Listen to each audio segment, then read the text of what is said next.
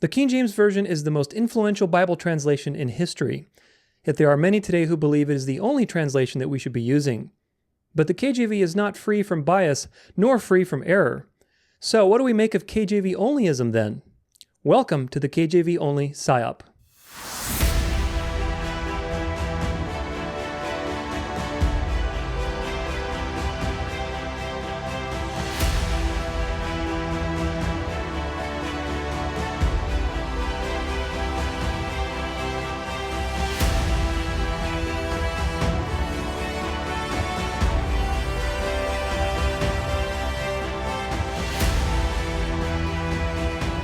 Welcome to the show, everybody. This is the Dance of Life podcast, and I'm your host, as always, Tutor Alexander. Pleasure to be with you today as we are about to depart on an epic adventure through the Bible, through Bible translation issues, through history, and of course, everything in between. I hope it's going to be very edifying for you, so make sure you stick all the way through the end because there's so much to talk about in this very, very relevant topic today. We are at the end of history, folks, and if you don't know what I mean by that, then watch my other videos, my End Time series, my Great Delusion playlist, all of these things where we talk about how Bible prophecy is unfolding. But nevertheless, most people are aware to some degree that things are very different about our generation. But without drifting too much into that, the point is that because we're at the end of history, we can expect deception to be at a maximum. Satan's activities will be at their maximum because the coming of the lawless one, which is the man of sin, which is the beast of Revelation 13, being worshipped and adored by the world and the system that it comes with, that, according to Paul, is by the coming of Satan with all of his power and signs and false miracles and everything else. So we need to be very sober-minded. And being sober-minded doesn't just mean not drinking or being, awake in that sense, but really practicing good biblical skills and having discernment, being a Berean, being a Fennec fox, of course. If you've watched my channel, you know what that is. It's a little picture of having discernment, having big ears so you can hear all of the movements of the enemy and all of the things that he's doing. So, very important topic today because we are at the end of history and because deception is at a maximum and the devil is the accuser. Of course, he lost that role with the cross. He got kicked out of the heavenly court. Because we have an advocate, there's no longer a place found for the accuser. But that doesn't mean that he's changed in being the accuser. At the end of time, the Bible warns us that the devil will create a system in such a way that he will be able to accuse believers. Of course, he doesn't have any actual legal standing, but he will create a system in which if you don't participate, then you will be accused and, of course, be thrown into prison or murdered or whatever else. So, this is what's coming. And the point of that is that the accuser's specialty is legalism and legalistic things. This is the specialty of the Antichrist spirit, of Satan. He's the accuser. He knows the law, and he knows how to condemn, how to get into your mind, how to make you feel inadequate, and that's the point. That is his specialty. So, very important, because that means that things like legalism, zealotry, fundamentalism, at least in the wrong areas, fanaticism are going to rise. And we know that from other places in the Bible. Godlessness in the last days that Paul writes, Jesus' warnings of false teachers, false prophets, false apostles, false converts. All of these things are warning to you that the end that is coming on the horizon is a religious nationalist situation where people are so wrapped up in fervor and delusion and the legalistic spirit that it has become the dominant way of thinking. And there will not be many that will not think that way. Most of the world will marvel after the beast. So I hope that you won't be one of them. And this is going to be edifying for you so that you are avoiding the legalistic spirit, the fundamentalist spirit that is coming on the horizon and that's infiltrating all things. And that is already here, really. They're very prevalent today.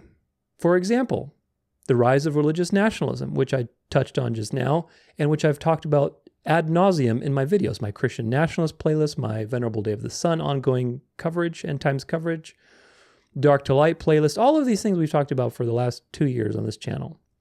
My End Time series, the rise of religious nationalism.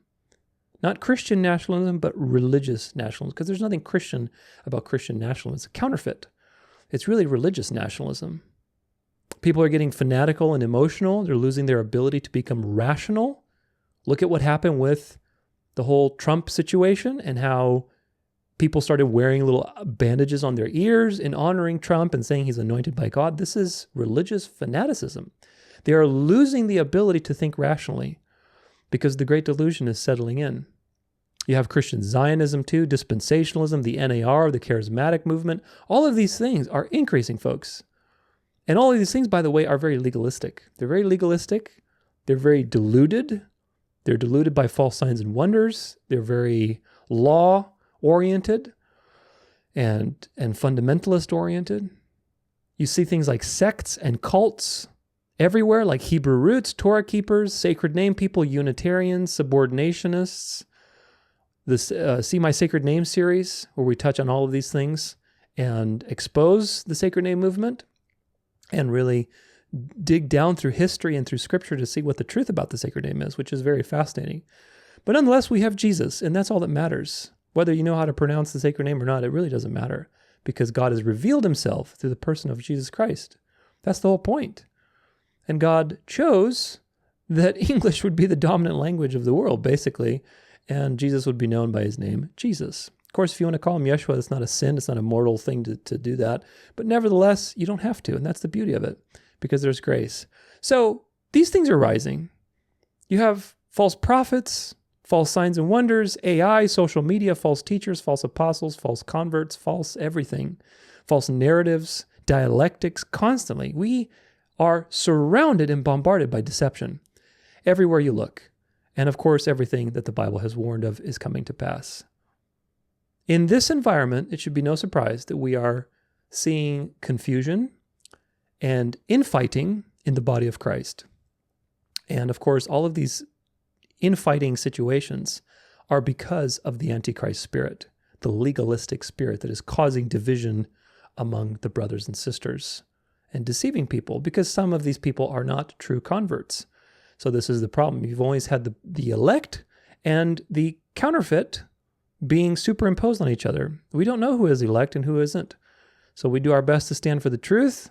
You may have some relatives that maybe are elect, but they're deceived by dispensationalism or Christian nationalism or whatever else, or NAR, and God has yet to bring them out of that. You don't know when God will act. If they die in their sins, then yeah, okay, that's pretty much it. The Bible says that there's death and there's judgment, but until somebody's dead, you really don't know. So this is the point. And even after they die, if you really didn't know the person, it's not for you to judge whether they were elect or not. The point is that God may still work in these people's lives. So the best that we can do is pray, stand up for the truth with love and with courage also, and let God do the rest. But nevertheless, this is the environment that we're in, folks. And all of these threads are very plainly obvious in the KJV Only movement. Today we're going to expose it, and I'm going to prove to you that it's not only wrong, but it's also guided by the same spirit of Antichrist that is guiding all of these things that I mentioned, to cause delusion, to increase fanaticism and legalism, and to basically destroy people. So, very important, before we get started, a couple disclaimers. I have nothing against the KJV. I really do not. So please do not take me wrong. I am not against the KJV. I use the KJV. I'm not a KJVO, I'm a KJVS. KJV sometimes. And it's very useful. It's a very useful translation. I actually prefer it for some things, like, for example, if you're looking at Daniel in the Old Testament, and you're trying to make sense of the 490-year prophecy and how it's laid out. In the more modernized texts, the way it's written is very poorly. The KJV does a very good job of that. And I've said that in my End Time series. So I'm a KJVS, I'm a KJV sometimes, and I encourage you to be a KJVS as well. I am for using the KJV. I am for literal translations like KJV, NASB, ESV, YLT, Young's Literal Translation. I've used all of those. Maybe in NASB not so much, but it's a good translation. But I've used all of these in various ways, and they're very useful for many things. I am for being a Berean in your studies. And of course, I've made a whole video on that, so go watch it. It's on the first It's on the top of the list of my Bible studies page. It's a crash course basically in how to think about the Bible. How do you research? What tools can you use? How to avoid bias and fallacies and things like this. So we'll watch that video. I'll mention it a couple more times today because it's going to be very relevant. If you haven't watched it, I definitely suggest watching it. It will edify you greatly on how to study the Bible and how to avoid all of these people who are deceiving you into one way or another, where they use the Bible for their own agenda. But nevertheless, I'm for all those things. So don't get me wrong. Now, what am I against? Well, I'm against elevating the KJV above all other translations as if it's this book that God literally came down and wrote, like he gave the stone tablets to Moses, and it's the only thing that we need to consider as valid truth. I'm against that. I'm against KJV Onlyists' bias against other translations. And it's not just bias, it's fear-mongering. So I'm against that. I'm against the misinformation that KJV Onlyists put out there to basically discredit other translations and misappropriate history and twist certain truths, which are true, towards their advantage and make it seem like it's, this or way or that way. I'm against that. I'm also against fundamentalism in the wrong areas. Very important that you understand fundamentalism in and of itself is not wrong. Fundamentalism in the wrong areas is wrong. You should be a fundamentalist about Christ being God, fully God as the Father is God. There's no compromise on that. You should be a fundamentalist about that. You should be a fundamentalist about being saved by grace, not by your works, not by the sacramental system, not by any of these things. So yes, be a fundamentalist in the right areas. If you're a fundamentalist about the wrong things, that is when the devil snares you with his legalistic spirit and uses you to cause division in the body of Christ. And this is exactly what's happening. Because I'm against the reviling and insulting and degrading of other Christians and other groups, other churches, other people, whatever, based on what translation they use. Oh, you're not a true Christian, or you're an apostate, you're a heretic just because you use this or that translation. That is nonsense. And you will see where that comes from, because the people who are surrounding this particular movement, especially earlier on, you can see what spirit guided them. So that's what I'm against. So know what I'm for and what I'm against. I'm not against the KJV. I'm against fundamentalism being appropriated in the wrong areas. And this is exactly what KJV Onlyism is. Today we're going to learn how to walk the narrow road on this important issue, because there is a narrow road to walk. On one side, you want to avoid legalism. And on another side, you want to avoid permissivism, or I don't even know how to really call it, which is really, it's like the Catholic Church's way of doing things, which is, well, we can't really trust the Bible, so we need tradition, right? So that's one side. The other side is, no, we can only trust one version of the Bible, the KJV only. These two are extremes, and there's a narrow road to walk between these two. And of course, that narrow road is very narrow because these two are very extremes, and they're both great errors. Very important. Another important disclaimer. I'm not a textual criticism expert, because we're going to be talking about textual criticism today. We're going to be doing quite a deep dive into that. If you don't know what that is, that's just the process of discerning truth from various manuscripts, because there's so many of them. And there's a process of discerning, okay, how do we know what the original was? And there are three major philosophies that we'll be covering: textual criticism, or rational eclecticism. There's the majority text method, and then there's the confessional position, which is basically KJV Onlyism. If you don't know what any of those are, don't worry. We'll be covering them later, so hang on for that. But either way, we're going to be looking at that. I am not a textual criticism expert. I don't have a degree in paleography. I don't have a PhD in any original languages or anything like that. I'm not an expert in those areas. However, you don't need to be, nor do I need to be, because what matters is how to research. I know how to research. I know how to build a case for something. Hopefully you realize that I have a decent grasp on theology, on discernment, after you've watched my videos, on research. I don't try to enter anything with a bias. My bias is the truth. So my goal is to present you a narrow road approach in everything that I do, because there's always a narrow road. And my joy, my desire is to find that narrow road. Every time there's a controversy of any kind, there's always the ping pong dance between the dialectic of this or that. And the truth is always between the two. It's the narrow road. And I love finding that truth. So that's my commitment to you. So you don't have to be a Bible expert. You don't have to be a paleography, expert. Neither do I. We just have to have our mind on our shoulders, think without bias, use proper hermeneutics, use proper research skills, and discern the truth. Because God did not say you need this type of degree to understand what I've said. God made the scriptures intelligible for the average man, meaning he gave you what you need, which is your 5 senses, your brain, consciousness, a body to do things. He gave you all of the things needed for you to discern his truth and his message. So the idea that you need to be an expert in a language or this or that to understand the truth about what God has to say to you is nonsense. God is understandable. His message, let me put it this way, his message is understandable by anybody with an open mind and an open heart.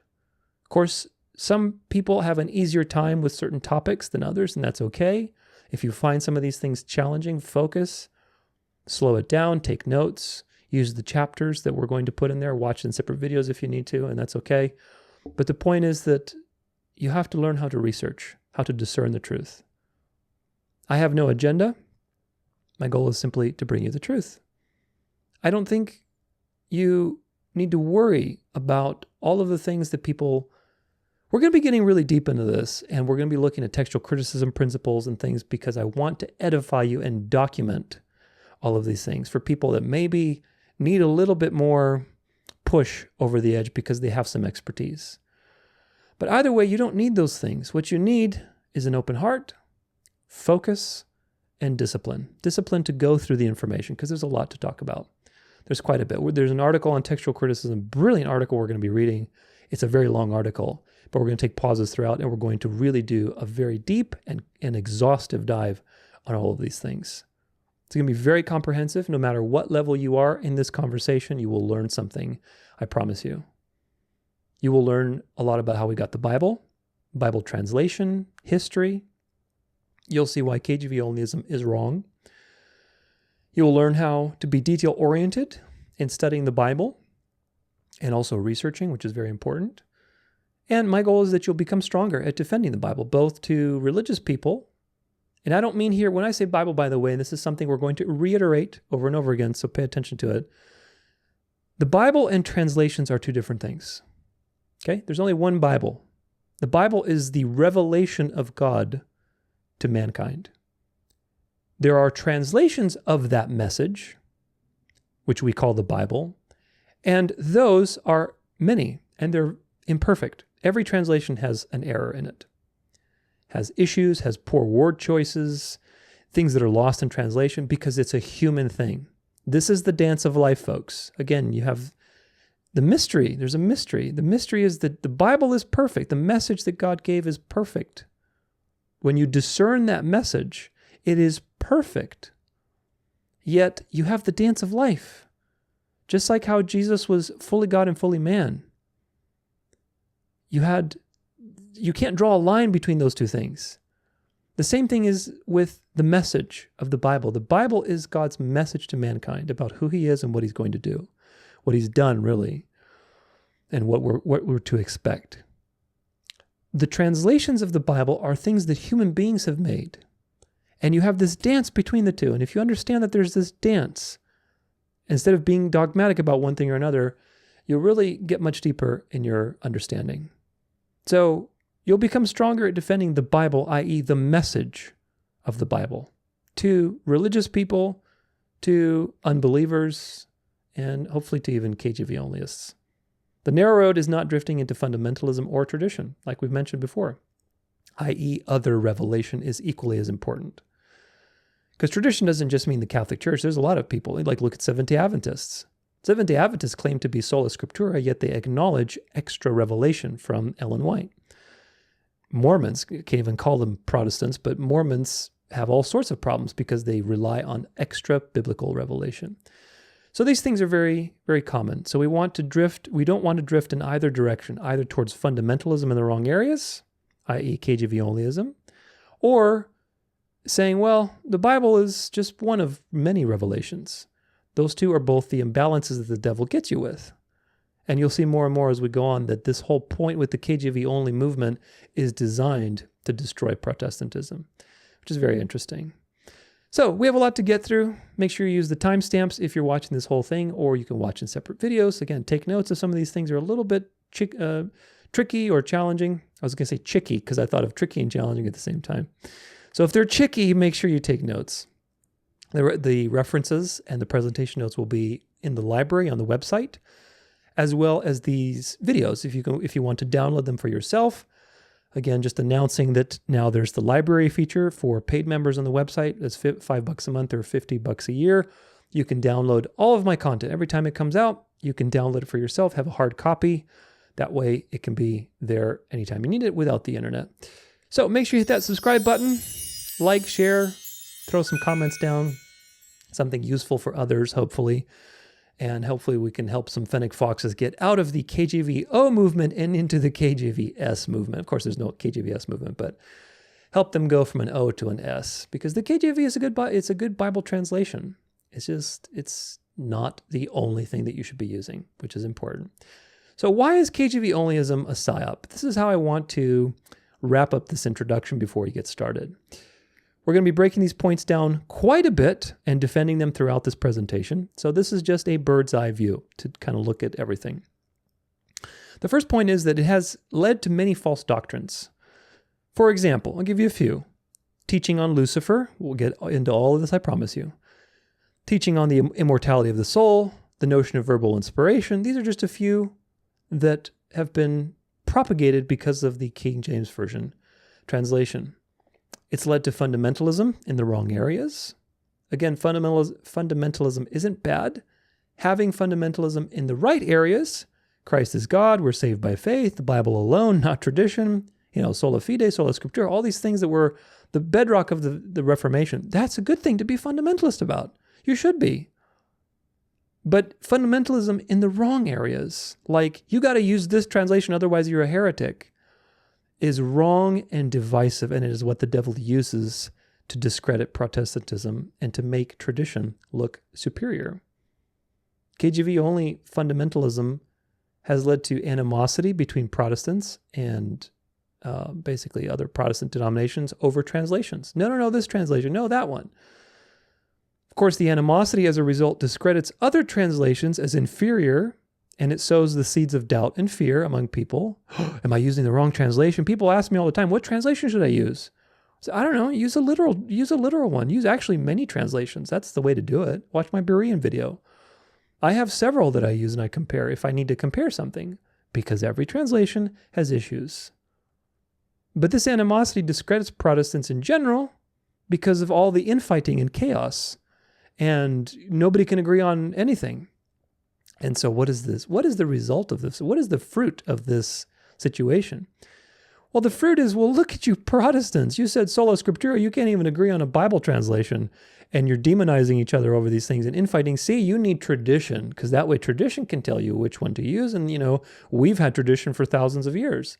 This is what happens, folks. And of course, this is, to me, proof that these types of things, especially the KJV only movement, are serving the beast and is authored by the Antichrist spirit. Whether directly or indirectly, we can be the judges of that as we go through this presentation, but it doesn't matter really. It doesn't matter if the Jesuits infiltrated Protestantism and created and shaped this movement over time, over hundreds of years, or this is just an independent working of the Antichrist spirit, because again, the Jesuits, according to Helena Blavatsky, are the organization on earth that uses the most black magic of all organizations in history. So imagine all those black magic prayers of the spirit of Antichrist going out into the world and deceiving people and doing all these things, getting to work. So again, whether this is an independent working of the spirit of Antichrist that then Rome will rein in for its advantage, or this is something directly caused by the powers that be to destroy Protestantism, it doesn't matter. The fruit is what matters. The fruit is very obvious. What's ironic is the KJV only fundamentalists know the dangers of Rome. They're always talking about the power of Rome and basically the beast's agenda and so on. Yet they are serving the agenda of the beast, trying to destroy Protestantism with confusion, with discrediting the Bible, and so on and so forth. How does that work? How is this so ironic? How is it so ironic that the KJV Onlyists are all about, pointing out the dangers of Rome, and yet they're actually serving Rome's purposes? How does that work? Well, it works in several ways. The first way is that it discredits other Bible translations. KJV Onlyists are often very antagonistic, and they accuse other translations of not even being Bibles. They're saying that basically these Bibles are corruptions, they're demonic, they're heretical, whatever else, right? They're not real Bibles. This makes Protestants look ridiculous and fanatical, which of course causes conflict between Protestantism, and it discredits the idea of sola scriptura on the world stage. Look, people, look at the Protestants arguing over all of these translations. They can't even figure it out, so they need tradition. They've abandoned the Pope, who can tell you what is left or right. And so it serves the beast in this particular way.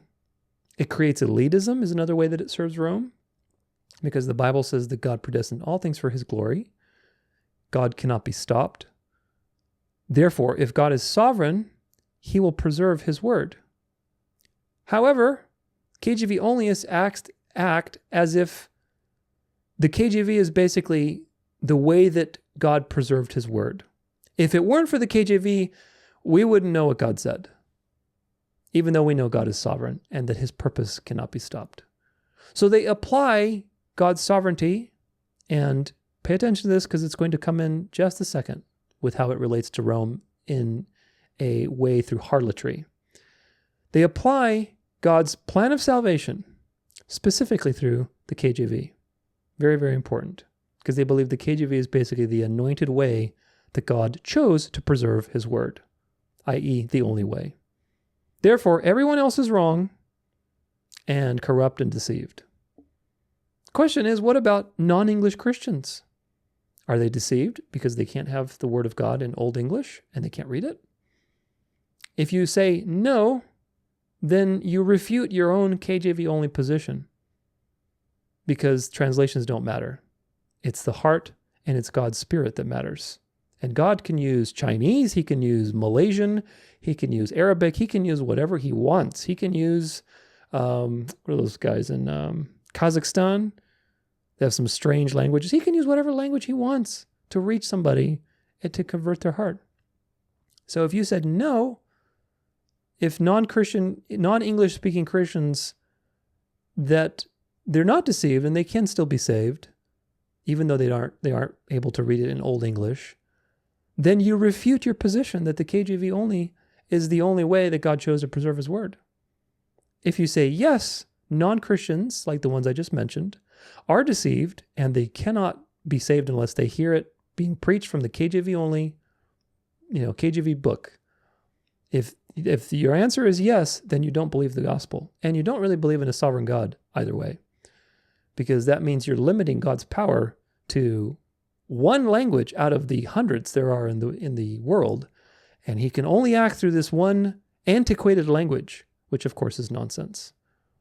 KJV Onlyists are often very contrarian and snobby with other Christians if they don't use the KJV. And of course, even worse, some people believe you can't even be saved if you don't hear the word of God being preached to you from the KJV. So these things are very, very crazy things. It discredits critical thinking by discrediting using multiple sources, which is what you should be using as a Berean fox. Multiple sources, multiple translations, multiple extra biblical sources. If you're doing history research and things like that, you should be using multiple research avenues when you're doing research to build a case, not one translation.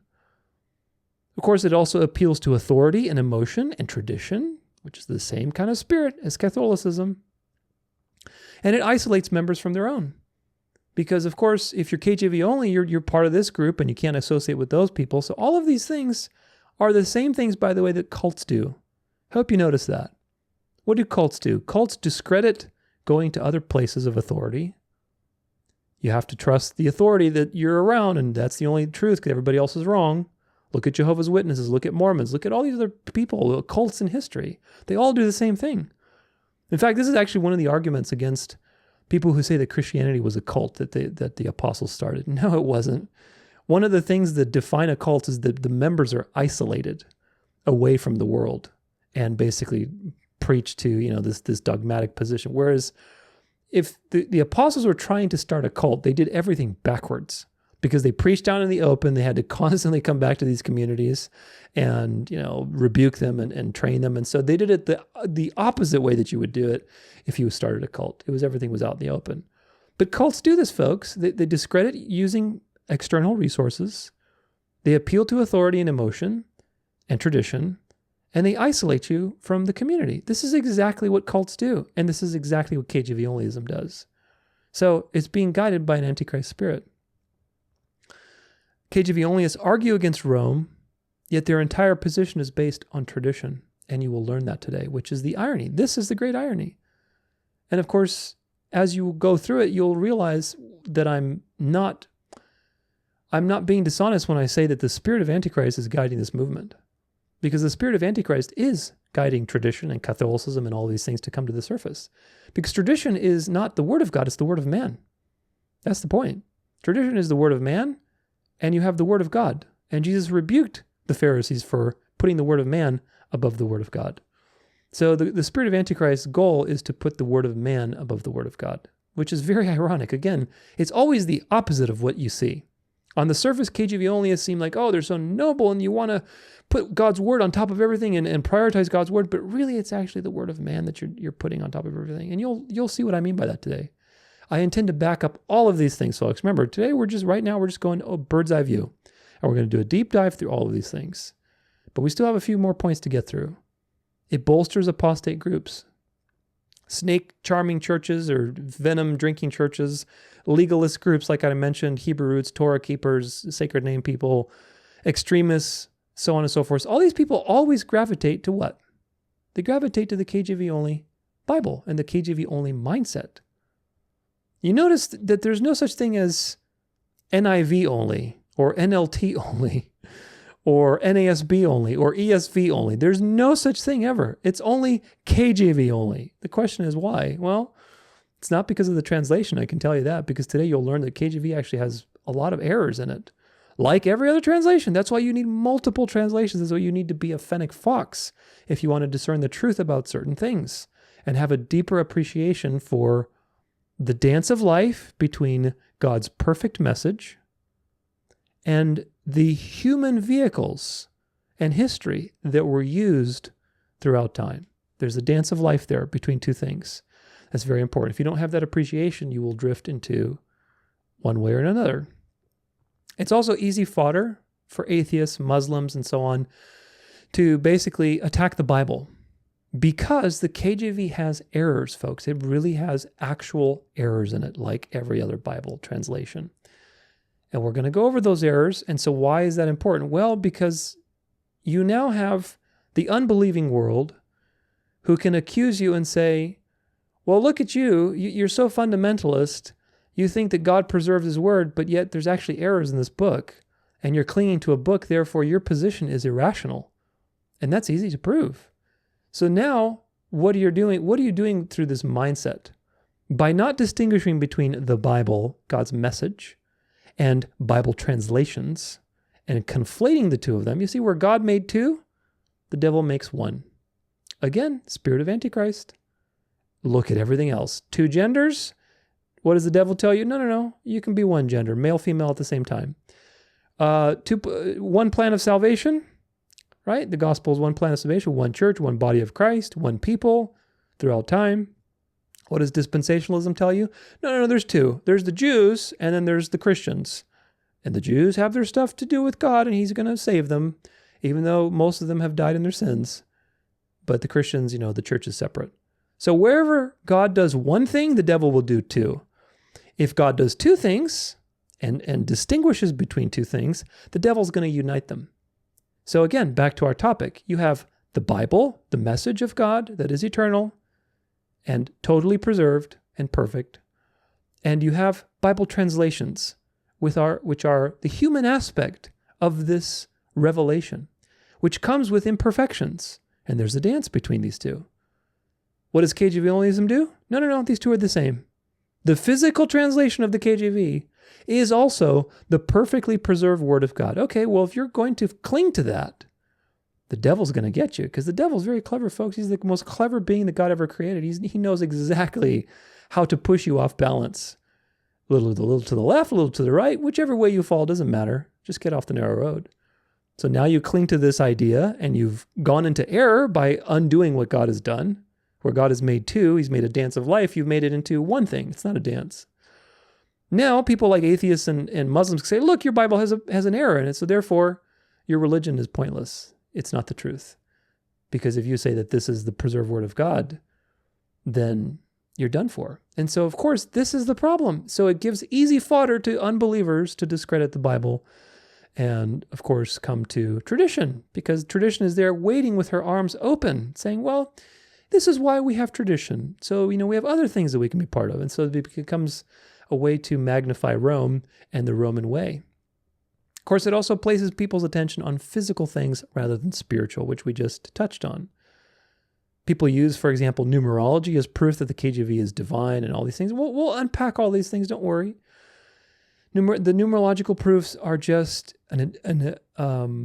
more evidence that this is an irrational position. Even though it seems like, oh gosh, see, there's so much numerology that proves the KJV. The Bible, or I should say, the message that God gave us through the Bible never ever tells you to use numerology to prove whether God's message is true or not. Not one place does it say you need to calculate all these things so you understand that the message I'm giving you now is encrypted, it's true. Not once. Message is true because it's true. You look at the actual claims that are made in the Bible and you verify them, and they're true, both through history and through logic, because you can use your five senses in your brain to determine the truth. Again, you don't have to be a paleographer to learn the truth here, or a Bible language expert. But this is what it is. People's attention has been put to the physical, which again is a testament to the fact that this is being guided by the spirit of Antichrist. People idolize a translation rather than developing critical thinking skills. Of course, this feeds superstitions like the Mandela effect and the KJV being changed. How many people have emailed me and saying, look, what do you think of this? My KJV Bible was changed by, it used to say this and say that. I'm like, the Mandela effect is nonsense, folks. God is sovereign over time and space. The Mandela effect is a relic from quantum physics and the Manhattan Project, and all these false signs and wonders, which I talk about in my heliocentric series. Go watch it, Heliocentric Conspiracy. There's no such thing as time travel. There's no such thing as the Mandela effect. It's just gaslighting. To what? What's the fruit of that? Well, the fruit is that you can't trust God's word. If the Mandela effect is true, then you can't trust Bible prophecy, because then it could change. It could change at any moment. Maybe what you do change. Maybe this is a choose your own adventure book. And what humanity does as a whole changes the course of events. This is the gaslighting of the devil. So, but of course, the KJV only people are very subject to superstitions, because they say the KJV is God's word. This is it. This is God's word. This book, this translation, it must be changed, and the devil's changing it supernaturally. And it's just so much deception that's happening that is taking people's attention into physical things rather than spiritual things. Instead of focusing on Bible prophecy and studying to show themselves approved, they're getting lost in controversies and all of these fleshly things. Of course, there's also the idea of verbal inspiration, which we will be unpacking quite a bit later.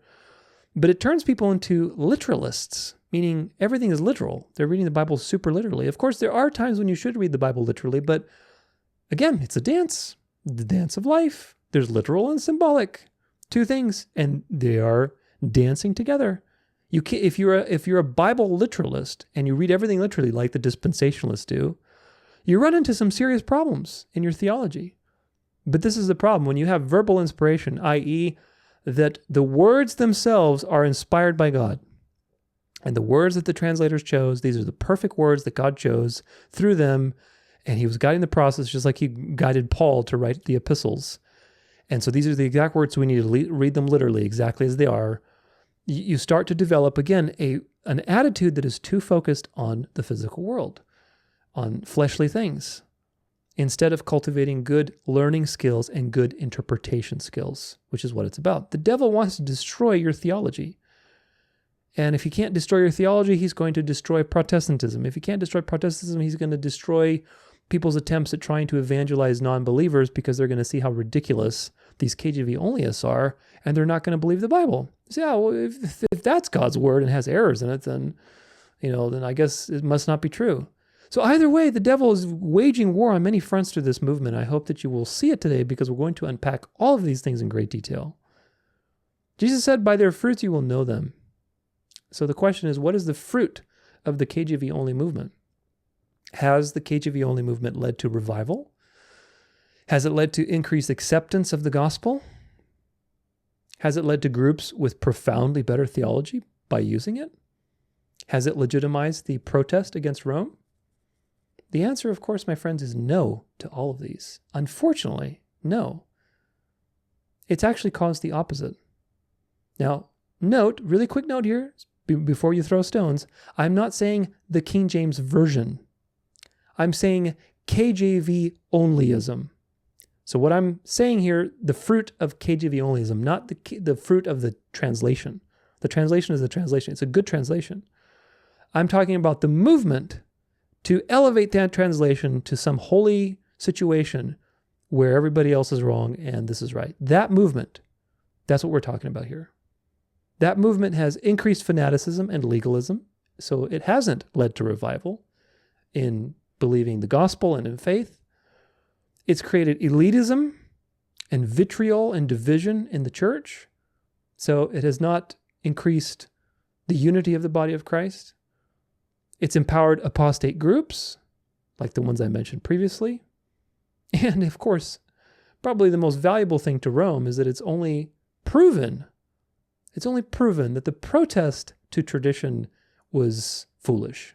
Of course, it wasn't foolish, but the Protestants, as you will learn, lost that protest from the very beginning because they couldn't let go of tradition. And this is no different. So today, I want to present you with the idea that KJV Onlyism is, like all the other denominations, a harlot daughter of Rome. Now that may sound pretty crazy, but let me speak on this for a moment. The sin of the Catholic Church is pride, and she is numero uno in that pride. Now that pride manifests itself in several measurable ways. She says that basically there's no salvation outside of the church. Of course, today some of the liberal Catholics will deny it, but they'll get back to it. Don't worry. Ex ecclesia nullum salus is still very much alive and well. No salvation for you outside the Catholic Church. So she has exclusive right over the plan of salvation. And of course, she's also special. She's the one true Catholic Church. She's the true church, folks. All these other churches are just, rebels that need to be integrated. She's the Catholic Church. She's the universal church, which of course there is a Catholic Church, which is the elect of God from all tribes and tongues, the universal church that God is bringing to himself, but we don't know who that is. We don't see it. It's not a visible church. The Catholic Church with a capital C, that is the imposter of the true Catholic Church, is the counterfeit, is the physical expression of, it's a counterfeit. It's a physical counterfeit that claims to be the only way to salvation, and claims to have specialness in the eyes of God. She's the true bride of Christ. She is the one that God's doing his thing through. And this is the problem. You look at the Orthodox Church, you look at some of the Protestant churches, the Seventh-day Adventists is the one I've talked about quite a bit. All of them share the qualities of their mother. That's why it is said in Revelation 17 that she's the mother of harlots. A harlot is an apostate church, because a virgin is a faithful church as of the New Testament. She's the bride of Christ, like the woman running away from the dragon for 1260 years. The true church running away from the counterfeit. We've talked about that in my End Time series quite a bit. But things like Orthodoxy, the Charismatic movement, Evangelical Protestantism, Adventism, all of these things have some thing in common with their mother. Of course, again, the Catholic Church is numero uno on that, so nobody can exceed the Catholic Church's pride and pomp. But how you know a group of people, the church is a harlot of the mother of harlots, is that you see this pride coming through. For example, the Seventh-day Adventists, they believe that God has chosen them, their church, to be the one true remnant church in the end times. They're the ones who are the true bride of Christ, so to speak, in these end times. They're the ones who have the special revelation through Ellen White. Of course, again, they're not nearly as bad as the Catholic Church. They don't say, well, you have to be an Adventist to be saved. But there is this sense of God is doing his thing through the Adventist Church. Of course, this was also done through the Methodists, through their thing in the 1800s, Jehovah's Witnesses, all Mormons, all of these people have something in common with their mother, which is that they believe, look at me, I'm the bride of Christ. No, I am the bride of Christ. No, I am because of this, that, and the other. There's no salvation unless you do what I say. All of them echo the same spirit of their mother. And once you see it, you can't unsee it. So by this definition, spiritually, KJV Onlyism as a sect, as a group of thinking, as a people, because it's almost a denomination in and of itself, really. A lot of KJV Onlyists are from the Baptist denomination, so it's almost like a denomination within a denomination. But either way, the KJV Only movement, it's a very loose kind of denomination, is a harlot daughter, spiritually, because it acts like its own denomination. It claims special favor from God. And of course, that special favor is, well, God chose to preserve his word through us, through our translation, through this particular translation that we hold to. Otherwise, you can't even be saved if you don't hear from the KJV Only, from the KJV translation. Of course, it has to be, they can't agree on which one because there's many KJV translations. But either way, let's say 1611. That's the only true translation. So God has chosen to do his thing through the KJV translation. So they're claiming special favor from God. They're also claiming exclusivity over the plan of salvation in the sense that only the KJV is how God preserved his word, therefore you have to hear from that in order to be saved. Some people aren't as extreme as that, so I'll give that to them. But some people are, which is the demonstration that the spirit of Antichrist is acting in the same way that it acts through the Catholic Church, through these people. By their fruits you will know them, folks. Look, there's many colors of apples, okay? There's many colors of apples, but how do you know what an apple looks like? Well, it looks like an apple. It's in the same kind as the apple family, okay? The Catholic Church is the prima donna of pride and harlotry, but it has spawned many, many denominations and groups, let's put it that way, because groups is a more inclusive term, because there's cults that are thinking the same way, and they can't really be called denominations. So groups is a better term. The spirit of Antichrist has spawned many, many harlot groups, and KJV Onlyism is a harlot group of the Antichrist spirit. And really, that Antichrist spirit is centered in Rome and manifested through Rome, so that's why we say it's a harlot daughter. It also limits the sovereignty of God to their own little clique. KJV is the favored text by God, so therefore, if you don't read it, well, then you don't have God's favor. See how that works? If you're part of a church and your pastor's reading the ESV, well, you better get out of that church. You're in a heretical church. God's going to judge that church or whatever else. It's nonsense. And then, of course, the idea is that God can't preserve his word any other way other than this one physical translation that we have. This is what it all hinges on, folks. Make sure, so if we somehow, all those Bibles were burned, then we wouldn't have God's word anymore. This is the thinking. It's just such nonsense. So we will defend all of these points, folks. We will. But the conclusion is this. The same spirit that guides Rome, and it's very clearly seen in Rome, plus all her harlot daughters, is the spirit of legalism that is guiding the KJV Only movement. The KJV is a relatively good translation, objectively so. However, the fanaticism behind it is designed to discredit Protestantism so that tradition can ultimately claim favor. And when you see how these two things are connected, you'll realize that the KJV Onlyism movement is guided by the spirit of Antichrist. KJV Onlyism is not wrong, not only wrong, but it's irrational, and it's being guided by the enemy for a nefarious purpose. So today you're going to learn all about why it's wrong, all about KJV Onlyism, all about textual criticism, all about the Bible, all about Bible translations and history, a lot of good things. So we have a lot to get through. So onward now to part 1, the Textus Receptus.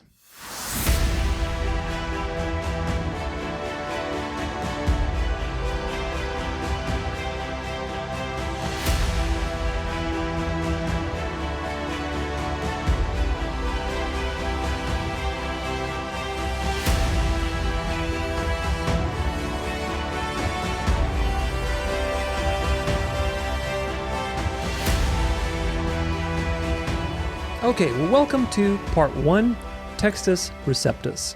It's very important to understand what this is and why it's important. I want to spend some time unpacking some history and some very important points that KJV Onlyists bring up and weaponize against people who are maybe not as aware to basically convince them of their position. Of course, they misappropriate history because there's some truth, but there's also a lot of error in how they twist that truth for their particular agenda. As usual, discernment is important because discernment is about telling the truth between what is right and almost right, not what is right and obviously wrong. Very, very important point. But popular movies like Lamp in the Dark, Tares Among Wheat, Bridge to Babylon, all three of those I think is a total of maybe 9 hours or more. All very well done. I've watched all three of them. I will say I'll give it to them that they're well done movies overall. However, you have to use great discernment with these movies because they are KJV only propaganda movies. So they give you some great history, but they're also full, unfortunately, of generalizations, guilty by association fallacies, assumptions, and of course, bias, because there is bias. The KJV only movement is wrong. The KJV as a translation has errors in it, folks. I'm going to keep repeating that. It has errors in it, not just poor translation choices, which we'll be looking at. It has errors. Therefore, it is not a perfect translation. No translation is perfect. It's very important you understand that, but it can be perfectly used. Understand? Very, very important point there. It's not perfect, but it can be perfectly used. And of course, the only way to do that is to allow the Holy Spirit to help you use it perfectly. So, I say well done of these movies because they do offer a lot of good things, but on top of the fact, they also identify Rome as the Antichrist power on the earth, which is very important. Not too many people are talking about these things. So in that sense, they're very good, but you need to be careful because they muddy the waters. So if you want some very, very in-depth history on these things, I recommend go watching those movies. Again, watch them with discernment, but again, Lamp in the Dark, Tares Among Wheat, Bridge to Babylon. I think they're on YouTube. They're good documentaries. But remember also to watch with discernment.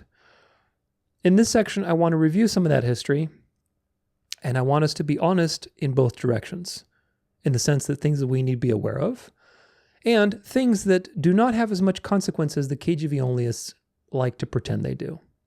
There are things that are very interesting in the history of Bible translations, especially in the last couple hundred years. Very interesting. However, they do not have as much consequence. Some of these things do not have as much consequence as the KJV only alarmists believe that they do. And that's my point to you today. We have to be honest with the things that are there, as well as thinking, okay, well, these things aren't as consequential as they're being made out to be. So that's very important. But in general, the idea is the following. There's two competing texts, or families, of New Testament manuscripts. There's the Textus Receptus, or the critical text. Now, very important note, this is about the New Testament, not the Old Testament. In my Masoretic Psyop video, which is going to be something I will cite quite a bit as well, especially as we get later into this presentation, we talk about the Masoretic text, which most Bibles, including the KJV, uses, and the many, many errors in the Masoretic text. Because the Masoretic text is a Jewish corruption. It was written by Jews after Jesus, which if you don't make the connection as to why that's important, then go watch the video series. Very, very important. The Jews before Jesus, who were still expecting the Messiah, had no bias. And so those Jews, when they wrote the Septuagint and they created a Greek translation from the original Hebrew, faithfully translated the scriptures. The Jews after Jesus, that cannot be said of them. And of course, there's many, many things to be aware of with the Masoretic text. It doesn't mean that God's message is lost. It just means there are certain things you need to be aware of so that you do not idolize a particular translation or another. Very important. I still use the KJV and the ESV, even though they have the Masoretic text. I'm not saying to not use it.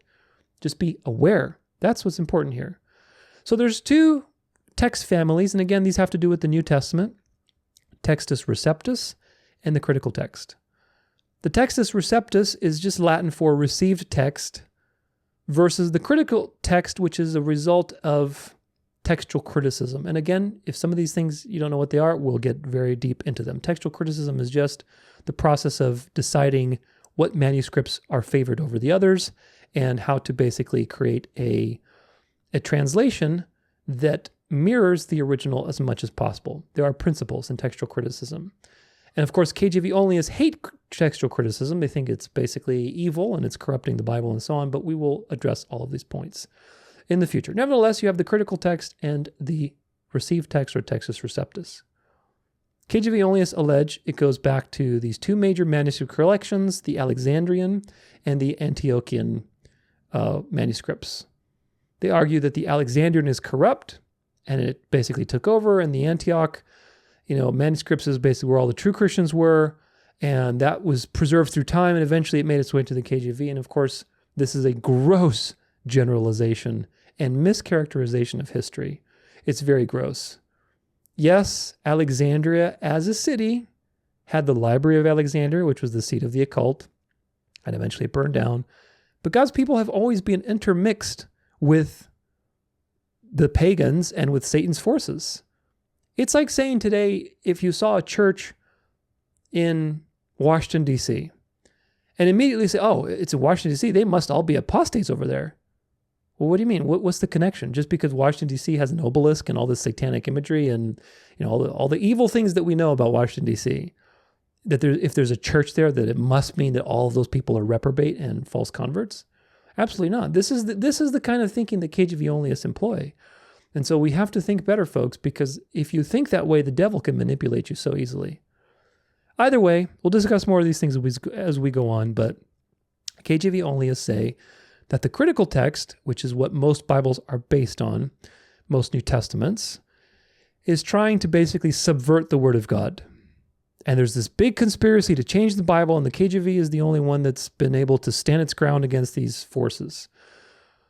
There's some notable things that are fishy in history, like Westcott and Hort, like their translation. If you don't know who those are, we'll be talking about them as well. There's the Catholic Church being involved with, the various manuscripts like Codex Vaticanus, and of course, Codex Sinaiticus. We'll talk about these as well if you haven't heard of them.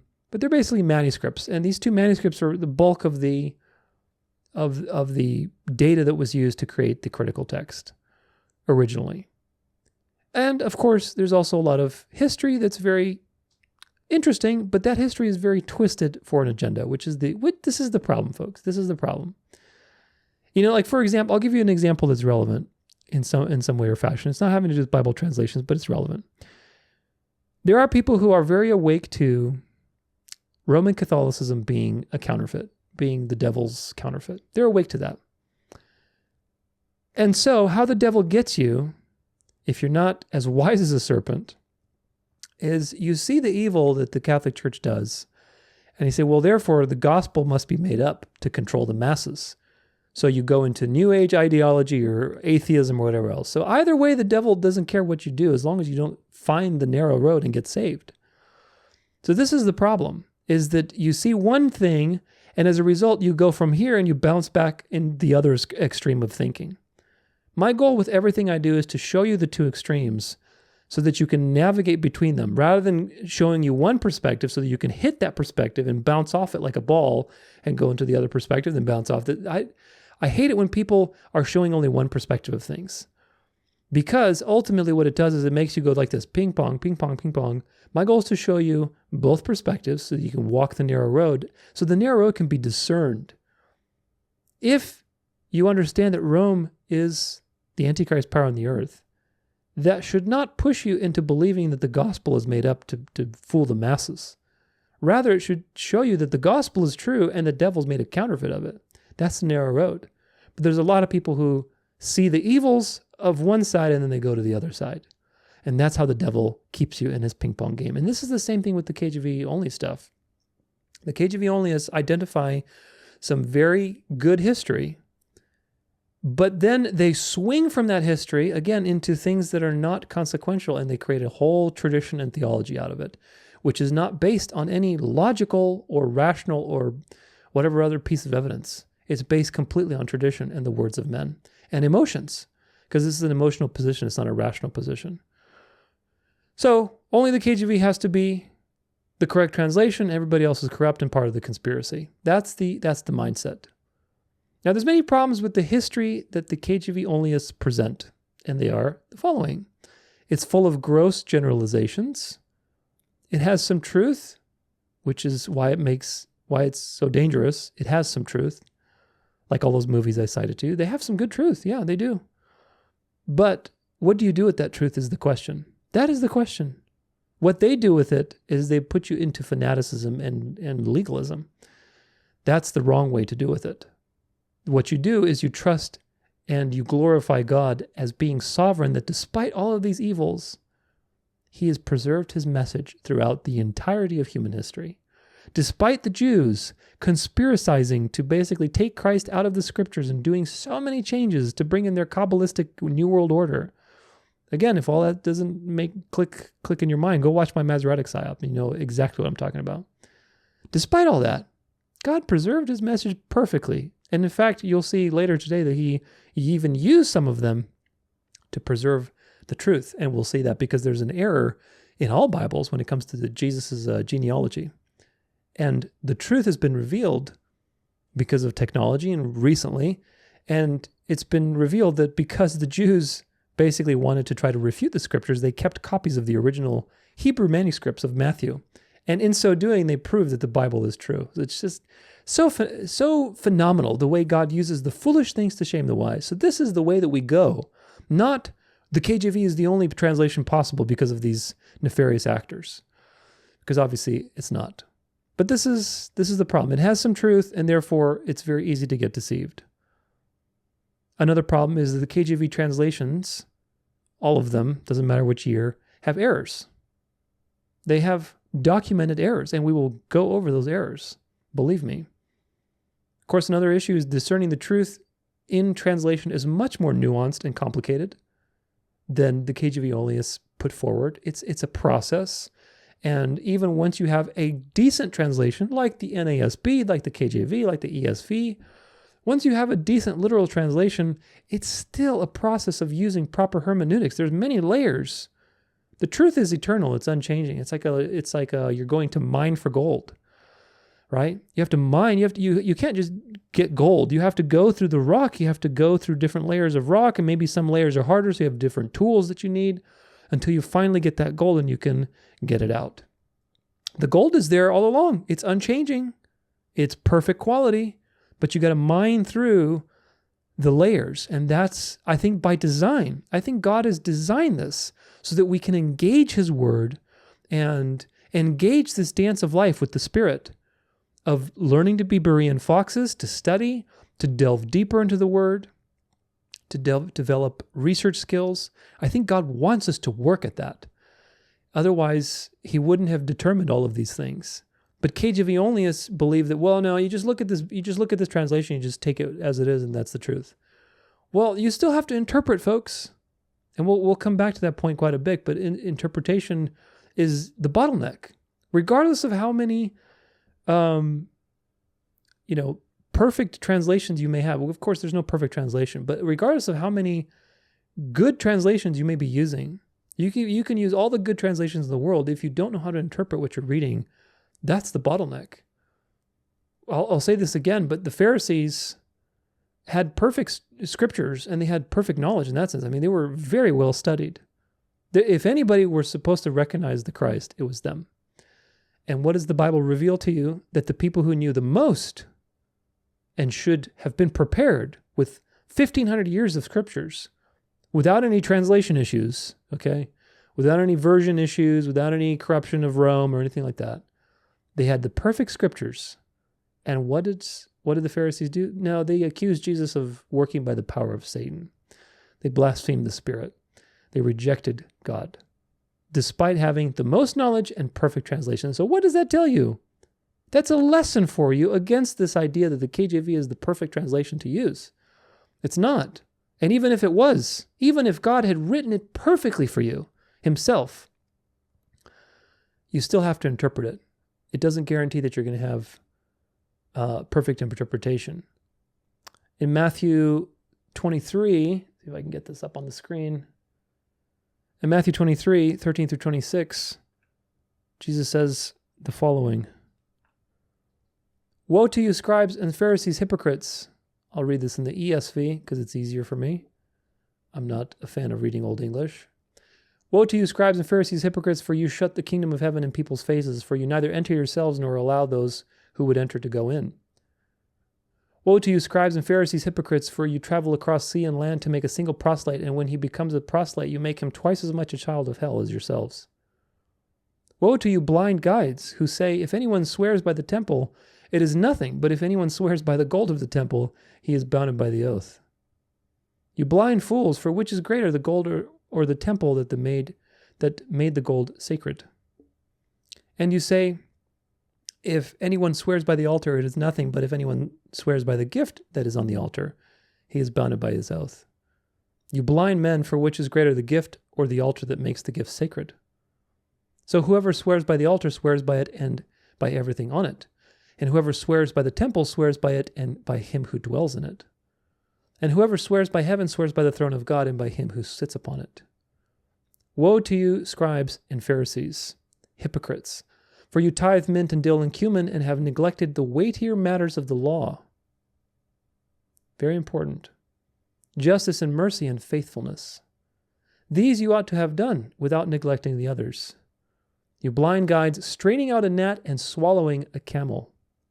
Woe to you, scribes and Pharisees, hypocrites! For you clean the outside of the cup and plate, but the inside they are full of greed and self-indulgence.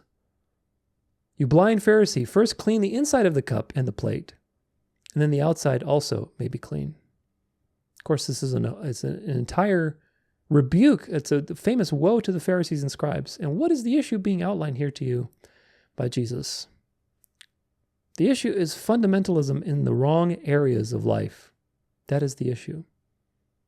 You strain a gnat and you swallow a camel. You've got your priorities upside down, Pharisees. And that is exactly the problem of legalism and the legalistic spirit and the spirit of Antichrist. It's an inversion of the truth. And that inversion is very obvious in the Pharisees and is very obvious today with all of these movements. One more thing that is another problem with this KJV Only movement is that we have a lot more manuscripts and data than we had in 1611. You'll learn about that a little bit today in this episode, in this section, and the next section as well. But we've discovered hundreds and hundreds and hundreds and probably thousands actually of manuscripts compared to what was available in the late 1500s and the early 1600s for these early translations, which has helped a great deal in being able to discern what the best type of wording it would be in a particular translation. That's been a great boon. And we have technology, we have AI, we have different ways to scan things and compare them and share them with others across the world and get input from different paleographers and so on. So it's really developed. What does it say in the book of Daniel? Many will run to and fro and knowledge will increase.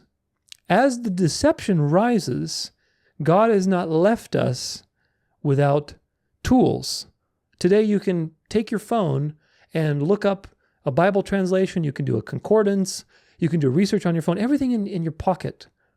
And you have as many translations as you want immediately available. That's a profound, profound tool for research. I don't think most Christians use that research, that power that God has given us with his word to compare, to do research, to learn.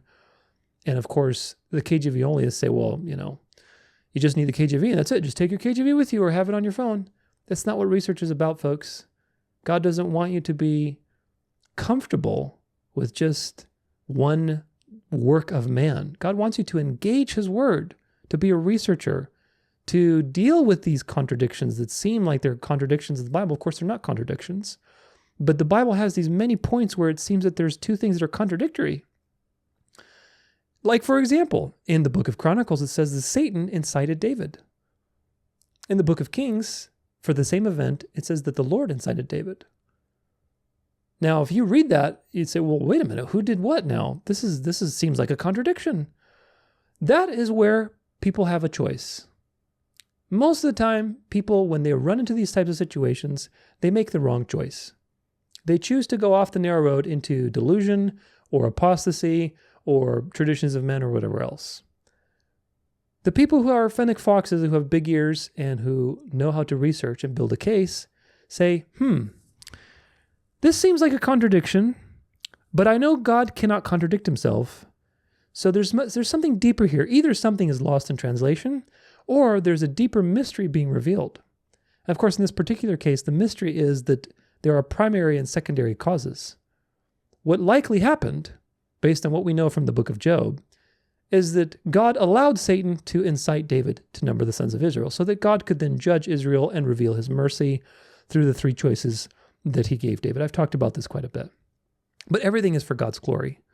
So when you read something that seems contradictory, it seems like, for example, the genealogy of Jesus, which we'll get to, that is not revealing to you a mystery necessarily. It is revealing to you that there's something that's been lost in translation, because it's an error. The genealogy of Jesus in Bibles, which we'll look at, I believe is in Matthew or Luke? I forget. I think it's Matthew. Matthew's the one where the error is. It's an error, and you'll see the error for yourself, because we'll look at it very clearly. So it's not so much that it's a contradiction, because there is a contradiction because it says there's 14 generations, but if you actually count them, there's 13 generations. So that's a problem. That's a contradiction in the sense that it's an error. So it's not a mystery that's being revealed, it's something being lost in translation. So when you see these things in translations, most people say, oh, well, you can't trust the Bible or whatever else. If you're a Fennec fox, you say, there's something really interesting here.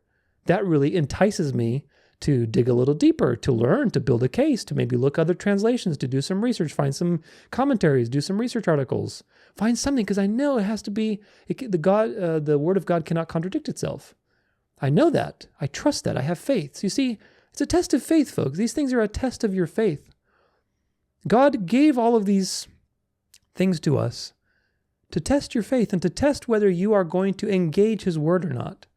Yes, every translation has an error in it, and that's by design.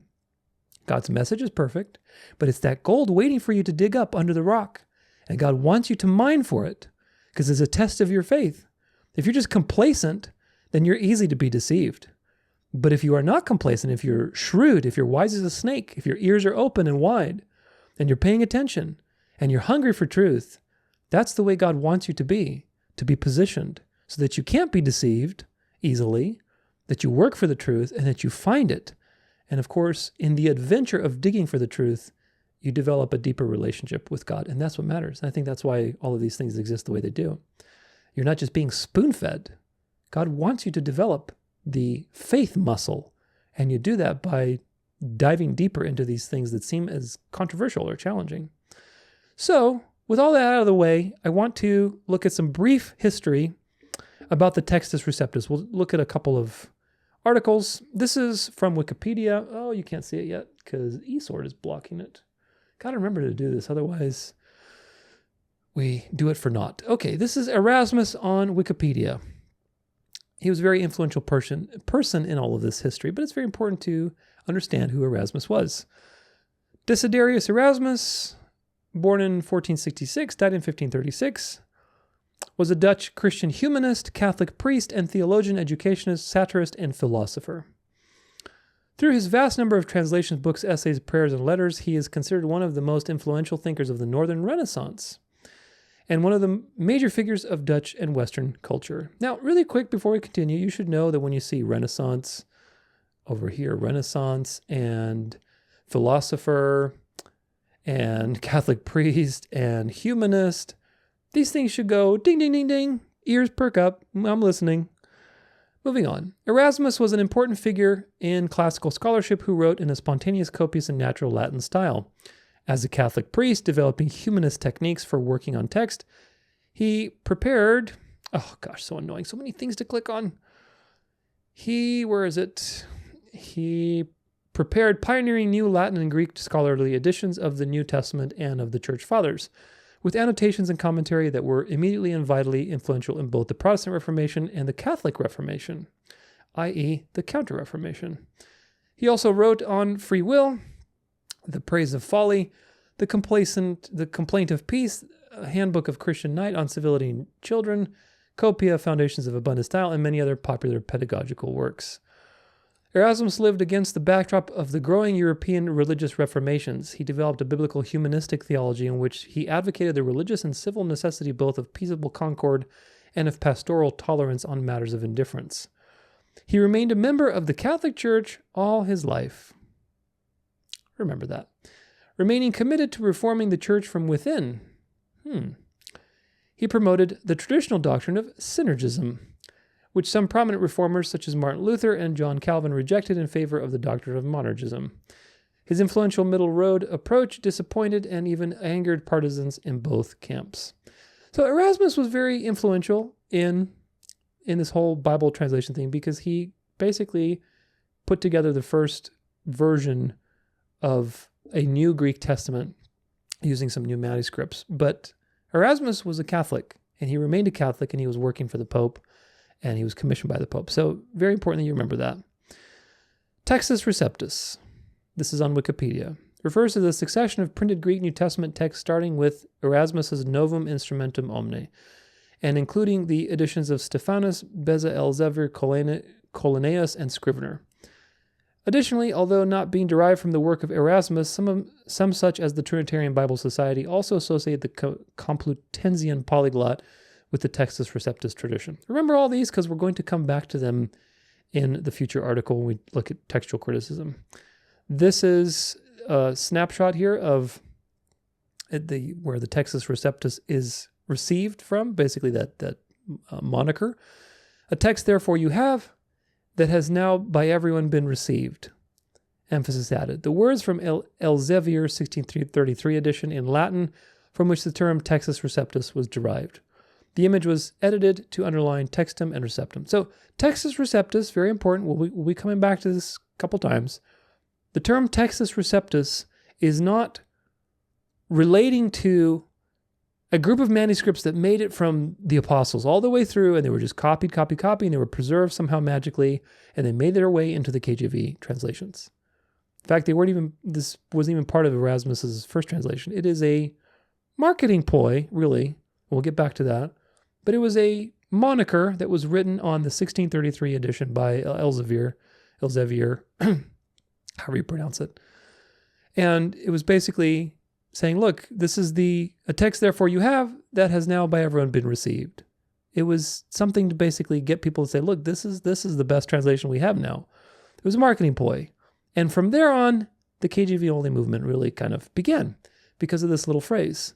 Very important that you understand where this phrase comes from. It is not referring to, some old manuscripts that made it through time from the apostles. It is a term that was derived from a marketing slogan written on a particular translation right after Erasmus's original compilation of the New Testament from Greek.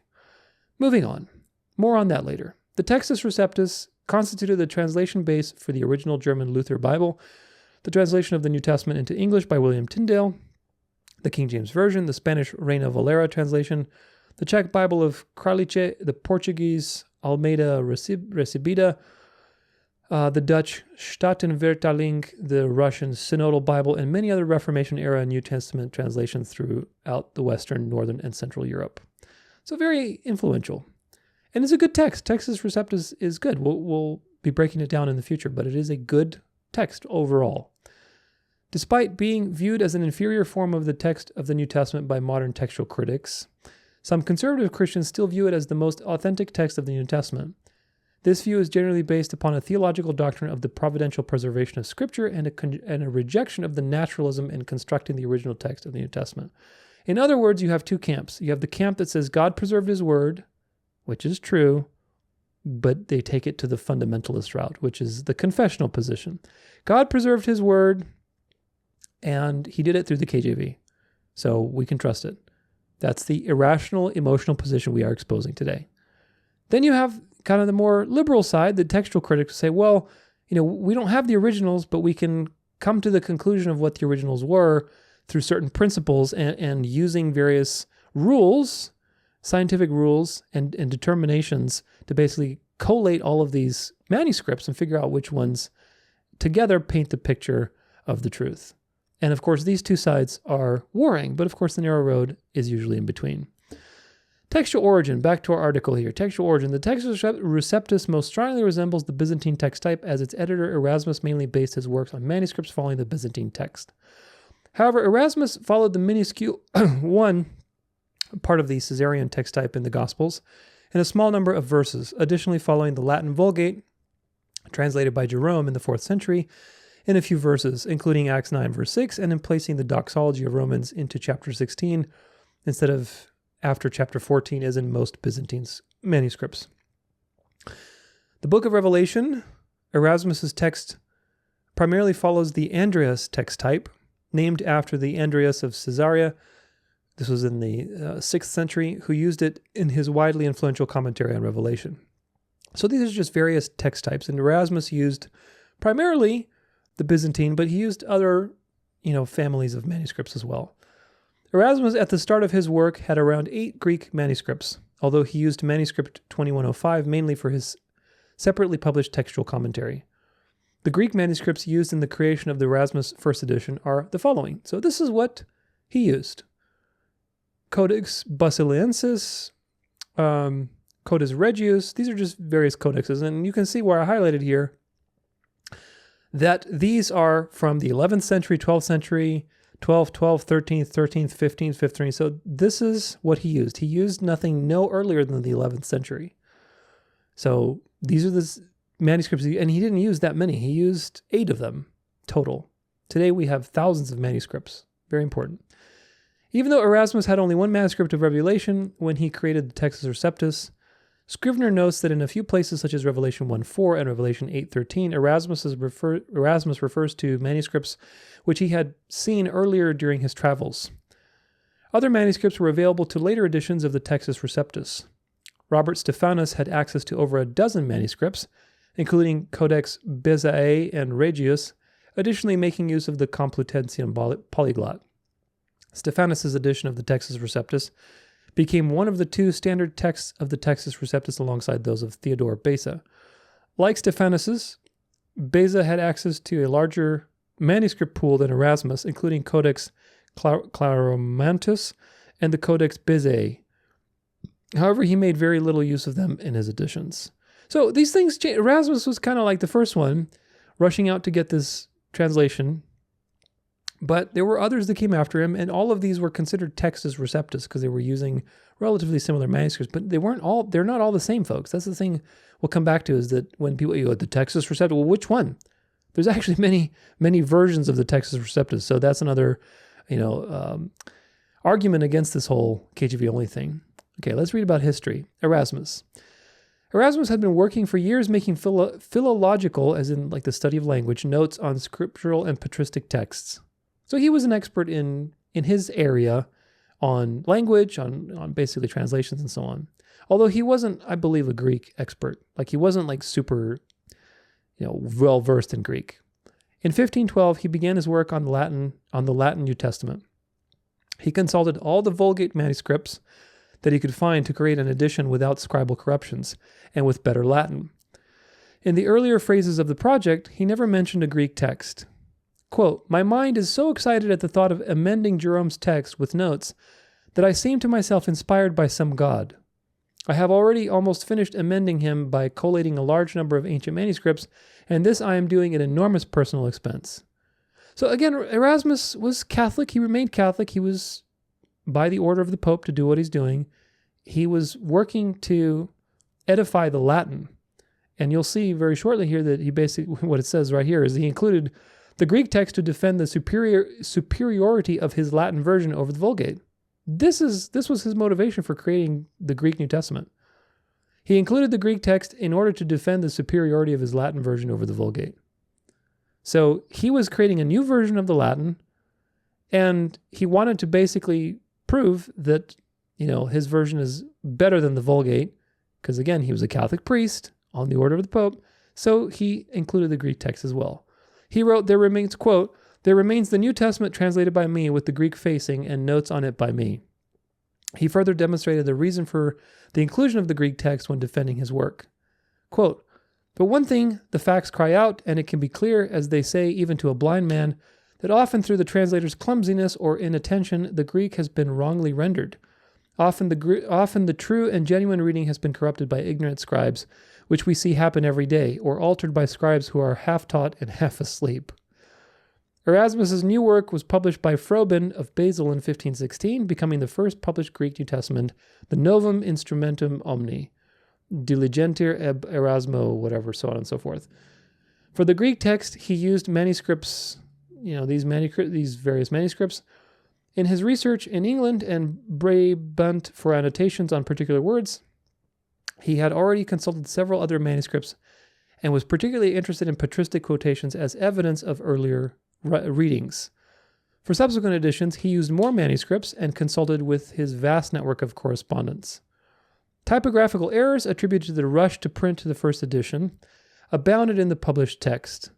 Erasmus also lacked a complete copy of the Book of Revelation and translated the 6 verses back into Greek from the Latin Vulgate to finish his edition. Erasmus adjusted the text in many places to correspond with the readings found in the Vulgate or as quoted in the Church Fathers. Consequently, although the Textus Receptus is classified by scholars as a late Byzantine text, it differs in nearly 2,000 readings from the standard form of that text type, as represented by the majority text of Hodges and Farstadt. We'll talk about the majority text and what that means as a way to evaluate a particular translation. But the edition was a sellout commercial success and was reprinted in 1519, with most but not all of the typographical errors corrected. So was it a perfect translation when it was originally published? No. There were many editorial changes afterwards that had to be done. Erasmus had been studying Greek New Testament manuscripts for many years in the Netherlands, France, England, and Switzerland, noting their many variants, but had only 6 Greek manuscripts immediately accessible to him in Basel. They all dated from the 12th century or later, and only one came from outside the mainstream Byzantine tradition. Consequently, most modern scholars consider his Greek to be of dubious quality, his Greek text to be of dubious quality. So, that's a little bit about Erasmus. We'll read more about it later. This is from Got Questions. And of course, they lean towards the critical text, but you have to eat the meat, spit out the bones. Needless to say, the invention of the printed press with movable type in the mid-15th century revolutionized the world of literature. The first Bible to be printed in 1456 was the Latin Vulgate. This was also known as the Gutenberg Bible. Bible scholars at that time were little concerned about the Greek text of the New Testament. The Latin Vulgate was their Bible. Then in the late 15th century, the Greek language, unknown for hundreds of years, was recovered in the West, the geographical area of the Latin Church. With the rediscovery of Greek and its inceptions as the language of the people, the Latin Vulgate translation was subjected to a critical examination in comparison with the Greek original. Scholars discovered numerous mistranslations or outright errors in the Vulgate. This provided a reason for printing the New Testament in its original language, which was Greek. Erasmus, working at great speed in order to beat to press another Greek New Testament being prepared in Spain, gathered together what hand-copied Greek manuscripts he could locate. He found 5 or 6, the majority of which were dated in the 12th century. Working with all the speed he could, Erasmus did not even transcribe the manuscripts. He merely made notes on the manuscripts themselves and sent them to the printers. The entire New Testament was printed in about 6 to 8 months and published in 1516. It became a bestseller, despite its errors, and the first printing was soon gone. A second edition was published in 1519, with some of the errors having been corrected. Really quick pause. Do you think that all of the people, the genuine elect, who received these first New Testament translations with joy and with excitement to read the Bible, do you think that God working through them was unable to use a translation that had many errors? And the first one was full of errors because he was so rushed with it. Do you think that God was limited by that in order to convict people's hearts or to develop their faith? In any way, do you think he was limited? Absolutely not. Therefore, KJV Onlyism is refuted very easily by just that statement. Moving on. History is interesting, isn't it? Erasmus published 2 other editions in 1527 and 1535. Stung by criticism that his work contained numerous textual errors, he incorporated readings from the Greek New Testament published in Spain in later editions of his work. Erasmus's Greek text became the standard in the field, and other editors and printers continued the work after his death in 1536. In 1633, another edition was published. In the publisher's preface, in Latin, we find the words texto ergo habes nunc omnibus receptum, which can be translated as, the reader now has the text that is received by all. Which again, remember that this is a marketing ploy. From that publisher's notation have come the words received text. The Textus Receptus became the dominant Greek text of the New Testament for the following 250 years. It was not until the publication of the Westcott and Hort Greek New Testament in 1881 that the Textus Receptus lost its position.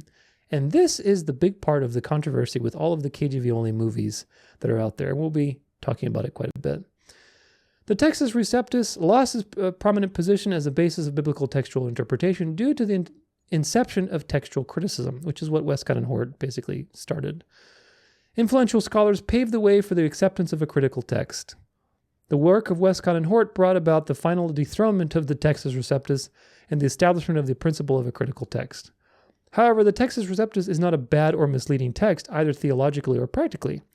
Technically, however, it is far from the original text. Yet 3 centuries were to pass before scholars had won the struggle to replace this hastily assembled text with the text which gave evidence to being closer to the New Testament autographs. So you'll see why they have this position, because again, Got Questions is more critical text oriented. I don't have a bias either way. I think all of the ways of determining whether it's majority text or critical text, and I think also that God did preserve his word, but I don't believe he preserved it solely through the KJV. But I think all 3 of these have some merit. And the point today is to understand how to incorporate all 3 of these perspectives into a balanced view of discerning the truth and becoming a Berean. But the reason they lean this way and say, oh, the Textus Receptus was dethroned, was because you'll see in just a minute that the Westcott and Hort edition used 2 manuscripts that supposedly are the oldest there are, but there's some interesting history there we'll talk about. Moving on. Many consider the King James Version of the Bible to be the crown of English Bibles. Even at the beginning of the 17th century, the Greek text used in preparing the KJV was the Textus Receptus. Both Luther and Tyndale translated the scriptures into their vernacular languages using the same basic Greek text. Luther used the 2nd edition of the Erasmus New Testament, and Tyndale utilized the 3rd edition. Regardless of one's position on the Textus Receptus, it is evident that it had great influence on preserving God's inspired word through many centuries. Textual criticism of the scriptures is so evidently important that all scholars and students of the Word of God need to utilize its principles in order to fulfill the biblical mandate. Quote, study to show yourself approved unto God, a workman that needs to be not ashamed, rightly dividing the word of truth. I agree. Got questions? I agree with 2 Timothy 2:15. You should study to show yourself approved. And I think God wants us to study and to delve deeper into his word, because that is how we develop our brain. That is how we develop our relationship with faith and all these good things. One more here. I think, did we do this? Yeah, okay. I already read this part. Anyway, so conclusion from all these little articles. Well, Desiderius Erasmus was a liberal Catholic priest in the sense that he wanted to do reform. He was on the more liberal side, but he was still a Catholic priest, doing the Catholic things, believing in the transubstantiation, the Eucharist, praying to Mary, all these types of things. He stayed that way all of his life. Erasmus was not a champion of the Greek text, but rather of the Latin. Erasmus was not trying to create a Bible from new information to refute the Catholic Church. That's very important to understand. Erasmus wanted to use originally the Greek to support his Latin translation. And from his efforts, we got a Textus Receptus. But again, even the word Textus Receptus refers to something that was a marketing slogan from a 1633 edition. And that slogan just stuck, and it's stuck ever since. It's a brilliant marketing ploy. But it's a marketing slogan to basically say, look, here's now this cool new thing in terms of that the culture of the time. And a lot of other texts have been called Textus Receptus. But all of those texts, all those different versions that came after Erasmus's text, Erasmus was before the 1633 edition, but all of those texts are slightly different from each other because they use different manuscripts. Do you understand? So which one is Textus Receptus is the question. That is really the question that no KJV only person can answer, because there's so many versions, and each of them use different manuscripts and different manuscript families. But anyway, Erasmus wanted to use the Greek to support the Latin. He wasn't trying to shake up the Catholic Church and help the Protestants. Okay, he wasn't trying to say, look, the Catholic Church is wrong, because he was being hired by the Pope, and he even dedicated his first translation to the Pope because the Pope basically hired him to do it. Either way, his original work had errors in it, and he had to correct them with subsequent works. So that alone proves to you that this is a dance of life, that God is working through people through foolish things like a Catholic priest and errors in translation and rushing to print to still preserve his word and convict hearts and to bless people with knowledge. It's so profound. And that shows you that it's not about a particular translation, but rather about the Spirit of God moving through the world and using whatever means he chooses to use to bring his message to the elect. Either way, the oldest manuscripts that he used at the time were from the 11th and 12th century, and he only had a handful, 5 or 6, which is very important because today we've discovered older manuscripts, pieces of parchment, paper, or whatever, piece like, for example, this is from the Old Testament, but still, just to prove the point, like the KJV scrolls. The KJV scrolls are like from 700 BC. Very, very old. So we've discovered, again, these are Old Testament, but we've discovered also New Testament writings too. And we've discovered so many, thousands upon thousands, and they're all indexed now digitally. So we're in a very different situation today than we were, several hundred years ago. The question is this: if you discovered thousands more manuscripts, wouldn't it be normal and scientific to use them and compare and say, okay, what's the common message here? Wouldn't it be common sense that if you had 5 or 6, it's understandable, like, okay, let's use these 5 or 6, and these seem to do a pretty good job. The message is true, right? Even though they may have some spelling errors or whatever else. Okay, if you have thousands of manuscripts that are suddenly discovered over a period of time, does it not make sense to develop a system to understand how to make a left or right of these various manuscripts? Or does it make sense to say, no, these 5 or 6 manuscripts, this is the truth, that only God preserved these truths. All those other things are just corruptions by the enemy trying to corrupt God's word. Really? This is the problem, folks. This is the problem with KJV Onlyism. But it's a problem because it's a mythology. KJV Only, the Textus Receptus, I should say, in the sense of the original thing that Erasmus put together, and then eventually other people added to it with some manuscripts. That original body of manuscripts, again, nobody can really agree on which one it is, because every text that claims to be a Textus Receptus text is made from different manuscripts. But either way, let's say Textus Receptus in general. It's a good group of manuscripts. However, Textus Receptus, as in the, basically unchanged parchment papers that have been passed down through history and copied and preserved, and God preserved his word through this tiny little group of people, that's a mythology. That is a misappropriation of history and how things actually panned out over the last 2,000 years. The received text, the idea of a received text is derived from a marketing phrase on the 1633 Elie Wiesel translation. Erasmus was not trying to basically shake things up and stumble upon some true scriptures that he basically brought out for the Protestants to use to protest the Catholic Church.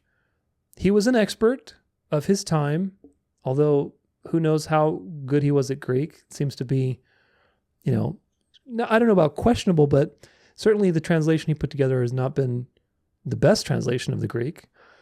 Either way, he created a work that was first to market. And when you do that, it sets the precedent for everything else. So it was used by Protestants, and the Textus Receptus thing kind of just stuck around and created a tradition. It created a tradition that is now in full swing with this KJV Only movement. And of course, the fanaticism that comes along with tradition. So textual criticism. Let's talk a bit about textual criticism and why it's important. I have a whole section planned after this that we're going to be doing a very, very deep dive.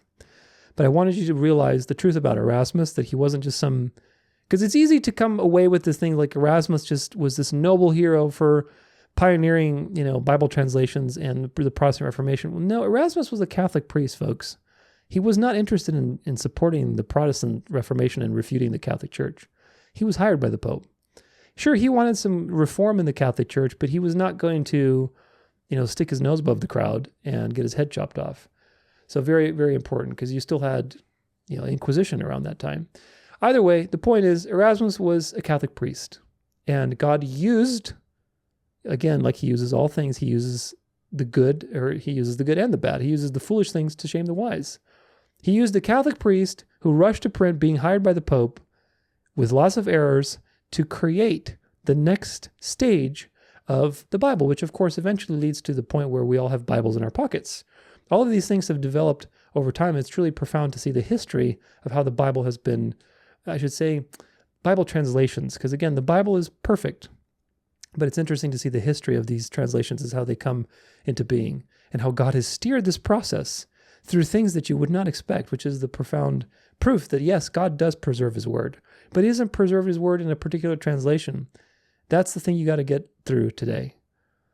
So textual criticism, what is it? Textual criticism is a process of discerning the truth in a particular translation, creating a translation by using multiple sources and also a rule or a set of rules that basically help you determine what to prefer, what is true and what is not true.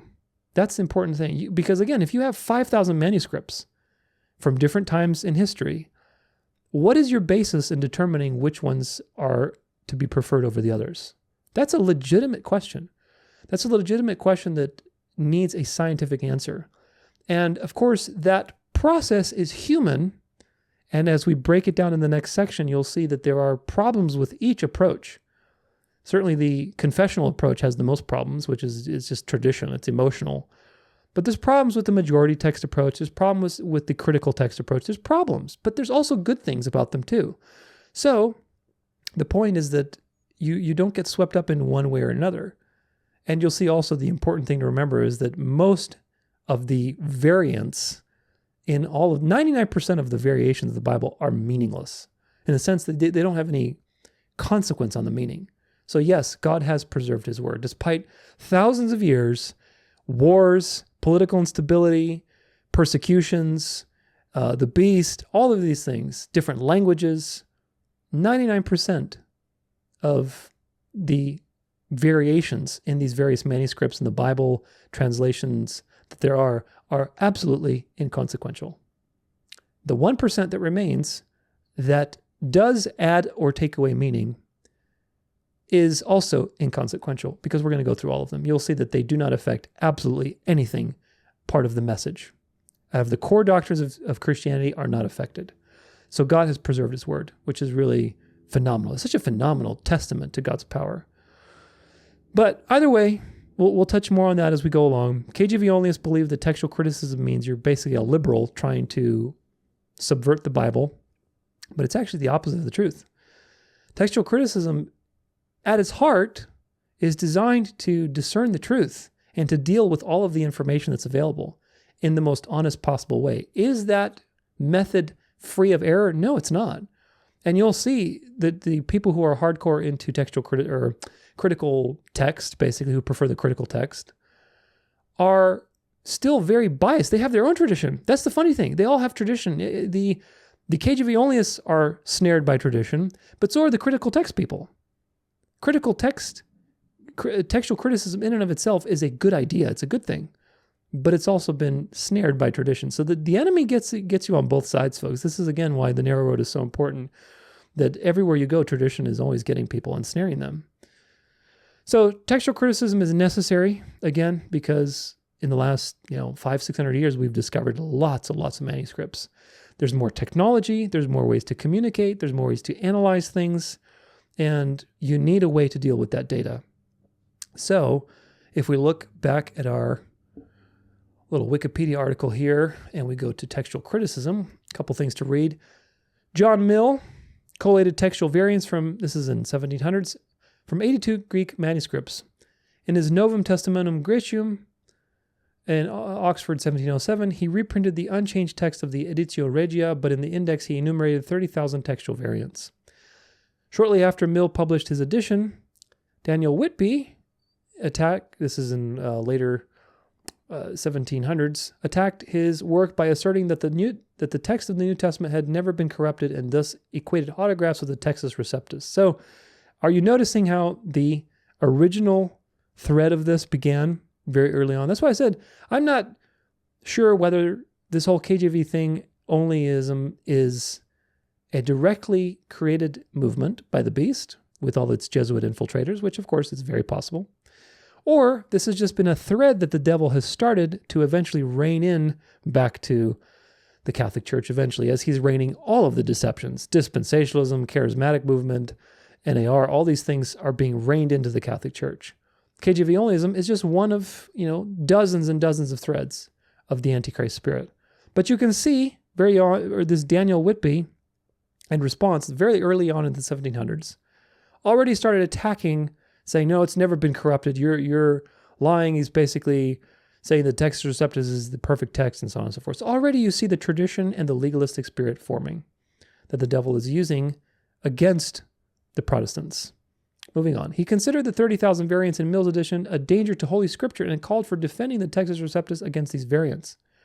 So very early on, this battle between we need to do something with all of these variants and have a way to understand which is the correct reading, and tradition. No, this is tradition. We got to stick to tradition. This dialectic started to happen very early on in Protestantism, which is fascinating. Johann Albrecht Bengel, 1687 to 1752, edited in 1725 Prodromus Novi Testamenti, and in 1734, another version of it. Bengel divided manuscripts into families and subfamilies and favored the principle of lectio difficilor potior. The more difficult reading is the stronger reading. So he had a way of saying, okay, basically, if it's harder to read, then that's probably the closer to the original. That was his method of trying to make sense of these. Johann Jacob Wettsteit's apparatus was fuller than that of any previous editor. He introduced the practice of indicating the ancient manuscripts by capital Roman letters and the later manuscripts by Arabic numerals. He published in Basel Prolegoma and Novi Testamenti Greci in 1731. J.J. Griesbach, 1745 to 1812, combined the principles of Bengel and Wettstein. He enlarged the apparatus by considering more citations from the Fathers and various versions such as the Gothic and the Armenian and the Philoxenian. Griesbach distinguished a Western, an Alexandrian, and a Byzantine recension. Christian Frederick Matthay, 1744 to 1811, was a Griesbach opponent. Karl Lachmann, 1793 to 1851, was the first who broke with the Textus Receptus. His object was to restore the text to the form in which it had been in the ancient church in about AD 380. He used the oldest known Greek and Latin manuscripts. Constantine von Tischendorf, which we'll learn about in a little bit later, was based on, his edition was based on Codex Sinaiticus, which is one of the two major manuscripts used today. Westcott and Hort published the New Testament in the original Greek in 1881, in which they rejected what they considered to be the dated and inadequate Textus Receptus. Their text is based mainly on the Codex Vaticanus and the Gospels. So Westcott and Hort basically rejected the Textus Receptus manuscripts because they weren't the oldest. Their philosophy was the oldest are the best. They're closest to the original. Well, there's so happened to be two manuscripts, which is Codex Vaticanus and Codex Sinaiticus, which were supposedly the oldest from the 4th or 5th centuries or whatever. And so they used that and they rejected the Textus Receptus. So that, of course, has caused a lot of controversy with people. And you can see that the KJV only idea goes back all the way to, very, very early on. After 1633 published, where you have this moniker of Textus Receptus, within 100 years of that, you start to see the dialectic between tradition. Tradition is already formed. No, this is our tradition, Textus Receptus. And people saying, well, we're discovering more manuscripts. Now we have more things. What do we do with them? And there's this battle of tit for tat. And again, God is sovereign, and he's determining all these things for his glory. Through the process, now who knows if some of these people were genuine believers and they were just, trying to hang on to tradition, and if the people who were criticizing them were also genuine believers, or maybe they're both counterfeit believers. It doesn't matter. It really doesn't matter. God uses these efforts to create dialogue and to evolve knowledge and to bring what you have today, which is the ability to look on your phone, any translation you want, and to compare and to do research like this, which is just profound. So ultimately, remember that God is sovereign among all of these things that happen. Do not let them deceive you into thinking that, look, this happened and now there's a conspiracy against the Bible. The Bible you have can't be trusted, that kind of thing, because that's just so far from the truth. Moving on, defense. Frederick von Nolan, a 19th century historian, Greek and Latin scholar, spent 28 years attempting to trace the Textus Receptus to the apostolic origins. He was an ardent advocate of the supremacy of the Textus Receptus over all other editions of the Greek New Testament. And he argued that the first editors of the printed Greek New Testament intentionally selected those texts because of their superiority and disregarded other texts, which represented other text types because of their inferiority. Text type is like a family of manuscripts, basically, from different areas because of their inferiority. Quote, "It is not to be conceived that the original editors of the Greek New Testament, who were wholly destitute of plan in selecting those manuscripts, out of which they were to form the text of their printed editions. In the sequel, it will appear that they were not altogether ignorant of the two classes of manuscripts, one of which contains the text which we have adopted from them, and the other, that text which has been adopted by M. Griesbach." Remember, Griesbach was one of the ones who did the, he was a textual critic in the sense that textual criticism wasn't necessarily like a super big thing at the time, but he was trying to collate different, manuscripts and come to a more scientific way of doing it. And people opposed it. The traditionalists opposed it. So again, you had this dialectic. Regarding Erasmus, Nolan stated the following, quote, "Nor let it be conceived in disparagement of the great undertaking of Erasmus that he was merely fortuitously right. Had he barely undertaken to perpetuate the tradition on which he received the sacred text," notice the word tradition, "he would have done as much as he could be required of him, and more than sufficient to put to shame the puny efforts of those who have vainly labored to improve upon his design." Don't you remember that the first edition was full of errors? With respect to manuscripts, it is indisputable that he was acquainted with every variety which is known to us, having distributed them into two principal classes, one of which corresponds with the Complutensian edition, and the other with the Vatican manuscript. And he has specified the positive grounds on which he received the one and rejected the other. The Textus Receptus was defended by John William Berean in his revision, The Revision Revised, 1881, and also by Edward Miller in a Guide to the Textual Criticism of the New Testament. Berean supported his arguments with the opinion that the Codex Alexandrinus and Codex Ephraimi were older than the Sinaiticus and Vaticanus, and also that the Peshitta translation into Syriac, which supports the Byzantine text, originated in the 2nd century. Miller's arguments in favor of the readings in the Textus Receptus were of the same kind. So basically, he argued that the manuscripts that were being used for the Textus Receptus families were actually older than the ones that the Westcott and Hort used. So there was a lot of controversy there. However, both Berean and Miller believed that although the Textus Receptus was to be preferred to the Alexandrian text, it still required to be corrected in certain readings against the manuscript tradition of the Byzantine text. Well, wait a minute. If that's the way that God preserved his word exactly, and there's things that need to be corrected, then what do we say about that? In that judgment, they are criticized by Edward F. Hills, who argues that the principle that God provides truth through scriptural revelation also must imply that God must ensure a preserved transmission of the correct revealed text, continuing into the Reformation era of biblical translating and printing. For Hills, the task of biblical scholarship is to identify the particular line of preserved transmission through which God is acting, a line that he sees in the specific succession of manuscript copying, textual correction, and printing, which culminated in the Textus Receptus and the King James Bible. Do you understand what this attitude is? This is the attitude of the KJV Only movement. That you have to identify the line of manuscript families that God is working through. Remember, harlot daughter of Babylon. Look, God is doing his thing through me. I'm the chosen one to basically bring God's message forward. This is the same spirit guiding it, folks. It's manifested as a Protestant movement, but it's a harlot. It's a harlot daughter of Rome because it has the same mindset. Exclusivity of God's plan. Moving on. Hill argues that the principle of providentially preserved transmission guarantees that the printed Textus Receptus must be the closest text to the Greek autographs, and so he rejects readings in the Byzantine majority text, where they are not maintained in the Textus Receptus. He goes so far as to include that Erasmus must have been providentially guided when he introduced Latin Vulgate readings into his Greek text, and even argues for the authenticity of the Comma Johannem. Comma Johannem is one of the disputed things. It's an older, or I should say it's a younger. The Comma Johannem is a particular part in one of the letters in John. I believe it's the third letter. I might be wrong on that, or maybe the first letter. I don't know. We'll take a look at it. But the Comma Johannem it's a proof of the Trinity, but it's not in the oldest manuscripts. And so this is the problem. So, it's a good proof of the Trinity, but it's not in the oldest manuscripts. Either way, the point that is being said here is that, do you see how cognitive dissonance works? When you have cognitive dissonance and somebody's presenting you with information that contradicts what you have, cognitive dissonance makes you prefer comfort, and you create justifications for why it is still the way you think it is.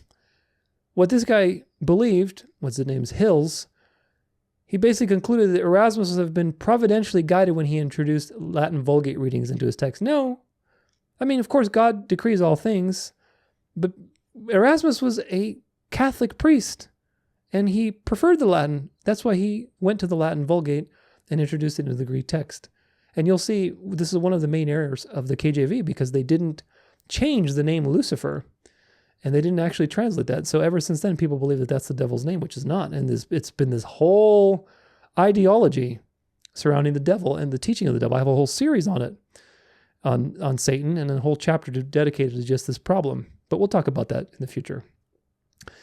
What does he say? Hence, this is a quote now, hence the true text is found not only in the text of the majority of the New Testament manuscripts, but more especially in the Textus Receptus and in the faithful translation of the Textus Receptus. This is Hills quoting, such as the King James Version. In short, the Textus Receptus represents the God-guided revision of the majority text. That is the position. Hills was the first textual critic to defend the Textus Receptus.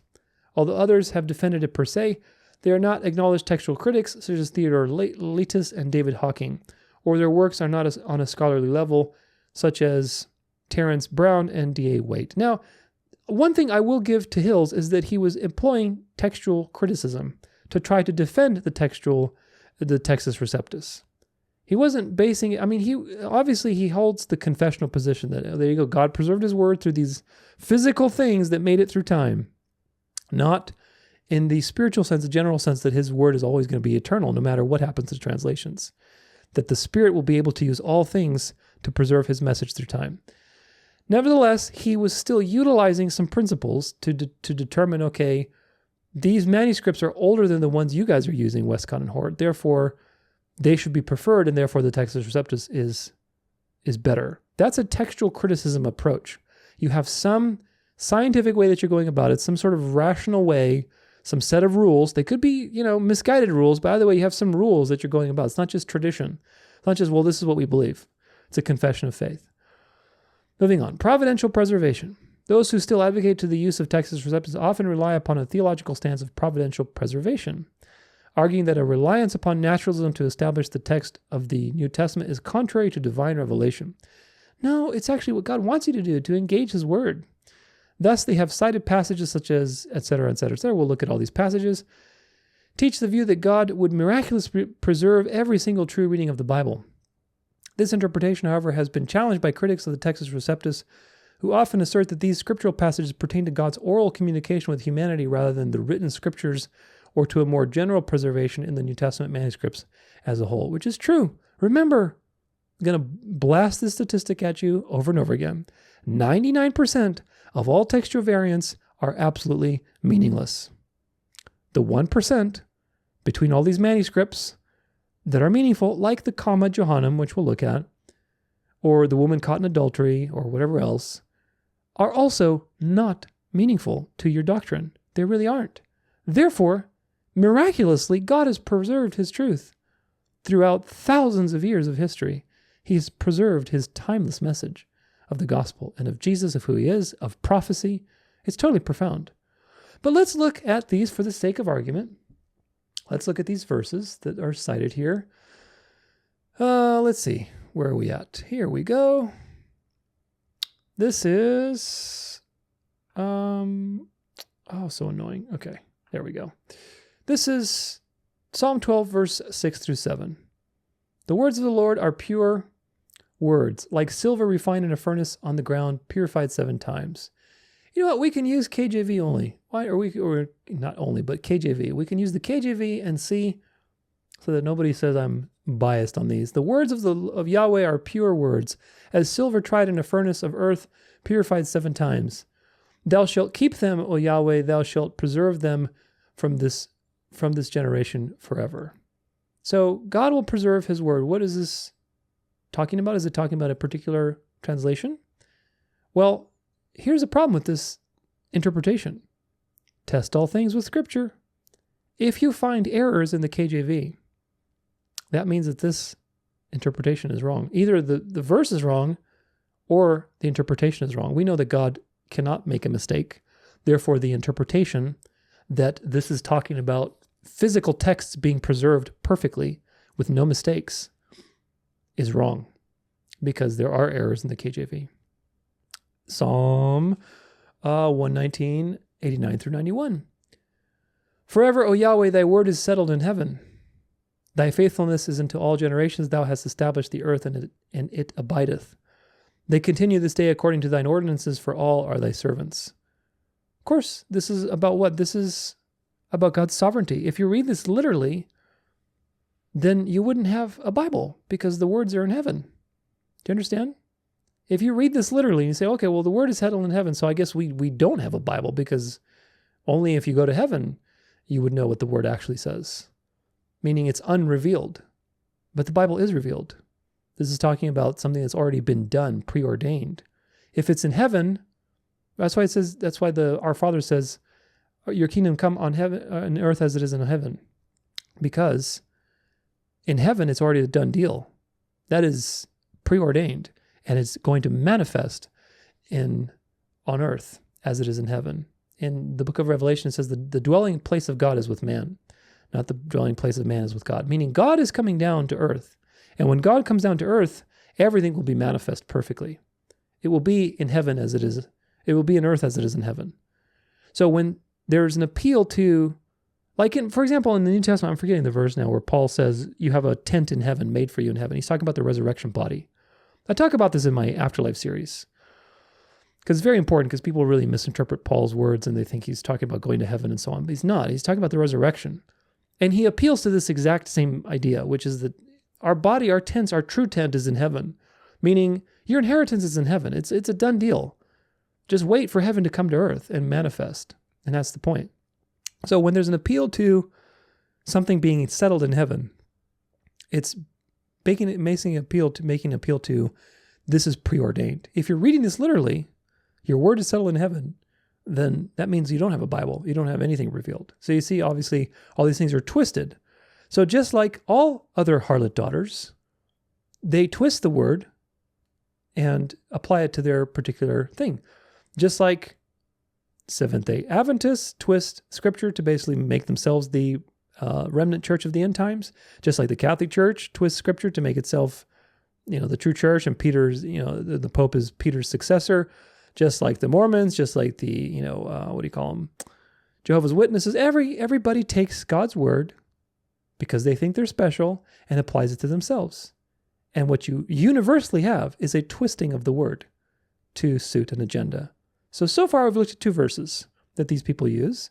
And of course, I don't mean these people as like our enemies, because some of them, I'm sure, are genuine people who just want to know the truth, but they've been deceived. So when I say that, I don't mean like our enemies. I'm saying people who are espousing this belief. So if you're one of those people, don't get offended. Just realize that this is not true. It's just not true. KJV Onlyism is not substantiated. Next verse, Matthew 5:18. For verily I say unto you, till heaven and earth pass, one jot or one tittle shall in no wise pass from the law, till all be fulfilled. It's not talking about translations, folks. It's talking about God's unchanging standard and prophecy being fulfilled in Christ. Christ fulfilled the law perfectly. And we can take heart in that. That's why we have the gospel. It's not talking about translations. Psalm 117, verse 2. Come on now. The Lord's faithfulness endures forever. Oh, praise Yahweh, all you nations. Praise him, all you people. For his merciful kindness is great toward us, and the truth of Yahweh endureth forever. Praise ye Yahweh. So the truth of God endures forever. His merciful kindness towards us. Praise him, all you peoples. What is this about? Is it about translations being preserved through time perfectly? No, because every single translation has always had an error in it. There has not been one copy that a scribe has ever made that has not had an error in it. Whether it's a tiny little scribble, of a wrong letter or a mistranslation or skipping a line or whatever else, there's never been one copy that's been error-free. That's the dance of life. You have the human aspect, which is imperfect and constantly making mistakes. And you have the divine aspect that reins all this in and despite all the foolishness, is able to preserve the message completely, which is so profound. When Bibles were burned in the French Revolution, the question is this: was truth being destroyed? Was the truth destroyed in Paris, meaning you couldn't find the truth in Paris? Or is the truth beyond the physical? If you attach the truth to physical things, then the truth cannot endure forever, as it says in Psalms 117. Do you understand the point?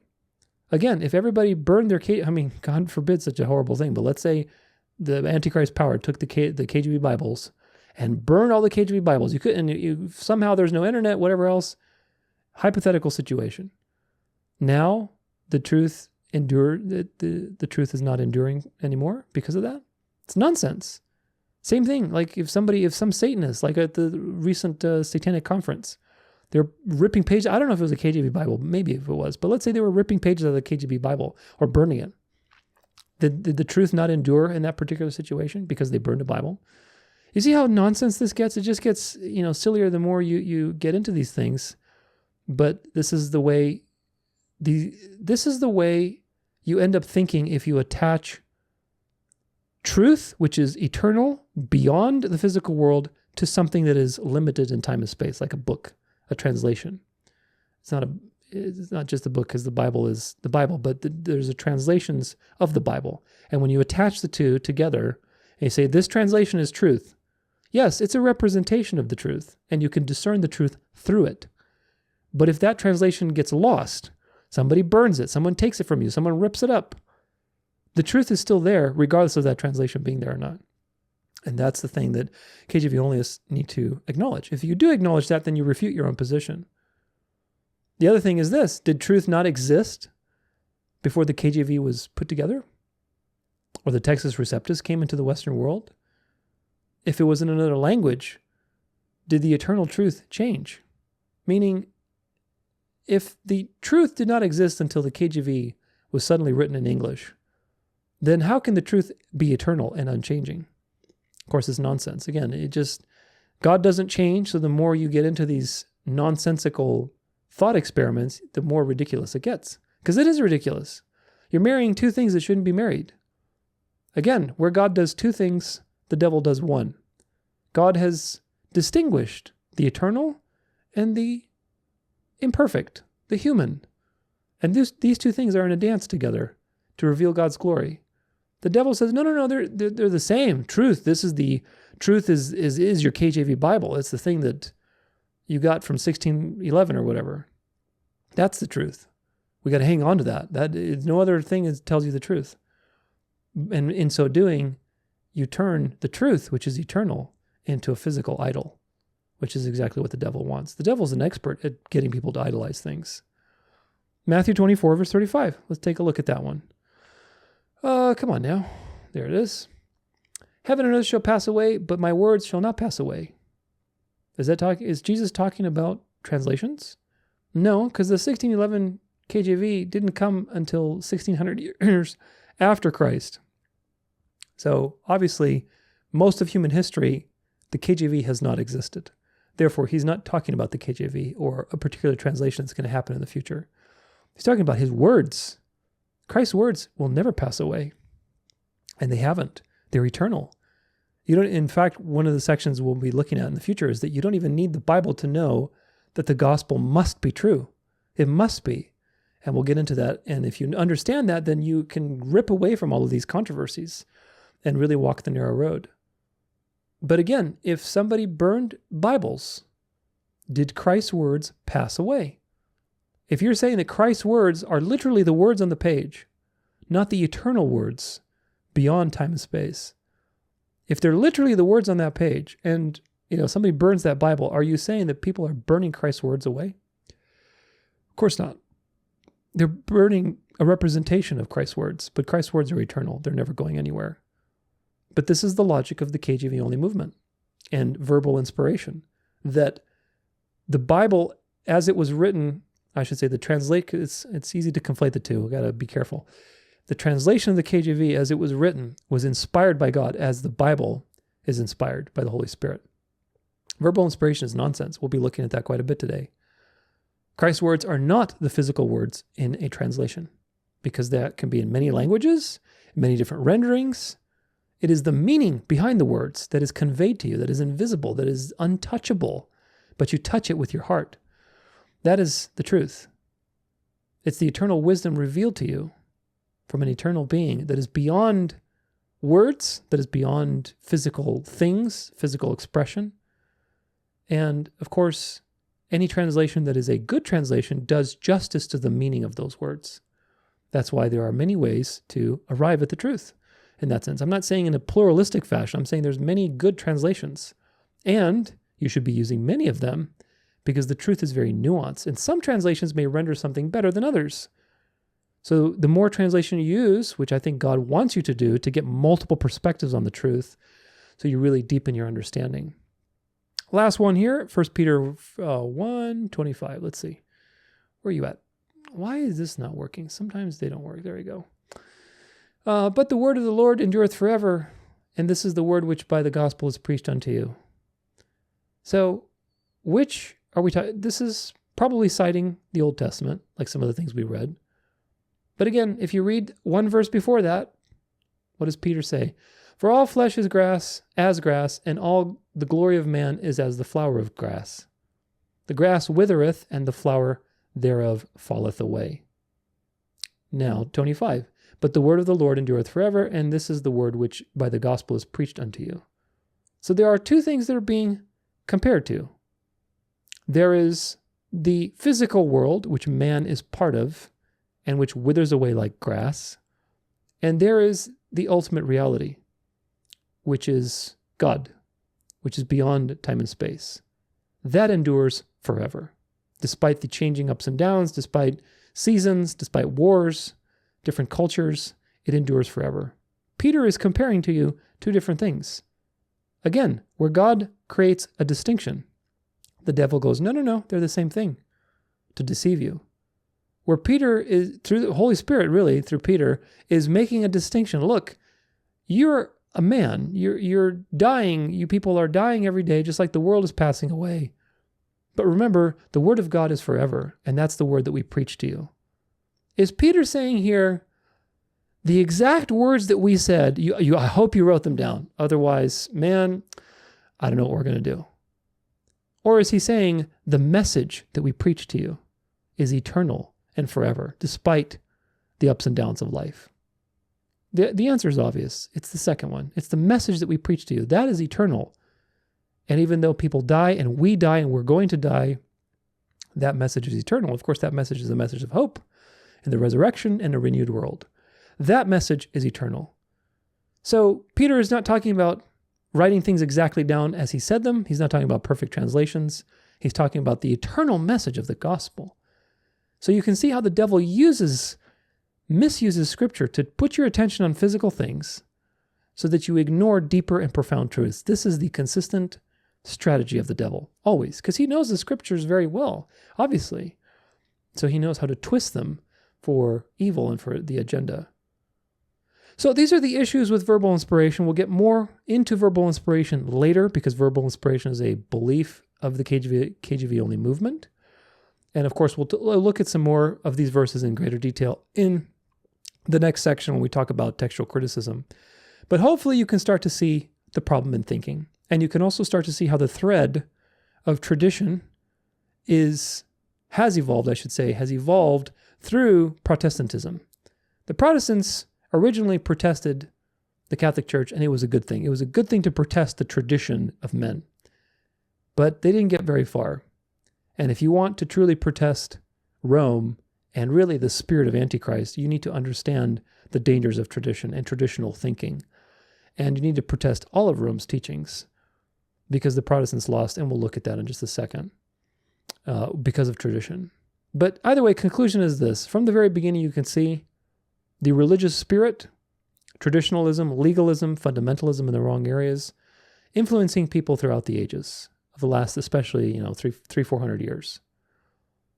But what people don't realize, and a lot of these Protestants who are holding on to KJV Onlyism don't realize, is that the reason the Protestant Reformation lost from the very inception, when the Council of Trent happened, was because of tradition.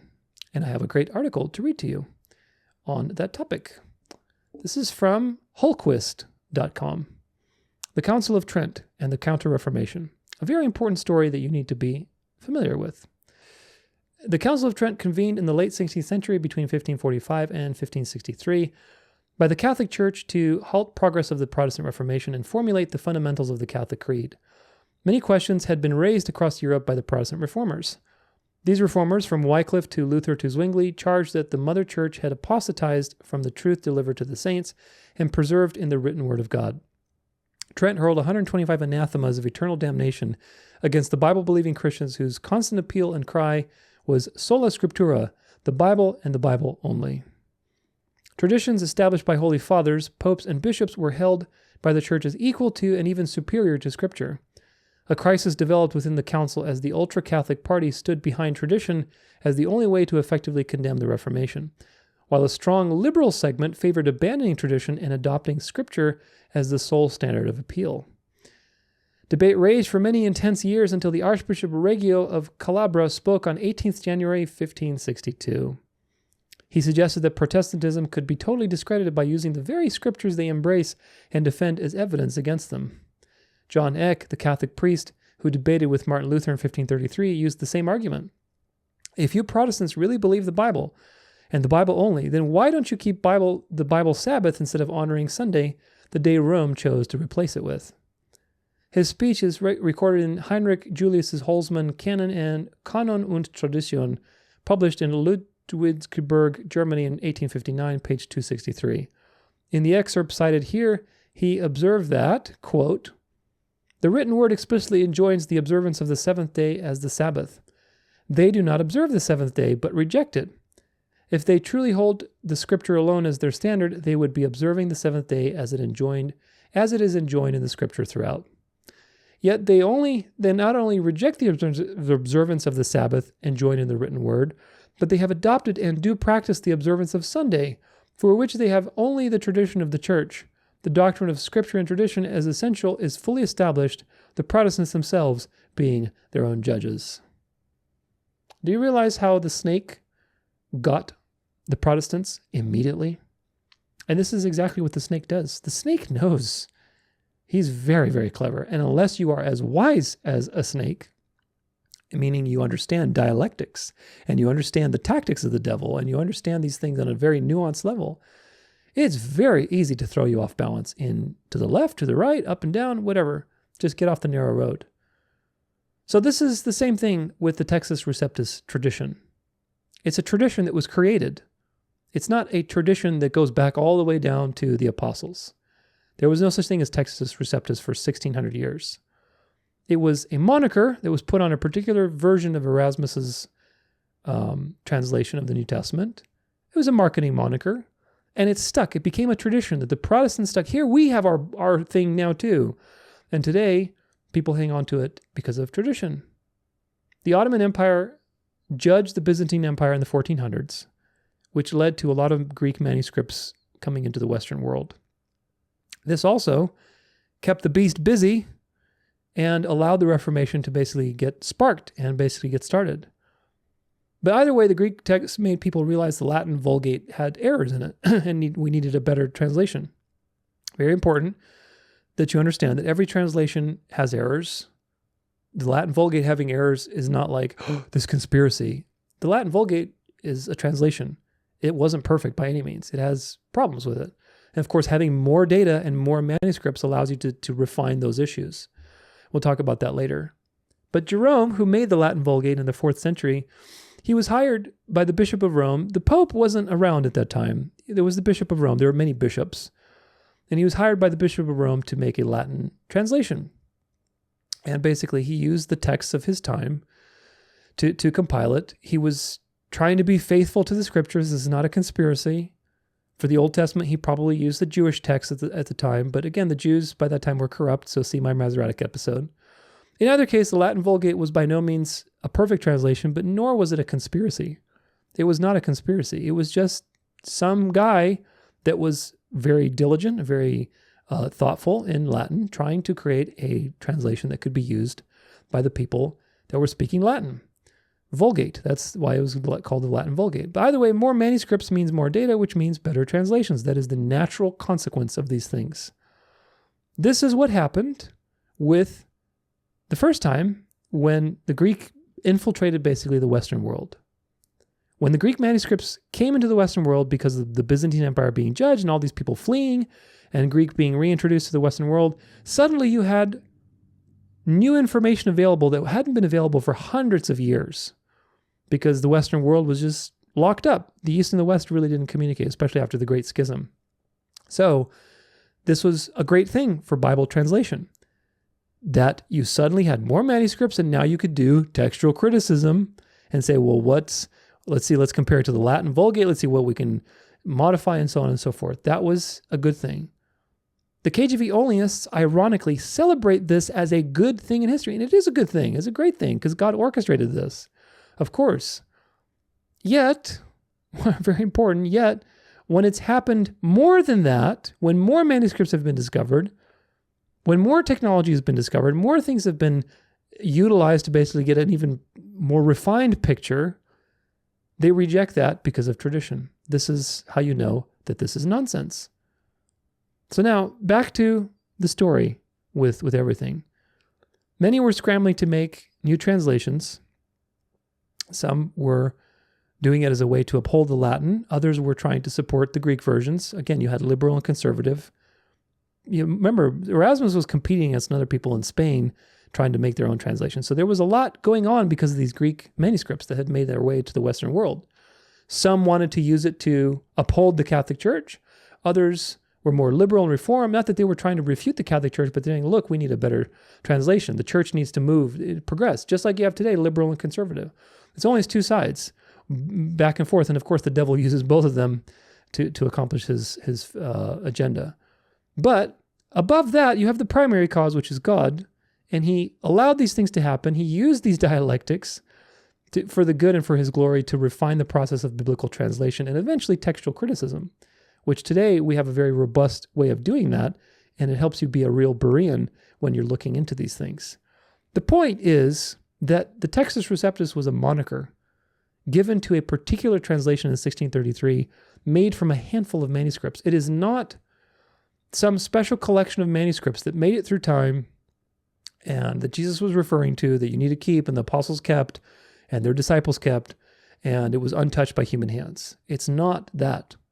The KJV Only movement makes you believe that this has been the case, that there's these two families of manuscripts going through time, and there's this big grand conspiracy to hide the truth, which, of course, as you learn more today's presentation, you will realize how absolutely ridiculous the KJV Only movement is.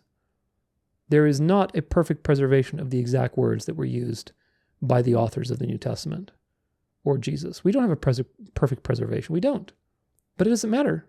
It doesn't matter because the message is extremely clear. And of course, you trust in God's sovereignty. It is, nevertheless, a powerful work for its time. The Textus Receptus was very meaningful because, again, they didn't have anything for hundreds of years. And so it was a very meaningful thing that was discovered, and it moved things forward. However, the tradition that started after these manuscripts were introduced, notice again, every time there's a good thing, the devil immediately hijacks it and turns it his way. And you saw within 100 years of the publication of these manuscripts in a Greek New Testament, the devil already started to create the dialectic within Protestantism of, well, tradition versus do we have textual criticism? Tradition, and so on and so forth. And so today, this dialectic is pretty much alive and well. And like I said in the very beginning, it has served the agencies and the agendas of the beast because it discredits Protestants. It makes us look, disorganized and confused, and that we need tradition. And if anything, it just like the Protestants lost in the very beginning with the Council of Trent, it gives the Mother Church an argument to say, well, look, you're basing your arguments on tradition. You are still judging according to tradition, which that's the only thing that the KJV Only stands on is tradition. It's a tradition. It's not rational. So this is the problem, folks. The devil is using this either way, and we have to be aware of it.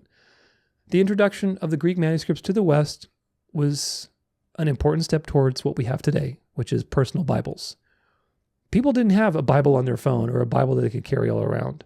The printing press, new translations, all these things lit the world on fire and eventually brought the word to every single person in every household, which is what we have today.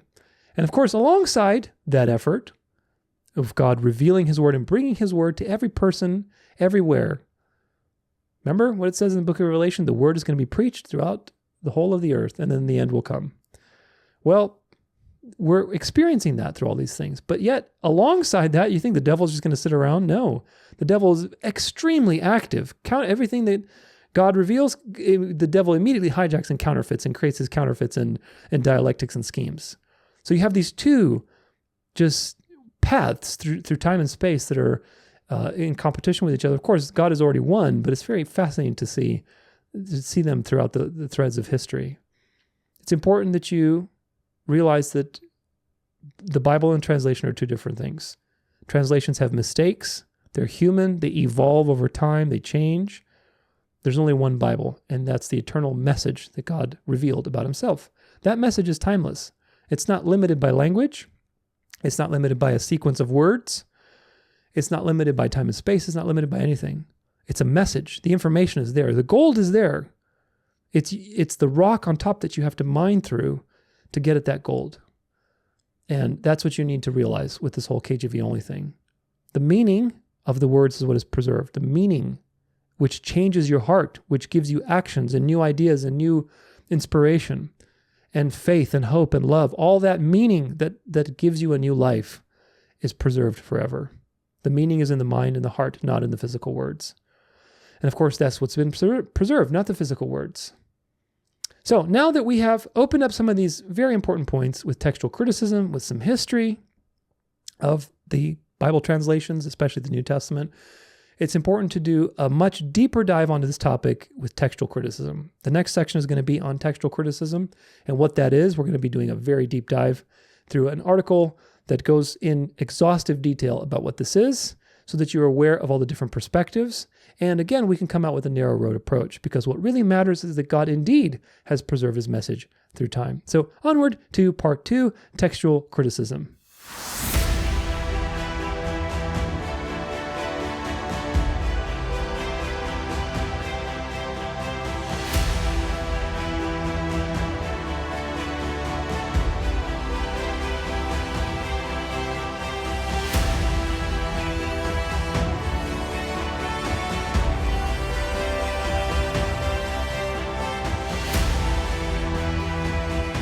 All right, well, now that we have a general idea of the history of the issue that KJV Onlyism brings up, which of course is the Textus Receptus, now I want to dive into something a lot more detailed and very important for this discussion. Of course, that is textual criticism. Textual criticism is very important to understand correctly because it helps you understand how we got the Bible. How do we get translations? What is the process by which a translation is created and so on? Because the KJV Only is, again, the danger is with something that is almost right. KJV Onlyism in those documentaries that I mentioned before and other people and other places, they document a lot of really good history. However, like anything that has a spin to it, it's almost right. And the conclusions they draw from the history that they present to you, if you don't know your history and if you don't know the things that we're going to be talking about today, which is textual criticism and how these things shape Bible translation as a whole, then it's very easy to believe the narrative and get spun in one direction or another. So I don't want you to be deceived. I don't want you to go into fanaticism or fundamentalism about the wrong things.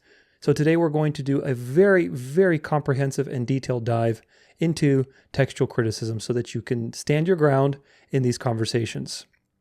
KJV Only has paint this picture that's very oversimplistic of textual criticism. And basically that if you're a textual critic, you're a liberal trying to destroy and corrupt the Bible, which of course is not true. It's the exact opposite. Textual critics and textual criticism, not critics because people are flawed and they're sinful, but textual criticism as an idea, you will see that it is absolutely necessary and needed, and it's very important. Now, KJV Onlyists say that basically all other translations, because they have used textual criticism, are corrupted. And you're going to see very quickly, very early on in this article that we're going to read together, that this is just not the case. It's patently false that other translations are corrupted because they've used different methods of composing the translation. That is patently false for a very easy reason that you don't need to be a Bible scholar for. Just pin it in your mind, remember it forever. 99% of the variance between all translations and all manuscripts, I should say between manuscripts, not translations, but between the manuscripts, 99% of the variants are absolutely inconsequential. The 1% that do differ in meaning do not have a theological impact. I'm going to be repeating this particular statistic over and over again, and you have to commit it to memory, because that is the one-off refutation of this whole textual criticism is evil, and the KJV is the only Bible that you can trust, Bible translation you can trust. Scholars who embrace textual criticism say it is needed to find the truth, and you will understand why that's the case. And of course, the KJV Onlyists say that anybody who uses textual criticism or using textual criticism on a translation makes the translation corrupt. So you have two sides that are telling you two very different things. So somebody is right and somebody's wrong in this situation. And we want to know because the impact is very high. If the KJV Onlyists are right, and you can't trust the translation in your hands, whether it's an NASB, a ESV, NIV, NLT, whatever, if you can't trust that translation to give you God's message, God's word that's been preserved, then that's a serious issue. However, if the KJV Onlyists are wrong, then there is a lot of people who have been reviled and ostracized and attacked needlessly by other people claiming themselves to be Christians in the name of, God's word and the truth and things like that. So we need to be exposing the darkness. So either way, this is a very important situation, and we need to get to the bottom of it. So somebody's right, somebody's wrong, and we're going to find out today. Hopefully you already know who it is. But the article that I want to read to you is a very long and very exhaustive article. It's actually very well done, and I think you'll get a lot out of it. It's comparing basically the three methods of textual criticism and going into a deep dive about how we come up with translations, what are the different methods, and what are their good sides, and what are their problems. Because everything has a problem, which is very important. It's going to be a lot of information, but we're going to take breaks at scheduled times to comment, and we'll comment along the way as we go. You're going to learn a lot about Bible translation issues, about textual criticism, and at the end of it, you will have, hopefully, my promise to you is some grasp, hopefully a much better grasp, of what it means to translate the Bible. How do we get Bible translations? And the most important really is that you can have faith in the translation that you have, regardless of what it is. Of course, I'm not talking about all translations because there are some that you should avoid, like the Message or the Passion and things like that. But nevertheless, my guess is you probably have an average literal translation, or maybe you have a more dynamic equivalence translation. In either case, you can trust that the Word of God has been preserved. So let's head to the article. This is from Berean Patriot. Going to be spending a lot of time with Berean Patriot today. It's from 2020, and the article's name is Majority Text versus Critical Text versus Textus Receptus. Textual Criticism 101. Here we go. There are three major competing Greek sources to use for translating the New Testament: the critical text, the majority text, and the Textus Receptus. The science of assembling these manuscripts is called textual criticism. And you can consider this a complete Textual Criticism 101 article because we'll look at all these topics in exhaustive detail. And I do mean exhaustive detail. What is textual criticism?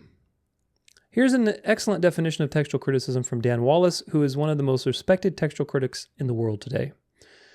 Textual criticism is, quote, the study of the copies of a written document whose original, the autograph, is unknown or non-existent, for the primary purpose of determining the exact wording of the original.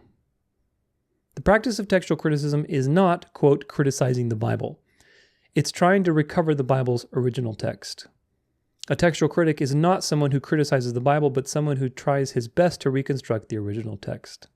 Very important that you understand that, because KJV Onlyists will really spin this in a very unsensical direction. It shouldn't come as a surprise, but we don't have the original documents that Matthew, Mark, Luke, and John, Paul, and other New Testament writers wrote. They were originally written on either papyrus, which is basically paper, or possibly parchment, which is animal skins, which have long since degraded with time and use. However, the originals were copied many, many times. Those copies were copied, which were copied, and, well, you get the idea. So what we have are copies of the original, sometimes many generations of copying deep. Before Gutenberg invented the printing press in the early to mid-1400s, everything was copied by hand. Therefore, it should come as no surprise that the scribes who did the copying occasionally made some mistakes. When two copies disagree with each other, you have a variant in the text between the two documents. This is unsurprisingly called a textual variant. Pretty clever, right? Little winking emoji. So a textual variant is basically any time that two manuscripts in one particular line or phrase or word or whatever else have a variant, either in spelling or, like maybe the ending of a particular word or whatever else. So those are called textual variants because they've been copied so many times and people didn't have printing presses. Scribes made mistakes sometimes. Scribes sometimes changed the wording because they thought the previous one was a mistake, and so on and so forth. Moving on. What are textual variants, and how bad are they? Fortunately, they just aren't that bad. We can broadly class all textual variants into two classes. Meaningful variants. These textual variants have an impact on what the text means. For example, if one manuscript says Jesus was happy, and another says Jesus was sad, that's a meaningful variant because it changes the meaning of the text. The next one is viable variants. These textual variants have a decent chance of having the wording of the original document. Some variants appear in only a single or late manuscript, and thus the chances of them being in the original text are extremely low. So really quick, kind of a quick pause. Let's say you find a manuscript and it's relatively younger compared to other manuscripts, meaning it came much later, and only that one has a particular variant, compared to if you had found that same variant in multiple families of manuscripts and older manuscripts, then there's a very big difference there between the two. Chances are the one that's younger, that was written much later, that stands out because of that variant, that chances are that variant was added later, that it wasn't part of the original. So these are some of the principles that are used to understand, okay, how do we put together all of this massive data that we have and reconstruct the original writings of the apostles? This is very important. Moving on. From those two options, we can create a list of 4 types of textual variants. Number 1, neither meaningful nor viable, meaning they don't change the meaning and they have no chance of being in the original. Viable, but not meaningful. They don't change the meaning and they have a chance of being in the original. Number 3, meaningful but not viable. They do change the meaning, but they have no chance of being in the original. Number 4, both viable and meaningful. They do change the meaning and they do have a chance of being in the original. We'll look at number 1 and number 2 together. Textual variants that are not meaningful even if they're viable, meaning even if they had a chance to be in the original writings. These are textual variants that have no effect on anything. These comprise over 75% of all textual variants, which means that over 75% of textual variants have no effect on anything whatsoever. Really quick pause. This alone is what you need to remember, and you'll see more of as we go along. Most of the variants, absolutely most of them, have no impact whatsoever on the meaning of the message, which proves to you that God preserved his word, not in a particular translation, but through masses and masses of people and witnesses throughout time, which is profound. Moving on. In fact, the most common of the textual variant is spelling differences, often on a single letter. Remember, there was no dictionary in ancient times and thus no defined right or wrong way to spell a word, which is an interesting cultural thing that we need to come to terms with. They didn't have printing presses, they didn't have dictionaries, they didn't have thesauruses. People had scribes who were, supposed to be studying more than the average person, but that was it. The single most common textual variant is called a movable nu, with nu being the Greek letter that sounds like our N. In English, we have this rule too, sort of. In English, the indefinite article a gets an N added when the next word starts with a vowel. For example, this is a book. This is an owl. All right, so you add an N before the next word that starts with a vowel. Greek applies this rule more frequently, and that's the most common textual variant. Does it matter much if Paul wrote a owl versus an owl? Exactly. It simply doesn't matter to the meaning. In fact, this textual variant, the movable nu, is the single most common textual variant. We'll get back to this, but when people say, oh, the Bible's just got so many variants you can't even know what was said. Well, yeah, most of the variants are like minuscule spelling differences. Those are most of the variants, folks. So don't let people get into your head with that argument. Moving on. Other examples include when one manuscript has Jesus Christ and another has Christ Jesus, with only the order changed. Again, it simply doesn't matter which is the original because there's no impact on the meaning. You'll know this is especially true of Greek if you've read my article, so on and so forth. Another example, perhaps one document will have only Christ and another only has Jesus. Again, this doesn't change the meaning much, even if it does change the text slightly. Over 75% of all textual variants are not meaningful, even if they are viable, meaning having a chance of being in the original. So don't worry, your Bible isn't filled with mistakes. Textual variants that are meaningful but not viable. These are variants where it's essentially impossible for them to have been original, even if they would change the meaning of the text. Typically, these variants are found only in a single manuscript or in a small group of manuscripts from one small part of the world. Most often, they are simple scribal errors. I have a rather humorous example. 1 Thessalonians 2, verse 7. It reads, "But we prove to be gentle among you as a nursing mother tenderly cares for her own children." There's a textual variant for the word gentle. Most manuscripts read gentle, some read little children, and one manuscript reads horses. It's easy to explain these variants when you see how these words are spelled in the Greek. So here are the first three words of the verse in each textual variant. And it tells you in Greek, it's epioi is gentle, nepioi is little children, and hippioi is horses. So you can see like the ending, if we just zoom in here, you can see the structure of these words is very similar.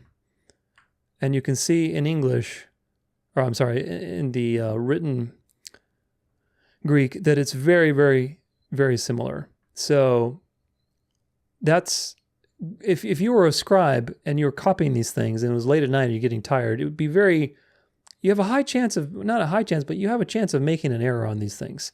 And this is the problem. That's why there's variants, and that's why you can use textual criticism and say, okay, obviously the one that says horses was an error, and we can deduce that from scientific reasoning. Moving on. Context tells us that nepioi, little children, can't be intended, and since the previous words begin with N, it's easy to see how the mistake was made, doubling the N. Often, one scribe would read while several other scribes copied. If you heard it read, you'd realize it's an easy mistake to make because they sound almost identical, because the previous word ends with the N sound. Further, there's no possible way that hippioi, horses, was intended. It was a simple scribal error, easily noticed and just as easily corrected. With a good chuckle. Both textual variants are meaningful, but it's nearly impossible for them to be original, meaning they aren't viable, the horses and the little children. These types of textual variants make up 24% approximately of all textual variants. Combined with ones that aren't meaningful, you have over 99% of all textual variants making no impact on meaning whatsoever.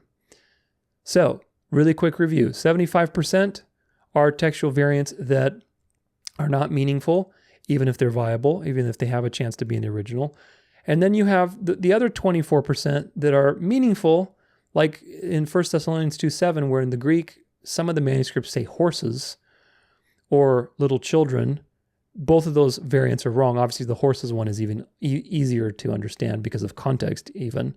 But nevertheless, those two variants are wrong. But they would change the meaning. If it's little children versus horses versus gentle, that changes the meaning. And there's maybe a chance that well, actually it says, but not viable. So these would not be in the original. They're errors, actually. Yeah, that was the point, is that these are scribal errors, right? So when you see these two, like if we go back here on nepioi and hipioi, obviously these two are scribal errors, and you can deduce that from the comparison of various manuscripts. But nevertheless, they're not likely to be in the original, meaning the originals are not corrupted, the message is not corrupted. These are just variants as a result of, scribal error, because people were copying things down. There's human error, but we have enough data to understand what the original is, so it doesn't matter. Do you get the point? So if you add those two groups of errors, or two groups of variants together, 75 plus 24%, approximately about 99% of all the variants you will ever run into in the manuscripts, across all manuscripts, fall into these categories. Meaning 99% of these variants are either scribal errors, or they're just textual variants of spelling, which are absolutely, completely meaningless to the message. The message is not corrupted. Very important. Moving on. Textual variants that are meaningful and viable. These are textual variants have a good chance of being in the original, meaning they're viable, and they change the meaning of the text, which is that they're meaningful. They comprise less than 1% of all textual variants. That is an important statistic to remember. They comprise less than 1% of all textual variants in all manuscripts, the meaningful and viable ones. And we'll look at these in greater detail today. We've examined one of these textual variants here on the Berean Patriot before, namely the Johannine comma of 1 John 5, 7 through 8. Other major textual variants include the story of the woman caught in adultery, also called the pericope adulterae, and the last 12 verses of Mark's Gospel are some other ones. These three are probably the most well-known, but there are many more. Next, we'll look at the three competing theories on how to handle the less than 1% of places where the text of the New Testament isn't completely agreed upon. So there's three theories how to handle these areas where basically there is meaningful and viable variation, like the comma Johannum and the woman caught in adultery and so on, the last 12 verses of Mark's Gospel. There are three main methods to deal with this issue, which again, the issue is not really an issue. The issue does not damage the message of the Bible, doesn't compromise theology. It's just these are meaningful variations. So the question is, how do we trace the actual original writings to this? And there are three approaches. The three competing theories overview. Here's a short summary of each theory with more detail to follow in each theory's section. Reasoned eclecticism, or the critical text theory. This method applies a series of rules to the various manuscripts we've found. We'll look at all those rules in a moment. Using these rules and a healthy dose of scholarly input, they decide what was likely added, removed, or changed, and therefore what's likely in the original. The result is called a critical text. This is the position held by the majority of New Testament scholars, and nearly all modern Bibles are translated from the critical text. So you have to understand what this is and how this has come about so that KJV Onlyists cannot get into your mind and say you have a corrupt Bible, because that's not true. The majority text theory. Majority text scholars take a more mathematical approach to deciding what the original text of the New Testament was. Their approach is to take all of the manuscripts we have, find which textual variant has support among the majority of manuscripts, and give that reading a priority. This is based on the assumption that scribes will choose to copy good manuscripts over bad ones, and thus better readings will be in the majority over time. There are good mathematical reasons for this method, which we'll look at later, because most of our New Testament manuscripts come from the Byzantine text family, which we'll explain also. The document that results is often called the Byzantine majority text. Number 3, the confessional position, or the Textus Receptus only, i.e. KJV only. This position takes its name from where it starts, a confession of faith. The confessional view holds that God must have preserved the scriptures completely without error. They believe that God kept one particular text completely free of error, and that text is the Textus Receptus.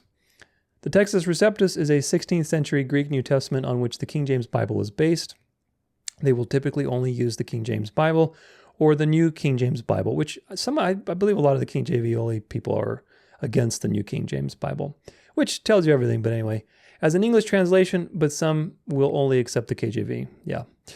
Now that we have a basic overview, we'll look at each theory in exhaustive detail. Again, this is one of the longest articles on this website, but it's so long because the topic is very complex, and our treatment of it is fairly complete.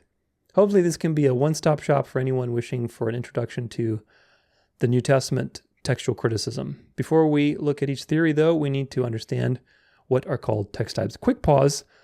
We're going to be doing a very deep dive into this. I want to just say this very quickly because I forgot to say it before.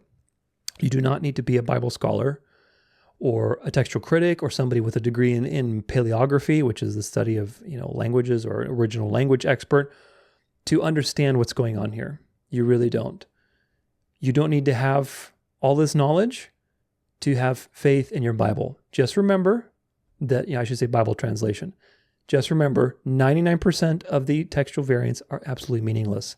The 1% that are meaningful, meaning they add or take away meaning. There's a meaning change. And we're going to go through most of them, most of the big ones at least. So you can see for yourself that even the ones that are supposedly meaningful, which they are, by definition, they're meaningful because they're adding meaning. There's something different there. You'll see that they aren't impactful theologically.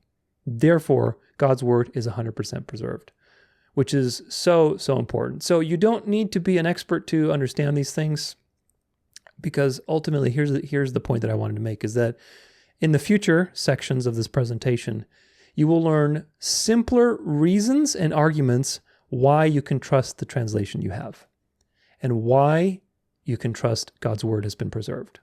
But again, remember that statistic, 99% and 1%. And both of them really are not theologically impactful. In my opinion, the simpler reasons are actually more important. The simpler reasons, we're going to be talking about why the Bible is true, how we got the Bible, why you can trust your translation, why the claims of the Bible are true, things like that. I think those apologetics things that we're going to be covering are much more important. But this is also very important so that you understand what these things mean. The critical text is not a corruption of the Bible.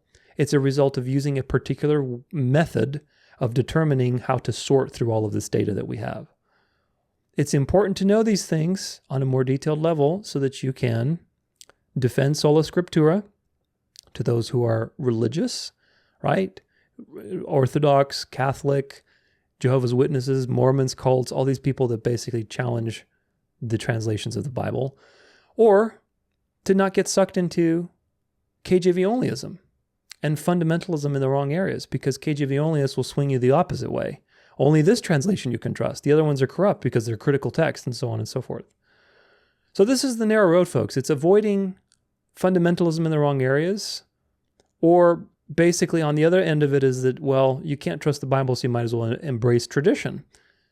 The narrow road is between these two extremes, as usual, or extra biblical revelation, and so on. So anyway, just thought I'd give a little qualification there, but let's keep going. This is now New Testament textual families or text types. Let's learn what these are. Among the existing manuscripts of the New Testament, there are three major divisions based on their content.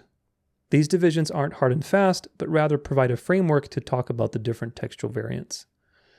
Each textual family or text type tends to contain similar readings to other manuscripts in its family, but the readings are different from the readings of other textual families. Again, in that less than 1% where it matters. This is the point.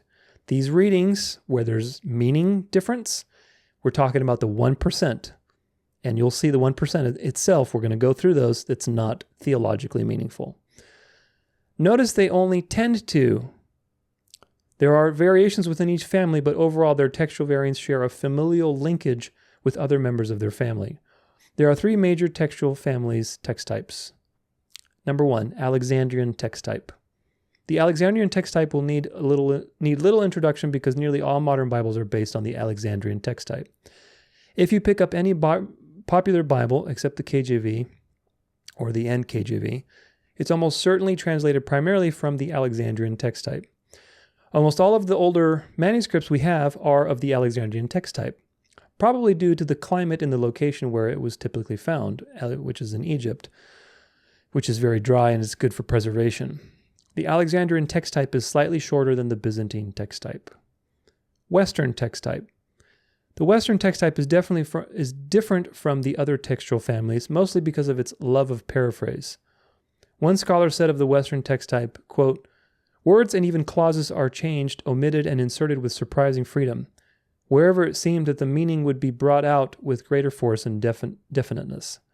Unsurprisingly, they aren't given too much weight because of this freeness. Further, we have relatively few Western text type manuscripts. So these manuscripts are generally not weighed as much as the other two, Alexandrian or Byzantine, which will be next, because there's not that many of them.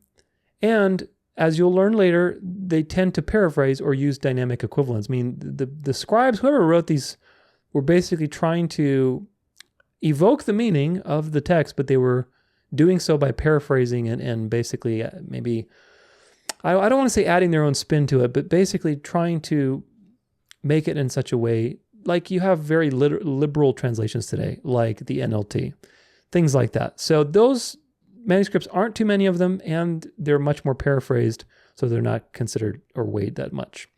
Now you have the Byzantine text type. We have more manuscripts of the Byzantine text type by far than the other two families combined. Robinson Pierpont said in their introduction to the Greek New Testament, of the over 5,000 total continuous text and lectionary manuscripts, 90% or more contain a basically Byzantine text form. However, the majority of these manuscripts are later than the Alexandrian manuscripts. And this is the source of the controversy. Well, it's not really a controversy, but the KJV Only controversy. The Byzantine text type does have some very early witnesses in papyri from 200s and 300s, but these often contain Byzantine readings mixed in with the other text types. The Byzantine text type is noticeably longer than the Alexandrian text type. Note, Byzantine text type has several names, including the traditional text, ecclesiastical text, Constantinopolitan text, Antiochian text, and Syrian text. So you may hear different ways of... I've heard traditional text a lot more in the KJV Only crowd. Now that you understand the three text type families, we'll move on to discussing the most popular of the three theories. The critical text theory, aka reasoned eclecticism. Reasoned eclecticism uses a set of rules to sift through all the textual variants and arrive at what they believe is the original. Since the rules are so central to their philosophy, we'll take some time to examine them. Further, understanding how these rules work and their place in Bible history will help you understand the modern critical text. The rules of textual criticism according to reasoned eclecticism. There are several different sets of rules for reasoned eclecticism. However, we'll only concentrate on the two most influential. Those are the Westcott and Hort rules and the Alland and Alland rules. In 1881, Brooke, Westcott, and Fenton Hort published the New Testament in the original Greek, which is the grandfather of the Greek critical text that most modern Bibles are translated from. It's so well known that it's often called just Westcott and Hort. Their rules for textual criticism are below. Number 1. Older readings, manuscripts, or manuscript groups should be preferred. Readings are approved or rejected by reason of the quality and not the number of their supporting witnesses. Number 3. A reading combining two simple alternative readings is later than the two readings comprising the combination. Manuscripts that rarely or never combine readings are of special value. So a reading that combines two simple alternative readings is generally considered to be later than the two readings comprising the combination. Meaning if something has combined something into a paraphrase or mixed and matched from two different areas, it is considered to be later, which is logical. That is relatively logical. Number 4, the reading that best conforms to the grammar and context of the sentence should be preferred. The reading that best conforms to the style and content of the author should be preferred. The reading that explains the existence of other readings should be preferred. A reading that shows better grammar at the expense of theology is likely not original. Number 8, the more difficult reading should be preferred. Number 9, prefer readings in manuscripts that habitually contain better readings, which is more certain if it's also an older manuscript and if it doesn't contain combinations of other variants, as in number 3, where they're combining a lot. So if you have an older manuscript and there's not a lot of times where it's combining things like showing that it's having a newer type of action, and that it tends in general to have very consistent readings with other manuscripts, then that tends to be more preferred. This also applies to manuscript families. Please notice Westcott and Hort's first rule is basically older is better. Majority text advocates disagree, but we'll look at their objection later. Now, because all the oldest manuscripts we found are of the Alexandrian text type, it's unsurprising that they ended up with a basically Alexandrian document. Further, they didn't include any Western or Byzantine readings on purpose. Why? Well, remember how the Western text type was famous for paraphrasing and the quote for it? Well, it was Westcott and Hort who said of the Western text, quote, "Words and even clauses are changed, omitted, and inserted with surprising freedom wherever it seemed that the meaning could be brought out with greater force and definiteness." Therefore, it shouldn't be surprising that they basically ignored the Western text type. They are rarely, if ever, faulted for that. To understand why they didn't use the Byzantine readings, we need to look at their third rule again. Quote, "A reading combining two simple alternative readings is later than the two readings comprising the combination." Further, remember that later readings were ignored by Westcott and Hort. So, here's why. Westcott and Hort believed that Byzantine text type was a combination of the Alexandrian and Western text types. Most recent manuscripts findings have proved this wrong, but more on this later. Westcott and Hort thought the Byzantine text family resulted from some scribes combining the two text types to try to get closer to the original document, much like they were doing. So, this is where the controversy is, folks. Look, this person that's writing this article, just a quick pause before people start throwing stones. I'm not biased towards the critical text. I don't think Westcott and Hort were good people. This person who's writing the article is not for Westcott and Hort, so you need to understand that. But we're documenting everything so then we can take a step back and look through fresh eyes at the bird's eye view and pick and choose what's good from each thing and construct a more balanced way of going about our own studies. Moving on.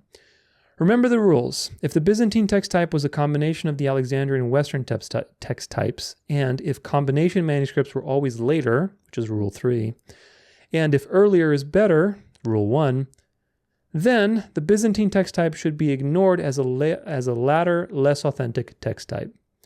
So that's exactly what they did. They ignored all Byzantine readings and rejected them as being later and therefore not worth looking at. In their own words, quote, "All distinctively Syrian or Byzantine readings must be at once rejected." Again, this is where the conspiracy comes in, and the KJV Onlyists really play off of this and say, see, they ignored the Bible, they created their own version of the Bible, and so on and so forth. But again, remember the 99% and the 1%. You got to remember that. Moving on. Again, in the last 100 plus years, we've found manuscripts that prove the Byzantine text type isn't a combination of the Western and Alexandrian text type. Unfortunately, this bias against Byzantine readings persisted until later to Kurt Aland. He was the primary editor of the Modern Critical Text, which is the basis for nearly all modern translations. Quote, "In a similar vein, Kurt Aland considers Greek manuscripts which are purely or predominantly Byzantine to be irrelevant for textual criticism." Again, Westcott and Hort were mistaken as nearly all major textual variants had appeared before the year 200. From another article on the topic, quote, "However, Hort acknowledged that such a clear-cut genealogical model would be out of place if a transmission model persistently involved readings which all had some clearly ancient attestation. This very thing, or something very close to it, was subsequently proposed by textual critics in the 1900s. Eminent scholars such as E.C. Caldwell, G.D. Kilpatrick, and Kurt and Barbara Aland maintained, respectively, that overwhelming majority of readings, almost all variants, and practically all the substantive variants in the text of the New Testament existed before the year 200. Nevertheless, the Hortian text has not been overthrown." So even though they admitted that all the textual variants existed before the year 200, they still have this bias against these manuscripts. Again, the Westcott and Hort critical text is the grandfather of nearly all modern Bibles, KJV and NKJV accepted. We'll look at more how we got to the present Greek critical text soon. As an aside, there remains a persistent bias against the Byzantine text type in the reasoned eclecticism critical text advocates.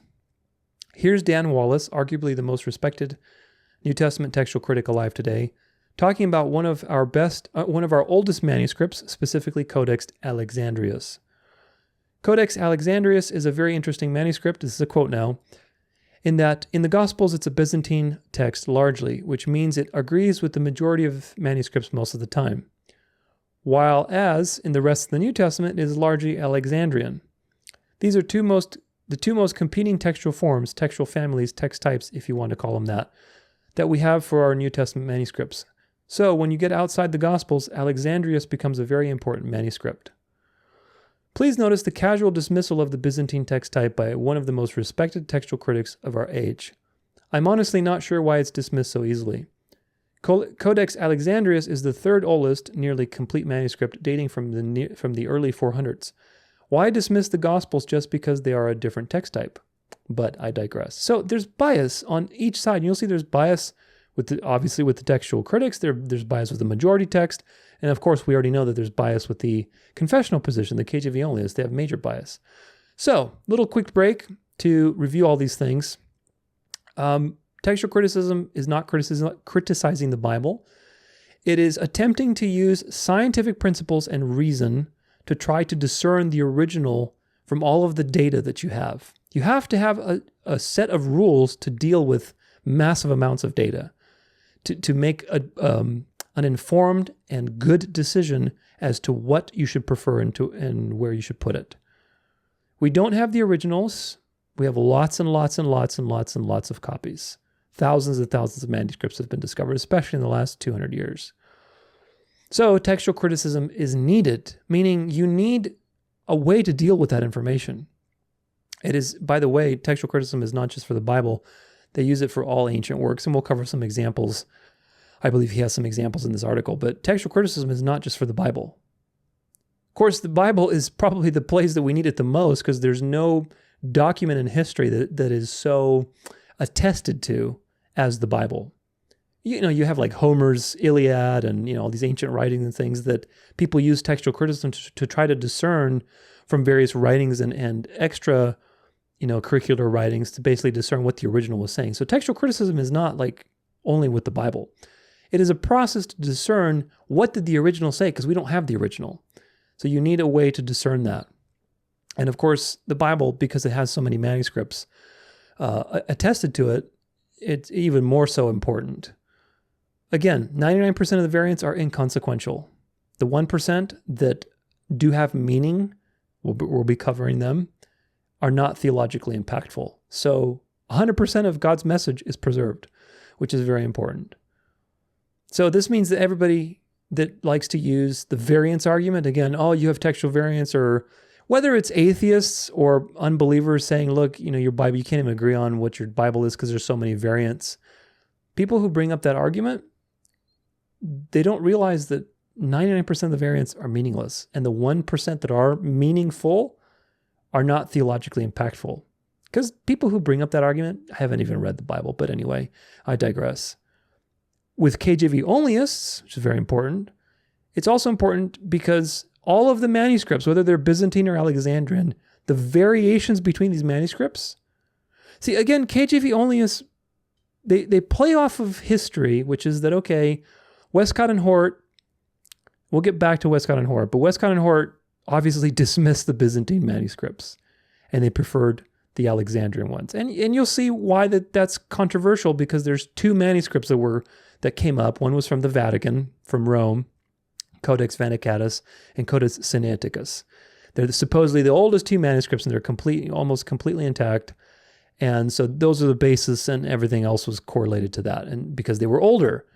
But there's controversy over whether they're old or not. So either way, there's so much controversy that you can get into. The point is, even with that, between all of the manuscripts that we have, there's not a significant deviation of meaning. Meaning, the 1% that is actual difference between Textus, Receptus, and these other manuscript families is not theologically meaningful. It really isn't. And KJV Onlyists will find all these little phrases and say, look, they took out Christ from this or took out that. Well, when we get to comparing the Masoretic issues, and if you have seen my Masoretic episode, you know how much damage the Jews have done to the Old Testament to try to take out Jesus from the Old Testament. And we get to the errors in the KJV, you'll see for yourself that there's no such thing as a perfect translation, folks. There really isn't. That doesn't mean the Word of God is corrupt. It just means that there is a dance that you need to be present to. That dance is between man and God. God's perfect nature and perfect message, using imperfect vessels like scribes that are tired and squinting their eyes, with candlelight and making a mistake. and yet preserving his word through all of these countless witnesses. It's truly very profound, and we'll get more into that as we go. But you need to understand that the variance argument, that the Bible has all these variants, is inconsequential. So anybody who brings that up, now you can stand fast against it. Because we have so many manuscripts and so many witnesses, basically, each manuscript is a witness. They all cross-reference with each other, and in that way, it's a decentralized way of basically proving that the message is consistent. Sure, there are things we'll look at that like the woman caught in adultery, the Comma Johannem, and so on and so forth, but those aren't theologically impactful. And whether they were in the original or not, it doesn't really matter, to be honest. It really doesn't. It really doesn't matter at all whatsoever. Westcott and Hort are controversial figures. We'll get to them a little bit more later, and we'll see what's going on with that. But the principles that they laid forward, and they weren't really the ones to start it, because really it's, before that you saw, remember there was the battle between the more conservative Protestants and the more liberal Protestants who wanted to, now the manuscripts are being more and more discovered, they wanted to have some sort of textual criticism, and then the fundamentals were saying, no, Textus Receptus only, we're going to hang on to that tradition. That was happening in like the 1600s already. So very early on, after Erasmus's original compilation, within 100 years, you had this battle already happening. So Westcott and Hort, it's not like they came up with textual criticism. Textual criticism is just a set of rules and a way to reasonably and rationally go about handling massive amounts of data and how to prioritize them. But the rules that they came up with are rational. Now, whether they stuck to those rules or they had their own bias and their own traditions and so on and so forth, yes, there's a lot of dubious things there. But the principles of textual criticism are rational principles. And no matter how you create a set of principles, you're always going to have a problem. We'll look at that when we cover translation issues that are inherent to translating the Bible. No matter how you cut it, you're always going to have some issues, and you need to be aware of that. That's why it always comes back to the journey that you're on with your translation, with your Berean study skills, and so on and so forth. But either way, Westcott and Hort, very influential. We'll get more on them later. You have to realize that you need a method to deal with all of this information. When you have thousands and thousands of manuscripts, you can't just rely on tradition. Because again, Erasmus's text was made from 6 manuscripts. Okay, that's nothing. We have thousands now. So what do? You have to have some way of sifting through this data and saying which is more important than another, which is more accurate, which would be closer to the original, and so on. You need a system. Notice that obviously a lot of things have been developed in the last 200 years or whatever, since Westcott and Hort, 150 years, where their biases have been exposed, and yet the modern critical text movement, or I should say critical text crowd, is still biased against the Byzantine texts because of tradition. They have tradition just like the KJV Onlyists have tradition. Everybody has their own tradition, and this is the problem. You're blinded by tradition. So it's not perfect. Nothing is perfect, but having a way to sift through all that data is scientific. It's rational. Having peer review, academic consensus, these things are very important, folks. And of course, they're not perfect, but you have to trust that God uses these things for the good, as opposed, of course, to irrational tradition, which is what the KJV Only movement is. Either way, there's a small amount of variants that are meaningful to the text, and they are things like the Comma Johannem, which is 1 John 5, 7 through 8. We'll look at all of these, the woman caught in adultery, the last 12 verses of Mark. And I want to take a look briefly at these. We'll go over as many as we can, most of them. I mean, we'll go over the majority of them. This is from Wikipedia, and we're going to read about it. Oh, let's see. I think I scrolled up too high. Here we go. Controversial readings. We'll look at some of these here, and then we'll go through some other variations and compare them with the KJV and the ESV. So, the Textus Receptus contains many well-known variants, such as the Comma Johannem, Confession of the Ethiopian Eunuch, the long ending of Mark, the Pericope Adulterae, the reading God in 1 Timothy 3:16, and the reading Book of Life in Revelation 22:19. So we'll go over all of these. So you understand when people say, oh, they're taking stuff out of your Bible, you need to realize the actual impact of these things, whether they're in there or not. Some of these are really nice. They're really nice, but a lot of these are actually the evidence is that they're old or they're younger.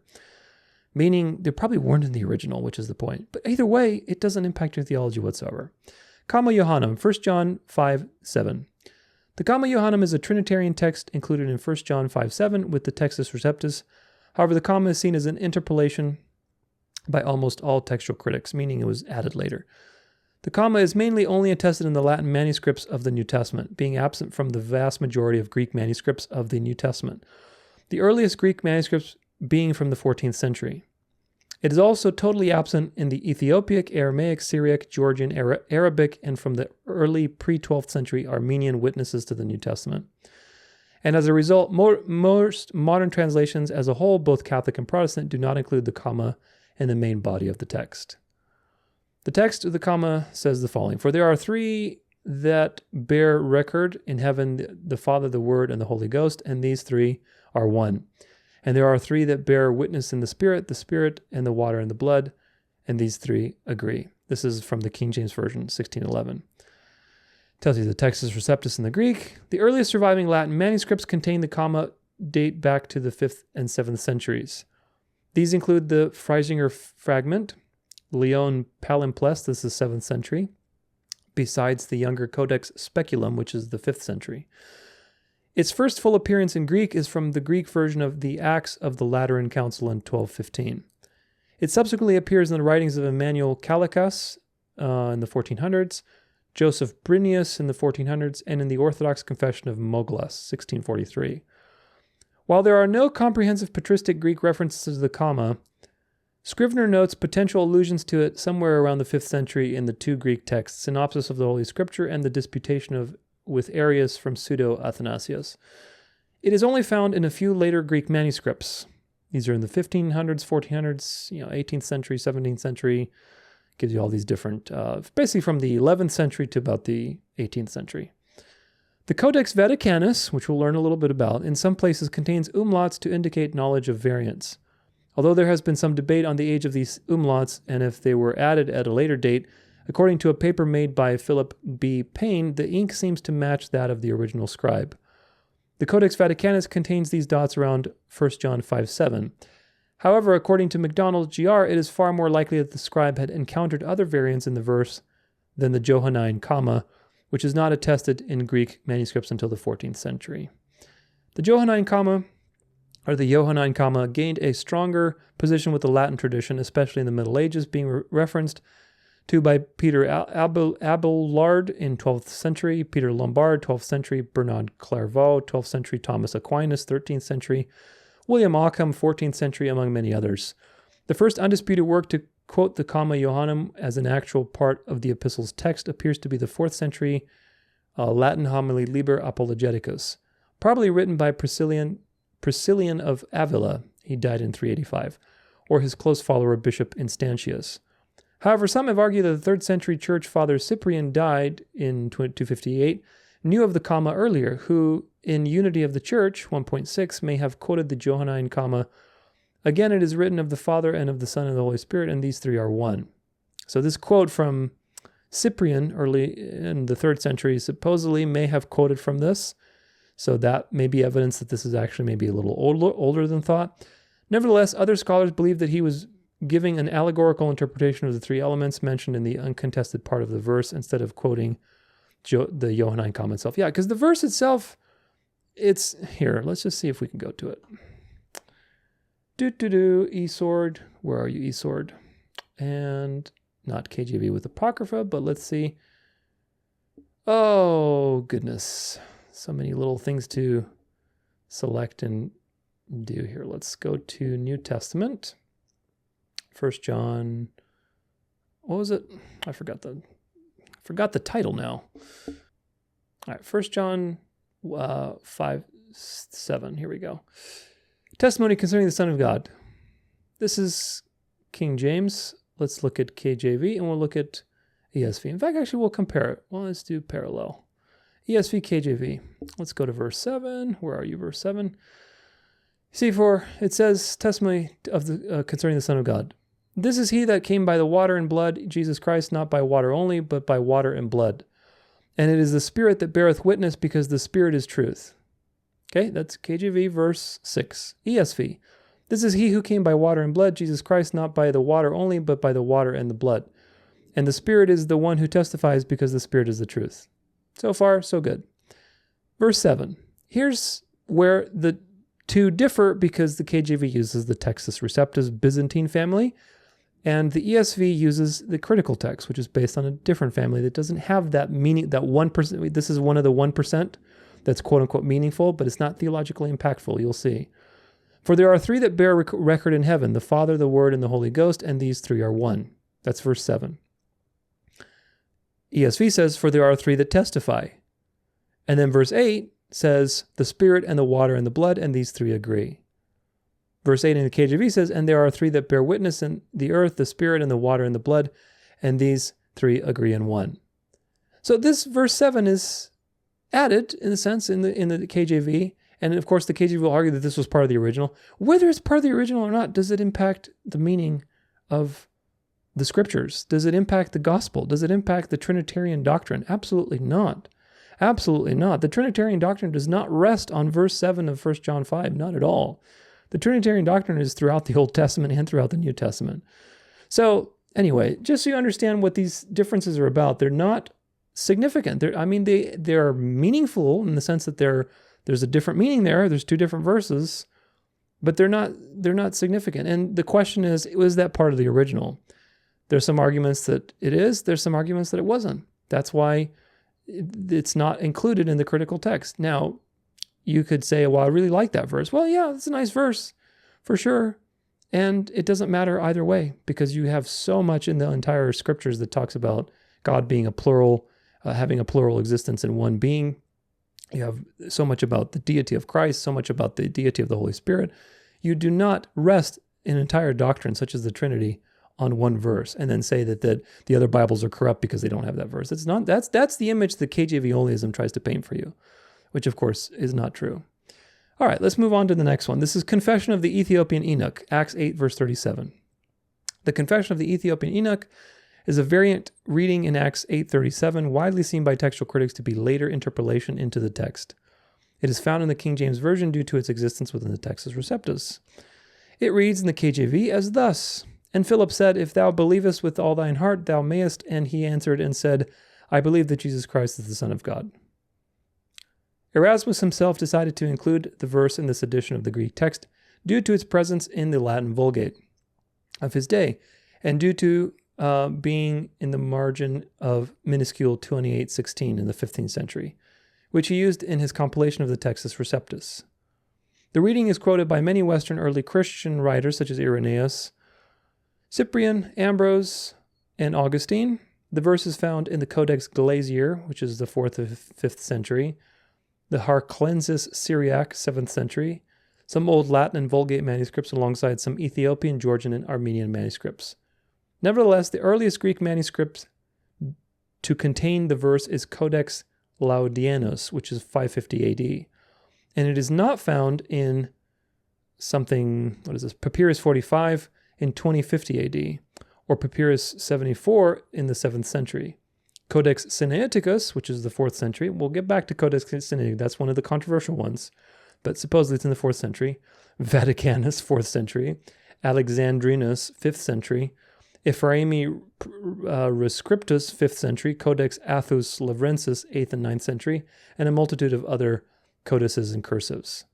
So again, let's go to Acts. Let's see, Acts 8:37. Let's see what's it look like. All right. Where are you, eSword?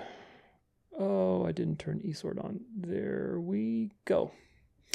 Now, Acts 8, verse 37. Let's see. What does it look like? KJV verse ESV. Here it is. You see ESV has a nice white box. KJV says, so let's read a little bit of context. And as they went on their way, they came unto a certain water, and the eunuch said, see, here is water. What doth hinder me to be baptized? Verse 36 in the ESV. And as they were going along the road, they came to some water, and the eunuch said, see, here is water. What prevents me from being baptized? So far, so good. Verse 37. And Philip said, if thou believest with all thine heart, thou mayest. And he answered and said, I believe that Jesus Christ is the Son of God. Okay, ESV doesn't have that part, because again, it's a different way of determining whether this was part of the original or not. Verse 38, and he commanded the chariot to stand still, and they went down and into the water, both Philip and the eunuch, and he baptized him. Verse 38, the ESV, and he commanded the chariot to stop, and they both went down into the water, Philip and the eunuch, and he baptized him. Practically the same identical translation. So the only difference is the fact that the eunuch believes that Jesus Christ is the Son of God, and that's written down. And that's it. That's part of the 1% that's meaningful in these two various families of manuscripts or methods of creating translations, which hopefully you're seeing that is not significant. And of course, there's a lot of debate on whether these manuscripts were it's older or younger, because as you can see, sure, if we take out Codex Sinaiticus and Vaticanus, there's still the other ones, like, for example, Alexandrinus, Ephraemi, Rescriptus, Codex Athus Lavrensis in the 8th century. So Alexandrinus and Ephraemi Receptus were in the 5th century. Codex Athus Lavrensis, 8th or 9th century. Some other ones, various papyri, the 250 AD one and the 7th century AD one, those all together didn't have this particular verse. So it's not clear. The evidence is not clear that this is part of the original. It could be, and whether it is or not, it's not consequential to God's words, God's message.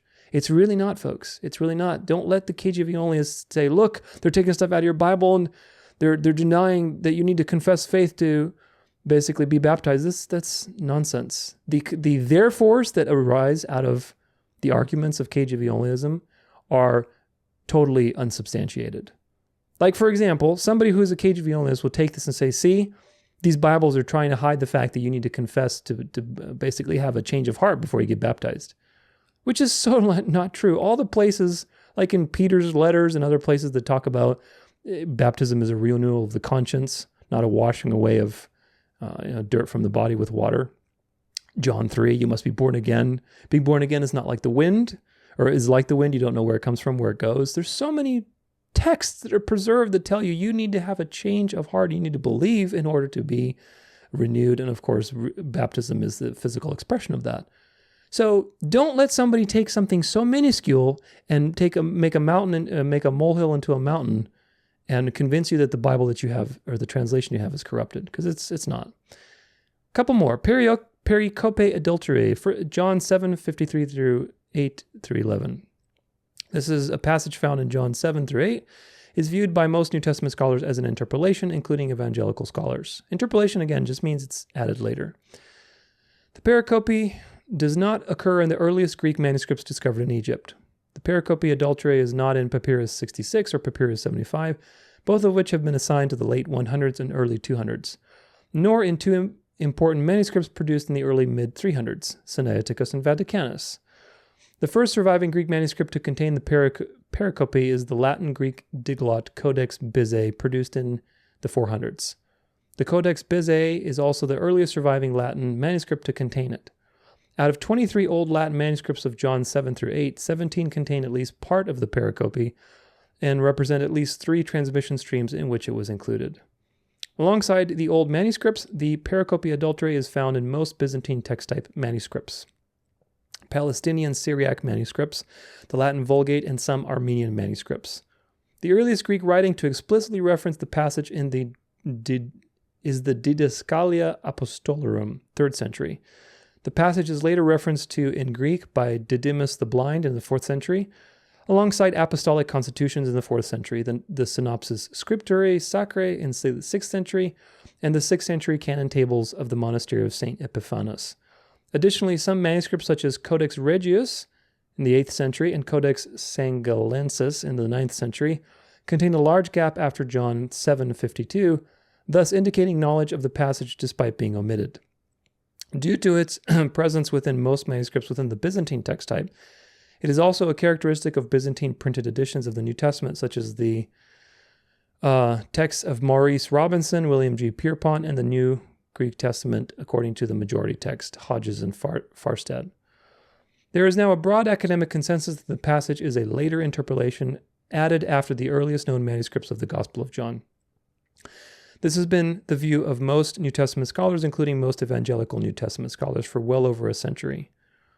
Bishop J.B. Lightfoot wrote that the absence of the passage from the earliest manuscripts combined with the occurrence of stylistic characteristics atypical of John together implied that the passage was an interpolation, meaning it was added later by scribes. Nevertheless, he considered the story of to be authentic history. Bart Ehrman concurs in misquoting Jesus, adding that the passage contains many words and phrases otherwise alien to John's writing.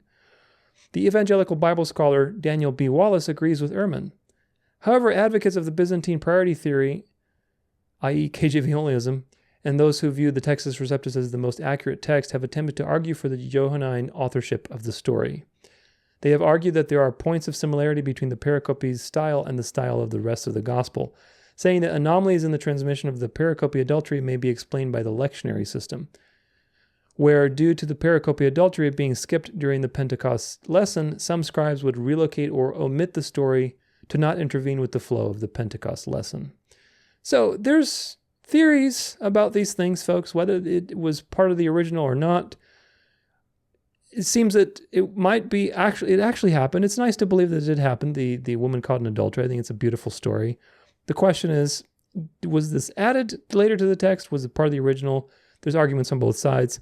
The real point is this: whether it happened, whether it's added or not, it doesn't matter. It doesn't impact your theology of Jesus, who Jesus is.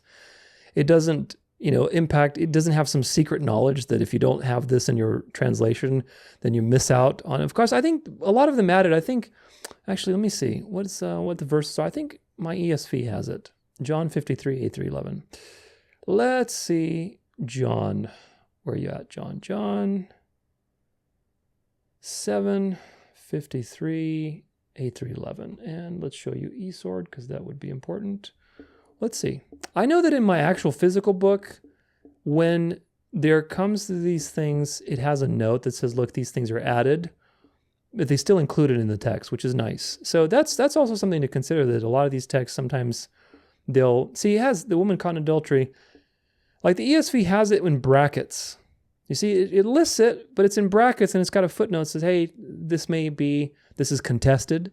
It may have been added later, but we're adding it here because it's a nice story. It's a nice story about Jesus, and certainly I would like to believe that it happened. But either way, it doesn't matter. It doesn't affect your love of Jesus, your knowledge of Christ, of who he is as God, your knowledge of the gospel doesn't affect any of that. It's just a nice story. And again, in the ESV, you can see there's a little bracket here, and it tells you this is added. And I think it does this with Mark too. But anyway, that's important. So let's move on to the next one. This is the Book of Life, Revelation 22:19. The Textus Receptus in the Revelation 22:19 reads Book of Life instead of the Nestle Aland reading Tree of Life, which the Textus Receptus contains on the grounds of the Latin Vulgate reading. However, it is also attested within the scriptural quotations of Ambrose in the 4th century and in some Coptic manuscripts. Modern textual critics see the Latin Vulgate reading, which has found its way into the Textus Receptus, as a typo caused by the similarity of the Latin words libro and tree ligno. So in Latin, libro and ligno are very similar. So you got to remember, these are coming from other languages and being handwritten. So when you have, two words that are very similar, like we had in the Greek, we looked at with the horses and gentle and children and so on.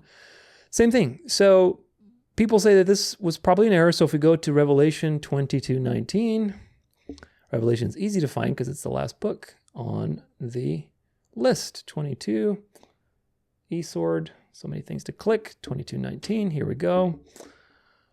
So this is the verse, KJV. And if any man shall take away from the words of the book of this prophecy, God shall take away his part out of the book of life. Okay, the verse in the ESV says, if anyone takes away from the words of the book of this prophecy, God will take away his share in the tree of life in the holy city. So there's a difference. Book of life versus tree of life. Does it really impact what the message is going on here? Who knows what the actual original was? It seems that, again, if we go back to Wikipedia, the words libro or ligno was in the Latin there. And so when Erasmus was creating this, he got it from some of these older texts, right? So like the Vulgate and so on. And so it's probably a spelling error, but in either case, whether it's one or the other, you get the point. If you try to alter God's prophecy, and change it in the sense and trying to fool people with a false rendition of it, then there's a curse upon you basically being proclaimed that you're not going to be resurrected to eternal glory. You're going to be resurrected and thrown into the lake of fire. That's the point. That's the word. That's the meaning of God's word being proclaimed through these various languages. So whether it's Book of Life or Tree of Life, you get the point. The point is what's eternal, not the actual words that are written down in English or in Latin or in Greek or in Aramaic or whatever else. Couple more. Fellowship, Ephesians 3:9. The Textus Receptus contains a unique reading, fellowship, koinonia, instead of administration, oikonomia, in Ephesians 3 verse 9. This variant is found in 10% of the Greek manuscripts of Ephesians alongside its inclusion in the Textus Receptus. It is missing from the Sinaiticus, 4th century, Vaticanus, 4th century, Alexandrinus, 5th century, and Papyrus 46, 3rd century. So, it's not clear whether it should be one way or another, fellowship or administration. Of course, fellowship is probably, I'm inclined to believe that fellowship is more accurate because administration is more institutionalized. But then again, you also have the manuscript evidence doesn't seem to suggest that it goes one way or the other very clearly. Either way, it's not impactful, folks. This is the point I'm covering all these and documenting them thoroughly for you, that you see that it's not impactful. The longer ending of Mark, Mark 16, 9 through 20. Mark 16, 9 through 20, or the longer ending of Mark, is a variant found within the Textus Receptus, which has generally been assumed to have been a later addition into the text by modern textual critics. The earliest extant complete manuscripts of Mark, Codex Sinaiticus and Codex Vaticanus, 2 4th century manuscripts do not contain these last 12 verses. It is also omitted by one Syriac manuscript, the Syriac Sinaiticus, 4th century, and one old Latin manuscript, Codex Bobiensis, 430 AD. It is also missing from some Georgian and Armenian manuscripts and is omitted by Eusebius of Caesarea, 4th century, Hesychius of Jerusalem, 5th century, Severus of Antioch, 5th century, and possibly Origen in the 3rd century. It's included in the majority Byzantine text, over 1,500 manuscripts of Mark, Family 13, Codex Alexandrinus, 5th century, Codex Bezae, 5th century, Codex Ephraimi, 5th century, Codex Corinthi, 9th century, Athos Lavrensis, 9th century, Codex, so on and so forth. There's a ton of these codexes. The passage is also cited in Epistola Apostolorum, possibly Justin Martyr, Diatessaron, Irenaeus, Hippolytus, Vicentius of Thebaris, which is in the 3rd century, De Rebaptismate, 3rd century, Acts of Pilate, 4th century, Fortunatius, 350 AD, and the Apostolic Constitutions, 4th century. Due to its presence within most manuscripts within the Byzantine text type, it is also a characteristic of Byzantine printed editions of the New Testament, such as the texts of Maurice Robinson's William Piermont, the Greek New Testament according to majority text, Hodges of Farstadt, and the Eastern Orthodox Patriarchal text. So, in the ESV, if I go, Mark 16? Let's see ESV, because I believe it does the bracket thing as well. And again, we'll take a look at it. Let's see, Mark, where are you at, Mark? Mark, I think, is the shortest of the Gospels, if I'm not mistaken. Mark 16. Here we go. And what was I keep forgetting, it was 9 through 20. Okay, so 9 through 20. So you can see Jesus appears. Now you see, same thing. See the bracket? So it includes it. It includes it, folks. Like I don't know how your Bible does it, but my ESV includes it. It just tells you, hey, this is contested, meaning this is not present in the earlier manuscript. Now, you can argue whether Sinaiticus and Vaticanus are forgeries and they're not, really as old as they say they are. But remember, 99% of variants between all these manuscripts, including Sinaiticus and Vaticanus, are meaningless. The 1%, which we are exhaustively discussing now, are also not theologically meaningful. Nevertheless, in good faith, they added it. You can see the bracket, and they added these sections. It's just to give you a little footnote, say, hey, these aren't included in, XYZ manuscripts, but here it is, just so you can have it, and you can decide. And God will use that to convict your heart, to teach you a lesson, to give you extra knowledge. God will use it for the good. Whether it was later or earlier, part of the original or not, God will use it for the good because he's preserved his word. And this is the thing to remember. So again, there's no conspiracy. Don't let people get into your mind with this stuff because it's really ridiculous.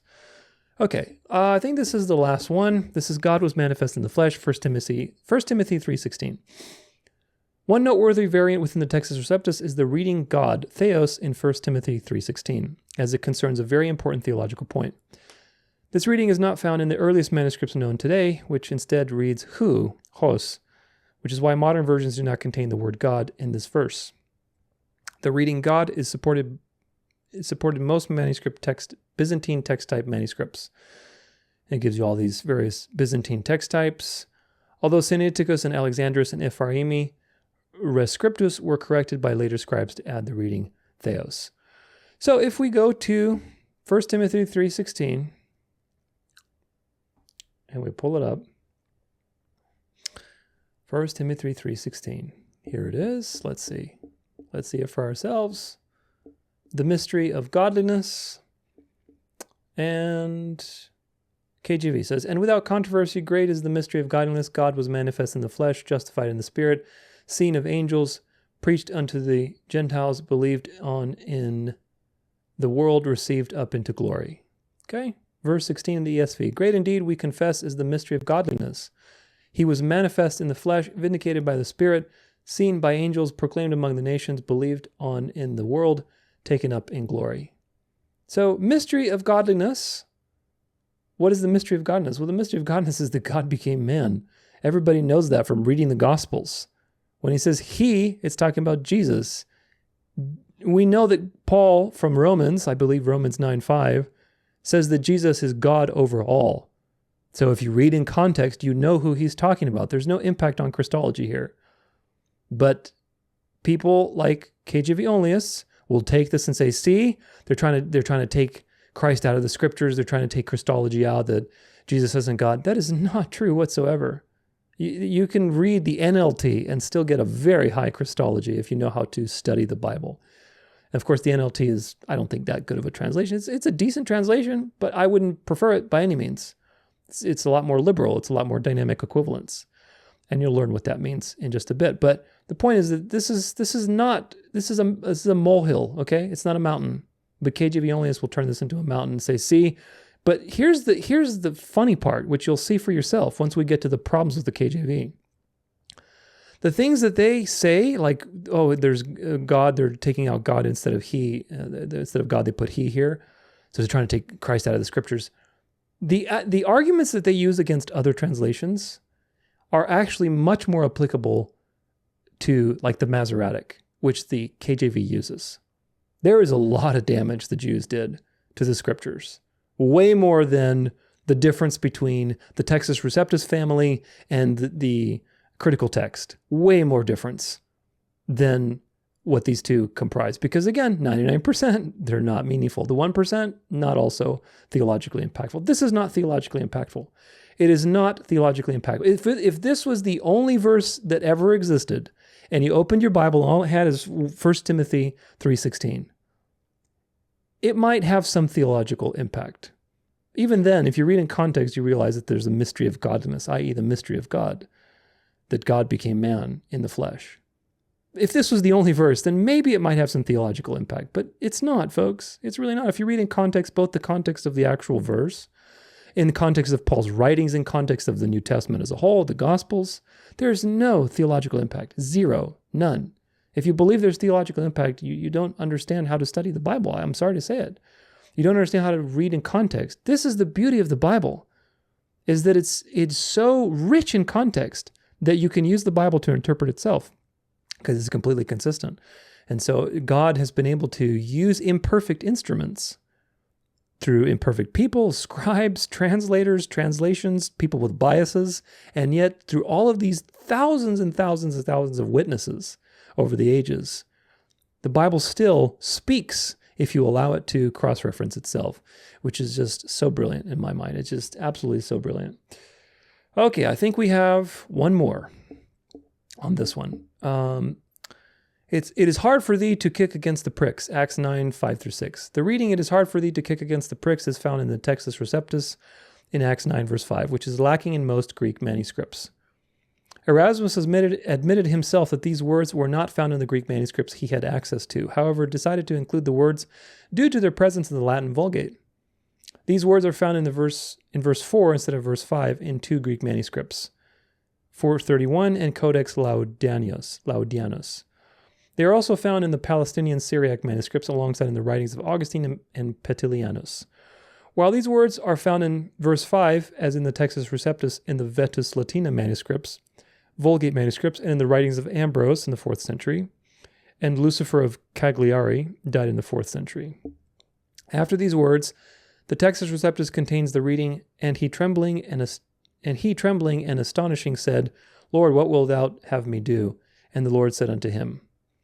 These words are found in the 7th century Harklian Syriac version, the Latin Vulgate, Vetus Latina manuscripts alongside the 4th or 5th century Coptic Codex Glacier. However, there are no extant existing Greek manuscripts today to include these words. Some, such as Clark, have argued that the words "it is hard for thee to kick against the pricks" should be included in Acts 9 because they fit Lucan style more accurately. Nevertheless, Bruce M. Metziger has argued that these words are more likely added by copyists trying to harmonize Acts 9 later accounts of Paul's conversion. So, whether they were added or not, it's completely theologically inconsequential. Here's some other controversial readings. We'll look at all these. Mark 9, John 5, 3 through 4.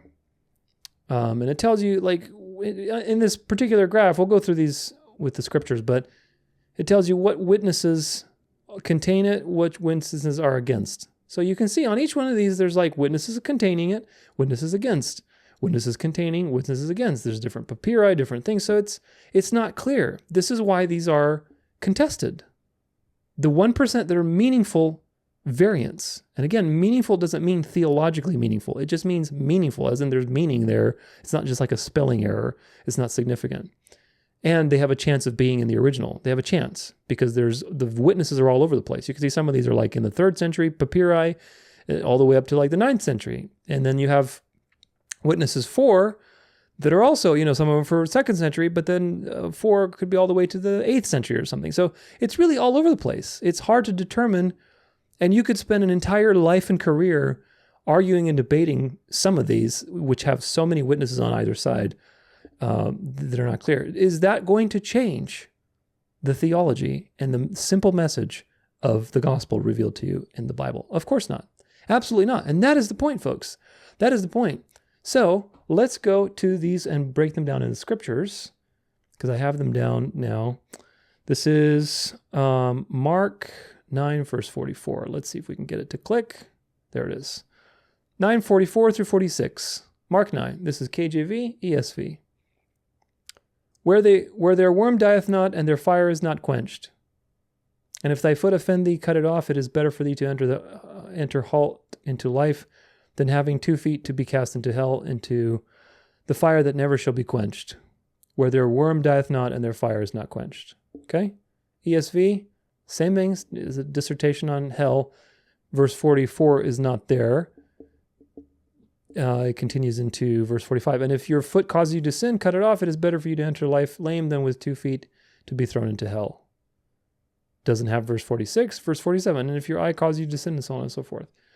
So the difference is that one of them echoes this point that where their worm dies not and their fire is not quenched, which, by the way, a lot of people who espouse KJV Onlyism believe in eternal damnation, eternal conscious torment, which is a false teaching because of these types of things. See, it says in the KJV. Well, what does it mean, though? You have to interpret what it says. So whether this says it or not, you have to understand, because this is also in the ESV, where their worm dies not and their fire isn't quenched. What does this actually mean? See my Afterlife series so you understand the meaning of forever and hell imagery and the worms not dying, all these things. These are idioms designed for permanence, not for eternal conscious torment. But this is the problem. People take these things and they build all theology. However, does this impact your theology of hell and judgment? Does this variation, the fact that it's in the KJV, this little extra line of the worm not dying and the fire not quenched being in the KJV and not the ESV, does that impact your theology on hell? Like if you read this, oh gosh, now I get what he's saying because of this extra little blurb here. Does that really impact what the theology that's being portrayed to you? That those who reject Christ are going to be thrown into hell and be destroyed? It's better to, enter life with, of course, you're not going to be resurrected with just one arm, but the point is Better to lose something meaningful than to lose your life and never be resurrected again, which is the whole point. So it's not theologically impactful. Let's look at the next one, John 5:3-4. In these lay a great multitude of impotent folk, of blind, halt, withered, waiting for the moving of the water. Verse 4, for an angel went down at a certain season into the pool and troubled the water. Whosoever then first after the troubling of the water stepped in was made whole of whatsoever disease he had. Okay, well, let's see in ESV. In these days, a multitude of invalids, blind, lame, and paralyzed. No verse on here about the angel coming down into a pool.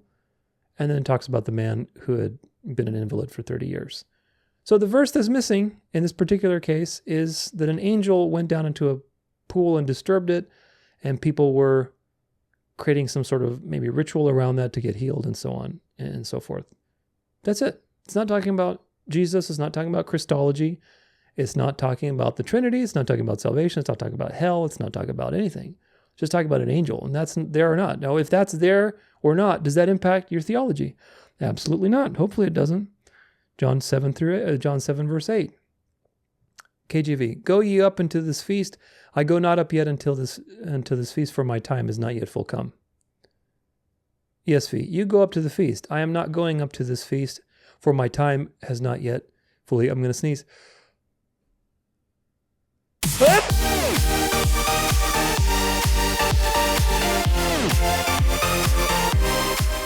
Okie dokie. Boy, that was fun. So, back to our little comparison here. Go ye up unto this feast, I go not up yet unto this feast, for my time is not yet fully come. ESV, you go up to the feast, I am not going up to this feast, for my time has not yet fully come. What's the difference between the two? Well, apparently the difference is that some manuscripts have yet, as in, go ye up unto this feast, I go not up yet unto this feast. Versus the ESV rendering chose the ones that don't have the yet. You go up to the feast, I am not going up to this feast. It could be said, I am not going up to this feast yet. There's a slight difference there, because eventually they leave and then he ends up going there anyway. So that would be more accurate in that sense. But either way, it doesn't change theology, folks. It really doesn't. It's not super meaningful. The yet is slightly better because Jesus does end up going. And we know that God doesn't change his mind. So that's important. But either case, it's not theologically impactful. But that's the difference with that one. Acts 23, verse 9. Let's take a look at it. KJV, and there arose a great cry, and the scribes that were of the Pharisees' part arose and strove, saying, we find no evil in this man, but if a spirit or an angel hath spoken to him, let us not fight against God. Okay? Verse 9. Then ESV, then a great clamor arose, and some of the scribes of the Pharisees' party stood up and contended sharply, we find nothing wrong with this man. What if a spirit or an angel spoke to him? What's the issue with this one? Let's see. Some manuscripts omit the words, let us not fight against God. Oh, I see. So basically, the thing that's omitted is, let us not fight against God. That is the thing that's omitted between these two translations, because they use different manuscript families.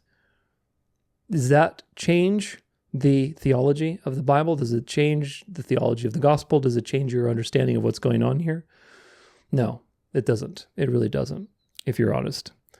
But if you're a KJV only fanatic, you will say, well, no, see, they're corrupting the Bible, which you will see there's actually way more corruptions according to the Masoretic text. Come on, Revelation 1, verse 8. This little clicker thing just doesn't work as well as it should. Revelation 1, verse 8. I am Alpha and Omega, the beginning and the ending, saith the Lord, which is, and which was, and which is to come, the Almighty. Verse 8 in ESV. I am the Alpha and the Omega, says the Lord God, who is, and who was, and who is to come, the Almighty. Okay, what's the difference on this one? Some of these are not super obvious. Textus Receptus adds the words, the beginning and the ending. Oh, yeah.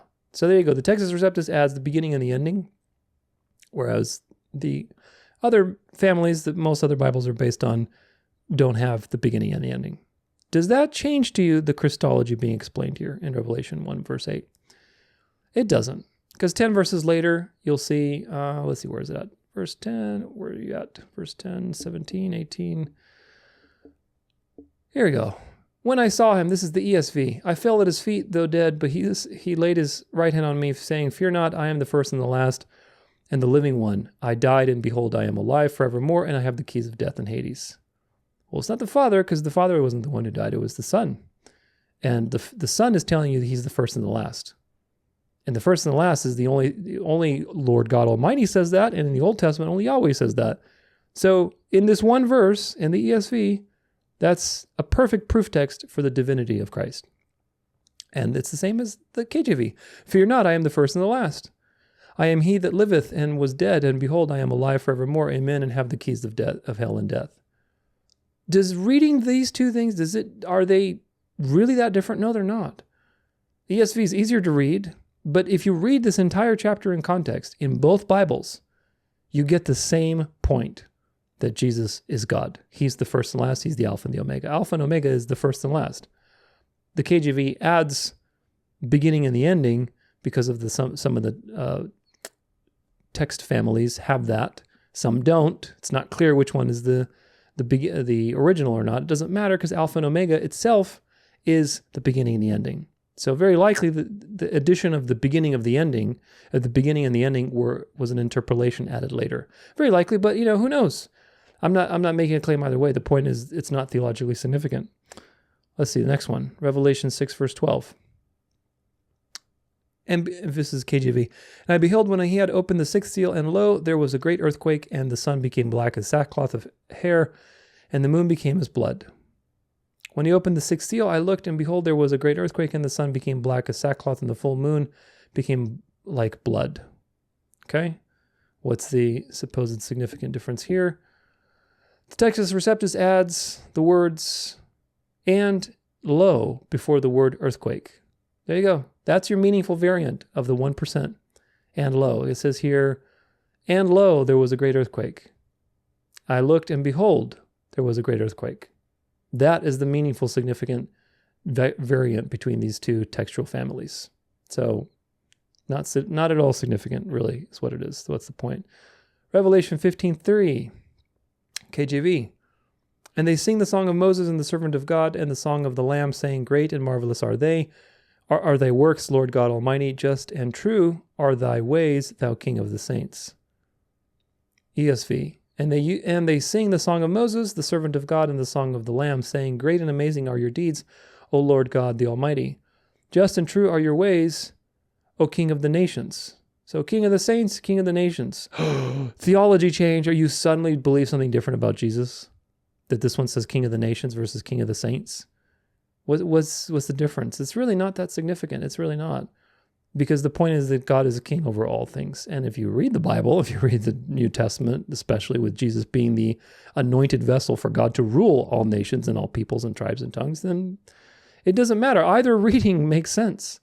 And God will use that to edify you either way. So it doesn't matter because God has preserved his message in all translations. Of course, I don't mean the Message or the Passion translations, because those aren't really translations, but the translations that have been made have preserved God's message. Last one here, Revelation 22:21. KJV.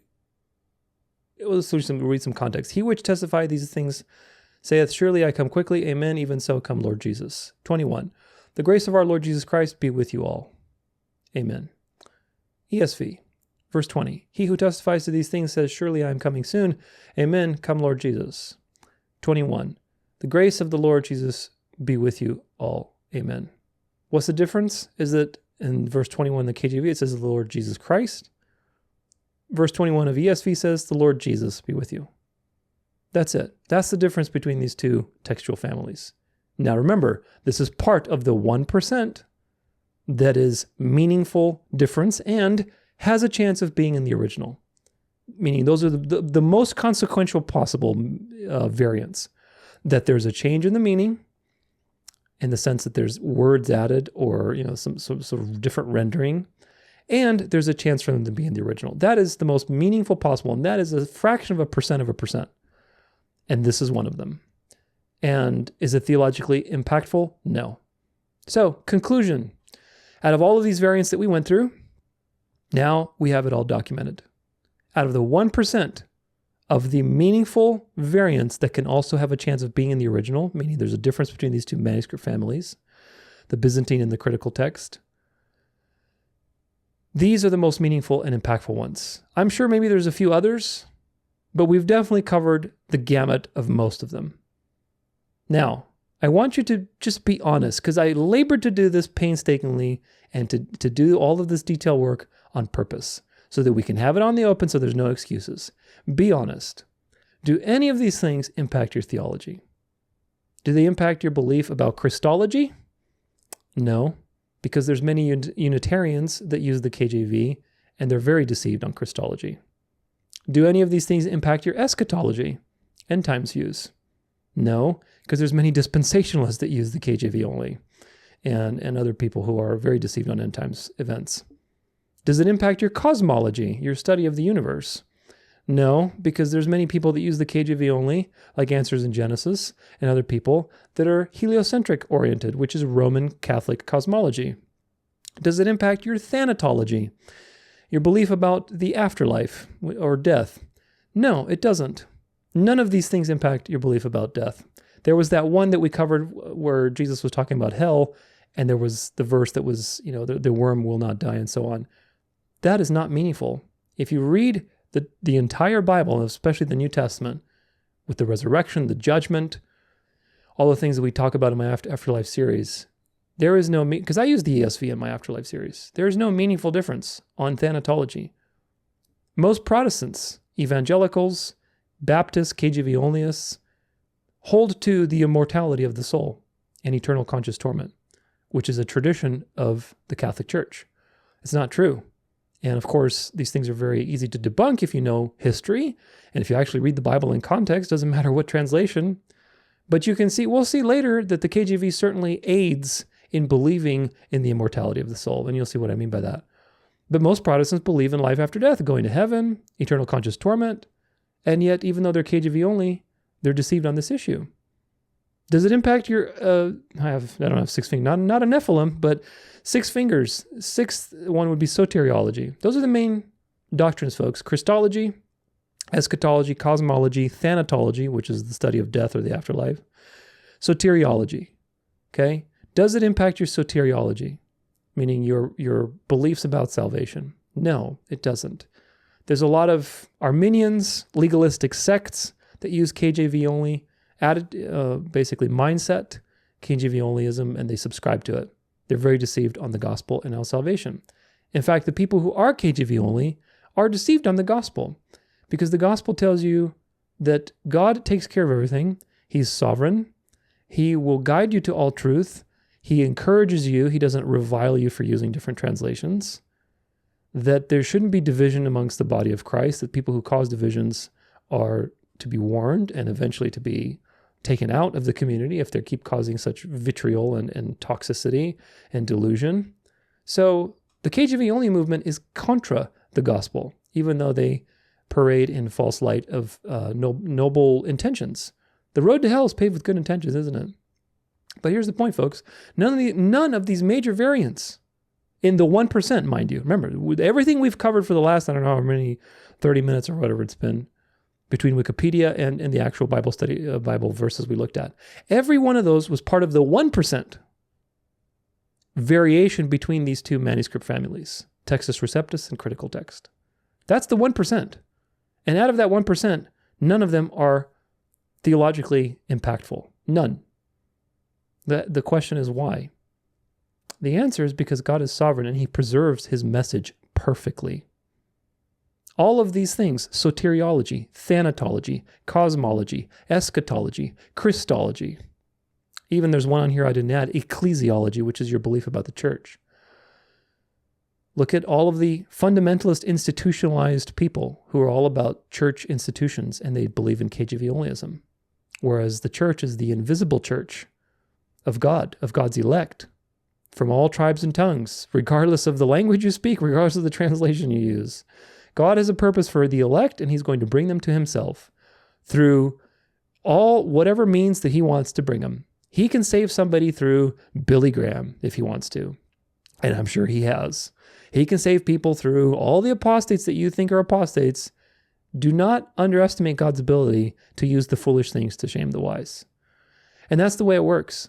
But all of these doctrines, ecclesiology, soteriology, thanatology, cosmology, eschatology, Christology, they're not impacted at all whatsoever by these variants, the meaningful, quote unquote, variants. Remember, meaningful means, when we say meaningful, it just means that it's not just a spelling error. It could be a different set of words, or it could be a different word or a different section, like the comma Johannem or the woman caught in adultery. Those are meaningful in the sense that there's meaning there, but they're not theologically impactful, which is the important point to keep reiterating. The Holy Spirit guides us to all truth, and it's a dance of life, again, between us and God. It's you and God's word investigating and researching and compiling and building a case and resolving contradictions, resolving things that are lost in translation, and being a Berean. That's what it's about. God wants you to do that. God doesn't want you to be lazy and complacent.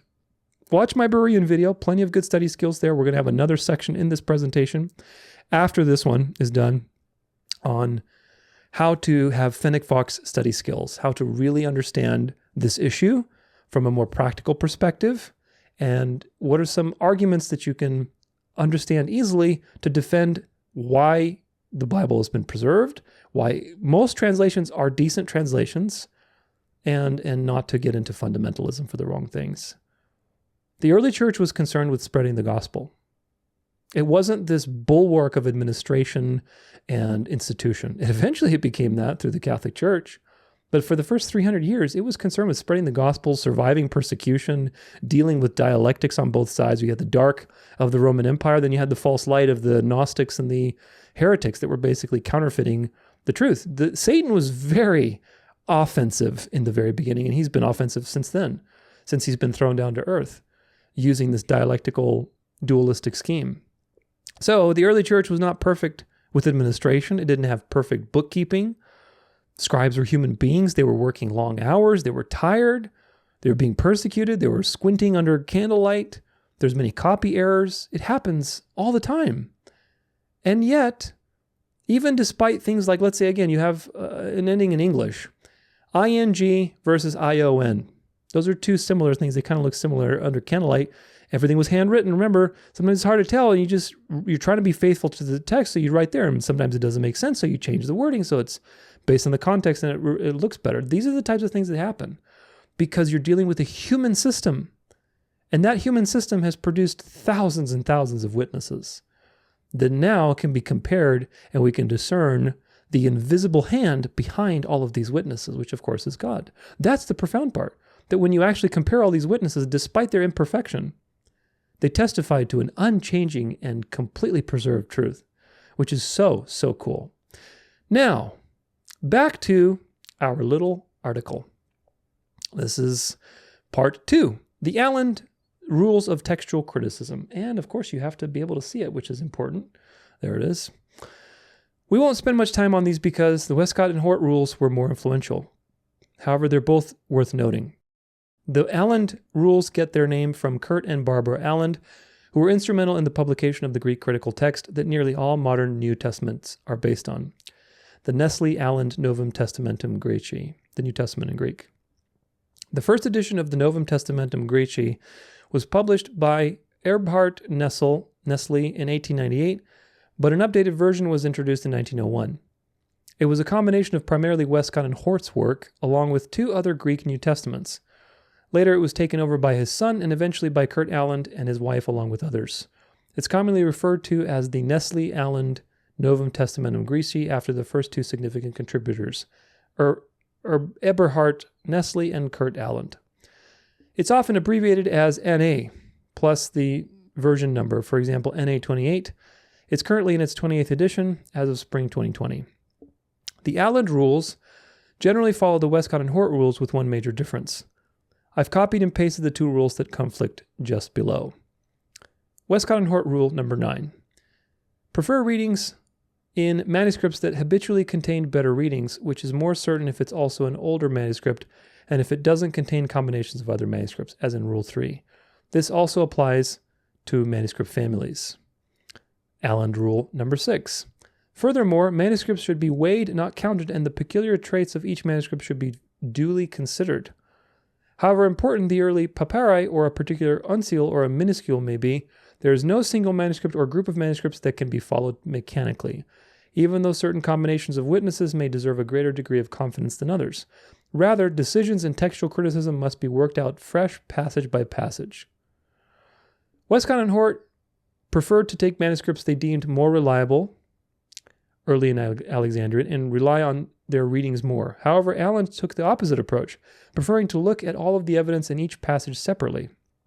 These different philosophies naturally produce slightly different results, but only slightly different. You have to understand, they keep coming back to that statistic. 99% totally meaningless variance. 1%, we went through the great majority of them. Also theologically not meaningful. But you can see the process is evolving. It's evolving over time. People are saying, well, maybe we should refine this and how we should weigh this a little different. It's a process. Overall, the critical text of the modern Greek New Testament bears a remarkable resemblance to the original work by Westcott and Hort. The following is a quote from the excellent blog, The Text of the Gospels, doing a comparison of Westcott and Hort's original 1881 text to the modern NA 27, Nestle Allen 27th edition, and NA 28. 34 readings were changed from the NA 27 to the NA 28. Quote, adding to this 34 new readings in the NA 28, the total number of full disagreements in the 28th edition of Novum Testamentum Graeci against Westcott and Hort's is 695. So this other critical text edition by Nestle and Allen, the 28th edition, has 695 differences, reading differences, than the Westcott and Hort one. This is particularly interesting when one turns to the Editonium Differentiae, Appendix 3, in the 27th edition of the NTG, which lists, among other things, the differences between the 27th and the 25th edition of the NA. The text was essentially unchanged in the intervening 26th edition, which had essentially the same text as the third edition of the UBS Greek New Testament. There one can observe that between NA 25 and NA 27, there were 397 changes in the Gospels, 119 in Acts, 149 in Pauline epistles, 46 in the general epistles, and 29 in the Revelation, for a total of 740. Keep in mind, when you see these numbers, don't let it get to your head. These are not meaningful changes. They're just different words. Remember, lo and behold, or, it's got the word is over here or word's over there. It's not significant. It really isn't. The modern NA 27 and NA 28 are closer to Westcott and Hort's 1881 next to the NA 25. The reason we've spent so much time talking about Westcott and Hort is because the New Testament critical text that nearly all modern Bibles are based on is virtually unchanged since 1881. Now, that could be a good thing if you believe Westcott and Hort did a good job originally. So we'll look at their methodology and the methodology of reasoned eclecticism in general. Reasoned eclecticism methodology. Again, we'll go back to Westcott and Hort because they did the original work that virtually all modern New Testament translations are based on. Remember, their number one rule was earlier is better. Consequently, their New Testament relied heavily on two of the earliest complete manuscripts we have, Codex Vaticanus and Codex Sinaiticus, which we'll look at in detail shortly. Since these were the two oldest, nearly complete texts available at the time, Westcott and Hort gave them tremendous weight. Remember that their number one rule was older is better, and if older is better, then it follows logically that the two oldest manuscripts are the best. Others disagree with this, but we'll get to those arguments later. There's a system for naming manuscripts of the New Testament. In this system, Codex Vaticanus is also called Manuscript B, and Codex Sinaiticus is also called Manuscript Aleph, because it's the first letter of the Hebrew alphabet. Westcott and Hort believed that any place where those two manuscripts agreed, quote, should be accepted as the true readings until strong internal evidence is found to the contrary. They also said of where those two manuscripts agreed, no readings of these two manuscripts can safely be rejected absolutely. So they were very confident in these two manuscripts, and as we'll go along with this, you can see how the conspiracy would be developed and spun by the KJV Onlyists, that this is, some conspiracy by the Vatican or whatever else to corrupt the Bibles. Moving on. Yes, they believe these two manuscripts were that important, and this understanding follows naturally if you believe their number one rule, that earlier is better, which many dispute, but we'll get back to that later. These two codices, Vaticanus and Sinaiticus, are the foundation for nearly all modern New Testaments. Very important you understand that. We have 5,000 plus manuscripts from the New Testament, though many are smaller fragments. In the last 140 years since Westcott and Hort and the critical text in 1881, we've discovered papyri from the 300s, the 200s, and even a few from the 100s. Despite this, the critical text of the New Testament remains virtually unchanged from 140 years ago. No joke. In fact, when you see a biblical footnote that says the earliest and best manuscripts, they are almost universally talking about these two manuscripts, and only these two manuscripts, i.e. Sinaiticus and Vaticanus. Please remember that. It is no exaggeration to say that Codex Vaticanus B and Codex Sinaiticus are the foundation for virtually all modern New Testament Bible translations. Because these manuscripts are so foundational to modern critical text, they bear a closer look. Codex Vaticanus, aka Codex B. The Codex Vaticanus gets its name from the place where it was stored, the Vatican Library. It is regarded as the oldest extant existing Greek copy of the Bible and has been dated to the early mid-4th century. It's over 90% intact and complete, which is incredible for a manuscript of its age. It is incredible if it is that age. The Codex Vaticanus also contains several of the deuterocanonical books, namely the Book of Wisdom, Ecclesiasticus, Judith, Tobit, Baruch, and the letter to Jeremiah.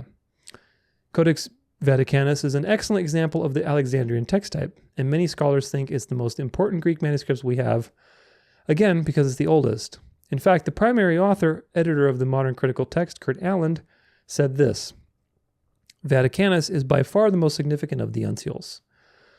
Uncials is a plural of uncial, which refers to an all-capital font. We have 4 nearly complete uncial manuscripts dating from before the year 1000. These 4 are often called the Great Uncial Manuscripts, just in case you were wondering. It's curious that Codex Vaticanus is given the position of most important when the actual quality of the transcription leaves something to be desired. Now we get into a little of the conspiracy. Dean Bergen describes the quality of the scribal work in Vaticanus as the following.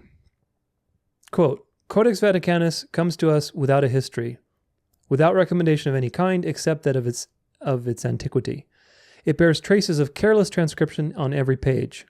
The mistakes which the original transcriber made are of perpetual reoccurrence. The New Westminster Dictionary of the Bible agrees. Quote, it should be noted, however, that there is no prominent biblical manuscript in which there occurs such gross cases of misspelling, faulty grammar, and omission as in Vaticanus. Now, I think they're overstating the case slightly, as you'll see when we look at Codex Sinaiticus. But the principle remains that the Vaticanus scribe certainly wasn't top tier. Some scholars would say that he wasn't even middle of the pack.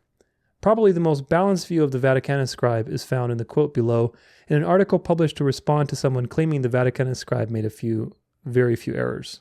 So this quote is a response to somebody saying that the scribe who made the Vaticanus copy, did he make that many errors? So now this is a response to it. Quote, it seems to me that while the scribe of Codex Vaticanus is certainly not the worst scribe ever, a title that must go to the scribe of the Old Latin Codex Bobiensis, his execution leaves something to be desired, and the claim that he hardly ever made blunders must be regarded as an exaggeration.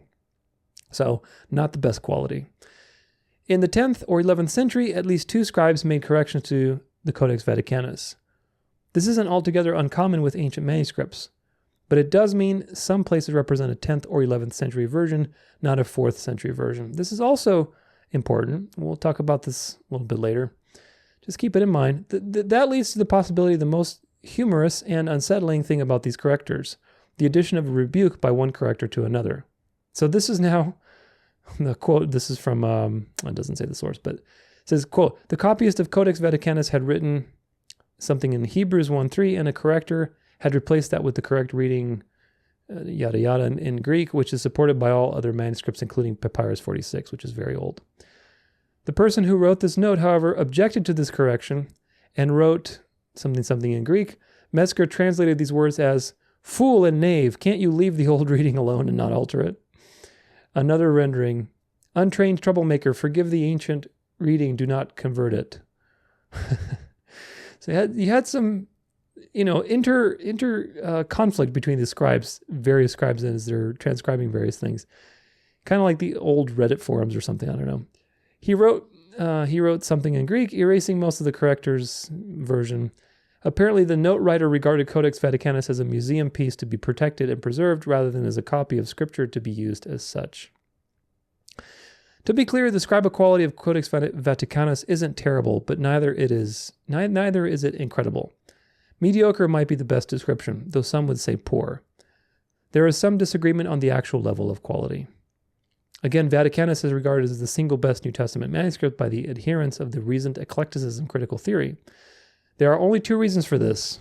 Number one, it's nearly complete, and number two is the older and better mantra, which is basically the tradition that all of the liberals got into, which is the older is better. And so we'll talk more about that in a bit. Codex Sinaiticus, aka Codex Aleph. Codex Sinaiticus takes its name from where it was found, at the base of Mount Sinai. Now, I don't think this is the real Sinai, because again, if you've looked into that, then there's a whole thing with that. But moving on. Sadly, there is much propaganda and misinformation regarding its discovery. Many claim that it was found in the trash, while others claim it was carefully preserved by the monks. To dispel the confusion, I'm going to quote from the primary source, the finder's own account of how he found it. Codex Sinaiticus was found by a man named Lobegot Friedrich Constantin von Tischendorf at St. Catherine's Monastery at the foot of Mount Sinai. You can read Tischendorf's entire account, finding it in his own words here. You can find that for yourself if you want. The two relevant excerpts are below. Quote, "It was at the foot of Mount Sinai, in the convent of St. Catherine, that I discovered the pearl of all my researchers. In visiting the library of the monastery in the month of May 1844, I perceived in the middle of the great hall a large and wide basket full of old parchments. And the librarian, who was a man of information, told me that 2 heaps of papers like these, mouldered by time, had been already committed to the flames. What was my surprise to find amid this heap of papers a considerable number of sheets of a copy of the Old Testament in Greek, which seemed to me to be one of the most ancient that I had ever seen. The authorities of the convent allowed me to possess myself of a third of these parchments, or about 43 sheets, all the more readily as they were destined for the fire. But I could not get them to yield up possession of the remainder. The too lively satisfaction which I had displayed had aroused their suspicions as to the value of this manuscript." He was able to view 43 sheets, which was a third of the sheets that were to be burned. Therefore, 130 pages were going to be burned. It's worth noting that Codex Sinaiticus is far longer than 130 pages.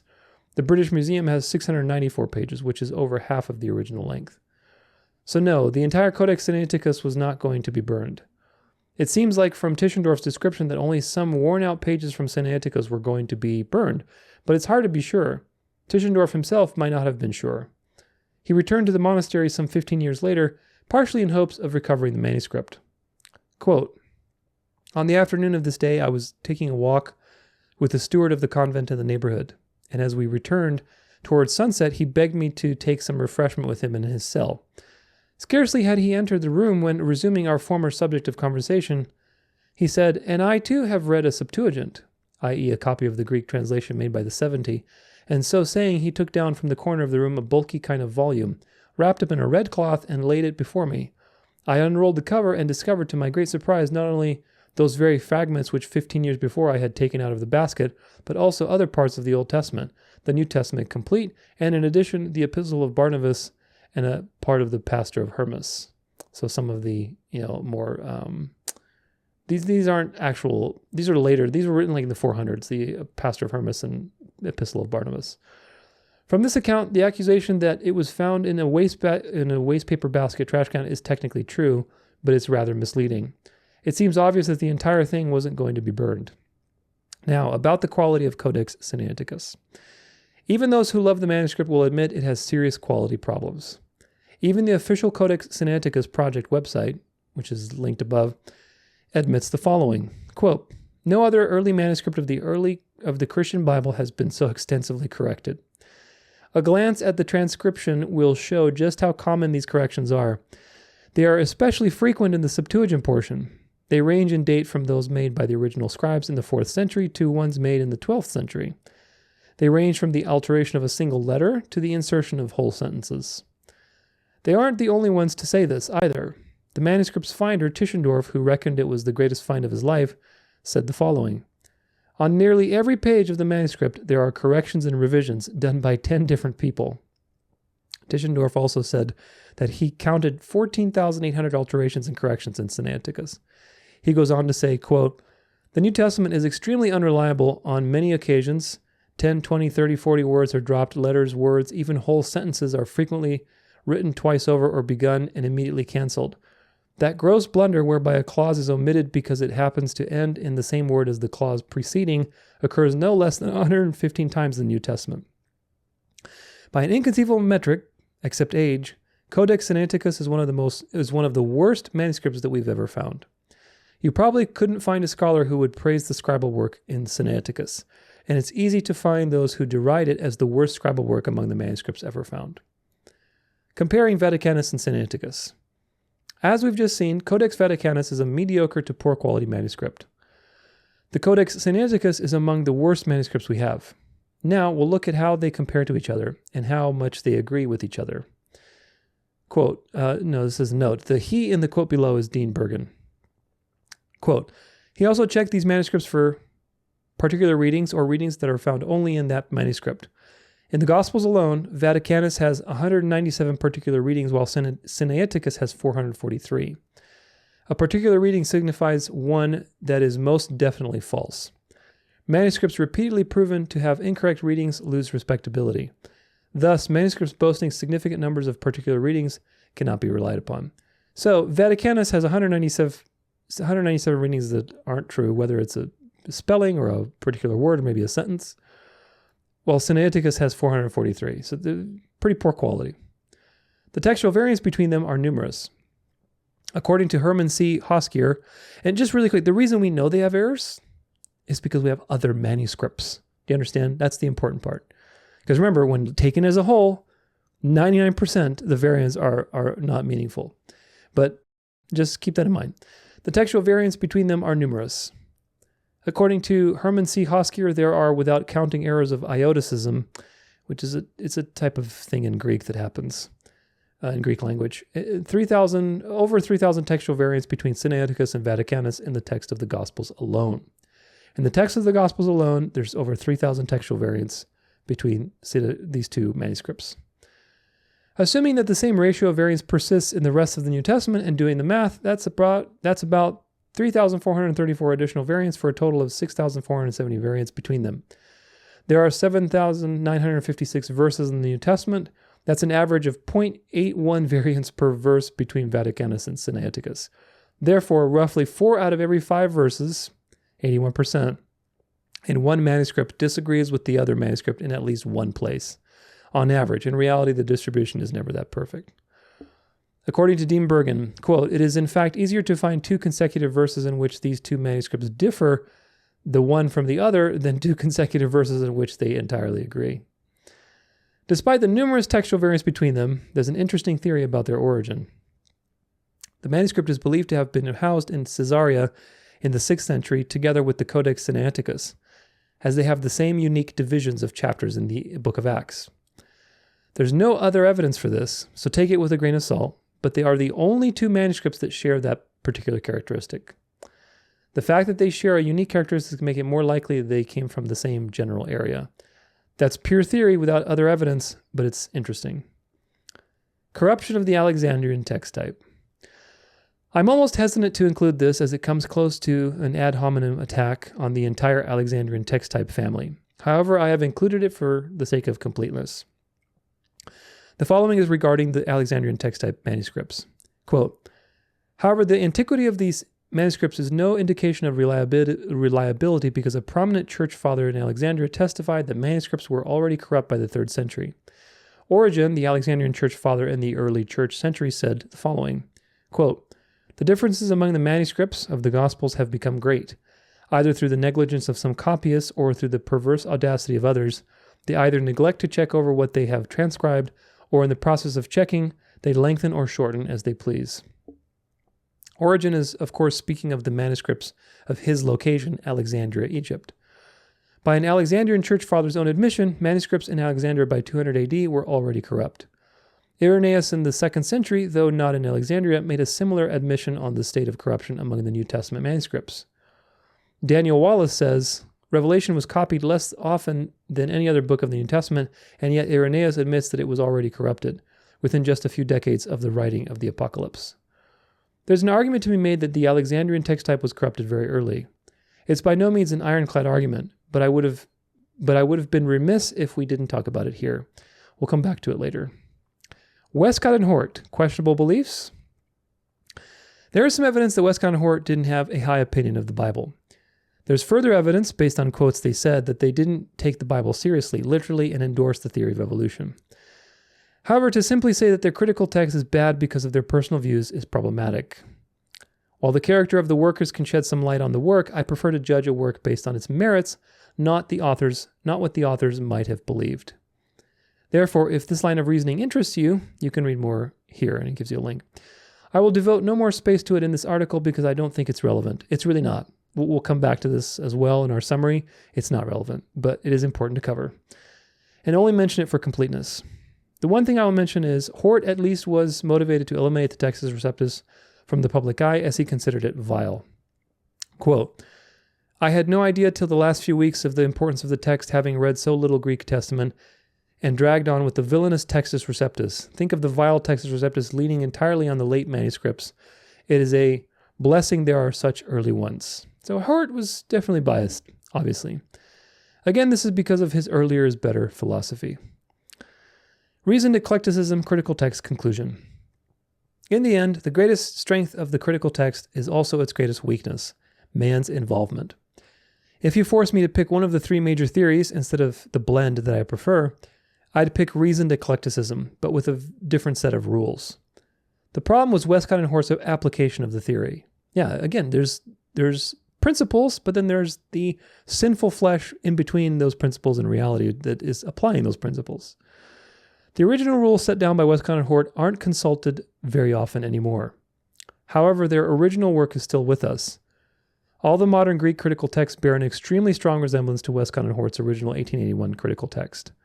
Their text was heavily based on the Codex Vaticanus and Codex Sinaiticus.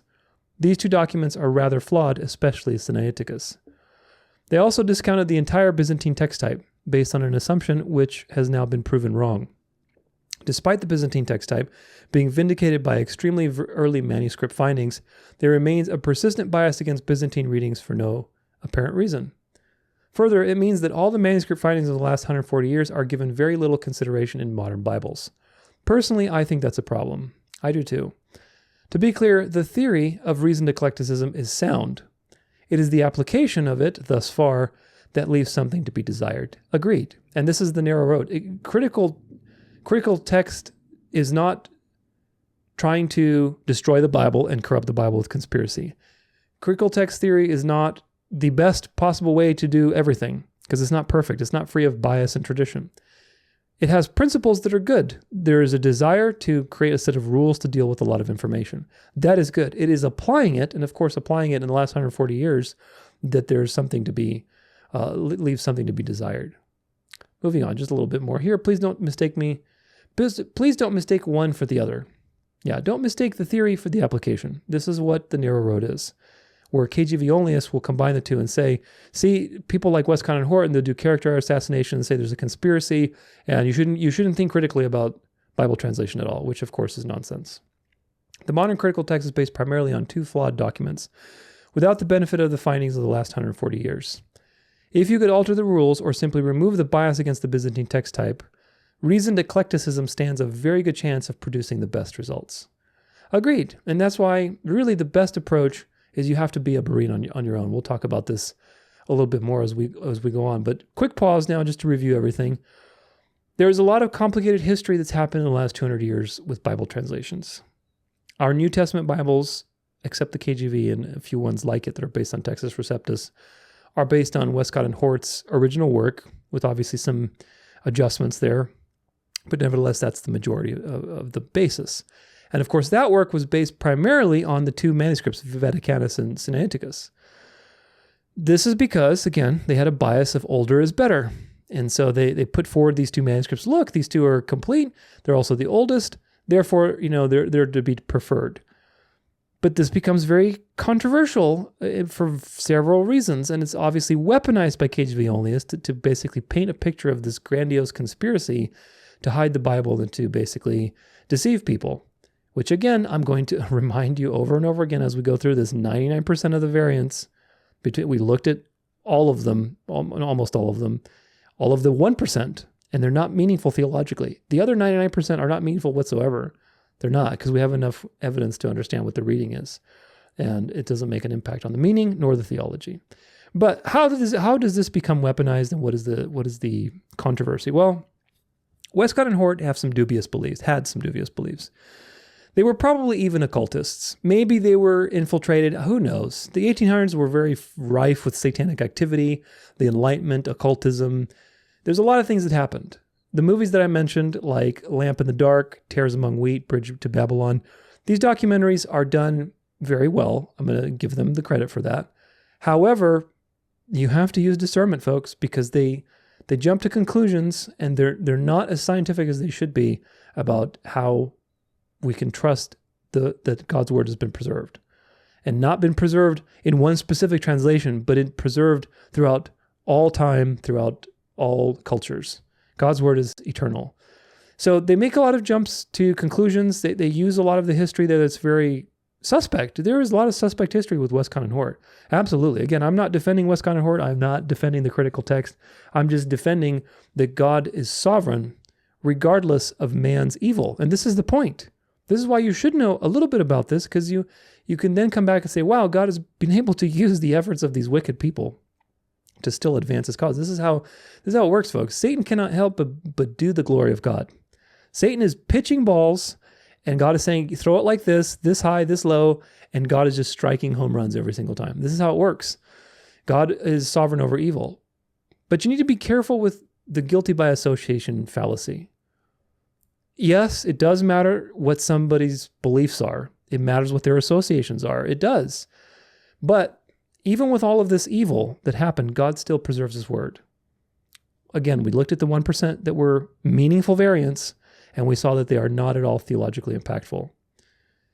You'll see in the future section, when we look at the KJV errors, the actual errors in the translation that need to be corrected, that are serious errors that have not been corrected. So always base your beliefs on multiple sources of evidence, build a case, be a Berean, all of these things that we talk about quite a bit on this channel, and of course in my Berean video. In my Great Delusion series, I talk about how Darby, who was, with dispensationalism, was definitely an occultist. A lot of evidence through his writings and through his New Testament that he produced and things like that, that he was definitely, dabbling in the occult. A lot of very strange associations. Also during this time, you had Scofield, and, with all these Freemason associations, how he was propped up. He had the Scofield Bible, the commentary on the KJV, and all of these things that we know have deceived a lot of people, which, by the way, it deceived people because they were preferring the KJV. You see what the enemy did? He saw that there's an imbalance there for the Protestants. They, okay, well, you have your book that you love. We're going to take that book and we're going to give you a false eschatology with it. And they took Scofield and they did just that. The Scofield commentary on the KJV was a bestseller. And because of it, and because people trusted the KJV above all translations, that's the translation we want. It's not the Catholic translations that other people are making. They got the poison delivered to them very easily. But the point is this. In my Great Delusion series, I talk about how Darby was very much involved with the occult. We look at all of his associations. We look at Scofield's associations. But that's not the point. The point is the works that they did. Yes, the associations matter, but they're secondary evidence. They're not primary evidence. This is something to understand, because there's a lot of character assassination when it comes to KJV Onlyism and what they look at. They look at guilt by association, and they look at all these dubious associations and situations, and therefore, this is how they insert their agenda. Therefore, you can't trust your translation, which is not true. It's not true whatsoever. The reason Darby and Scofield are wrong is because of their works. Darby's works are wrong. They are actually works from the Jesuits. And the Jesuits' works are there to hide the truth about Bible prophecy, to deceive people away from the historical narrative, because the historical perspective reveals to you the beast, the Catholic Church, and the papacy. And so that has an ulterior motive. So yeah, Darby's works are wrong. If Darby had a correct eschatology, and yet all his dubious associations still stood, then you look at the primary evidence and say, okay, well, the primary evidence says one thing. He has some weird associations, so I'm going to remain skeptical, but I'm not going to discount what he's saying. Does that make a point? Same thing with this whole Westcott and Hort thing. Like, Westcott and Hort had dubious associations too. They really do. And certainly if you watch those documentaries I mentioned, they certainly do a good job of highlighting all these dubious associations and beliefs that they had. Occultism, secular, probably believed in evolution. It seems like they hated the Bible, to be quite honest with you. So the question is, like, why are these people doing what they're doing? Why are they the ones that they compose this particular version of the New Testament? But the point is this: even though there was all this evil that's documented, their New Testament is not wrong. Do you get it? Their New Testament is not wrong. It's not giving you a different Christ. It's not giving you a different idea of life after death. It's not giving you a different eschatology. It's not giving you a different ecclesiology. It's not giving you a different view of the Trinity. It's not wrong, folks. This is the thing to get. This is where you walk the narrow road. It's not giving you a different gospel. It's not wrong. The textual variance between all of these manuscripts and all of these texts are not meaningful. They're really not. So despite there's all of this action and all this evil and, conspiracy this, conspiracy that, why are these old manuscripts, Sinaiticus and Vaticanus, considered when, we'll talk about how these two manuscripts seems like maybe there's a forgery there and so on and so forth. There's so many wild theories. There really are. But I'm not going to spend too much time on them because it doesn't matter. God's word is preserved. That's the brilliant part of it. You can investigate it for yourself. I certainly encourage you if that interests you, but again, use discernment, because the people who do expose these things also expose that to bring you into KJV Onlyism and to bring you into their narrative, which is wrong. You'll see very clearly today that it's wrong. Hopefully you've already started to realize that. But it doesn't matter what they believed, because the manuscripts they chose to prioritize aren't overall that different meaningfully than other manuscripts. Overall, the text of the New Testament, my ESV, is not that different. Of course, as time went on, there were more manuscripts considered. And you can see in like the ESV, the places that are taken out, like the comma Johannem or the woman caught in adultery, there's a bracket tells you, look, they're including it. They're just putting a footnote to say this is in other manuscripts. So we don't have a different Bible, folks. If you have an ESV or an NASB or whatever else, a Young's Literal Translation, whatever you're using, or an NIV, it doesn't matter. You don't have a different Bible. You have a different translation, and some translations are arguably better than others. We'll get to that in a little bit. But either way, I'm not saying ignore all this evil and just don't do anything with it. I'm not saying that. I'm saying walk the narrow road. I'm saying that some things have a consequence and some things do not have a consequence. Does it have a consequence that Westcott and Hort were maybe occultists and they hated the Bible? Does it have a consequence? Well, how do you know if it has a consequence? Look at their fruits. Look at the translation that you have today, compare it with the KJV, and see, do you have a different Christology coming through your translation? Do you have a different soteriology? Do you have a different thanatology, cosmology, ecclesiology? Do you have any different doctrine coming through these translations? No, you don't. You really don't. And people who try to make it seem like you do are really just playing word games and gymnastics, because that's not true. It's not true at all, as we hopefully have shown you, and we will continue to show you when we look at the errors in the KJV. So, KJV only say that the consequences that the Bible is corrupted as of all these things, which is not true. Westcott and Hort had bias. They put together a particular idea of textual criticism that has evolved. Of course, there's also tradition on that side, because the enemy's active, folks. The enemy's active. But God has used these efforts to bring Bibles to millions of people and to save millions of people throughout the last 140 years because of these efforts. Do you get it? God uses evil for the good. And unless you see that, then you're going to be in this little tiny box of thinking, in this little cult-like thinking that, no, I need to be with my KJV only people. Otherwise, I'm going to be corrupted and I'm not going to have the right truth. It's just nonsense. Now, there's a couple of reasons more why this is controversial that you need to be familiar with. Sinaiticus and Vaticanus are relatively poor quality, which we looked at. A lot of corrections. They're hard to tell the date. There's writing all over them and so on. It's very fishy that the Vatican produces an almost completely intact copy of the New Testament.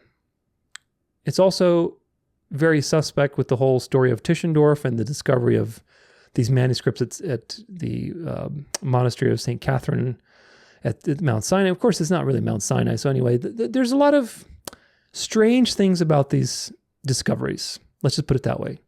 Some people have argued that these are forgeries. Of course, if you've studied the Vatican's history with, forging documents like the donation of Constantine, if you know what that is, the Renaissance art forgeries, book forgeries, Rome is like notorious for forgeries, especially during the Renaissance and period. It was a thing to have old stuff, and so people were forging them like crazy to basically sell them to make money. And so there's a lot of history there. There's certainly incentive, right? So that Rome is magnified.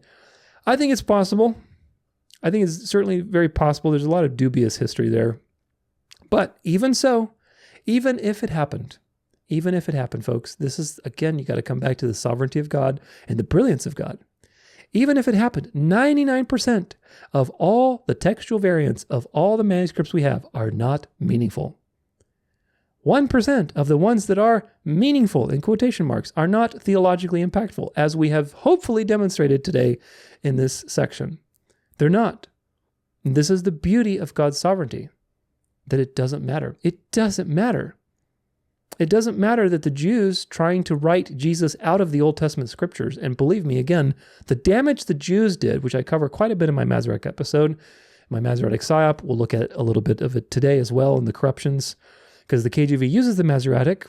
They have a thing against the Septuagint, which doesn't make any sense, because the Septuagint was written by Jews before Jesus. The Masoretic was written by Jews after Jesus. Very different people we're looking at. So anyway, tradition. But all of this evil that's happened, it doesn't matter, because God is sovereign. The Jews did so much damage to the Old Testament compared to the difference that Westcott and Hort are babies compared to what the Jews did to the Old Testament, taking out scriptures and rewording them to basically remove Christ from the scriptures.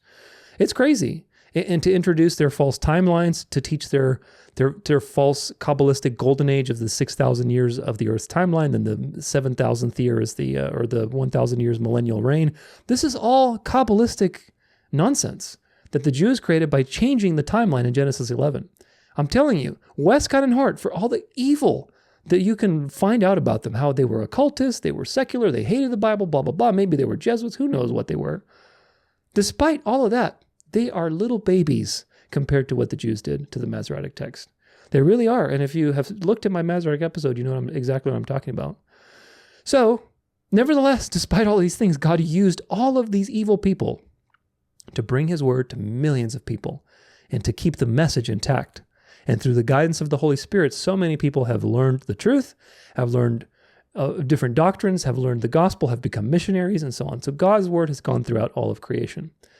It's not just the KJV, which of course the KJV didn't exist until 1611. So the narrow road here, folks, is this. We have to be honest with history and admit that evil happened, that there is corruption there, that there's a lot of questionable things going on with Codex Sinaiticus, with Vaticanus, with Westcott and Hort. Academia, like the critical text people, will not admit this. Oh, they were just trying to do... No, there's a lot of dubious associations. And certainly Rome seems to have their gritty little paws in there for one reason or another. But either way, admitting that evil, being honest with history, but not swinging to the other side, which is rank fundamentalism about the wrong things. This is how they get you. They present you with the dark in those documentaries, and they give you the false light, which is KJV Onlyism, as the solution to this problem. Westcott and Hort are evil occultists, probably Jesuits, who infiltrated to change the Bible. Therefore, in parentheses, KJV Onlyism is the only way to go. That, therefore, is how they transition you from dark to light. So your narrow road approach is going to be between the two opposing factions, between the dark and between the light, acknowledging both sides. Yes, there is questionable history, absolutely. But it's also questionable and unfounded to be a KJV Onlyist, as you will hopefully learn continually throughout this presentation. I expose the Masoretic text corruptions in my Masoretic episode. I think it's like, 9 hours or something of just straight research on that stuff. Yet, I still use the ESV, folks. I still use the KJV. I think the KJV is a great translation overall. It's a great translation. But walk the narrow road. Be a Berean. It's about awareness. The Masoretic text being corrupted by the Jews in an attempt to do all of the nefarious things that I describe in that series, which again, way, way more damage than Westcott and Hort did. Way more damage. And that damage has persisted through almost 2,000 years now. But the point is that despite them doing that damage, God has preserved his word. God brings the truth to people's minds at his own timing. God is sovereign. It doesn't matter. So all of these things are part of God's plan.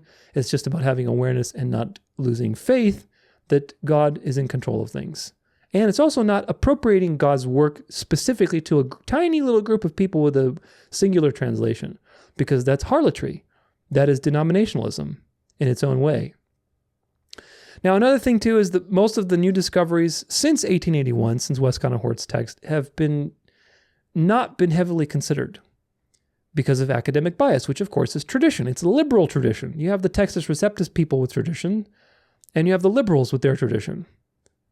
Notice that it's active on both sides, and the devil is basically manipulating both sides against each other with tradition to basically try to destroy the truth. Of course, he's not going to be able to, but this is the enemy's work. Conservatives are the KJV Onlyists, and basically the liberals have the bias against the Byzantine text and their more critical text.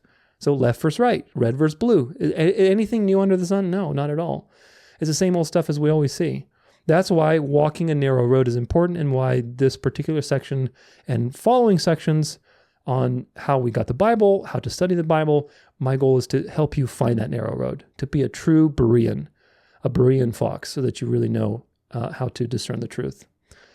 However, new discoveries do still make a difference. For example, 1611 edition was based on 6 manuscripts.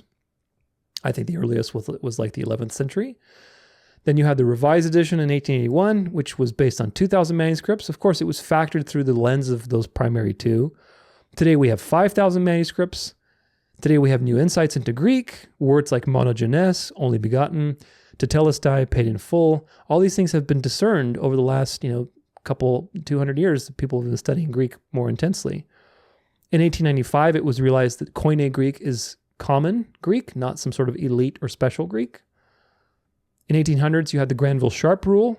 If you don't know what that is, it's a principle. I talk about this in my Trinity series, but it's a principle of grammar that a man, I believe his name was Granville-Sharp, and he discovered this consistent pattern in Greek, and it's a way to prove the deity of Christ, that the scriptures indeed testify to Christ as God. Now, for all the Unitarians out there that use the KJV and say, no, the Granville-Sharp is not a rule because rules have to be absolute. Well, if you want to argue against it, there are many, many proofs of the people surrounding Jesus claiming for him to be God and for Jesus claiming to be God. We read one of them earlier in Revelation 1, verse 8 through 17. In Revelation 1, verse 8, the speaker is Lord God Almighty, and he says, I'm the first and the last.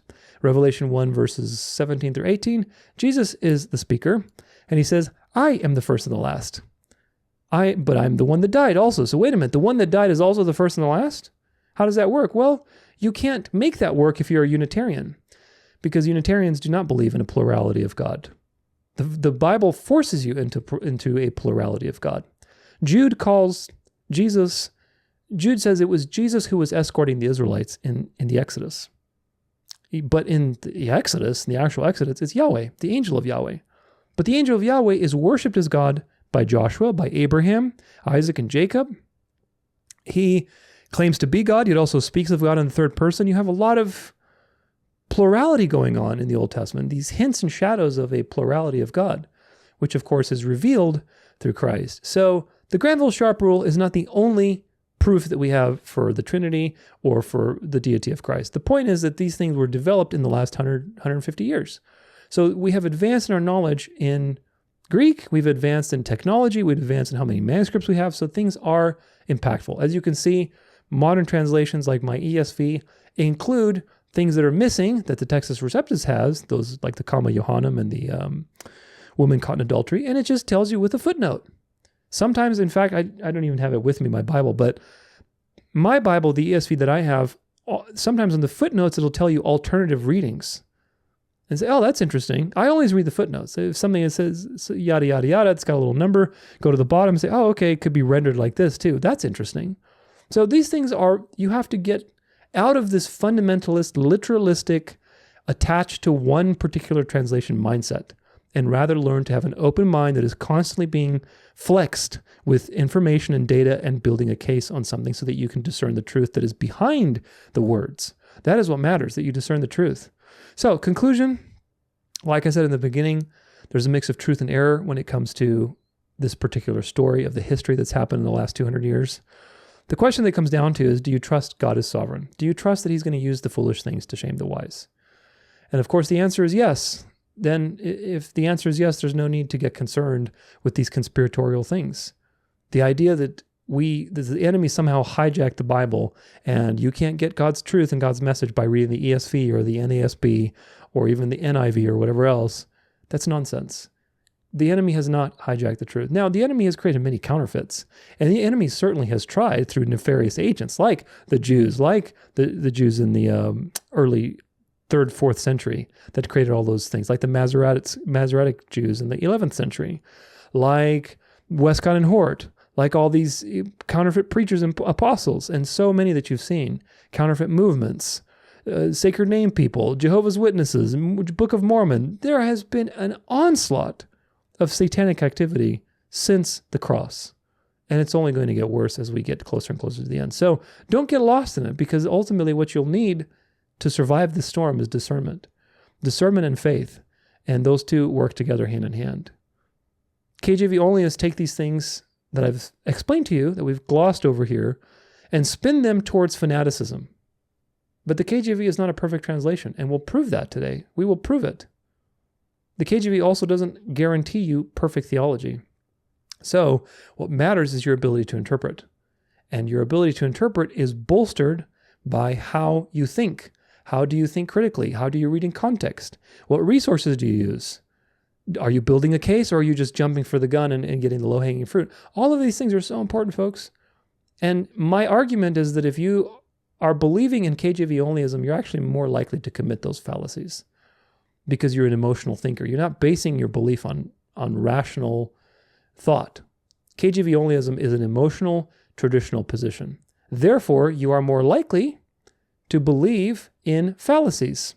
That is why the KJV Only movement expresses itself very much in apostate and heretical groups and crazy churches, snake charming churches, the ones where they drink the venom, sacred name people, Hebrew roots, Torah keepers, black Israelites, all these people that are fanatics are KJV Only, and they gravitate to that kind of mindset for a reason. So that should tell you everything of what kind of spirit is guiding these types of things. Okay, back to the article. Now we're talking about the majority text theory. Einstein once said, everything should be made as simple as possible, but not simpler. The majority text theory is that to a T. It's simplicity itself, but undergirding that simplicity is profound sophistication. It definitely has flaws, which we'll discuss, but it also has some significant strengths. What is the majority text methodology? The basic premise is extremely simple. Any reading overwhelmingly attested by the manuscript tradition is more likely to be the original than its rivals. Essentially, whenever one reading has more manuscripts supporting it than the other variants' readings, it's more likely to be the original reading. Or, to put it another way, the majority text method within textual criticism could be called the democratic method. Essentially, each Greek manuscript has one vote. All the variants are voted on by all the manuscripts, and whichever variant has the most votes wins. It might sound simplistic, but there's a good mathematical reason and a good common sense reason behind it. Further, and I can't stress this enough, there is more to the majority text than simply counting manuscripts. Very important. At face value, that's it. However, real textual criticism with a set of rules still must be applied. Very few, if any, scholars would argue that the majority wins all the time. You still need to sift through the manuscripts and apply a more careful methodology than simply nose counting. We'll talk more about this later. For now, we'll look at the underpinnings of the majority text theory. Note, it will sound like I'm strongly biased in favor of the majority text while I present the pro side of the argument. I'm not. It has significant downsides, which we'll look at after the pro side. The mathematical case for the majority text. This is easiest to explain with an example. Several of Paul's letters were encyclical, meaning they were intended to be passed around from church to church. So let's say one of Paul's letters arrives at your church and you're supposed to pass it on. However, you'd like to keep a copy, so you hire a scribe to copy the letter before passing it on. For simplicity's sake, let's assume the letter went to 5 churches and then is accidentally destroyed. Now you can have 5 copies in 5 different locations, but no original. Further, let's assume that each scribe accidentally made a different error while copying, as happens when copying by hand. The odds of all scribes making the same error are extremely low. Even if 2 scribes, 40%, did, the majority of the scribes, 60%, will have preserved the correct reading. Now, let's take it a step further. Let's say that the 5 original copies each had 5 copies made of them, all made by faithful scribes. That brings us to a total of 30 total manuscripts. Further, we'll assume that the presence of persistent errors, meaning faithful scribes will copy even the errors of previous scribes. Again, the odds of all those scribes making the same error is vanishingly low. In most cases, more on that in a minute. Now, let's assume that at this point, intentional corruptions enter into the manuscripts that were copied from those 30. Let's say 2 or 3 scribes start making changes to suit their own theological biases. Under ordinary circumstances, they will never be able to outnumber the scribes who tried to be faithful. Further, unless they are working in concert, the odds of them coming up with identical changes is minuscule.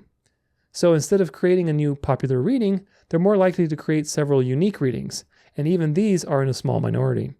Thus, the theory goes on that in most any given time span, the readings in a majority of manuscripts are most likely to reflect the original. Ironically, Westcott and Hort recognized this too. Quote, as soon as the numbers of a minority exceed that what can be explained by accidental coincidence, their agreement can only be explained on genealogical grounds. In other words, if something has agreement and there's so many of that agree, then they're probably from the same source. We have thereby passed beyond purely numerical relations, and the necessity of examining the genealogy of both minority and majority texts has become apparent. A theoretical presupposition indeed remains that a majority of extant documents is more likely to represent a majority of ancestral documents at each stage of transmission than vice versa. But this presumption is too minute to weigh against the smallest tangible evidence of other kinds. Notice that Westcott and Hort recognized the majority text theory, but then summarily dismissed it, saying the smallest tangible evidence of other kinds was enough to overthrow it. So they had bias, obviously. That seems more like a personal bias talking than scholarly work, and it persists to this day, as we've seen. Interesting, no? Again, they believe that the Byzantine text type was a combination of the Alexandrian and Western text type. Thus, they felt free to ignore them, as we've already discussed. Their theory has since been categorically proven wrong, because we've discovered papyri that proves the Byzantine text type is actually old. It's not a combination of the Alexandrian text type and Western text type. Partially by new manuscript findings. These findings include, but aren't limited to, papyrus from the 200s and 300s. However, some say this mathematical model is wrong. The typical examples of how to break this model are well covered in this YouTube video that you can watch on your own. However, the examples leave out one very important factor, which we'll get into in a moment. For example, let's say we're copying the shortest book of the New Testament, 3 John with 219 words in Greek. It seems like a decent scribe could copy 219 words without error. For a sense of scale, there are exactly 219 words from the beginning of the last quote to the end of this section. Don't ask how much rewriting that took. Further, let's tip this against the majority text. We'll assume 2 scribes copy correctly and 1 incorrectly. Let's further assume the persistence of errors, which assumes every mistake is copied down to every manuscript after it. So each correct manuscript will always spawn 2 more correct manuscripts, but also each incorrect manuscript will spawn 2 more incorrect manuscripts and no correct manuscripts. Here's what we get, just for each generation, not cumulatively. First generation, 2 correct copies, 1 incorrect copy, 2-to-1 ratio. Second generation, 4 correct copies, 3 incorrect copies, 1.75-to-1 ratio. Third generation, 8 correct copies, 7 correct copies, 1-to-1 ratio approximately. Fourth generation, 16 correct copies to 22 incorrect copies, 1-to-1.4 ratio. Fifth generation, 32 correct copies, 60 incorrect copies, 1-to-2 ratio. By the 5th generation, you can see that the number of manuscripts with errors outnumber the ones without the errors, nearly 2-to-1. This looks like it completely destroys the majority text theory, but does it? First, remember that the worst manuscript in the 5th generation has exactly and only exactly 5 mistakes, 1 added every generation. Only 5 mistakes in 219 words is still pretty good. Over a quarter, 16, of the incorrect manuscripts will only have a single mistake. Most of the rest will only have 2 to 3. If you assume the mistakes are fairly randomly distributed, the majority holds up quite well. Further, remember that 99% of the textual variants don't change the meaning, even if they're original, and many of these variants would be spelling errors. Further, this method of disproving the majority text makes an incorrect assumption, that errors are tenacious, in other words, that they never disappear, but instead are copied down through generations, which they are not. The myth of tenacity of errors. The basic idea is explained below. On page 78 of the King James Only controversy, author James White states, once a variant reading appears in a manuscript, it doesn't simply go away. It gets copied and ends up in other manuscripts. To support this statement, White appealed to Kurt and Barbara Allen's similar statement.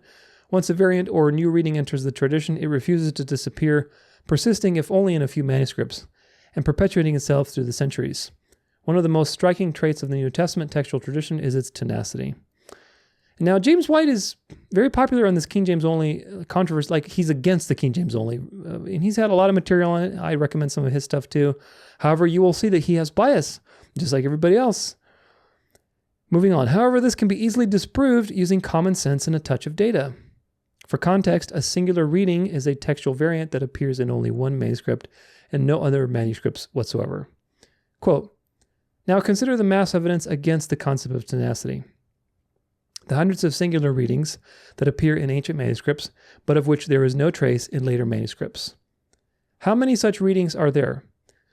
Greg Paulson wrote his 2013 thesis on singular readings and in the codices Vaticanus, Sinaiticus, Bizet, Ephraemi Prescriptus, and Washingtonianus in the Gospel of Matthew, and he mentioned how many singular readings, i.e. readings that do not occur in any other Greek manuscript, each one of these codices has in its text of Matthew.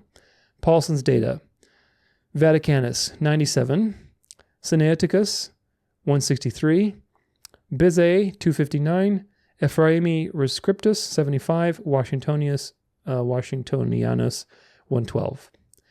I emphasize that these numbers, showing that 5 important early manuscripts combined to produce a total of 706 singular readings, only taking the text of Matthew into consideration. And that's not all the singular readings. If you look at the earlier papyri, there's even more singular readings. Quote, Royce provides a chart which conveys that Papyrus 45 has 222 significant singular readings. Papyrus 46 has 471. Papyrus 47 has 51. Papyrus 66 has 107. Papyrus 72 has 98 singular significant readings. Papyrus 75 has 119. Again, in a footnote, he defines significant singular readings as those singular readings that remain after exclusion of nonsense readings and orthographic variants. The existence of these singular readings disproves the myth of the tenacity of errors completely. If mistakes were tenacious, then there would be very few singular readings because these mistakes would have been passed down to each successive manuscript. You see how God uses the foolish things to shame the wise? It's so profound. But they weren't. These singular readings disappeared, never to be seen again. Presumably, the scribes didn't keep the errors because they recognized them as errors. This brings us to one of the strongest arguments of the majority text theory: the scribes prefer to copy the better manuscripts. So God used these errors that people did. He allowed them to make these errors so that then you could understand how to discern the truth 2,000 years later, 1,900 years later, when you're looking at all these manuscripts being preserved and have some sort of basis to understand, well, no, there is no persistence of errors. The errors, if there were a persistence of errors, then they wouldn't have singular readings, meaning these manuscripts wouldn't have these differences that are unique to them, because those differences are errors, they're misspellings or whatever else, which proves to you that as time goes on, they're corrected. It's a dynamic process, folks. It's such a dynamic process. It's really, truly fascinating. Let's see. These disappeared, never to be seen again. Presumably, the scribes didn't. Yeah, okay, we read that part. Was there a scribal preference to copying better manuscripts? This could be called the common sense side of the majority text theory. It goes something like this. Please imagine that you were a scribe charged with copying the New Testament. Further, assume you had 2 manuscripts to choose from when copying. One appears to be of mediocre quality, the other of good quality. Which text would you copy? One of the major underpinnings of the majority text theory is that scribes will generally choose to copy better manuscripts over worse manuscripts. Excuse me. Assuming they had multiple manuscripts to choose from. I think this makes sense. It's what almost anybody would do. Again, let's assume you were in charge of copying the New Testament with several manuscripts to choose from, say 5. One of them appears to be of poor quality, one of them mediocre quality, and the remaining 3 appear to be of decent quality. And a few small variants aside appear to be in near perfect agreement. Nearly everyone would choose one of the 3 to copy from. Or perhaps you'd use all 3, using the combination to correct the few small variants between them. And by the way, I do mean near perfect agreement, even according to Westcott and Hort. Quote, the 4th century text of Chrysostom and other Syrian Byzantine fathers is substantially identical with the common late text. The fundamental text of the late extant Greek manuscripts generally is beyond all question identical with the dominant Antiochian Byzantine text of the second half of the 4th century. The Antiochian fathers and the bulk of the extant manuscripts must have had in the greater number of extant variations a common original either contemporary with or older than our oldest extant manuscripts. That was a quote from Westcott and Hort. The Byzantine manuscripts, but you see, they know, and they had bias, obviously. The Byzantine manuscripts from the medieval period were substantially identical and beyond all question identical to those known in the second half of the 4th century. That's from the later 300s to the 1400s. That's 1100 years over millennia with virtually no change. This is especially interesting because they also said the Antiochian Byzantine text was the dominant text in the second half of the 4th century.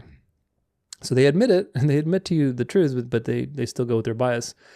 Further, Westcott and Hort agreed that the common text, Byzantine text, had at its root a text that was as old as or older than their older manuscripts, which is Vaticanus and Sinaiticus. Again, the only reason they didn't give them any weight was because they incorrectly believed the Byzantine text was a combination of the Western and Alexandrian.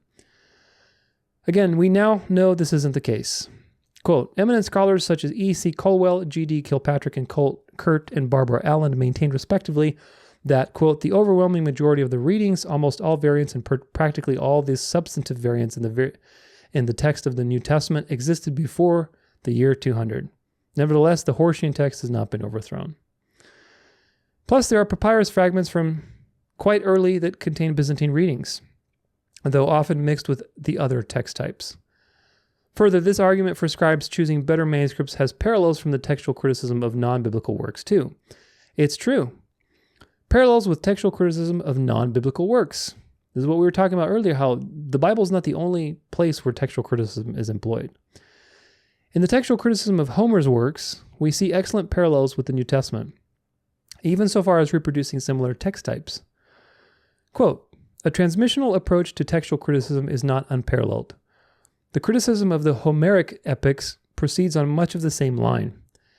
Not only do Homer's works have more manuscript evidence available than any other piece of classical literature, though far less than the New Testament, but Homer also is represented by manuscripts from a wide chronological and geographical range, from the early papyri through the uncials and Byzantine era minuscules. The parallels to the New Testament transmissional situation are remarkably similar, since the Homeric text exists in 3 forms, one shorter, one longer, and one in between. The narrow road, right? The left and right, and then you have the narrow road. It's so fascinating. The shorter form in Homer is considered to reflect Alexandrian critical know-how and scholarly revision applied to the text. The Alexandrian text of the New Testament is clearly shorter, has apparent Alexandrian connections, and may well reflect recensional activity. The longer form of the Homeric text is characterized by the popular expansion and scribal quote-unquote improvement. Just like the New Testament, Western text generally is considered the uncontrolled popular text of the 2nd century with similar characteristics. Between these extremes, a medium or Vulgate text exists, which resisted both the popular expansions and the critical revisions. This text continued in much the same form from the early period from the minuscule era. The New Testament Byzantine text form reflects a similar continuance from at least the 4th century onward. Yet the conclusions of the Homeric scholarship based on the transmissional historic approach stand in sharp contrast to those of the New Testament eclecticism. So they both employed similar textual criticism, and they had similar kind of results in the same of the families of texts, and yet they have different conclusions. So the conclusions are, we have to assume that the original was a medium Vulgate text. The longer texts were gradually shaken out. If there had been free trade in long, medium, and short copies at all periods, it is hard to see how this process could have commenced. Accordingly, the need of accounting for the eventual predominance of the medium text, when the critics are shown to have been incapable of producing it, leads us to assume a medium text or Vulgate in existence during the whole time of the hand transmission of Homer. This consideration revives the view that the Homeric Vulgate was in existence before the Alexandrian period.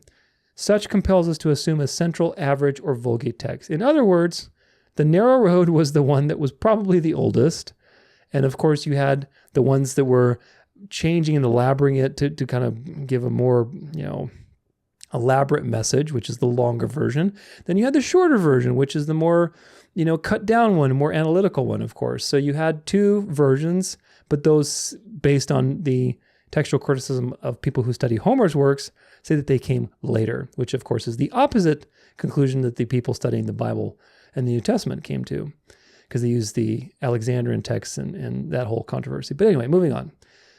Not only is the parallel between the New Testament transmissional history and that of Homer striking, but the same situation exists regarding the works of Hippocrates.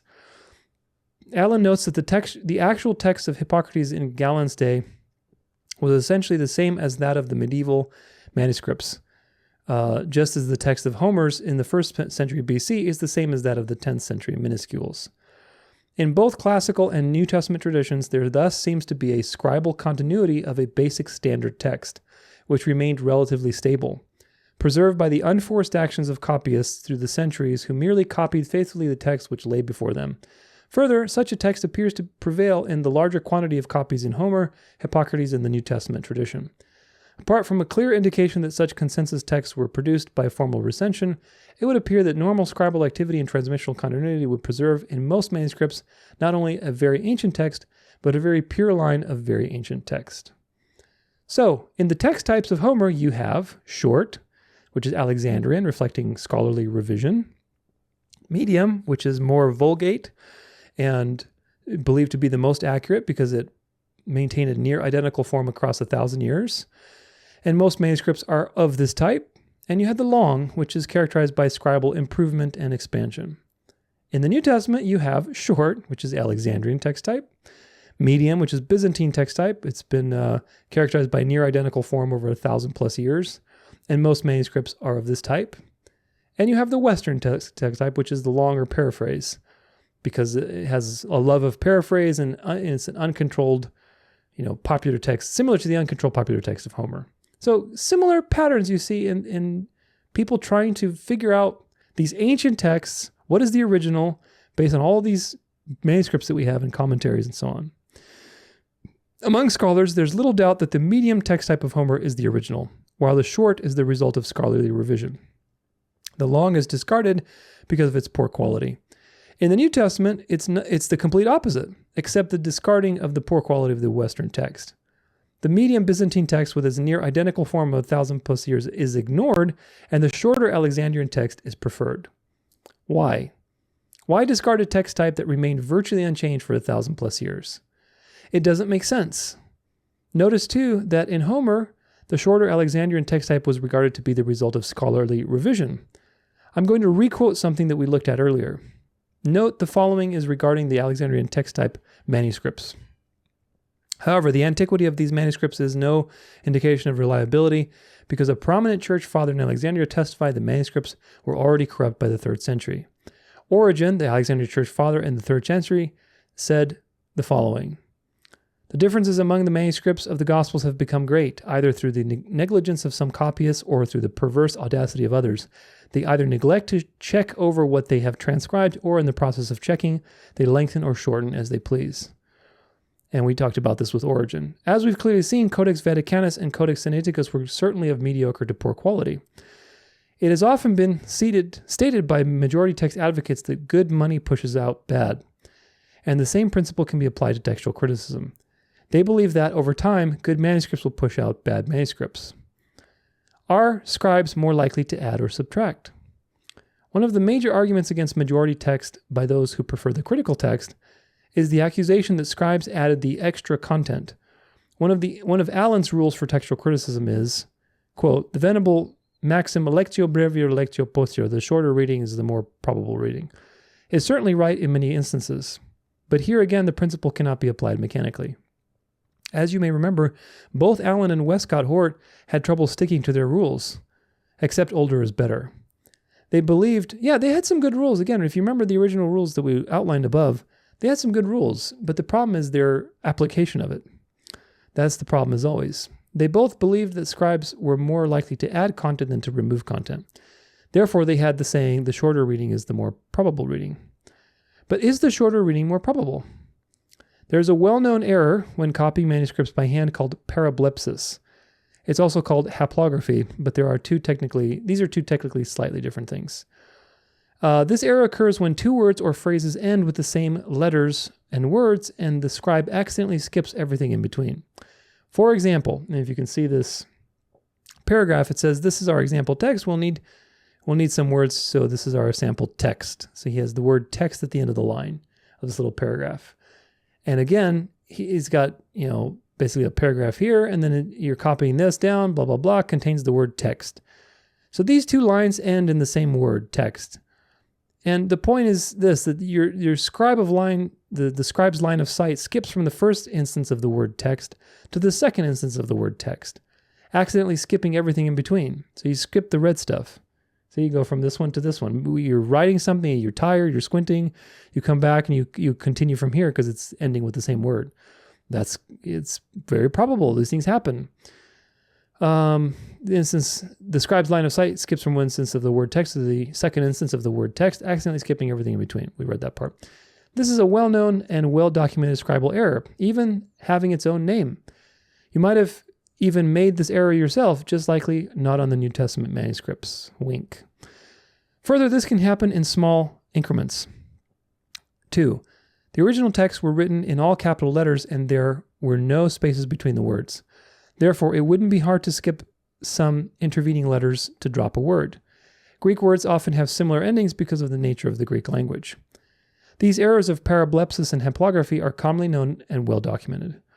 These errors alone account for hundreds of differences between the Alexandrian and Byzantine text types. So remember, these are the errors that are not consequential.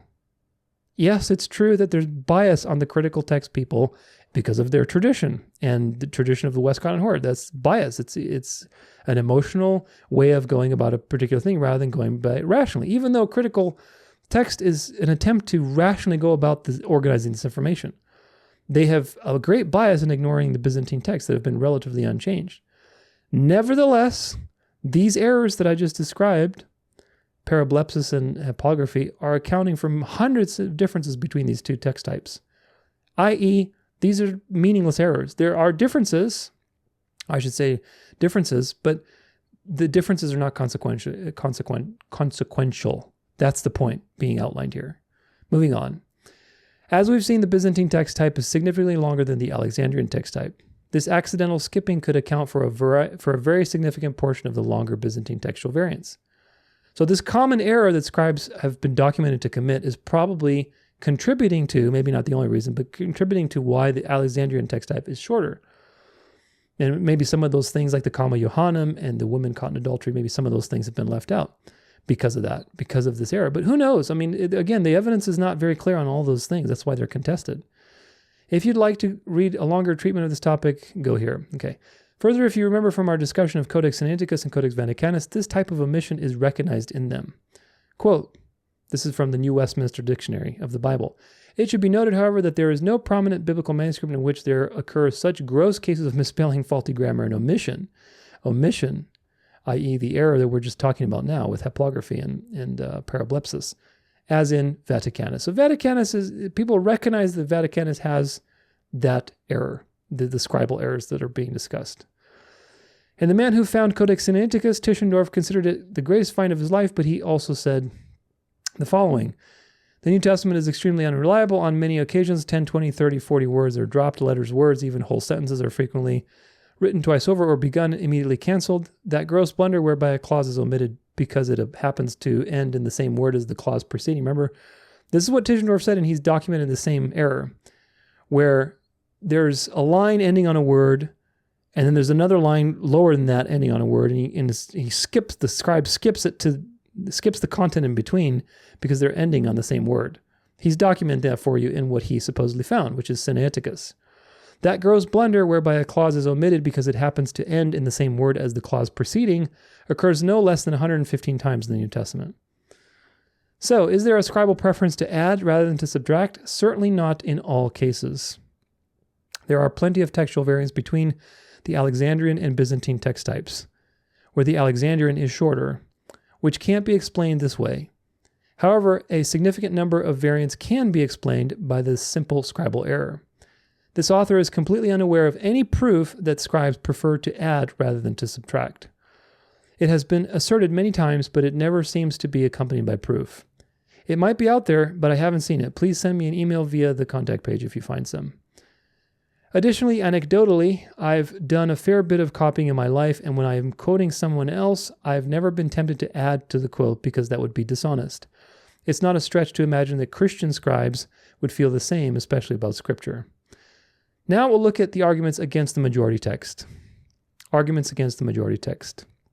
Despite the strong support we've just seen, the majority text theory does have some significant weaknesses. One of the greatest supporters of the critical text is Daniel Wallace. He wrote a long rebuttal of the majority text entitled, "The Majority Text and the Original Text, Are They Identical?" That appears to be the standard go-to article for rebutting the majority text. James Snap Jr. wrote a rebuttal to Wallace's article in 4 parts. You can read them there if you want. If you really want to dive into it again, check out this link and you can go into all these different articles. Majority of what manuscripts? The early Christians translated the New Testament into other languages, and we have many of these translations. If you only include the Greek manuscripts, then indeed the Byzantine text type is the majority. However, the picture changes if you include translations into other languages. While translations aren't very useful for deciding the exact wording of the Greek, they can be very useful in deciding if certain words, phrases, or even verses were included. The translations into other languages are called versions, and Daniel Wallace says this. Second, the extant versional manuscripts are virtually triple the extant Greek manuscripts in number, i.e. they number about 15,000 versional manuscripts.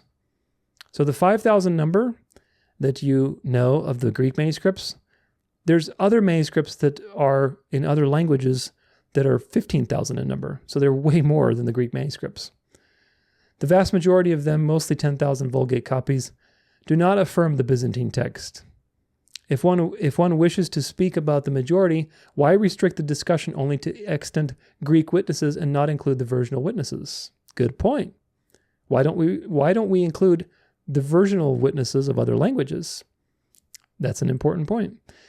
From another source.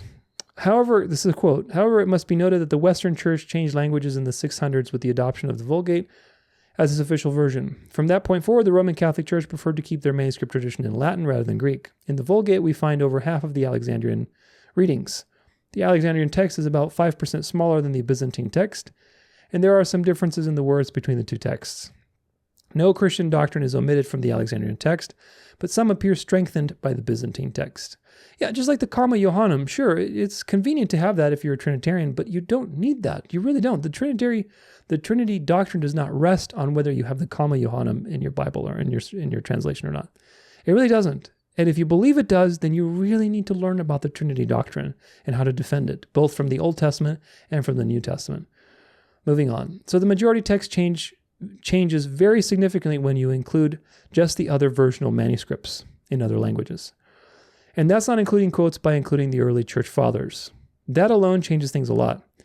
So if you hold to the majority text theory, you'll need to decide if you'll only include Greek manuscripts. If so, you'll need a good reason to exclude the various versions. Good point. One reason could be that, quote, something is always lost in translation.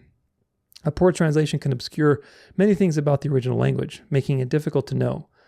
For example, imagine trying to reconstruct the Greek text by having several different English translations.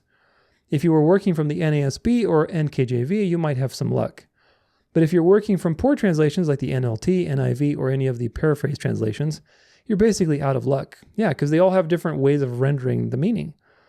However, even the worst of these can tell you about the presence or absence of a verse, which is an important point as well. So it's not black or white. This is many shades of gray here. Majority at what time? Let's assume for the sake of argument that the majority text is essentially identical to the original. The majority then becomes the majority text at what time? The question becomes the majority text at what time? If you take the majority text theory and apply it to modern times, then there are clearly more copies of the modern critical text than the majority text. Whether you account Bible translations based on the critical text versus Bible translation based on the majority text, or copies of the Greek majority text versus the Greek critical text, the critical text becomes the clear winner, because there's more of them. If you back up to the first 500 years of the church, the Byzantine text type is in the clear minority of the manuscripts we've found, though as we've already seen, there's no reason to think it was the dominant text. So it depends on what time you're looking at in the year 500 versus in the year 1500. There's a subjectivity there, or I should say a relative nature to that situation. Disproportionate copying. The mathematical model for the Byzantine majority text relies on an assumption. The assumption is that each manuscript was copied a relatively equal number of times. However, that's not necessarily the case. For example, let's say that 3 scribes copied from the original, and one of them made an error. But what if a very passionate scribe decided to make a lot of copies, but he was copying from the manuscript with a mistake?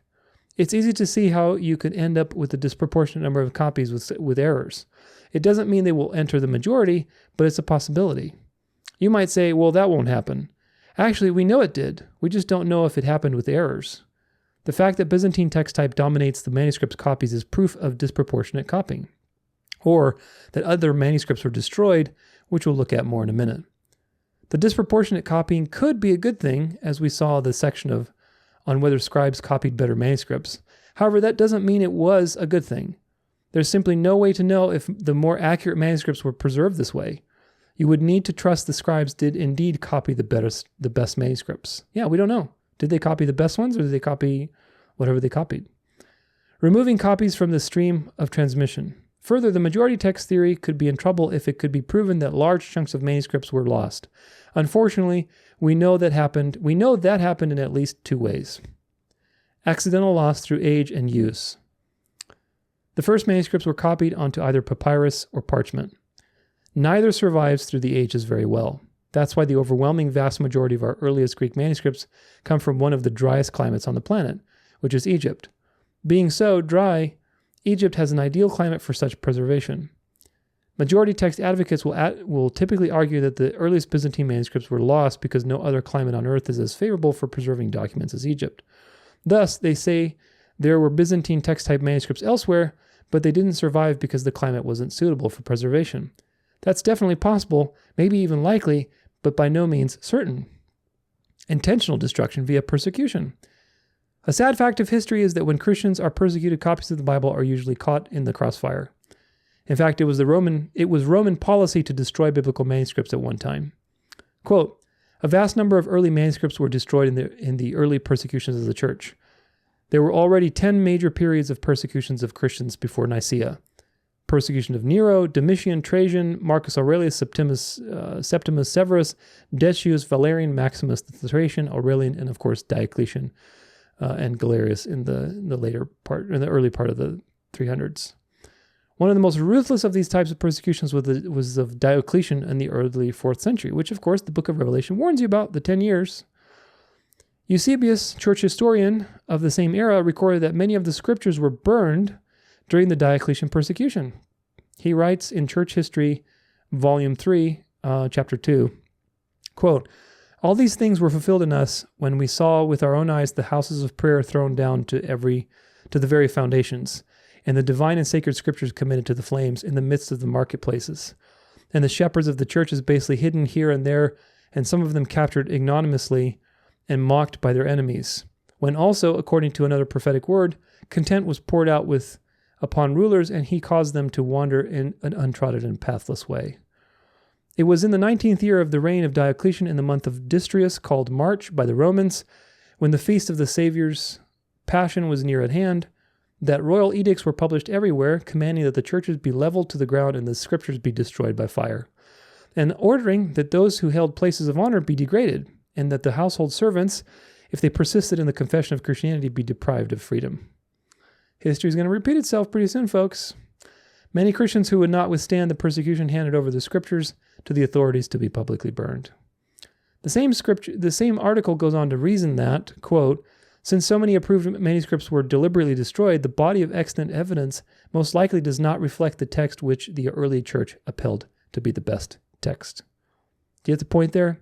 There's so much persecution and destruction and change and things that happened that even the manuscripts that we have, they're not going to be exact copies of the original text that the church had because of all these events. Now, this argument can be used both for and against the Byzantine text type. As the quote above indicates, it's possible that the best copies of the scriptures were destroyed. This is usually the position taken by the majority text advocates to explain why there are no purely Byzantine manuscripts in the early centuries. It makes sense, but that doesn't mean it happened. It's possible, but definitely not certain. That covers the early manuscripts, but what about the later ones? However, this argument can be reversed later as evidence against the Byzantine text type. The shorter version is this. The western part of Christendom stopped using Greek as their primary language in the mid-first millennium. They began speaking in Latin, and thus moved away from the Greek scriptures and into Latin translations. Because of this, there are nearly no Greek manuscripts from the West, though there's an abundance of Latin manuscripts. Meanwhile, North Africa and the East were conquered by Muslims. The Muslims destroyed biblical manuscripts as a matter of course, meaning very few manuscripts survived from the regions that they controlled.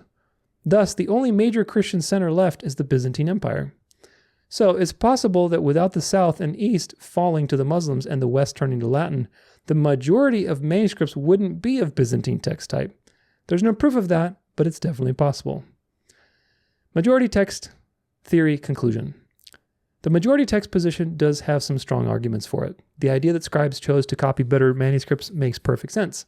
Further, the Byzantine texts went 1,000 plus years with the manuscripts changing very little. It's not hard to imagine they were fairly pure for about 300 additional years it would take to get back to the originals. Majority text advocates will say this is the most likely scenario. On the other hand, however, things change if you include the Latin manuscripts we found. Things change if you include the Latin manuscripts we found. If you do, the majority text would look radically different than the mostly pure Byzantine text that currently comprises the majority text.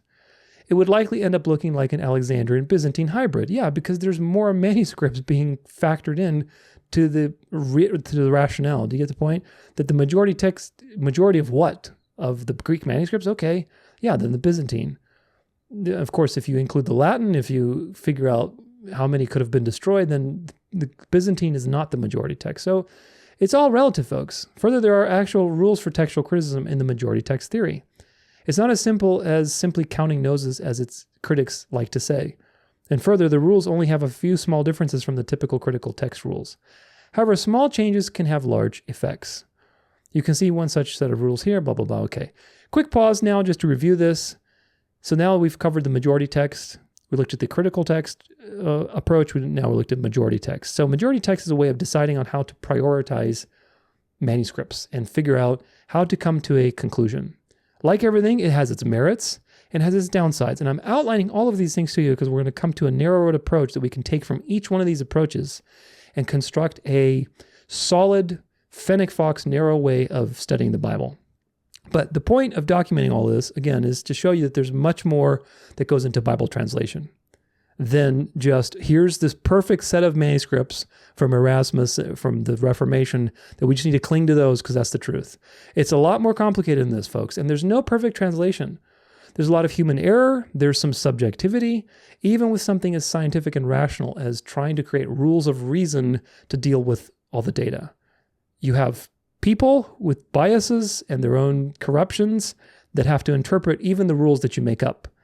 And even if you had a robot interpreting the rules themselves are somewhat a little bit subjective, right? The majority of what? Of what time? And why are you choosing that over the other? That kind of stuff. So there's always a cost. There's always a cost. And yet, despite all this cost, God is still sovereign. And you can learn all of the major doctrines and understand who God is, what's his plan of salvation, have certainty in your salvation, have a relationship with Jesus with any translation that you pick up, whether it's an NIV or an NLT even, or an ESV or NASB or KJV or whatever else. But either way, it's not as black and white and oversimplistic as the KJV Onlyists make it to be.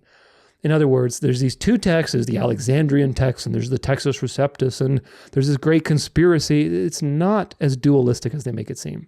It is much more complicated. And even if we acknowledge all of the negative history that happened, the variance between the two textual families are not significant. They're not. You have to remember that. They're really not significant. And we looked at the major ones too that are supposedly significant.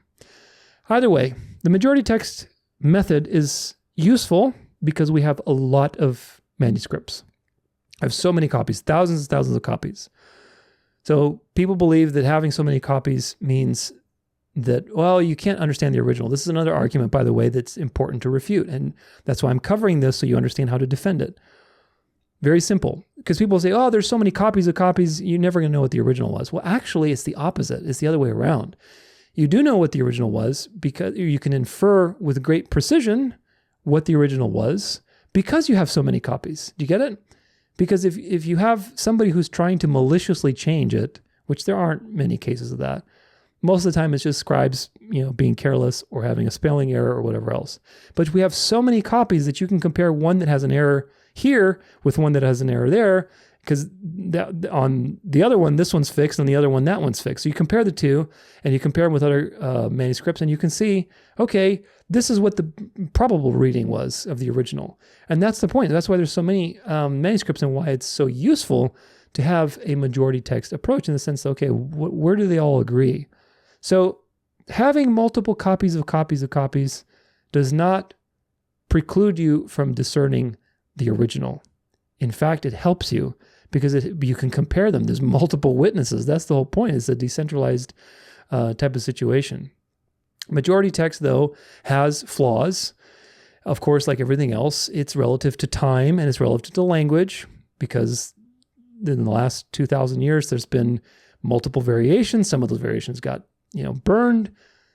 There's different times, a different group was dominant over another. And so this is where it's relative because a lot has changed in the last 2,000 years with culture and wars and persecutions and all kinds of things. So this is the thing. In either case, majority text evaluation is a tool like anything else. It's just a tool that you can use. And we will extract some good points from the majority text evaluation at the end of this. And we'll look at how to basically take from each perspective and construct a wholesome, narrow road approach to utilizing these things. It is not a conspiracy or even as simple as counting manuscripts. It is much more nuanced. They have their own textual criticism rules that they go by, but they factor in, the prevalence. The general idea is the prevalence of a manuscript and how many times they agree. But there are more rules. It's much more nuanced. This is just scratching the surface. If you want to really dive deep into this stuff, there's resources here. I'm sure you could look it up on YouTube. What is majority text method? Why is it right? Why is it wrong? That kind of stuff. Ultimately, you have to realize that Bible translation is much more nuanced and complex than the KJV Onlyists will have you do. Now, I'm going to take a quick break, and we'll be back to the article.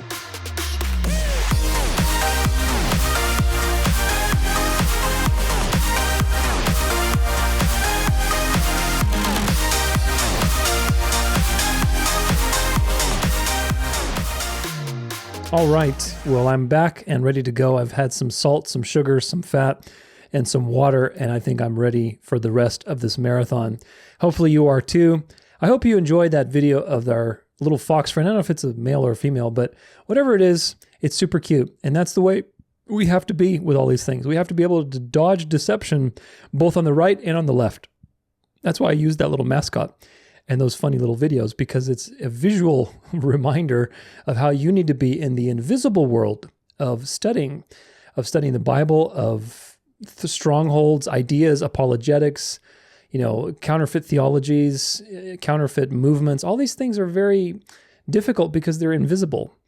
And so having that little visual hopefully will help you. But that's what we have to be. We have to be, with big ears, be very sensitive to different details and be able to be nimble and move through arguments, through discussions, through various situations very quickly, because otherwise you will be devoured. So this article now, if we go back to, we have basically the final position, which is the confessional position. And we're going to look at that and some other commentary. So let's get going here. The foundational premise of the confessional position is quite different than the other two theories. The reasoned eclecticism and the majority text theories are two different ways to take the manuscripts we have and try to assemble the original text. So the two other ones, majority text and critical text, are ways that people are trying to rationally and scientifically make sense of the data that we have, because we have a lot of it.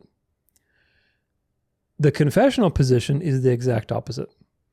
The confessional position says that God must have kept the scriptures pure in all ages. By this, they mean that God wouldn't allow the true version of the scriptures to be replaced with a corrupt version of the scriptures. Or at least, he would preserve a true version for his faithful followers. They have several verses they use to support this, which we'll look at in a moment. Another stating of their position goes something like this. Quote, this is by Thomas Watson from A Body of Divinity. The letter of Scripture has been preserved without any corruption in the original language, in the original tongue. The Scriptures were not corrupted before Christ's time, for then Christ would not have sent the Jews to them. He said, search the Scriptures. He knew these sacred things were not muddied with human fancies. Thomas Watson.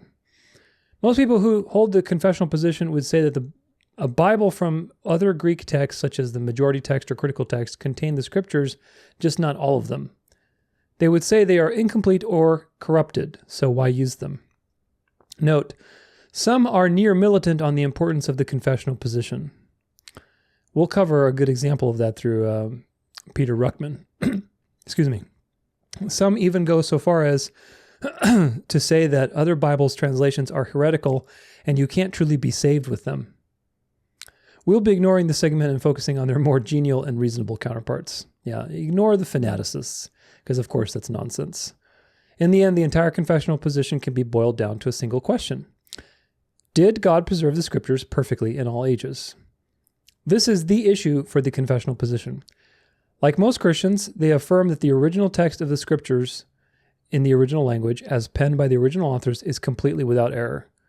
However, the confessional position argues that it doesn't matter if God inspired the Scriptures if he didn't preserve them too, i.e. literally, physically. They argue that any uncertainty is 100% uncertainty. There's a certain sense where this is true, but it simply doesn't matter in practice.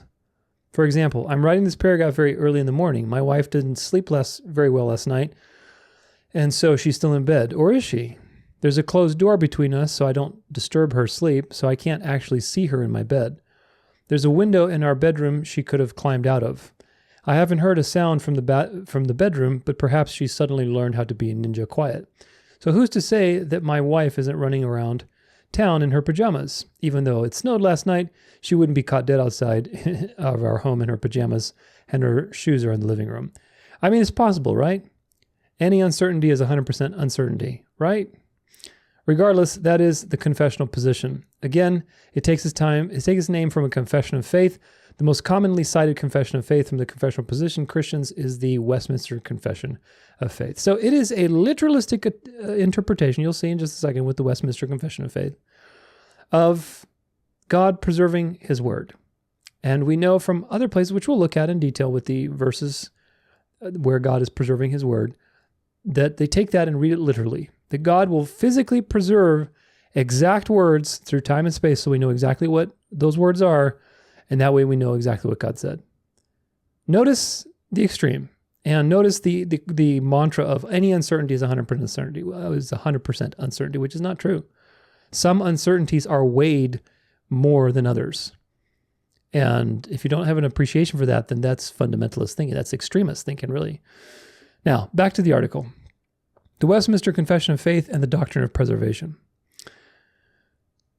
The Old Testament, this is from the Westminster Confession, I think it's number 8 here. The Old Testament in Hebrew, which was the native language of the people of God of old, and the New Testament in Greek, which at the time of this writing was the most generally known to the nations, being immediately inspired by God and by his singular care and providence, kept pure in all ages, are therefore authentical. So as in all controversies of religion, the church is finally to appeal unto them. This is the basic view held by the confessional position. This is the essence of what's called the doctrine of preservation, the idea that God, through his power and wisdom, perfectly preserved the Scriptures for faithful Christians to use in all ages. I have yet to hear of a person who holds the confessional position who doesn't choose the Textus Receptus as the text that was kept pure in all ages, in quotation marks. As this is the text chosen by the confessional position, it obviously bears some looking at. The confessional position text, the Textus Receptus. The Textus Receptus is Latin for received text. If you ask most people, the Textus Receptus is the Greek text assembled by Erasmus from which the King James Version was translated. Unfortunately, that's not quite true. It's close-ish, but the actual path was slightly more convoluted than that. History of the Textus Receptus. The primary Greek source for the King James Version was the 1598 version of Theodore Beza's Greek New Testament. The main source for Beza's New Testament was Robert Estienne's 1550 Greek New Testament. Estienne was also known as Stephanus. Estienne's New Testament is remarkably similar to Erasmus's Greek New Testament, but Estienne claimed that he didn't use Erasmus's work as a source. The first document to be called Textus Receptus was the 1633 printing of the Elsevier Greek New Testament, which was substantially identical to the 1565 version of Beza's Greek New Testament. Yeah, that's a lot. So here's a picture to make sense of it. So here's a picture. We can take a look. Here's Erasmus, and that was in 1522. Then Estienne or Stephanus had his version, who supposedly said that he didn't take from Erasmus' work, but you can be the judge of that yourself. Either way, he had another edition. Then Beza 1565, which inspired Elsevier in 1633. Beza had another edition in 1598, which basically the 1611 came from. So all of these texts were from Erasmus's original compilation of the Greek New Testament with the 6 manuscripts 6 to 8 or whatever it was, manuscripts that he had. And all of these, by the way, are called Textus Receptus. You'll learn about that in just a second. Note, all of the above are very similar. There are differences, but they aren't very large, relatively speaking. Now, the first document to be called Textus Receptus was published in 1633. The name Textus Receptus comes from the preface to the 1633 edition of Abraham and Bonaventure Elsevier's Greek New Testament. The relevant portion says the following: Texto argo habes nunc omnibus receptum in quilo nihil imatum aut corruptum damas. Roughly translated, so you hold the text, now received by all, in which nothing is corrupt. Nothing is corrupt in this text. The words textum and receptum were changed from the Latin accusative case, direct subject, to the Latin nominative case, subject, to render it Textus Receptus. That's how it's got its name, because of a marketing ploy. Let me say that again. The Textus Receptus got its name because of a marketing ploy. The Elseviers might have thought it was without error, doubtful, but remember that all marketing is subject to hyperbole. It's far more likely that the sentence was there as a not-so-subtle marketing tactic. Why wouldn't you want to have a Bible in which nothing was corrupt? The Elsevier 1633 edition text promised just that in their marketing. It remains effective to this day. Side note, I've spent some time in the marketing world in my life. I'm truly awed that someone created a single sentence for marketing that has echoed throughout the centuries. That one sentence defines a whole doctrine, the confessional position, for millions of Christians. That's both amazing and very scary. Agreed. 1633 Elsevier was extremely similar to the other editions mentioned, especially Beza in 1565. The Elsevier text practically is a reprint of the text of Beza 1565 with about 50 minor differences in all. The Elseviers were notable printers, and their editions of the Greek New Testament were accurate and elegant. Throughout Europe, the Elsevier editions came to occupy a place of honor, and their text was employed as the standard one for commentary and collation. So this was like the elite Bible of the time. Of course, with the marketing, with quality too. At the time, it was good quality. It was the elite Bible of the time, and that just stuck. That tradition stuck. As an aside, because the KJV is often central to the confessional position, it's worth noting that the KJV wasn't translated from any one single text. Again, Beza's 1598 text formed much, but definitely not all, of the basis for the KJV, also known as the Authorized Version, or AV for short. Quote, Scrivener identifies 190 readings where the Authorized Version translators depart from Beza's Greek text, generally in maintaining the wording of the Bishop's Bible and other earlier English translations. In about half of these instances, the Authorized Version translators appeared to follow the earlier 1550 Greek Textus Receptus of Estienne. For the other half, Scrivener was usually able to find corresponding Greek readings in the editions of Erasmus, or in the Complutensian polyglot. However, in several dozen readings, he notes that no printed Greek text corresponds to the English of the authorized version, which in these places derives directly from the Vulgate. So not as clear-cut as people think it is. Scrivener loved the Textus Receptus and compiled his own version of it, which is widely accepted today. More on that in a moment. He wasn't the only one who thought of this either. Quote, In this connection, it is worth noting that the translators of the King James Version did not follow exclusively any single printed edition of the New Testament in Greek. The edition was most closely followed by them, which one was the closest was Beza's edition of 1598, but they departed from this edition for the reading in some other published Greek text at least 170 times. And in at least 60 places, the KJV translators abandoned all then existing printed editions of the Greek New Testament, choosing instead to follow precisely the reading in the Latin Vulgate version. The Latin Vulgate, the Latin Vulgate that the Roman Catholic Church had, that the Roman Catholic beast had at its disposal, so that's interesting. Further, if you take Robert Estienne at his word, then he says that he didn't use Erasmus's Greek text as a source for his Greek text, then Erasmus had literally nothing to do with the King James Version or the original Textus Receptus. That's another important point. So Erasmus, again, is lauded as this hero of Bible translation, but he was just a Catholic priest. He died a Catholic, and supposedly Estienne didn't even have anything to do with his work. So therefore, there would be no connection. The claim seems very unlikely, though, because Estienne's Greek text is very close to Erasmus's. But it's possible. So who knows? I'm going to venture that he probably did use Erasmus's work, but he didn't want to admit it because, business. Human corruption. In modern times, all of these various Greek manuscripts we've just discussed are all called Textus Receptus. This is a very important point. Very important point. All of these things that we just discussed are Textus Receptus. While the name was originally only applied to the 1633 printing of Elsevier's Greek text, it eventually came to include all of them. The first was Erasmus, though, so we'll take a closer look at it. We looked at that before, so I'm not going to look at this part. But he says, it is worth noting that Erasmus adjusted the text in many places to correspond with readings found in the Vulgate, or as quoted in the Church Fathers. Consequently, although the Textus Receptus is classified by scholars as a late Byzantine text, it differs in nearly 2,000 readings from the standard form of the text type, as represented by the majority text of Hodges and Farstad. So Erasmus's text maintained a text form that's similar to the Byzantine majority text, but they're definitely not the same.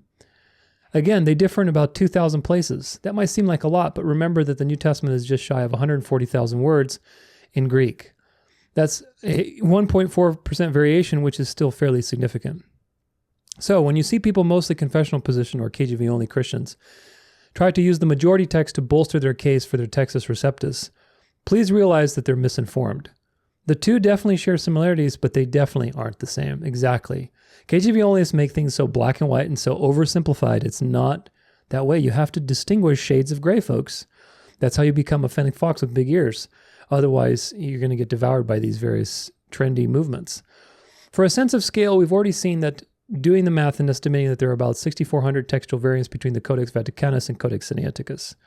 The Byzantine majority text and the Textus Receptus have about 2,000 differences between them. So really quick, just so this doesn't go over your head, what is this 2,000 differences? The Byzantine majority text, remember, majority text is looking at a group of texts, and there's a lot more to this, but the general idea is the ones that are in most agreement are painting the picture of the original text. So if you look at all the Byzantine manuscripts and you create a majority text grouping of those manuscripts, and you compare those readings, that reading of the majority text, with the Textus Receptus, there's still about 2,000 differences between them. That's significant, which again points, it debunks this idea that there's this unchanged family of manuscripts and the KJV is the one that happens to have them all. No, the KJV was not even based off of Erasmus's work entirely. It's based off a lot of different things. And it's used primarily from Byzantine manuscripts, but between the KJV Textus Receptus and the Byzantine majority text, there's a difference of 2,000 variations, which is significant. Doesn't mean that the KJV is corrupt, doesn't mean that the Bible is corrupt, doesn't mean you can't discern the truth. It just means there's a difference. Remember, most variations aren't meaningful, but there's still variations, which tells you that there's a lot more complexity than what people are usually arguing for. Anyway, moving on. So the Textus Receptus is definitely a Byzantine text, but far from purely a Byzantine text. If you'd like to do a sampling of these differences, he's got a page here with almost 300 of these variations at the bottom. To be clear, this list isn't exhaustive. However, it's a good representation of the differences and contains many of the major points of variation. You can read the full list here, but it contains the actual Greek variation, so you'll need to know Greek to read it. Yeah, that's another thing too is, are you willing to learn Greek to see what these 1%, remember, 1% of the variations that are meaningful aren't theologically impactful. 99% are not meaningful. So does it matter? Do you have to learn Greek to understand what the meaning or what the impact is here? No, you don't, because the impact is zero. The message has been preserved through time, which is so profound. Scrivener's Textus Receptus. Of the various different versions of the Textus Receptus, Scrivener's is notable. The following quote is from the Trinitarian Bible Society, who published the Textus Receptus. The authorized version was not translated from any one printed edition of the Greek text. The AV translators relied heavily upon the work of William Tyndale and other editions of the English Bible. Thus, there were places in which it is unclear what the Greek basis of the New Testament was. Yeah, because it's a hodgepodge. It's a hodgepodge of some good manuscripts, the Latin Vulgate, other English Bibles that they use. It was a good translation, but it's a hodgepodge still. It's not as simple as they're making it seem with this whole KJV Only thing. Scrivener in his reconstructed and edited text used as his starting point the Beza edition of 1598, identifying the places where the English text had different readings from the Greek. He examined 18 editions of the Textus Receptus to find the correct Greek rendering and made the changes in his Greek text. When he finished, he had produced an edition of the Greek New Testament which more closely underlies the text of the authorized version than any one edition of the Textus Receptus. Scrivener's Textus Receptus is the closest to the Greek text which underlies the KJV. However, it's an attempt to reconstruct that text, not the actual text itself. It's almost certainly extremely close, but it's almost certainly not identical. The biblical case for the doctrine of preservation. Now that we know what Greek text the confessional position uses, we'll take a closer look at the various scriptural passages they use to support the doctrine of preservation, which says God kept his scriptures pure in all ages. We looked at some of these before, but I'm going to read his commentary on it because I think it's also good. Psalm 12, verse 6 through 7. The root of this is an error in translation, as we'll soon see in a moment. The psalm says this in the KJV. The words of the Lord are pure words, as silver tried in a furnace of the earth, purified 7 times. Thou shalt keep them, O Lord, thou shalt preserve them from this generation forever. Them is highlighted in red. Read simply, you can see how someone would get the doctrine of preservation from this passage. However, the word I've highlighted in red isn't plural, them. It's singular, him. You can double check me by looking at Psalm 12:7 in interlinear. However, don't trust the English there. Look at the shorthand underneath the English words. Notice it's singular. Gives you basically the original language here. Other translations render this correctly, and we'll add verse 5 for some context. Now we're reading it in the NASB 5 through 7. Because of the devastation of the afflicted, because of the groaning of the needy, now I will arise, says the Lord. I will set him in the safety for which he belongs. The words of the Lord are pure words, as silver tried in a furnace of the earth, refined 7 times. You, O Lord, will keep them. You will preserve him from this generation forever. God will keep them, his words, by setting him, the man, in safety like he has said he would in verse 5.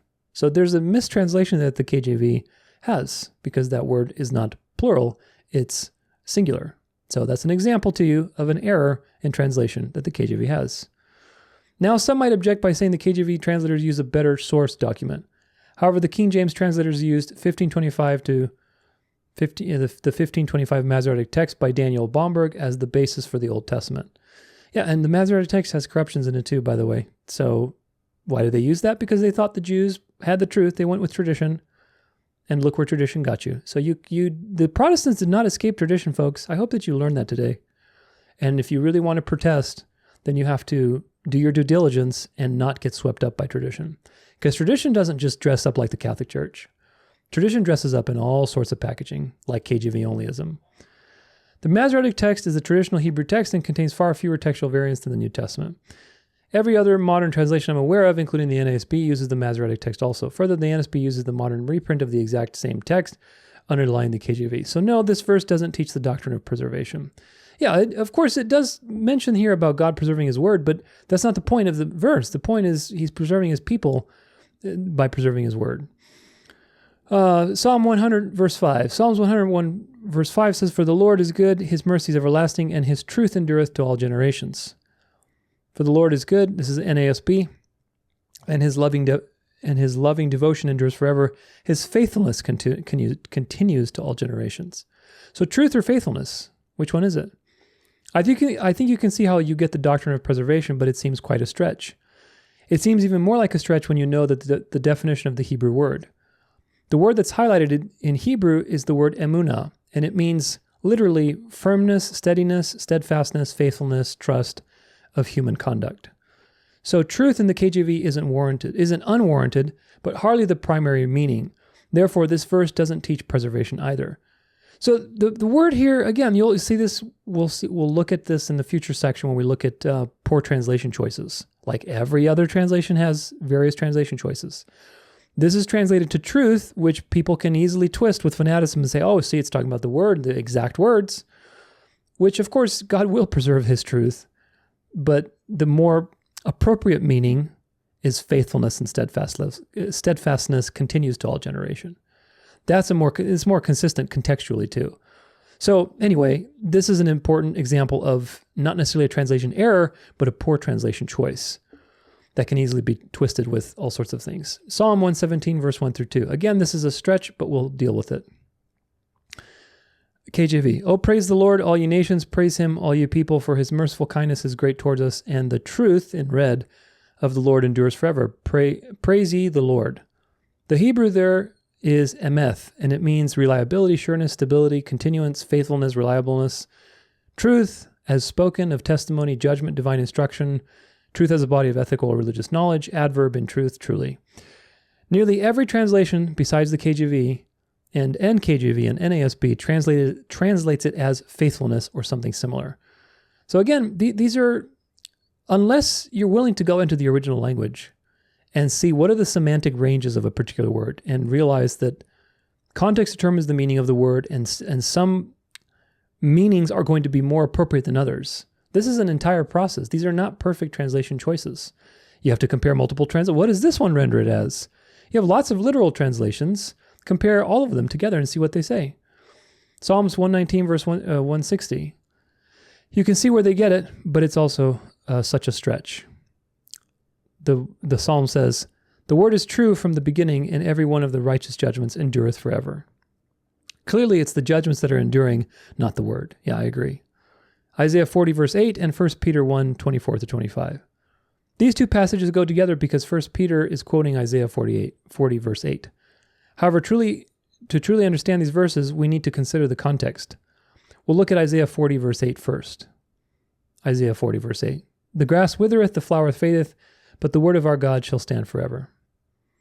Now, just taking this verse by itself, it's easy to see the doctrine of preservation. However, proper context changes the sense radically. First, we'll look at a passage that will become important to understanding these two verses. John 1, verse 1. "In the beginning was the Word, and the Word was with God, and the Word was God." Remember, the Word is one of Jesus' main titles, especially in the writings of John. Next, we'll look at Isaiah 40 with more context, and you'll see it's clearly a messianic passage. We'll go through it one chunk at a time. Isaiah 40, 1 through 5. "Comfort ye, comfort my peoples, says our God. Speak comfort to Jerusalem and cry out to her that her warfare is ended, that her iniquity is pardoned, for she has received from the Lord's hand double for all her sins." Verse 3. "The voice of one crying in the wilderness, prepare the way of the Lord, make straight in the desert a highway for our God. Every valley shall be exalted, and every mountain hill shall be brought low. The crooked plains shall be made straight, and the rough plains smooth. The glory of the Lord shall be revealed, and all flesh shall see it together, for the mouth of the Lord has spoken." All four gospel writers apply verse 3 to John the Baptist, who prepared the way for Jesus, and you can look it up in the Gospels. Luke also applies verses 4 through 5 to the Messianic age. Please note how the glory of the Lord will be revealed. In so many places, Jesus is called the glory of the Lord. Let's continue. 6 through 8 now of Isaiah 40. "The voice said, Cry out, and he said, What shall I cry? All flesh is grass, and all its loveliness is like the flower of the field. The grass withers and the flower fades because the breath of the Lord blows upon it. Surely the people are grass. The grass withers, the flower fades, but the word of our God stands forever. Could the word here be Jesus? It gets clearer in a few verses, and even clearer when you read 1 Peter 1. So now this is Isaiah 40, verses 9 through 11. O Zion, you would bring good tidings. Get up into the high mountain. O Jerusalem, you who bring good tidings. Lift up your voice in strength. Lift up, be not afraid. Say to the cities of Judah, behold your God. Behold, the Lord shall come with a strong hand, and his arm shall rule for him. Behold, his reward is with him, and his work before him. This is verse 11. He will feed his flock like a shepherd. He will gather the lambs with his arm and carry them in his bosom, and gently lead those who are with the young. Notice that like a shepherd appears to be an obvious reference to Jesus given the context. However, we don't have to guess, as Peter, under the Holy Spirit's inspiration, explicitly applied this passage to Jesus. We'll back that up to get some context. 1 Peter 1, 18 through 23. Knowing that you were not redeemed with your corruptible things like silver or gold from your aimless conduct received by tradition from your fathers, but with the precious blood of Christ as of a lamb, without blemish and without spot.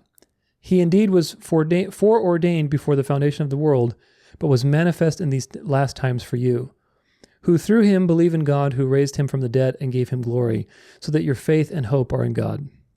Since you have purified your souls in obeying the truth, through the Spirit and sincere love of the brethren, love one another fervently with a pure heart, having been born again, not of corruptible seed, but incorruptible, through the word of God, which lives and abides forever.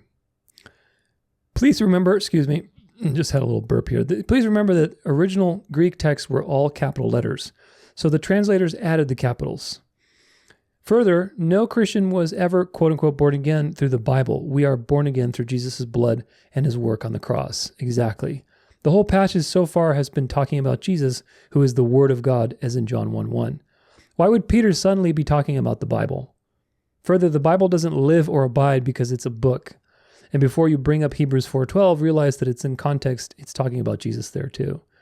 Now we'll look at the rest, starting with verse 23. 1 Peter 23 through 25. Having been born again, not of corruptible seed, but of incorruptible through the word of God, i.e. Jesus, who lives and abides forever. That makes sense. Because all flesh is grass, and all the glory of man is the flower of the grass, and the grass withers, and its flowers falls away. But the word of the Lord, Jesus again, endures forever. So you see the word here, if read in context, ties to the word that he's talking about previously, and it connects to all those other passages in Isaiah that are messianic. Now this is the word, Jesus yet again, which by the gospel was preached to you. Certainly, the word of God, Jesus, as in John 1:1, will live and endure forever. Amen. But Jesus isn't the Bible, and neither Peter nor Isaiah were talking about the Bible. They were talking about Jesus. Exactly. Quick pause here, and this is the problem. This is why the KJV Only movement is idolatrous. And Satan has baited these people and used their imbalance of thinking in creating an idol out of the Bible. And of course, not the Bible really, but Bible translations, because again, the Bible and translations are two different things. Hopefully that's another major point that you get out of today. The Bible and translations are two different things. And Satan has baited the Protestants with tradition to make an idol out of a translation, when really you should be worshiping God. God is the one these passages are talking about. God is the one who endures forever. And of course, God's word that he's spoken is permanent. It's not going to change. But all these passages that the KJV Only is used to basically say, look, basically our movement is right, they're so taken out of context. Like every other cult or every other denomination that's apostate, or every other, group of people that take scripture and twist it for their gain.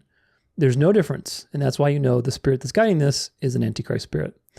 Moving on, Matthew 5:18. Context helps a lot here too. 17 through 19. Do not think that I have come to destroy the law of the prophets. I do not come to destroy, but to fulfill it. For assuredly I say to you, till heaven and earth pass away, not one jot or tittle will by no means pass from the law till all is fulfilled. Whoever therefore breaks one of the least of these commandments and teaches men so shall be called least in the kingdom of heaven. But whoever does and teaches them, he shall be called great in the kingdom of heaven. In context, Jesus is simply saying that the law wouldn't end until all is fulfilled. Notice he specifically said the law. He didn't say the scriptures, and not even the word, just the Mosaic law. Jesus himself said it was fulfilled when he said, "It is finished" on the cross, tetelestai. Christians don't need to obey the Mosaic law anymore.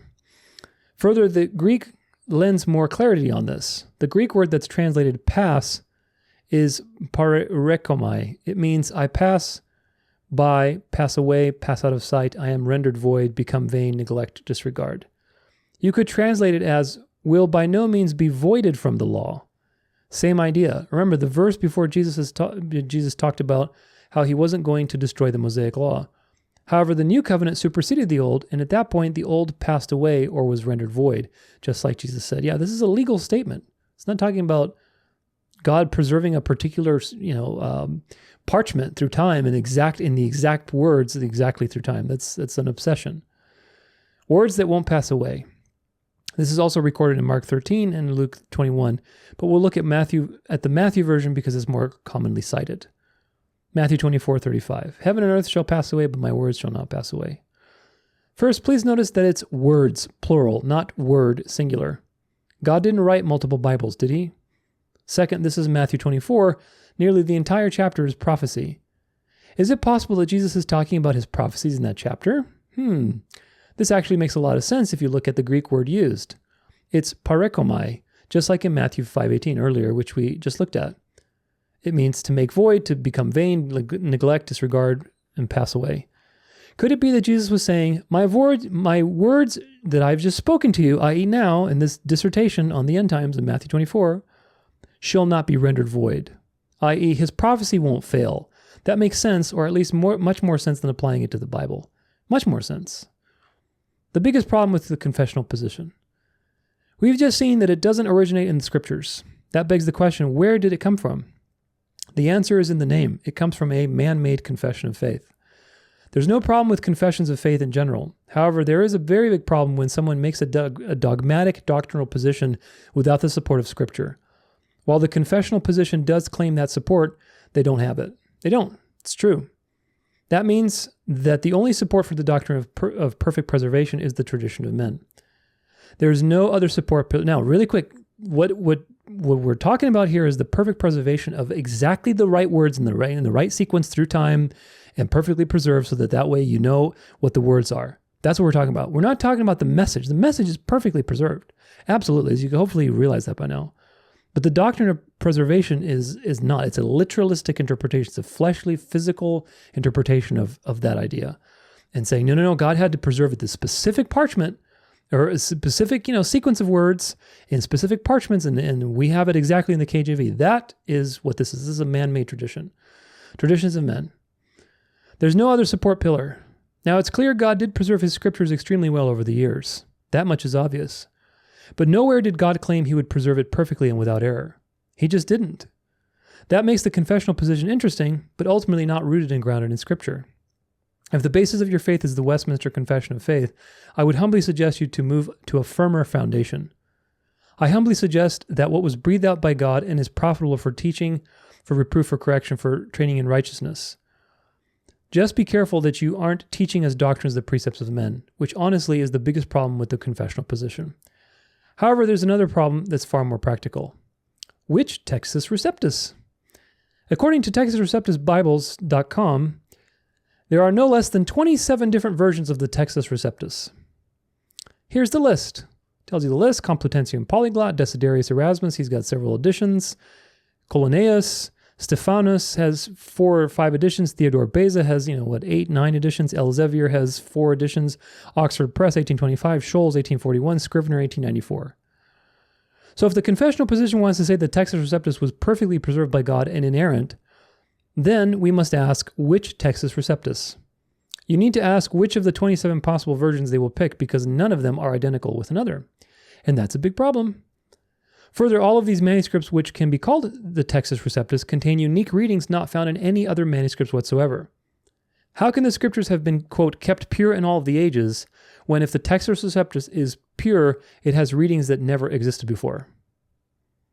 Even more problematic from a practical standpoint, every Textus Receptus is different than every other Textus Receptus, even if only slightly, and all are different than any other manuscript that existed before them. Therefore, if the Textus Receptus is the manuscript that was perfectly preserved, that means that there was no perfectly preserved manuscript until the Textus Receptus came along. It's a problem for the confessional position. Yeah, it is, because this kind of thinking just gets sillier the more you get into it. Okay, but is the Textus Receptus a good document? Even if you don't hold to the confessional position, you might think the Textus Receptus is the best, most accurate edition of the New Testament. You might think this is based on empirical research grounds, not on a confession of faith. This might be surprising to hear after what you've just read, but you might be right. Seriously, there are definitely places in the Textus Receptus that are wrong. And we know this from manuscripts we've found that they didn't have access to them, but overall it's a very good document. One could even make the case that the Textus Receptus is overall the best Greek New Testament out there. I'm not sure I would agree, but I'm not sure I would disagree either. It certainly agrees with the Byzantine majority text quite well, but remember, this is the 2000 variants, and the differences are not typically very large, although certainly some are. Personally, I would say the Textus Receptus is overall a very good document. Not perfect by any stretch of the imagination, and it definitely has mistakes, but very good overall. It has mistakes, folks, because it's a human document. God uses human means, and he uses all those imperfections for his glory. You have to remember that. Confessional position conclusion. I was going to say confusion, but yeah, it is confusion. It is confusion, but hopefully it won't be today after we finish this. God certainly preserved the scriptures through the ages. However, he never promised to preserve them perfectly, and to assert that he did is to put words in God's mouth. That's a bad idea. There's no scriptural basis for the idea whatsoever, and so asserting it dogmatically is a very bad idea. We know God preserved the scriptures because even in the New Testament, over 99% of the textual variants have no effect on anything. Got to remember that. 99%, no effect on anything. The remainder don't impact major doctrines, and certainly nothing concerned with salvation or the gospel. God certainly preserved it with remarkable accuracy, but that doesn't mean that he preserved a single text with word-perfect accuracy. While the confessional position holds no water, the Textus Receptus itself is a very good document, not perfect by any stretch, but very good. Summary of the critical text versus majority text versus Textus Receptus. First, we should reiterate that the differences we're talking about here occur in less than 1% of the New Testament. Very important key point of this entire presentation section. The core message of the gospel isn't compromised in any of these documents. Some lesser non-salvation related doctrines are affected, but many of these are arcane topics that rarely, if ever, touch on the Christian life. Some doctrines are certainly strengthened in the Byzantine majority text and the Textus Receptus, but no major central part of the gospel is affected. With that said, we'll do a quick recap. The reasoned eclecticism approach created modern critical text, which is what most modern New Testaments are based on. It uses a set of rules to create their text, but never got very far away from Westcott and Hort's original 1881 work. There remains a persistent bias against the Byzantine text type in the critical text, which is very unfortunate. Its major weakness is outright dismissal of certain readings without evidence, and that it's based on essentially only two manuscripts of dubious quality, i.e., tradition. So the critical text has some good merits to it if it actually were to be employed, the critical way of evaluating manuscripts, but it hasn't been because of tradition. The majority text gives an extremely high weight to readings that are supported by the majority of manuscripts. This results in a text that aligns extremely closely with the text that the church has used since the 4th century, and it has changed very little in that time. However, it completely ignores evidence from versional manuscripts, i.e. translations into other languages, and the early church fathers. Despite this weakness in this author's humble opinion, it's more likely to have the closest readings to the original in a majority of places. Certainly not all, but quite possibly a majority of places. Confessional position maintains that God must have perfectly preserved the Bible pure in all ages. Besides the obvious problem with saying that God must do something, there's no basis for that assertion besides a few man-made creeds. The scriptures certainly don't support it, and therefore the confessional position simply holds no water. However, the text they've chosen, the Textus Receptus, isn't a bad text. There's good reason to think that it's actually a very good document, and it aligns well with the majority text. It's by no means perfect and certainly has flaws, but overall it's quite good. My personal opinion. As I said, I prefer a blend. My personal opinion is that the majority text is an excellent starting point. Given its long history of transmission with very little change and the common sense ideas that scribes will choose better manuscripts, I think that makes sense. However, I would only make that the starting point. The majority text isn't perfect, and there are places where adjustments need to be made based on the evidence, like the Johannine comma, which the majority text doesn't include, and the story of the woman caught in adultery, which it unfortunately does not include either. By evidence, I mean quotations from the early church fathers and looking at the versional manuscripts, i.e. the translations made into other languages. I would give the translations somewhat less weight than Greek texts, but not discard them entirely. Yeah, so this is a more narrow road approach of how to do this. There is one man who has proposed another model I find agreeable, and I confess I got many of my ideas from him. His name is James Snap Jr., and he owns the blog The Text of the Gospels, which I highly recommend. So you can check that out too if this stuff really interests you for a deeper dive. In fact, it's usually the first place I look for answers on questions relating to textual variants. He proposed an approach that he calls equitable eclecticism, which he explained in 2 articles. He explains it here. Part 1 is mostly a history lesson for context and is well worth reading. Part 2 focuses more on the actual methodology. Personally, I would like to see the bias against the Byzantine text type eliminated so that the Byzantine readings will be on a level playing field with all other manuscripts. That alone would be a huge improvement in modern textual criticism. So, I think that's pretty much it for this article. Boy, quite a marathon. A little bit of review. There are many aspects to translating the Bible. Hopefully you've seen that. And of course, it involves studying language, studying history, studying cultural changes, considering all sorts of factors that are much more nuanced and complicated than just, there's just a group of this manuscripts that were, somehow translated into Greek by Erasmus, and then we just stuck with that because that's the best. On top of having to deal with changing languages and cultures and wars and history and politics and everything else, 2,000 years is just simply a very long time. That is an enormously long time of data and information to sift through. We also have thousands of manuscripts and parchments and pieces of parchment. We keep discovering them. And so the question is, what are you going to do with all this data? Textual criticism is necessary. The art and science, it's both an art and a science, of collating these manuscripts and weighing them and figuring out which one is more weight over the other. There's a whole art and science to that. And of course, it's not free of bias and tradition. This is the problem. But nevertheless, we can take confidence in God's word because, again, most of the variants are meaningless. And even the ones that are meaningful are not impactful theologically. One of the best arguments for the truthfulness of the Gospels is embarrassing details. We'll talk more about this later when we talk about why the Bible is true. What are some evidences for it? But the Gospels, for example, have a lot of just embarrassing details about them, like Jesus' family not believing him, the death of the protagonist, women's testimony. All of these details are details that nobody would put into a story if they're trying to convince you of a farce.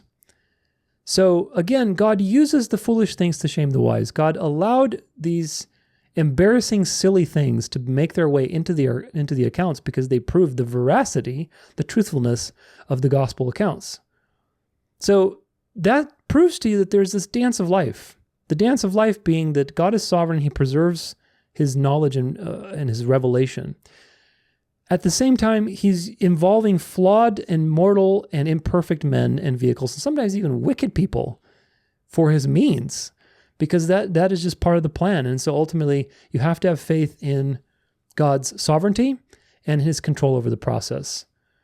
So in the same way, God is using all these people to basically preserve his eternal message, despite allowing things like the Genesis curse, the effects of history and all these different persecutions and empires coming and going and things like that, the corruptions of evil agents and nefarious actors like the Masoretic Jews, like Westcott and Hort, like the Vatican, like all these other people.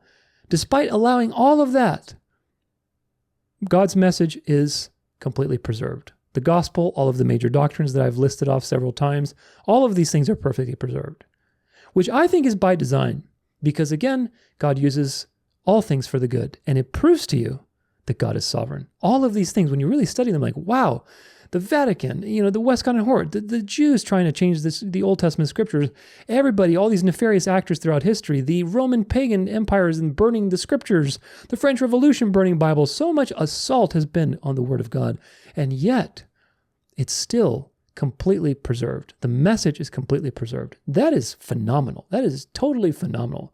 And if you include the Old Testament, you're looking at a history of 3,500 years of a message. The Bible is the most read and printed book in all of history.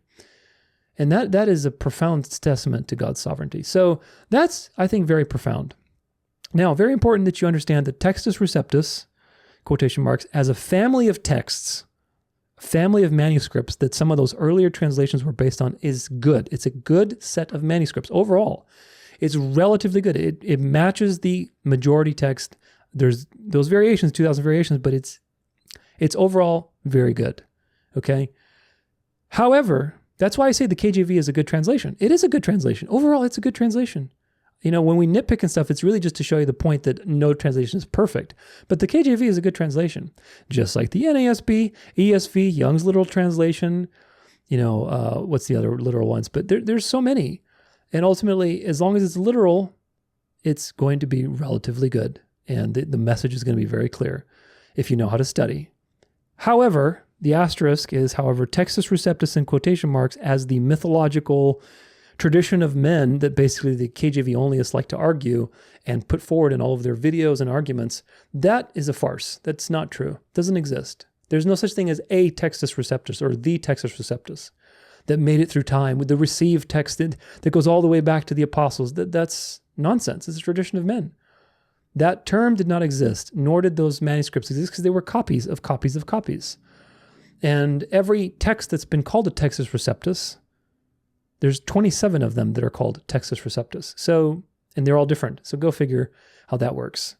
What matters more than all of this is learning why the Bible is true and how to properly study the Bible. We'll do a lot of that in the next coming sections. But I want to finish with something about tradition and how KJV Onlyism basically began. You saw that 100 years after these translations, within 100 years of Erasmus, I should say, not of Etienne and Elzevir, within 100 years of Erasmus publishing his first edition, you started to see bickering of Protestants with tradition. And some of them were trying to take the more liberal approach of getting, we have more manuscripts, so we should include them in our thinking. And others immediately were responding with, no, it's perfectly preserved by God. This is our Bible. This is our translations. We're going to put it on a pedestal and so on. So you started to see that very early on. So KJV Onlyism has been something in the works by the enemy for many hundreds of years to destroy Protestantism. Now, as of the last 100 years, you see a lot of people into it. And one of those people is Peter Ruckman, which of course I want to focus in on a little briefly, just so you understand the spirit that was guiding Peter Ruckman and the people who are inheriting his lineage, his spiritual lineage and his belief systems. What spirit is guiding these people? Because it's very clear. And again, if you use the same character assassination, guilt by association type of tactics the KJV Onlyists use with other things, and you apply it to their own movement, which we'll do it right now, you'll see very soon that they're just equally guilty of their own accusations. Jesus rebuked the Pharisees for the traditions of men. And that should be a warning to us, because Protestants are not immune from tradition. And that's really one of the lessons of today. Protestants are not immune from tradition. And they lost the Reformation because of tradition. They also continue to lose to the beast and be easily infiltrated and be destroyed eventually because they couldn't let go of tradition. They couldn't let go of the Sunday tradition. They couldn't let go of tradition institutionalization. They couldn't let go of the immortality of the soul. They couldn't let go of the heliocentric theory. They couldn't let go of, tradition in terms of Textus Receptus versus all these other translations and fanaticism. They can't let go of tradition, folks. Tradition is not just dressed up in Catholic clothes. It's really not. I hope you learned that today. It really is not. Tradition is, from the very beginning, it is basically following the word of somebody else other than God, following the word of man. And really, it was Satan who started tradition, because he created a different word and people obeyed it, and that tradition has continued ever since. And it's gotten permutations in different ways to basically counterfeit the work of God. All methods of textual preference, whether you're critical text, majority text, or confessional, have some problems with them. They have some tradition that they're basically victim to. The critical text method is the tradition of Westcott and Hort. You see that not much has changed since then. The majority text is the tradition of majority agreement, but yet the majority of something is relative. Because again, if you include the variations, right, the translations into other languages, then the majority text is not the majority anymore, i.e. the Byzantine majority text. The confessional position, obviously that's the most tradition out of all three of them, and taking basically the Westminster Confession of Faith and twisting it and adding Bible verses that they think to support it, but those Bible verses are taken out of context. And of course, you have this entire new thing. It's its own denomination, like I said. This is no different, folks, than the Catholic Church and its ways of basically creating traditions and adhering to them and fighting over them and so on. It's no different. That's why this is being guided by the same Spirit. True Christianity is the narrow road. It's the narrow road between extremes. It's avoiding imbalances, extreme imbalances in thinking. It's being sober-minded, being a Berean, not being attached to traditions, but going with the truth, evaluating claims based on the evidence, building a case, comparing various sources, and going with what is true, not with what is told to you. The KJV Only movement is what is told to you by pastors, by other people, and of course they spin it with facts and history and things to basically make you think that they're right, but it's not. It's just twisted. It's twisted truth. So onward now to our friend Peter Ruckman. Let's learn about Peter Ruckman. This is Wikipedia. Peter Ruckman, November 1921 to April 2016, was an American independent fundamentalist pastor, author, and founder of the Pensacola Bible Institute, Pensacola, Florida. Ruckman was known for his position that the King James Version constituted advanced revelation and was the final preserved word of God in the English language. This view is often called Ruckmanism by its opponents, its followers, or Ruckmanites. Personal life, always a good place to get some details about people. A native of Wilmington, Delaware, Ruckman was the son of a Colonel John Hamilton Ruckman and a grandson of General John Wilson Ruckman. Ruckman was raised in Topeka, Kansas, attended Kansas University, and earned a bachelor's degree from University of Alabama. Ruckman entered the U.S. Army in 1944 as a second lieutenant and volunteered to serve with the occupation forces in Japan. While he was there, Ruckman studied Zen Buddhism and spoke of the experience of nirvana, which the Zen calls samadhi, the dislocation of the spirit from the body. Ruckman returned to the United States uneasy, unsettled, full of demons. He worked as a disc jockey and radio announcer by day and a drummer in various bands by night. After he began to hear voices, he met with a Jesuit priest to explore joining the Roman Catholic Church. On March 14, 1949, Ruckman received Jesus Christ after talking with evangelist Hugh Pyle in the studios of Ware Radio in Pensacola. Ruckman attended Bob Jones University, where he received a master's degree and PhD in religion. Ruckman was the pastor of Bible Baptist Church in Pensacola, and his writings and recorded sermons are published by his Bible Baptist bookstore. Like his father, Peter Ruckman demonstrated artistic talent in early life, and he often illustrated his sermons in chalk and pastels while preaching. In 1965, Ruckman founded Pensacola Bible Institute, in part because of disagreements with other institutions with regard to biblical translations. Ruckman continued teaching a Sunday school class and participated in other church-related activities until April 2015, when he retired at 93. Ruckman married 3 times, the first 2 marriages ending in divorce. It's important to know. He had 10 children. His son, P.S. Ruckman Jr., was a professor and authority on presidential pardons until his death in 2018. King James Onlyism. According to David G. Burke, Ruckman was a believer in King James Onlyism. Ruckman said that the King James Only version of the Bible, the authorized version, provided advanced revelation beyond that discernible in the underlying Textus Receptus Greek text, believing the KJV represented the final authority in all matters in faith and practice. Now, really quick, if your Fennec fox ears are trained, when you read this, you should say, well, which Textus Receptus? What are you talking about? Because there's 27 works that are attributed to that, but they all have different manuscripts that they used. So it's important. Ruckman believed that any edition of the Bible not based on the text of the KJV was heretical and could lead one to lose not only their testimony and ministry, but even their life. Ruckman distinguished between the Textus Receptus of the KJV and the numerically fewer manuscripts of the Alexandrian text type, underlying most modern New Testament versions. Ruckman characterized those who endorsed the latter as members of the Alexandrian cult, people who believe that while the autographs were God-inspired, they have been lost and that therefore there is no final absolute written authority of God anywhere on this earth. Ruckman also wrote that the Septuagint was a hoax perpetrated by the Alexandrian cult under the leadership of the church father Origen Adamantius as part of his Hexapla in the 3rd century AD in order to subvert belief in the integrity of the Bible. Now, just a quick pause here. We will get to this Masoretic comparison in a future section of this presentation. If you see my Masoretic Psyop episode, you can see for yourself that 9 out of 10 quotations from the KJV, look it up for yourself. You can use the KJV if you want to be convinced. The 9 out of 10 of the quotations in the New Testament follow the Old Testament of the Septuagint. Why is that? Well, go find out. If you don't know why, go find out. Because there's been a massive conspiracy by the Jews who rejected Jesus to take Jesus out of the scriptures, to change the timeline of the Bible, to introduce a false new age type of, millennial kingdom, and all these things that we've talked about in that series.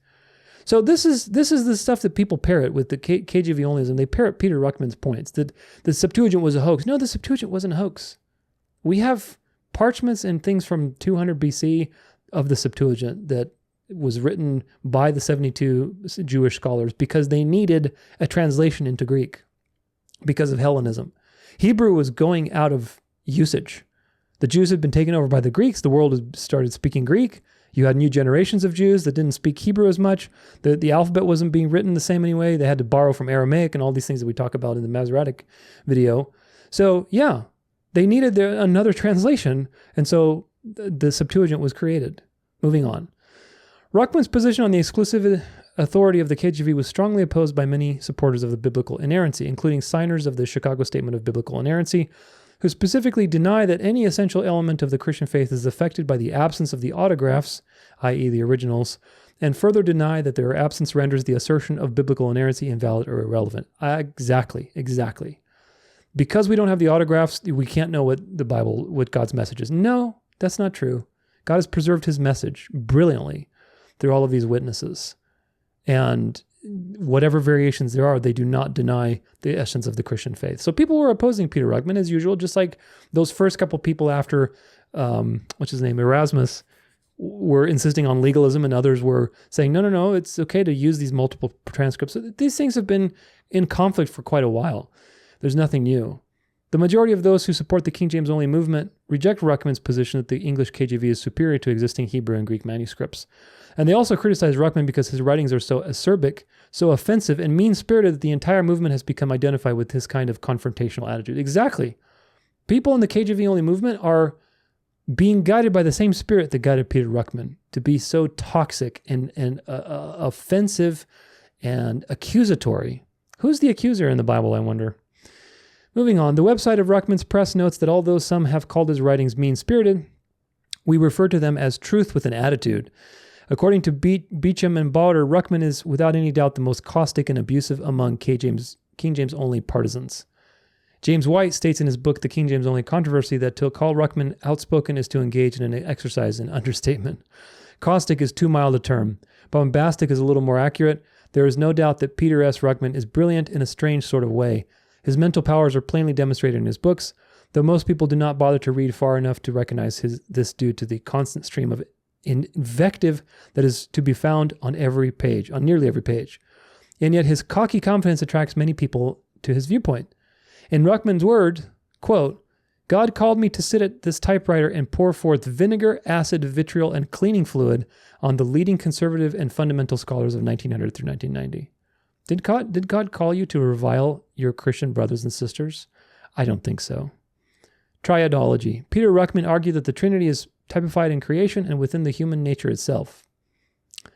As a trichotomist, he saw the human as being composed of body, soul, and spirit, arguing that the human nature was made to reflect Trinity due to the image of God, i.e., you shall be like God, and you shall not die, because you have an immortal soul.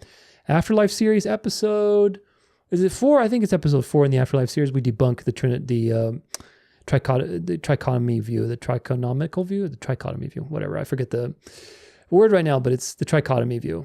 This has been debunked so easily. You do not have an immortal soul and a body, soul, spirit type of distinction. This is Genesis curse or Garden of Eden, forbidden fruit, Genesis lie type of situation. And of course, today, the charismatic movement uses the trichotomy view to justify all sorts of heretical ideas, like Christians being oppressed by demons and possessed. Oh, well, he's not coming into the demon's not coming into the space of your spirit, because that's where the Holy Spirit is, but he is coming into your soul, and he's oppressing your soul because you have the spirit, the soul, and the body, and so you need deliverance because the demon's in your soul, he's not in your spirit. So people who are not so well versed in history, they don't know the history of how we got all these afterlife beliefs from paganism. And of course, they listen to people who are KJV only or charismatic or whatever else, and they have this authority and this emotional conviction. And they say, oh, well, I guess maybe I have a demon. Maybe that's why I'm sad or depressed. And so maybe I need to go to get deliverance. And they get sucked into legalism. So you have to understand that when the spirit of Antichrist acts, it acts in a very predictable manner. And once you understand the blips and the patterns in history, and you start seeing them in people like Peter Ruckman, you can see that people like this are wolves in sheep's clothing. They're part of the false prophets, apostles, converts, and so on that Jesus warned us about, that are wolves in sheep's clothing.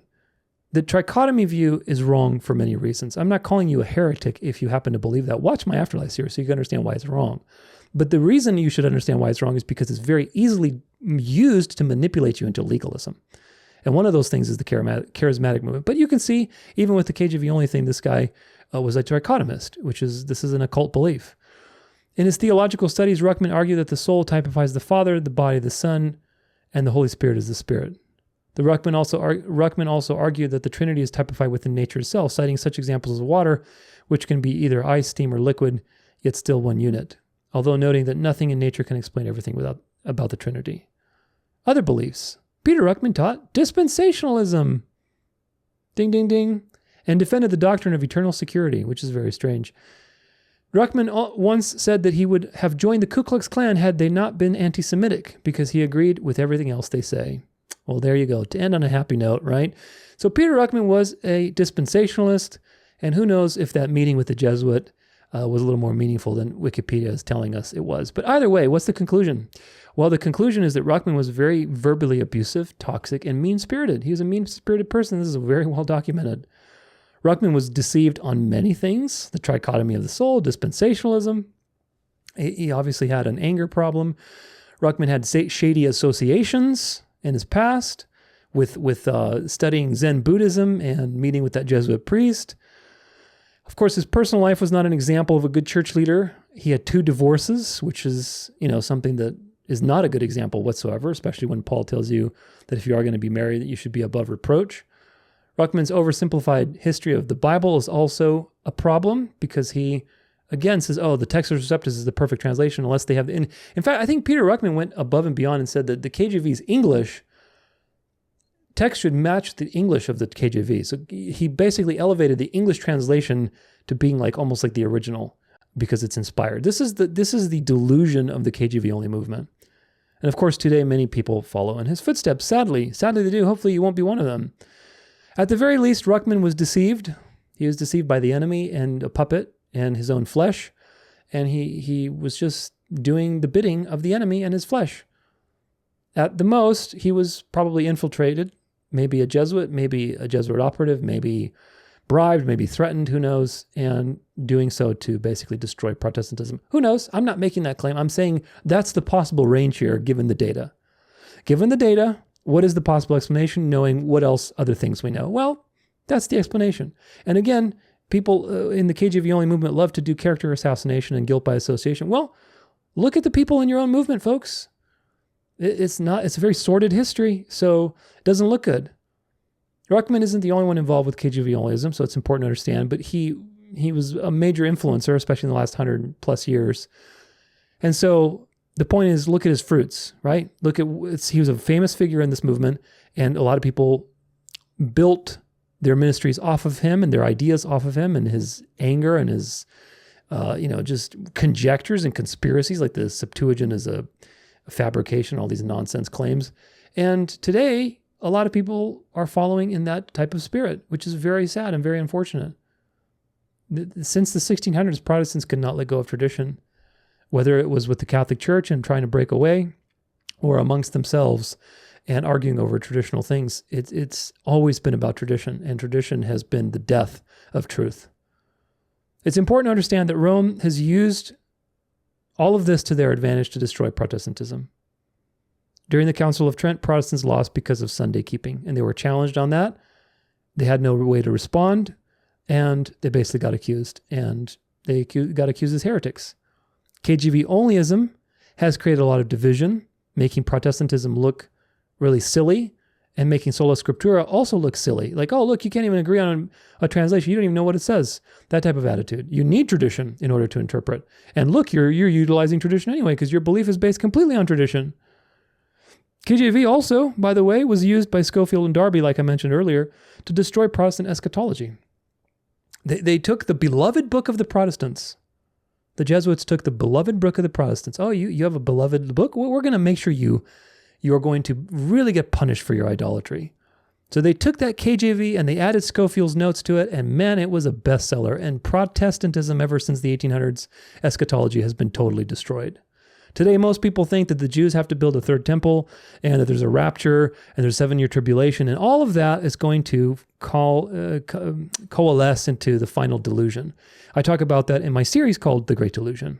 So it's important to go watch that to see how all of these things are combining. But really, that was successful because of the Protestant idolatry of their translation and their tradition. The Mother Church abused the Protestants for their tradition of the KJV and say, oh, okay, well, if you have that Bible that you really love, we'll make sure you really like it and you'll learn the wrong theology. And they did. And as a result, by changing eschatology and deviating people either to the right or to the left, either to futurism or preterism, of course, dispensationalism is futurism. By the way, by deviating people off the narrow road, Rome could introduce all of her other poisons that it's doing still to this day. And nobody is the wiser, because as long as you don't recognize who the beast is, then the beast can do all the work that it needs. It's hidden in plain sight. And that was the whole point of destroying Protestant eschatology and why it became so important to infiltrate Protestantism and to bring people like Darby, like Scofield, in creating this counter-narrative. Because eventually now it's being swept up with the NAR movement and Christian nationalism and all the other crazy things that are happening. But all of that was because the KJV was just this idolized translation. And that's an imbalance if you're leaning this way. Okay, this is a simple exercise. You can understand this visually, because all we're talking about here is history and things that you can't see. If I'm leaning like really far forward, right? You can try this on your own, but just be safe. It doesn't take much to push you over now, does it? If I'm square over my feet and I'm standing up straight and I'm just looking around, I'm ready to move in any direction, right? That's a pretty simple idea that you can experience with your body. You've experienced it before. If you're leaning back here, it's very easy to throw you off balance. So the more off balance you are in the physical world, the less it takes to make you fall. That is a physical principle of the universe that God created. The more off balance in the world you are, the less energy is needed to topple that system. King James, now that works the same way in the spiritual world with ideas and thoughts and, belief systems and strongholds and things like that. That's why everything I do is focused on maintaining a balanced view, because any imbalance that you have can be easily abused, and the devil is very clever. The devil knows every imbalance that you can possibly have, and he can spot it on you like this. And as soon as he spots it on you, he's going to abuse it to destroy you. So if you want to dance your way through all these situations and deceptions, you need to be a Fennec fox, and you need to take the narrow road in all situations, not be extreme in anything, but rather go with the evidence, go with the truth, and build a case. All of these study skills that we're going to be reiterating today. But the devil saw that the idolatry of the Protestants and their tradition of this whole Textus Receptus KJV thing was an imbalancing point. And so what is the perfect way to introduce a false eschatology? Well, you take the thing that they love the most and they trust the most, that they're going to accept that Bible and give up. If probably had been if it was a new translation, can you imagine? If it was some new translation and it had Scofield's notes in there, nobody would have accepted it. The reason dispensationalism was so successful was because of the KJV, because Protestants trusted it. And it was right away they brought it into their heart and say, oh, well, it's the KJV. What is this with a commentary? Oh, that's interesting. Maybe I'll believe that. Well, the KJV says it does say that in the KJV. Well, now you have Scofield telling you how to interpret the KJV, and because you trust the KJV as the inerrant word of God, now you believe in a false theology and a false eschatology. And this is how the devil abused an imbalance in thinking. And that is the tradition and KJV Onlyism of the Protestants. So the Protestants were not able to divorce their harlot mother. They weren't. They lost and they continue to lose because they continue to use tradition. So do not follow in these footsteps. If you want to protest Rome, you have to protest all of her teachings, my friends. And I have series on all of these things. As of the time of this video, I haven't started the salvation series, which will be the last one. But the other ones, we've covered ecclesiology, thanatology, eschatology, Christology. All these things cosmology, all these things are in the library. Check them out and get edified. Because one way or another, Rome is going to get you with her hooks. She's got a lot of hooks. So you have to protest all of them. And you have to protest traditional thinking. You have to learn to build a case and study and have study skills. Otherwise, the devil will find any imbalance in your mind and push it this way or that way so that you can go into error. So evaluate something based on its merit, not on tradition. That is the point. Today you have the luxury of technology like never before. You have a little device in your hand that you can look up all the translations you want, interlinear, original language, concordances, whatever you want, and with the flick of a wrist. It's really, truly profound. Most people do not use that. They don't. They just look on their phone and zone out. And so use the tools that you've been given. God has given you great tools. Of course, deception is at an all-time maximum. But God has also armed us to fight this deception with the tools that we need. Many will run to and fro and knowledge will increase, just as Daniel 12 says. You don't need to be a Bible scholar or to know the original language. If you have good principles, you can find the truth, and what matters most is having a relationship with God. It really does. And we'll be focusing on that in the next section to this. Ultimately, you just need to know how to think and make good decisions. Pray for discernment, practice making good decisions, practice building a case, practice thinking critically. My goal has always been to empower you to do that with my videos. Hopefully I'm doing my job, but ultimately it's a practice. It's a practice, and you have to flex and develop that faith muscle, that researcher muscle, those critical thinking skills. Those are muscles that you have to flex through practice. Again, see my Berean video. It's a 6-hour crash course of various things, how to use different resources, how to avoid biases, how to study the Bible, what are some things that you can take into consideration, how to look at context. All those things are there in that video. Combined with this one, with the Masoretic Psyop, you can get a very good grasp on Bibles, Bible translations, how to study, and so on. So don't fall for the trap of tradition. Be sober-minded, because the devil prowls around like a roaring lion looking for people to devour. And he's devoured many people like Peter Ruckman, I can tell you that. Today, Protestantism is practically over because of the tradition and the not letting go of tradition of the Protestants. The Reformation is almost over. It's all been, like 500 years almost, give or take, something like that. And the Reformation is already almost over. There's ecumenism, there's the charismatic movement, Christian nationalism, NAR. All these things are moving back to the beast, folks. So that tells you that the level of deception is extremely high, and so you need to heighten your senses. You need to heighten your knowledge, your discernment. Your ears need to grow bigger and bigger and bigger, and you need to be very nimble like that little fox so that you can avoid the schemes of the enemy.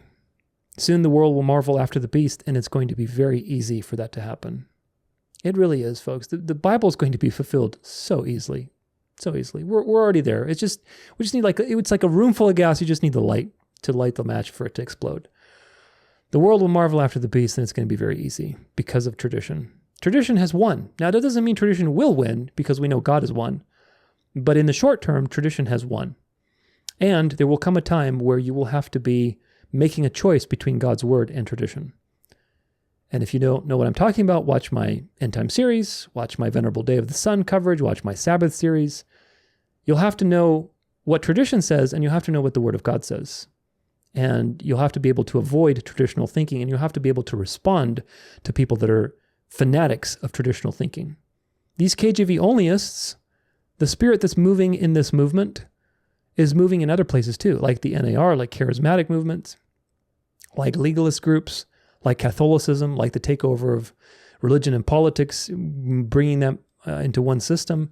It's the same spirit, folks. So you're going to have to combat, you're going to have to know how to deal with this spirit, because it will manifest in different ways, whether it manifests as your Christian brothers and sisters or other people accusing you or whatever else, it will manifest. So you need to know how to respond and deal with this particular spirit, which is the Antichrist spirit. Eventually, and very soon, the mark of the beast will come. And again, if you don't know what that is, then watch my videos. But religion is rising, and so is fundamentalism, legalism, zealotry, fanaticism, irrational delusion, hanging on to traditions. This is the great delusion, folks. Look at the Trump Bible. I covered this in my recent Venerable Day of the Sun. As of the time of this episode, Venerable Day of the Sun 6. the storm. I think I covered it in that one. Yeah, I did. Where you have, not only first off is the Trump Bible made in China, even though he's supposed to be all against China, but that's another thing. Look at how the Jesuits basically manipulated American Protestants with their idolatry. Yet again, just like they did with Schofield and dispensationalism, they're doing it again with many things. One of them is the Trump Bible. Now, what is the Trump Bible? Well, the Trump Bible is the God Bless USA Bible. And of course, there's this whole movement now to put in, like in Louisiana, to put the Bible back in schools, the Ten Commandments back in schools, and so on and so forth.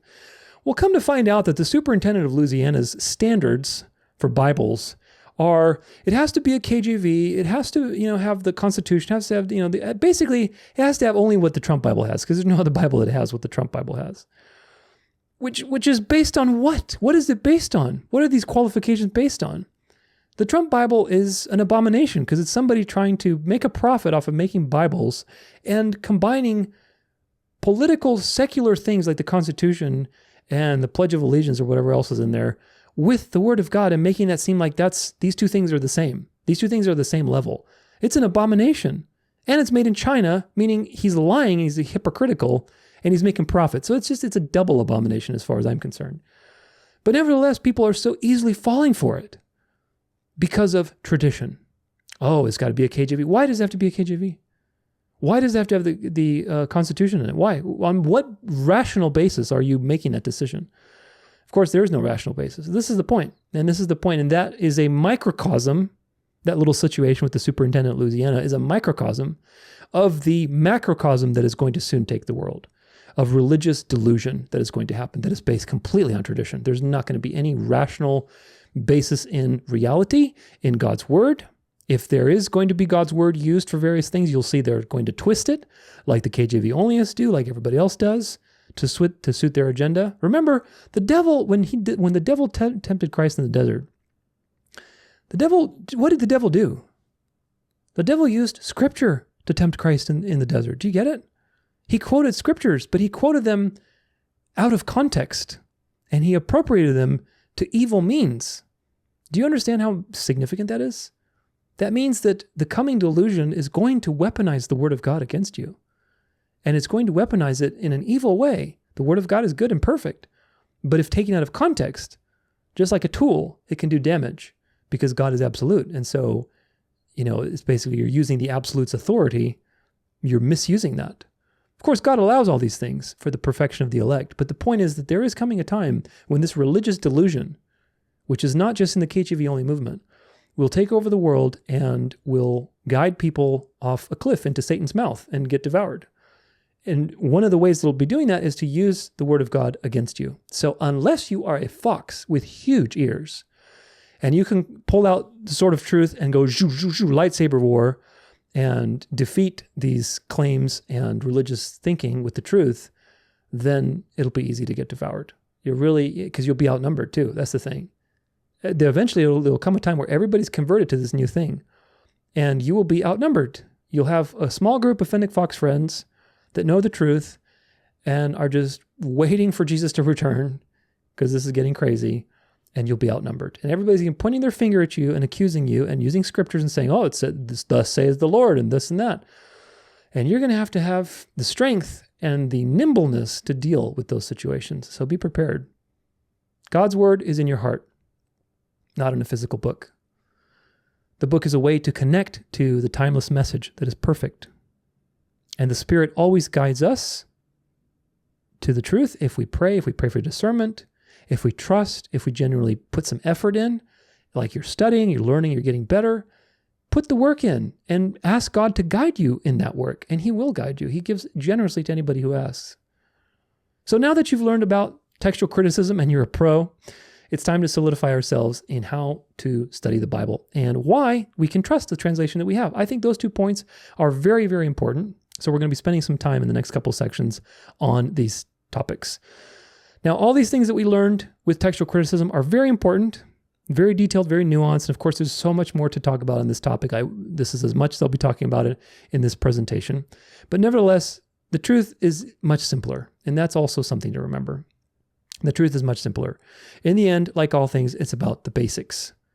You have to employ the basics in anything. If you don't have good basics in anything you do, It doesn't matter the fancy stuff that you learn or these various ideas and theories. It doesn't matter. You have to have good basics. And my goal is to empower you with good basics so that you can have a foundation. If you have a good grasp of the basics of Bible study, you can grow pretty big ears. And of course, you won't be deceived. You don't need fancy theology degrees. You don't need to go to seminary. You don't need, some 5-star pastor or to be in some enrolled program or anything. You and God and a resource like a good translation can discern the truth together. And I think that's what it's about. I think it's about the intimate journey with God of discovering Him. And God is not limited to the KJV. So onward to part 3, Fennec Fox study skills.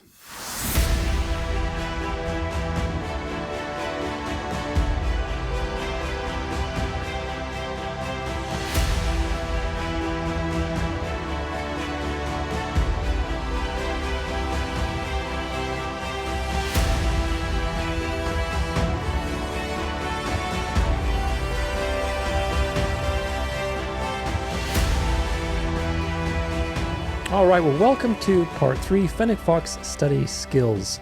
In this part and in the next part, I want to focus on very foundational core principles and issues, like how we got the Bible, what are some Bible translation things that we need to be aware of, how to study the Bible. These things are very important for the rest of our journey in this presentation. But since we've covered a lot of material, I want to offer a review of all of these things that we've covered. So we've looked at a bird's eye view of the KJV Only deception, the movement, and how it's guided by the same legalistic antichrist spirit as Catholicism, NAR, various legalistic sects, and so on. It's the same thing driving all of these people, folks, just different packaging.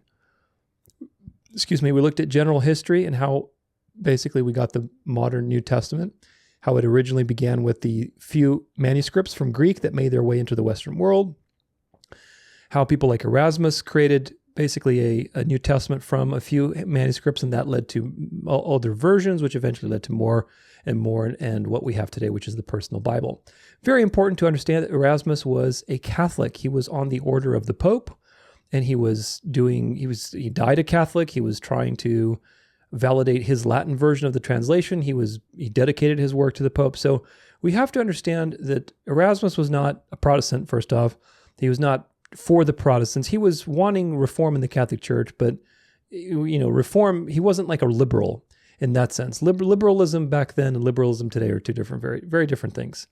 But nevertheless, Erasmus was a Catholic, and he wasn't trying to support the Protestant Reformation. So we have to understand that God uses all things for the good, but the KJV Only narrative presents Erasmus in a very different light, I feel. Maybe I'm wrong about that, but it seems that they elevate Erasmus to this noble figure who is helping the Reformation, but he was a Catholic, and he was on the orders of the Pope. Nevertheless, we looked at the true origin of the term Textus Receptus also, where it came from basically a marketing ploy by the Elseviers, who used it as a way to basically say, check out this brand new version of the Bible that has nothing, no problems in it, no corruptions. You've received now the version that basically is the perfect version. It was a marketing ploy. It was a slogan put on the cover of a 1633 edition. And that slogan and that idea, the mindset that it created a tradition in the Protestant world that still exists today. And unfortunately, it's a tradition that's led many people into various deceptions. So we want to be aware that the Textus Receptus as a slogan is a deception. The Textus Receptus as a family of manuscripts is a good set of manuscripts. However, even there, not one of them is the Textus Receptus. Because remember, there's 27 texts, translations that have been made that are considered Textus Receptus, but they all have factored in many different manuscripts. So you have to use distinction because, again, the KJV Onlyists will use this false dualistic narrative of there's this set of manuscripts that was preserved through time called the Textus Receptus, and it was received by everybody over time, and then finally it made its way to the KJV.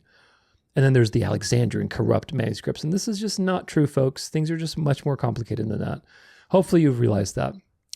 We looked at some controversial aspects of this particular history, like with Tischendorf and Codex Sinaiticus, Westcott and Hort, Codex Vaticanus, the critical text they made. And of course, there's no difference there between the corrupt Masoretic Jews basically changing the Old Testament prophecies to remove Christ from the scriptures and to delegitimize Christ as the Messiah, there's no difference. In fact, again, I'll say this again, is that the Old Testament, I'm looking at my recorder thing, just paranoid that they didn't record it. The Old Testament damage that the Masoretic Jews did is way worse than Westcott and Hort ever did to the New Testament with their critical text. Way worse. And if you've seen my Masoretic episode, you know what I'm talking about. We'll study some of those things today in this presentation as well. But it's no different, and ultimately it just proves that God is sovereign. There's definitely a lot to explore on this particular topic with all these conspiracies and suspect things. However, don't get lost in them. It's easy to get lost in rabbit holes and conspiracies and who did what and character assassination, but the ultimate goal should be always to come back to God's sovereignty. Don't let the enemy fool you through all of these conspiracies that A, God isn't sovereign, so therefore you can't trust your Bible, or B, God is sovereign only through a tiny little group of people, and therefore you can't trust your translation. You have to have the KJV only. So neither to the right, neither to the left. Remember that God is sovereign, and God's sovereignty is not limited to a particular translation or a tiny group of people professing a particular creed. Very, very important. Don't let the enemy deceive you either way. History is ugly. There are a lot of ugly things in history, and we've covered some of them today, but God is sovereign, and that's what matters. History's ugliness actually proves how powerful God is to be able to navigate all of these satanic activities and preserve his message perfectly, and to use all of these things for the good. The devil does something, and God throws a home run. So basically, the devil pitches the way God tells him to pitch, and God hits a home run every single time. That's the way evil works in God's predestined plan. Erasmus was commissioned by the Pope, the Antichrist power in the earth, to do a Greek New Testament. That led to more and more, basically, New Testament revisions. Westcott and Hort basically did their nefarious things with the critical text, which again, not nearly as bad as the Masoretic changes or the Masoretic impact. But that prompted more and more revisions and translations and methods and research, and now we have personal Bibles. So everything that the devil has done, God has used for the good, which is a profound statement. And he's not used it exclusively in the KJV translation. It's not like you have this little tiny pocket of people in a translation, and around that pocket is all this evil that if you're drifting out there and you're using other translations, well, then you're just lost and you're a heretic. That's nonsense. Absolute nonsense. The damage that Schofield and Darby did using the KJV and dispensationalism is way more than Westcott and Hort ever did using their critical text. Absolutely. Because Westcott and Hort didn't put forward any theological changes in the translation. Sure, it could be a slightly better translation for sure. There are certain translation issues, like with all translations. But it doesn't compare nearly to the damage, to the millions and millions of copies that the Schofield commentary has done and deluded minds with dispensationalism. And this idea that the Jews are the God's chosen people and they need to build a third temple to offer sacrifices again, and there's a rapture and a personal antichrist. All of that damage has destroyed Protestantism. Because if you don't know who the beast is, then you are, basically ignoring all of the other poisons that the beast is putting into society. Like heliocentrism, like the charismatic movement, like synergistic thinking in your salvation, like the immortality of the soul, etc., like Sunday sacredness. All of these things are immune to you, or I should say they're invisible to you, not immune, but they're invisible because you don't know who the beast is. Why don't you know who the beast is? Because of the KJV Schofield commentary that abused Protestants' idolatry of the KJV to introduce a massive poison. Those things are way worse than Westcott and Hort. But nevertheless, despite all of these horrible associations and biases and twists in history and satanic activity, God is sovereign. God has preserved everything perfectly in terms of the message, the doctrines of the faith, the message of the gospel. Everything is preserved perfectly. In the end, it doesn't matter because, again, you combine that with all the other things we said, like the 99% variants are meaningless, the 1% that are meaningful are not theologically impactful. And what do you get? Well, you get that God has preserved his message. That means you can trust the Bible. And we'll look at some things as to why the Bible is true in this particular section, some apologetic options or arguments, I should say. But this is something you need to always remember, that despite history, despite evil, despite Satan, despite flawed human beings, God's word has been preserved. And I don't mean God's word in a specific translation, God's message to mankind about how to get reconciled with him, what he has done, what he has decreed, and what we can expect. This is what you always need to remember. Today we have thousands of manuscripts, and they all agree on the same theological points. The message is completely consistent, despite all of this evil activity in history and persecutions and empires coming and going and Genesis curse and corruptions and sleepy scribes and everything else. The message has been preserved, and that is a profound testimony to God's sovereignty. We also looked at textual criticism principles and the three major ways to discern truth in translation. They are the rational eclecticism, reasoned eclecticism, which is critical text, majority text method, and of course the confessional position, which we are basically refuting today. But we'll look at how we can take from these three and get a more narrow road approach from each of them and combine it into one perspective. We also looked at Peter Ruckman. Of course, he's one of the major figures in the last 100 years of KJV Onlyism and his legacy of toxicity and delusion and vitriol. And of course, he was very deceived. He was not by any means an upstanding citizen. He had 2 divorces. And of course, I'm not judging him, but the point is, use the same standard that the KJV Onlyists use against other people in translations, against people in their own movement. And what do you get? You have the same problems. So it's hypocrisy. Peter Ruckman left a legacy of angry, accusatory, vitriolic people that demonize others for using the wrong, quote unquote, wrong translation and not using the KJV. And as a result, people idolize a translation rather than building a deep and profound relationship with the Spirit of God, which is what it's all about. We'll get back to more of that later, but we have a lot more to go in exposing KJV Onlyism. There's a lot to talk about. I wanted to take a little detour with this section and the next section to really focus on the basics before we get into that, so that you can have confidence in your Bible, i.e. the message, and in your Bible translation, i.e. the translation that you particularly have in your hands, whether that's a KJV or an NLT, it doesn't matter. You can have faith in that translation to give you the core doctrines of Christianity. In this section, we're going to be talking about some sound arguments and basic principles on why you can trust the translation you have. And specifically, how to study and think about the Bible, which is also very, very important, because it doesn't matter what translation you use, but rather how you use that translation. I'll say that again. It doesn't matter what translation you use. It matters how you're using the translation that you have. And today we're going to be doing some work on that particular topic. So the first thing I want to talk about is why you don't need the Bible to know that the gospel is true.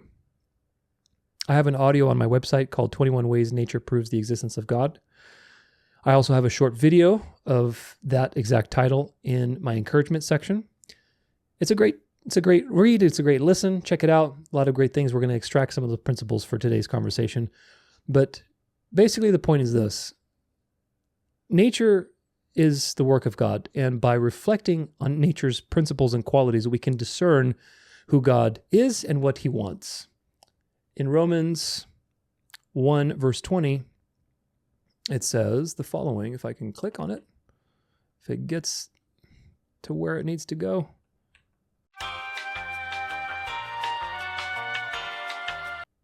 Okay, well, that was fun. Here it is. For his invisible attributes, namely his eternal power and divine nature, have been clearly perceived ever since the creation of the world in the things that have been made. So they are without excuse. They're without excuse, meaning you and I and everybody around us is without excuse as to who God is, what he is like, and what his nature is, based off of the things that he has made from the natural world. So that means that we can look at the natural world and infer some very important things. Now, one of those first things that you can infer is that the natural world is very harmonious. It's very well balanced. Of course, the Genesis curse is there. We'll talk about that in a bit. But the natural world in and of itself is very harmonious, very balanced. In order for it to be that balanced, it means that the creator of this system has to understand balance and justness and fairness and both sides perfectly. He has to be perfectly wise and therefore perfectly just and fair. He has to understand when is the right time for what and how much of this and how much of that, how little a bit of that and how little bit of this. So harmony in nature proves to you that the Creator is perfectly just, which is very important. Conscience also is something that we see in ourselves and animals. We have a general objective moral standard that is written on our hearts. We know that killing is wrong. We know that stealing is wrong. We know that adultery is wrong. We know that coveting is wrong. We know that lying is wrong. All these things are wrong, and we know that. Even animals, like you see these cute little videos of dogs where, dogs are more extroverted, so it's easier to tell on them, but all animals have a conscience. But dogs especially, like if you see them, they chewed up something and then the owner comes up with the shoe that's chewed up and said, "Did you chew on this?" And the dog is like, putting their nose down and feeling totally guilty. And it's just like, okay, even if a dog who has a much smaller brain than you have can experience guilt or joy or all these different emotions, they have a conscience. There's a conscience there that can recognize what is good or evil in some degree. There's videos of monkeys helping birds out of water and altruistically saving them because they know that it's good to rescue that bird because it's dying, it's suffering. There's videos of like a hawk, for example, coming in to try to get one of the chickens in somebody's yard and the other animals and the goats pitching in to protect the chicken from the hawk because they don't want their friend to go get eaten. So there's a conscience in living beings. And that conscience is a testament to the fact that there are objective moral truths, and as a result, there is an objective moral truth giver. The lawgiver and the laws all are testified to by a conscience. The universe as a mechanical system does not give rise to morality or universal moral truths. You need a universal moral lawgiver to give moral laws. And the conscience is a testament to that, both in us and in animals. There's also something called rhythmicity in nature. Everything is very rhythmical and on patterns, waves, basically everything has a frequency, that kind of thing.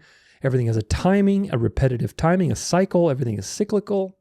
So the natural world is full of these types of repetitive, rhythmical patterns, which is very important because it teaches you that the person who created these things is very consistent. The rhythmicity of the universe, that you can trust that the sun is going to be back up in 24 hours. Of course, it depends on the time of the year, how much daylight you have. But the total time of a day is 24 hours. Every single day, 24 hours. You can count the sun's going to come back. The moon is going to come in the sky. Water is going to do what water is going to do. It's going to find its level. If you drop a heavy object, it's going to fall. There are consistent laws to the universe. And that's important. And of course, rhythmicity and timing is one of the things we're talking about with that, which is that the creator of these things must be completely consistent because these are a reflection of his consistency. He is. God is. He just exists. And of course, that takes me to the next point, which is cause and effect. One thing that you can surely observe is that everything in this universe is based on cause and effect. Something happens, then that leads to something else, and that leads to something else. Everything happens in a sequence. And of course, the natural question is when you're observing these things and if you follow them backwards, you say, well, what was the first thing to happen? What was the first thing that caused all of these? And of course, if you don't have an uncaused cause, you have no explanation for that. You say, well, it just kept infinitely causing itself. Well, that's not possible. You can't exist in a situation where something is just uncausing itself, which basically was what a lot of people today believe in the physics world, and they're trying to finagle their way around having to accept God as the cause. And so they say, well, the universe has been around. I guess there's a big bang, and then there's a contraction. There's another big bang, and that process has just been eternally happening. So basically, what they're saying is that the universe is its own uncaused cause. That the universe is eternal, and that the universe is basically God. And sorry, I just have something in my eye that keeps annoying me. I think it's an eyelash, but the universe is its own uncaused cause. So that doesn't make sense because the universe is a created thing. We know that from the Bible. We also know that from looking at empirical evidence. The universe is created. So you have to have an uncaused cause. And that means that whatever caused this is itself causeless. The creator himself is self-existent. And that's a profound understanding, because that means that his existence is vastly different from ours. He's the source of life. He upholds the universe, all the things that the Bible tells you. But again, you don't need the Bible to infer these things from creation. We also know from animals and humans, everything is personal, even little bugs and things that we don't attribute too much intelligence to, like maybe a little shark or a fish or something. They have their own personalities. Even things that we think are stupid or much stupider than us, they have their own personalities. They have their own individual sense of things, which tells you that the Creator is a person. In other words, the Creator is not some mechanism. It's not a robot. We're not living in a simulation. You're not, the universe is not the creator. It's not some impersonal thing. It's a person. He's a person. The Creator is personal in nature because we see personal things in nature. In animals, in humans, everywhere else, we see personhood. Of course, we also have things like DNA and all the complexity of the various information laws of the universe, like the laws of physics, chemistry, biology, and so on. And all that leads to you is that the Creator must be omniscient. He must know everything there is to know, because new information only comes from a mind. Think about it this way. You can leave an empty notebook in a field or on a desk or whatever else.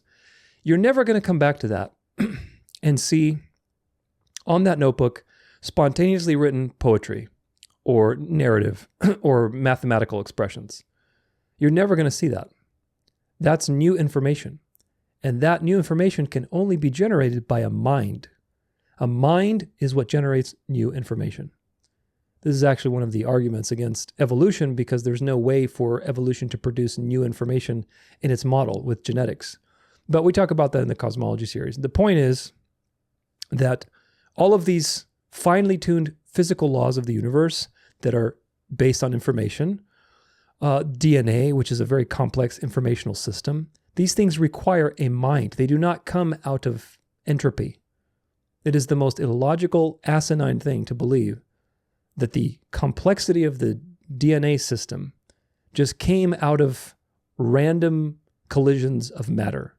It makes absolutely no sense. It's one of the most asinine things that you can believe. Of course, it's nonsense. It doesn't work. It doesn't actually have any empirical evidence behind it. But they do that to take God out of the equation. So you need a mind, and this is one of the best arguments, really. It's the fine-tuning argument, which is that the universe is so finely tuned with all these constants, these rules, which are basically information. They're the coding of the program. And of course, code is information, which requires a mind. So the Creator also is the ultimate mind, and he's omniscient. You also have two other ones that I want to talk about, which is interdependence and impermanence. If you observe nature, you can see that everything is interdependent with one another. Very interesting situation, because everything requires something else, right? If you are an animal, you have to run around and eat something, or you might get eaten by something else that depends on you. Or maybe you are a vegetarian animal and you eat the plants, and the plants are dependent on the sun and the water and the earth. Everything is in a relationship with something else. The idea that you are independent is actually an illusion, which of course is very prevalent today in our Western society, but everything is interdependent. It's like that, what are those called? Not the Dyson sphere, but it's like a Hoberman sphere. I think it's called a Hoberman sphere. I think it's called that. I may be wrong, but it's a Hoberman sphere where they open it up and it expands, and all these little points are related to each other, and so they expand simultaneously. It's really cool. It's a fun little thing to use for presentations, but I have one somewhere laying around. Maybe I got rid of it. But those are really fun, and they show you the principle of interdependence, that everything is moving in sync with everything else. And this is the world we live in, which proves to you that the Creator is relational. Now, there's two ways to understand this, and of course, you don't really get a complete sense of what these are from nature, but nature gives you a shadow. It gives you a shadow that everything's dependent on everything else. So the Creator was very important to the Creator to make relationships between things, to express his something relational about himself. Now, the Bible tells you that the two things with this, that God exists as a triune being, as Father, Son, Holy Spirit. If you don't agree with that, watch my Trinity series. That is what the gospel is based on, because Jesus is God, and the Father is also God, and the Holy Spirit is also distinguished as God. So God exists in plurality. Whether you can fit that into your head or not doesn't matter. It doesn't matter that you understand that. I don't understand it. But the point is that God exists, nevertheless, in plurality. He is relational, first and foremost, within himself. That's a profound way of existence. We don't understand that, but that's the way it is. Of course, you don't really get that from natural revelation, although I would argue there are some hints of it, that everything's in threes. Space, length, width, height, matter, solid, liquid, gas, time, past, present, future. Everything's in threes, and those threes are relational with each other. So you have kind of an interesting shadow there from natural revelation about the Trinity. But you also have the aspect of God wanting relationships, in the sense that he wants to be in relationship with us, his creations. Again, you don't get a real full sense of that just from nature, but you do get a sense that God is relational. And the Bible tells you that God created us to be made in his image so that we could represent him and have a relationship with him. Of course, he also tells you that we fell out of that relationship, and we'll get back to that more as we go. But the other one that I want to talk about is impermanence. Impermanence means that things do not last. Things are constantly changing. They decay, they grow, they die, they change, whatever else. Impermanence is a very important principle to meditate on because it helps you live with non-attachment. I don't mean anything like New Agey, but really just not being attached, because again, the world is passing away. But that's also an important lesson in nature when you see things just changing in nature all the time. They're growing, they're dying, they're moving, they're doing all sorts of things. Nature is full of impermanent lessons in the sense that you can observe that every day. And what that reveals to you is forgiveness. Now, in my course on my website, it's called the 5 Steps to Forgiveness. That's for members. If you want to check it out, $5 a month, $50 a year. It's a great course. And that also gives you a ton of other benefits. But if you go there, you'll see a whole lesson on this. We talk about how nature reveals to you forgiveness and lessons about forgiveness, which is a very profound thing. It's a very interesting discussion that I encourage you to go check out. But either way now, what do we have? We have a self-existent creator who knows everything, who's perfectly moral, perfectly just, can't be bribed. He's personal in nature. He's not mechanical. He's also relational, and he wants relationship, and he's also forgiving. We've painted some interesting pictures just from these lessons alone from nature. And one of those pictures that's really important is to understand that it's the bad news. Nature reveals to you the bad news. It reveals to you that you are dealing with an omnipotent creator who is perfectly capable of destroying you. He's perfectly just. He's perfectly moral. He's the author of your conscience.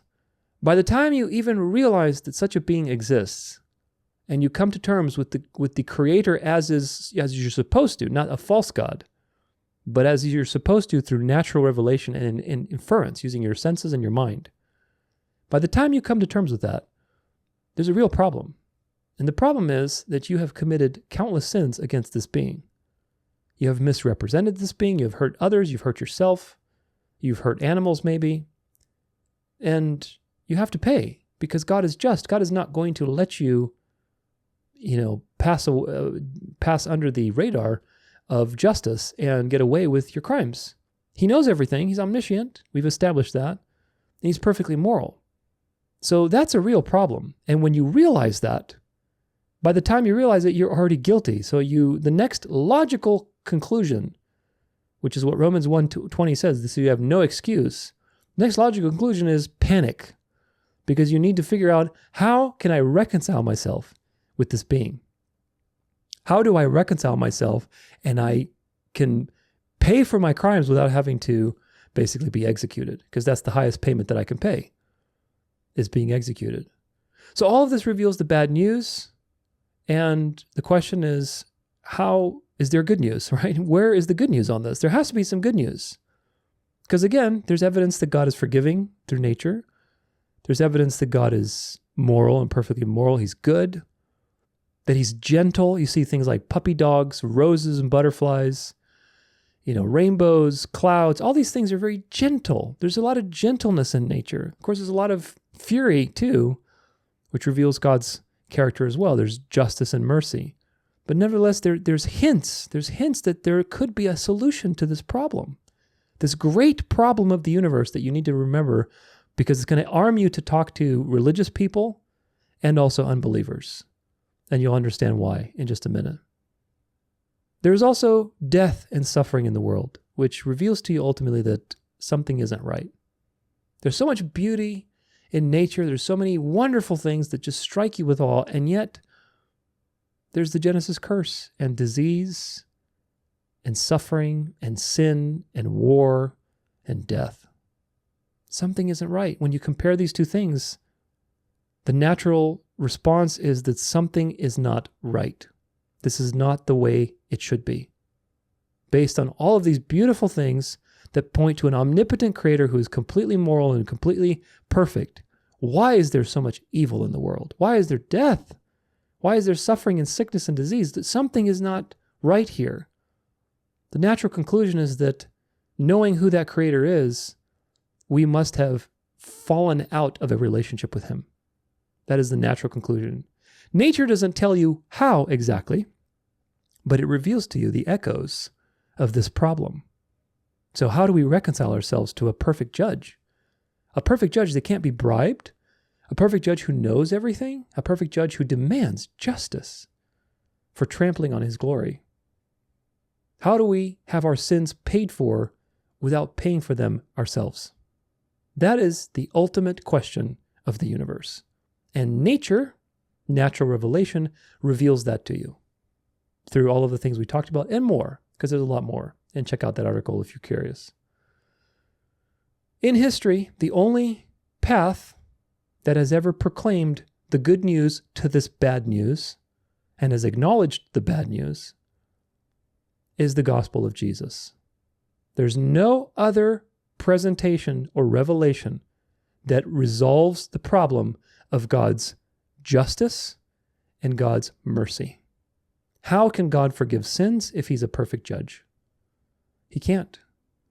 A perfect judge cannot let go of your sins because that means justice is forsaken.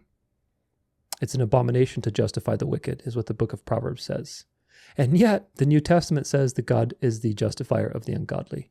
So how does that work? That sounds like a major contradiction. Well, no, it's not. Because in Christ, these contradictory things are reconciled. And that's the beauty of the cross that you need to be very familiar with. You need to know this like the back of your hand, because this is what empowers you to defend your Bible, defend the Bible, I should say, the message, defend your Bible translation, and talk to people that are fundamentalists or religious or unbelievers or whatever else. If God exists in the way that nature reveals him to be, sovereign, perfectly moral, perfectly just, omniscient, etc., etc., etc., that is very bad news. That is the worst possible news, because it means you're due punishment. And he's a perfect judge, so he can't forgive you. He can't forgive sins. But wait, the gospel says that he has forgiven your sins because they've been paid for by somebody else. They've been paid for by somebody who is perfectly perfect as God, but lived a human life so he could reconcile these two opposing things, humanity and godhood, in himself. That he was the perfectly appeasable payment to God. See, the problem is if somebody else volunteers to pay for you, that doesn't work. Because every human has a guilt, has a sin debt. I can't pay for you and you can't pay for me. If I were to volunteer to die in your place, I'm just paying for my own sins, and vice versa. So you need somebody who is sinless. And also, because God had passed over so many countless sins over the thousands of years that history has been around, and allowed his glory to be trampled on by humanity, the payment that's offered has to have infinite value. So even if there was a human being who was sinless but wasn't divine and God in the flesh, it would not pay for all of those sins and it wouldn't redeem the glory of God. This is why the incarnation resolves all of these problems. And the gospel is the only claim in all of history to present these things to you as the solution to the bad news. All of this is summarized in Romans 3, verse 21 through 26. But now the righteousness, let me see if that's, yeah, you see it.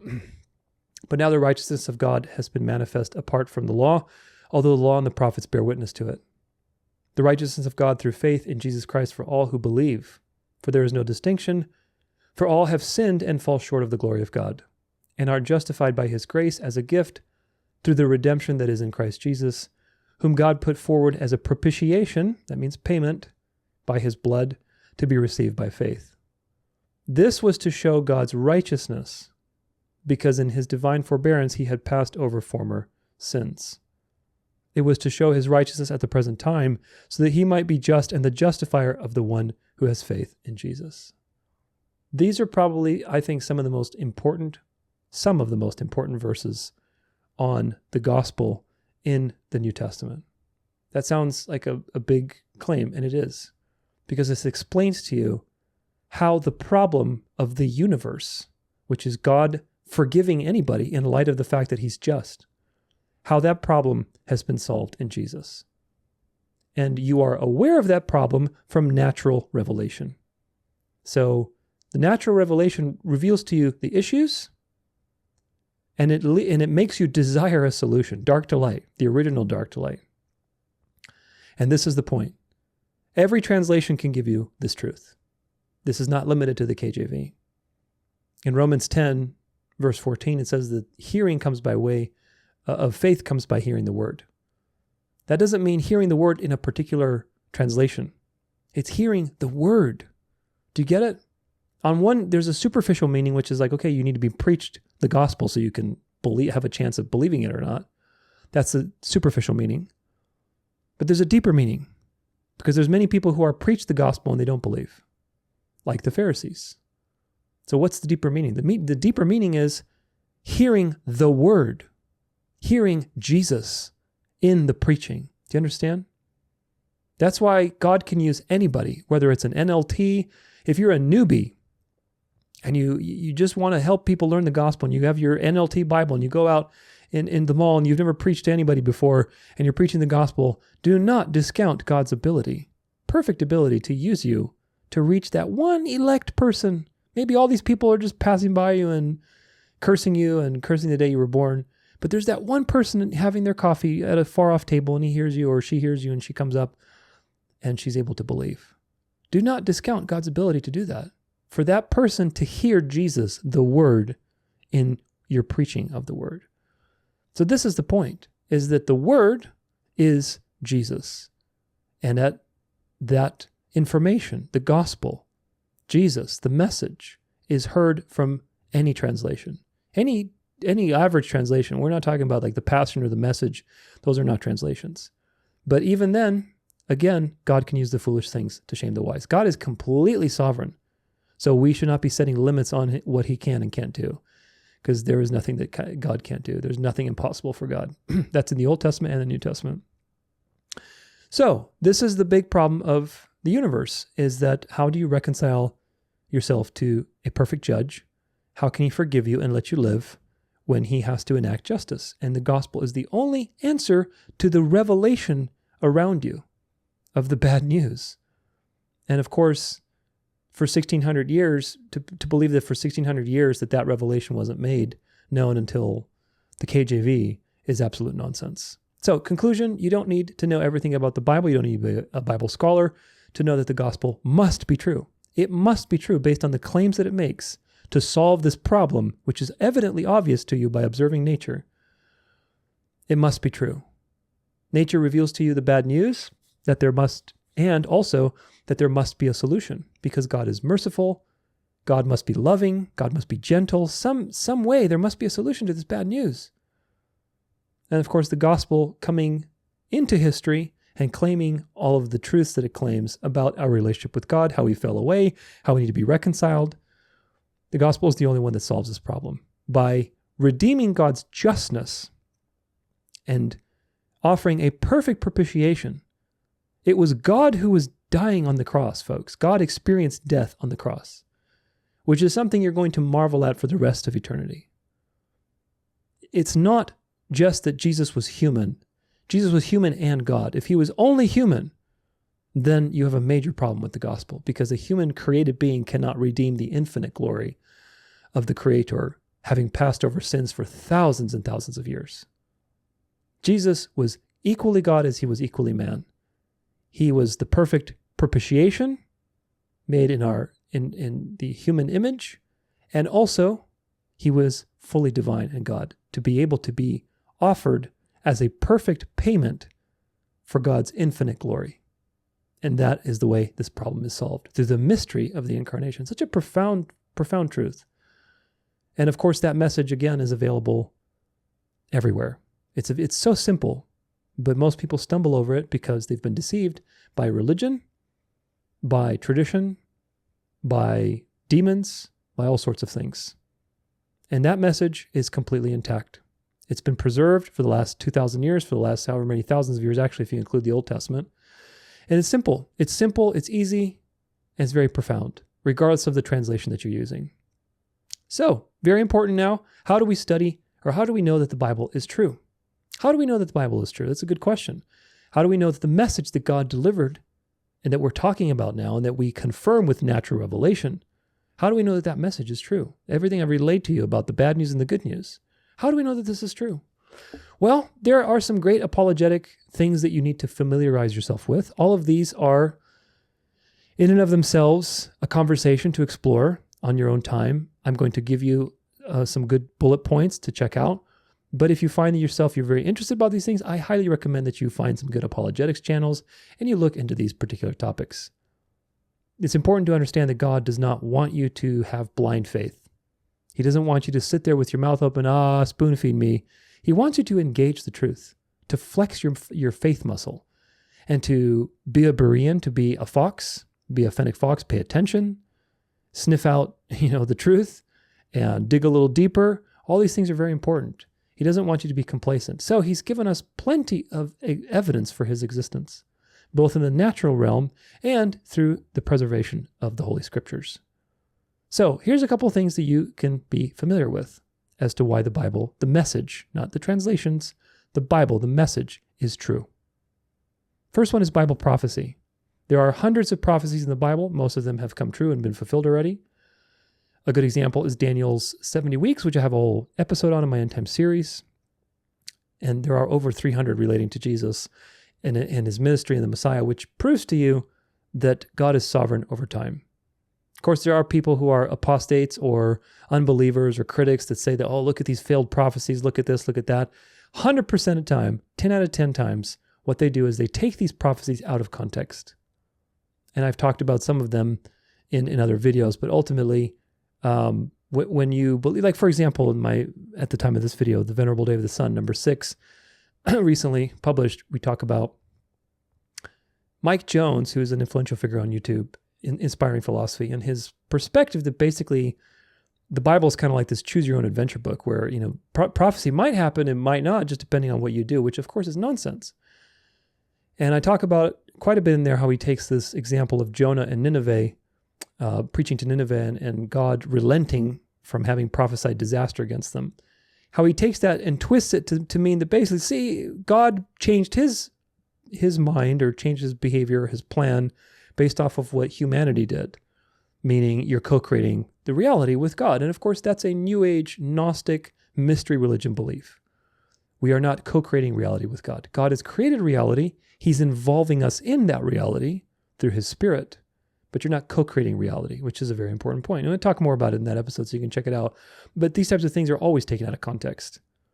People who study Bible prophecy know exactly how absolutely detailed and specific it is, and how profound the prophecies are. Like Daniel's 70 weeks is absolutely profound, that there's these exact markers that you can verify with history to the exact year that Jesus appeared. And it's truly something that all those things were preserved through time. Now, speaking of which, there's Bible archaeology. That's also another important thing to familiarize yourself with.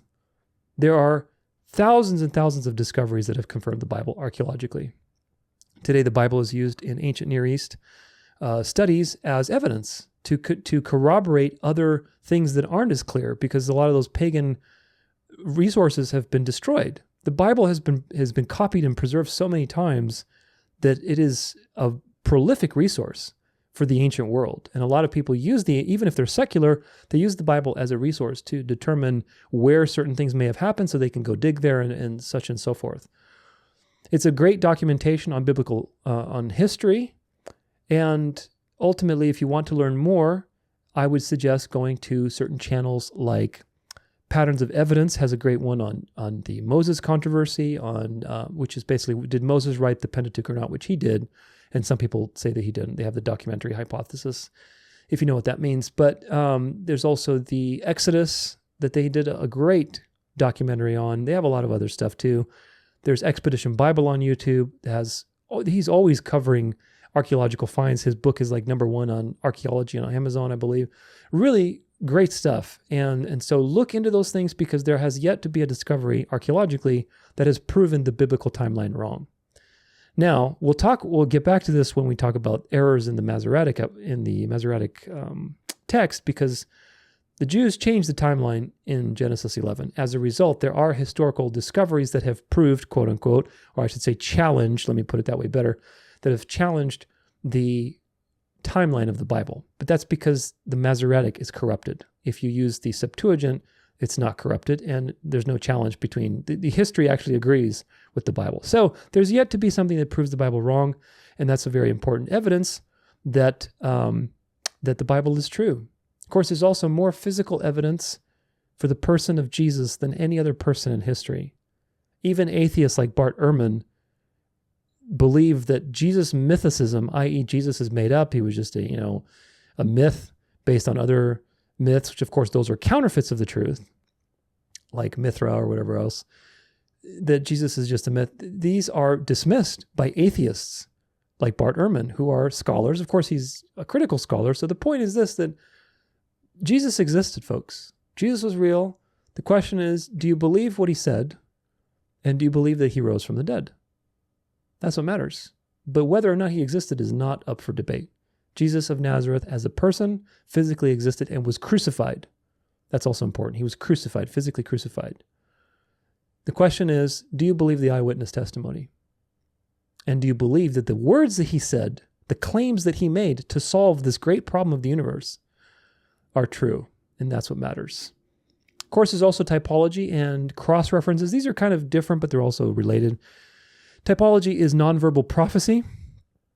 And I think that Mike Heiser put that term together. Maybe he got it from somewhere else. But either way, it's a great way to think about it. Typology is nonverbal prophecy. I have a whole section of typology videos in my Trinity series, so go check it out. There's also people like Mike Winger who have a entire series, I think it's like 20-something episodes on biblical typology with Jesus in the Old Testament. And it's a great series. I highly recommend it. I love studying typology. The way that God paints future pictures using living people and situations is profound. For example, Abraham offering Isaac as a picture of Jesus being offered on the cross. Joseph being the suffering servant, or Job being the suffering servant, where Jesus is the suffering servant. Adam and Eve resting with God on the Sabbath is a picture of Christ and the bride, the church, resting in eternity on a renewed earth. All these things are so profound because what they show you is that there is a divine intelligence behind all the situations that are documented in the Bible. The Bible is written by, I don't even know, 70-something authors, maybe a little less than that, maybe a little more, over 1,500 years. Now imagine how it's possible that all of these typological things, do you think Moses was thinking about Jesus Christ and the church in eternity when he wrote about Adam and Eve resting in the garden with God? No. He was in history. He didn't have perspective to see. He might have had some idea, but not the full idea, not whatsoever. So this is the profound thing that proves to you that there's an overarching hand that has guided all of these authors from different places, from different perspectives, from different times and cultures, different socioeconomic places, to create a completely consistent message. Cross-references tie into that as well. There's this study that I have referenced, and I think it was done in like 10 years ago or something, but it mapped about 60,000 plus cross-references between the entire Bible, which is really profound because that is impossible if the Bible was just this hodgepodge thing, haphazard thing that was put together by all these different people over, hundreds and hundreds of years. That's impossible. It's impossible for so many people from so many different places and over such a long period of time to coordinate so exquisitely well through typology, through cross-references, through a consistent message.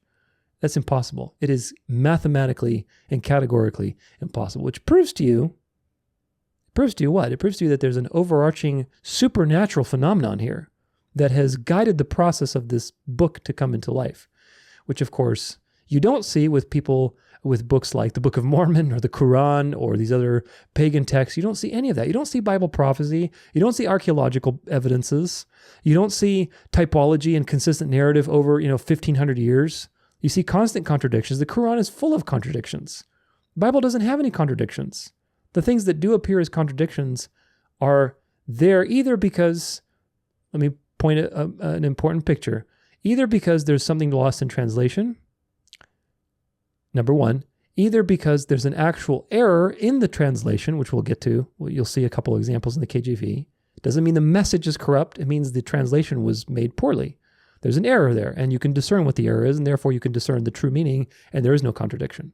Or number three, there's an option to go deeper. Book of Chronicles says Satan incited David.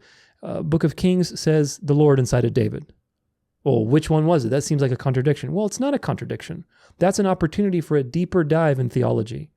Because if you studied the book of Job, if you know how Satan asked Jesus for permission to basically sift Peter like wheat, then you realize the relationship between God and the devil is a top-down one, where the devil's on a leash and he asks God for permission to do various things. And whatever he does do, God allows so that God can be glorified through it.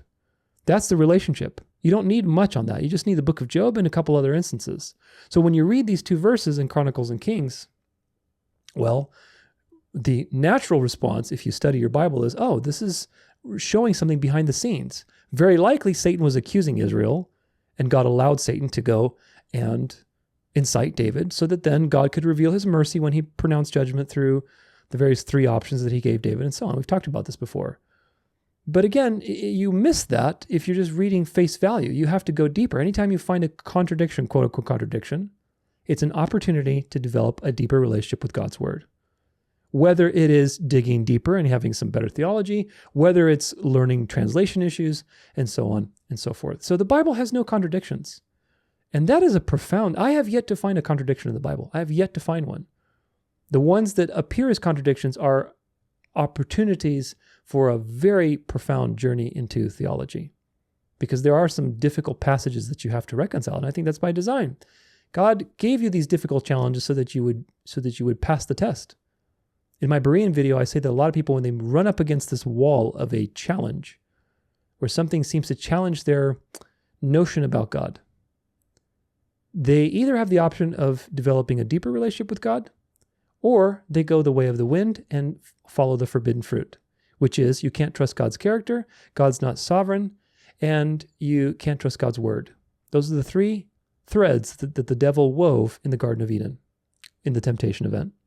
So when you read Chronicles and Kings and you say, one says Satan, one says Yahweh, well, the people who are apostate say you can't trust God's word, and they say, well, Satan and Yahweh must be the same being. And there are people who believe that. Of course, I refute that in my Sacred Name series. But if you pass the test, you say, this seems like a contradiction. There must be something here that's deeper to understand. And as a result, you go towards the tree of life, not the tree of knowledge, right? That kind of thing. Now, there's also underdog details, and these are basically details that are more applicable to the New Testament, but they are applicable to both the Old and the New Testament. But they're interesting details because they're underdog means, the underdog, the one you least expect, and yet makes it to the surface. The first one is undesigned coincidences, which are very interesting situations. They're very small, tiny, obscure details that couldn't be there by intentional planning, in the sense that they weren't put there to try to convince you of anything. They're small details that prove that people who are reporting these details to you all corroborate each other's stories. And the more you study this, the more you realize that God basically encrypted the truth through various witnesses. Again, interdependence, relational. God is relational. So God encrypted the truth through these various witnesses, and the way you know that is by studying undesigned coincidences, because they're very unlikely to be coordinated on purpose. So what is an undesigned coincidence? Well, let's take a look and see what it is. This is an article from Bible Bible Gateway blog. And it's an interview of this woman named Lydia McGaw and basically her book, Hidden in Plain Sight, Undesigned Coincidences in the Gospels and Acts. So the interview goes, what do you mean by undesigned coincidences? An undesigned coincidence is an incidental interlocking between reports that points to the truth. Give two or three examples of undesigned coincidences. Lydia McGraw, it's often easiest to see what an undesigned coincidence is from examples. In Matthew 14, verse 2, Herod is musing about who Jesus can be, and he says that maybe Jesus is John the Baptist risen from the dead. Only Matthew mentions that Herod made this guess to his servants. So out of all the Gospels, only Matthew mentions that this was made to his servants. This might make us wonder how Matthew knew what Herod was saying to his servants. Like, how did he have that obscure detail? Was this detail something Matthew made up? But in Luke 8, verse 3, we find a list of women who were Jesus' followers and contributed to his ministry. Among these is Joanna, the wife of Chuza, who was Herod's steward. This is a very plausible route by which Jesus' followers might have learned about what was going on behind the scenes in Herod's household. But Luke isn't talking about Herod or about John the Baptist. It's a completely different context, and Matthew doesn't give any explanation of how he knows what Herod is saying to his servants. So do you get the point? These are two witnesses talking about completely two different things, and their testimony aligns on this particular issue. Luke is mentioning Joanna, has nothing to do with Herod. He's just mentioning the people who are supporting Jesus' ministry, and Joanna was the wife of one of Herod's stewards. Okay, well, that's just there. It's just a detail. But then when you corroborate it with Matthew's gospel, that Matthew says, oh, Herod was talking like this to his servants. Well, how do you know exactly? Was he there?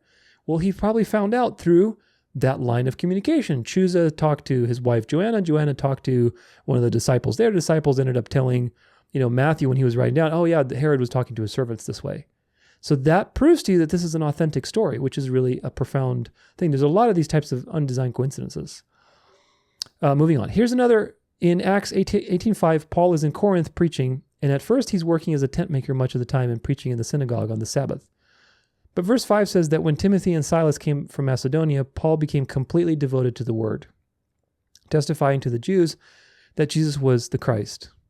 Of course, Paul was always completely devoted to the word, so what difference did the arrival of Silas and Timothy make? Acts doesn't explain this. But over in 2 Corinthians 11, 8 through 9, Paul is pointing out how careful he was not to take money from the Corinthians. He reminds them that he was never a burden to them while he was there, and that when he needed money, the brothers who came from Macedonia supplied it. This means that while Paul was ministering in Corinth, some men came and brought money to him from Macedonia. This fits beautifully with Acts 18:5. This type of connection indicates that the author of Acts knew Paul's ministry model at particular times. When Timothy and Silas arrived, Paul could preach every day. He didn't have to work at his tent-making habit or tent-making skills that he was doing during the week because they brought financial support for him. But we have to infer that from 2 Corinthians. Acts doesn't mention that they brought a contribution. So do you see how these things kind of work together?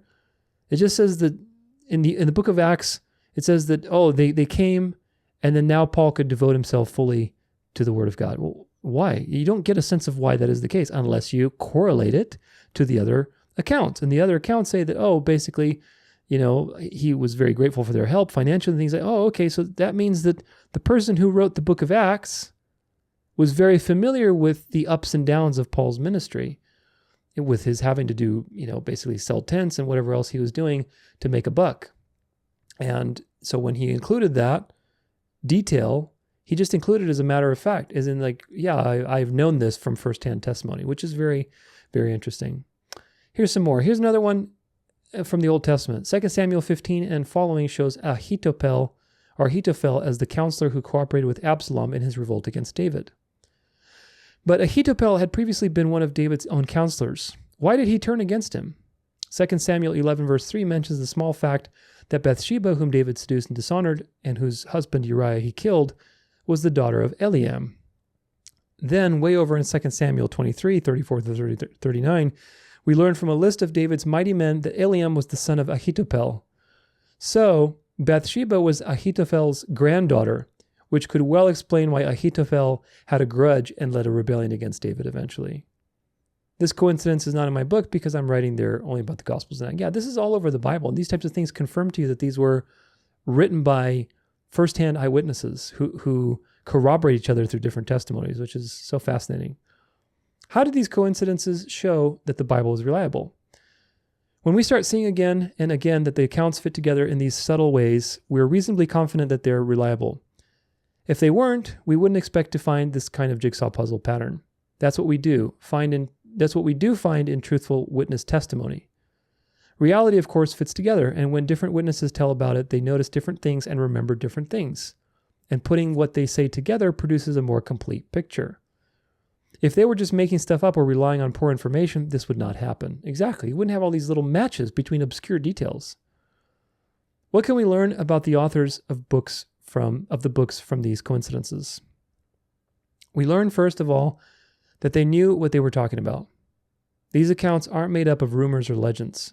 In some cases, like the Gospels of John and Matthew, the authors may have been eyewitnesses themselves. I think undesigned coincidences support the conclusion that the author of Acts was a companion of Paul. We also learn that they intended to be truthful in the normal sense of the word. Sometimes one reads that ancient people didn't care very much about accuracy in reporting, and that is such a concern applied to the books of the Bible is anachronistic. I think that's false, and undesigned coincidences show that it's false. The authors of the Gospels and Acts were trying to get it right in the same sense that we might say that somebody else today is trying to get that right. Yeah, because ultimately, too, the pagan cultures were very not concerned with detail, and they would exaggerate everything. But the Hebrews and the Israelites and the Jews were very concerned with getting everything right. That tradition of scribal transcription and making sure everything was exact was very different than the other cultures surrounding them that were exaggerating everything. So that's important to understand. This next one says, I wouldn't say, what's the question? Can you prove that the Bible is true from an undesigned coincidence? I wouldn't say prove, because I would tend to reserve the idea of proof for something like a deductive or mathematical demonstration. What we can say is that even a single undesigned coincidence is evidence for the truth of the accounts involved. What do you mean when you say that the argument from undesigned coincidences is cumulative? A cumulative case is a set of evidence that comes together to support a particular conclusion. Sometimes just one item in the set might not be enough by itself to make you highly confident in the conclusion. But each item makes its own contribution in some way, and the whole case put together can be very strong. Yeah, the more you put these together, the more you realize that, they corroborate. At what point does it cease to be coincidence is the question. Of course, after the first one, it should be proof to you that it's not just a coincidence. These arguments we make unconsciously for all kinds of facts in daily life, bringing together many small indications to make a strong case altogether. The undesigned coincidences are just like that. Each coincidence brings together various accounts, and that provides some evidence for the truth of the events involved and also for the reliability of the Bible. Then we also see all the different coincidences coming together, as well as to provide more and more evidence that these accounts are trustworthy. Even if one single undesigned coincidence doesn't fully convince you, when they keep piling up, you should be convinced. Absolutely. When they keep piling up one on top of the other, it's obvious that this is not something that's fabricated or made up, but rather these were eyewitness accounts that were together with each other and corroborating each other's testimony. Could these coincidences actually not mean anything? There's always the logical possibility of a pure coincidence, but often this is pretty improbable. It's possible that it's a coincidence that Matthew mentions what Herod was saying to his servants, and that Luke mentions Chusa, Herod's steward, as the husband of Jesus' follower, Joanna. But that's not the way to bet. This is also related to the cumulative case aspect. How many times does one want to say that this is just a coincidence? It gets very implausible after a while. Yeah, agreed. And there's many of these. Could these coincidences be faked by later authors reading earlier authors? As a bare possibility that can't be deductively ruled out, but all the evidence is against it. This is partly because they're so subtle. If John, for example, faked a coincidence with Luke, he sometimes had to write his own story in a puzzling way.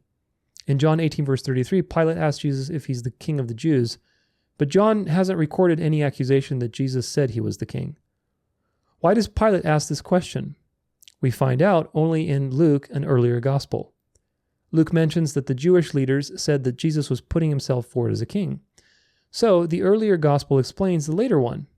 It would be very convoluted for John to put in Pilate's unexplained question, "Are you the king of the Jews?" just in case a reader might notice that Luke tells why Pilate asked that.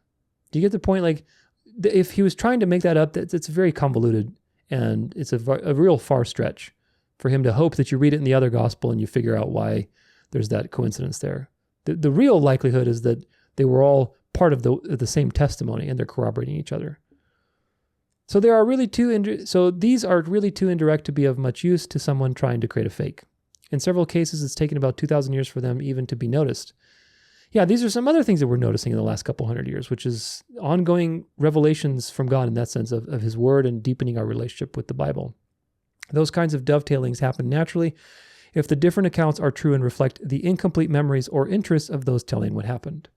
So do you see how God encrypted his truth, his message, through all these living witnesses that were flawed and human, that remembered different aspects of the story, but somehow they all corroborate each other with these obscure, tiny little details that are it's so hard to, fake these things. So I think there's more to this article. You can read it on your own if you want. Certainly I recommend it. These types of things are good to edify yourself with. But the point is this: not embarrassing details, that's our next one. Undesigned coincidences are a powerful proof for the eyewitness reliability of the Gospels because it corroborates all the eyewitness testimony. Now, there's a channel on YouTube called Testify, and he has a little mini-series of these undesigned coincidences. These are short videos. They're like little cartoon type of videos, but they're very well done. They're very great videos. They're like 5 or 10 minutes long on undesigned coincidences, which are just there's so many of them. And people who study them, you really realize how authentic these writings are, that they're not made up. They're firsthand eyewitness testimony, whether it's somebody who's writing it that was there or somebody who was there relating it to somebody else who's writing it. It's pretty interesting. Now, the next one is embarrassing details. I've talked about these before, but the Bible's full of them. Embarrassing details like women's testimony, the death of the protagonist, apostles not believing Jesus, running away. These embarrassing details that you would not put in a story if you're trying to convince people of a particular worldview. You wouldn't put all these embarrassing details. And of course, these are proof that what you're reading is genuine. It's not trying to sell you anything other than reveal to you a true account of events that transpired.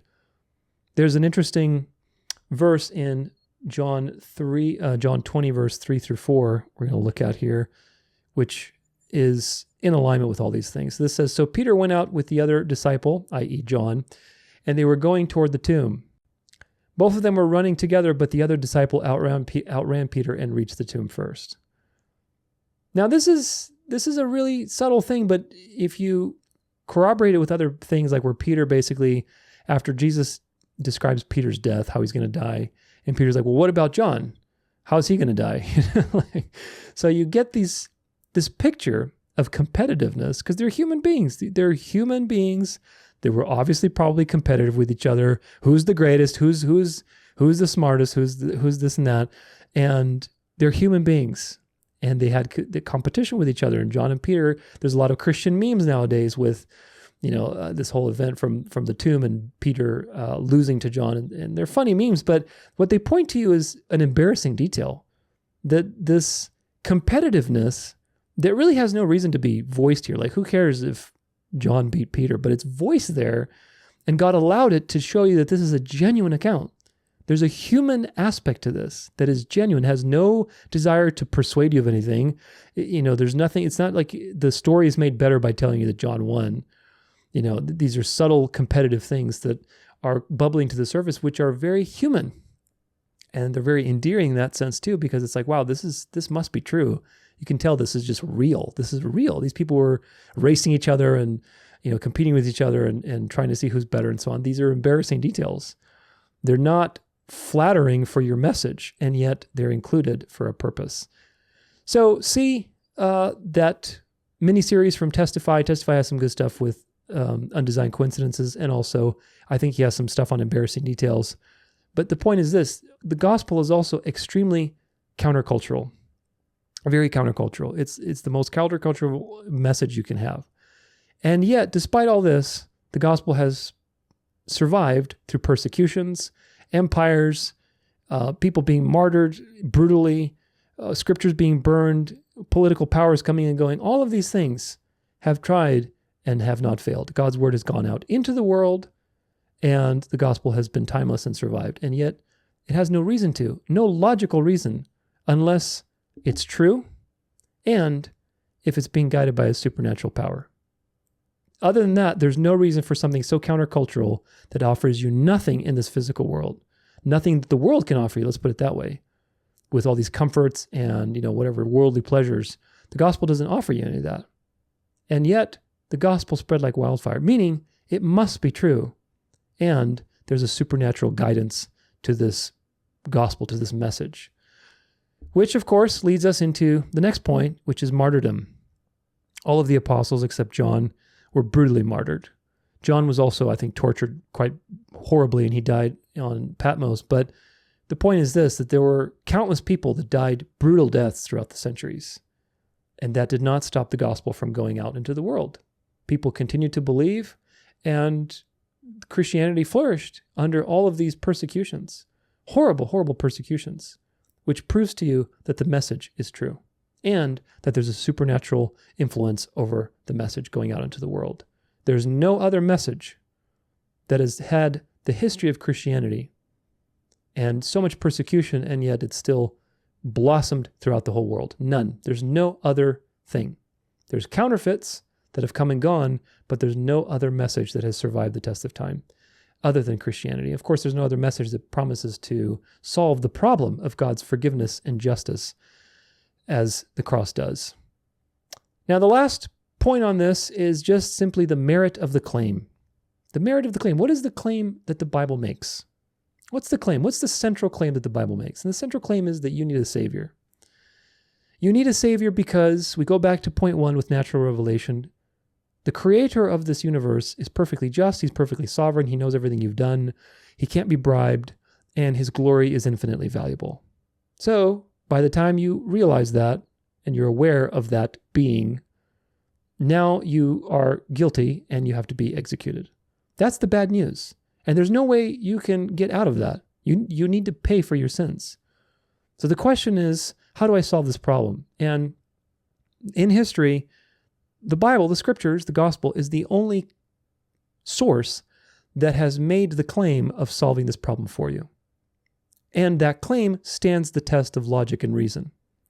Because Jesus is perfectly human, meaning he's human, but he's sinless, and he's God. So he has perfect value. He has absolute value. The mystery of the incarnation, which the gospel proclaims to you through Jesus as being both God and man, solves the problem of God being just and also merciful at the same time. And it is the only message in history that claims to solve that problem through a propitiatory sacrifice by God himself, which is a profound statement. No other message in history even comes close to that. Of course, there's counterfeits as anything else, but the gospel is timeless. So the claim itself that you need a Savior because you're wicked and you're a slave to this world and you need God to pay for your sins because you can't pay for them without just giving your life is a good claim, and it's true. So the merit of the claim is good. It's true. It's 100% valid, and it's validated by history, archaeology, all these other things like undesigned coincidence, embarrassing details, all the things we talked about. It makes sense. It makes 100% sense if you understand the nature of God. All of these religions, these synergistic religions, the pagan religions, Judaism, Islam, Catholicism, the reason they work is because they create an alternative God that doesn't exist, by the way.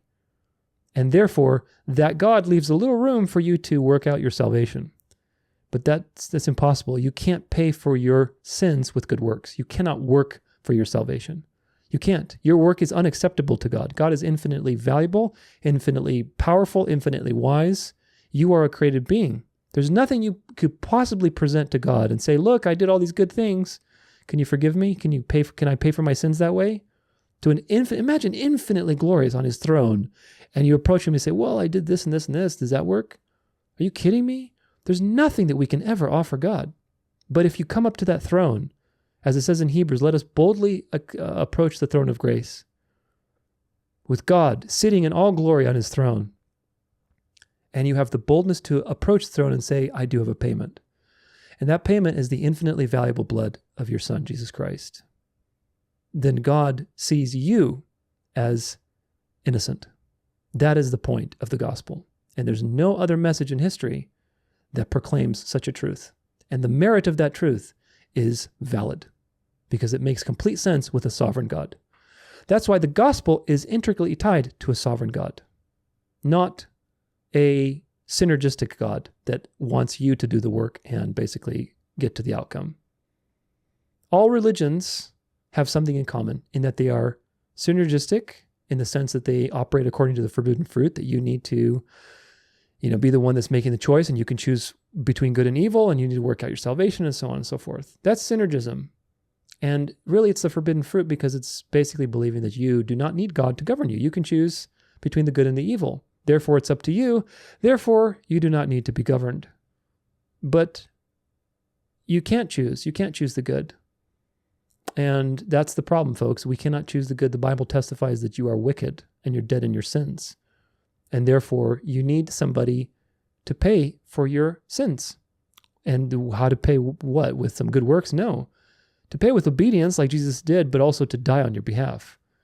To pay for the sin debt that you owe. And that is done through the gospel. The gospel is unique in history. It's the only message with a monergistic explanation of salvation. Now, monergism means God is doing the work. Synergism is that you and God are doing the work together. Synergism is everybody else. And really, it's the mystery religion, which is manifest in Catholicism and every other legalist sect out there. Orthodoxy, charismatic movement, NAR, all these people have some level of synergistic thinking. That's why they're so easily deceived. The true gospel stands in sharp contrast to all these as a narrow road, little thread amongst all the counterfeit threads. The true thread is monergism, which is that God is doing the work. He has done the work. You are being wrapped up in that work by his sovereign grace. You're participating and coming into awareness of that work. And that is the dance of life. Philippians 2:12-13 says, work out your salvation with fear and trembling. Okay, next verse. For it is God who works and wills through you for his good pleasure. So what do you make of that? Who's doing the work? Well, it's God that's doing the work. He's doing it through you, and you're experiencing God's work as you doing the work. Did you get it? That's the mystery of life, folks. That's the dance of life between these two absolutely different perspectives, between the God perspective and between the man perspective. It's the dance. And that dance is very mysterious, but ultimately it reminds you that God is sovereign and that God has done the work and you are being wrapped up in it. Synergism is you got to do some work, otherwise it's not going to happen. And you are in the rat race, the spiritual rat race, the spiritual slavery of running and running and running, and you got to make sure the outcome is going to happen. In Isaiah 64, verse 4, it says something very profound that we need to commit to memory. From of old, no one has heard or perceived by the ear, no eye has seen a God besides you, who acts for those who wait for him. Who acts for those who wait for him. It was inconceivable in the ancient world for a God to work for you. Because there is only one God that is sovereign. All of the fallen principalities, Satan, fallen angels, demons, who basically masqueraded as false gods to all these pagan cultures, they made the people work and made them think that, look, if you do it, you can be just like God. That's the illusion. And in the process, they enslaved people into this religious mindset, this religious system that is now still in the world. By deceiving them with the forbidden fruit of free will. Oh, you can be like God. And in the process, you're working, and you never have control over anything. So ultimately, you're just in a rat race. So they received counterfeit worship by deceiving mankind into not trusting in God, but rather trusting in themselves. That is the universal pattern of all of these religions, and modern religion too, is that you have to work. You're not trusting in God's sovereignty, in God's perfect work on your behalf, and trusting that he will guide you every day. Very different perspectives. Monergism, synergism. In the ancient world, it was unheard of for a God to do the work for you. That's why that verse says what it is.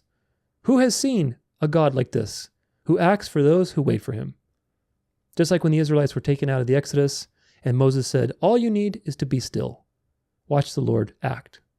All you need is to be still. It doesn't mean be complacent.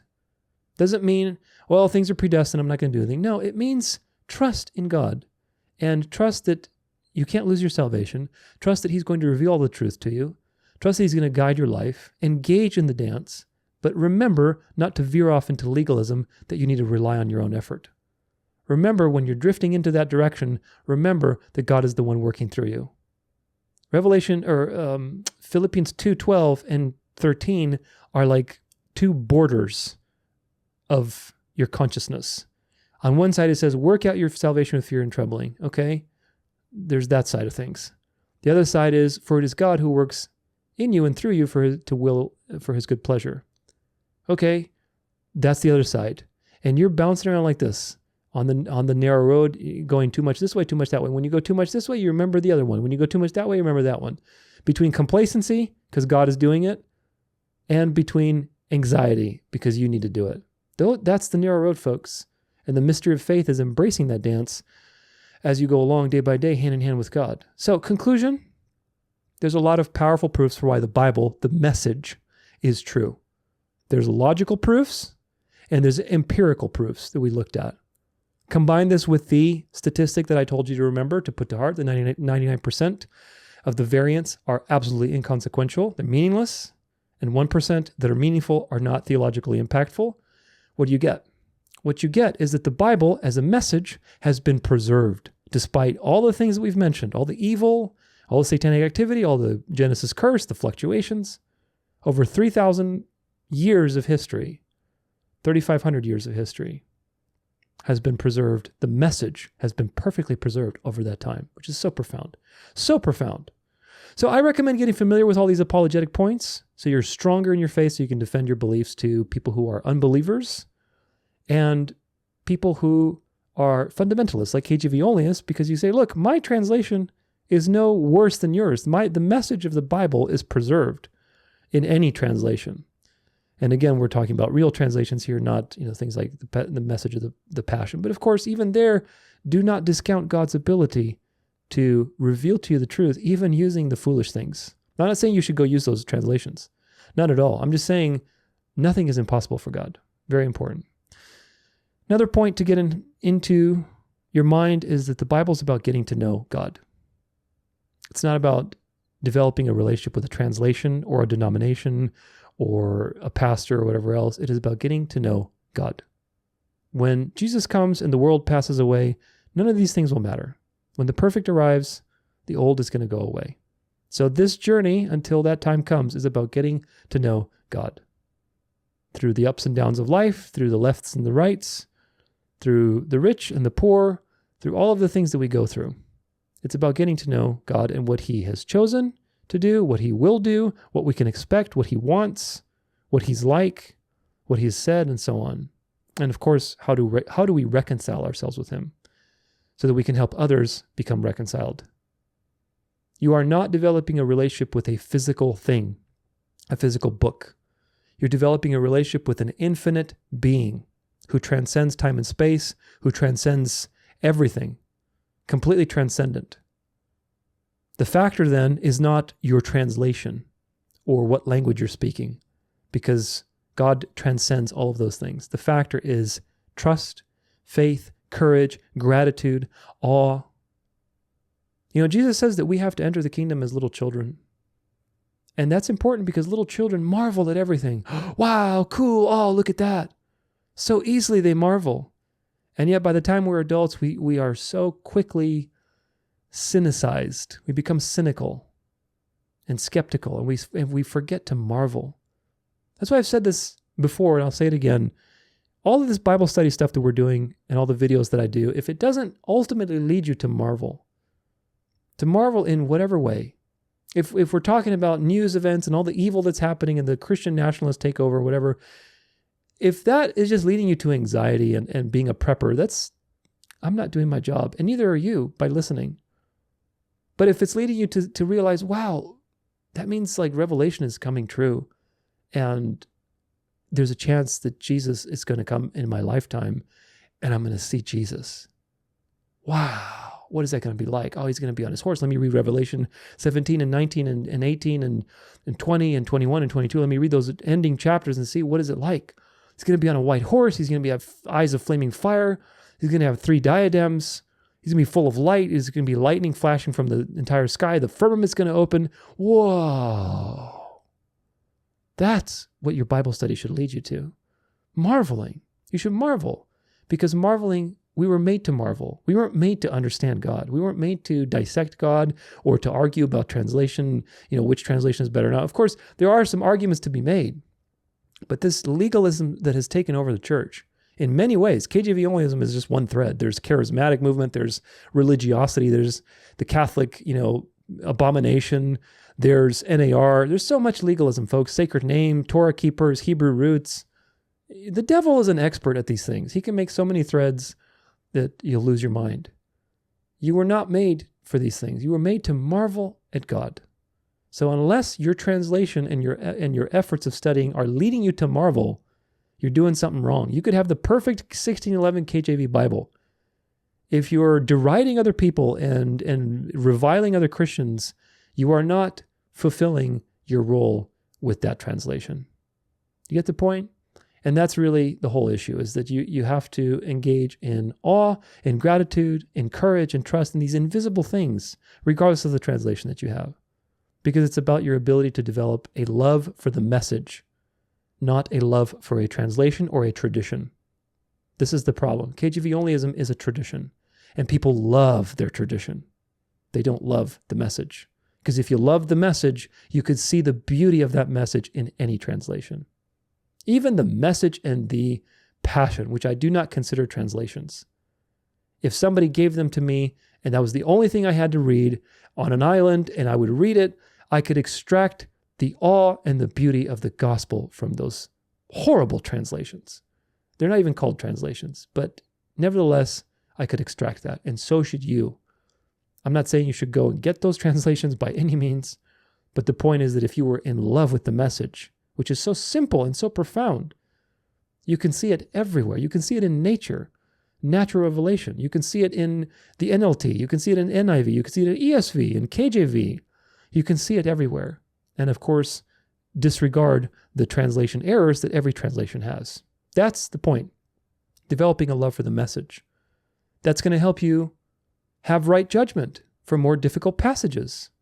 And you're also going to have right judgment for avoiding legalism and deceptions. If you do not have a love for the message, but you have a love for tradition, you are going to be deceived, guaranteed. All of these deceptions are based on tradition to some degree. And the people who love tradition more than the truth go by the way of the wind, and they get deceived, and Satan devours them. If you love the truth, then you love the truth, and you find the truth wherever it is. That's what you need to learn, is to love the truth so that you can have right judgment about how to interpret the scriptures. Because even if you have a perfect translation, you still have to interpret it. And we'll get back to this over and over again. But in the end, it's about the basics, folks. You need to have a consistent standard of judgment, how you interpret things. Are you using proper hermeneutics, systematic theology? Do you have a way that you go about interpreting? Are you consistent? Do you take into consideration the context of the verse, the chapter, the book, history, culture, the other writings of the author, the Bible as a whole? Do you take into consideration those things? Or are you just cherry picking like most people do? Are you screening yourself for any logical fallacies or biases? Do you read commentaries? Do you consider other people's perspectives into your own? Do you compare multiple translations? Do you take notes? Do you weigh other pieces of evidence into it, like historical evidence? All of these things I discussed quite a bit in my Berean video, and I've discussed them here and in other places as well, like the Masoretic Psyop video. But the point is that this is what it's about. It's about your foundation and your basics in Bible study, not about the translation. Now, we know that we can't rely on academia to give us the truth, because everybody has tradition. We know the KJV Onlyists have tradition. We know that the critical text people have tradition, because they're biased against the Byzantine text, and we know the majority text people have tradition too. So what do? Well, we can take from each of those perspectives and create our own method, our own narrow road method of studying the Bible, and take the best from each of those perspectives so that we have a very balanced and comprehensive way of approaching the scriptures. Confessional position, which tells you that God preserved his word, is good. That part of the position is good. It's not, with everything you have a little bit of right. This is the problem. The problem with the confessional position is not that they believe that God preserved his word. That's not the problem. In fact, you should believe that. The problem is that they believe that God preserved his word in a tiny little group of people here in the KJV Only movement. And it's the only King James Bible. They can't even agree on which Textus Receptus is the Textus Receptus, but either way, this tiny little movement in history is where God's sovereignty operates, in this little tiny box. That's nonsense. So you disregard that and you take the meat, which is that God is sovereign and he preserves his word. As you hopefully have seen by now with all of the things we looked at, undesigned coincidences, embarrassing details, archaeology, prophecy, 99% varies are meaningless, etc., etc., etc. The majority text method has a good approach in the sense that it considers multiple sources and it looks where those sources agree. So that's a good method to use in your own Bible studies to say, okay, am I using multiple translations, concordances, commentaries? Am I comparing things to see like where's their divergence and where is their alignment? For example, Septuagint and Masoretic, you should compare those for the Old Testament if you're studying the Old Testament, just to see what are the different renditions, because those are two very different texts for good reason, and we talk about that in the video. Rational eclecticism, which is the critical method, is about setting up rules of dealing with information, which is scientific. You should be doing that. You should have principles, systematic theology, hermeneutics, as to how am I going to interpret a text. For example, let's say there is a therefore in a particular thing you're reading, like the book of Hebrews, because there's a lot of therefores in the book of Hebrews.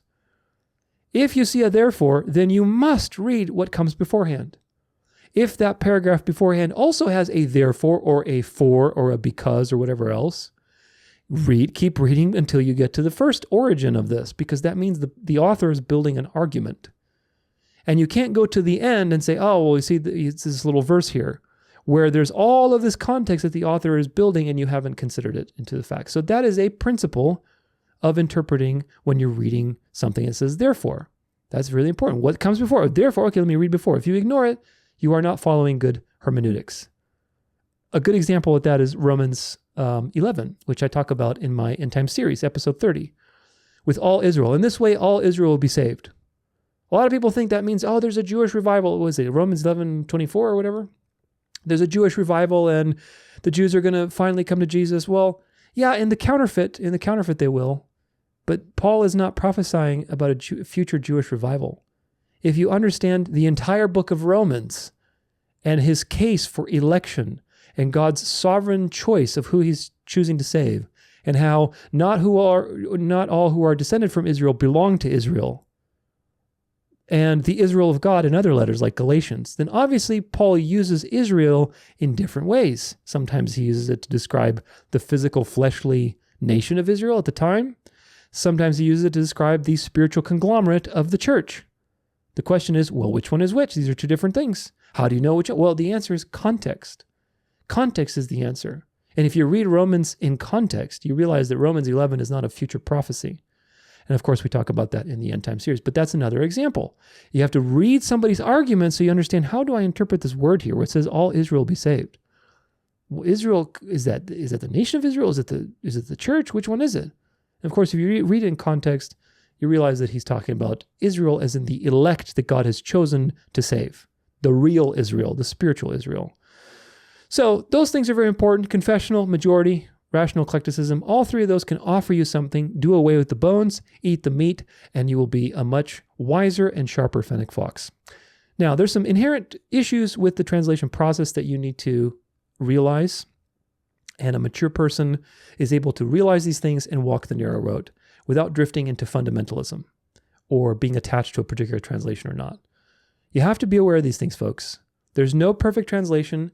only a perfect message that has been designed to be extracted, discussed, debated, and proclaimed.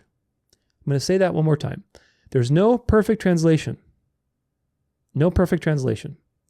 There is a perfect message that has been designed to be extracted by you through study, discussed between you and your peers, debated between you and unbelievers maybe, or people who are challenging your beliefs, and proclaimed, as in proclaiming the gospel. That is the perfect, unadulterated, uncorrupted message of God, revealed through flawed human beings. There is a dance between these two things, and unless you see that dance, you are going to drift into legalism if you allow the devil to combine those two things in your mind. Being honest with Bible translation issues helps you be a better Berean. Means you can get invested into the journey of learning about God's word, not attached to the outcome.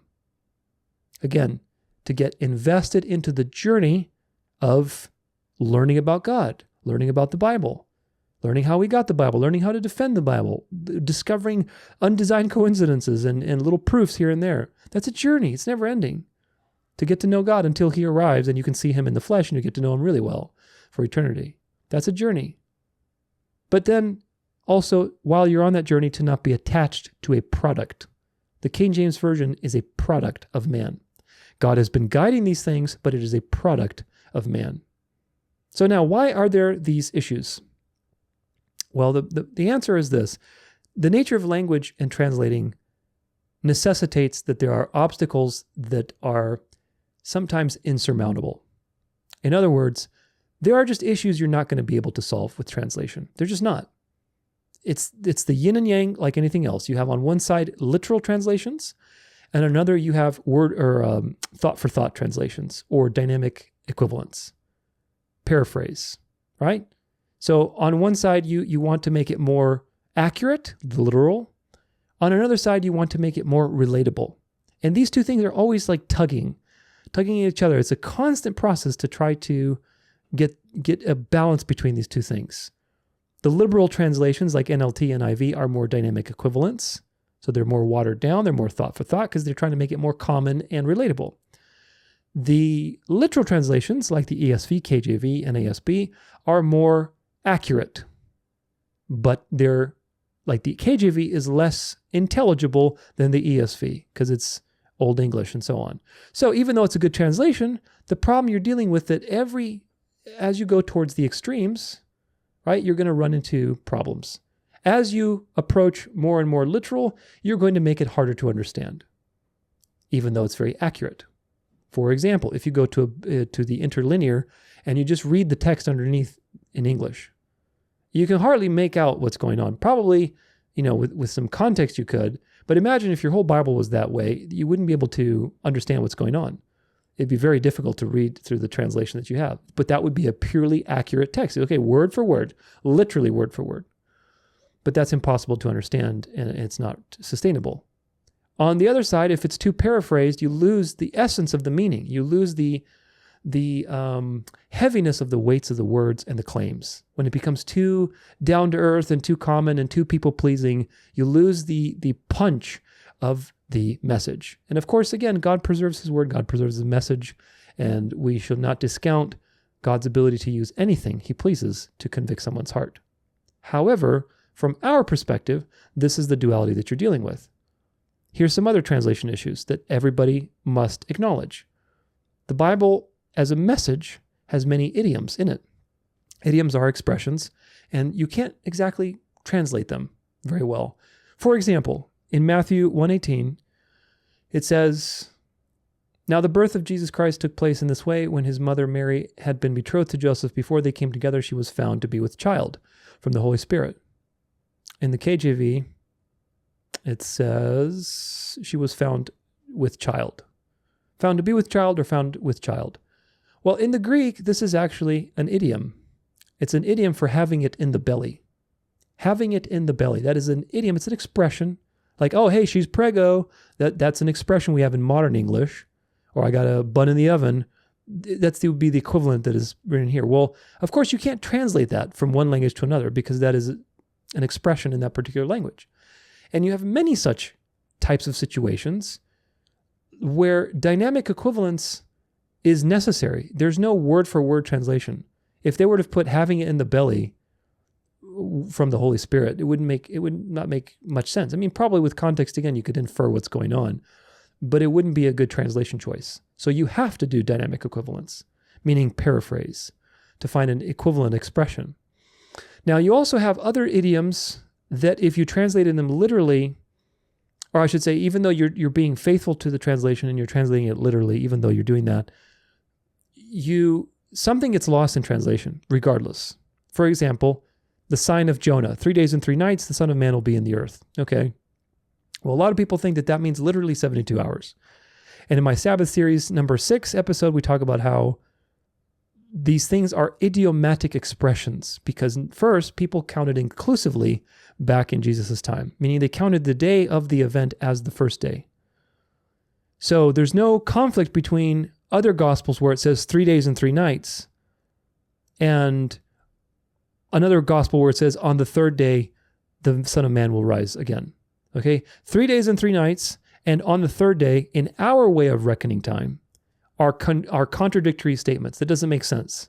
One of them saying 72 hours, 3 days and 3 nights. The other one is saying on the third day, meaning after 48 hours, so at some point in time. These two are contradictory things for us because it's been 2,000 years and we count time differently.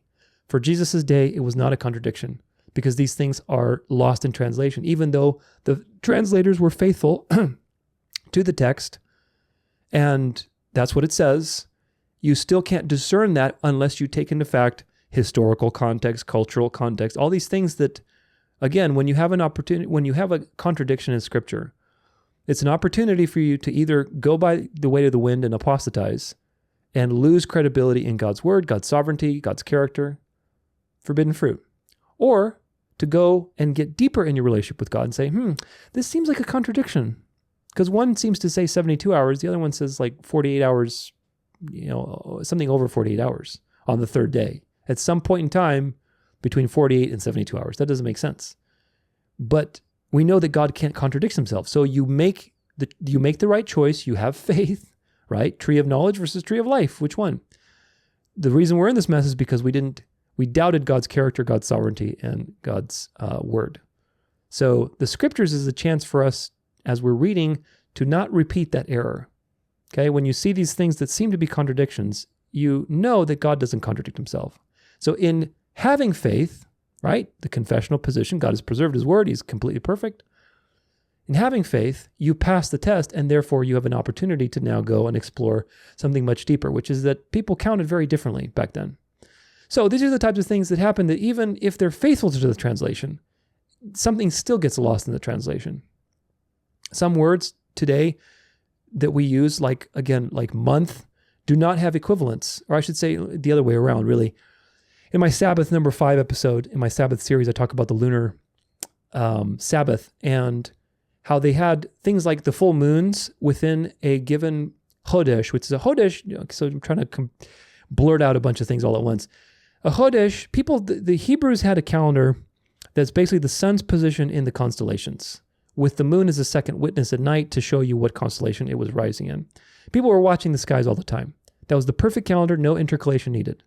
The modern Hebrew calendar is a counterfeit. It doesn't work at all. The Zadok calendar, the Enochian calendar, all these things are counterfeits because they intercalate. They're wrong. And I proved that very much in that particular episode. But the point is this. The point is that they used the sun, moon, and stars as a timekeeping mechanism, which that's what it is. We live in a clock, so to speak. And these mechanisms would reveal to you where you're at in the scheme of the solar year. But they're irregular, meaning the time that a sun is in a constellation versus another one, it's not like 30 days. Sometimes it might be 20, sometimes it might be 40, and it might oscillate between these two because every constellation is a different size in the sky. So you had the full moon as a witness too, which was basically whenever there's a full moon in a particular constellation, there was a word for that called a yerach. Maybe I'm pronouncing it wrong, but it's yerach, Y-E-R-A-C-H in the English written, yerach. That is a very unique word, kind of like how we have the Farmer's Almanac today, and how we have the wolf moon, the harvest moon, all these moons that are in various times of the year. That's actually a remnant of a very, very old calendation system, where there was a specific moon for each Chodesh of the year, each constellation. And that moon was associated with certain agricultural things. Like the harvest moon is when your fall harvest happens. So these things are all on a particular clock. Very interesting conversation. I encourage you to check it out. But the point is that these are lost in translation. In your Old Testament, you're going to see Chodesh translated to month. But that's not true. A month is a pagan invention based loosely off the moon and its lunation cycles of 29.5 days, whereas Chodesh is something completely different. It's a completely different concept.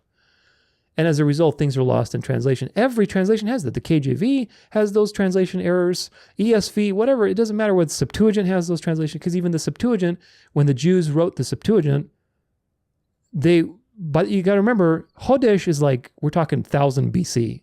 Exodus 1500 BC to 900 BC. Or probably even, I would say maybe till Babylon, because that's when the Jews really started getting the pagan system. So let's say about 1,000 years, 1500 BC to about 600 BC was the Chodesh, was the system that I just described to you. Then you had all these pagan empires, and by the time the Septuagint was written in the 200s BC with all the 72 Jewish scribes, they were Hellenized. They were going by the timekeeping of the Greeks, which was based on the moon. So when they came to that word Chodesh, well, what's an equivalent word in Greek? Well, I guess we'll use month. That makes sense. That's an approximation, but it's not the same thing. It's not the same thing, which is a very important point, and we talk about that in there. So these things are unavoidable. They're unavoidable in part of translation because things change.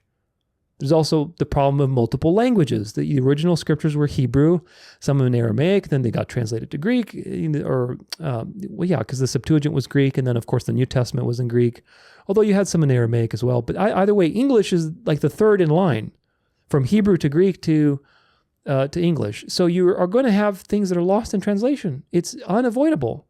And one example we'll look at later is the genealogy of Jesus in the book of Matthew. It's not an error. It's an error. It's not an error in the Bible, let me put it that way. Because the Bible reports to you what the truth is. It's the translations that created an error. And you'll see it for yourself, which is, again, the distinction that there is the Bible, which is the message of God. It's preserved. And there is the translation, which is the extraction of that message and through a human lens expressed into a written form. That is the part that is shifty, and you have to use good study skills to navigate that area. English also changes very rapidly, more so probably than any other language. Over the last, couple, 300-400 years, 300 plus words don't mean what they used to mean, or they don't exist anymore, which is a phenomenal rate of change. Of course, today we're adding all sorts of expressions and idioms that didn't exist, even 20, 30 years ago. Of course, there's also financial incentive to print out more, Bibles and things like that, like the Trump Bible. But the point is this: English is a rapidly changing language. English is the world's business language. Obviously, God decreed that. And there are certain things that are just lost in translation because of the nature of languages and history over the last 1,500 years, or more like 3,500 years. So what's the point? The point is that there's no perfect translation. There really isn't. And there's no translation that is immune to these problems. The idea that English, which is the third language in the sequence, Hebrew, Aramaic, Greek, so on and so forth, that English is somehow verbally inspired and perfectly revealed to you by God is wrong. There's no such thing as verbal inspiration. We'll look at that a little bit later. Because remember this, that there are errors in the KJV, just like there are errors in many other translations, folks. I'm not saying that the Bible is corrupt. I'm saying you need to be aware that you're dealing with a human system. At the same time, trust that God's message using that human system is perfectly preserved. That's the dance of life. If you veer off into one or the other, you go into apostasy and legalism. So, what translation should you use? A lot of people ask me this all the time. Look, the real question is not what translation you should use. The real question is, how are you using the translation that you have? How are you using it? Do you have good study skills, or are you sloppy in your study skills? Literal translations, like word-for-word translations, are better because they're more accurate and they deliver the meaning better. KJV, ESV, and NASB are some of the main ones. If you don't know what it is, just ask or do some research. Check what kind of translation it is. Is it a more thought for thought? Is it more, word for word? read it and compare it to another translation and see what you think. This is what you need to do. The more casual dynamic equivalence ones are NIV and NLT. Those are a little more, obviously a lot more paraphrase, especially if you read the NLT. And some people don't like that because it seems like the meaning is lost. But nevertheless, if you have a hard time reading, if you have astigmatism in your eyes, if you have certain, maybe if you just have a hard time reading, some of those can be useful. If you just want to read for pleasure and you want a really relatable, message, then great, read through that. That makes, God is not limited to a particular translation. So what's the point is that most translations are good enough. If you don't agree that the NLT is a good enough translation, then you have to be able to prove to me that all of the major doctrines, thanatology, Christology, ecclesiology, cosmology, soteriology, et cetera, that all of those are somehow either removed or inverted in the NLT. You have to prove that. And good luck, because that's not the case. 99% of the variants are meaningless. 1% is inconsequential. And the paraphrasing preserves the message. Anybody can get theology from those translations. Now, it doesn't mean you should stick to that translation. You should always have a literal translation with you, access to one. If you have a program like I do, you can have multiple translations on the fly and just compare them while you're doing your notes. So that's really super useful. But they're all good enough. And you need to be okay with good enough, because there's no such thing as a perfect translation. The ones that you should avoid are the Message and the Passion, because they're ultra liberal. If somebody's quoting from these in your church or wherever else, don't demonize them, but say, hey, there are better translations. Just wondering why you chose to use that. It's a very liberal translation, and it's not been getting a lot of very good reviews from most academics and scholars that it's a very good translation. Could you use maybe a more literal translation?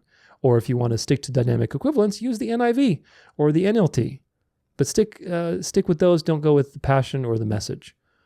The New World Translation, that's the Jehovah's Witness Bible. You should avoid that. The Dewey-Reams Jesuit Bible, of course. I've used these things just to compare, but has some doctrinal things that are very suspect. So again, just be aware from any organization that has a very, high motive to change certain doctrines, then be aware of that. Now, does it mean that the Dewey-Reams Bible is completely, absolutely corrupt, that every page you read is just nonsense? No, not at all. The Dewey-Reams Bible, even though it's a Catholic Jesuit Bible, still portrays to you the message, because the message is kept perfectly.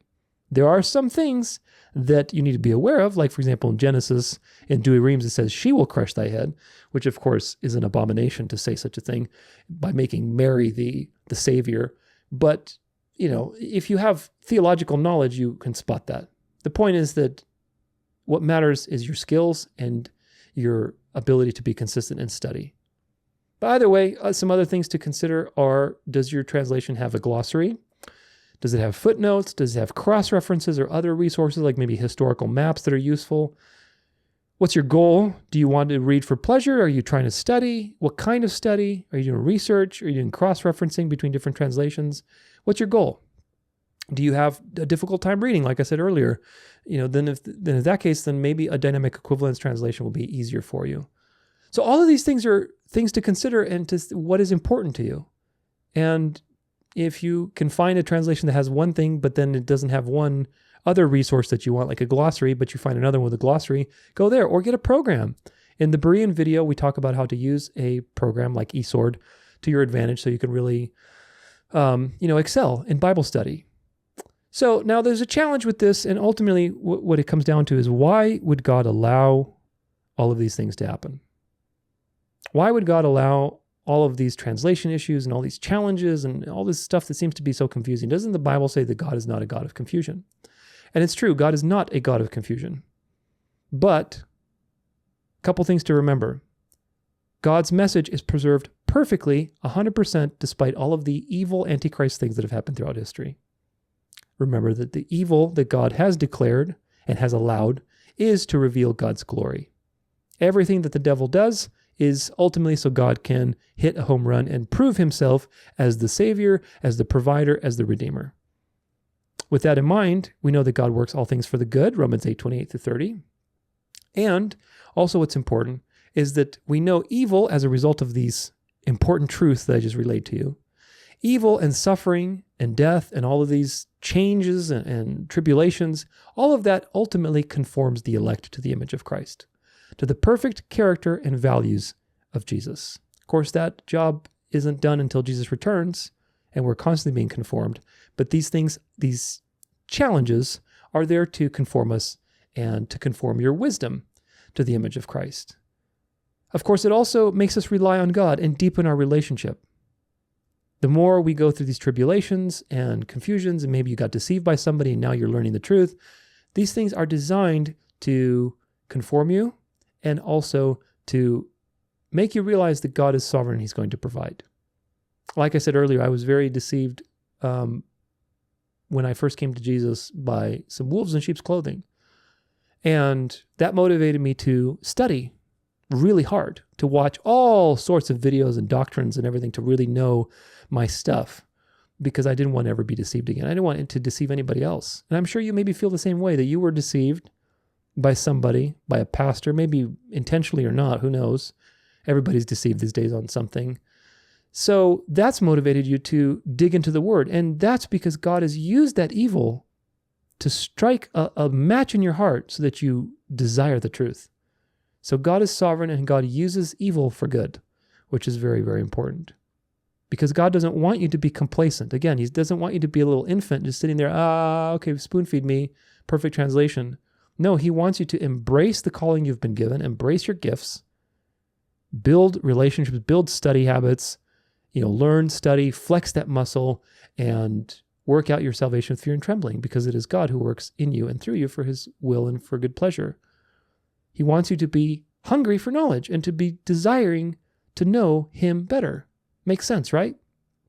God could have written a perfect book like He wrote the tablets for Moses, and He could have left them, in like this, chamber guarded by an angel with a flaming sword. And if you ever want to know what it actually says, go here.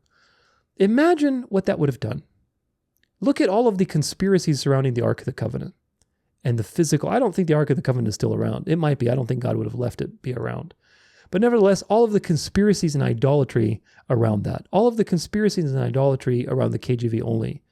Imagine if God had actually created a translation of the Bible in a particular language this was it, and this was the perfect way that it needs to be vocalized. Imagine what that would cause. That would cripple people with idolatry, because Satan would use it against everybody. And people, if you think the legalism surrounding all these things I just mentioned is bad, imagine if there was actually such a thing as a perfect translation written by God. That would be a crazy thing. And that's why I think He chose instead to incorporate human failure, evil, the enemy, the Genesis curse, all of these things in His plan. I think He did that on purpose, obviously, because it's happened. So obviously it's been decreed by God. And He did that to prove that He's sovereign. Despite all of these evil things, all these foolish and evil things, God proves to you through them that He's sovereign. That's why He decreed them to exist. And He also, I believe, did it so that people, the elect in this case, in parentheses, can have the necessary resistance needed for developing their faith and their understanding of the Word and their desire to. It's like resistance training. You go to the gym, you need resistance in order to build muscle, right? The same way as with the invisible world of ideas. You need resistance to build muscle. So all of these translation issues that you need to be aware of, even though the message is perfectly preserved, you have to dig a little bit for it. And that's by design so that you aren't complacent. Because if you're complacent, guess what? You're easy fodder for the devil to deceive you. Be sober-minded, for your enemy is prowling like a roaring lion, seeking for somebody to devour, and study to show yourself approved, so that you can offer a defense to anybody. These two verses tell you that God wants you to be very alert and very knowledgeable of His Word, as much as you can be, and constantly engaging in study with it, to be engaging every day, to dig a little deeper, go even deeper next time. That's the way God wants you to be. And the way that has manifested is by letting the enemy go a little loose on some things, but of course the message is perfectly preserved. But the enemy has done some damage, so now you have to dig a little bit to get to that truth. And of course, in that digging, you develop your relationship with God, or you reveal yourself to be an apostate and you go the way of the wind and you join some legalistic group and so on and so forth. So either way, it separates the good sheep from the goats. You see how that that brilliance comes through. It's truly profound. I think another reason, again, is to prevent idolatry. And if there was a physical perfect translation that God had written down, like he gave the tablets to Moses, people would idolize a physical thing rather than the word, which is invisible, the meaning, which is the power and the eternal message of the gospel and the Bible. That is in our heart, in our minds. We are interacting with it through our translations, but it is not your translations. That's very important. I could read any translation and discern the meaning that touches my heart. And you should be able to as well. And that's the point, because that is what is eternal and unchanging. It's not the words on the page. It's the meaning and how the words are related to each other. God is spirit and is worshipped in spirit and truth. So ultimately, don't worry, don't fret. All of this stuff is part of the plan, and God has decreed it to reveal his glory, his sovereign nature, to conform the elect, to reveal to you that he's the provider, to reveal to you that he's the one who guides you to truth. Despite all these things that have happened, he's the one who's guiding you to the truth. Because even if you have a perfect translation, you still have to interpret it correctly. And we know that the Spirit guides us to all truth, which we'll look at in a little bit. Now that reminds me to cover the problem with verbal inspiration. Verbal inspiration is this idea that basically the scriptures as they were written in the KJV book are written by God himself, basically, and like the way basically that Moses' tablets were written down. That would be verbal inspiration. The words themselves are chosen and picked by God, and therefore that's the perfect translation, and that's the only translation you should be using. Anything else is heretical, and it's not scripture. And there's a lot of variance on that. Some people say you can't be saved if you listen from an NLT, or it's not even the scriptures if it's a different translation. And some people aren't as fanatical. But the point is that either way you cut it, verbal inspiration doesn't hold up to scrutiny because, first and foremost, the KJV has errors in it. And that's one of the big reasons. Two other reasons with this is that it creates extra biblical revelation when you say that this is verbally inspired. If you remember, Peter Ruckman, he thought that the KJV was basically advanced revelation, i.e., revelation from God in the English language, meaning revelation didn't stop with John, number one. Number two, you can see how the harlotry of this KJV Onlyism is now shaping up. Just like the Mormons, who have their prophet, just like the Adventists, who have their extra biblical revelation, the same thing is with the KJV Only movement. Spiritually, they're a daughter of the mother. They're a harlot because they have extra biblical revelation. The Catholic Church has their tradition. That's their extra biblical revelation. So the KJV Only movement has their own prophet. What's the prophet? The prophet is the translation. Do you see how that works? The translation itself acts like a prophet because this is the revelation now from God in the English language. This is what God has said. Up until now, we had no clue. We had no clue, and there's no way to discern the message until it was written in English. And so this translation is not only infallible, but it is revelation from God. So with that comes authority, an authority that you need to obey. And authority, of course, creates cult-like mentality and religious mindset and things like that because you're obeying an authority that isn't God. It's a translation. And they're applying godhood to the translators who are basically infallible, which, of course, they did make mistakes like everybody else. There's mistakes, people. I'm going to keep hammering that in. There's mistakes in the KJV because they're humans. It's a brilliant translation. It's very good, but it has mistakes. It's not perfect. Okay, that means that God was guiding the process, but God did not inspire the process. Two very different things. KJV Only just combine these two things, and of course they create an error as a result. You need to walk the narrow road. God guiding something and God inspiring, like the original authors, like Moses or Paul or whoever else, are two completely different things. Inspiration and guidance, two very different things for different time periods. So this is the thing, and of course, KJV Onlyism is its own denomination with its own prophet. And if you don't listen to that prophet, then you're a heretic and you can't be saved. So this is exactly the same kind of pattern spiritually that we see in other denominations and harlots. Of course, the last reason on this list of why verbal inspiration is a real problem is because the Bible doesn't tell you that it's about a translation. The Bible tells you that you being able to discern truth is about your relationship to God. Meaning you must be born again, number one. And number two, you must trust that the Spirit will guide you to all truth. Those two things are absolutely necessary. Matthew 10:19. When they deliver you over, do not be anxious how you are to speak or what you are to say. For what you are to say will be given to you in that hour. Don't worry about it. God's going to take care of it. He's taking care of it already. Monergism. John 14:26. But the Helper, the Holy Spirit, whom the Father will send in my name, he will teach you all things and bring to your remembrance all that I have said to you. Everything that you need to speak and remember will be brought to you. I have a nice little confession to make. This is actually the second time that I'm recording this particular segment of this presentation. Because the first time I fiddled around on that's why I keep looking at my recording button. I fiddled around on some buttons and I didn't record however much it was. I think this is going to end up like 3 hours or something. I didn't record. And of course, you know that's really rough when that happens, when you have a great recording and it just, poof, you're talking to yourself in the midair. And this is a verse for me today, folks. This is a verse for me. But the Helper, the Holy Spirit, whom the Father will send in my name, he will teach you all things and bring to your remembrance all that I have said to you. That is a constant practice for me when my work is deleted or destroyed by the enemy because I didn't record or whatever else. So this is something to remember. And it's something to remember for you too, that he will guide you to all truth, which is in John 16, verse 13. When the Spirit of truth comes, he will guide you into all the truth, for he will not speak on his own authority, but whatever he hears, he will speak, and he will declare to you the things that are to come.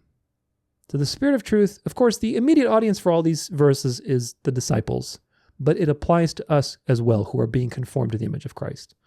You got to be born again in order to receive the Spirit, so that when you do receive the Spirit, he can guide you to all truth. So unless you are born again and you have a trusting relationship with God, you cannot discern the truth. You really can't. Because the Bible says that the devil has blinded the minds of the world, of unbelievers. He's blinded the world. Look at the world today with all this religious fanaticism, Christian nationalism, charismatic movement. People are blinded. They're totally blinded. And unless you're born again and the Spirit is working in you, you can't see. So verbal inspiration has many problems with it. And of course, it also limits the work of the Holy Spirit to only a particular translation or whatever translation. And this is the problem. This is why KJV Onlyism is a harlot. It's a harlot daughter. Because God can use anything he wants to change the awareness of an individual and give you knowledge. He can use a liberal translation. He can use a conservative translation. God has used Billy Graham, who was a Freemason, Kenneth Copeland, Benny Hinn, Paula White, Joel Osteen, all these apostates and heretics to convict people. I'm absolutely sure that in those giant churches, mega churches, there's probably at least a handful of elect believers that are on their journey with God, and they will find more and more truth as they go along because God will guide them. And for that time being, he was using a particular apostate to reach a person through whatever preaching that person was doing. And it is not up to us to say, well, this is only how God acts. He can't do anything with those other translations. That's nonsense. That means you don't believe in a sovereign God, which is another point why this is a daughter of Rome. All of the religious daughters have a different view of God. Islam has its own, it's like a giant Unitarian church. And I talk about that in my Islam video. All the Protestants have their own different version of God because of their view on salvation. The Arminians have a different synergistic view. They're more closer to the Catholic God. So this is the problem. KJV Onlyists have their own God because their God is not capable of using any other translation to reach somebody. Do you get the point? So they have their own prophet, they have their own God, they have their own group. It's a harlot daughter of the Antichrist spirit. Even with the original language, you have lots of problems with verbal inspiration. For example, the Greek manuscripts have textual variants. So which one is right? We don't know which ones are older than others. We don't know necessarily which one is closer to the original. We have rules, and those are governed by biases. But nevertheless, there are textual variants. Even within the Byzantine manuscripts, the KJV Onlyists love, there are textual variants. And the question is, which one is actually the original, closer to the autograph? So that's a problem, even with the original language manuscripts. Another problem is that Hebrew disappeared around, the 3rd century BC. So the Masoretic text that evolved out of that through Aramaic and eventually the Masoretic script, it's not true Hebrew. So when you're reading quote-unquote Hebrew scriptures or parchments, That's not real Hebrew. It's counterfeit Hebrew. It's made up Hebrew. It's rabbinic Hebrew, let's put it that way. And we talk about that quite a bit. There's also, lots of copies and variations and errors. So that proves that all of these manuscripts are not inspired. So even the manuscripts that the KJV Onlyists say that are the good ones, the Byzantine ones, even those have textual variants, errors, copy errors, mistakes, things like that. They have issues. Of course, you can discern the truth by using textual criticism, majority text, all those things that people have used to create a particular translation. But even the original language texts have issues in them. The meaning of the words that God inspired Paul to write or Moses to write is breathed out by God. That meaning has been perfectly preserved through time. The words that God inspired Paul to write down have been relatively intact, but not completely intact. And it doesn't matter because it is the representation, the meaning, and of course, God is guiding that process in every person that is a believer. Verbal inspiration is very much close to other Antichrist things like Talmudic Judaism or Islam with their obsession with their holy book. The Jews love their alphabet, their magical alphabet that they use to cast spells and sigils and to do all these, occult things with their crowns. They have all these rabbinic traditions that supposedly Moses saw God putting crowns on the Hebrew letters, Masoretic alphabet in 1500 BC, which of course is absolute nonsense. And supposedly he passed that down, and there's this elite understanding of the crowns, and it's all this esoteric nonsense. Again, these things are nonsense, folks, but this is what happens when you don't have the gospel of grace. People are obsessed with these little quirky things that you got to do and you got to know, otherwise you won't make it. And this is no different in Judaism, in Islam, and other pagan religions. They're obsessed with these types of literalistic, fleshly names, numbers, pronunciations, vocalizations, and so on. God is spirit, John 4:24, and he must be worshipped in spirit and in truth. God's word is eternal in the sense of the meaning of the words. Languages change, they die out, there's rebellions, there's empires that come and go. Hebrew came and went, Koine Greek has changed. Printed words can get destroyed, Bibles are burned, persecutions, blah, blah, blah. In all of that thousands of years of history, that eternal message has never changed, which is profound. It is totally and utterly profound. And hopefully, if you put some of those things to heart, which we talked about today, as to why the Bible is true, you realize how utterly profound that is. How you don't need to worry about a particular translation, but rather how you use your particular translation.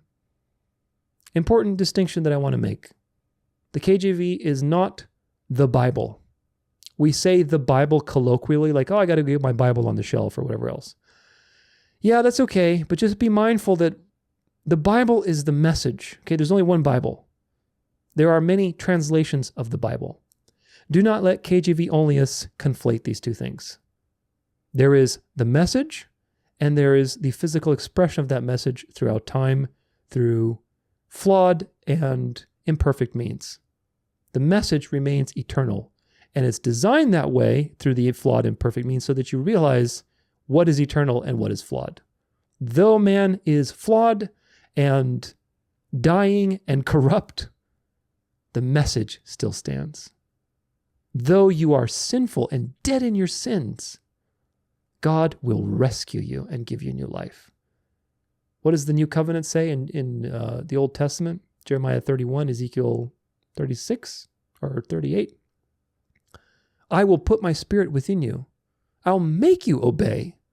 I am the sovereign God of the universe. I will make you obey my statutes and my laws. You will love obeying my laws. That's going to be the power of God. That is the power of God, that I will do it. I will make you obey. And in our world today, that is so offensive. That is so offensive. And it shouldn't be, because that is the beauty of the gospel. That is the foundation of the good news, is that God will do it, and he has done it, and he will make you obey. That even though there is this sinful flesh that is always rebelling, that God's eternal purpose and truth still stands. This is the dance of life that is portrayed to you in the translation issues, and that God decreed for the very purpose of revealing his eternal nature as being backdropped by all of these corrupt things so that you could see what is eternal and what is flawed. Man's translations and man's works and man's products are flawed, but God is eternal. God's revelation is in your heart and your mind. The translation is in your hands. Do not mix the two. The thing in your hands is not God's revelation. It is a representation of God's revelation. Do you understand? That distinction is very important to make. Even though we unite those two things colloquially and casually, it's very important when you're studying this and these types of topics and discussing them that you make that distinction. Otherwise, you'd be easily deceived by KJV Onlyism. The revelations that God made are perfect. The translations are not. They have many problems, and it's okay because, again, most of those problems are inconsequential. In fact, all of them are inconsequential. They really aren't. They really are, I should say, not aren't. KJV Onlyists are applying all of these things like infallibility and godhood to their translation, when in fact it is the Word, as in Jesus, that you have a relationship with, and the Spirit that guides you to all truth, not a particular translation. Your Bible is not Jesus Christ. Jesus Christ is in heaven ruling, and he's going to return on a white horse. Your Bible is a representation of what Jesus Christ has said throughout history.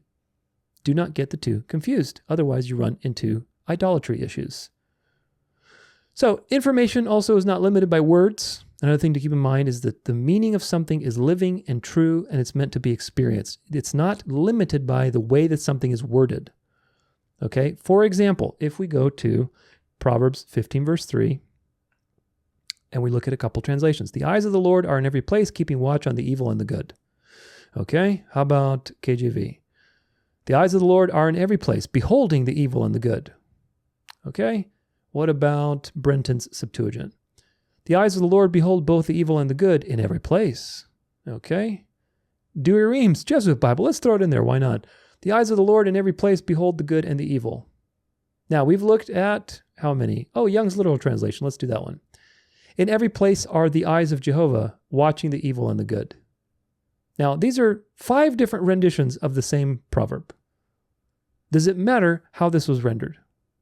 No, it doesn't. Does it mean that the KJV version is the inspired version the way that God wants you to know it, and that these other ones are heretical, or does it not matter? Of course, the answer is no, it doesn't matter. The answer is that what this is teaching you about God is what matters. That is the timeless message that God has revealed that exists regardless of these various translations. And that timeless truth is that God is omniscient. He sees everything. He sees the good and the evil, meaning there is no way out from the judge of the earth. God has seen everything you've done, so he can't be bribed. He knows everything. He knows everything you're going to do, so you have no hope unless you believe the gospel. And in that case, you have great hope. You have perfect hope. So this is the point that's being taught, and this resonates with other things in the gospel because this presents to you the problem. The eyes of the Lord are in every place, watching on the evil and the good. It doesn't matter how that's worded. The point is God sees everything. And that reveals to you the bad news. God sees everything, to which the good news of the gospel is complemented by. So this is the point, folks. It's the meaning that's eternal, not the way it's rendered. Verses and chapters, titles didn't even exist until the 1500s. Today, people get so caught up in, oh, this verse is missing in the ESV. It's a little different here and there. Do you realize that verses didn't even exist for like the majority of human history in the last 2,000 years? Verses and chapters and things like that. It was just the scriptures. And of course, these things are developments. And now we have the luxury of having Bibles and clicking on verse numbers and going immediately. So wherever God has allowed things to happen like deception and teachings and false prophets and false teachers, he's also provided resources to combat those false prophets and teachers and teachings through things like eSword, through things like having multiple translations on your phone, on your computer, on the internet, immediately accessed. All that stuff is a boon from God for us to be able to combat these problems. What actually matters are good study and research skills. Most translations do a good enough job, and you will learn the truth of the major doctrines like we've covered. Remember, the Holy Spirit will guide you to all truth, and truth is a discovery journey that you go on with God to learn about him. And eventually, hopefully, marvel. That is the end goal of all things, that you marvel at God for all of eternity. That is what you were made for. That's what you can expect when Jesus returns, is just to go, wow, like repeatedly for all of eternity. That's what you were made for, to bask in the glory of an infinite being, the only infinite being. And so that's a profound thought. So practice it today. Practice it while you're here and marvel at all the things that you're learning and using the translation that you have with good skills, not worrying about this translation or that. This is the dance of life. It's God is perfect and his message is revealed, but it's revealed through imperfect persons. And we are also imperfect, and we're learning and making mistakes and constantly improving our theology. That's the dance. But you have to trust that God is the leader in that dance, and he's leading you to success. Remember that even the prophets who wrote the original language, Revelations, like Daniel and John, they didn't understand what they were doing. Do you think Daniel knew who the little horn was? I can guarantee you he probably had no clue. Maybe he had some vague idea. I can guarantee you that probably mostly he did not have a clue what it was. In fact, we know that, at least in part, because in Daniel 8, towards the end of that chapter, after he receives the vision of the 2300 days, or 2400 if you read the Septuagint, and the horn and everything else, he's like sick. He's overwhelmed. He's so overwhelmed with what he's seen, he has no clue what's going on. Daniel 9, the next chapter over, opens with him praying for discernment. Please give me an idea, God, what I just saw. Daniel, who is very beloved by God. And in fact, he's mentioned by name, I believe. I think Jesus mentions him by name, or somewhere in the Old Testament, Daniel and Noah are mentioned by name as being righteous people. It was like if Daniel and Noah were there, only they would save their lives. They wouldn't be able to save anybody else. I forget what verse it is, but you can find it out. Where Daniel and Noah are basically used as like a standard of judgment by God. So Daniel is a favored person by God. And yet, chances are he probably didn't understand his own revelations. Same with John.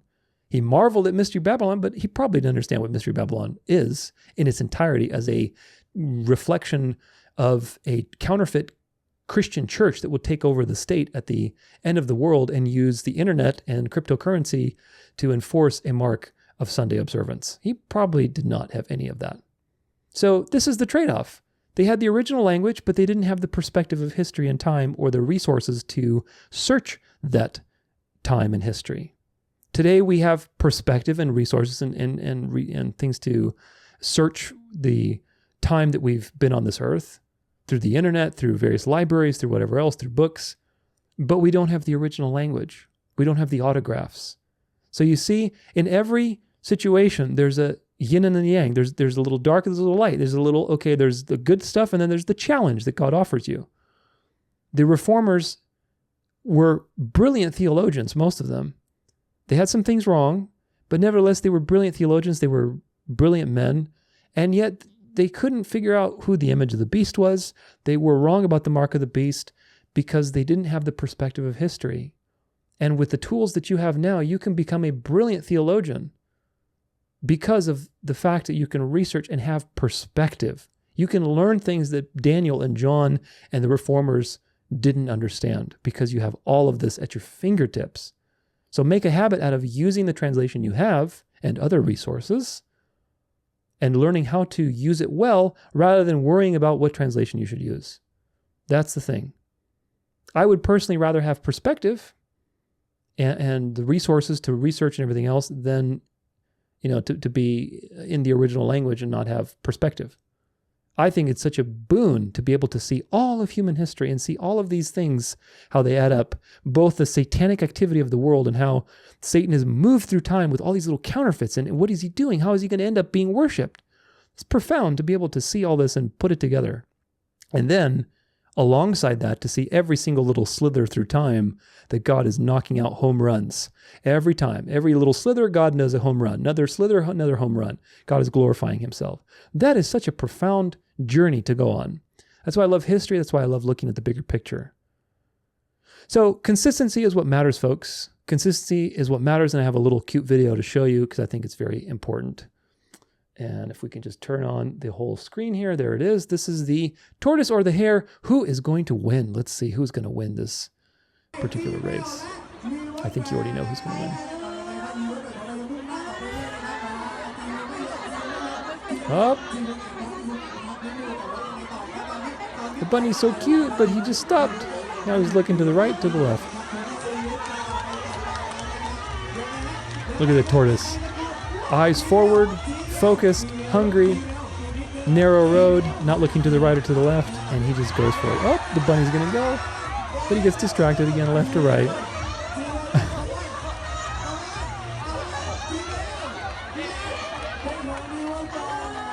Aww. They're both cute. They're both super cute. I don't know if that was a tortoise or a turtle. I forget the difference between them, but this is it, folks. The tortoise beat the hare, and you have empirical evidence now that this is the case. The bunny was super quick, but he stopped. He was going on the narrow road, but then up to the left, up to the right, go a little bit, a little more distraction to the left or to the right, little charismatic movement, little legalism, little Unitarianism, little whatever. There's millions of flavors to distract you from the left or to the right.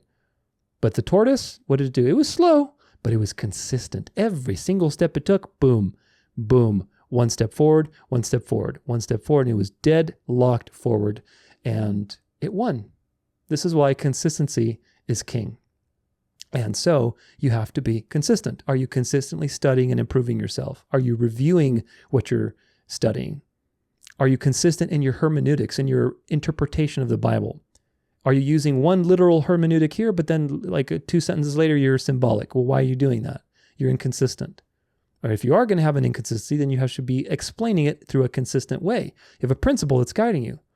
So you got to be consistent in everything you do. A consistent person who's studying the NIV is much better than a pretender using a 1611, first edition KJV Bible autographed by King James himself. These are nonsense things, folks. It's what matters is insight. Studying, show yourself approved, and be sober-minded, meaning be focused on the truth. Research skills are also very important.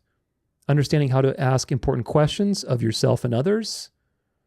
You should everything you do should lead you to more questions than answers. Like when I was doing my cosmology series, the last episode is on the shape of the earth and how it can't be a circle. And of course, that immediately raises a lot of questions. And that's the point. That when you have more questions than answers, do you know what happens? You marvel. If you have more answers than questions, you're not going to marvel. Do you get the point? So you should have more questions than answers. If your studies do not lead you to more questions, I have more questions. Having a question is going to make you hungry for the answer. Then you go get that answer. Then pretty soon you get that answer and you have more questions now. Then you have 3 questions where you had 1. Then you answer each of those 3, and then now you have 3 for each one. Now you have 9 questions that you have. So this is the point. Of course, this is just a mathematical representation, but the point is you should arrive at more questions by digging for the truth. And that's the journey. That's the journey of marveling and being hand in hand with God as you explore the truth, the word, and the revelation of the message that he's given to humanity. You have to build a case, and you have to be able to entertain deep research on both sides of the scale. You have to be able to entertain cognitive dissonance before you make a decision. You have to use a variety of resources, commentaries, translations, etc. Are you using these things consistently? Or are you just going for the low-hanging fruit? Even if you were fluent in the original language and had the original text in front of you, you would still have to interpret it. Best example in the story of mankind are the Pharisees. They were the most educated. They had all the original scriptures, none of the translation shenanigans. And what happened? Well, they didn't even recognize Jesus. They didn't even understand his parables. And yet, they were the most educated, and they were the ones that, if anybody was supposed to recognize him, it was them. And they didn't. So what does that tell you? Anybody who's a KJV Onlyist, what does that tell you? That tells you that having the original verbally inspired scriptures and in the original language and having all the education, no biases, no filters as far as education goes, because they had plenty of biases, but having as pure as a document as you can have does not guarantee you faith and theology, good theology. Their theology was horrible. Jesus rebuked them for their legalism and their works-based mentality. They're prioritizing the wrong things, i.e. KJV Onlyism. Same thing, you're prioritizing the wrong things. Instead of prioritizing the true message, You're prioritizing a physical expression of that message. It's the same as the Pharisees, folks.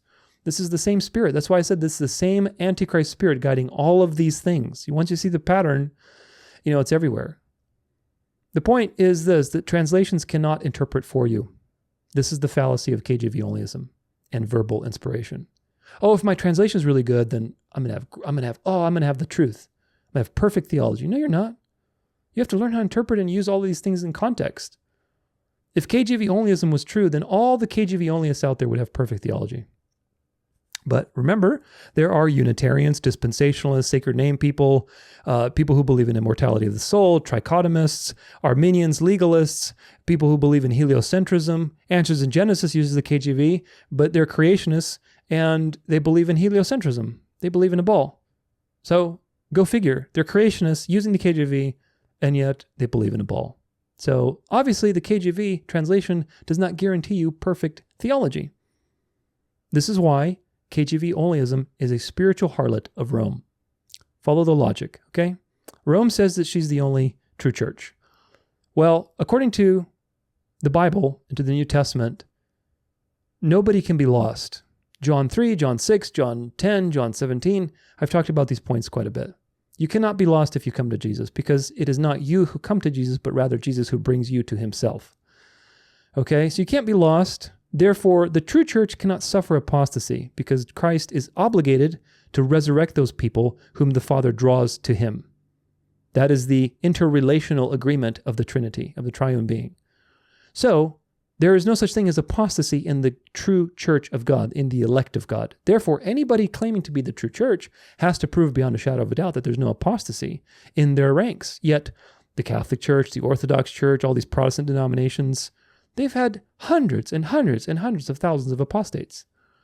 And some of them are counterfeit Christians, man-centered preachers, counterfeit wolves in sheep's clothing. So this proves to you that the true church, like everything else, is unseen. It's not something you can say, oh, there's the visible church. The visible church is the counterfeit. The visible church is full of true believers and counterfeit believers. The true church is invisible and is full of only true believers that God has reserved for himself to save. You don't know who that is. I don't know who that is. That's why I do what I do. But nevertheless, that's the true church. So if the true church can't suffer apostasy, therefore, in the same vein, KJV Onlyism should prove beyond a shadow of a doubt that nobody who's using the KJV has been apostate and run into wrong doctrine, which of course is not true. Of course it's not true, because if it were true, then everybody would have perfect doctrine, but that's not the case. Proves to you that the KJV is not the true translation, because there are many, many apostates and people with bad theology that use the KJV only. So it means that this is not about the translation that you use, but rather, yet again, how you use your translation. And that how is a function of two things: whether you're born again and how the Spirit interacts with you in his divine time and in order to bring you to the truth. Being born again provides you access to the Spirit being sent to you and guiding you to the truth, as the scriptures say. So be less obsessed with the translations you use and more concerned with having multiple points of evidence for a given conclusion. Think scientifically. There's practically no difference between the ESV, KJV, NASB, YLT. All these little translations are the same. Even the dynamic equivalence one, they're the same on the doctrinal points. If you want to prove to me that the NLT, which again, I don't recommend, I really don't. I don't recommend the NLT.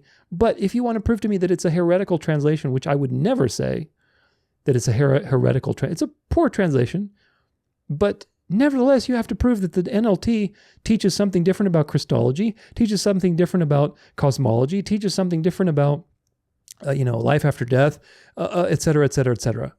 And good luck, because you're not going to be able to find that, because that translation, even though it's a dynamic equivalence and it's a little more watered down, the message is still preserved. Those main doctrinal points are preserved. So this is the thing. There's a lot of people who use the KJV and are actually quite ignorant of important doctrines. So that tells you everything. Again, why do all the crazy groups, the Torah keepers, sacred name, blah, blah, blah, Hebrew roots, black Israelites, snake charming churches, crazy dispensationalists, people like Peter Ruckman, why do they gravitate towards KJV Onlyism mindset? It's because the legalistic Pharisee spirit, the Antichrist spirit, the accusatory spirit that loves to find ways to accuse other people by making themselves look righteous, is guiding all of these activities. Even if the KJV was perfect, you would still have to interpret the words, folks, meaning that it is not about the translation, but rather how you use the translation. And what matters is the Holy Spirit guides you to all truth, like I said before. Now, does this mean you should rely on your own gut instincts, your own interpretations, or promptings, or whatever else people do these days? No, it means let the Bible interpret itself and be scientific and Berean when you interpret the Bible with all the things we're talking about today. It's not about, oh, God told me this or God told me that. This is what God says. It's about being scientific and purposeful in your studies. People, by the way, are so quick to appropriate God's movements to things that are happening in the world. Say, oh, God is doing this. God's doing a new thing over here. I'm going to tell you something. Be very, very conservative with saying, God has done this in my life, or God is doing this right now. Be conservative with it. I'm not saying you shouldn't look for God's signs of involvement in your life, but be extremely conservative, because you don't want to falsely testify against God, and you don't want to reveal yourself to be a fool. There's a lot of people say, oh, God told me this for you. God told me this, and God showed me this in the scriptures. Well, what if I can prove that you're wrong about what God showed you? Therefore, God did not show you that. I can guarantee you that. God showed me the Eucharist and the scriptures is real and we have to eat the body and blood of Jesus Christ. Well, no, because the Spirit doesn't contradict himself. So whatever you feel God showed you, it wasn't God who was showing it to you, which is an even scarier thought. But an example with this is like the Ten Commandments with verbal inspiration. Going back to that really quick. Like when Moses received the Ten Commandments on the tablets, God wrote them in a particular way. Paleo-Hebrew, however he wrote them, who knows? He wrote them in, that would be probably the most epic example of verbal inspiration. Okay, well, those tablets have been lost. Does that change anything? Does that mean God's moral character is now, we can't discern it? No, not at all. Because whether you read the Ten Commandments in Swahili, in Arabic, in Chinese, in English, in German, in Spanish, whatever, the Ten Commandments are the Ten Commandments. They are timeless expressions of something eternal. Those individual expressions in the physical world are limited by the Genesis curse, by physical things. What they represent, which is the actual ultimate reality behind the physical world, is eternal and timeless and will never go away. It is God's unchanging moral code and character, which is expressed to you in these different languages. So that's proof that it doesn't mean, what matters is not the actual writing, but rather the meaning that you extract from that writing. The job of a translation, of course, is to convey the original meaning as much as possible, so we're assuming that they're being honest. And the job of the reader is to study and learn to interpret, meaning to come in the middle and meet the translator in the middle. This is a dance of life, folks, and if you understand it, then you can be less legalistic about what you're doing, because both are required. Both must meet in the dance of life. One cannot do the job of the other. The reader cannot translate the text. It's not my job to translate the text. It's the translator's job to translate the text. However, the translation cannot make you believe the right things. When somebody's translating the text, they're doing their best they can. They're not responsible for what meaning you take from it. To some degree, they have to be honest and do the best they can in translation, but it's as far as it goes. They cannot force you to believe a particular doctrine. The reader also cannot rely on the translation to be perfect, whereas the translators cannot assume the reader will have perfect theology from their work. Do you see how it's this dance that both parties, interdependence, relational? God wants you in relationships so you understand relationships and relational things and working for the truth, have a relationship with the truth. But do you see how these things enter from two sides and they join together in this little dance? And of course, KJV Onlyism tries to make this overly simplistic and say, oh, just use this book and you'll be fine. Well, no. If anything, the fruits of that mentality have proven quite the opposite.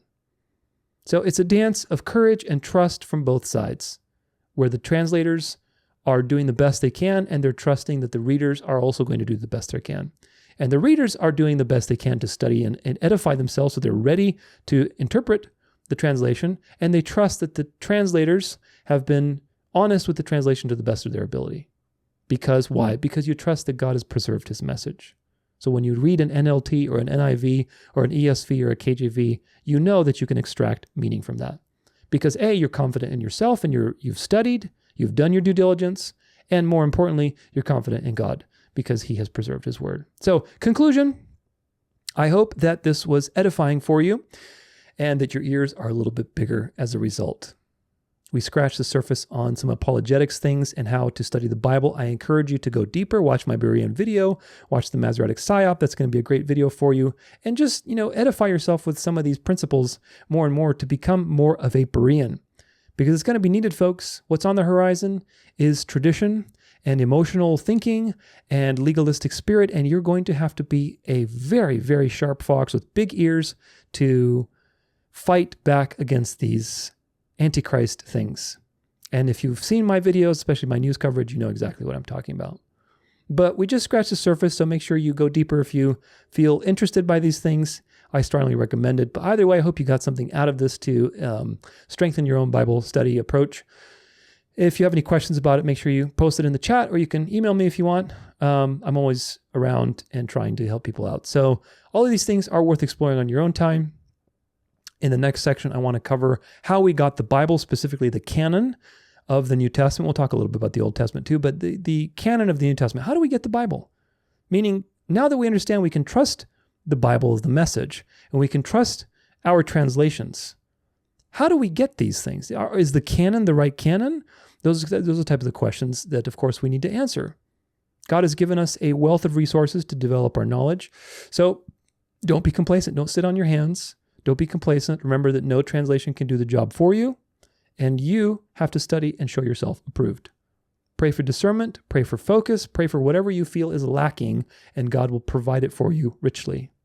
If you need further study, check out the resources I mentioned, like the channels, like Testify's Undesigned Coincidences series, Patterns of Evidence, Expedition Bible, all these things we talked about, which are very, very fascinating things. I love undesigned coincidences. I think it's such a clever way that God encrypted the truth through these living witnesses who each remembered a different thing. And somehow when you put it all together, it's like, oh my gosh, this is totally firsthand eyewitness testimony, which is so profound. So hope you enjoyed this section. Hope it's edified you. Now onward into the next part of this, which is how do we get the Bible?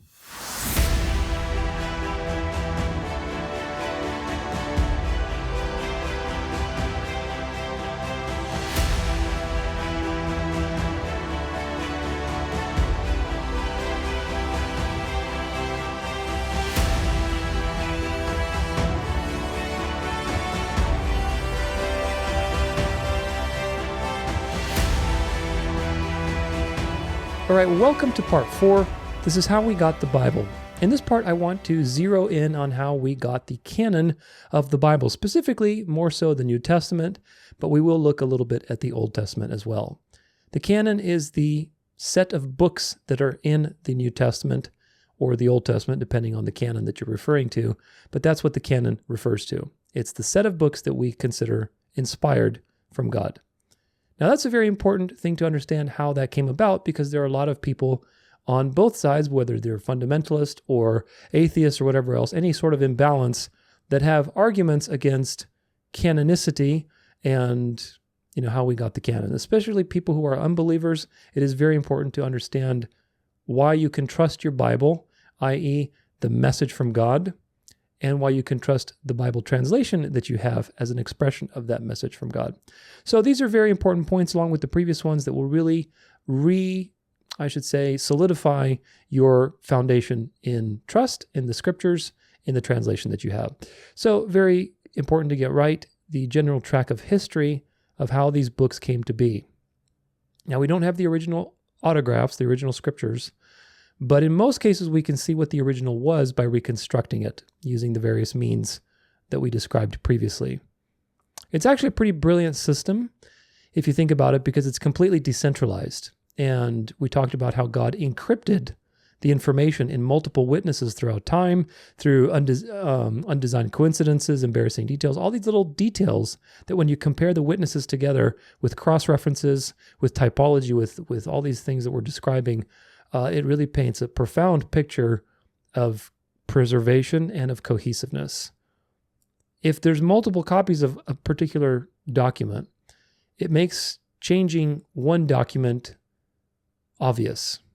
I.e., if I have 10,000 copies, and even if there was an attempt to change the scriptures, it would be obvious because most of those copies are faithful copies, and this is how it's been preserved.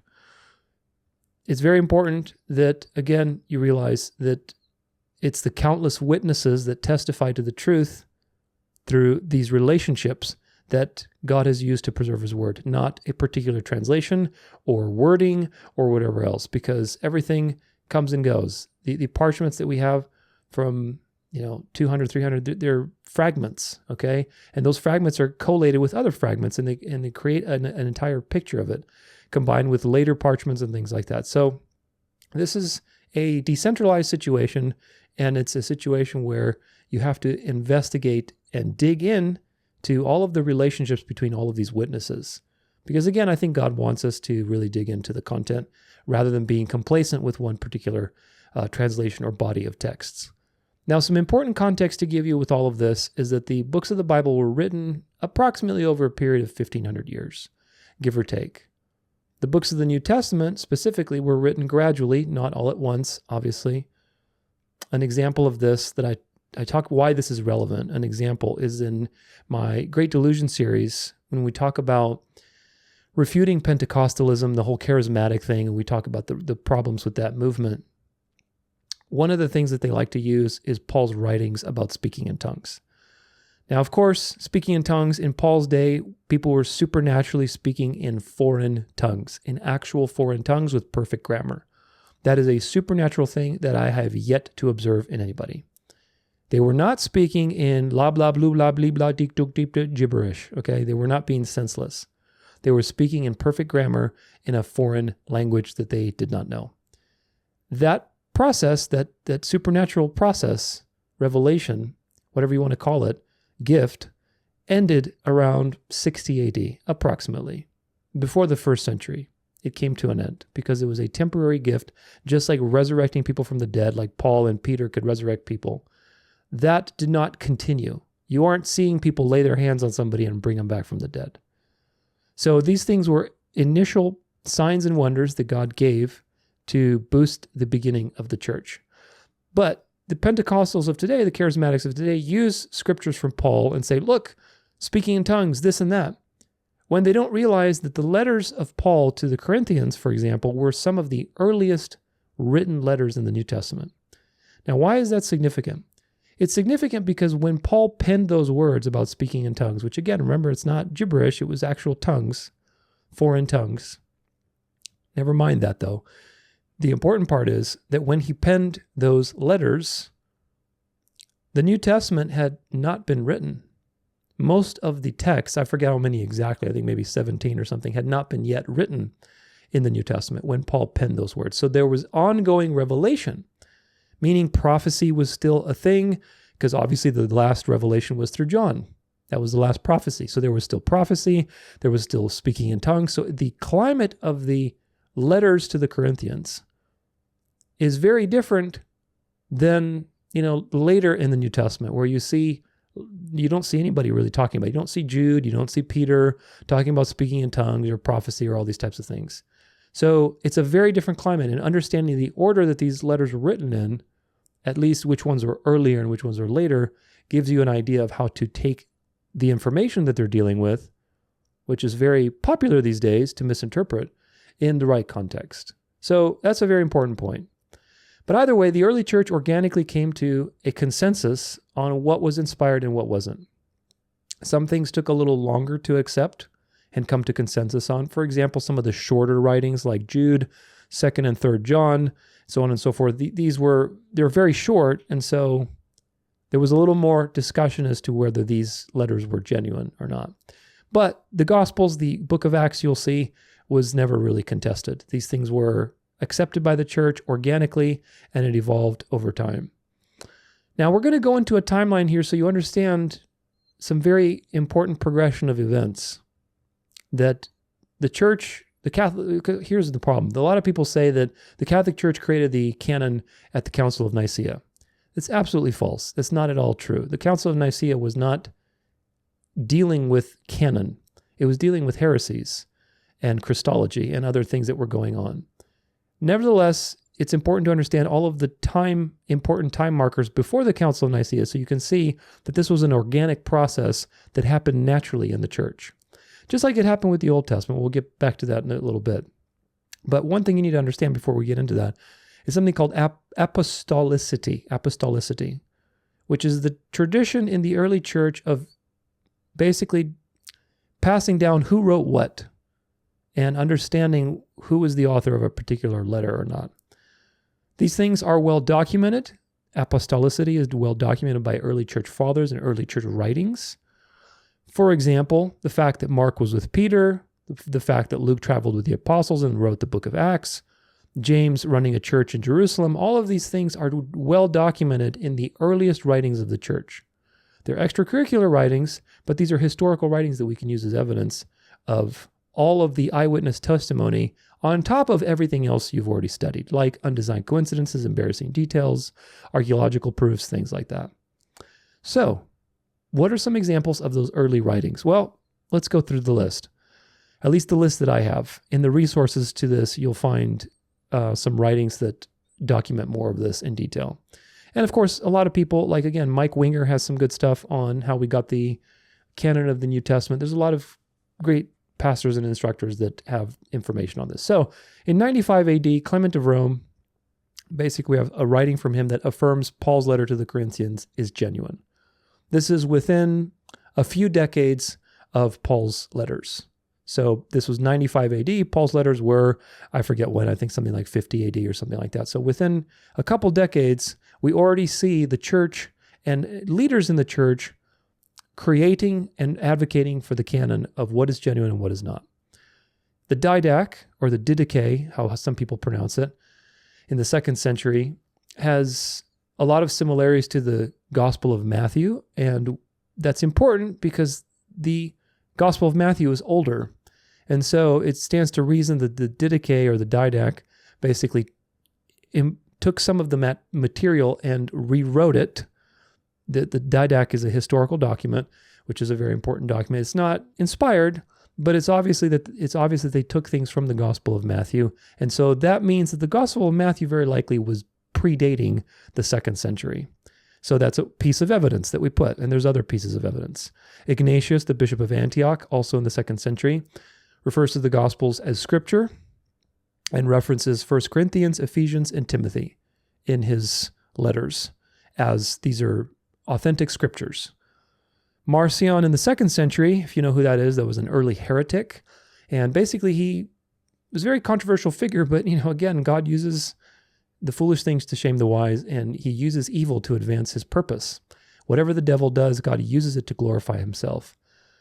He was an early heretic, Marcion, and you can read about him, but basically one of the things he did is he made his own version of the New Testament, and that included Paul's letters and the Gospel of Luke. Of course, he had a lot of other heretical beliefs, and the reaction of the church body at the time against his teachings basically is a very important timestamp early on in the church. We're talking 2nd century. We're talking, I forget exactly when Marcion was, like maybe 150 AD or something like that. But we're talking very early, within 100 years of the crucifixion.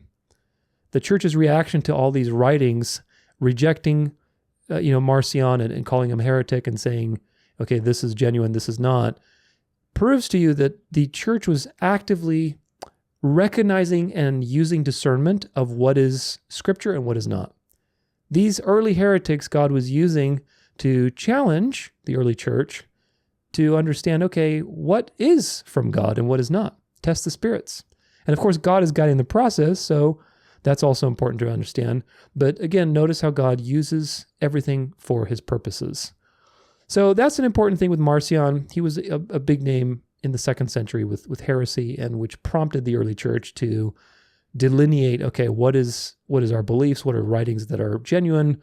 What are writings that are counterfeit? Things like that. Of course, if you remember, I didn't write this down, but there were so many counterfeit letters going on. Even in Paul's day, he was warning people, like in the Thessalonians, not to be shaken by counterfeit letters from false apostles, people who were trying to counterfeit Paul's letters and sign them as if they came from him, that kind of thing. So that thing was, from the very beginning, Satan was very busy with these types of things, which, again, God used and prompted people to have discernment and to delineate, okay, what is real and what is not. So it's a very interesting process.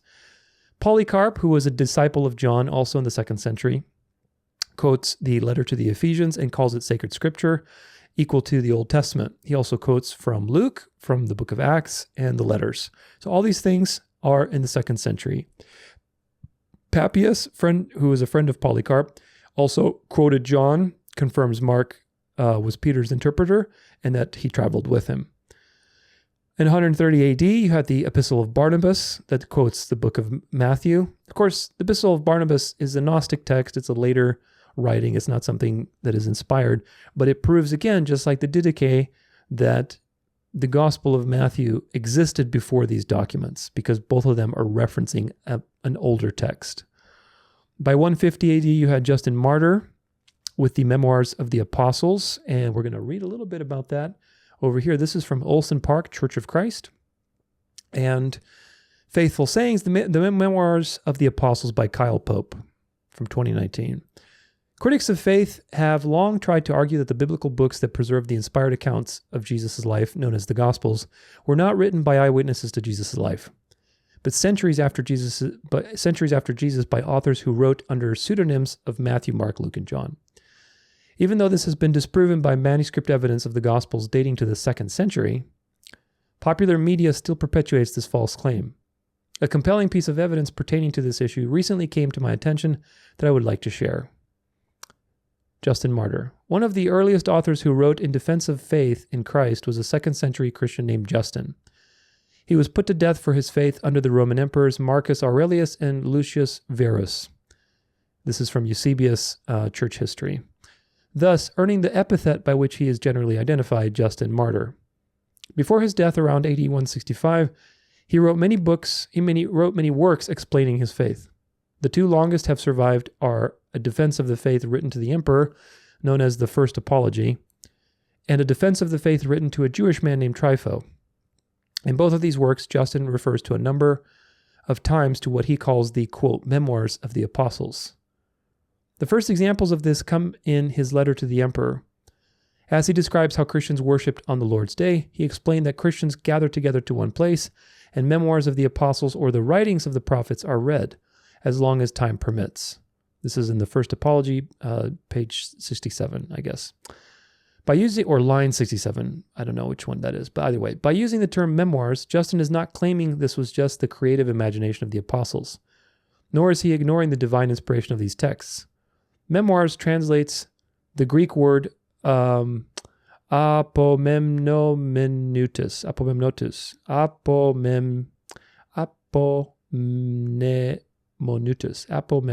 I'm probably totally mispronouncing that, but anyway, meaning recounting, summarizing, commemoration.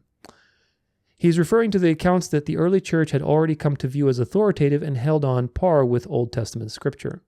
This is important because they were reading the, quote, Memoirs of the Apostles and also the prophets, i.e. the Old Testament. So this is showing you that very early on in the church, within 100 years, the church already understood what was scripture and what was not.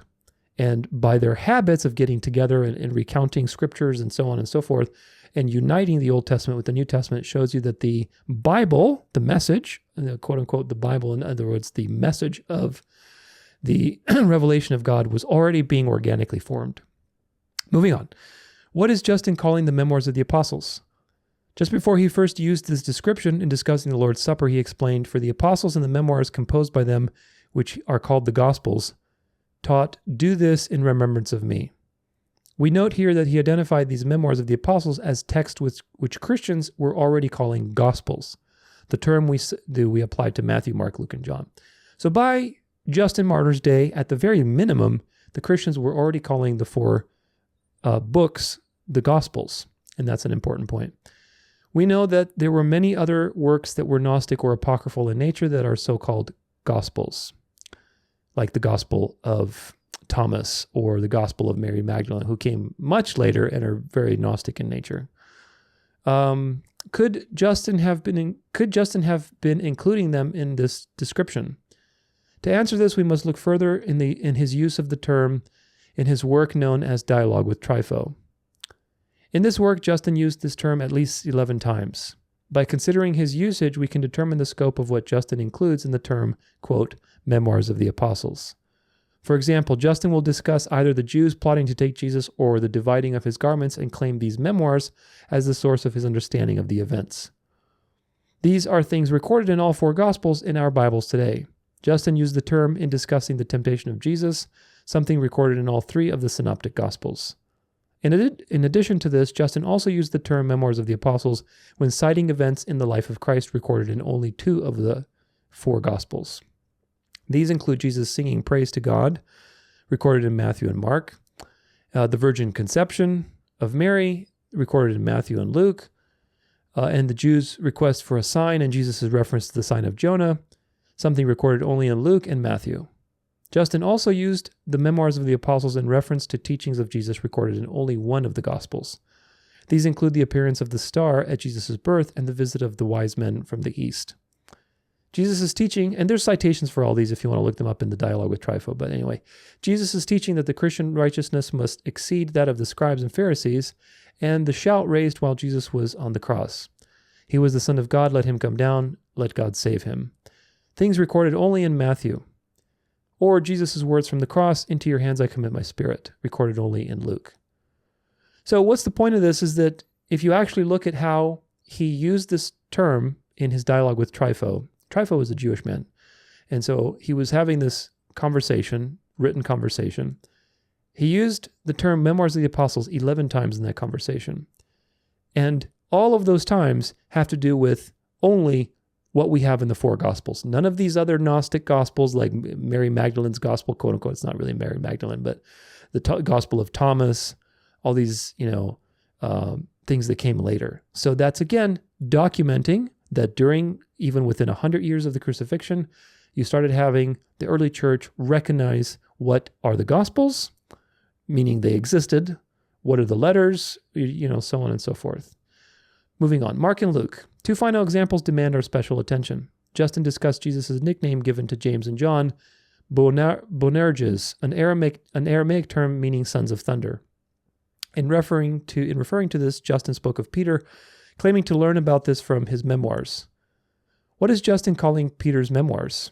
There is an apocryphal work known as the Gospel of Peter, but it does not contain an account naming James and John Boanerges.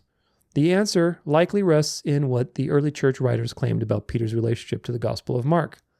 For example, Irenaeus, around the 2nd century, wrote, quote, Mark, the disciple and interpreter of Peter, did also hand down to us in writing what had been preached by Peter. That's in Against Heresies. Tertullian also was around the 2nd century, that what Mark published may be affirmed to Peter's, whose interpreter was Mark. Clement of Alexandria, in the 2nd century, as quoted in Eusebius's church history, and Origen, also 2nd century, in his commentary on Matthew, affirmed the same view. Justin's reference to Peter's memoirs claims it as the source of the record of Jesus' nickname, Boanerges, something recorded only in Mark 3, verse 17. Justin is likely calling the Gospel of Mark Peter's memoirs. This is a similar understanding related to the Gospel of Luke. After referring to Peter's relationship to the Gospel of Mark, Tertullian continued, quote, for even Luke's form of the Gospel men usually ascribe to Paul. This is interesting as it relates to Justin's use of the word memoirs when he cites something from Luke alone. He refers to the account that in the garden Jesus had sweat falling down like drops of blood, something found only in Luke 22, verse 44. He attributes the source for this to, quote, the memoirs which I say were drawn up by his apostles and those who followed them. Although Luke was not an apostle, his close association to Paul led Justin and other early church writers to view his gospel as if it were Paul's or sanctioned by him. Conclusion. What conclusions can we draw about Justin's use of what he calls the memoirs of the apostles? First, it's clear that Justin used the term to refer to the four Gospels contained in the New Testament to this day. He applied the term to things found in the four Gospels, but never to things found in the Gnostic or apocryphal sources, such as the Gospel of Thomas, the Gospel of Judas, etc., etc. Second, it is clear that the false claim that our Gospels were written long after the first century by writers who were not eyewitnesses to the life of Jesus is absurd. By the middle of the second century, early Christians already viewed these inspired works as authoritative records of what Jesus said and did among his apostles. We can trust that what we have in our Bibles today are in fact the inspired accounts of our Lord's life as preserved in the, quote, memoirs of the apostles. So these types of things there's a lot of this type of evidence where you have, writings of early people. Again, these writings aren't inspired, but they're historical, and they paint a picture of God working through the church to give people discernment and to, motivate them to delineate what is true and what is not. We still have a little more to go, but again, notice the same pattern of how God works through history. A lot of these early church fathers, like Tertullian, Origen, they had some very questionable theology. I'm not saying they were saved or not. I'm not making a claim on that, but from their writings and the things that they believed, they had some strange ideas. Let's put it that way. Yet, God used them to document proof of the canon developing in the church, of various texts being considered scripture, like the Gospels, the letters, the book of Acts, and so on. So these writings, and there's more to go, but these writings prove two very important things that you need to understand. First is that we had the Gospels very early on, and they were written by eyewitnesses to the events. That's super important. Combined with all the other things we looked at in the past, like undesigned coincidences, it's very clear that this was eyewitness testimony. The early church was organically creating the canon of what was inspired and what wasn't by being guided by the Holy Spirit. Just like the scriptures say, the Spirit will guide you to all truth. People had much more unity on core writings, like the letters, like the Gospels, like the book of Acts, than things like the Gnostic Gospels that came later, or the Apocrypha, which we'll look at a little bit later. So that's an important point, because some people say, oh, the Catholic Church took out, everything's blamed on the Catholic Church. And of course, she is the mother of abominations. But you have to delineate things specifically. The Catholic Church did not create the canon. The Catholic Church is not hiding to you the truth of the Gospel of Judas or Thomas, which are Gnostic and which talk about all sorts of controversial things that are contradictory to the scriptures. These things are Antichrist counterfeits. And of course, they never made it to the canon because they're not true. They're not genuine. They're counterfeits. Now, moving on with our timeline, 2nd century, we're still in the 2nd century. There was the Diatessaron, which is a document that a man named Tatian, who was an early church father, harmonized basically all four Gospels into this document, this universal gospel type of thing, where basically you're harmonizing all four of the Gospels with all the different details and trying to make one particular document for the church. And why this is important is no other Gospels were used, i.e. Gnostic texts or later texts, meaning these Gospels had already been decided upon by the 2nd century. People knew which ones were the authentic Gospels and which ones were counterfeits. Of course, you also have something called the Muratorian fragment. This was towards the end of the 2nd century in 100 AD. And it was an interesting situation because, again, it timestamps this process of organically developing the canon. This is from Got Questions, and it's on the Muratorian. What is the Muratorian canon? The Muratorian canon, also called the Muratorian fragment, is an ancient list of New Testament books, the oldest such list that we've ever found. The original document, which was probably written in Greek, is dated to about 180 AD, and it lists 22 of the 27 books that were later included in the New Testament of the Christian Bible. The Muratorian canon was discovered by Italian historian Ludovico Muratori in the Ambrosian Library in northern Italy and was published by him in 1740. The manuscript copy that Muratori discovered was written in Latin and has been dated to the 7th or 8th century AD.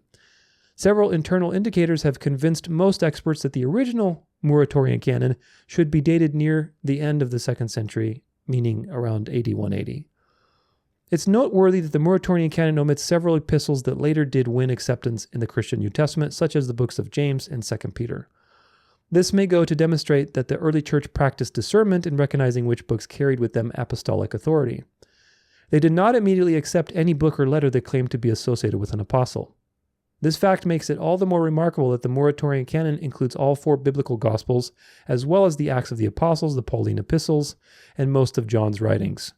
This means that within 150 years of Jesus' death and resurrection, the core writings that were later included in the New Testament were already deemed authoritative by early Christians. These books present a unified doctrinal message on the person of Christ and his atoning work on the cross. Really quick pause so I don't forget it, but I didn't write it down, but I'm just remembering it now as I'm reading this to you. Another, and this goes with proof of the resurrection too, by the way. Another important proof of this are church creeds. Early church creeds and studying early church Christology through various writings and these early creeds that were written down show that the early church believed that Jesus was God. That's number one, very important, meaning the idea that Jesus is God did not just get made up later and the original story was just about a guy. No, the early church believed from the very beginning that Jesus was God, which confirms all of these other writings like Paul's letters, the Gospels and things like that, where basically these claims are very explicit. Jude, Paul, Peter, all these people call Jesus explicitly God. And there's plenty of that in my Trinity series that we talk about. But it's very important you understand these early writings, like the creeds. I think the earliest creed, I forget when it is, but it's definitely in the 1st century that we've found these creeds that are evidence of high Christology, very high Christology, which confirms the Gospels and which shows you that the early church had discernment about what was authentic and what wasn't, because that aligns with what the writings of Paul and Peter and so on also wrote. So anyway, back to the Muratorian fragment. For instance, in the documents listed in the Muratorian canon, Jesus is repeatedly referred to as Lord. I'll give you the verses, and is equated with God. He took on human flesh, died in the place of sinners, and was soon raised bodily from the dead. A person can find forgiveness of sins through faith in him. These central doctrines represented Christian orthodoxy for the early church. The existence of the Muratorian canon demonstrates that well before the New Testament canon was officially recognized, early Christians already had access to authoritative documents carrying apostolic authority. It was from these apostolic books and letters that the early believers derived their central beliefs about the person and atoning work of Jesus Christ. Very fascinating stuff, because again, this was organically developing in the church, and it gives you a very powerful idea and visual of how God was moving through the early church and continues to move all the way to the end, which is an important reminder with all of this KJV Only stuff. Now, 180 AD, around that time where the Muratorian fragment, you also had other things. Irenaeus affirms the 4 Gospels, Matthew, Mark, Luke, and John, says all others are fake. He writes about the 4 winds, the 4 pillars, and how that's typological with the 4 Gospels.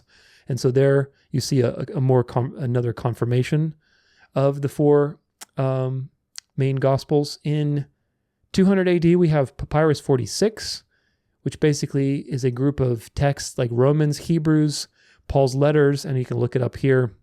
It's on Wikipedia. This is Papyrus 46. If I can get this stupid thing here, is an early Greek New Testament manuscript written on papyrus and is one of the manuscripts comprising the Chester Beatty Papyri. Manuscripts among the Chester Beatty Papyri have had several providences associated with them, the most likely being the Phaeum. It has been paleographically dated between 175 and 225 AD, or early 3rd century. It contains verses from the Pauline epistles, Romans, 1 Corinthians, 2 Corinthians, Galatians, Ephesians, Colossians, Philippians, 1 Thessalonians, and Hebrews. Some leaves are part of the Chester Beatty Biblical Papyri, and others are in the University of Michigan Papyrus collection. So again, very early source around the time of the Muratorian fragment, around the time of Irenaeus, around the time of all these things happening that further confirms that the canon was being developed organically, and it's in agreement with the other witnesses. This is the pattern. There are multiple witnesses and they all testified to the same thing. 2nd century, continuing on, we also had another interesting situation, which is the forgery of 3rd Corinthians. And basically the early church, this is a forgery you can look into, and it's interesting. It's basically the 3rd letter to the Corinthians, which of course never happened, but it was a forgery. And just like Marcion, the early church was prompted to reject it because they could figure out that it wasn't from Paul. And so these types of things helped to create the canon. It's like, what is it and what is it not? Dark and light, both sides, with the persecution from the Romans on one side, burning books and scriptures and things and making people have to basically copy them and write them down. And on the other side, you had heretics like Marcion and the Gnostics in the false light, challenging people's discernment, saying, okay, well, which one's real and which one's not? You had both of these evil forces attacking God's people, and God decreed that so that the elect would be refined, that he would be revealed as the sovereign, and that the canon could be organically created, of course, with the Spirit's guidance. So these things are very interesting to see how they're playing out through history. In 235 AD, you had Origen, one of the early church fathers, who also affirms the four Gospels as genuine, and all the others are counterfeits. Because again, remember, there's a lot of Gnostic Gospels, the Gospel of such and such, which of course those are counterfeits. Judas never wrote a Gospel. Thomas never wrote a Gospel. These things are fakes. Now, by the 300s, you had Eusebius in 320 to 330 AD. He was the first church historian. He wrote a lot of very important historical things. And when he published his list of basically what is canon, what isn't, he published 22 out of the 27 as true, meaning out of the 27 books we have today in the New Testament, 22 of those he said, like, this is it. These are legitimate. This is what the church has agreed upon organically. 5 of those were still maybes at that time. This was around, again, early 300s. And those 5 were Jude, James, 2nd and 3rd John, and 2nd Peter, which again, because these are very short, so they were a little more contested. Of course, by the 4th century, you also had other things like Cyril of Jerusalem. He also had basically, his own writings, and he included 26 of the current 27 books as scripture. He didn't include Revelation because, again, Revelation was written the latest. It was also the most controversial, obviously very symbolic. It was also being used by other people like the Montanists, who were basically like the charismatics of that time, just doing all sorts of things to manipulate people with false prophecy. Nothing new under the sun. Same thing you see today. All the false prophets of today, they were using the book of Revelation. So the book of Revelation was, a little more controversial, so it took more time for it to be adopted, but eventually it got adopted. In 367 AD, you had Athanasius, who was the Bishop of Alexandria, very famous church figure. He wrote something called the Festal Letter. A Festal Letter was basically, you had the bishop of that time. There was a duty for the bishop to write a letter to the churches around the springtime. When are we celebrating Easter? When are we celebrating the Passover and things like that? So that was the Festal Letter. And in that Festal letter, it would also have a homily. Kind of like how today you get emails from your pastors at your churches around Easter or Christmas time or whatever else, and there's a lesson and some scripture. That's basically what it was, but it was handwritten. So this letter that Athanasius wrote also included a homily, and the topic of the homily in his letter in that time was which books are authentic, because this was a very prevalent discussion, of course, with all the things that we've been describing. And so Athanasius, in his letter in 367 AD, he said, only these are scripture. And he listed the 27 books that we have today. Of course, by then you also had the 4th century. You had the Council of Laodicea, where 26 books, except Revelation, were recognized as canon. And eventually Revelation got recognized. Very important. Again, people think that the Catholic Church made up the canon at the Council of Nicaea. This is not true. It's really not true, folks. You have to see all of this history and see that it was a gradual, consistent process of God shepherding people and using the evil of the enemy to refine the elect and to refine their discernment and to shape the canon organically. The Council of Nicaea was prompted by Christological problems in the church, specifically Nestorius. And if you know about Nestorius and his particular heresy, but either way, there was a lot of heresy in the first 300 years, and Gnosticism and Christological issues and all sorts of things. So these councils were more directed at figuring out, okay, what's our official doctrine on the Christology, on Jesus? What is our doctrine on the incarnation? Because people are saying one thing, another person saying another. We need clarity. So Christ's deity, humanity, the Trinity, all these things were the main focus, not the canon. Very important. By 390 AD, you had another person named Gregory of Nazianzus, who was basically an early theologian, and he recognized also the 27 books that we have today. From 394 to 397, you had several things happening, like Jerome was around that time. He was the one that did the Latin Vulgate. Augustine, the Synod of Carthage, all of these recognized the 27 books that we have today. So, the theory that the Gospels were written long after Jesus by imposters with pseudonyms is totally absurd. The theory that the Catholic Church created the canon that we have at the Council of Nicaea is totally absurd. The Holy Spirit was guiding the formation of the canon, one person, one life at a time, one testimony at a time, patiently guiding all of these testimonies and witnesses into a mosaic that now that we have the luxury of history, we can see God's hand moving through all of these things, all of these events. Many of these people, again, had some crazy theology, and it is what it is, but God used them to witness to the truth, be little timestamps, and to encrypt data and information with important details. As usual, God uses the foolish things to shame the wise. The consensus of the early church developed organically. In other words, there was no centralizing authority administratively in the church. The church was being persecuted. Christians were going left and right, either to apostasy and the Gnosticism, or they were getting killed or whatever else. So they had no formal administrative structure. They had no, basically administrative body that was making decisions. It was an organic thing that was happening between people, and writings and communication between genuine elect people. And there were heretics that were involved. There were, false converts and stuff. And so it was a very dynamic environment. And yet in that dynamic environment, that's how the wisdom of God is revealed through, like I said, one witness at a time. We see evidence that even within a few decades after the crucifixion, with things like Clement in 95 AD, with the early creeds, with other documents that were very early on in the 2nd century that were pulling from the Gospels and things like that, we see these that the church understood what were the Gospels, what were the book of Acts, what were the letters, the main body of the New Testament. And of course, that got refined up until about the 300s. All the texts of the New Testament were written before 100 AD. And by 95 AD, church leaders like Clement were already affirming what is true and what isn't. So you already had an established thing from the very beginning. And of course, that process got refined and refined and refined over the next, 200 or 300 years. Remember, even during Paul's day, I mentioned this before, but Paul was warning people of counterfeit letters and things going around. So the enemy was very busy, and that was used by God to train people's discernment, which comes back to our point of why would God allow all of these translation issues? Why would God allow Westcott and Hort and the Masoretic Jews to change things? Why would God do that? Well, because first off, God preserved his message.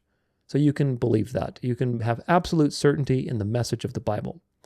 We've covered plenty of points now where you can see that there's supernatural preservation going on. But it's also, again, to refine the elect, to make you engage his word, not be complacent, but rather engage and focus and study to show yourself approved. Today we have the luxury of history. We can look back down the corridor of time and we can piece together like a detective and find the truth. And that's a great luxury because, either way, you're going to have something missing. In the early church, they had persecution and they had, they didn't have the internet. People were burning their scriptures. And so you're out of luck. And they also didn't have the perspective of history. Today, we have lots of false prophets. A lot of damage has been done by the enemy, but again, God's message is preserved, and there's a lot of deception. So at the same time, you also have the internet and the corridor of time to look down and resources. So embrace what you've been given and have faith that God will guide you to the truth. Other important facts are as follows. The church didn't start by excluding books, but only focused on what they received. So there weren't these, administrative bodies that were like, what shall we exclude? That's not how it works. They were organically focusing on, okay, what do we receive? Is that really from Peter? Yeah, it is, because so-and-so said this and so-and-so said that. Well, let's compare it to his writings. It was very organic, very first person and dynamic. The Gospels, the letters, the book of Acts, people knew that these were authentic texts. At no point did the Gnostic texts or the apocryphal texts ever even come close to consensus, which is very important to refute people who say, oh, their secret knowledge was suppressed by the church. No, it wasn't. No, the Gnostic texts were never even close to a consensus. People recognized that these were counterfeits. The early church had a lot more discernment than we have today. That's something you need to remember. Because remember, there were a lot of heresies in the early church. They were fighting, again, the dark on one side, being persecuted to death, being basically forced to abandon their faith or die. And on the other side, the false light of Gnosticism and the counterfeit Holy Spirit and everything else that you still see today. So they had way more discernment than we have today in general. So as a result, there was a slow, consistent, conservative acceptance of these texts, and eventually it led to an organic consensus of the 27 books that we have today. Revelation was last, again, because it was the most controversial, and some were more debated than others, like Hebrews, James, Jude, 2 Peter, but they were eventually accepted. And you can tell, again, from the quality of the writing that it belongs. The letter to the Hebrews belongs in the scriptures. It's inspired. The quality of the writing compared to like the Gospel of Thomas or the Gospel of Mary Magdalene is not even close.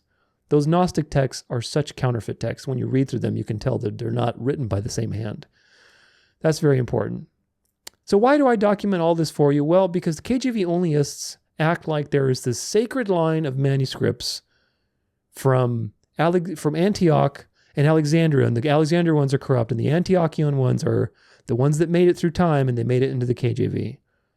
And it's never changed, and those manuscripts are the ones that basically led to the Reformation, and we got to stick to our KJV. That's nonsense. Hopefully you see that history, even in the first 400 years that we covered barely a couple timestamps, was extremely convoluted. Now, of course, there's a unifying hand behind all of these things, and you can clearly see that. But history was very complex and nuanced and convoluted. You cannot reduce how we got the Bible, how we got translations today, to this overly simplistic, dark versus light, good manuscripts versus bad manuscripts, battle between, two conspiracy type of thing. This is nonsense. It's an oversimplification of something that is much more nuanced and much more profound, which is history, and on top of that, Bible translation. Bible, how do you translate the Bible? And by now you should have a good idea of all of the issues involved. So, very important, the canon of the Bible is not man-made. The canon existed before time because God's plan of revealing himself and the gospel and all these things that have been revealed was predetermined. So therefore, the canon existed before the world was created. It was just being revealed one life at a time. The canon was brought into the awareness of people through successive generations, through the workings of the Holy Spirit, initially through people who was it revealed to, like the prophets or the apostles, and then the people who copied those things, and God was guiding that process. Again, not inspired, because inspiration refers to the initial moment of contact and revelation, let's put it that way. Whereas guiding the process is what God did after the moment of inspiration. If God intended there to be a canon of authentic books that he wrote through people, then it will exist regardless of what we think about it. Does that make sense? God's canon exists regardless of what we say is the canon. The Catholic Church says that the Apocrypha is part of their canon. But you'll see later in this presentation, the Apocrypha is not inspired scripture whatsoever. So it doesn't matter what we say, it matters what did God say. And so the process of determining what the canon is not, well, what text do we like? It's determining, are we in alignment with the books that God revealed to man? That's really the question. For 3 centuries, the church had no central authority, meaning the word was guiding people to basically organic consensus. It was totally decentralized, but yet centralized to the Holy Spirit. Slowly, the letters were shared. They were gathered in churches. They were copied. They went throughout the Roman Empire despite persecution. It was a very dynamic, grassroots type of situation. And of course, when institutionalized religion happened in the 300s with Constantine, the counterfeit began and tradition came to power. And eventually, tradition won, and today tradition is winning. And it will win until Jesus returns. So very important. But either way, the canon always existed from the very beginning. God was revealing it one witness, one life at a time. What matters, again, is does our list match God's writings? That's the main question. Did the church include all of the ones that God gave and reject all of the counterfeits? That is the important question. And of course, the answer is yes, it did. It is plainly obvious which texts are frauds and counterfeits and they don't fit in. It's plainly obvious. You're going to see when we go through the apocryphal texts in a future section here, as to why the Apocrypha is not Scripture. You'll see for yourself, because the Apocrypha cannot be Scripture. Same thing with the book of Enoch. All these texts that are contested, supposedly. Well, they're not really contested, because if you read them, there's many contrary things to the Gospels, and we know that God cannot contradict himself. You see the beauty of it? God is perfect, so you're dealing with an absolute. Therefore, you have a reference, an objective reference that you can compare things and organically come to a conclusion. So it's plainly obvious what is a fraud and what isn't. And all you have to do is just cross-reference with the rest of Scripture. The Gnostic texts that came later, not only did they come later, but they're obviously counterfeits. They really are. If you've read them, the quality is horrible. The teachings are against the gospel, and it's obviously a counterfeit. The apocryphal texts are obviously also not inspired. The book of Enoch, not inspired. They can be useful historically to understand some bits of history and what people thought, but they're not inspired. And it's really brilliant if you think about it, how God used a decentralized system.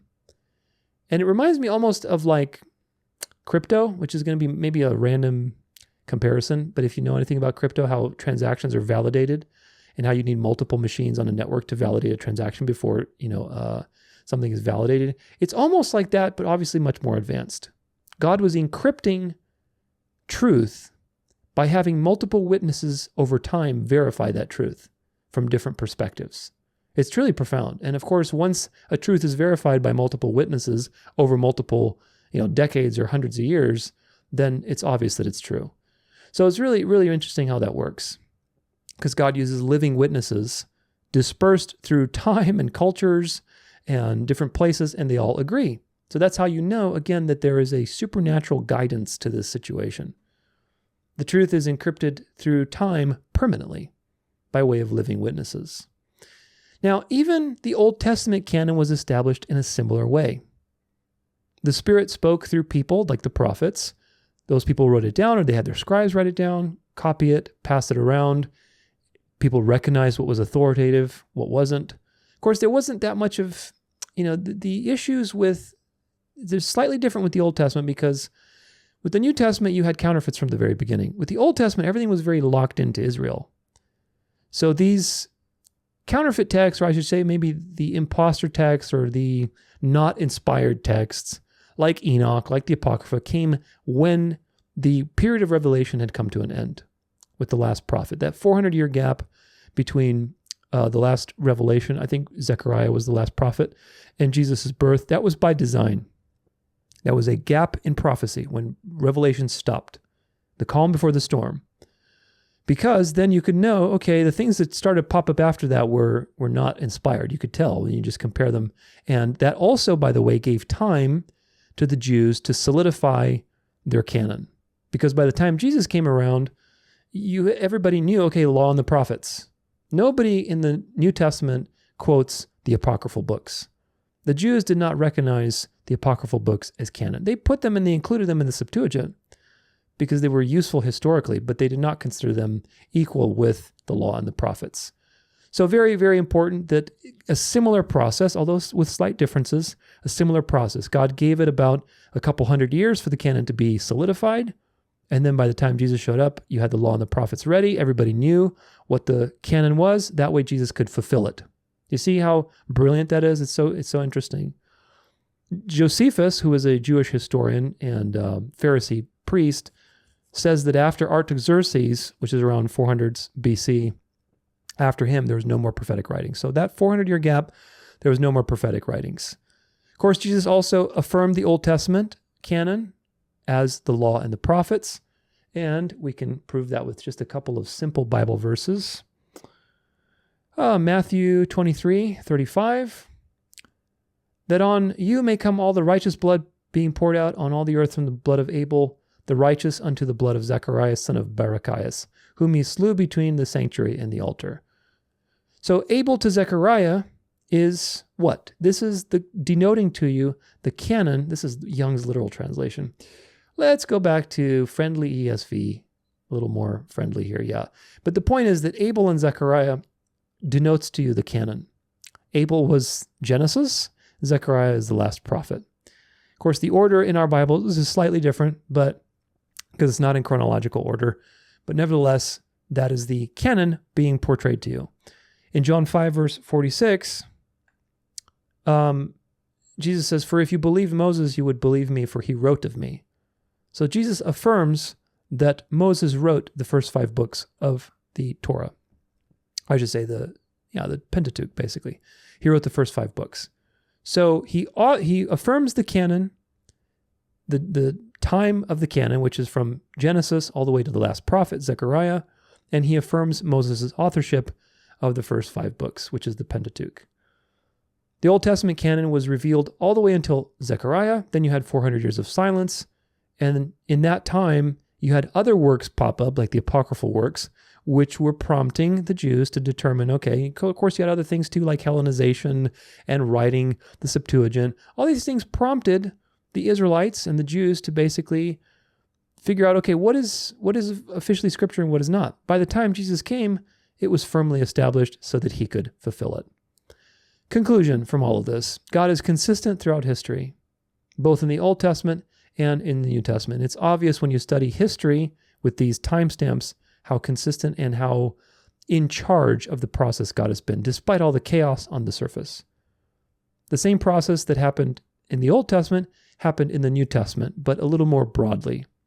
Obviously, the Old Testament was limited to Israel. The New Testament, the world is invited into the gospel, and so it was a little bit different. But same idea, similar guidance, you can tell. The canon was already predetermined because God had predetermined the revelations ahead of time. You see the point? When Jesus said, "The Son of Man goes as it is written of him," it means that the things that he said, like all those affirmations of the canon, were predetermined. That means that the canon had to be predetermined for Jesus to say those things about the canon. Does that make sense? So the canon was before time and space. God had a plan of certain revelations and stories that he was going to reveal to mankind, his story, history. And that was revealed one chapter, one person, one life at a time. It's truly, truly profound. 3,500 years of history in the Bible. Now, because 99% of the variants are meaningless and 1% that are meaningful are theologically inconsequential, it means, what does that mean? It means you can trust your translation as representing the Word of God. Because you can trust how we got the canon. You can trust how God has preserved his Word. You can trust that your translation is a good translation. And you can have confidence in God's Word. Meaning when you look in the Bible translation that you have, you can be confident that you're getting the message that God intended for you. And again, be a Berean. Use multiple resources, dig deeper, have a deeper understanding so you can get an even deeper appreciation for that message. Your translation is not a corruption that can't give you good theology. Your translation is not a conspiracy of the Catholic Church. Your translation is a supernaturally preserved record of God acting through history and revealing powerful knowledge about himself, about how to be, and how to escape this rat race of death and sin that we find ourselves in this world through Jesus Christ. So that's why the Bible is basic instructions before leaving earth. I always love that little acronym in English. Now, let's talk about the Apocrypha. People today think, again, that the Catholic Church is hiding the truth, like the Book of Enoch and the apocryphal texts. But of course, that's the opposite of the truth. The Catholic Church is low-hanging fruit for most of these things, but you have to draw a line where there's fake news. And this is fake news. Yes, the Catholic Church adopted the Apocrypha at the Council of Trent in the 1500s because it justified its abominable practices like praying for the dead and doing, indulgences and things like that. And basically as a response to the Reformation to show, look, the Bible supports us. You see, Scripture supports us. That was just a counter move to the Reformation. But the apocryphal texts are not scripture. So some important history on this is as follows. The Jews didn't consider the apocryphal texts as canon. They included them in the Septuagint. They were useful, but they did not consider them as part of the official canon of the law and the prophets. The New Testament authors, Jesus, neither of them quoted from the Apocrypha ever, once. People think Enoch is quoted from, like in Jude, but it's not. I talk about that in my Nephilim video, where we kind of look at why the, I was going to say Book of Jude, not the Book of Jude. The Book of Enoch is not inspired. Now, in 400 AD, you had Jerome, who translated the scriptures into Latin. He created the Latin Vulgate, and he added to it the apocryphal books. He got the term from the Jews, from the Septuagint, and basically they were important, but they weren't considered the Word of God. Apocrypha means hidden because the books weren't destroyed. That's where that comes from. Now, some church fathers believed it was scripture, but some people didn't. It was, for hundreds of years, people had back and forth on these books, and they never came close to even like a majority consensus. So this is very important to understand that it had a very different track than the actual scriptures that we have in our canon. Because the apocryphal books were entered into the Septuagint, and early Greek converts basically had no context, those people who came into the church, the ones who thought that the Apocrypha was scripture are people who were church converts from paganism, and they had no context for any of this scripture history. They just enter, oh, it must be scripture. We see it in the Greek, in the Septuagint, so there you go, it must be scripture. The ones who had an understanding of the Hebrew scriptures, of the context, did not believe the Apocrypha were inspired. Very important. So the ones who basically espoused anything about the Apocrypha being scripture, meaning inspired, were the least educated. They were the least educated on Hebrew, on history, on the context and things like that. The ones with more knowledge rejected it. By the 6th and 7th century, you still had rejection. Pope Gregory I rejected the Apocrypha, so it had a convoluted history. When you compare it to how the canon for the Old Testament or the New Testament was created versus these Gnostic or apocryphal texts, it's obvious that they have a completely different track. God did not inspire these texts, nor was he trying to, preserve them in the church. The quality of the writing itself is also very different, and you can tell that just by reading it, honestly. The Apocrypha never was even close to a consensus in the church, not even close to a majority, like 51-49 type of thing, not even close. It was very debated for hundreds of years, and it didn't really get put into the scriptures until the Council of Trent, when the Catholic Church needed some, scriptural support, which of course these aren't inspired scriptures, but it needed some support from the Bible to make itself look good. So the canon of the New Testament consensus was established within, I would say, 150 to 200 years of the crucifixion. The canon of the Old Testament, same thing. After the final prophet, was pretty solidified within 100, 200 years. By the time Jesus came, the canon of the Old Testament was very clear to the Jews, so that it could be fulfilled. Law and the prophets. Same thing with the canon of the New Testament. Within 200 years, people were already recognizing most of the books of the New Testament. But the real big problem with this, besides the fact that the Apocrypha was contested and it was very, it never really reached consensus. It was obvious people were, reading it and realizing that it's not inspired. Besides that, the real problem why it's not included in the canon that you can verify for yourself is that there are many contradictory things in these scriptures. And we're going to go through them. We're going to go through a lot of these books. So Maccabees, if I can find my screen here. Yes, we are. Okay, Maccabees. Let's see if we can find KJV with the Apocrypha. And if we go to Maccabees, 2 Maccabees 12, verse 40 through 45. Now under the coats of everyone that was slain, they found things consecrated to idols of the Jamnites, which is forbidden the Jews by law. Then every man saw that this was the cause, therefore, where they were slain. All men, therefore, praising the Lord, the righteous judge, who had opened the things that were hid, betook themselves unto prayer and besought him that the sin committed might wholly be put out of remembrance. Pay attention to this. Besides, the noble Judas exhorted the people to keep themselves from sin, for so much as they saw before their eyes the things that came to pass for the sins of those who were slain. And when he had made a gathering through the company to the sum of 2,000 drachmas of silver, he sent it to Jerusalem to offer a sin offering, doing therein very well and honestly, in that he was mindful of the resurrection. For if he had not hoped that they were slain, should have risen again, it would have been superfluous and vain to pray for the dead. And also in that he perceived that there were great favor laid upon those that died godly, it was a holy and good thought. Whereupon he made a reconciliation for the dead, that they might be delivered from sin. So what is this teaching in these short verses? It's teaching praying for the dead and changing somebody's state with God after they die, which is, of course, totally Antichrist, because the Bible tells you there's death and then there's judgment.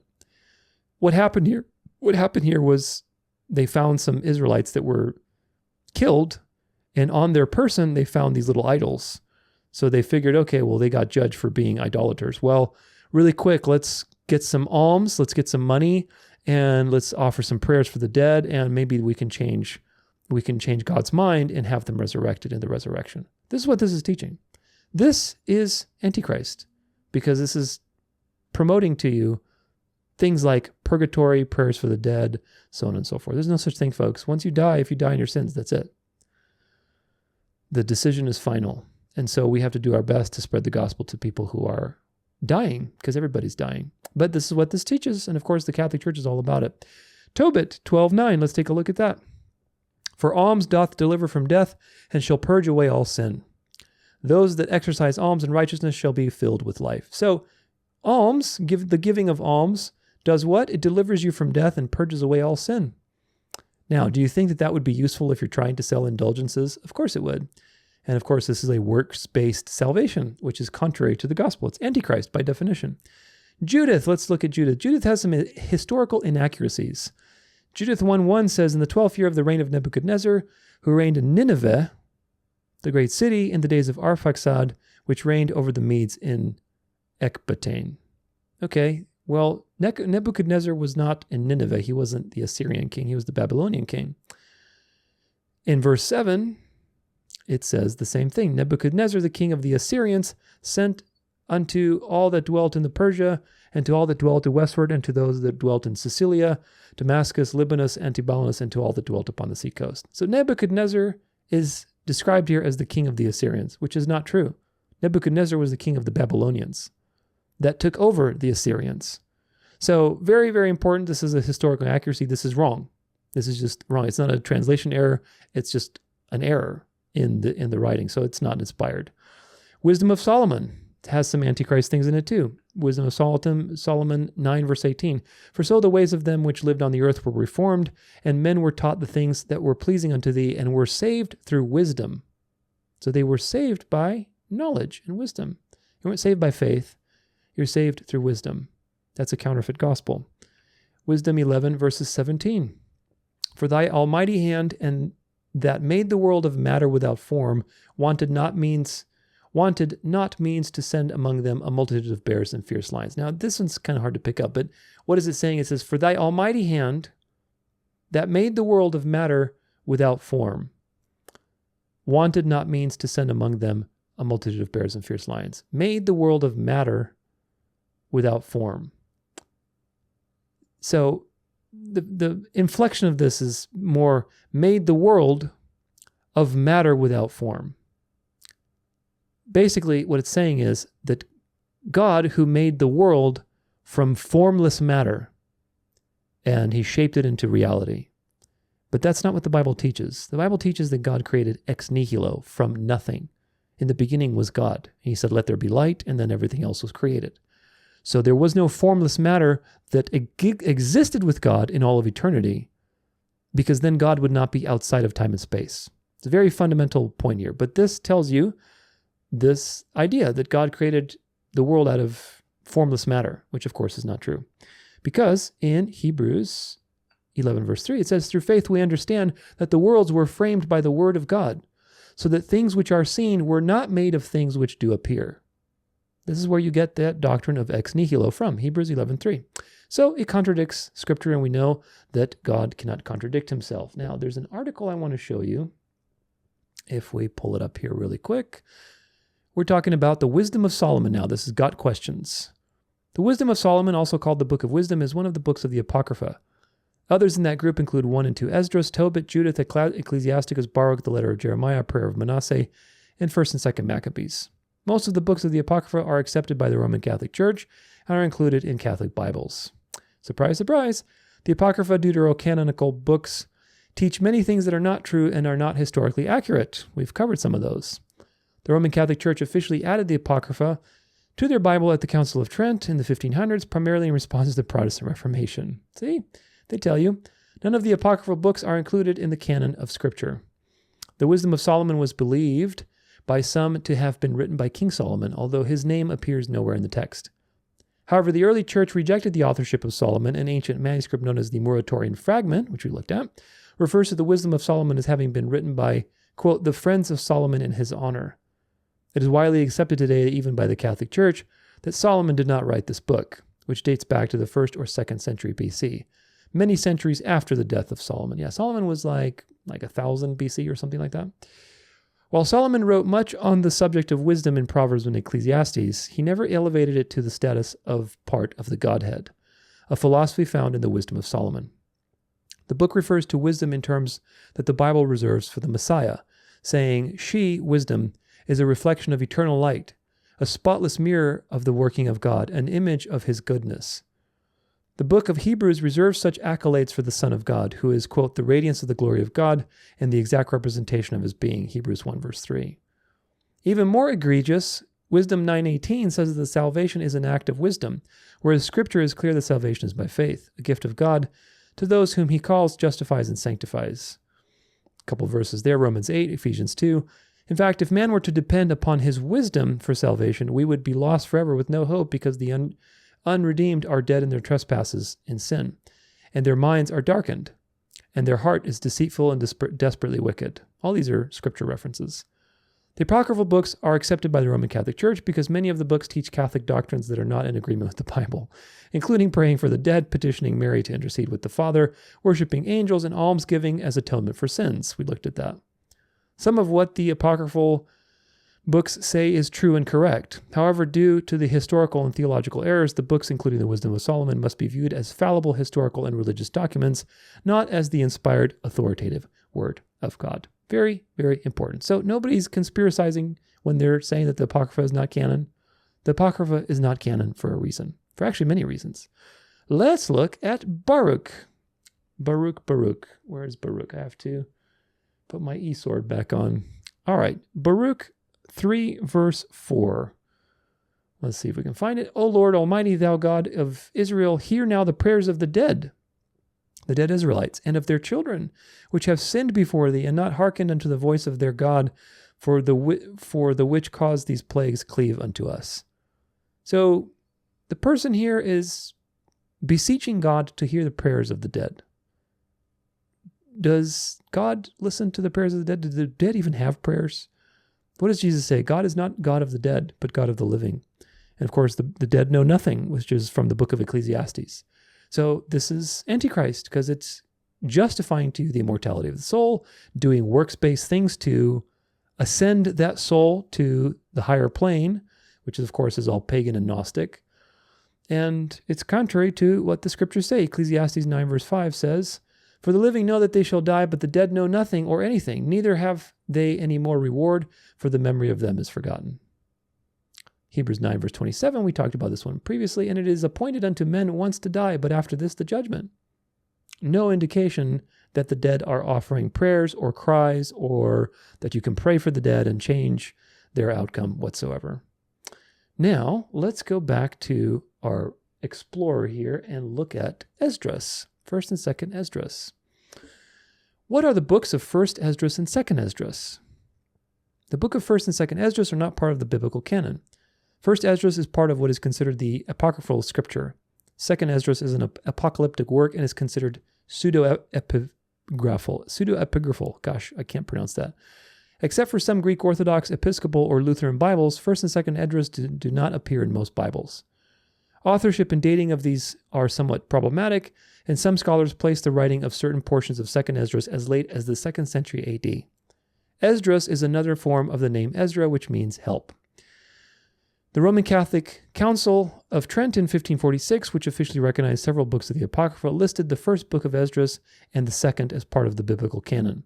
However, these are the books we normally call Ezra and Nehemiah today and are not to be confused with the pseudo-epigraphical 1st and 2nd Esdras, which appeared in the Vulgate as 3 and 4 Esdras. There are some historical problems with these books. In the narrative of 1st Esdras, the reign of the Persian king Artaxerxes incorrectly precedes those of Cyrus the Great and Darius I, although some believe this is simply a literary device called prolepsis, in which a person or event is assigned to an earlier period or represented as if it had already occurred. 1st Esdras appears in the Septuagint as an expanded book of Ezra containing 4 additional chapters. It is an account of King Josiah's reforms and history of the destruction of the temple in 586 BC, and it chronicles the Jews' return from Babylonian captivity under Zerubbabel. This book was said to be known by Josephus, who was born in AD 38. 2nd Esdras was written too late to be included in the Septuagint and therefore does not appear within the more prominent canon, Jewish, Protestant, Catholic, or Orthodox. 2nd Esdras is known also by many other names, making it difficult to track fully. For example, 2nd Esdras contains portions known by some circles as 3rd Ezra, 4th Ezra, 5th Ezra, and even 6th Ezra. The Ethiopian Church considers 4th Ezra to be canonical, whereas the Eastern Armenian Church labels it as 3rd Ezra. So everybody's doing their thing. Further, some scholars believe these books were written by several authors, including some possibly as late as the 2nd century AD. 2nd Esdras is often referred to as the Jewish apocalypse of Ezra and contains 7 visions of Ezra dealing with his angst over the pain and suffering inflicted upon Jews and Gentiles. Some scholars believe the book was written shortly after AD 70, the destruction of the temple, during the reign of Emperor Domitian. While there is a definite tone of sadness in his work, there is consolation regarding ultimate retribution. There are 6 messianic references within 2nd Esdras. So why are these books not included in the canon? Well, some of them have historical errors in them, and there's not enough manuscript evidence to say that these things were old texts, that they were actually written much later, which, of course, causes a problem because there was a lot of later texts that were counterfeits and they were just not inspired. So 2nd and 1st Esdras is not part of the canon because it's not part of the canon. It was never inspired, and the text itself doesn't align with the rest of the scriptures. This is the prayer of Manasseh. The prayer of Manasseh is part of the Apocrypha. It is a short work containing just 15 verses. It purports to be a prayer of the king of Manasseh, or King Manasseh of Judah, but it was pseudonymously written as early as the 2nd century or just before the destruction of the temple of AD 70. Notice a pattern? 2 Chronicles 33:19 says that Manasseh prayed but does not record the prayer itself, referring the reader to what is written in the records of the seers. King Manasseh, the 13th king of Judah, was one of the most wicked and idolatrous kings in the Bible. He was captured by the Assyrians and imprisoned in Babylon. There, he prayed for mercy and repented of his sin of idolatry. The prayer of Manasseh is considered by Jews, Catholics, and Protestants as apocryphal, i.e. non-canonical and of doubtful authenticity. As are all of these, folks. That's what the main thread here is. However, the 4th century Vulgate included it at the end of the book of 2 Chronicles. It later became part of the Matthew Bible and the Geneva Bible of 1599. It is also found in the Apocrypha of the King James Bible. Keep this in mind, because this is what we're going to be drilling down to in just a second. The prayer departs from the Christian teaching in that it says men such as Abraham, Isaac, and Jacob did not need to repent because they did not sin. This is verse 8. This runs counter to the clear teaching of Scripture that all have sinned and all fall short of the glory of God. Romans 3. The righteousness of Abraham was a product of his faith in God and was not anything inherent in him. True. In summary, God has told us that Manasseh prayed a much-needed prayer of repentance, but he has not told us the content of that prayer. So you see these counterfeit works later that build off of the truth, and they twist something here or there, and of course they create all sorts of doctrines that lead people into deceptive ideas, like Abraham was sinless, and you had other sinless people other than Jesus. Therefore, they are Antichrist. The spirit of Antichrist is all over the place, folks. One more. This is Ecclesiasticus. What is the book of Ecclesiasticus? There are several books which are included in some Bibles called the apocryphal books, but because they don't appear in all Bibles, they are often causing confusion. These extra books are generally referred to as extra-canonical by Protestants because they were not included in early lists of accepted scriptures by church fathers, as we clearly saw. They are also called deuterocanonical, or second canon, or apocryphal hidden books. Ecclesiasticus, not to be confused with the book of Ecclesiastes, also known as the Wisdom of Sirach, or just Sirach, is one of these books. Though it was well known and widely read in the New Testament times, it was not always viewed as on par with the Old Testament books. Ecclesiasticus was apparently written by Jesus, grandson of Sirach, sometime between 190 and 170 BC. He's also referred to as Yeshua ben Sirach, or simply ben Sira. He was a philosophical observer of life who lived in Jerusalem and was well versed in the Hebrew scriptures and traditions. The original book was written in Hebrew, and a Greek translation was produced by the author's grandson about 132 BC. In the Greek's edition prologue, the writer identifies the accepted Hebrew canon as being composed of, quote, the law and the prophets, and others who followed after. By this threefold categorization, the writer indicates that the Old Testament canon was considered closed, and his own book was not included. This view is supported by other ancient writings that list the Old Testament books and do not include any of the deuterocanonical or apocryphal books. Very important. Remember, nobody in the New Testament, Jesus or apostles, quoted from these books. The law and the prophets, that's the canon. Very well established by that point. The common title of the book comes from the fact that it was used in ancient synagogue services, and it even had a popular use in early church meetings. The book of Ecclesiasticus was included in the Septuagint, a Greek translation of the Old Testament, as well as the Codex Vaticanus and Codex Sinaiticus from the 4th century. Despite its inclusion in the Septuagint and its widespread use in the early centuries, it was not included in the Hebrew canon, and no early church father included it in their canon until Augustine in 397 AD. Epiphanius wrote in AD 385 that the canonicity of the book was disputed among the Jews of his day, and the Council of Laodicea in 363 omitted the book in its list of accepted scriptures. Remember, the Council of Laodicea, I think, was 22 out of the 27 it recognized. And so even by that point, the Jews were still arguing over some of these books. Melito, the bishop of Sardis in AD 170, made a point of omitting the disputed books from the canon, and Eusebius of Caesarea gave his recommendation to Melito's writing. The Catholic Church gave its official support to the deuterocanonical books with the decision of the Council of Trent in 1546, thus solidifying the Catholic canon as distinct from the previously accepted canon of Scripture. Most Protestants still hold to the ancient canon and reject the deuterocanonical books. You should, because they are not inspired. The contents of Ecclesiasticus are much like the other Hebrew wisdom books. Advice on a wide variety of topics in no particular order, and poems extolling wisdom and the Lord as a source of wisdom comprise most of the book. One area in which Ecclesiasticus differs from Scripture is in its treatment of retribution for sin. It is possible that Ben Sira identified with the Sadducees, who did not believe in life after death. The Hebrew version denies any retribution in the afterlife, teaching instead that God will punish those sins in this lifetime. Daniel 12:2 states clearly that some will awake to everlasting life, and some to shame and everlasting contempt. Psalm 19:9 verse 17 also says that the wicked will be sent to hell, and Jesus rebuked the Sadducees for their ignorance of denying life after death. Very important. For the most part, the remainder of the book can serve as a valuable commentary and instructional guide, since it finds its foundations in the Scriptures. Much of the book reflects the teachings of earlier biblical books, and it holds a traditional conservative Jewish theology. Yeah, I think the Wisdom of Sirach is a decent write. I mean, I've read some of it. It's a decent writing, but again, it's not inspired because God can't contradict himself. God is depicted as unchanging, all-knowing, and merciful.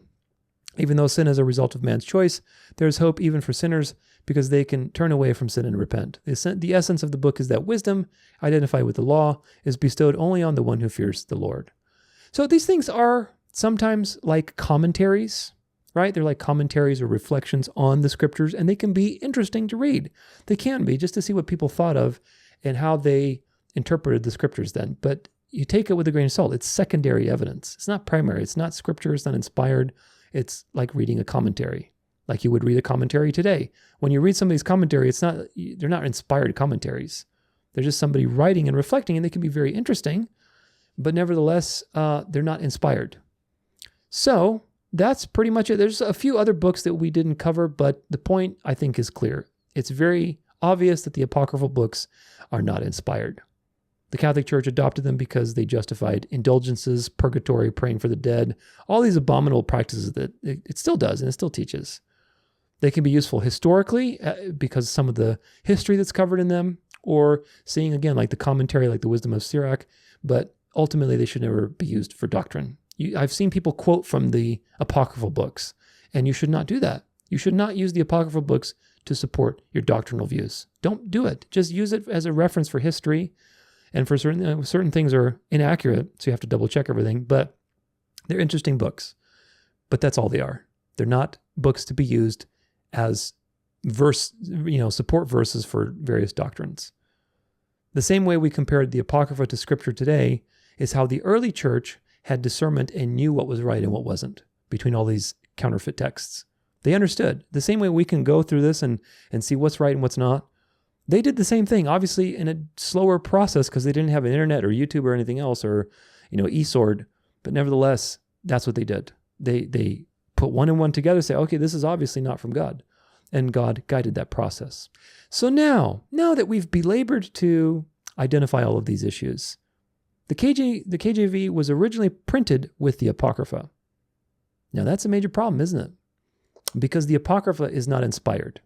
So, is the KJV still verbally inspired?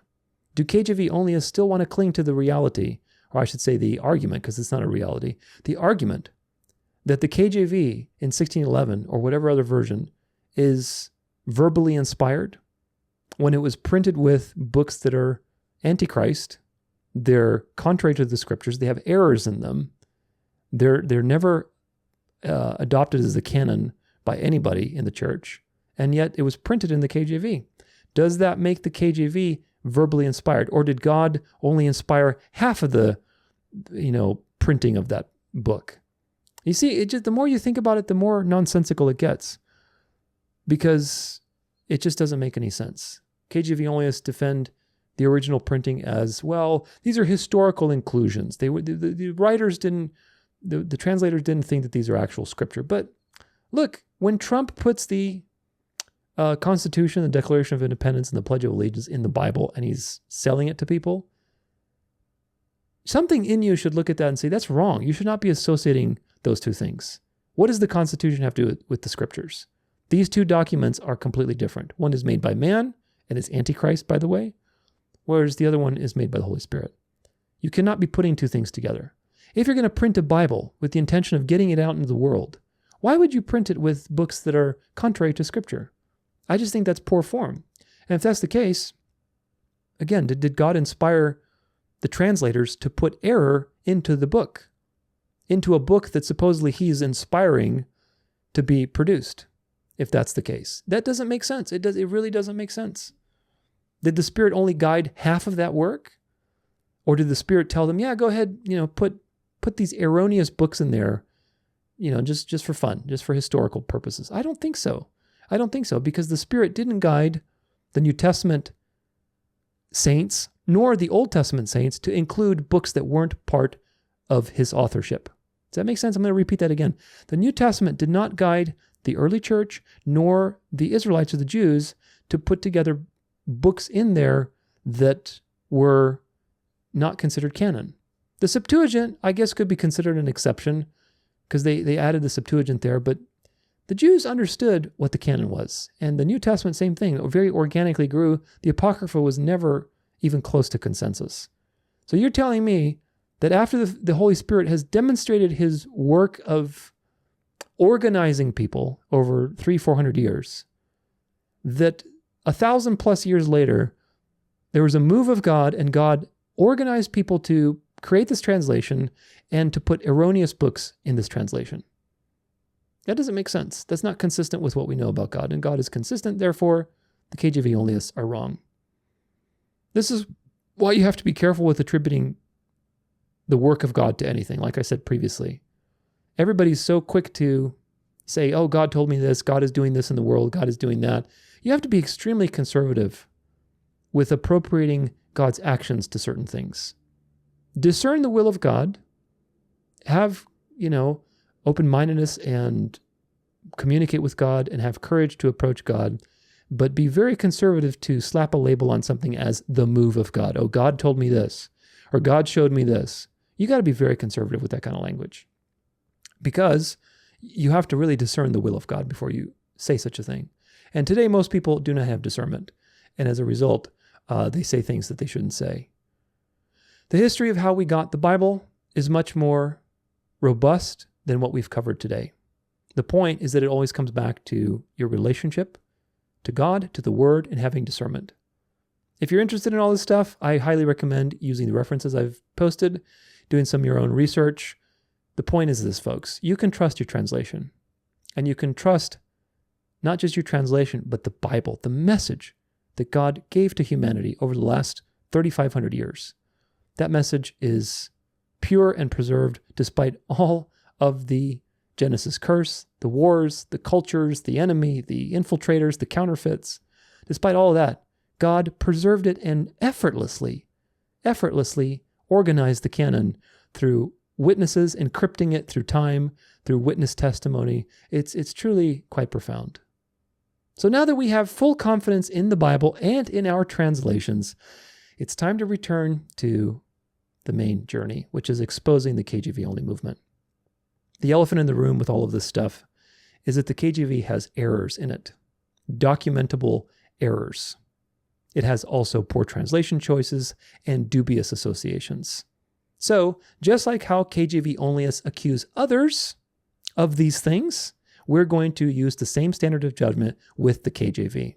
It's time to take a deep dive and expose these errors and bring them to light so that we can reveal KJV Onlyism as a farce and a fluke. So, onward into the next part of this, part 5, elephants in the room.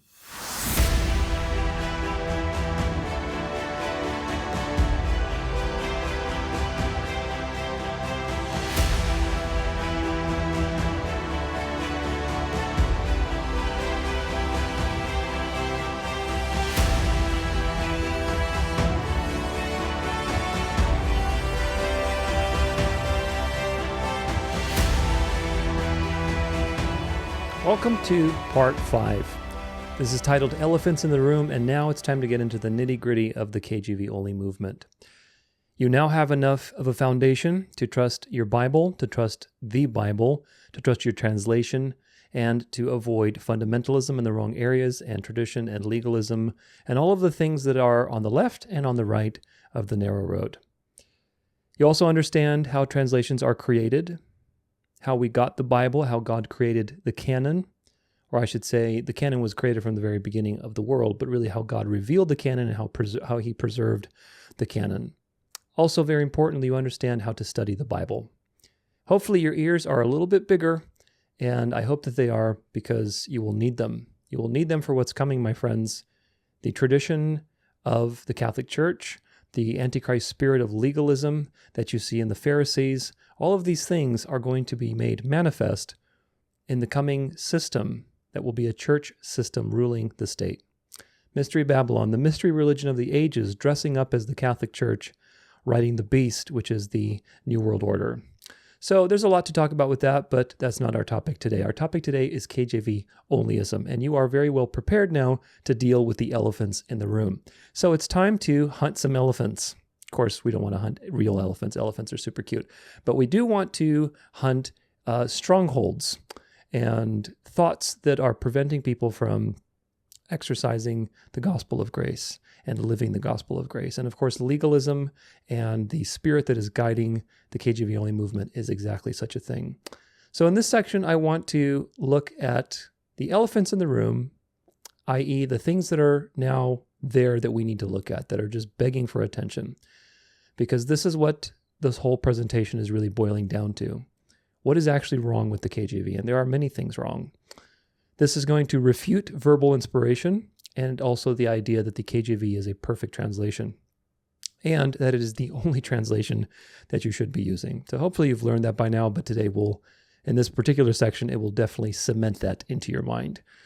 We're going to be looking at several elephants today: poor translation choices, errors in the KJV, Masoretic text corruptions, questionable associations of the KJV, and of course, we'll also look at Strong's concordance, which is also another thing it's tied to this whole thing loosely, and some people, it's a little tighter in some situations than others, but either way, the Strong's concordance needs to be discussed because that tends to also lead people astray.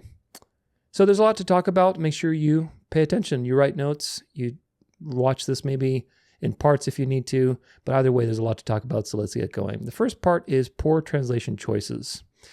Now, we covered some of these in the section on textual criticism. These are examples where the KJV translators chose to use the less frequent or natural meaning of a particular word. As a result, this leads to more literalist interpretations, and it makes it very easy for things like KJV Onlyism to arise. Now, I'm not saying, very important, I'm not saying that the translators intended for the KJV Only movement to arise. Not at all. I'm saying that their lack of oversight in certain areas, because they're human, and out of all the possible meanings of a word, the semantic range, in certain decisions, they chose to choose the less frequent usage. That results in situations that we've discussed previously. For example, actually we have a few examples we'll look at, but what I want to highlight is that every translation has these issues. Every translation has these issues, whether it's the KJV or the ESV or the NASB or whatever else. Every translation has these issues because there's a dance. Remember, there's a dance between word for word and thought for thought. No matter how you do that dance, no matter how expertly you do that dance, you're going to sacrifice something. If the more you go towards a word for word interpretation, the harder it is going to be understood. The more you go towards a dynamic equivalence interpretation, thought for thought, paraphrase, the less accurate it's going to be. And this is the dance, and this is by design so that you don't idolize the work of man, but rather learn what the truth is behind these things and develop a relationship with that. Remember, our goal with studying the Bible is not to develop a relationship with a translation, but rather with the living God who is being revealed through that translation. Now, in this section, I want to highlight a few samples of poor translation choices that show you that the KJV is a work of man. It is a human product. Okay? Yes, God was guiding all of these translations and the creation of the Bible translations that we have today and preserving his word. He was guiding all of that. But guiding and inspiring are two different things. Hopefully, that is a distinction that you have made today in this presentation. We're going to be applying the same scrutiny that KJV Onlyists, the same scrutiny and the same standard that they apply to other translations and other people. So we're going to see exactly what happens when you apply the same standard of judgment that the KJV Onlyists use to their beloved translation. Let's see what happens. And of course, you can guess what happens. The KJV is guilty of the same thing that they accuse other people of. Now, the first one I want to highlight is Revelation 1, verse 13. Let's take a look at that. Revelation 1, verse 13 says, this is the KJV. It's KJV with Apocrypha. Let's just leave it normal KJV. And in the midst of the 7 candlesticks, one like unto the Son of Man, clothed with a garment down to the foot and girt about the paps with a golden girdle. Now, just for reference, the ESV says, and in the midst of the lampstands, one like a son of man, clothed with a long robe and with a golden sash around his chest. Seems like a reasonable way to describe it, but then if you go to the KJV, the issue here is paps. Girt about the paps. Paps is a word that is very awkward. It's a very, very awkward word, and you'll hopefully realize why that's awkward in just a second. I have to switch back. A lot of switching. I wish I had just a button I could click, just like with a little remote control, and I could switch these views for you much faster. This is pap on Wikipedia, Wiktionary, the free Wiktionary. And pap, let's learn about the word pap. There's a couple little etymologies here. There's different etymologies, and a couple of them are very interesting. This is from Middle English, pap of uncertain origin, perhaps from Latin papilla, or perhaps compare Old Swedish pap, breast, nipple. From Proto-Germanic pap, nipple, or of imitative origin, or Proto-Indo-European pap, pockmark, nipple. Swedish dialectical pap, pap, Swedish pap, Danish pat, so on and so forth, breast, pap. So the meanings are a female breast or nipple, a man's breast, a rounded nipple-like hill or peak. Now, yes, it can mean a man's breast. This is true. You can see, if I can, you can zoom in a little bit here. Kind of see it. It can mean a man's, oh gosh, these stupid things. A man's breast. See, that's a man's breast, or a female breast or nipple, or a rounded nipple-like hill or peak. That means the overall connotation of this word, the semantic range of this word, tends toward feminine breasts. Can it be used in describing a man's breast? Yes. But generally, it's more nipples, female breasts. It's just a weird word to use in this particular case because you're describing Jesus and how he's clothed. Basically, you have a garment clothed about your nipples. And that's just a really weird translation choice. Of course, the KJV Onlyists will defend it quite a bit, but the thing is, they're not consistent in their standard of judgment. Because, if I can bring this back, e-sword, if we look at, for example, other places where this is translated, this is the KJV. Daniel 2, verse 32, this image head was of fine gold, and his breast and his arms of silver, his belly and his thighs of brass. That's the statue in Daniel 2. Breast is used for the statue's breasts. That's a neutral word. John 13, verse 25, New Testament. He then, lying on Jesus' breast, saith unto him, Lord, who is it? That is a normal way to image the situation of somebody leaning on Jesus' chest, leaning on his breast. Luke 18, verse 13. And the publican standing afar off would not lift up so much as his eyes unto heaven, but smote his breast, saying, God be merciful to me, a sinner. So the word breast is used by the KJV at least 18 times. And the question is, why didn't they use breast in this situation? Why did they use paps? That's just such a weird translation choice. Now, in the New Testament, the Greek word there is stethos for breast in most of these cases in the New Testament in the Greek. In Revelation 1, verse 13, the word is mastos. So it's a different word, and mastos can be either male or female breast. So it has semantic range. It's not wrong. It's not an error, right? It's not an error of translation. However, it's a poor translation choice. It's very strange. It brings to mind images of nipples or female breasts because more of the semantic range of paps is feminine or nipples or, curved breast type of situation. So why? Why do they use the word paps? Another thing that's also indicative that this is not the best choice compared to the word breast is that paps is plural. You do not have plural breasts. If we're using the word breast singular, it's referring to your thorax, your chest.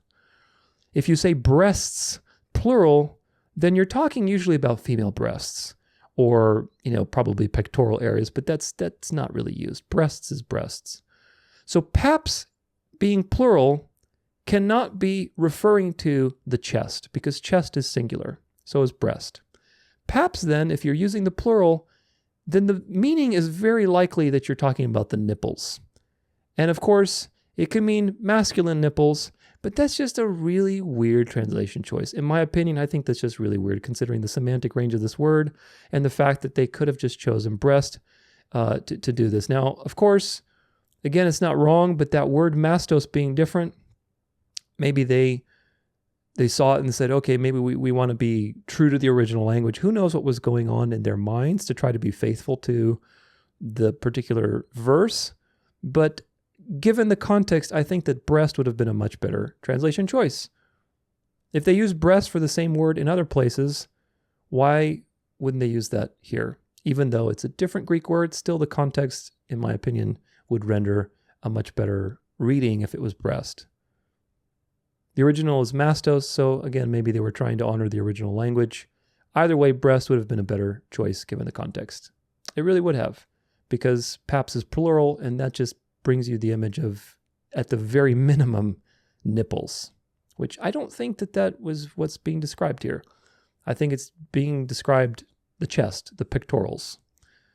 So anyway, that's something that's a little awkward, I think, in the KJV. Another strange translation choice, and I should say this one is not so much even strange as it is misleading. This one is misleading. This is in Genesis 25, verse 28. Let's take a look at it. Then Abraham gave up the ghost and died in a good old age, and an old man and full of years, and was gathered to his people. Let's see other translations, what they say. Young's literal translation. And Abraham expireth and dieth in a good old age and satisfied, and is gathered into his people. So the Young's literal translation just tells you very plainly, Abraham died. He expired. Brenton's Septuagint. Let's see that, because that's also Old English kind of. And Abram failing died in a good old age, and old man and full of days, and he was added to his people. So the KJV, let's try ESV. Let's see what ESV says. Abraham breathed his last and died in a good old age, and an old man and full of years, and was gathered to his people. Young's literal translation. What do we look at? Brenton's. And what else did I look at? I feel like I looked at something else. Young's literal translation and Brenton's both tell you that Abraham simply died. He died and he was buried. That's what it tells you. Go back to KJV. Let's see what the KJV says. Gave up the ghost. See this? Gave up what ghost? What are you talking about? You talking about an immortal soul that floats on after you die? That's not true. That's not a faithful translation. That is, now, we have to be careful here. It's not necessarily an error in the sense that it's describing Abraham dying. It's not. It doesn't say Abraham lived for, 600 years. That would be an error. This is not an error because it's describing that he died. However, the translation choice is a poor translation choice because it's very misleading. None of these other translations you saw gave you the impression that there was some immortal spirit that Abraham had in himself that floats off after he died, which of course is nonsense. Watch my Afterlife series. That's something that came into the church because of pagan converts and the Greek converts bringing in their sense of the immortal soul, immortality of the soul, and all of the tradition that followed afterwards. The people who wrote the Bible, both the Old and the New Testament, did not believe in an immortal soul that floats on after death. The people who wrote the Bible believed in the resurrection. They trusted in God's power to resurrect. They knew that the next thing that they would be aware of after they died and they go beyond the great beyond is like having anesthesia. Of course, they didn't have anesthesia back then, but that's how we would look at it. You go to sleep, and then you wake up, and there's Jesus on his throne, judging the world. That's basically what they believed, and of course, that's the truth. So when the KJV does this translation, it says, gave up the ghost, trying to be idiomatic, where there is no reason to be idiomatic. Giving up the ghost is an idiom for basically dying. But there's no idiom here. At least it's not obvious that it's an idiom because the other literal translations didn't translate it in any way that basically would suggest that this would be idiomatic, meaning it's an expression. So why do the KJV translators make this into an idiom and make something that's very misleading that we have an immortal soul? This is a problem. So again, see my Afterlife series, Hebrews 9 verse 27, very simple verse. And is it appointed unto men once to die, but after this the judgment? This is the afterlife in one verse right here. Hebrews 9 verse 27. These are pagan beliefs, folks, to believe that you float on after death. Remember, Peter Ruckman was a trichotomist. Oh, you're just like God. You have Father, Son, Holy Spirit inside you. Which, of course, these are pagan ideas. You do not have an immortal soul. You live and you are completely contingent because God is upholding your life force with his spirit. So if he takes that away, you die. You don't float around. And certainly he's not going to sustain people for eternity just to torture them, which is also very important to realize. So Genesis 25 verse 8, very deceptive, poor translation on the KJV. Compared to other translations, you saw ESV, Brenton Septuagint, and Young's literal translation. Two of those are older English, which could have gone the way of the KJV, but they didn't. They translated something much more clear. Abraham died. He breathed his last, and he died, which is what happened. Now let's talk about the name of God that the KJV uses, which of course is Jehovah. A lot to talk about on this one, but I will defer you primarily to my series on the sacred name controversy. Make sure you check that out. Very good and edifying series. A lot of important things discussed there because there are many, many deceptive wolves in sheep's clothing that are teaching very horrendous things. When I say horrendous, I really mean it. I mean that some people on the internet believe that Yahweh is Satan. or that Yahweh is an occult name, or, so many other demonizing things that basically if you believe in Jesus, then you are believing in something that means Hail Zeus or some other stupid thing. So there's a lot of misinformation on the sacred name. It's a fairly long series. I think it's, 10 videos or something like that, 14 hours. Go check it out. It'll be very edifying for you. But I talk about something there with Jehovah and how it's not God's name. Jehovah is a poor translation. It's not accurate. In fact, I would even go to say it's an error. Because if we're going to point to God's sacred name in the Old Testament, then you have to do your best possible to transliterate it, at the very minimum, transliterate it accurately. Obviously, English and Paleo-Hebrew are two completely different languages. But if we're going to not say Lord in capitals and actually put the sacred name, then we need to be accurate with the vowels at the very minimum. One thing that's important with Jehovah is that, again, I don't believe this, but it's an argument. I'm playing devil's advocate because it's an argument against these people that believe in verbal inspiration and they're so picky about pronunciation, the exact words. Well, if that's the case, then Jehovah is very similar to the word Hova, which Hova in Hebrew means ruin and destruction. And of course, there's conspiracy theories that, of course, Jehovah is this evil God in the Old Testament because it's ruin and destruction. And I debunk that in my Sacred Name series, how there's, even though they are Hova and Jehovah they sound the same, they're from two different pathways etymologically. So that's important to debunk. But nevertheless, the point is if you believe in verbal inspiration and pronunciation, how everything matters specifically, then making an error like this proves to you that this is at the very least, a poor translation choice to use the word Jehovah. However, the more important thing is the following, is that it's actually wrong. So yes, Jehovah, from a perspective, again, playing devil's advocate, associates God's name to ruin and destruction because you're pronouncing it the same way you'd pronounce that. I don't believe that. But again, if you're going to make an argument of verbal inspiration, then you have to be very, very specific. You can't have anything such as Jehovah and Hova, and they're both two words that basically are being associated. I digress. The real problem is that the KJV took the rabbinic pronunciation of God's name. Now, again, we talk about this in the Sacred Name series, so I'm not going to give you too much context here, but I'll just kind of lay it out for you. The Jews believe that God's name is pronounced Yehovah. There's a guy named, I'm totally forget his name, Nehemiah Gordon, who is very popular in this particular discussion. He has his own theories, and we talk about him and we expose some of his arguments there as well. But nevertheless, he's putting forward all this stuff, this rabbinic tradition that Yehovah is the way that the Tetragrammaton is pronounced.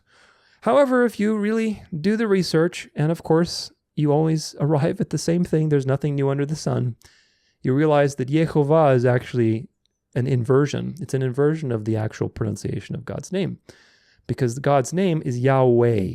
Yahweh. So the vowels, it's all vowels, it goes A-U-A, right? So it goes A-U-A, Yahweh. The Jewish rabbinic tradition is backwards. Yehovah, Yehovah. Do you see the inversion? It's exactly pronounced opposite of the truth. And there's a lot of documentation on why the pronunciation is the way it is. Make sure you check it out. A lot of evidence there from a lot of different sources. But the point is this. If you believe in verbal inspiration and you want to tell me that God basically inspired the translators to write down the words that they wrote in a similar way to where he inspired Paul to write his letters, or he wrote down the 10 Commandments on tablets of stone in a similar way, then now you have some explaining to do, because we know God is consistent and we know that God is not a God of confusion. He doesn't vacillate. He doesn't lie. He cannot lie. He can't make mistakes. He can't say one thing and do another. He can't do that. So when you have these inconsistencies without any explanation, it really exposes your movement. Why would God reveal a different name than he did to Moses?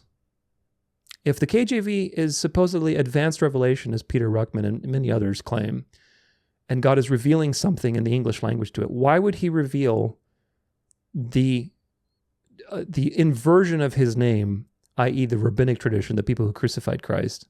Why would he reveal, quote unquote, that 1600 years later, some different name? That doesn't make any sense. Why would God reveal a new name after Jesus? Jesus is the revelation of God. Why would he suddenly reveal a new name? Now I'm Jehovah. That doesn't make any sense. Why did the KJV translators align with the rabbis and their tradition, just like they did with the Masoretic text, the people who crucified and hate Christ? Why? The Kabbalistic Jews? By the 1500s, the Jews were neck deep in the occult with Kabbalah. The Leningrad Codex, which I talk about in my Masoretic Psyop, go look it up. Go on Wikipedia. Leningrad Codex. In fact, why the heck? Let's just do it right now so we can have it on file. I did not plan this, but Leningrad Codex. Here you are. Let's get a nice little view of the Star of Remphan. You see that? See this? This is a magic sigil. This is Masoretic Hebrew, the magical alphabet, which I talk about in my Masoretic series. This is a sigil. This is sigil magic. And of course, what do you have in the middle? You have a Star of Remphan, as above, so below. Whoops. Leave me alone. You see this? Star of Remphan. Leningrad Codex. This is where the Masoretic text comes from. So, if you want to tell me why God would inspire the translators to go with the Antichrist Jews who have corrupted the scriptures and who have inverted God's name and go with their tradition over other things, why? Why would that be the case? I don't think God would do that, because God is consistent. And God, again, is not a God of confusion, and he can't change his mind. He can't say one thing and do another. So that doesn't make any sense. Now, of course, there's an argument to be made that maybe these people didn't have access to any of those writings yet, and so they got what they could, which was the Masoretic text. That is a decent argument. There's no reason to believe that there's a conspiracy going on the part of the translators. They did the best that they possibly could. However, the argument still stands. They are human, and these things prove that the KJV is not an inspired text. It's just a translation. It's a good translation, but it has problems like everything else. Now, let's talk about attitudes on the devil. There's some more misleading things that the KJV has done, especially with the devil and his name, supposedly. Now, just to warm up here, in Matthew 6, verse 13, we see an omission that's very important. This is the KJV. And lead us not into temptation, but deliver us from evil. For thine is the kingdom and the power and the glory forever and ever. Amen. Of course, this is the Our Father. I wonder if the ESV does a better job. Oh, it doesn't. Lead us not into temptation, but deliver us from evil. How about Young's literal translation? And mayest thou not lead us to temptation, but deliver us from the evil, because thine is the reign and the power and the glory to the ages. Amen. So you see, they don't really do it, but the evil there, they almost got it. Young's literal translation almost has it. It should say the evil one, because the word there is the same as in John 17:15. See, this is Young's literal translation. I do not ask that thou mayest take them out of the world, but thou mayest keep them out of the evil. You see, that's a poor translation. Let's go to the KJV. Let's see, did the KJV do a good job? I pray now that this should take them out of the world, but thou should keep them from the evil. See, that doesn't make any sense either. The KJV is just like Young's literal translation. How about ESV? See, ESV does a better job. I do not ask that you take them out of the world, but that you keep them from the evil one. The word there in Greek is personal. It's a personal evil. It's not evil like general evil. Keep them from the evil. Keep them. What do you mean keep them from the evil? That doesn't even make any sense. Keep them from evil. Who's evil? There's a personal evil that the Bible tells you about, which of course is Satan. And Satan is the evil one. And so, again, to me, it's not a big deal. But we're applying the same standard of scrutiny that KJV Onlyists apply to other Bibles. People who are in the KJV Only movement will read differences like these and say, see, they're trying to deceive you. They're taking this out. They're taking that out. And they come up with all sorts of conspiracies. Well, here's an example of something that could have been a better translation, a more accurate translation. and they're deceiving you about the nature of the personal evil. This could be just evil like suffering, it could be just generic, whatever evil, but really the Bible's trying to warn you about the evil one. Deliver us from the evil one, not just general evil. Where's evil come from? Of course, it comes from three places, generally: Satan, your flesh, and the world at large. But the evil one is the one that is being described in these original manuscripts. So that's something that could have been better translated. But even worse than all of that is the name of the devil. Now, this is going to be something we're going to read. This is from Bible.org. Is Lucifer the devil in Isaiah 14:12?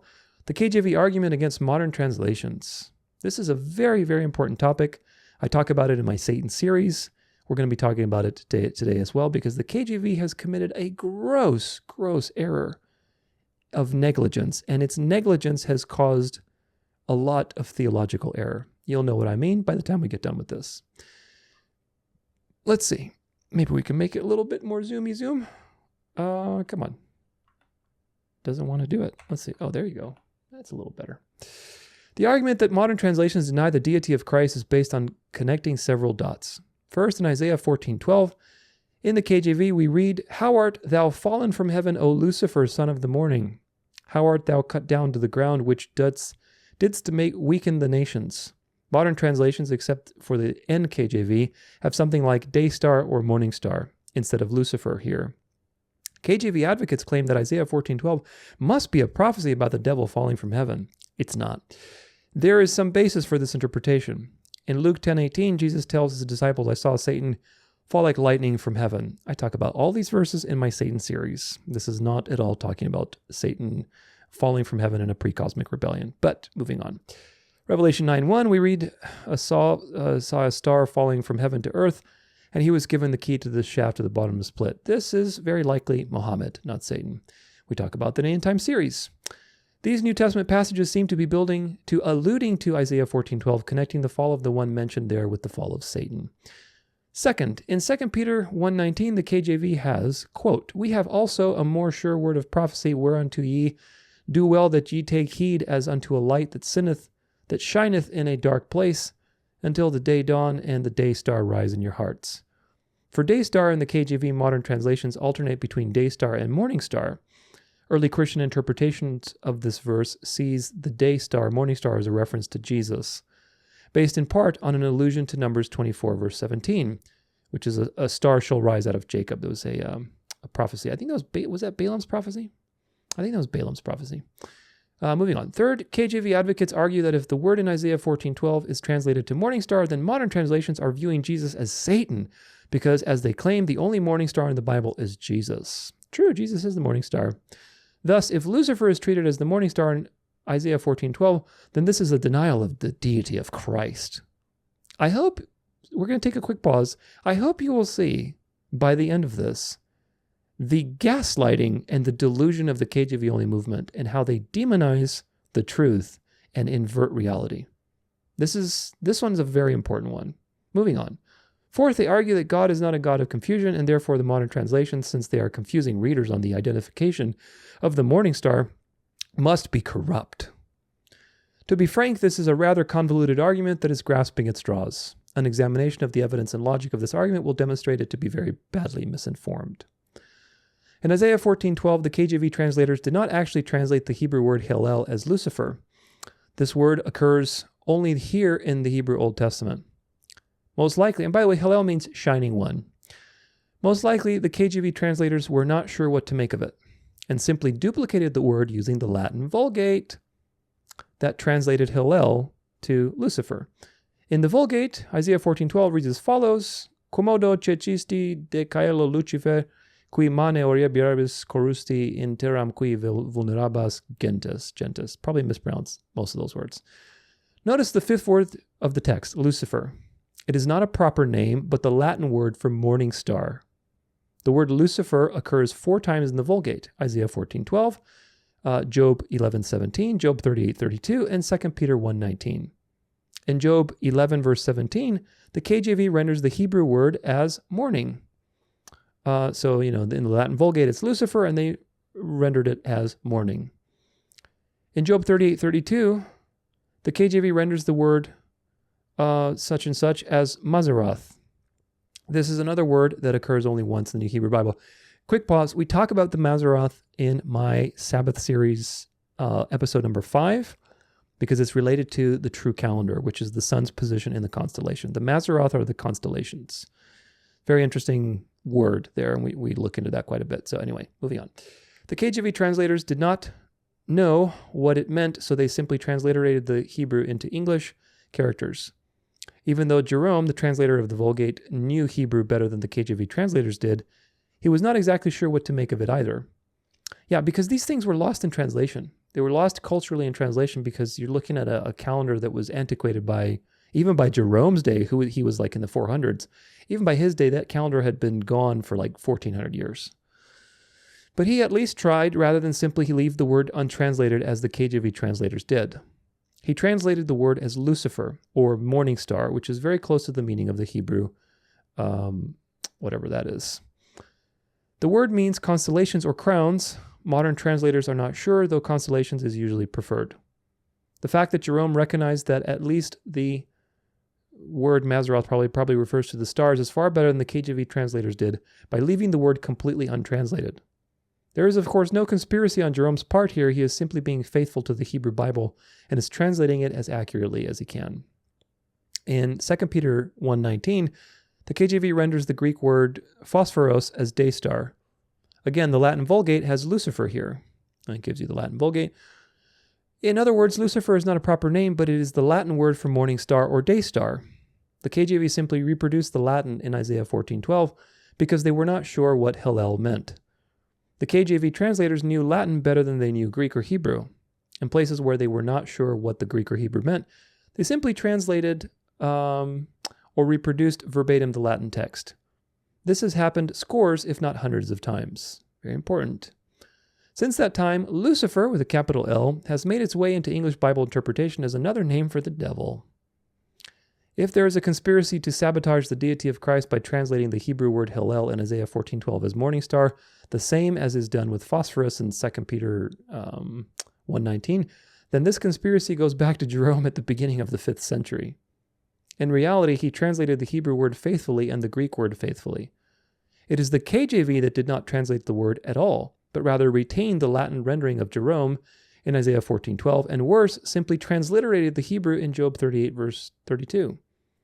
Jerome cannot be charged with not knowing Hebrew well. He moved to Bethlehem and lived there for 35 years while he worked on the translation. He wanted to learn Hebrew well, making his home for 35 years in the land of the Jews is sufficient proof of that. But aren't the references to the individuals in Isaiah 14:12 and 2 Peter 1:19 as the morning star in modern translations confusing? And thus, don't modern translations undermine the deity of Christ? The reality is that in Isaiah 14:12, the primary or initial reference of morning star is not to the devil, but to the Babylonian king. Very important. The footnote in the NET Bible here says, quote, "What is the background for the imagery in verses 12 through 15? This whole section is directed to the king of Babylon, who is clearly depicted as a human ruler. Other kings of the earth address him in verses 9 and following. He is called the man in verse 16, and according to verse 19 through 20, he possesses a physical body. At the same time, Isaiah 14:12 through 15 seems to go beyond a description of the mortal king. Further, if Jesus in Luke 10:18 and John in Revelation 9:1 had this passage in mind, then it's evident that there is a secondary meaning that relates to the devil himself. No, not really. It's not. Because these other two verses, like Luke 10:18, where he says he saw Satan falling from lightning, there's more to that story that involves understanding who the audience was in a Hellenized culture where Zeus was seen as the prime god throwing lightning bolts.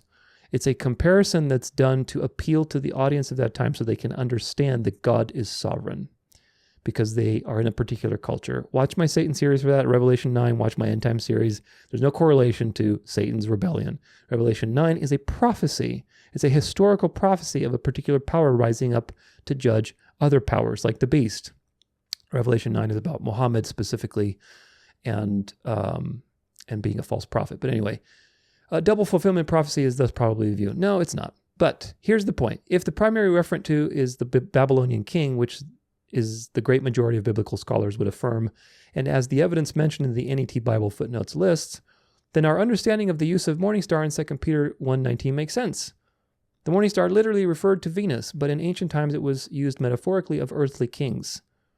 The note in the NET Bible in 2 Peter is helpful along these lines. Quote, the reference to the morning star constitutes a double entendre. First, the term was normally used to refer to Venus, but the author, of course, has a metaphorical meaning in mind, as is obvious from the place where the morning star is to rise, in your hearts. Most commentators see an allusion to Numbers 24:17, Balaam's prophecy, and Peter's words. Early Christian exegesis saw in that passage a prophecy about Christ's coming. Hence, in this verse, Peter tells his audience to heed the Old Testament scriptures which predict the return of Christ, then alludes to one of the passages that does this very thing, all the while running the theme of a light on a parallel track. In addition, it may be significant that Peter's choice of terms here is not the same as is found in the Septuagint. He has used a Hellenistic word that was sometimes used of the emperors and deities, perhaps as a further polemic against the paganism of his day. This is a lot of important context, folks. Really quick pause. That people were living in a pagan culture where kings were considered gods, and they were called the morning star that rises and gives light to the world. They were counterfeits. They were counterfeits of Christ, false Christs, basically, false gods. And so these writings oftentimes have polemics. They have double entendres, double meanings. For example, when Paul writes to, I forget which letter now, but he basically says that, or is it Peter? I think it was Peter. I think it was Peter actually that said, he calls Rome Babylon. And of course, Babylon doesn't exist anymore at that point in time, but spiritually, Rome represented Babylon, and people who were in on it and who knew the scriptures understood what Peter was saying. It's a polemic against the pagan system that has continued through these various ages in different packaging. Same thing here with this rising, the morning star. Christ is the morning star. And of course, that imagery was also very relevant because the kings thought themselves to be the morning star, just like Hillel, shining one in the Old Testament, Isaiah 14, is a polemic against the Babylonian king who considered himself God on earth. The shining one who basically is the morning star. Well, look at you. How art thou fallen from heaven, morning star? Look at you who thought you were God. You're going to be subjugated and destroyed. That's the point. It's not talking about the devil. Maybe there's an indirect point to the devil in the sense that the devil was using this king and deceiving him. Absolutely, there's some sense there, but very, very loose. It's not talking about an angelic rebellion, a pre-cosmic rebellion. It's not even talking about the devil whatsoever. It's talking about the Babylonian king. In fact, I believe if you go to the chapter, we can actually go to it right now. It says, taunt against the Babylonian king. Let's see, Isaiah, where are you, Isaiah? In the Old Testament, I know that, Isaiah 14. Let's see, Isaiah 14, what's it say? Restoration of Jacob. Israel's remnant taunts Babylon. That's what it's about. Israel's remnant taunts Babylon. So that's what it's about. Now, let's go back to our article here. In other words, morning star or Lucifer in the Latin Vulgate literally referred to Venus, but metaphorically would refer to earthly kings, emperors, and pagan deities. Peter thus may have chosen this word to show that the real morning star was Jesus, not Caesar. Isaiah 14 thus spoke of the Babylonian king as the morning star and thus predicted his fall. Jesus and John used this text to indicate that Satan would fall. No, that's not true. It is only by turning Lucifer into a proper name, as has been done by the KJV advocates, that misunderstanding of the meaning of these texts could occur. The logic of the KJV position is as follows. Lucifer is a proper name and refers exclusively to one who is inherently evil, i.e. the devil. Thus, even if translated as morning star in Isaiah 14:12, this still refers exclusively to the devil. Consequently, for Jesus to be called the morning star in 2 Peter 1:18 is to call him the devil. Do you see the inversion? It's total gaslighting. They're giving credit to the devil. They're taking a title that actually is reserved for Christ and giving it to the devil and saying that if you give that title to Jesus, you're calling Jesus Satan, which is tells you everything about this movement. The logic breaks down on the first premise, vis-a-vis that the term in Isaiah 14:12 refers exclusively to the one who is evil. Since this is false, the conclusion is also false. To call Jesus morning star in 2 Peter 1:19 makes him no more evil than calling Satan God in 2 Corinthians 4:4. Exactly. No more than that makes him good. And to argue that since God is not the God of confusion and therefore different words must be used in each verse is to continue to compound the false view of Lucifer as the name for the devil. Lucifer is not the name of the devil, folks. There is no name for the devil. The only name that we know is Satan, the accuser. It is an illegitimate hermeneutic to claim that because the term in one place refers to one person, therefore the same term in another place must be to the same person. Remember when we talked about hermeneutics and being consistent in your interpretation? This is an example of how not to do that. There are scores of examples of a term used in the Bible as referring primarily to one thing person, but having a different thing person in view in the context that demands it. As hinted above, God is primarily used of the one true God of the Bible. But there are occasional references in which human beings or Satan are called God, even in the KJV. Further, if pressed, the argument actually backfires in the KJV Only advocates. For example, the name Jesus is the Greek form of the Hebrew name Joshua. In the New Testament, there are 3 references to Joshua. On two of those occasions, the KJV translators translated the name as Jesus. But in each instance, this rendering is misleading. In the second case, badly so. And their examples are following. Acts 7 verse 45 says, which also our fathers that came after brought in with Jesus into the possession of the Gentiles, whom God drave out before the face of our fathers unto the days of David. So they translated Joshua to Jesus here, which of course is misleading. In Acts 7:45 in the NET, it says, our ancestors received possession of it and brought it in with Joshua when they dispossessed of the nations that God drove out before our ancestors until the time of David. The context is clearly about Joshua and the Hebrews going into the promised land and conquering the nations there. Why the KJV has Jesus here is a mystery to me. Perhaps they were trying to be literal here by translating the Greek word Jesus to Jesus. But if so, why did they not do this in Luke 3 verse 29 where Jesus' genealogy is enumerated? And Jesus, an ancestor of Jesus, is rendered Jose or Josie. Do you see the translation inconsistencies? In Luke 3 verse 29, in Jesus' genealogy, Jesus, another quick pause. Jesus was a very popular name between like the 300s to Jesus' time. After Jesus, not so much with the Jews. But for those couple hundred years while the Jews were Hellenized, Jesus was a very popular Jewish name because it's Joshua, God saves, Yeshua. Yeshua actually would probably be a closer pronunciation to it. And we talk about that in the Sacred Name series. But Jesus was a very popular name. So, Jesus also was in Jesus's family line. Jesus is a transliteration of the Greek Jesus, meaning it's taking the Greek name and trying to fit it in English by English's rules. English doesn't have the same rules as Greek, and so when you transliterate something, you change some of the vowels and consonants to work within the English format or the destination language format. Jesus took Yeshua, or Yeshua would probably be better again, and changed a couple things. The Greeks don't have sh, so they had s. So from Yeshua, they translated to Yesua. But ua in Greek is feminine. And so that doesn't work because Jesus is male. So they added ous, us. So they turned the sh to the s, and they turned the ua into a us to make it masculine. The ye stayed the same, so you had Yeshua to Jesus.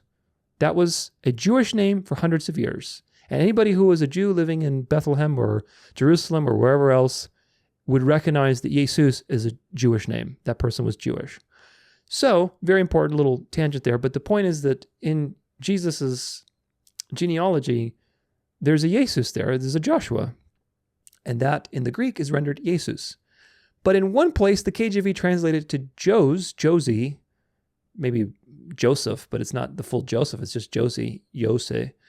And in another place where it's talking about Joshua, which is also rendered Jesus in Greek, they translate it to Jesus. So there's no consistent hermeneutic there of translating.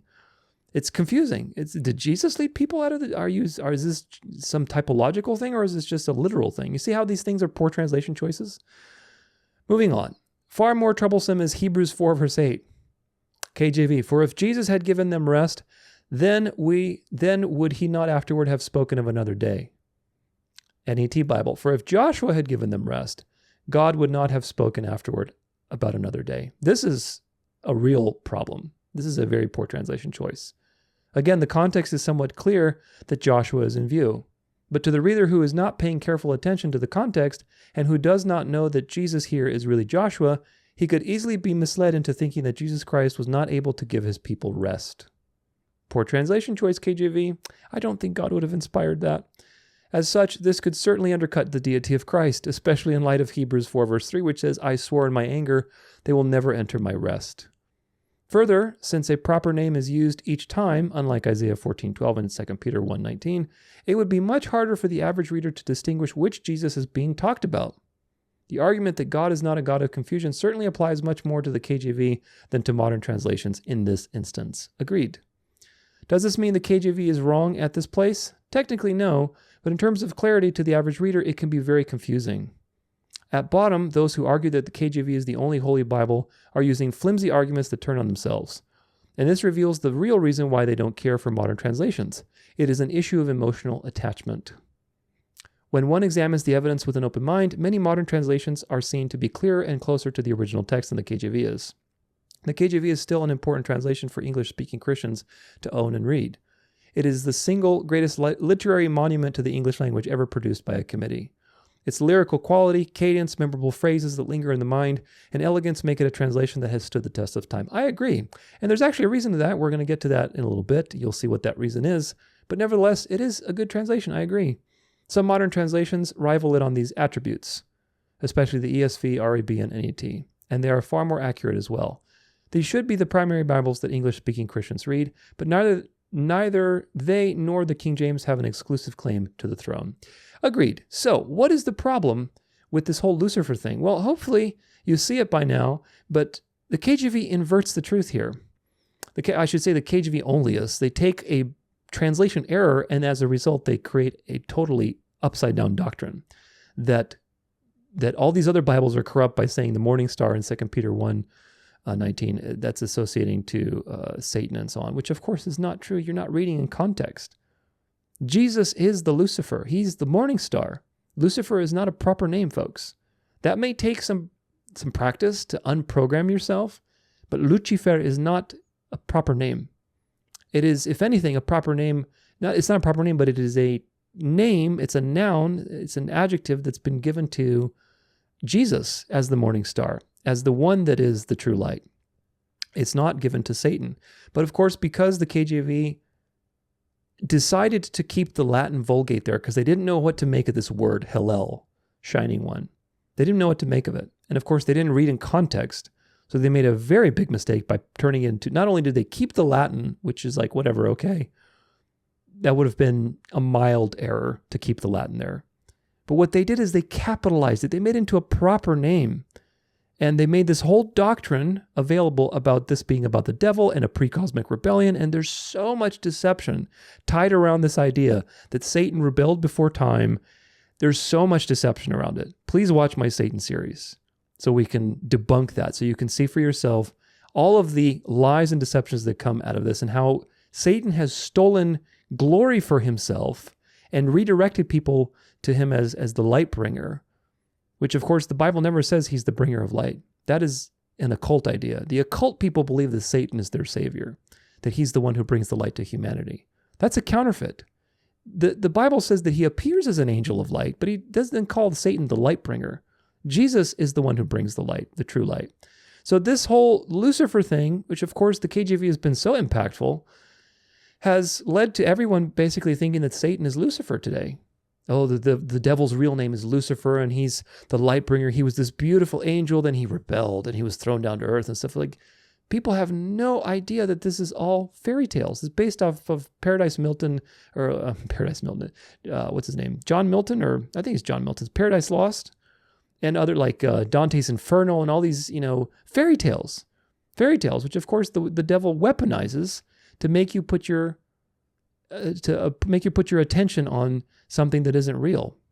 It started with English Bibles because they kept the Latin and made it into a proper name, and eventually it just became a tradition. Again, you cannot escape tradition. And that's what you need to realize with this whole KJV Only thing. Wycliffe, I think, had it in his Bible in 1389. Geneva Bible had it in 1599, and they just kept the tradition instead of digging deeper. As a result, the KJV has made Christians align with the occult. Remember that the occult believes that Satan is their Lucifer, their light bringer, their morning star. That's what they worship.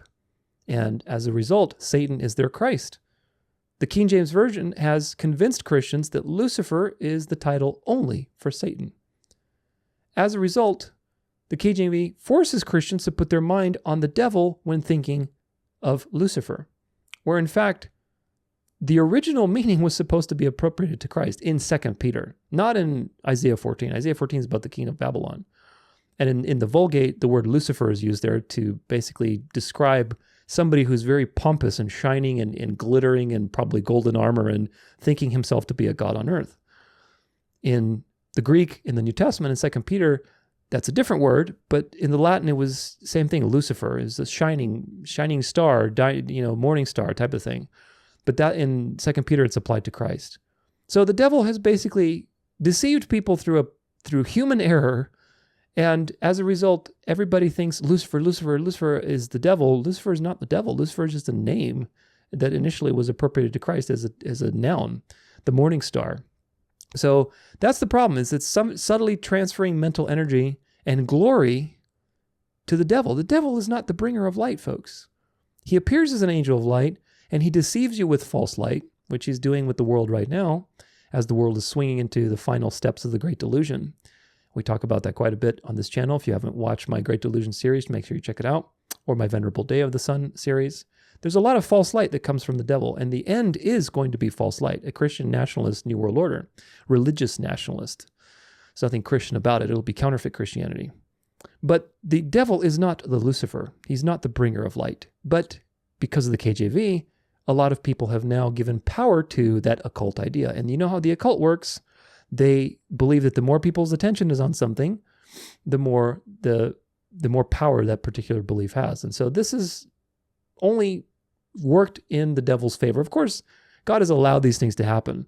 But my point is, this is a poor translation choice, and it has led to major doctrinal errors. You see, even with this guy who was skeptical about this particular situation with the Hillel in Isaiah 14, even he was correlating that there might be a double meaning with, Luke 10 and Revelation 9. There isn't. But there's this whole mythology about the devil rebelling before time. And, there's this pre-cosmic rebellion, and there's so much deception that ties into it. The first earth age, serpent seeds, all kind of crazy stuff. So make sure you watch my series to get edified out of and know and be edified on what is important to believe about the devil and what is just fakery and fairy tales. Because there are important things that you should know about the devil, and there are things that need to be dispelled. Rumors, myths, fairy tales. On top of all this poor translation and feeding the occult machine and giving life to something that is smoke and mirrors, the KJV Onlyists, not the KJV translation, but the KJV Onlyists gaslight you into believing that if you insist on the correct translation here, that you are basically appropriating, Satan to Christ, which is just nonsense. In other words, if you change Isaiah 14 to morning star, as it should be, it's a more accurate translation because it's not a proper name. It's talking about the king of Babylon. It's just describing him. That you are making Satan into Jesus, because morning star, Jesus is the morning star. Well, yeah, Jesus is the morning star, and morning star comes from Lucifer in Latin, which is the same thing. And depending on context, that reading can mean differently. When it says that Satan is the god of this world, it's not calling Satan the only god. It's saying he's the god, as in the god of this world, as in a god, but it's God with a lower g. He's not the God of the universe, the uncreated, self-existent Yahweh. So context is king, and unfortunately, people who are very literalistic, who are superstitious, who are legalistic, who are doing all of these verbal inspiration types of things, always fall into the trap of a narrow road is good, but this is narrow-minded, folks. This is very narrow-minded, and it's unfortunate because people can get very confused from these things. KJV Onlyists make you believe that using Lucifer for Christ is wrong when you are actually using it the way that the Latin Vulgate uses it, which is what the KJV translation got it from. So keep that in mind. It's a great example of poor translation choices, emotions, tradition, and all of these things producing bad fruit. Now, onwards into even more elephants in the room, which of course is the errors, the actual errors in the KJV. These are documented actual errors, and they are, as a result, proving to you that verbal inspiration is wrong. Also, it's very important because they give fuel to people like unbelievers, atheists, and so on that challenge the Bible and that challenge Bible truth and say, look, your Bible has errors in it. You can't even trust your own translation. How can we trust what the Bible said? And of course, by now, hopefully you have enough arguments, and if not, review them so that you have them, how to respond to that question, how can we trust the Bible? But these are important things to help you remember that the Bible and translation are two different things. Two very different things. If you remember the part on textual criticism, we talked about one such error in Psalm 12, verse 6 through 7, where there's an error, grammatical error. This is actually, let's see what the ESV says. The words of the Lord are pure, words like silver refined in a furnace, on the ground purified 7 times. You, O Lord, will keep them. You will guard us from this generation forever. So I think it seems that the ESV is also in error, probably because they used the same thing. The words of the Lord are pure words, the silver tried in a furnace and purified 7 times. Thou shalt keep them, O Yahweh, thou shalt preserve them for this generation forever. Them here is actually singular. And of course, we talked about how this poor translation error, really it's a grammatical error because this is singular, that will preserve him from this generation forever. We talked about that previously, and how because this is pluralized, and it shouldn't be, how KJV Onlyists will now use it as proof text for verbal inspiration. That God will preserve his word through time. And of course, even if it was plural, it's not talking about perfect physical preservation. It's talking about his words being eternal. But anyway, them is singular here, so that's an error. It should be him, and that's an important point. But these are examples of translations that are grammatical issues. And you could even label this as a poor translation choice. I would label it as an error, as a minor error. It's not a huge error, but it is a minor error, and it's a grammatical issue. There are several similar errors in all texts. You saw the ESV has the same problem. They pluralized it.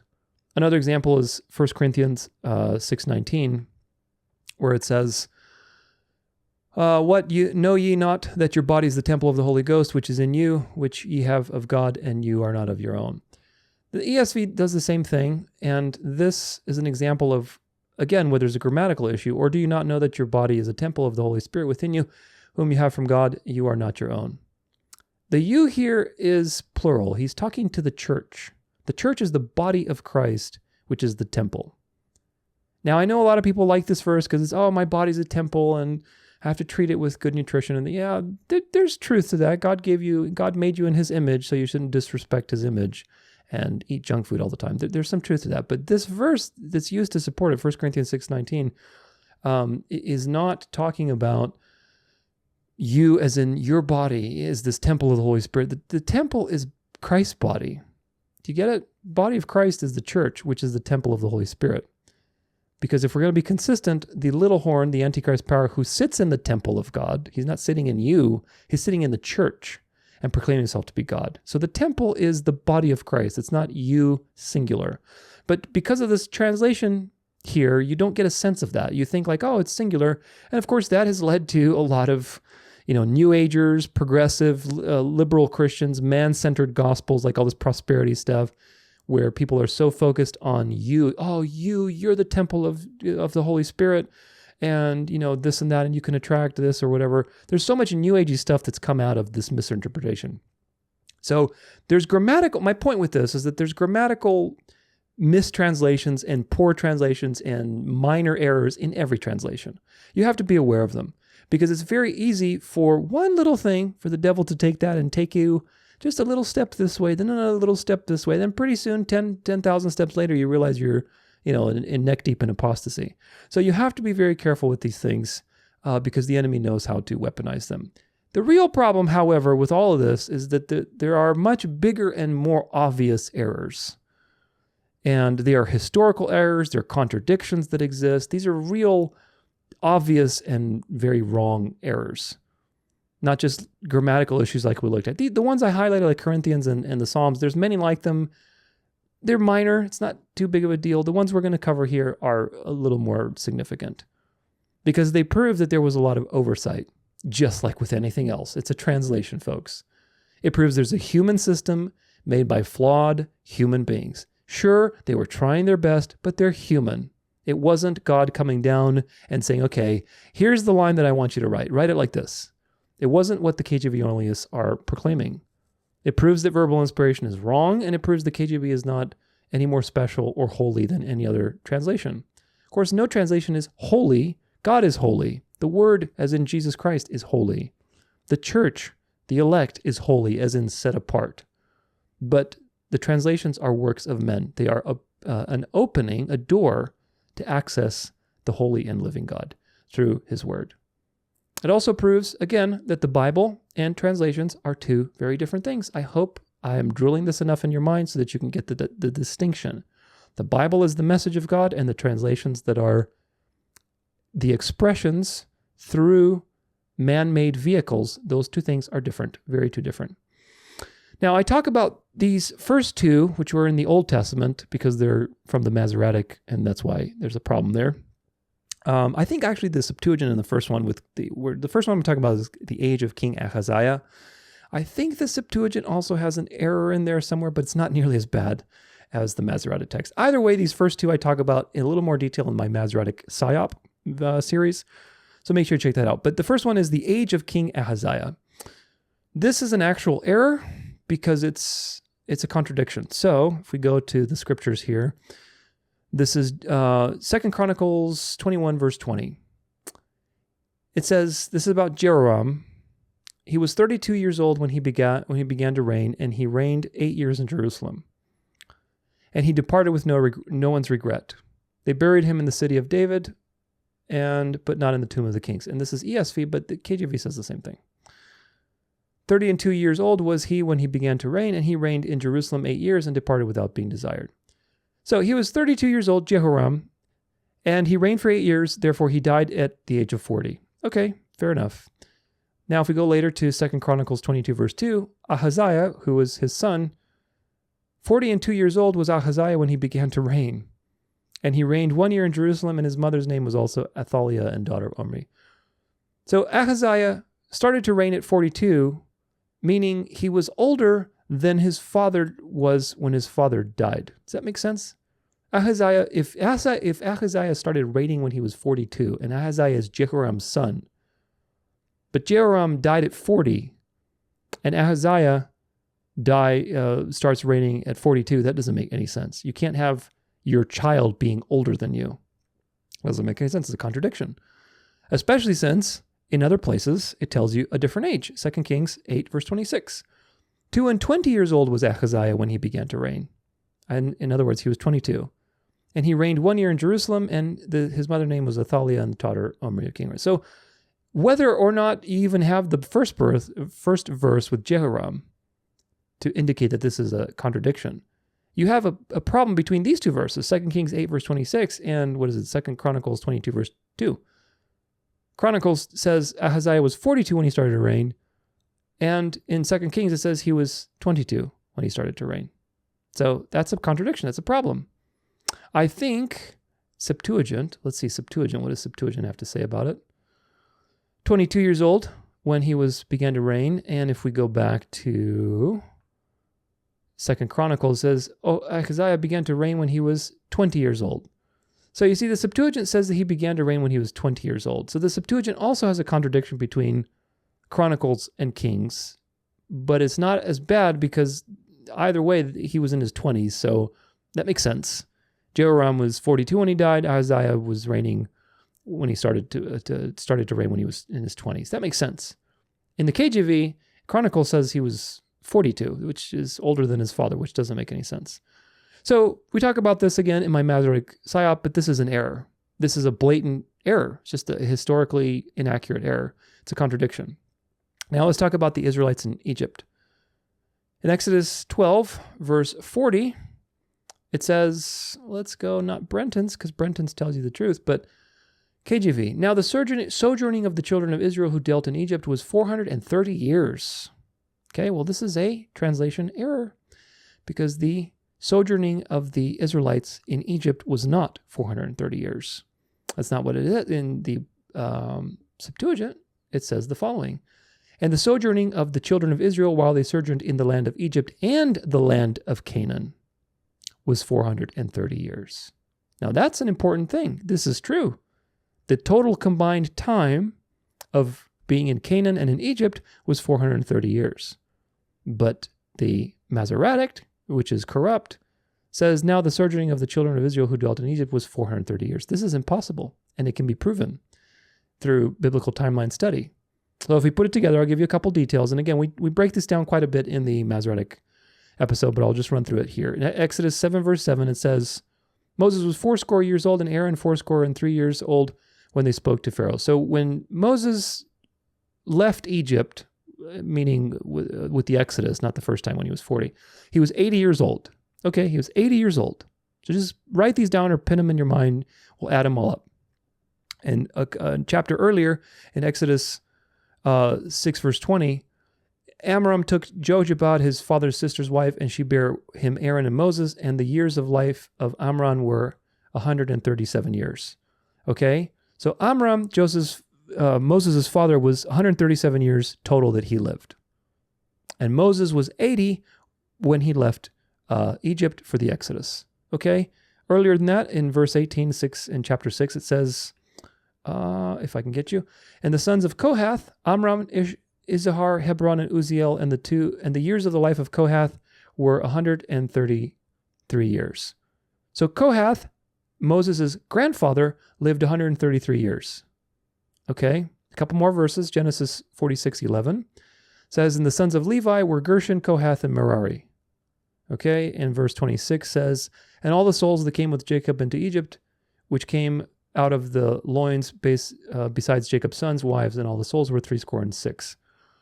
So Moses' grandfather was one of the people who went with Jacob to Egypt. So we have a timestamp from when the period of being in Egypt began. It began with Moses' grandfather, who was, what was his name again? Kohath, I think. Was it Kohath?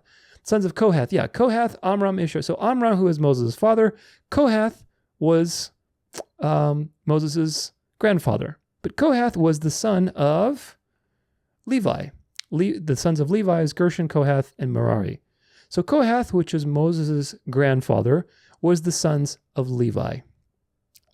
These people, Levi and the sons, you know from a later verse, Genesis 46:26, all the souls that came to Jacob into Egypt, which came out of his loins besides Jacob's sons' wives, all the souls were 66, meaning all the sons that were Jacob's. Levi was one of Jacob's sons. And Levi also had Kohath at the time and came with him. So what does that mean?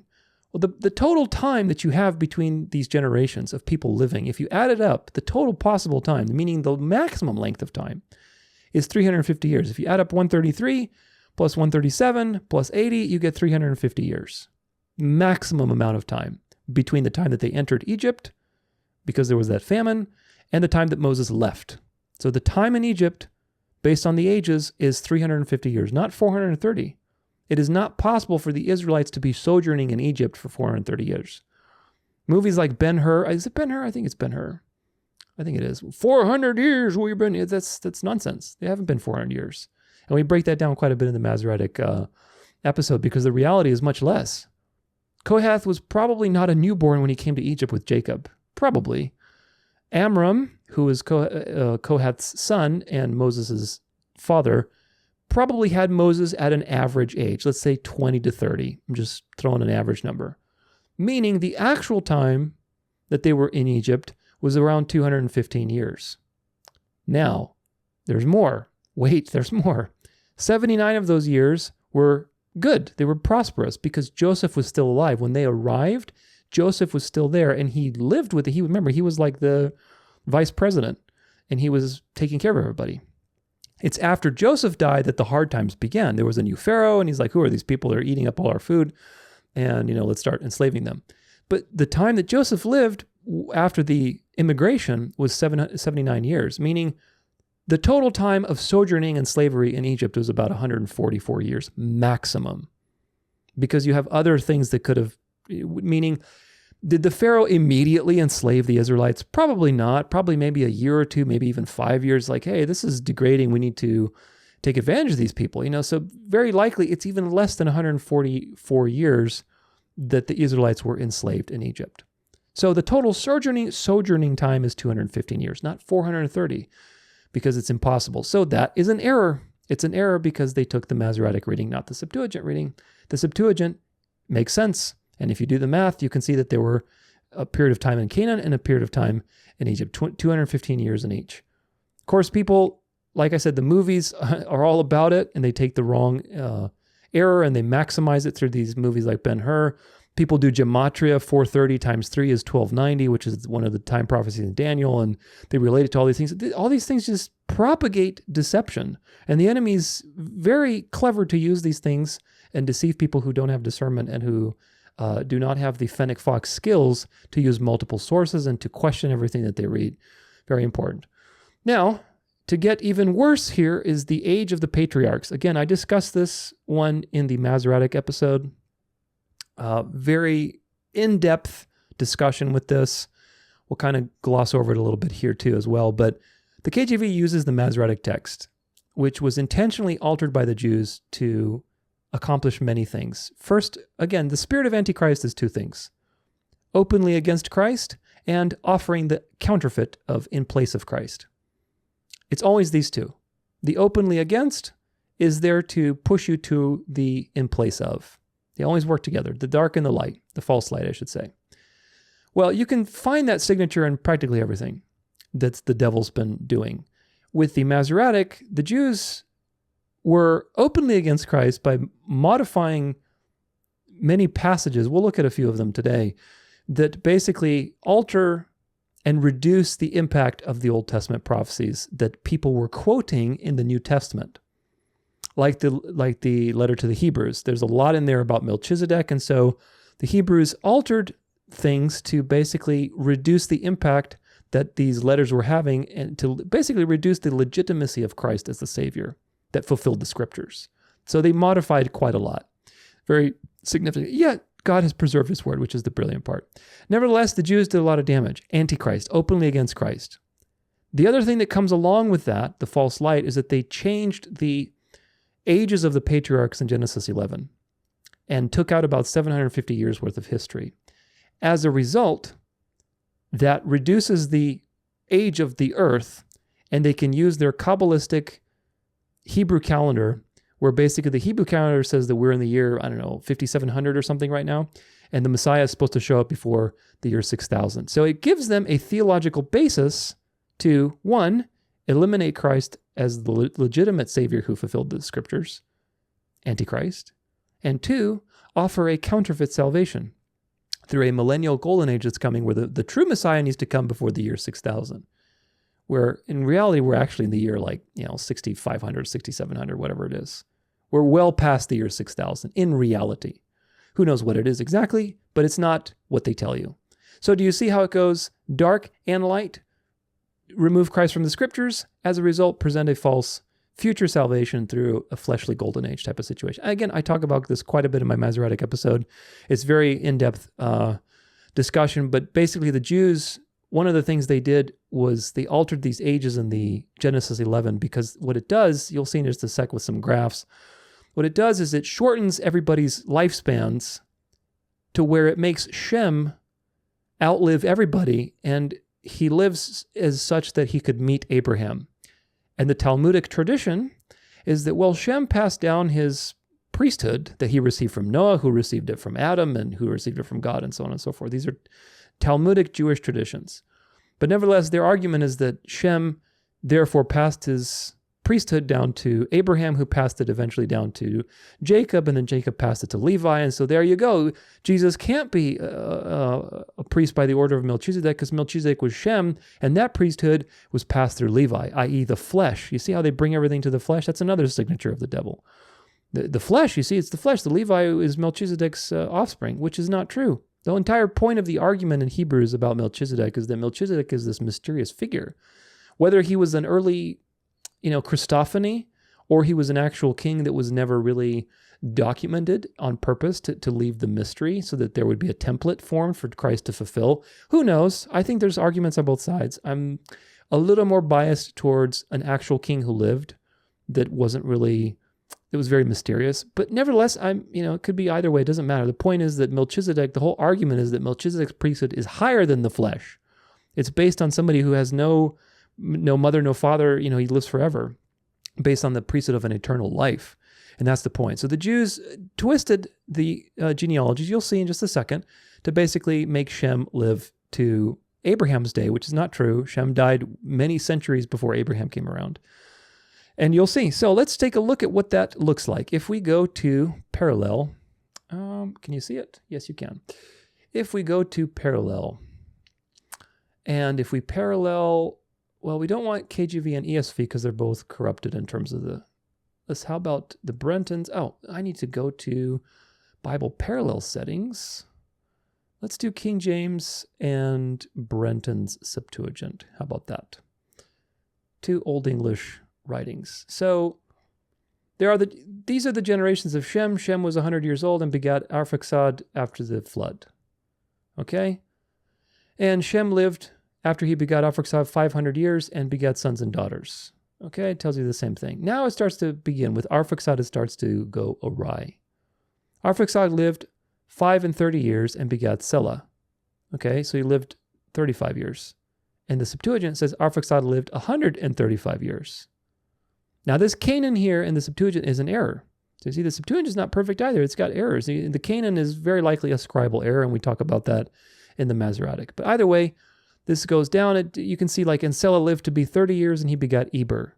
But in the Septuagint, it says, and Selah lived 130 years and he begat Eber. Yada yada. And Eber lived 4 and 30 years, meaning 34 years.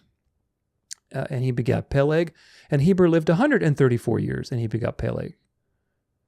Let's move to the next one. Where is that? And Peleg lived 30 years and begat Reu. And Phaleg lived 130 years and begat Reu. So on and so forth. Basically, you go through this entire genealogy. You have about 750 years missing of history, give or take, about 750. And that's a real problem. Because, for example, if we go to Answers in Genesis, our favorite infiltrated creationists, here we go. This is Answers in Genesis, Ancient Patriarchs in Genesis. Let's see about ancient patriarchs in Genesis. The overlaps. Here's a little fancy chart, and it can show you, where's Shem? You can see Shem. Here's Shem.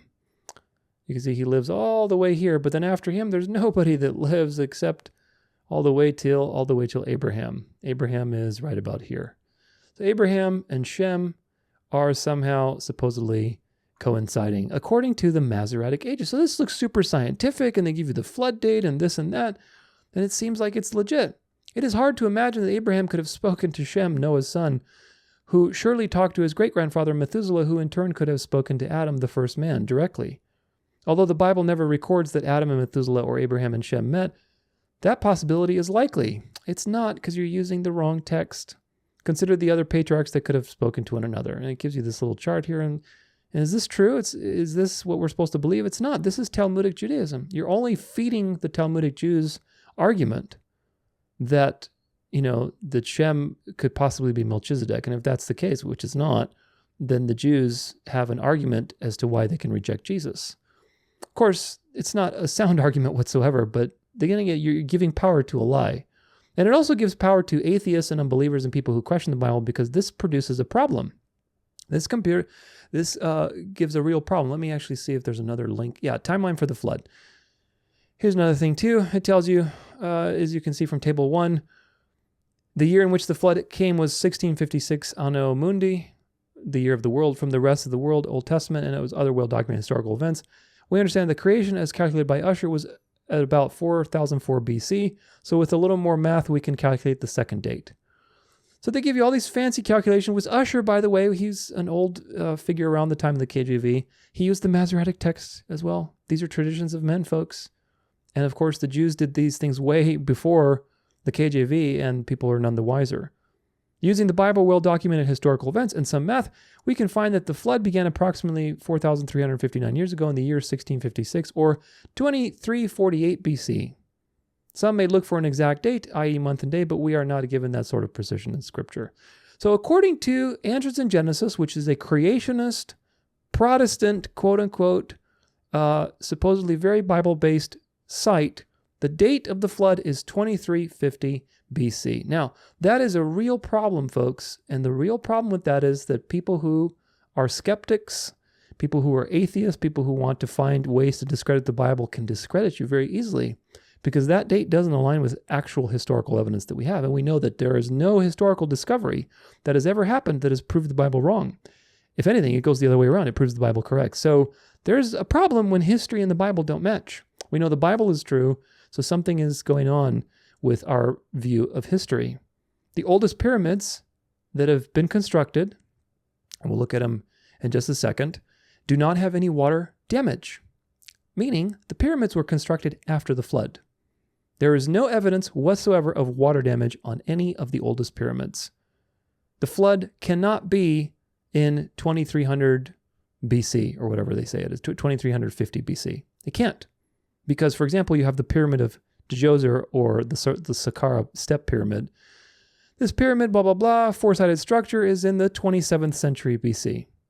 During the third dynasty of the burial of Pharaoh Djoser, the pyramid is the central figure of the vast mortuary complex and enormous courtyard surrounded by ceremonial structures and decoration.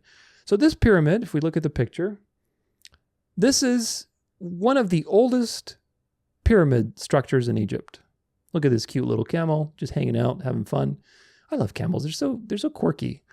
But this pyramid is just, it's super old. And a couple things to mention is that Egyptian history has been proven to be off by 200 years. Wikipedia needs to update their article because it's not the 27th century, but the 25th century BC.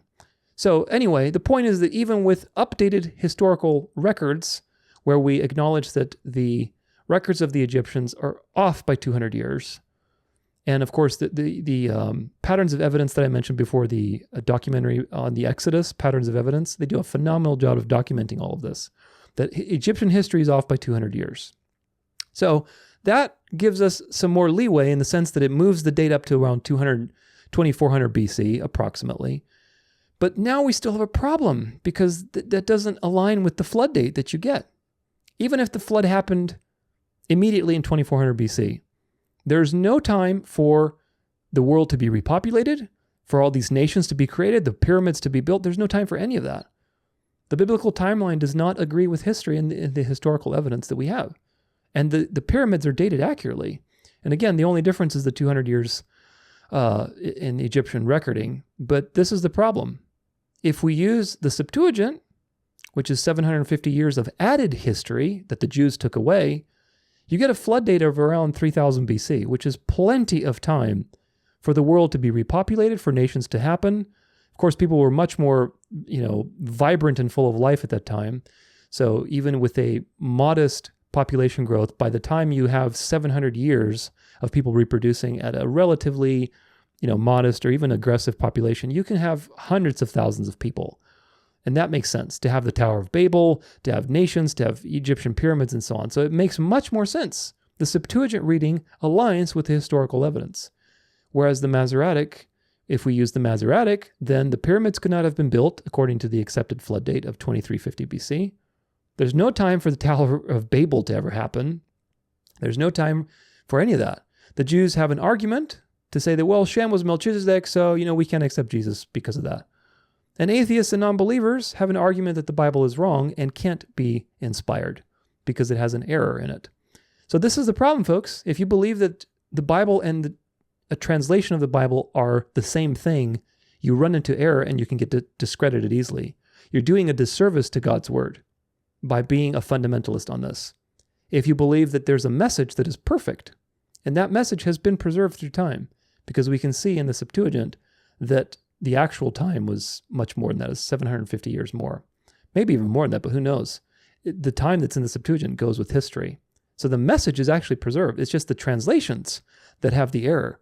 And of course, if you properly distinguish the two, then you have a much better way to defend against the Jews and the Talmudic tradition, against atheists who want to claim that the Bible is wrong and has many errors and so on. The translations have errors. I agree with you. Yes, my atheist friend, the translations have errors, but you know what? The message is preserved. Let me tell you about how the message is preserved. 99% of all these variants have absolutely no consequence on theology whatsoever. All the manuscripts agree theologically. 1% of those variances are actually not theologically meaningful whatsoever. Despite all the persecution and burning and evil counterfeits, God has preserved his message through time. Let me show you these undesigned coincidences that have proof beyond proof that these were first eyewitness testimony. Let me show you all the writings from the church fathers that agreed on what was canon and what wasn't, so on and so forth and so on. There are so many proofs why the Bible is true. So if you can distinguish these two, you will do the word of God a service, especially to people who need to be evangelized. So important, but you can see the KJV Only movement doesn't do that. If you believe in the KJV Only, well, you're basically closing yourself off to these people because you're giving them every reason to reject God's word and reject the gospel. And of course, if you believe in the KJV Only movement, you also refute yourself and you make Christianity look ridiculous because you make the Bible look like it has errors in it. And if there's an error, then you can't trust anything in the Bible. If there are errors in the message, let's put it this way. Now we're talking about the message, okay? If there's an error in the message, how can you trust anything in the message? Do you get it? The whole point behind the message is that it's perfect, just like God. It has no errors. And so you can trust the message. That's why I say cosmology is actually important. If the Bible's wrong about the earth being, the sun and the moon being created after the earth, then you can't trust anything in the Bible. So we either read the Bible and we take what God has said and we take it to heart, or we don't believe.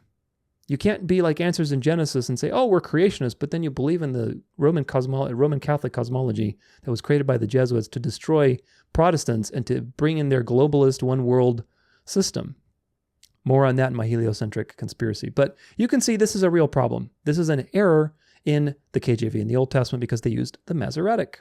And of course, if God was actually inspiring it, he would not inspire them to use something with all of these errors in it. One more here. I think we have one more. No, we have two more. We have Acts 5, verse 30. And we have to pull up eSword yet again. Acts 5, verse 30. Let's see.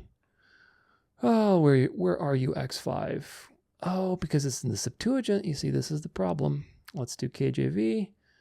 And Brenton's is not going to have it, so we don't actually need to do parallel. We're going to do just the Bible.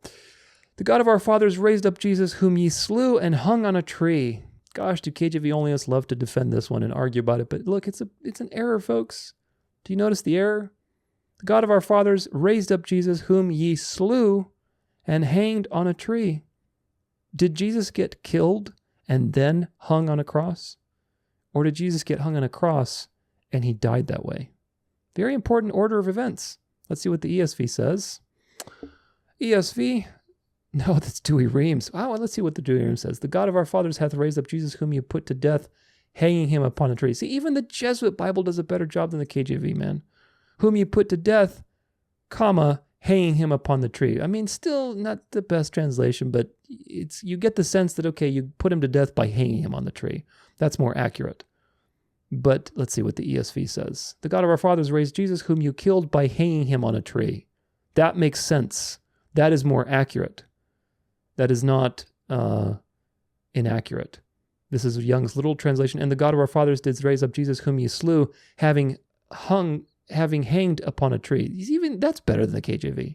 So the KJV is just wrong. This is a wrong rendering of the sequence of events. Whom ye slew and hanged on a tree, i.e. you killed him and then you hung him on a tree. That doesn't make sense.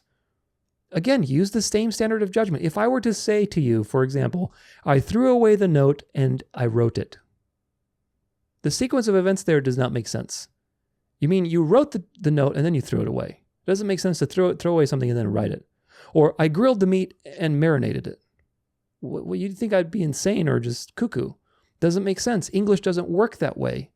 Even Old English, you can see that some of the more older translations, like Young's literal translation, still phrase it a different way. Dewey Reams, even, again, the Jesuit Bible does a better job, in my opinion. Not that I recommend the Jesuit Bible, but the King James people say, well, In Deuteronomy 21, verse 22, which we're going to look at in just a second here, it says, the order is put to death and hung on a tree. So let's read it. This is KJV. A man hanged on a tree is cursed. And if a man have committed a sin worthy of death, and he be put to death, and thou hang him on a tree. Okay, so the order of events here is that he's put to death and then he's hung on a tree. And KJV Onlyists cite this in defense and say, see, they're going with the Bible. It's the only pure scripture. Well, no, the context is totally different. And generally people who are legalists and superstitious and fundamentalists in the wrong areas will always have an error in context. They really do, unfortunately, and that's just the nature of the game. First off, the text in Deuteronomy was written hundreds of years before the crucifixion was even a thing, invented. I think it was invented or starting to be used around the 600s BC, give or take. I think by the Romans, maybe some of the Etruscans or something around there. But either way, it was, the Romans, I don't think were necessarily like a huge empire by them. But either way, it wasn't used for hundreds and hundreds of years until after this text was written in Deuteronomy. So it's not talking about crucifixion directly. It might have a typological significance, obviously, because Paul cites from it later. But the point is that the immediate audience, it wasn't talking about crucifixion. It was talking about someone who was killed and then hung on a tree for public display as a penal, display of like, hey, listen, this is what happens if you are seriously breaking the law. Or talking about somebody being hung as the death penalty. That's what it's talking about. But the order of events is not talking about somebody being crucified in order to be killed. So the point is that there's a different order of events between these two things. In Galatians 3:13, it actually quotes the Septuagint. If you're going to call up Galatians and say, well, Paul quotes it in Galatians, well, let's take a look. Galatians 3:13, where are you? There you are. This is the KJV, and we're going to parallel this now with the Brenton's. Actually, no, not yet, because we actually want to just read it and say, Christ hath redeemed us from the curse of the law, being made a curse for us. For it is written, cursed is everyone that hangeth on a tree. Okay, everyone that hangeth on a tree. Now, let's go to Deuteronomy 21, verse 23, and let's parallel this with the Brentons. Can you see it? I'm always paranoid now about this thing. Okay, you can see it. So Deuteronomy 21, verse 23. Let's see. His body shall not remain, this is the KJV, shall not remain all night upon the tree, but thou shalt in any wise bury him that day, for he that is hanged is accursed of God, and thy land be not defiled, which the Lord thy God giveth thee for an inheritance. Okay? And Brentons, his body shall not remain all night upon the tree, but he shall by all means bury it in that day, for everyone that is hanged on a tree is cursed of God. Which one is the quote from Galatians 3:13 following? Well, let's go back to it. It's not he, but everyone. Christ hath redeemed. This is the KJV in Galatians, but Paul is quoting from the Septuagint writings. From the curse of the law being made a curse for us, for it is written now. What's written? Cursed is everyone that hangeth on a tree. Everyone is the identifier. Go back to this one, Deuteronomy 21:23. It says, let's see, accursed, for he that is hanged is accursed of God. He that is hanged is accursed of God. Okay? Why did the Masoretic change that? To disassociate the connection between Paul's writings, to make Paul look like a fool that doesn't know what Scripture says. He shall by any means bury, for everyone that is hanged on a tree is cursed of God. So, if you're KJV Onlyist, and you're going to say, well, in Galatians, Paul quotes this. In Galatians, Paul is quoting the Septuagint. So this proves to you that the Masoretic is the wrong text, meaning that KJV has an error there. It's not accurate. Because Paul is quoting directly from Deuteronomy. He says, it is written. The KJV does not render it as it is written. It renders it in a different way. Therefore, that's an error. That's a contradiction because of poor translation choices and oversight. So, proves yet again that the KJV used the wrong manuscripts for the Old Testament. Now, let's talk about, I think this is the last one. Yes, this is the last one in this group, which is the genealogy of Jesus. This one we talk about in my How to Be a Berean episode, instructional video, I guess you want to call it. There's all kinds of things we talk about there, but basically it's about studying the Bible and how to have Fennec Fox skills with discernment and research and things like that. But this is a much more deep dive in that particular video, but I will gloss over it here. basically the idea is that in Matthew, we'll look at it in just a second, but you have genealogy of Jesus in Matthew and Luke. In Matthew, there's an error. There's an error because of something that was lost in translation through Aramaic, which were the original manuscripts of Matthew, to Greek, and then eventually to English, which, you got 3 languages. You'll see why in just a second. So if we go to Matthew 1, verse 17, let's go to the Bible. So all the generations from Abraham to David are 14 generations, and from David until the carrying away into Babylon are 14 generations, and from the carrying away into Babylon into Christ are 14 generations. So it tells you that there's 14, 14, 14. Nice, even amount. However, if you count the generations from, let's see, in the time that we're carried, and after, okay, so from Babylon, this is from verse 12 all the way to verse 16. Let's count how many people there are listed from after Babylon. Let's see. Okay, so, and after that they were brought to Babylon. Jeconias begat Salathiel. Okay, so 1 is Jeconias, Salathiel is 2. And Salathiel begat Zerubbabel. That's 3. Zerubbabel begat Abiud, 4. Abiud begat Eliakim, 5. Eliakim begat Azor, 6. Azor begat Sadok, 7. And Sadok begat Akim, 8. Akim begat Eliud, 9. Eliud begat Eliezer, 10. Eliezer begat Matan, 11. Matan begat Jacob, 12. Jacob begat Joseph, 13. Joseph, the husband of Mary, whom was born Jesus. So Jacob begat Joseph. Joseph is the 13th. And it says the husband of Mary. So now we're already up to Christ, and there's only 13 generations. You see the problem? This is an error. And the error is this: the husband of Mary. This is not the husband of Mary. It's actually the father of Mary. It's just a very interesting situation because, again, things are lost in translations. It wasn't really discovered until recently because the word there is andros, which is really the man of Mary. But andros doesn't mean necessarily like husband. It has a semantic range. The meaning isn't clear. Where this arises, and the truth arises, is, again, we talk about it in the How to Be a Berean video, but the oldest manuscripts of Matthew were in Aramaic and in Hebrew. So those ones preserved the meaning, and they were preserved by wealthy Jews trying to get familiar with the Gospels so they could refute the Gospels. And so these manuscripts, there's a separate line of manuscripts that were kept, and these manuscripts in the Hebrew reveal that it's actually Joseph is the father of Mary, which makes sense because if Joseph is the father of Mary, then Mary is the 14th. Do you get it? Mary is the 14th generation because this is Mary's generation, how she ties into the bloodline. And in Luke, it's Joseph. So there's 2 people, Joseph and Mary, and they're both proven to you as how they tie into the bloodline. So Mary is the 14th, which is really interesting. So, but you don't get that with this particular translation. This is also in the ESV. It's in all of them. In fact, I wonder if it says in the YLT. I wonder if they're smart enough to see. Let's see. All the generations, therefore, from David were 14, 16, and Joseph, the husband of Mary. Yeah, see, Joseph is not the husband of Mary. This is just an error because of, again, things were lost in translation from the Hebrew originally to the Greek, which was the majority of manuscripts, and then to English. So this is the problem. But again, notice how God uses the foolish things to shame the wise. He used the Jews who rejected Jesus, who wanted to preserve these things so they could refute the Gospels.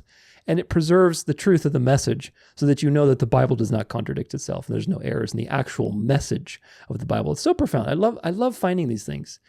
It's so interesting. But anyway, Joseph was a really popular name back then, just like Jesus.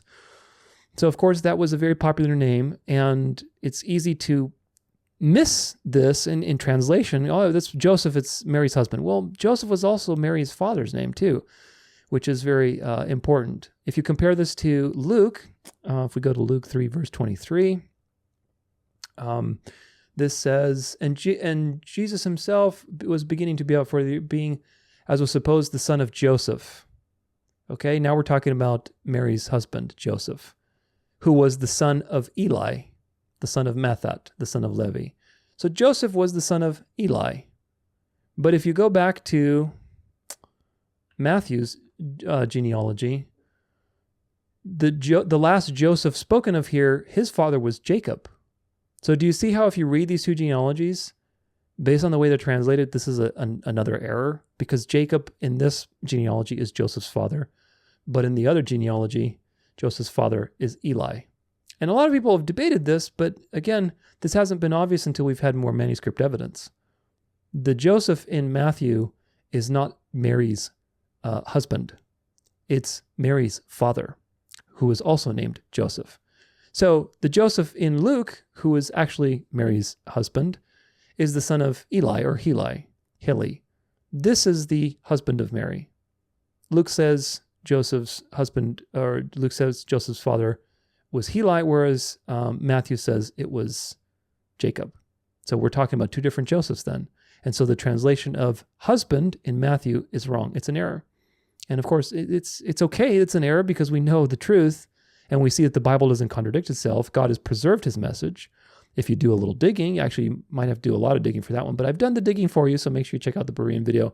Nevertheless, these things are lost in translation, folks, which proves to you this is a human system. You're dealing with human imperfection. So, conclusion from all of these that we've covered, these are just a few. This is not an exhaustive list, but I want to show you enough to prove to you that this verbal inspiration thing is wrong. There are errors in your KJV. There are errors in your ESV. Would you imagine that? There are errors in your NLT and your NIV.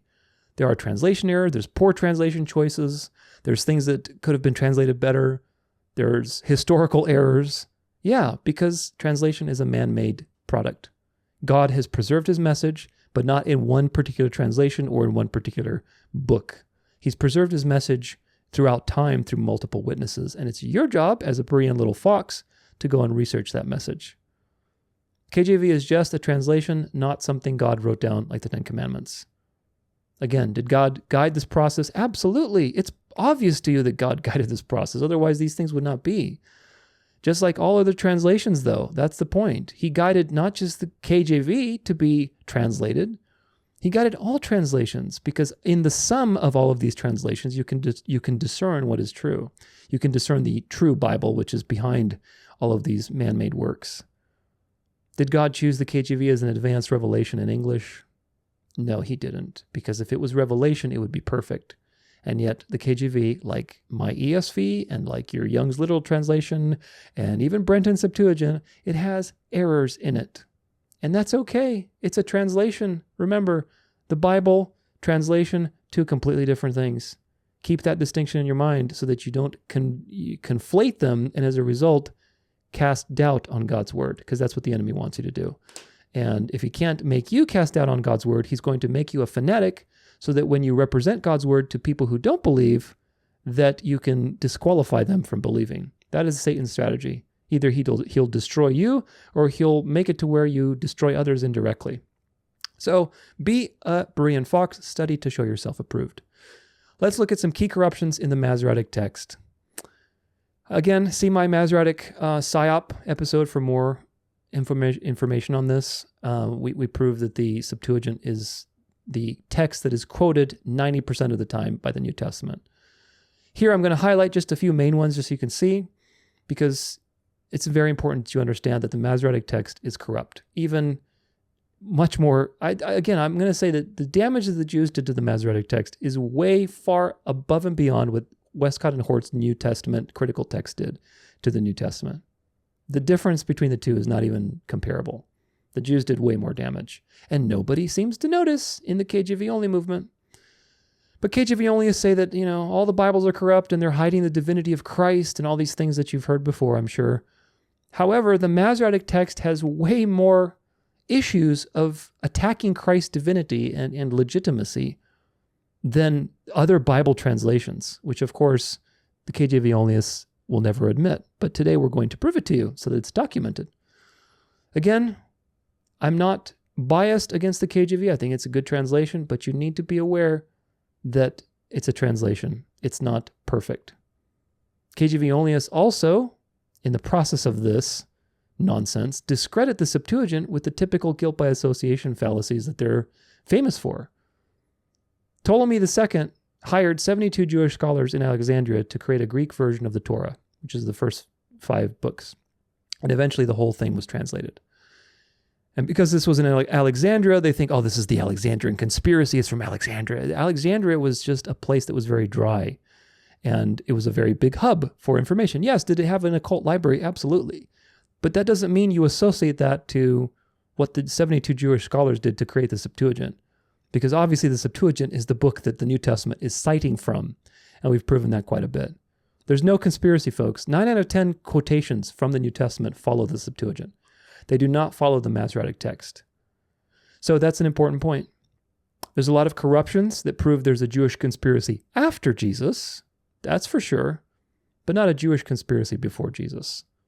The church fathers definitely documented a lot of corruption in the scriptures to take out Jesus and to delegitimize the letters that people wrote and cited scripture from to support Christ's divinity. There's a lot of evidence from that, even from the scriptures themselves or from the church fathers who were writing about these things early in the church, saying, look, these scriptures have been corrupted by the Jews. So don't fear the Septuagint. Don't buy into the hype of the KJV Only movement that they say the Septuagint's corrupt and it's a conspiracy. It's a great resource. Is it perfect? Absolutely not. No, but it's better than the Masoretic as far as the Old Testament is concerned. I document some errors in the genealogy in the Masoretic episode. We talked about the Canaan in there. That's a scribal error, but either way, it's useful. It proves to you again that God is sovereign and he preserves his word regardless of all these different things. So let's go to the examples that I'm talking about here. So this is Luke 4:18 through 19. The Spirit of the Lord is upon me because he did anoint me to proclaim good news to the poor, sent me to heal the brokenhearted, to proclaim to captives deliverance, and to blind receiving of sight, to send away the bruised with deliverance.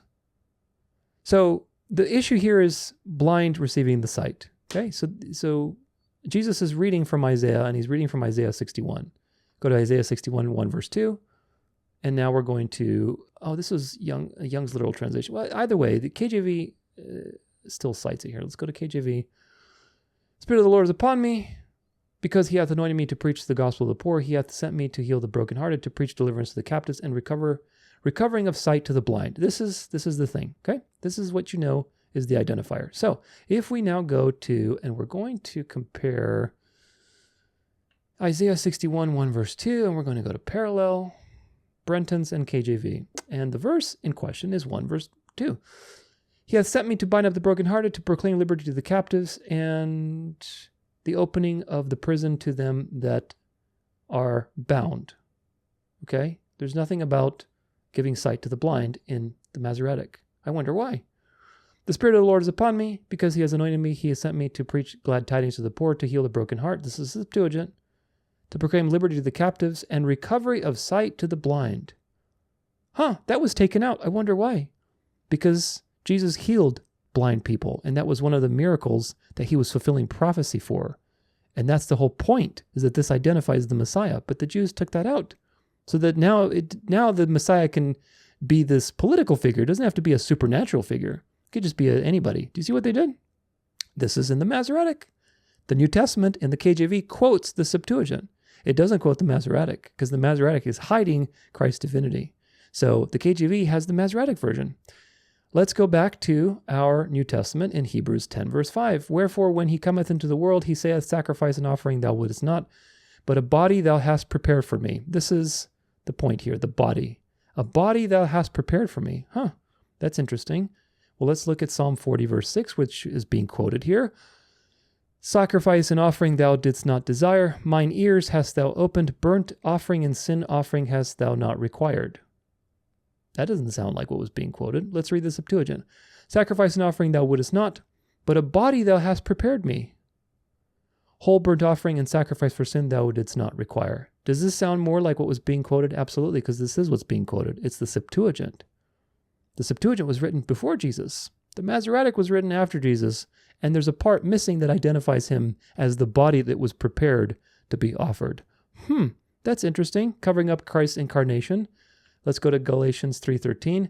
Christ hath redeemed us from the curse of the law. We looked at this being made for a curse for us, for it is written, cursed is everyone that hangs on a tree. We looked at this earlier. Everyone versus he is the key word. You can tell that Paul is quoting the Septuagint, not the Masoretic, which of course you could say this is hiding the method of Christ's death. because Christ fulfilled this. Psalm 22:20, this is a great one. I have a whole study on Psalm 22. But in Psalm 22, you have a very interesting verse in verse 20. It says, "Deliver my soul from the sword, my darling from the power of the dog." My darling, okay? "Deliver my soul from the sword, my only begotten one from the power of the dog." Only begotten, the word here is monogenes, which is the same word that's used in the New Testament to describe the only begotten Son of God, meaning the anointed vessel for God to enter the world, the Christ. So this is of course, there's a lot more in Psalm 22 that points to Jesus. So even with all of the violence that they did to the text, there's no way they could hide Jesus in the scriptures, and let alone Psalm 22. But nevertheless, they got rid of this, the only begotten one, because there's a lot in the New Testament about the only begotten. So they had to discredit this psalm to be about the future Messiah, which of Jesus, and to make it more general. Oh, it could be David, it could be this, it could be that. And we talk about that in the Psalm 22 Bible study.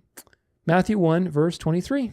"Behold, a virgin shall be with child, and shall bring forth a son, and they shall call his name Emmanuel," which being interpreted is God with us. Okay. Well, this is quoting Isaiah, obviously, Isaiah 7:14. We'll look at this in just a second. And the issue is, young woman, the word there got changed to young woman instead of virgin. So the KJV, I think, is faithful to it because this is a major prophecy. "Therefore, the Lord himself shall give you a sign. Behold, a virgin shall conceive." So the KJV, you see, this is interesting because they actually chose the right thing. But my point here is this: even though the KJV chose the right word here for virgin, the word that's there, they forced that word because they knew what this is about. And so they're trying to be honest to the message of the Bible. So good job on the translators. But in fact, the word there for the Masoretic text is actually young woman in the Masoretic. In the Septuagint, the word there is, I forget the exact words, but we talk about them in the Masoretic Psyop. The word is virgin. It's specific for a woman that is a virgin. Whereas in the Masoretic, it got changed to, just could be any young woman, i.e. no supernatural birth, meaning anybody could be the Messiah in the future. So again, the Masoretic text is hiding Christ's supernatural birth and coming in and incarnation into the world.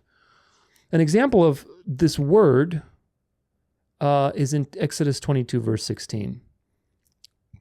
"If a man enticed a maid that is not betrothed and lie with her, he shall surely endow her to be his wife. And if anyone deceive a virgin that is not betrothed," the word here got translated to maid, which is interesting. The KJV has it backwards, so this is another example of a poor translation. The word here in Exodus is of a virgin, and the KJV translates it to maid, which is just like woman. Whereas back in the Isaiah 7, where the prophecy is, they recognize this is a prophecy, even though the word in the Masoretic is a woman. It's just, it could be maid. So if anything, it should be backwards. But if they did it backwards, they would have a real translation error. So good job that they kept virgin in the second one. But the point is that the Old Testament language here in the original language is virgin. That word is what exists in the Septuagint as virgin. Of course, the Septuagint is Greek, but it got translated to virgin. In the Masoretic, they changed the word to young woman. A couple more here. We have Hebrews 10, verse 37-38. "For yet a little while, and he that shall come will come and will not tarry. Now the just shall live by faith, but if any man draw back, my soul shall have no pleasure in him."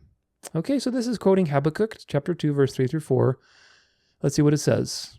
KJV, For the vision is yet for an appointed time, but at the end it shall speak and not lie.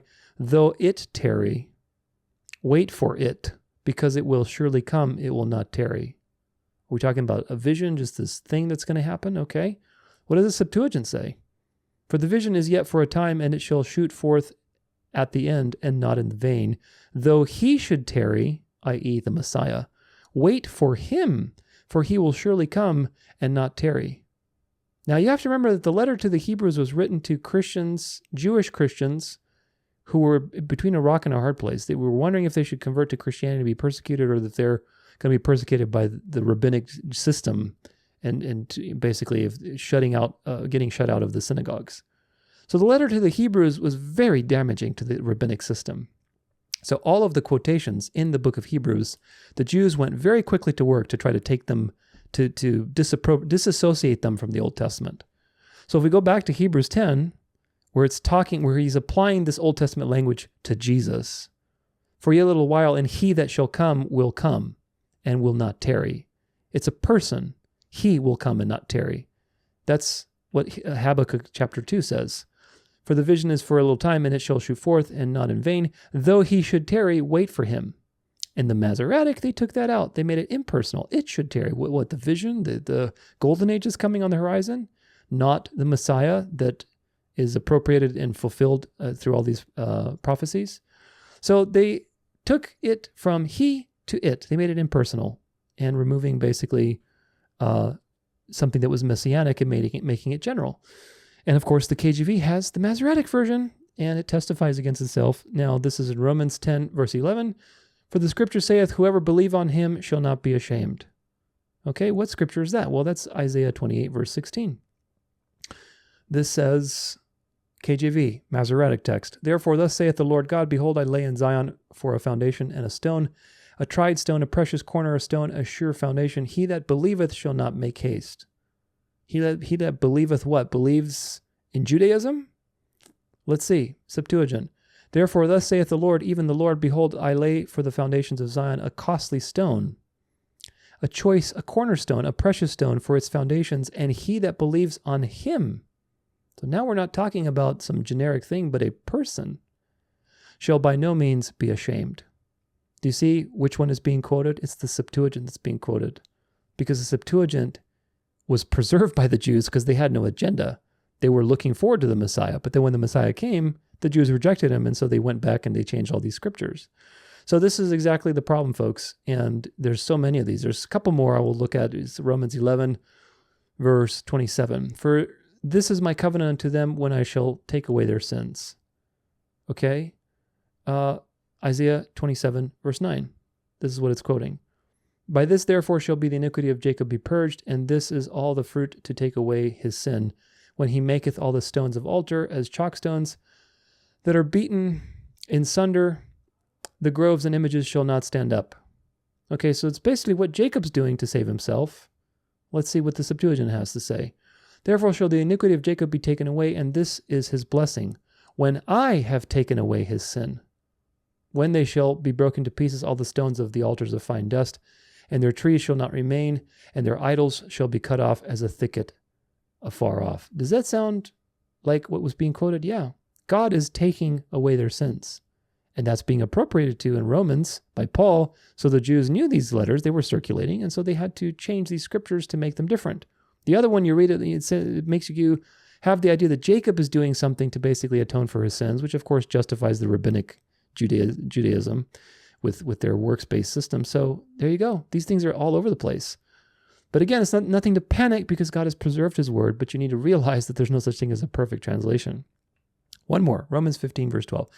And again, Isaiah said, there shall be a root of Jesse, and he that shall rise to reign over the Gentiles, in him shall the Gentiles trust. Okay, so Romans 15, Paul is quoting Isaiah again. He's saying that in him, the Messiah, the Gentiles shall trust, i.e. the nations. Meaning the Messiah isn't just for the Israelites. Super controversial if you're in the rabbinic system. Let's look at Isaiah 11. And in that day, this is the KJV, there shall be a root of Jesse, which shall stand for an ensign of the people. To it shall the Gentiles seek, and his rest shall be glorious. So the Gentiles shall seek to the sign, and his rest shall be glorious. And in that day there shall be, this is Septuagint, be a root of Jesse, and he that shall arise to rule over the Gentiles. So he's ruling over them. In him shall the Gentiles trust, and his rest shall be glorious. So he's ruling over the Gentiles, and the Gentiles will trust in him. So there's a relationship of faith there. That's a real problem. You don't get that in the Masoretic text because, of course, the Jews got rid of that. God forbid that the Messiah comes for anybody other than the rabbinic system, right? So this is the problem, folks. There's many more such things. We look at, many of these examples in the Masoretic Psyop documentary. Make sure you check out if you're interested in that. But the point is this. What is the point? The King James Onlyists accuse all the other translations to be corrupt, and they're taking out Jesus, and they're corrupting Christ's Christology, and they're taking out Christ from the scriptures. No, they're not. No, they're not.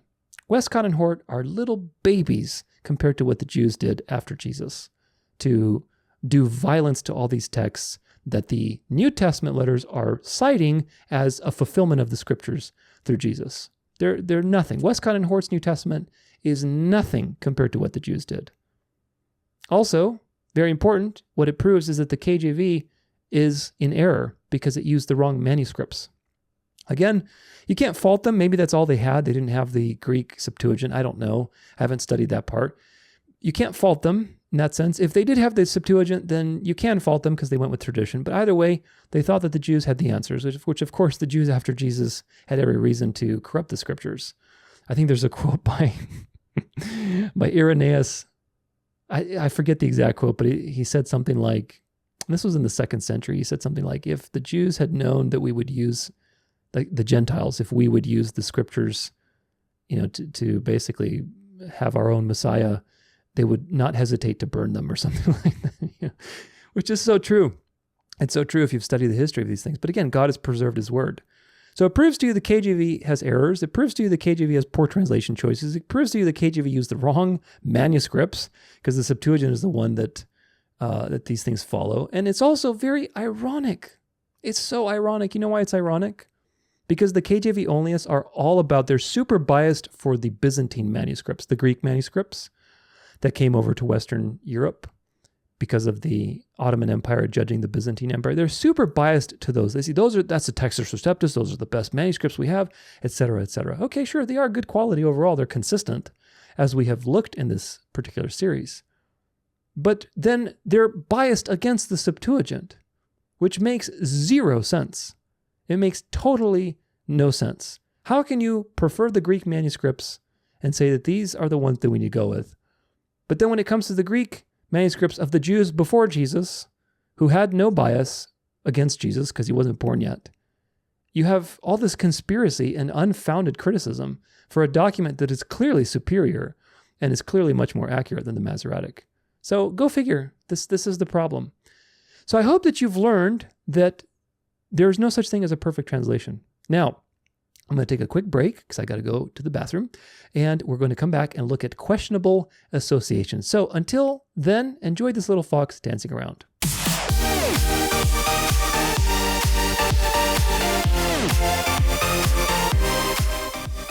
All right, well, we're back. I hope you enjoyed that little video of our Fennec fox friend jumping around, because that's exactly how you need to be in the coming months and years of the tradition and legalist spirit and irrational, emotional, counterfeit Holy Spirit taking over the world with religious nationalism, with people marveling after the beast, and eventually, of course, the mark of the beast. So these things are very important, folks. They will hone your discernment and your study skills and your focus. So now onward into this section, which is questionable associations.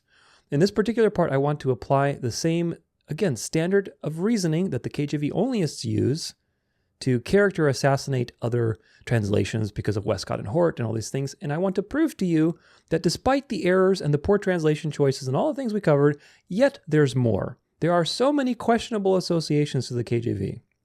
And again, I have nothing against the KJV, but I'm playing devil's advocate so you can see for yourself that the KJV Only movement is hypocritical when they accuse others of all these questionable associations and Westcott and Hort this and Codex Vaticanus that and so on and so forth.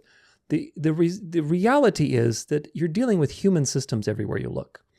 And with the KJV, there's no exception. You'll see plenty of examples there. So let's get onto it. King James himself. This is from JesusAlive.cc. Was King James, who commissioned the KJV Bible, a homosexual? Somehow in all my years of being a Christian, I have never heard the charge that King James was a homosexual until the other day. Somebody on Facebook was saying, in short, that since King James was a homosexual and he commissioned a Bible that is still used today, homosexuality must be acceptable to God. I had to find out more about this. So, was King James a homosexual? There are websites and articles which show evidence that he was and also that he wasn't. The number of websites and articles which show evidence that he was a homosexual far outnumber those which offer proof that he wasn't. Of course, just because there are more saying that he was means nothing. What's important is if the evidence that they show is credible. And the answer, to me at least, is yes. While the evidence pointing to King James being a homosexual is pretty plentiful, we must first look at something else. It's important to note that King James got married when he was 23 years old on November 23rd, 1589, to Anne of Denmark. He remained married to her for the rest of his life until she died in 1619.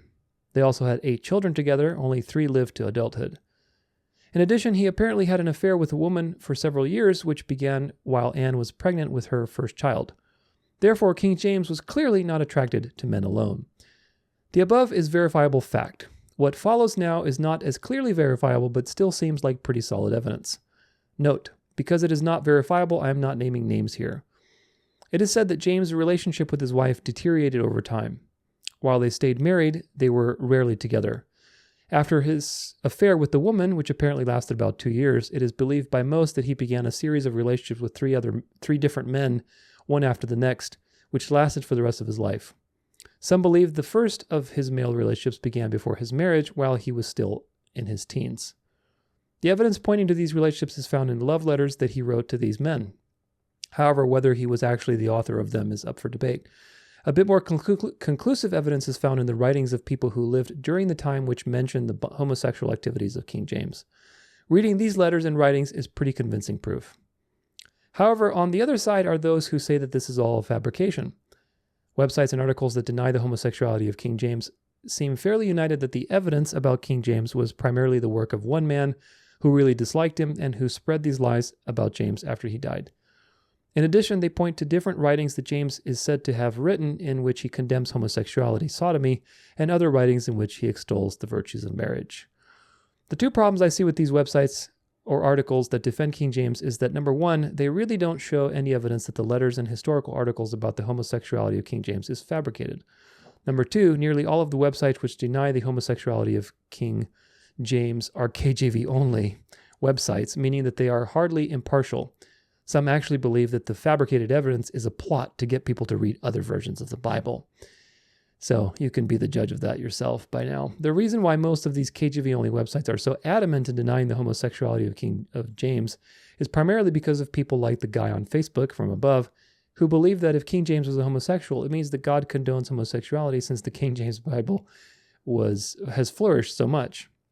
Or on the flip side, there are those who say that since King James was homosexual, the Bible which bears his name is invalid since homosexuality is a sin. Both of these views are nonsense. The popularity of the King James Bible is simply the result of the fact that it's an amazing translation of the Bible. It clearly condemns homosexuality. The articles which say it originally didn't are untrue. I have read the verses in a copy of the 1611 KJV. Therefore, its popularity does not mean that God condones homosexuality. As for the second view, the King James Bible was translated, written by 47 men who were commissioned by King James. 54 translators and scholars were commissioned, but only 47 actually did the translating writing. You'll find out who the 47th was, too. King James himself did not write the King James Bible. He did lay out a few guidelines to follow. Therefore, whether or not he was a homosexual had nothing to do with what was written in it, nor does it invalidate it. I agree, but the point is to play devil's advocate against the King James Onlyists. Apparently, all but one of the 47 men were clergy from the Church of England. You'll find out who that 47th was. They did an admirable job. If, a big if, King James was a practicing homosexual until the end of his life, he was not a Christian. However, in my mind, we cannot know with certainty that he was a homosexual. If he was, I hope that he repented before he died and is in heaven right now. However, whether he was or wasn't has no bearing on the validity of the King James Bible that he commissioned. So yes, I agree with this article, but the point is, dubious association. Use the same standard of judgment. Here's another one with King James, Demonology. And blah, blah, blah was the first published in 1597 by King James as a philosophical dissertation on contemporary necromancy and the historical relationships between the various methods of divination used from ancient black magic. It was reprinted again in 1603 when James took the throne of England. The widespread consensus is that King James wrote Demonology in response to skeptical publications such as Reginald Scott's The Discovery of Witchcraft. Demonology included a study of demonology and the methods demons used to bother troubled men. The book endorses the practice of witch hunting. So very strange occult writings written by King James, very well studied into the black magic arts. I'm not saying he did black magic, but this is, again, just really shady, really strange. So, conclusion, God uses the foolish things to shame the wise, of course. We are not saying that the King James Version is an invalidated version because of these things, but I want to use the same standard of judgment. There are dubious associations with the King James Bible from many perspectives. King James probably was a homosexual, bisexual, who knows, doesn't really matter, but nevertheless, he had a very sordid life. A lot of the monarchs had these types of situations. So he was, at the very least, a bisexual. He had some relationships, very likely. He also had a treatise on black magic and demonology and was very familiar with those types of things. So go figure, 1 + 1 just means this is very dubious. Now, does that affect what God is going to do with the translation? No, but this is a dubious association. The KJV is a good translation, but if you're going to say it's the translation, then you have a lot of turf to defend, because would God anoint? I mean, God can use anybody for his purposes, but the point is, again, you have a lot of turf to defend. That's the point. You have a lot of turf to defend. I'll just leave it at that. If you're going to cling to this idea that this is this anointed thing that God wrote through these translators. Now, let's talk about the 47th person that was part of this project, which of course was Francis Bacon. Francis Bacon is a famous intellectual in the 1600s, and he was involved with the production of the King James Version. Many rabbit holes to go down with this, and we'll go down a few of them. You can look at it more in your own time if you want. But the point is that it brings a lot of dubious associations to the KJV. So let's read a little bit about this. Shakespeare, Francis Bacon, and the King James Bible in relation to one another. In the English-speaking world, there are two supreme masterpieces. Let's see if I can make this a little bigger so you might be able to see it. There we go. In the English-speaking world, there are two supreme masterpieces of literature. Both, oddly enough, were first published within 12 years of each other in the then relatively small city of London, England. The King James Authorized Version was published in 1611, and the first folio edition of the collected works of William Shakespeare was published in 1623. Odder still, the facts known about the authors of both of these works present irreconcilable differences with the works they supposedly authored. 6 groups comprised of some 54 translators produced the King James Bible. Most of these people had no literary aspirations and have left no written works. Those who exhibit no outstanding literary quality in their works. In addition, the inability of a committee to produce anything of outstanding quality is proverbial. As for the Shakespeare works, the reputed author, William Shakespeare of Stratford-on-Avon, is the most likely candidate imaginable. He had illiterate parents, illiterate children, and judging by the crabbed and incomplete 6 signatures he left behind, was more than likely illiterate himself. I've talked about this too, with Shakespeare being a Jesuit occult invention to create learning against learning and theaters in Europe and all this kind of stuff. But moving on. The solution to these irreconcilable difference problem of the authorship of Shakespeare works is that Francis Bacon was the actual author. As far back as 1598, the year the Shakespeare name first appeared on one of the plays, Joseph Hall and John Marston had works in print showing they recognized Francis Bacon as the actual author of these works. Subsequently, various people adding to what was begun by Hall and Marston have amassed an imposing body of evidence for Bacon's authorship. Part 2. The problem with the authorship of the KJV may have the same solution. William Smedley, in his 1905 book, The Mystery of Francis Bacon, first put forth the theory that Bacon rewrote the translator's manuscripts to produce the literary masterpiece that is the KJV. At a time when books from the Elizabethan and Stuart era were much more affordable than they are now, Smedley amassed a very fine library, and having become intimately acquainted with the material in his library, he noticed some odd features in these publications. He began to suspect that one man was behind the publication of many of these works, and he identified this man as Francis Bacon. Smedley said Bacon marked the books he published with a special printer's devices. For example, the device below on the "To the Christian Reader" at the beginning of the KJV, we'll see this in another place, you'll see a visual of it, can also be found at the beginning of Bacon's 1620, The Great Instauration, and at the beginning of the Shakespeare First Folio. The King James Version was printed, so they all have the same printer, unique printing pieces. We had printing press and the little graphics, kind of like their own trademark type of thing. So that was an interesting clue that he saw. 1611 KJV was printed in a large folio edition, and the printer was Robert Barker, the King's printer. Beginning in 1612, the King James Version was printed in smaller quarto editions and still smaller octavo editions. Smedley showed the following title page from the 1612 octavo edition of the KJV. This edition was printed for John Speed, who has been granted a patent by King James to print the genealogies in the English Bibles. And Smedley observed that the device at the top of the page was printed from the identical block which was used on the title page of the first edition of the 1593 Shakespeare Venus and Adonis, and that the device of the bottom was a variant of the light A, dark A device that appeared in the first folio of Shakespeare's works. Uh-oh, there's something interesting here, isn't there? The idea that Bacon rewrote the translator's manuscripts, far-fetched as it might seem on the surface, has additional support.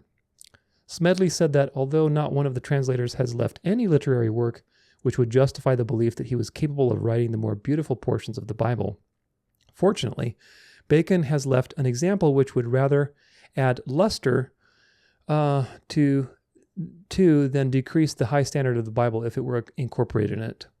As to the truth of this statement, the reader must judge from the following prayer, which was written after his fall and which was described by Addison as resembling the devotions of an angel rather than a man. Here is an excerpt from the prayer. This is a prayer written by, Francis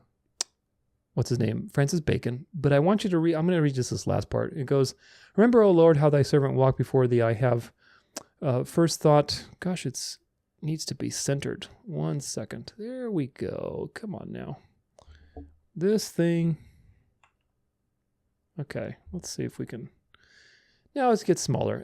"Remember, O Lord, how thy servant walked before thee. Remember that I have first thought and what hath been principal in mine intentions. I have loved thy assemblies. I have mourned for the divisions of thy church. I have delighted in the brightness of thy sanctuary, the vine which thy right hand hath planted in this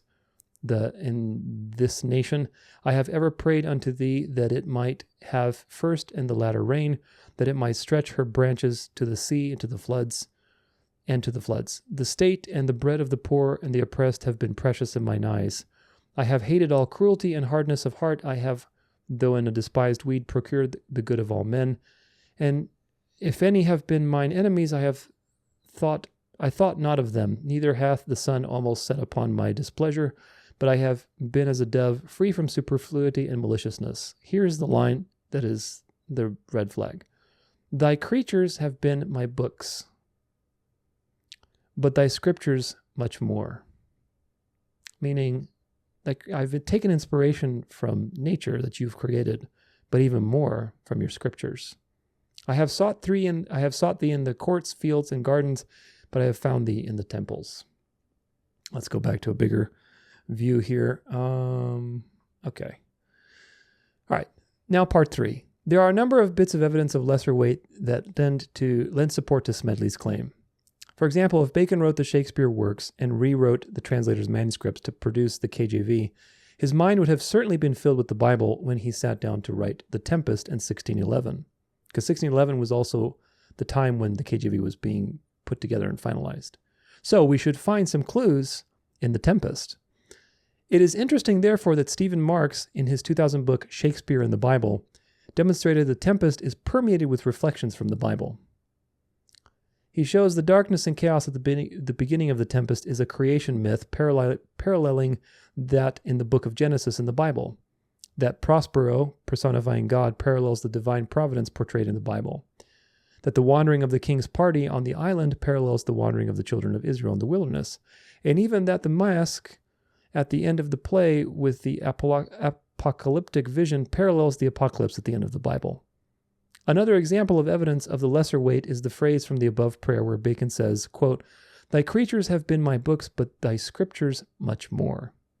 This could be merely an allusion to Bacon's habit of reading the scripture, except he often fashioned phrases with double meanings. You'll see why, because Bacon was an occultist.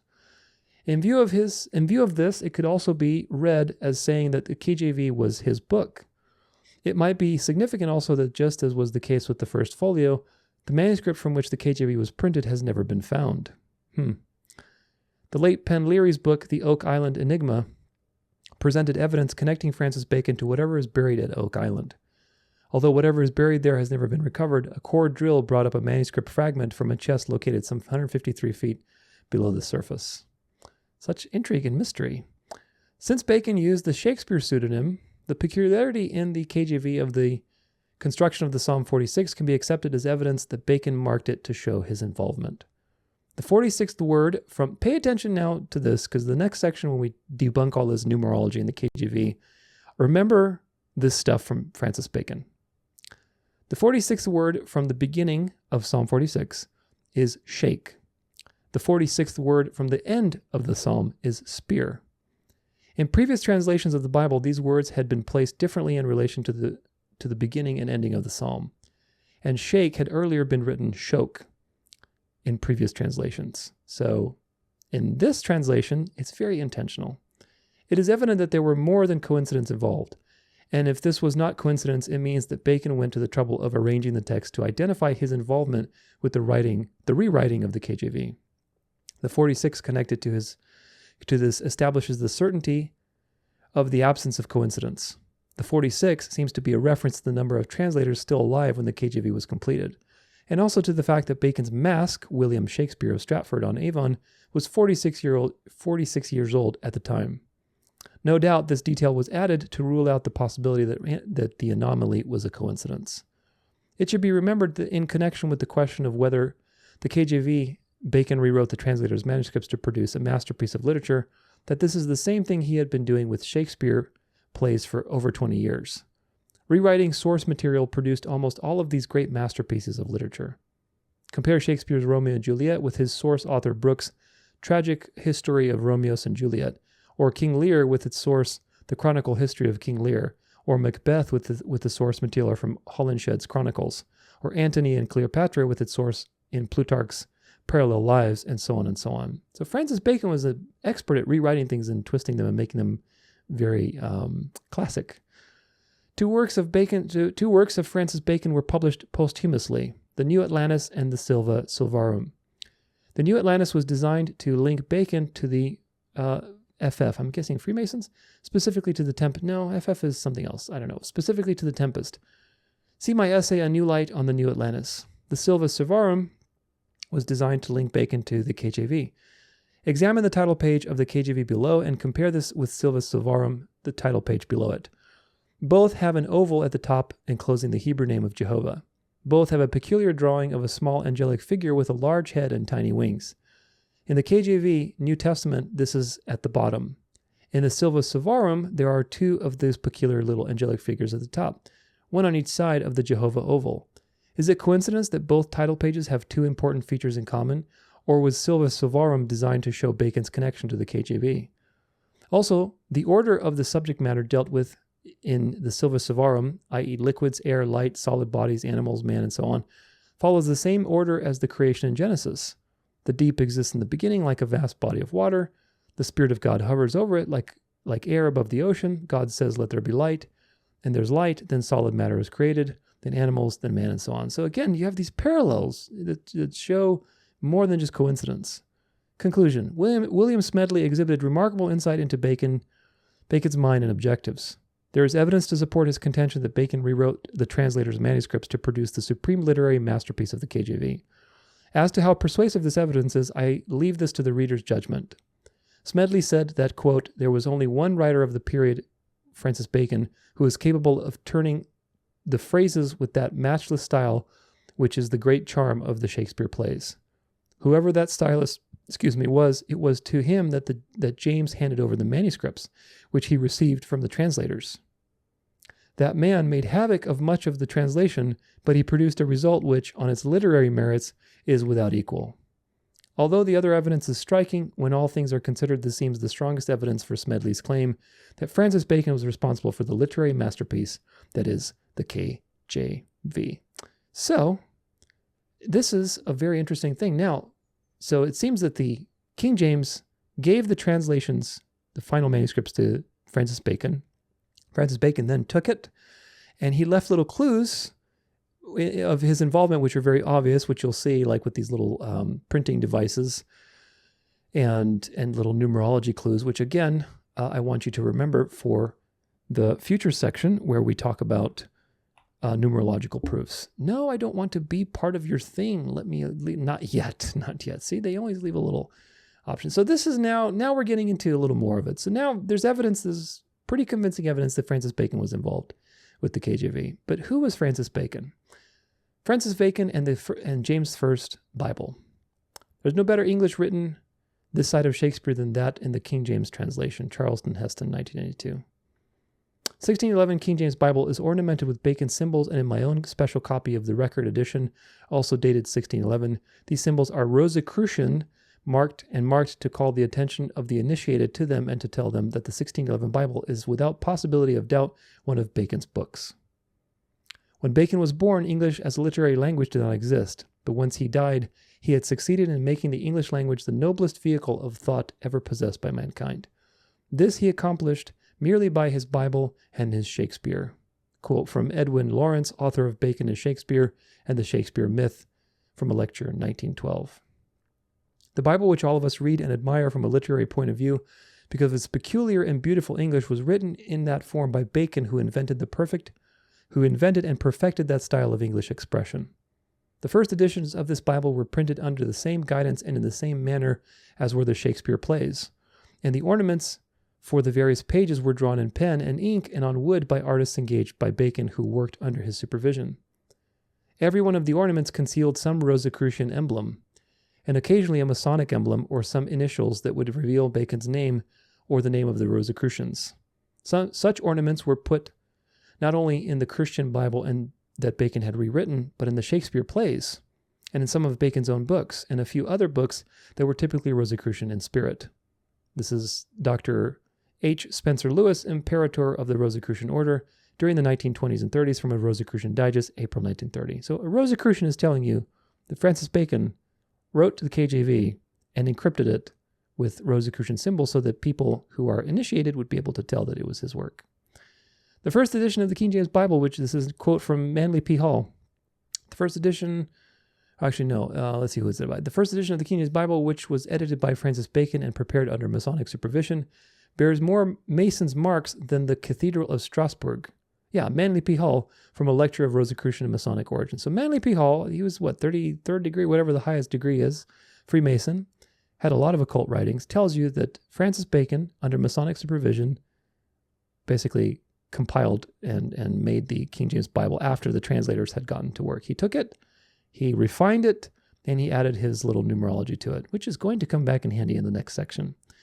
Bacon edited the authorized version of the Bible printed in 1611. Dr. Lancelot Andrews, Bishop of Winchester, one of the chief translators, was Bacon's close friend. The manuscripts are missing. That Bacon revised the manuscripts before publication is certain. Neither Bilston nor Miles, to whom the manuscripts were entrusted for the final revision, could have given the world such a literary masterpiece. Yeah, because remember, none of the translators had any works that were attributed to them that were very meaningful. We have their writings. They are mediocre, barren of style, lacking the creative touch. Quote by Alfred Dodd, Francis Bacon's Life Story, 1986. Here's the thing I want to show you. This is the cover of it, the printing. See, what do you tell here? Well, here's that little oval with the Masoretic Hebrew, the Tetragrammaton, which of course in my so I can magnify. See the Tetragrammaton. This is the Masoretic Hebrew. Of course, the Masoretic is a magical alphabet, and the occult people know that. The occult people who practice Kabbalah know that Masoretic Hebrew has magical qualities with little crowns. You see there's crowns even drawn on it with the way that the Jews do them today. And this is sigil magic. The Tetragrammaton, as it is in the Hebrew Masoretic, is used by the occult. And I talk about that again in my Sacred Name series, so check it out. But this is his thing. He's got a little oval with the little angels at the bottom, dark and light. Here's sun and moon, two pillars. You can see two pillars. Floor, here's that little oval again that's basically in other places. And this is what it is, folks. Now, of course, on face value, you say, oh, this is Christian. These are Christian things. Here's the ox, here's the lamb and all these things. But we know how these things go. These are double-minded things that for the initiated, they recognize these symbols.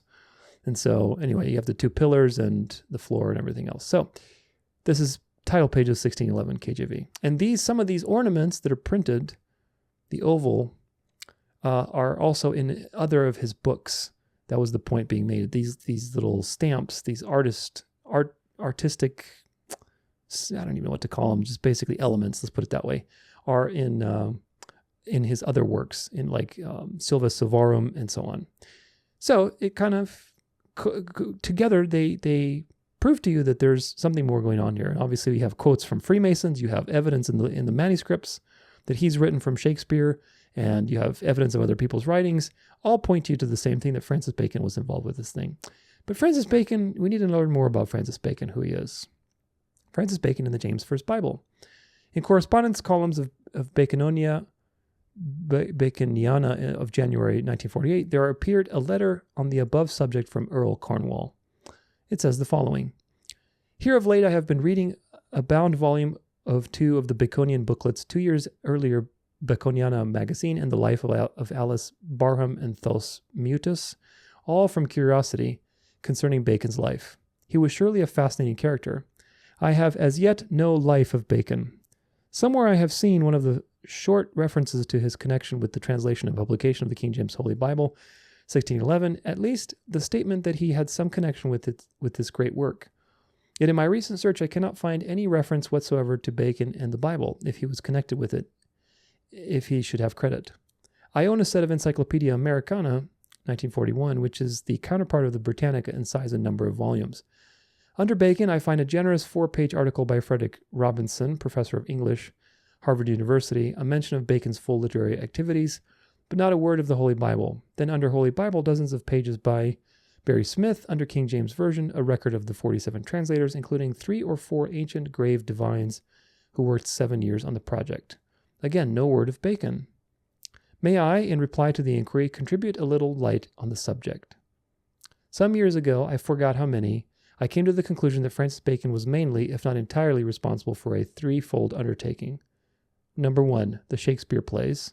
Number 2, the creation in its present form of Freemasonry. And 3, the translation of the Holy Bible into its present well-known authorized version. The 3 were undoubtedly intermingled. All 3 had very largely the same foundation, the training Bacon received from his foster mother, Lady Anne Bacon, who was very, very devoted in her religious beliefs and practices. The young Francis would unquestionably be largely influenced by Lady Anne's guidance. Bacon evidently knew his Bible very well, and it is my belief that the whole scheme of the authorized version was his. He was an ardent student not only of the Bible but of the early manuscripts. St. Augustine, St. Jerome, and writers of the theological works were studied by him with industry. He has left his annotations in many copies of the Bible and in scores of theological works. The translation must have been a work in which he took the greatest interest. In fact, it may very well be he inspired it. He would follow its progress from stage to stage, and when the last stage came, there was only one writer of the period capable of turning the phrases with matchless style, which is the great charm and is so abundantly evident in the authorized version and the Shakespeare plays. Whoever that stylist was, he produced a result which on its literary merits is without rival. I have been able quite recently to clear up one point of possible doubt and at the same time to establish a claim for its certainty. It was in connection with the 46th Psalm, in which the authorized version, the 46th word from the beginning is shake and the 46th word from the end is spear. Such an arrangement, especially in the 46th Psalm, would be a most remarkable coincidence if it were not intentionally so arranged. In order to satisfy myself on the question, I sought an opportunity of comparing the wording in the authorized version with that in one of the earlier versions. I have now been able to satisfy myself that it was not a coincidence at all, but was plainly the result of deliberate planning. I give below, side by side, the wording of the first 3 and the last 3 verses of the Breaches Bible, and that in the authorized version. In the former, the 47 words up to the word shake and the 44 words from spear to the end of the psalm were altered to 46 in each case in the authorized version. So Francis Bacon, being a literary genius, arranged these and such as to encode a numerological clue of his involvement for the initiated. Here's the 46th Psalm, and you can tell, he counts it out. Here's the word shake, through the waters thereof, rage and be troubled, and the mountains shake at the surges of the same. Francis Bacon's version, though the waters thereof roar and be troubled, though the mountains shake with the swelling thereof. So he changed it slightly so that this is the 46th word from the beginning. Same thing with the end.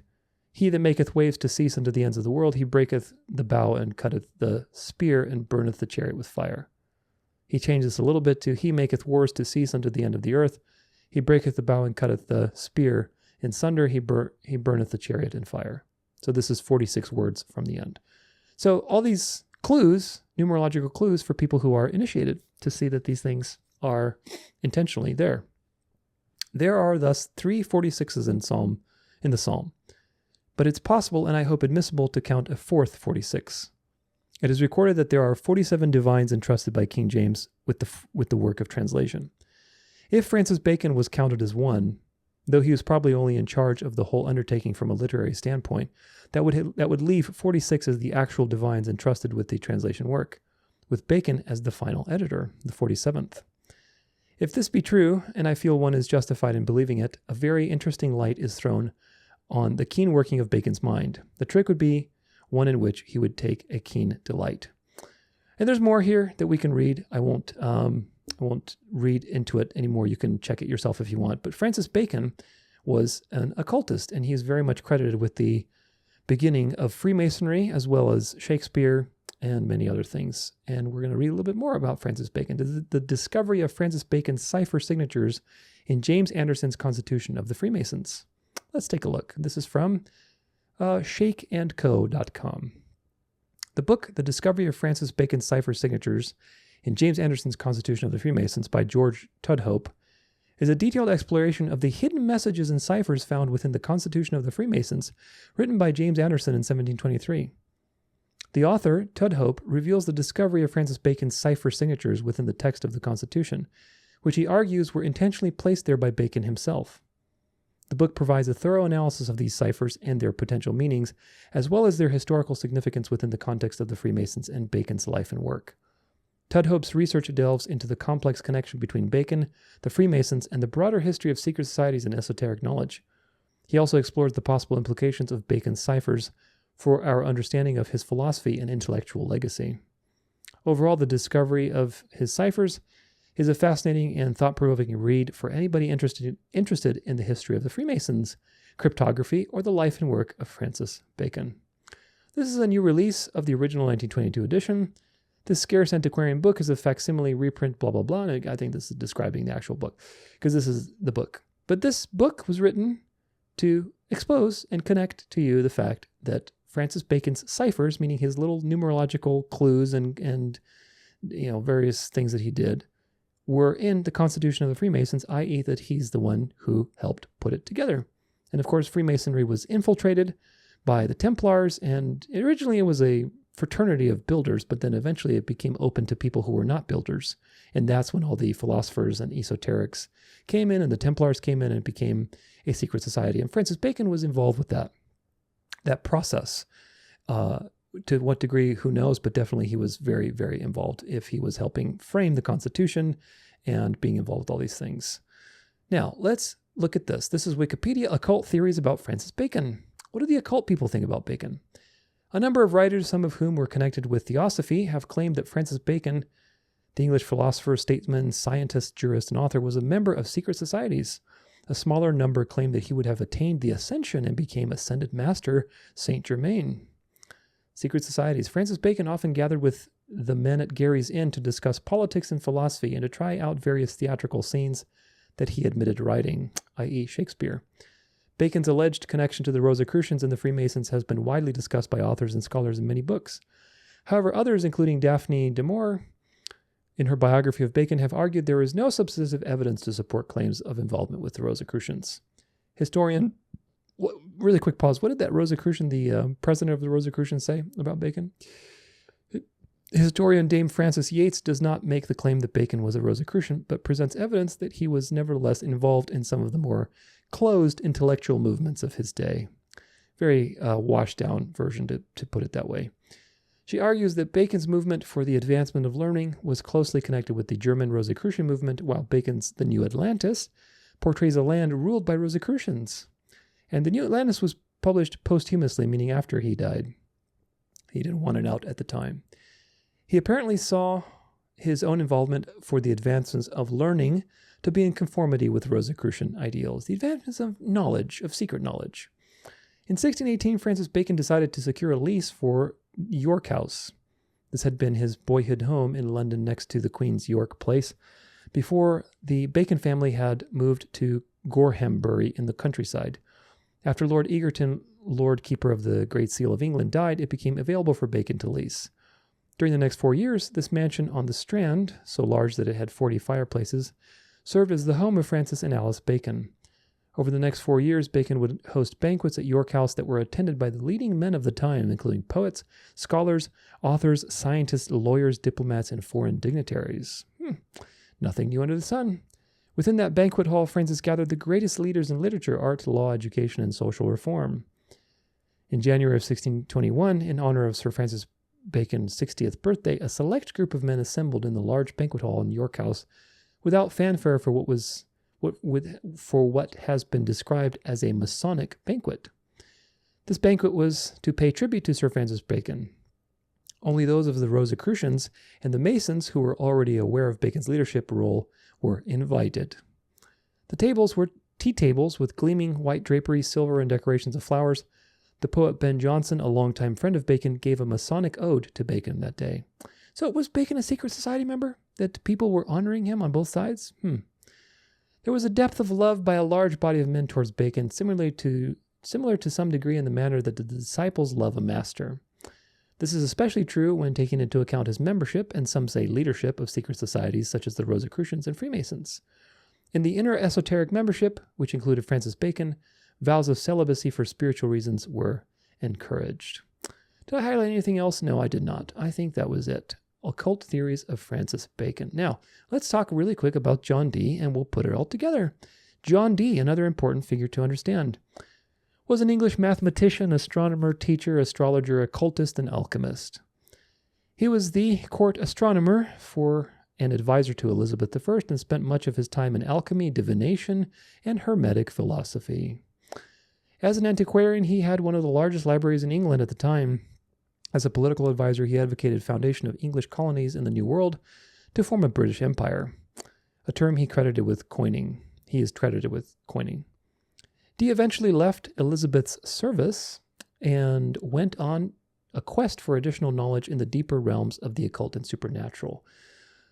He aligned himself with several individuals who may have been charlatans, traveled through Europe, and was accused of spying for the English crown.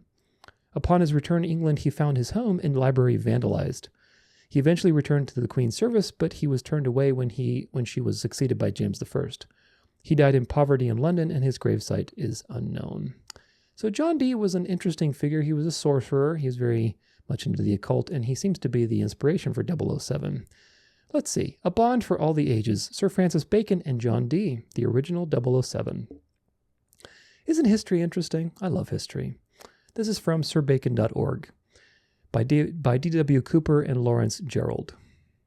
There has been more written about Francis Bacon's life from an age of 16 when he left England and traveled to the continent during the late 1570s, meeting up with the leading thinkers of cultural revolution in France, then his other formative years and the elders who also shaped his mind. Alfred Dodd, in his book Francis Bacon's Personal Life, quotes Bacon's biographer and chaplain, Dr. Raleigh, quote, "I shall not tread too near upon the heels of truth," letting us know that this biography of Bacon would not be too exact in its details. Dodd's book speculates that Queen Elizabeth secretly supervised the education of young Francis. There are only brief accounts of his early days at York House and Gorhambury with his adoptive parents, Sir Nicholas and Lady Anne Bacon. The Earl of Leicester, Robert Dudley, the Queen's favorite, was the first man, according to Dodd, to license a band of players for dramatic purposes. Without a license, acting was illegal in Elizabeth's England. It was through Leicester's sphere of influence that a young Francis Bacon had developed interest in drama and the theater while getting the opportunity to know James Burbage, the first man to build a theater in England.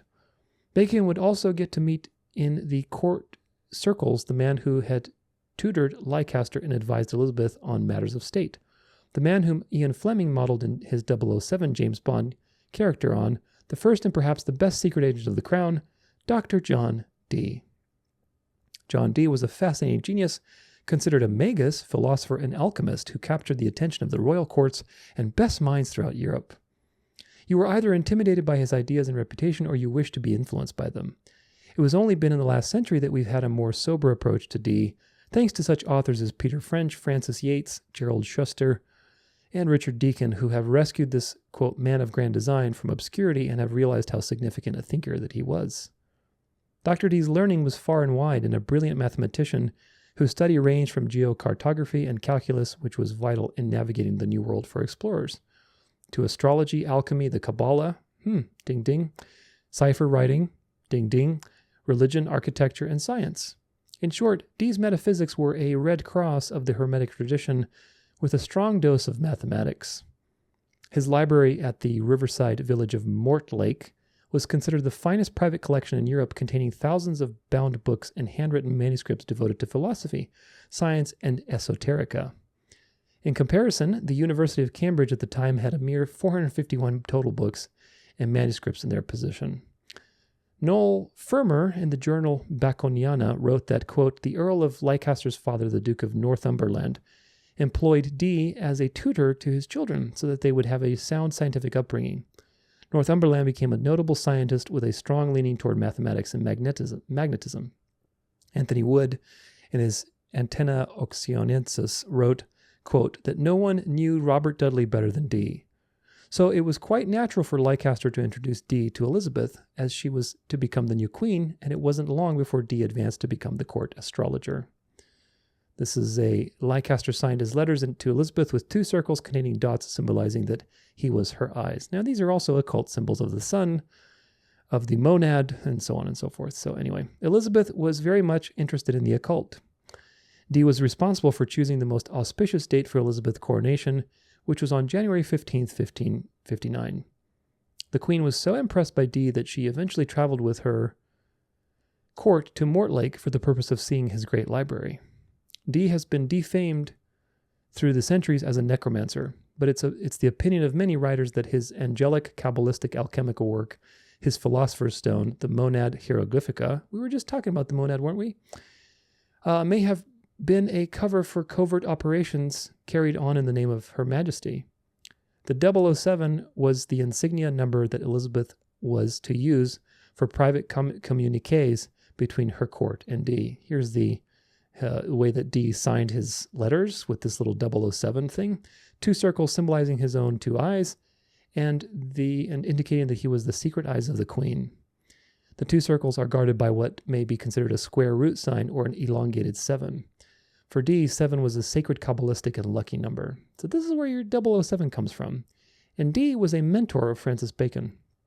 When the Spanish Armada loomed over the English Channel, it was Dee as the wise sage who suggested to hold the course and be still. He had correctly anticipated that devastating storms would destroy the mighty Spanish fleet and that it would be best to keep the English ships at bay. Some have suggested that it was Dee himself who conjured up that storm. Whatever it was that allowed England to defeat the Armada, John Dee was having his finest patriotic moment. One can see why some commentators have Dee associated with being the inspiration for the protagonist Prospero to hope for the future from The Tempest. Frances Yates, in her seminal exploration Majesty and Magic in Shakespeare's Last Days, comments the following: dare one say that the German Rosicrucian movement reaches a peak of poetic expression in The Tempest?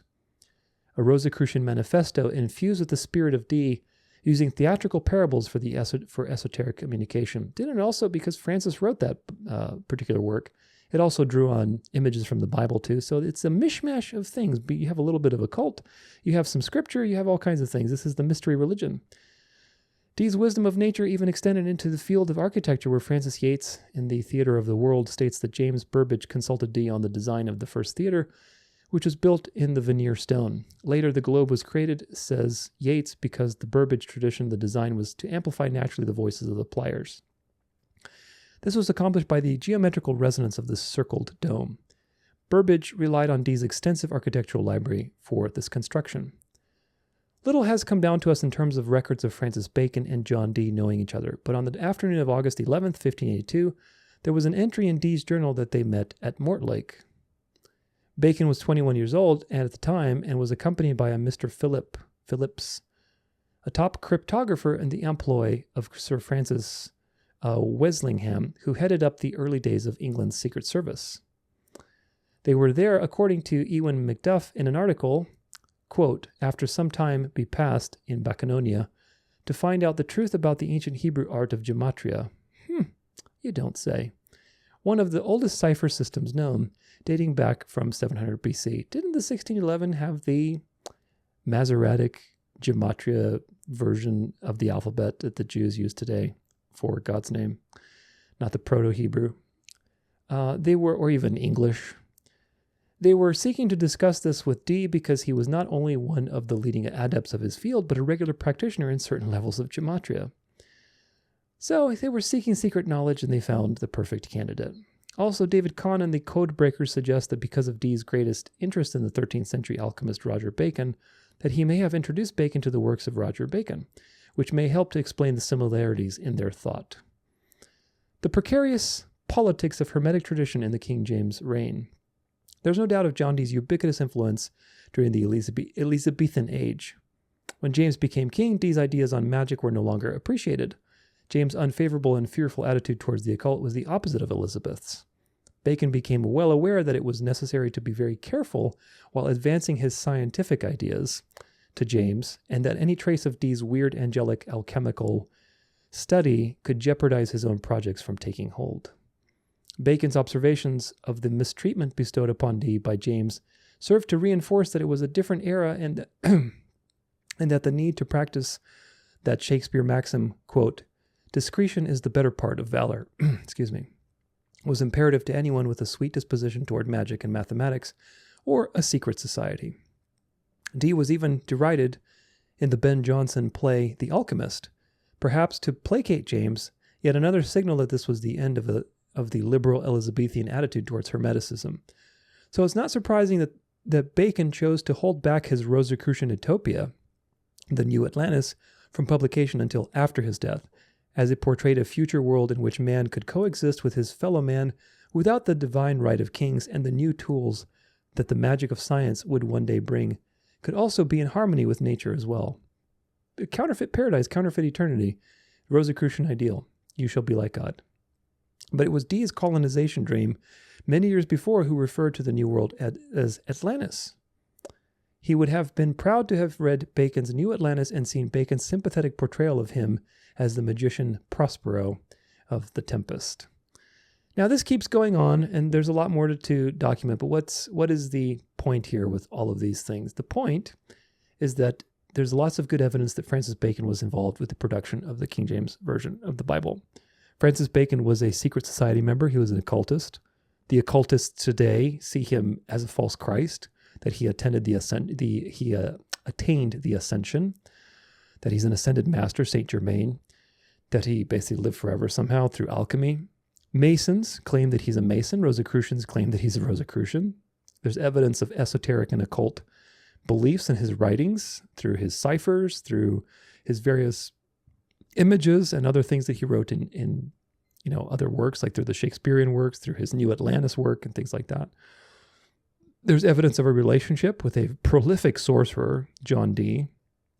And there's secret ciphers and Masonic coding in the King James Version, which again, I want you to keep that in mind when we get to the next section and debunk all of this numerology stuff. So what's the point? Shakespeare was also connected to the Jesuits. We talk about that in the End Times series, how the Jesuits basically developed learning against learning and controlled all the theaters in Europe. And of course, Hollywood is a result of that. Hollywood is a Jesuit production. And it went liberal, and now it's going to swing back into conservative. But the point is that these things are used to shape culture, to bring people into one common ideal, which is the mystery religion. And of course, that is happening right as we speak. And it's coming into the world, and it will come into the world very soon. So now, how do we put all this together? Well, if KJV Only has applied the same standards that they do of character assassination and dubious associations to all these other things like the critical text or other translations, if you apply the same standards to the KJV, what do you get? Well, you get that it's guilty of the same thing. The KJV would be disqualified. King James was a homosexual, probably dabbled in the occult a little bit himself, even though he openly was against it. You know how these things go. Francis Bacon, who was major occultist, was involved in the production of the King James and basically made it what it is today with all its, literary perfection. But he also encoded a lot of numerology in it and secret society type of things so that people would understand that it was his work. So the King James Version has the same type of dubious associations as other translations. Now, there's other things too. Maintaining the status quo through the words that were used, in other words, to placate the institutionalization at the time, where the king was in power and you had the institutional church. There are translation choices that are done to basically empower the institutional church. As for an example, the climate in England was constantly in strife between Protestant and Catholic. So what happened? Well, James I was baptized Catholic, but he converted. And, the Jesuits tried to kill him with the gunpowder plot.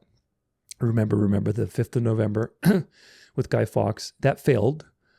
And so England has a tumultuous history of trying to be taken over by Catholics. It's Catholic for a while, then it's Protestant, and so on and so forth. So there was definitely incentive to create a translation that carried the authority of God, obviously, right? This is the translation, and that reinforced the idea of the institutionalized religion with the king and the various bishops and leaders that were in power and so on. And here's an example of that. This is from AmericanCreation.com. King James Bible eliminates tyrants and tyranny. Let's see if we can center you so that you don't do silly things. Might get really small. You might not be able to see it, but you can check it on the resources page. All right. The early Pilgrims, Puritans, and Scottish Presbyterians are widely reported to have brought the Geneva Bible to America for their personal reading. The King James Bible, first published in 1611, did not become the consensus Bible until nearly a century later. The Washington, D.C. Capitol Rotunda gives an illustrated example of the Pilgrims as shown here. Here's the Rotunda, and you can see there they are with the Bible. Okay. There are a number of references saying that John Adams and Benjamin Franklin read the Geneva Bible. And they're all linked here, by the way. Apparently, Franklin was sufficiently impressed with the illustration of the front piece of the Geneva Bible to use it as the theme for his proposal of the first Great Seal. Here's the Geneva Bible, first seal, or whatever is the front piece. This is the inspiration for the first Great Seal for Benjamin Franklin. In contrast to the restraining message of Exodus 14:14, the motto of Franklin's Great Seal went one step further by inscribing it with "Rebellion to tyrants is obedience to God." The King James Bible was not meant to endorse Franklin's chosen motto. Quite to the contrary, the underlying purpose for publishing the King James Bible was to supplant the Geneva Bible and reinforce the edict of the divine right of kings as being sacrosanct. Just consider, for example, that the King James Bible translation eliminated every occurrence of the words tyrant and tyranny, whereas the Geneva Bible, which was earlier, has 400 occurrences of both tyrant and tyranny. I wonder why. I wonder why the word tyrant and tyranny would be removed. Well, if you're trying to reinforce a particular paradigm that there's the divine right of kings and that there's this institutional church that needs to be maintained, then having those kinds of words doesn't seem very good, because then it seems like the Bible is against your institution, which of course it is. So this is the problem. There was a bias of translation used by the KJV translators because they were under the gun. Of course, they were being hired by the king, and you're going to do something that makes the king look bad, well, then off with your head. So although England rebelled against the Pope, and they rebelled against the Catholic system, they're a harlot of the mother, and the harlot is going to, a daughter harlot is going to have the same characteristics. What did they have? They had a king as the top, which was the same as the Pope. He was the leader of the church. He's the leader of the political stuff too. And they had an institutional church, which is the same as Rome. That model of a god king at the top who controls both politics and religion has been the model that the devil has used throughout history with his various empires, culminating in the Pope, which is the Catholic, where the seat of Satan is, according to Revelation 13:2. So the point is that England, even though they rebelled against the Pope, they were still a daughter of the harlot, mother of harlots, and they still had the same system that they need to reinforce. Other examples are words like episkopoi in Greek, which is translated to bishop, but really that word has more of a connotation of shepherd, pastor, church leader, maybe elder, but it's really more like shepherd. It's more down to earth. Bishop is a ecclesiastical term. It's an institutionalized term from institutionalized religion. There was no such thing as a bishop in the very first century. Once you start getting into institutional search, like 3rd century, you start having bishops that were, in charge of entire cities or entire regions. And so it starts to get more complicated and institutional. Of course, by the time the King James came along, bishops were part of the institutional church. So instead of translating episkopoi to shepherd, they chose bishop to reinforce the idea that church is an institution, and of course to discourage things like tyranny and tyrant, to remove that from the Bible, because that's not good. It goes against the divine right of kings. So you had translation choices that these aren't necessarily poor translation choices. It's not an example of poor translation choices, but it's an example of bias for an agenda, which of course that agenda is Antichrist, because it's a harlot of the mother harlot. So this is why Rome is the mother of harlots, folks. It's the same spirit of tradition and basically supplanting the authority of Jesus through an earthly ruler. Whether they're Protestant or not, they still copied their mother through this model. And of course, today there's nothing different with all these mega churches and these Protestant leaders like Kenneth Copeland or whoever else who are shepherding people back to the ultimate God King, which is, of course, the Pope, who Satan has given his throne to. This is a video, actually. Now, let's watch another video that's kind of similar on these translation problems. Okay, let's see if we can. Christians need to understand just how destructive the King James Version and Strong's Concordance, and they're related, how destructive they really are. My name's Thorsten Moritz. I happen to be a biblical scholar. Now, there's no problem with being an amateur. In most areas of life, every human being is an amateur. But we've got to know our limits. It is kind of heartbreaking when you watch people feel so strongly about what they believe, are so insecure that they attack any scholar just for being a scholar, and then they use amateurish tools to try and make their point. And then the many who may look in and listen to that conversation don't know what to do with that. I will first give you some context to do with the King James Version and Strong's Concordance, and then I will tell you what makes them so very destructive.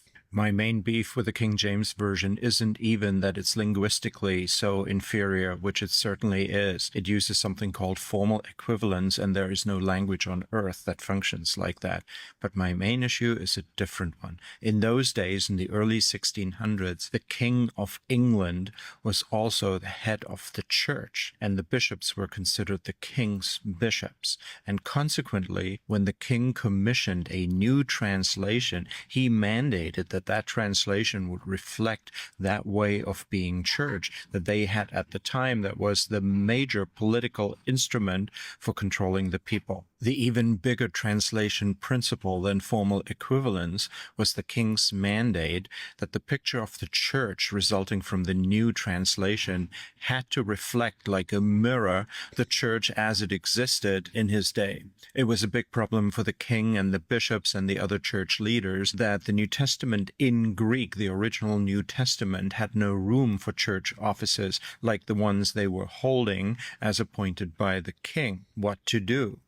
Well, you have to translate in such a way that that problem is fixed. And now you end up with bishops, for instance. The Greek word episkopos, that in Greek in the first century never meant bishop, now means bishop. When Ephesians 4 mentions pastor as one gift, not office, among many, suddenly that gift gets transformed into an office and gets elevated above the other, so now you have a pastor. When Jesus announces to the world that through him the kingdom of God was materializing at the time, that is a problem on two fronts, right? Because the king actually lived in the 1600s, the king who commissioned that translation, so you want to have the kingdom at that time, not in the first century. And secondly, announcing, that's not good enough. We need to turn that into preaching. So every time the New Testament talks about announcing the kingdom of God, many of our translations end up telling us that the kingdom of God is being preached. And preaching is something that those pastors do. How convenient. There are people in the comments who keep telling me the whole time, I see it black and white, it's right there. Are you dumb? Can't you see it? Go back to your milk and cookies. And when these changes couldn't fully be accomplished by quote-unquote translation, you add to that a study Bible that will explain to you what the text means. And what it really means is not what it meant at the time. It means what the church authorities were happy with in the early 1600s. Does it surprise you that members of the original translation committee in the 1600s were promised higher positions in the church hierarchy? Does it surprise you that the bishops wanted to and had to and insisted on approving every aspect of the translation? Does it surprise you that insecure people today, guys mostly in my experience from the comments, feel the need to submit to powers, love that kind of thing, hang on to it in their insecurity, and then weaponize it against people who have a problem with it? 130 some years ago, an American theologian had the horrible idea of creating a particular kind of concordance.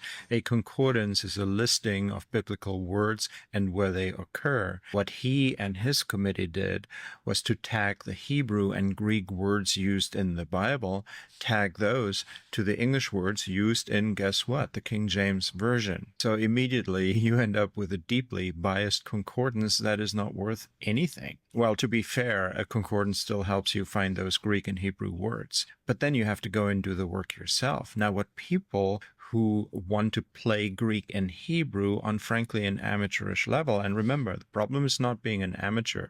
The problem is not knowing your limits. What they do is they go to Strong's as their cheat sheet. So when a theologian who knows the languages comes along and says something that they don't like, then they hold up the cheat sheet and basically say, it's right here in black and white. Because all this isn't bad enough, Strong also added a dictionary in 1890. Now, people need to understand that dictionaries may be great for learning a language that you don't know, but they're not good for interpretation. They're actually post-interpretive. You create a dictionary after you've interpreted the text. Now, if the interpretation's already messed up, which we just talked about, how much more is the dictionary going to be messed up? So now we have a messed up Bible translation and a messed up concordance and a messed up dictionary in the hands of amateurs who think they're professionals. Some of those very people are going to say in the comments that I'm arrogant for saying all these things. But who cares if I'm arrogant? I suggest that you are the problem here. Dear King James and Strong's fans, if you don't know what you're doing, why the heck would you teach churches and Christians? For those who are interested in breaking free from this nonsense, have a look at my playlist in the profile. It's called Hermeneutics 101. You don't need to know the word. You don't need to know hermeneutics. The whole playlist is about introducing it to you. See ya. So, important stuff to know and to come to terms with, because a lot of KJV Onlyists act like the KJV is free from bias, it's free from a questionable history, it's free from an agenda, and of course, it has all of these things, folks. It really does. And I'm not saying the KJV shouldn't be used, but let's be consistent with our standard of judgment. If you're going to say the KJV is free from all these things, and yet the evidence points you consistently to the fact that it's not, from translation issues, translation errors, dubious associations, institutional bias to present a particular agenda, all the flawed aspects of humanity coming into play with this. It has probably the same, if not more, markers of the enemy's involvement than Westcott and Hort's critical text. People need to come to terms with this, because you keep ragging it. Look, Westcott and Hort were probably occultists, but so was Francis Bacon. Do you get it? God uses the foolish things to shame the wise. There's nothing to worry about with our Bible translations. We've proven that already. But nevertheless, you got to be honest about your translation. Don't put it on a pedestal and demonize other people who are choosing to use other methods. Now, here's some more. We still have some more to cover with this. This is from Foolish Fellow. This is Daniel Stride's blog. A 4th century copyright free, the King James. The King James, if you didn't know, is owned by the British Crown. You learn something new every day. Fellow author and forum colleague David Craig has remarked that in the United Kingdom, the King James Bible is de facto under Crown copyright. You know, the evil secret society, Antichrist Crown. Which means that if you are a British author, you actually need permission to quote the text in your commercial publications. Yes, really. Good thing I'm a New Zealander, and as such, am able to quote the thing in a story anytime I like. Hooray for public domain. But having interest in both publishing issues and legal oddities, New Zealand's law is very similar to English law. I thought I would follow this particular rabbit hole to its conclusion. And let's see, it turns out that the King James Bible isn't conventionally copywritten. The work actually predates the concept of copyright by nearly a century. Copyright started with the Statute of Anne in 1710. What you're actually seeing is a unique and thoroughly antiquated publishing monopoly that functions as a copyright by other means. We'll discuss what that means for everyone later, but let's first look at the legal situation so far as I am able to understand it. So there's a complex breakdown here of the legal situation. A little more. So the 1988 Act means that the texts protected by the 1775 Act become public domain on 1st January 2039. But the Queen's printer monopoly, created under royal prerogative, is not under an enactment, and so it is not affected by the 1988 Act.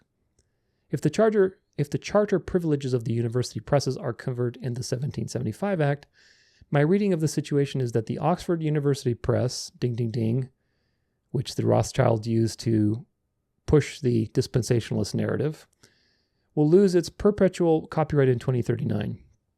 Cambridge University Press will continue to enjoy its privileged status after 2039, so long as it remains the Queen's printer. Of course, if these charter privileges are outside the 1775 Act, the status quo shall continue after 2039 anyway. In short, my reading is that the King James Bible isn't becoming public domain in the United Kingdom in 2039. In fact, the situation might actually become more monopolistic, since the only organization, Oxford University Press, that is not the Queen's printer might lose its rights to the work. The King James Bible will be therefore stuck in the de facto crown copyright situation until the heat death of the universe or until the British Parliament does something, whichever comes first. So that's the thing with the King James Bible. It is owned, technically, by the crown, which is Antichrist and has a certain agenda in the world. This is Schofield's KJV. We'll look at this. Which one's this? Schofield's digital commentary. The first edition. Yeah, this is a different thing. We'll come back to this in just a second. What I want to say is Schofield's KJV commentary. I want to talk about that a little bit, which was a major deception in the 20th century. And, in the 1900s, late 1800s, or early 1900s, and of course, even till today, that was funded by the Rothschilds through the Oxford Press. See my Great Delusion series. I don't believe that this corrupts the KJV.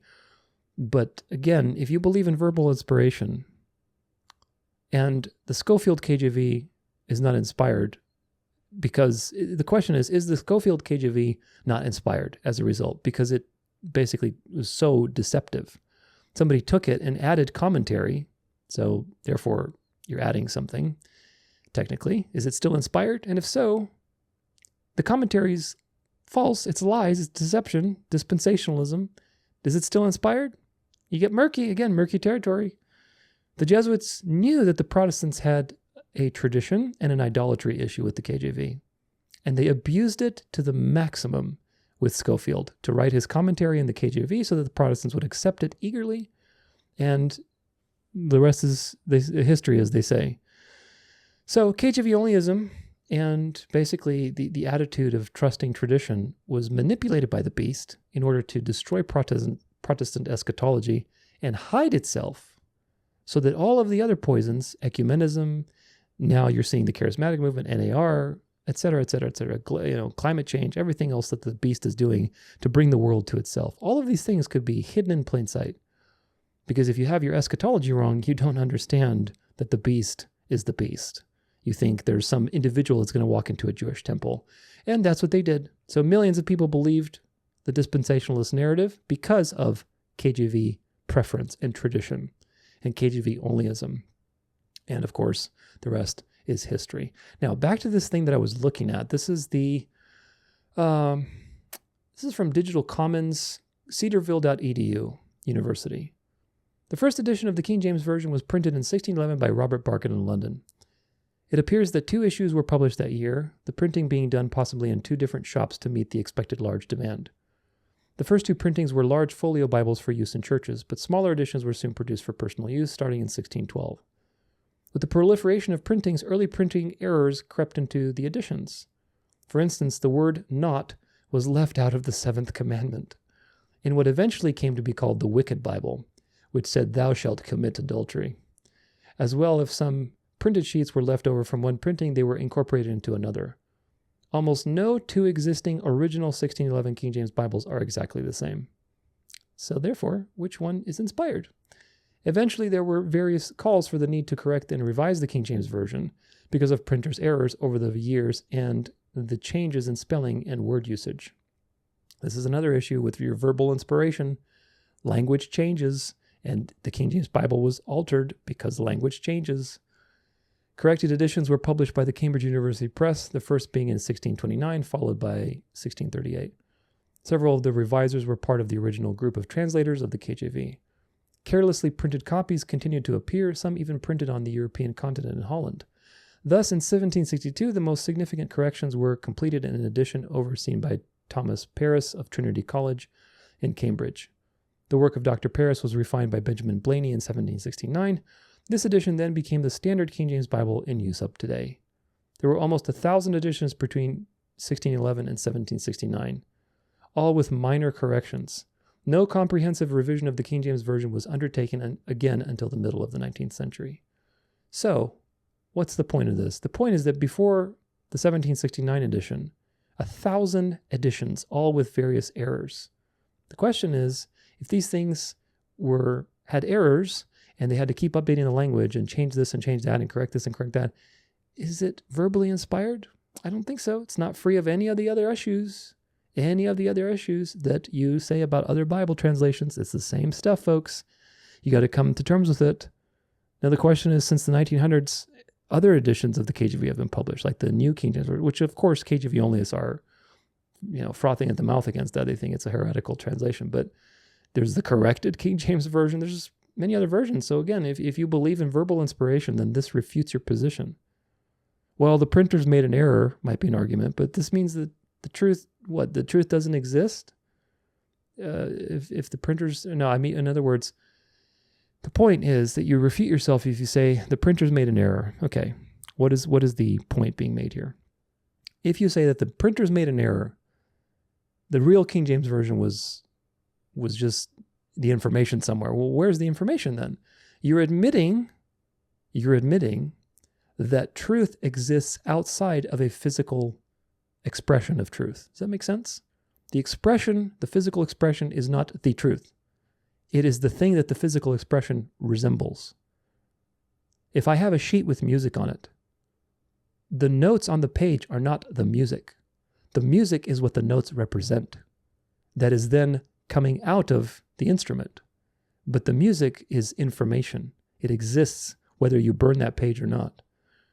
Because it doesn't exist physically. It can manifest physically, but that's the same thing. So if you want to argue and say that the first 1,000 editions of the King James Version that had all these errors that needed to be corrected, no. The King James Version is still inspired. Those were just errors the printer messed up. Well, then you're appealing to the argument that information exists outside of the physical expression of information. Therefore, you refute yourself.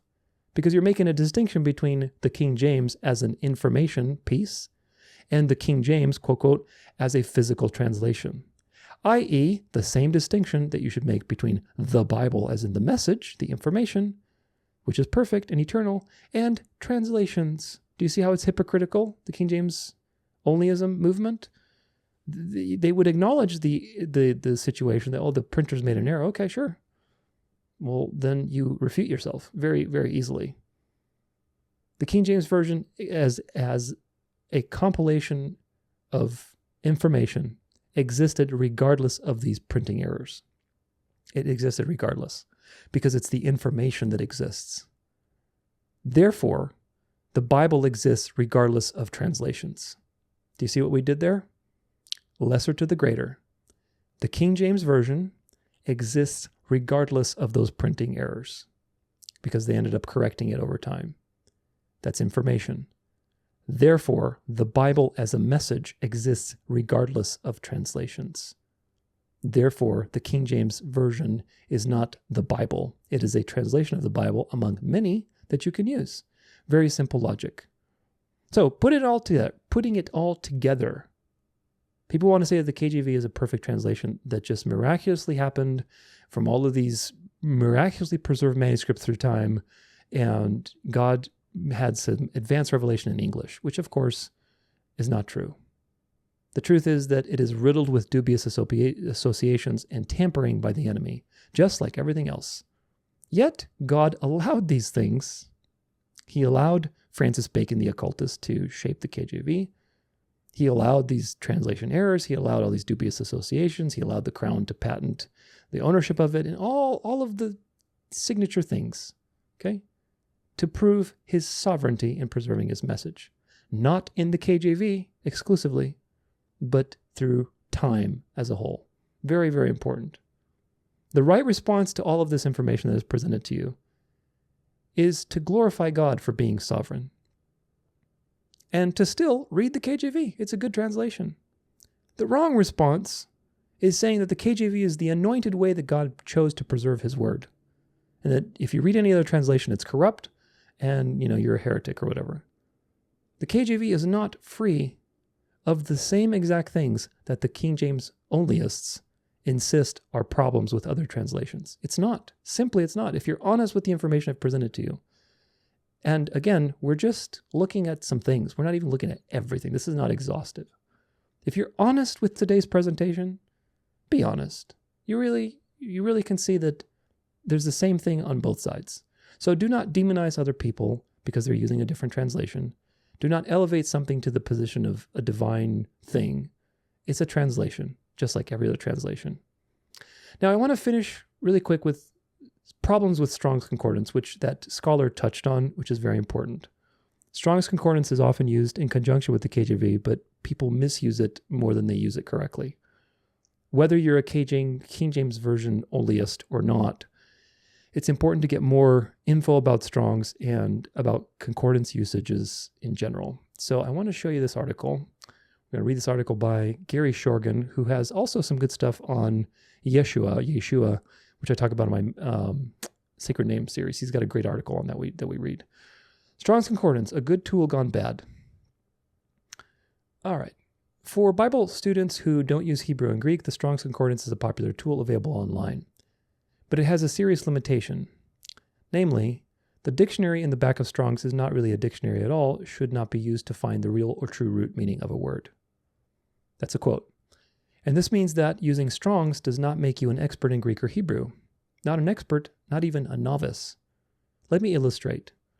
I will use the King James Version of Strong's since that is the one version I have on hand, but the same thing applies with the ESV or NASB editions. We're all familiar with Matthew 1 verse 20. But while he thought on these things, behold, the angel of the Lord appeared unto him in a dream, saying, Joseph, thou son of David, fear not to take unto thee Mary thy wife, for that which is conceived in her is of the Holy Ghost. Let's say I want to learn more about the words angel, Strong's G42. Look in the back and it says the following. Angelos, compared to a messenger, especially an angel by implication, a pastor, an angel messenger. So it can mean a messenger or an angel, or perhaps Strong is thinking of its use in Revelation 2-3. Perhaps it refers to the pastor of a church. However, Strong is not telling you what the word means in Matthew 1:21. Rather, he is merely telling you, the material after the hyphen, that this is how the KJV translated angelos in the New Testament, as angel or as messenger. So this is a really important point. Quick pause. The concordance, the Strong's Concordance, doesn't tell you what it means. It's not a dictionary.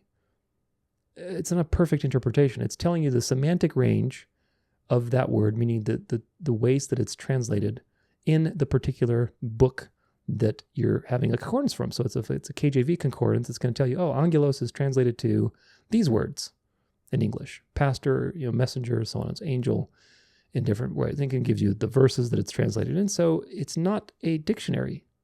It is a way to see patterns, and in a relatively superficial way. That's why you need multiple resources, folks, especially if you're trying to discern original language stuff. You need multiple concordances, and you need to compare and contrast multiple verses to get an idea of the usage of a word. Moving on. The right answer in Matthew 1:21 is the special use of the word to mean a spirit messenger of the Lord, an angel. However, the word also appears in James 2 verse 25, Was not Rahab the harlot justified by her works when she had received the messengers and had sent them out another way? Here, the better translation is messengers. It simply won't do to announce, James says the 2 spies with whom Rahab did were angeloi, or literally angels. No, he doesn't. It doesn't mean angel in this particular verse. What Strong does do is to show how a word is translated into one English version, but doesn't give you any help in choosing messenger or angel in any given passage. The Bible student has to study the context of a verse, not the possible meanings of the word. This is, if you can remember one thing from this article, the Bible student has to study the context of the verse, not the possible meanings of the word. That's the problem. And while Strong shows you where in the New Testament this word is used, it cannot tell you how it is used in any one passage. Most words have a range of meaning rather than a point of meaning. The New Testament has 2 of its own meanings from antiquity, but beyond that it was used in other ways in the Greek literature. For example, it was the title of the goddess Artemis and also of the god Zeus. Birds that brought messengers from the gods were called angelos. An aphthagos angelos was a beacon fire. But saying that an angel in the Bible is literally a beacon fire or literally a bird is less than useless. It is positively misleading. Let's go back to Matthew 1, verse 21. The angel tells Joseph, "Fear not." The Strong number is G5399. Strong says concerning this verb, to frighten, to be alarmed, to be in awe, to be afraid, fear, exceedingly reverence. Okay? Here there are several options. Does the angel tell Joseph not to frighten anybody? No, because in the original he uses the passive voice. So KJV translations, signed by the hyphen, are be afraid, fear, or reverence. These short definitions are known as glosses, as in the word glossary. In the context of Matthew 1, the verb clearly means don't be afraid. That is, don't have the unpleasant emotion of fear. It does not mean reverence, not here, but does mean that in other passages, for example, fear God, 1 Peter 2:17, or as another version has it, reverence God. Linguists use the term semantic range of meaning, which means that range of meaning that a word might have depending on its usage in context. We can illustrate the range of meaning of phobio, which is the Greek word for fear, passive voice, thusly. So if you made a little pie chart, you'd have on one side fear and revere. Half of the time it's this one, half of the time is that one. A word has a semantic range, but that doesn't make it a free-for-all, where you can just pick any meaning that suits you, buffet style. Context is king in word study, as it is much of the Bible interpretation. The same thing can be said about the Amplified Bible, which is sometimes misused in the same way. It is perhaps easier to use an English word and illustrate its possible range of meanings. The verb run can mean all sorts of things, run as in catching a bus, or run as an athlete in a foot race. Run for a political office, stockings can run, salmon can run upstream, someone can run her fingers through her hair, a river runs, Fred runs a factory, and so on. For run to paraphrase, we're going to need a bigger semantic range. Nevertheless, while run may mean all this and much more, it doesn't mean all these things in any given context. Suppose the news comes out that Senator Smith has decided not to run for president. Only a very dull news commentator would take that as, oh, it's because Smith is too out of shape. No way he can run a 440 meter, let alone a mini marathon. Yet that is what happens in pulpits all around the world. Week after week, it is self-evident of zero help for a preacher to announce in his exposition, quote, the angel tells Joseph not to be afraid. This is from the Greek verb phobio, which means to be afraid. Oh, really? That's why the late Dallas Seminary professor Howard Hendricks used to preach things like this. Now, this word joy is taken from a Greek word. This means joy. And this is why I insist that my students refrain from using Hebrew or Greek words from the pulpit. Unless there is some really good reason to do so, if a person does not know Greek or Hebrew, perhaps it's better to abstain entirely. Let's add a Hebrew example for the sake of balance. The term for spirit in the Hebrew is from the word ruah. This noun is H7307. Strong's says that it can mean spirit or spirit, wind, breath, side, mind, blast, air, anger, cool, courage, miscellaneous. Got all that? We'll have to have the boys down in the graphics department sketch out a semantic range for that one. So ruah cannot mean anything, but but it can mean many things, depending on what the author is using it for. It shows up in Zechariah 6, verse 5, the four winds of the four quarters of heaven. Job 15, and of the breath of his mouth he shall go away. Isaiah 61, the Spirit of the Lord is upon me. But it's best not to preach that. For example, Zechariah 6, verse 5 literally means the four breaths. Lamase, anyone. Nor is any justification to say, well, the Bible is inspired, or they are ancient languages, or Hebrew had hidden code meanings, therefore it's not like reading English. Not at all. The inspired word is written in human language using human vocabulary. Preaching from undiluted Strong's Dictionary or concordance is typically a dead end.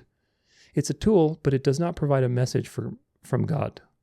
Some people do think that, which is the problem.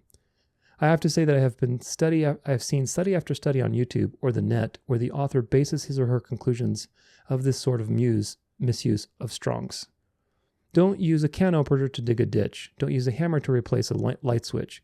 Don't use Strong's for full word studies. Yeah, use it to see patterns, but you have to dig deeper. There's another danger that I should mention because it's free of copyright restrictions. People can also use Thayer's lexicon online, and they can use Strong's numbering system to do so. So it is on Bible Hub. While this is a handy connection, it must be remembered that they don't make Thayer available because it is the best or most reliable, but because it is economical to do so. Of the word study books that are available for the English reader, West and Lenski, too, are not reliable. And let's end on a positive. Vine's is still basically reliable, Vincent's too, but if I had to recommend one single book for the reader of the English Bible, it would be Mounce's Complete Expository Dictionary of the Old and New Testament Words. Great price too, 1,300 pages for $23. It gives you a link on Amazon. If you're serious about Bible words, shell out the $23.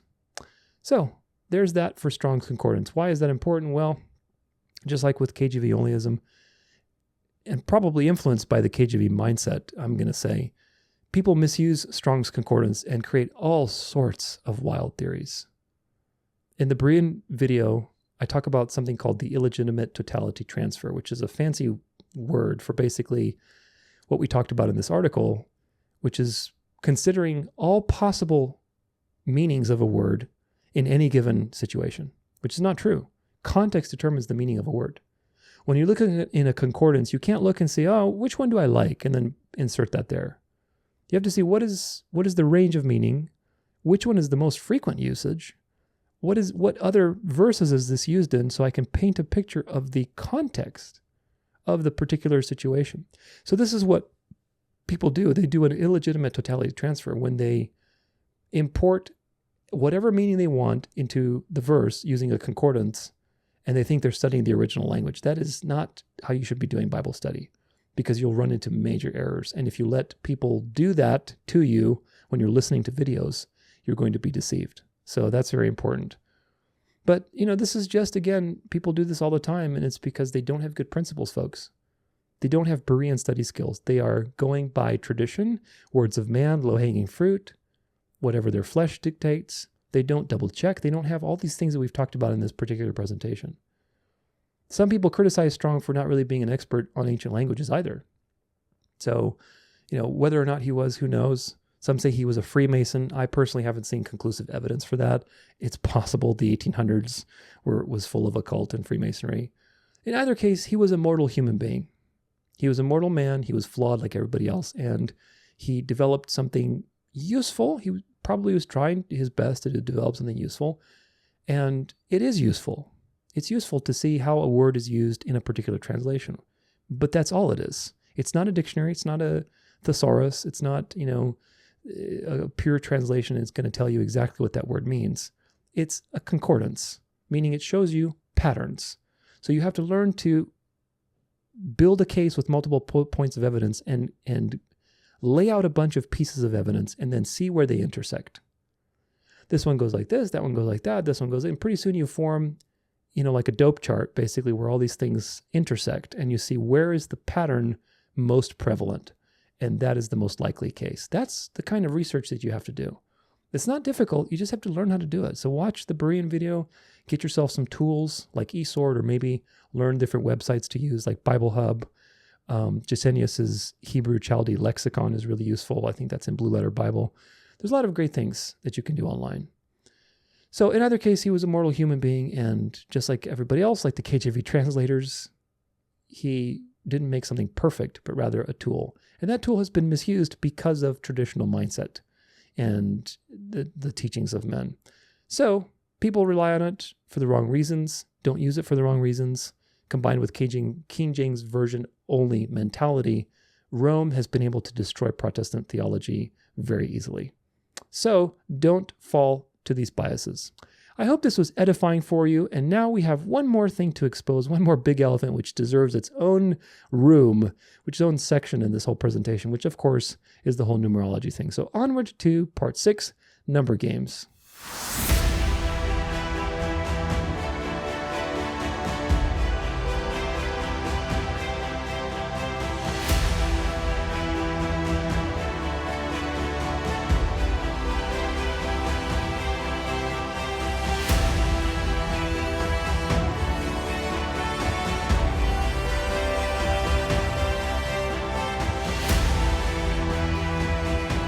Welcome to part 6.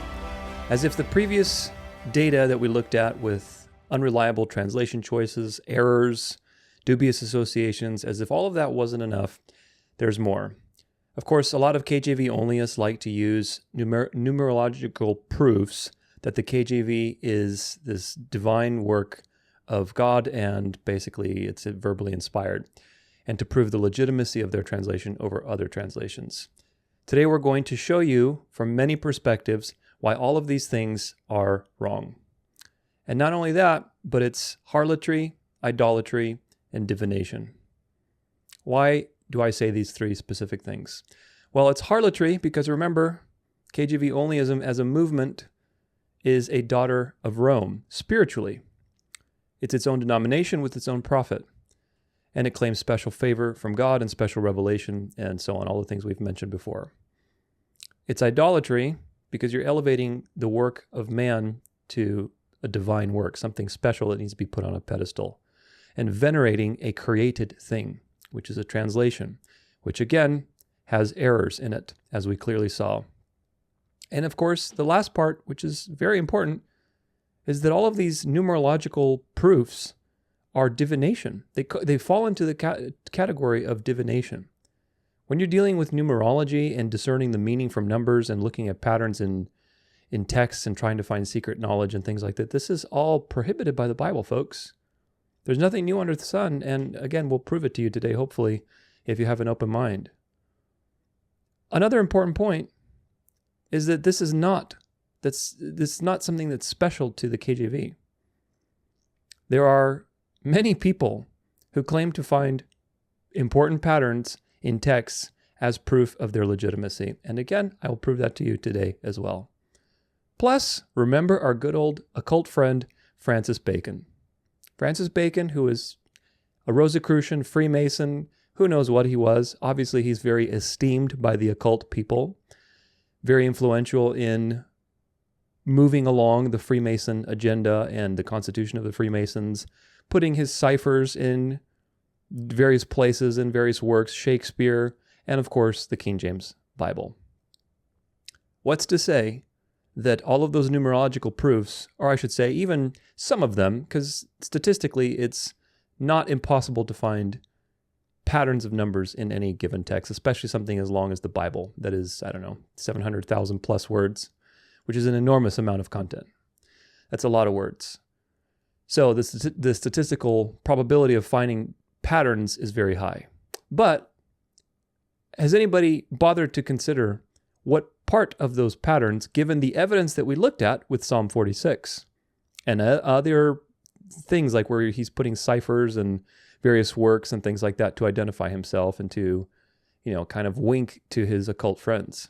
Who's to say what part of these numerological significances weren't actually designed by Francis Bacon? Who's to say, now that we have evidence that he's done such a thing? So these are things to keep in mind as you go along, folks. Harlotry, idolatry, divination. It's not unique to the KJV, and we have evidence that part of these numerological coincidences are very likely designed by an occultist. So keep that in mind. A lot of KJV onlyists will say, well, the impact of the KJV is undeniable. You can't question that. It's proof that God basically anointed this book. Well, the impact is because God uses all things for the good. All the wicked things of history that the devil creates counterfeits with or tries to attack the word of God, God flips it. Remember, the devil's the pitcher. God tells him exactly how to throw the ball so he can hit home runs every single time. This is the relationship between God and the devil.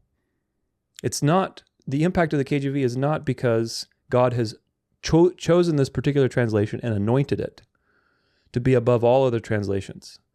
The impact of the KJV is because God chose to use it in a particular way. Did God choose to use the KJV translation for his purposes? Yes, obviously. KJV has had massive impact. The enemy has also used it for massive impact. But nevertheless, God has used it to reach the elect and to touch their hearts and to move forward the process of analyzing Bible translations, creating personal Bibles, and so on and so forth. So God has definitely used it for his purpose. Many have gotten saved because of the KJV and personal Bibles in general, obviously. The word has gone out through all of creation just as the Bible prophesied. And a big part of that was the KJV and printing Bibles and the movement that basically started with the Reformation. Absolutely. But it's not exclusively the KJV. So that we have to also distinguish there as well. But all the glory goes to God, not to a particular translation. This is again why this is idolatry. If you think that the KJV is just this stellar translation because the KJV this, KJV that, you're putting your attention and focus and the ultimate end is on a physical work of man, rather than seeing the greater picture, because the KJV is not the only translation that happened. And also the KJV doesn't exist in a vacuum. It didn't just suddenly appear. It took from previous translations that God also used and built on top of them, and other translations built on top of the KJV. And remember, there were 1,000 editions printed between 1611 and 1769 that needed corrections. So there's that as well. So keep all this in mind, folks, because this is going to be very important. If anything, the actual train of thought goes something like this. God judged the Byzantine Empire with the Ottoman Empire, and of course that's prophesied in the book of Revelation. These things forced manuscripts, Greek manuscripts, to go into the West, and as a result, it disrupted the beast's control over the world. Meanwhile, you also had on the other side the Reformation. Pilgrims started leaving Europe and going to America. A lot of things started disrupting the beast's hold over the world. And that was by design. Of course, the beast was allowed to live until the very end because it needs to come into power to separate God's elect from the counterfeits. But nevertheless, the beast's control was disrupted. You had the Reformation, the printing press, the Ottoman Empire. All these things simultaneously made the perfect storm to basically shake things up. And of course, Satan wasn't going to just sit around, so he responded with the Counter-Reformation, the Jesuits, learning against learning, the theaters, things like Shakespeare, counterfeit infiltrators attacking Protestants with tradition, on many sides. Sunday keeping, Textus Receptus, immortality of the soul, everything possible, waging all-out war against the truth. And again, all these things are designed for God to be glorified. God used all of these evil things and evil efforts and flipped them every time. Flip, flip, flip, to reveal his glory and his purpose and his sovereignty over time and space. And of course, his provision for the elect. The King James Version is a work of man that God used for the good. That is the correct way to think about it. ... Some more things to add to that. The King James Version is a work of man that God used for the good, just like other translations that he uses for the good. He uses all things to reveal his glory. It's not, the King James Version is the only translation that God has used for the good. And the other ones are just corrupt. They're immune from God's influence, if you think about it. That's the argument, is really that all these translations, God is you just let them just happen, no control over it whatsoever, which of course is not true. Now, let's talk about this numerology stuff. There's a lot of numerological proofs, and I'm not really going to go exhaustively into all of them. I'm just going to recite to you some things that I've seen, and there are so many of these, but the point is to see why these are wrong. But I'm going to give you some of the proofs that people bring up, and so you can see the train of thought that guides this type of thinking. Don't let these coincidences that I'm about to share with you, and you can write them down if you want, I mean, either way, but don't let them get to you.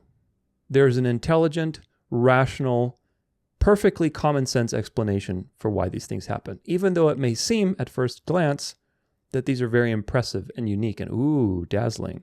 Do not be fooled by the lust of the eyes. So, God the Father's name, Jehovah, is mentioned exactly 7 times in the King James Bible.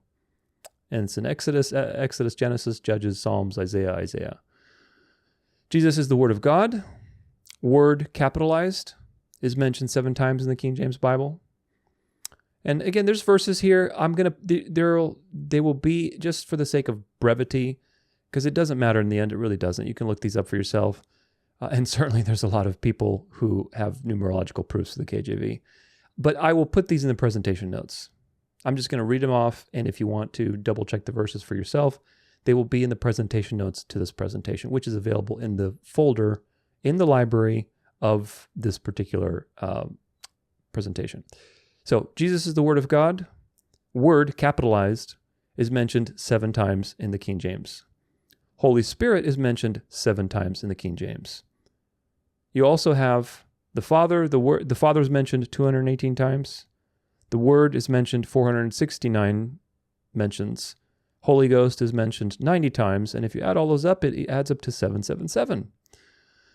Every book of the King James, if you add up all the verse text in the actual books, so the actual amount of words, you have 789,629 words. The Psalm superscriptions, i.e., like if you have a Psalm of David or a Psalm of Asaph or things like that, those superscriptions, there are 1,034 words. The Psalm inscriptions, i.e., Aleph or Gimel or whatever else, there's 22. Colophons, i.g., like unto the Colossians written from Rome, 186 words. Words on the cover of the Bible, i.e. the Holy Bible King James Version, 5. Words in book titles, like the book of Joshua, the book of Genesis, so on and so forth, 376 words. Total chapters, chapter 8, that's 1,189 words. Total verses, 31,102. Grand total, 800,023, 543, 823,543. Which is equal to 7 times 7 times 7 times 7 times 7 times 7 times 7. So there's a lot more like these, okay? People find these types of correlations between words and things like that. And it seems at first glance that, wow, there's so much harmony and perfection in this information. It must be, therefore, a special thing that God did and intended to do. That is the therefore that you need to avoid and not be seduced by such superficial things. And today, hopefully, we can break that spell. So what's my response? Well, my response is that these things can be very seductive if you don't have discernment. The natural fleshly indication is to go for what's shiny, what looks good, what's harmonious. We tend to idolize creation. We like harmonious things. We like balance. We like, beauty. And if something is beautiful, we think, oh, therefore, that's good. Think about this in advertising, actually. This is a gimmick that's as old as time, folks. You put a cute girl there with something in her hand, it must be therefore a good product. This is the subconscious way that we think about everything. If something is harmonious and beautiful, it therefore must be true and good. When in fact, very important, the Bible warns you that the devil appears as an angel of light. It's not the obvious thing that is evil, it's the thing that is almost right. So, don't be seduced by your brain and the Genesis curse that it's under, because these things are not what they seem. They really aren't. And again, we'll prove it to you today. You will learn why they are nothing special. You'll also learn many psychological principles that govern our flesh and that determine how we are likely to respond to things. Which, again, this is a can of worms, but I'm not going to open it too much. The point is, if you really understand psychology, you realize that you cannot choose free of influence. You can't. And that's the point why you need a savior. You are unable to choose free of influence. If you understand all of the psychological triggers that you're under from a very young age, your behavior is completely predictable. You make choices and you choose what you want to choose in that moment, but that doesn't mean you're choosing free of influence. And if you understand that simple fact, then you realize why the only answer is the gospel, and from a monergistic perspective, i.e., God is doing the work, you can trust in his work, you cannot be lost, and all of these things are predestined for God's glory. More on that in a future series as we talk about salvation. Very, very important topic. But today we are talking about this KJV stuff. And the question is this: are you willing to let go of the importance of these things in favor of the truth? Are you willing to let go of these superficial, silly things and base your beliefs more on the rock solid things that we talked before, on the apologetic arguments, how nature proves the existence of God and why the gospel must be true, even without the Bible, undesigned coincidences, typology, cross-references over 1,500 years, biblical archaeology, Bible prophecy, on and on and on, martyrdom, embarrassing details. That is the rock-solid evidence. 99% variants are meaningless. 1% is not theologically consequential. Those are the rock-solid pillars of why you can trust the Bible and any translation that you have. None of them are perfect, but you can trust that the message is being conveyed.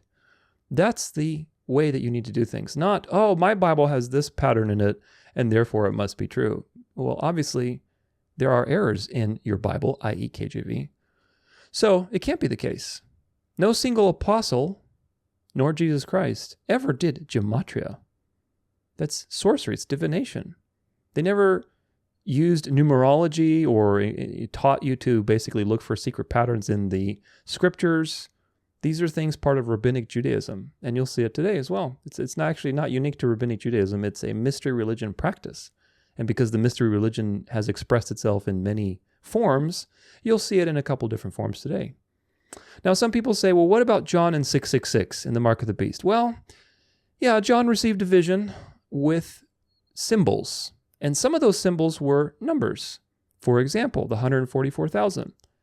If you watch my End Time series, you realize that's not literal people. God is not saving only 144,000 people at the end times. That would be very depressing. 144,000 is a symbol, it's a numerical symbol of completion. 12, i.e. the 12 tribes of Israel, i.e. the church being from all tribes and tongues, completion, times 10 times 10 times 10, right? So you have 10 is a number of completion, 3 to the third power is also a number of completion, of maximal, power, and of course 12 representing the 12 tribes of Israel and the 12 apostles too. So these things are symbolic of God's elect. All of the elect are going to be sealed. You don't have to worry. You do your best and God will do the rest. Share the truth. You don't have to be a perfect Bible scholar. You don't have to know the gospel perfectly. You just have to participate in God's plan and know for certain that God will save everybody who he has chosen to save. Now, some will maybe require a lot of pushing. Some people will need to see their friends or their relatives be taken into prison for not bowing down to this system until they wake up, like the thief on the cross, the last minute. Some people will need to do that. So you need to realize that God has a different timing for everybody. And in his wisdom, he has chosen this to reveal his glory and to conform us to his plan. Those who wake up sooner are invited to participate and also to practice love and tolerance, which is an ongoing practice. But nevertheless, 144,000, which is a number in Revelation, is also symbolic. Now, we also have 666. So what do we do about that? Does that mean that John is telling you, okay, there's a secret cipher in this and you need to do this with this number and do all these numerological guesses? No, not at all. It's a symbolic number, just like 144,000. 6 is the number for man and sin, because man was created on the sixth day, imperfection. And it's written 3 times in a row, meaning the number is maximized And basically you have sin maximized. So the number of the beast is the papacy, the man of sin, the man of lawlessness, who claims to be God, basically who puts himself in the temple of God and thinks himself to be God. The Pope was called Our Lord God the Pope for many centuries. He was also called Our Lord the Pope. He wore the 3 tiaras that symbolizes dominion over heaven, hell, and the earth. He sits between the cherubim, proclaiming to forgive sins. He proclaims to be infallible. He gives indulgences. Yeah, that's a counterfeit God King on earth that stands in the place of Christ. So that person, that man, that God King, is the maximum rebellion. 6, imperfection, sin, maximized times 3. That character is what you take upon yourself when you obey his commands.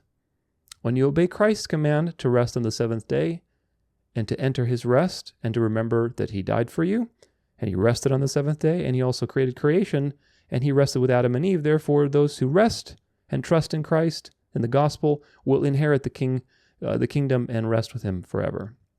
The Sabbath is a picture of eternity and of salvation, and also an extension of God's character. So if you choose to obey the devil's Sabbath, and you're saying, I'm going to trust in the devil, you may not be aware that you're saying that, but that's what you're saying. And soon there will be laws and legislations designed to make you make a choice. And if you make the choice, you make the wrong choice, what you're basically saying to God is, I trust the devil to give me rest. I trust the devil to be my provider, and I trust the devil that he's the creator of this beautiful golden age that we've entered. That's exactly what you're saying. I know that sounds crazy, but that's what the people who are going to take the mark, i.e. the character. The word mark in Revelation is charagma, which is where we get our word character from. So it's not a physical mark. You're taking upon yourself the rebellious character of the man of sin by obeying him. When Adam and Eve obeyed the devil, they took on the character of the devil. They rebelled against God without even realizing it, because they thought they were doing something good.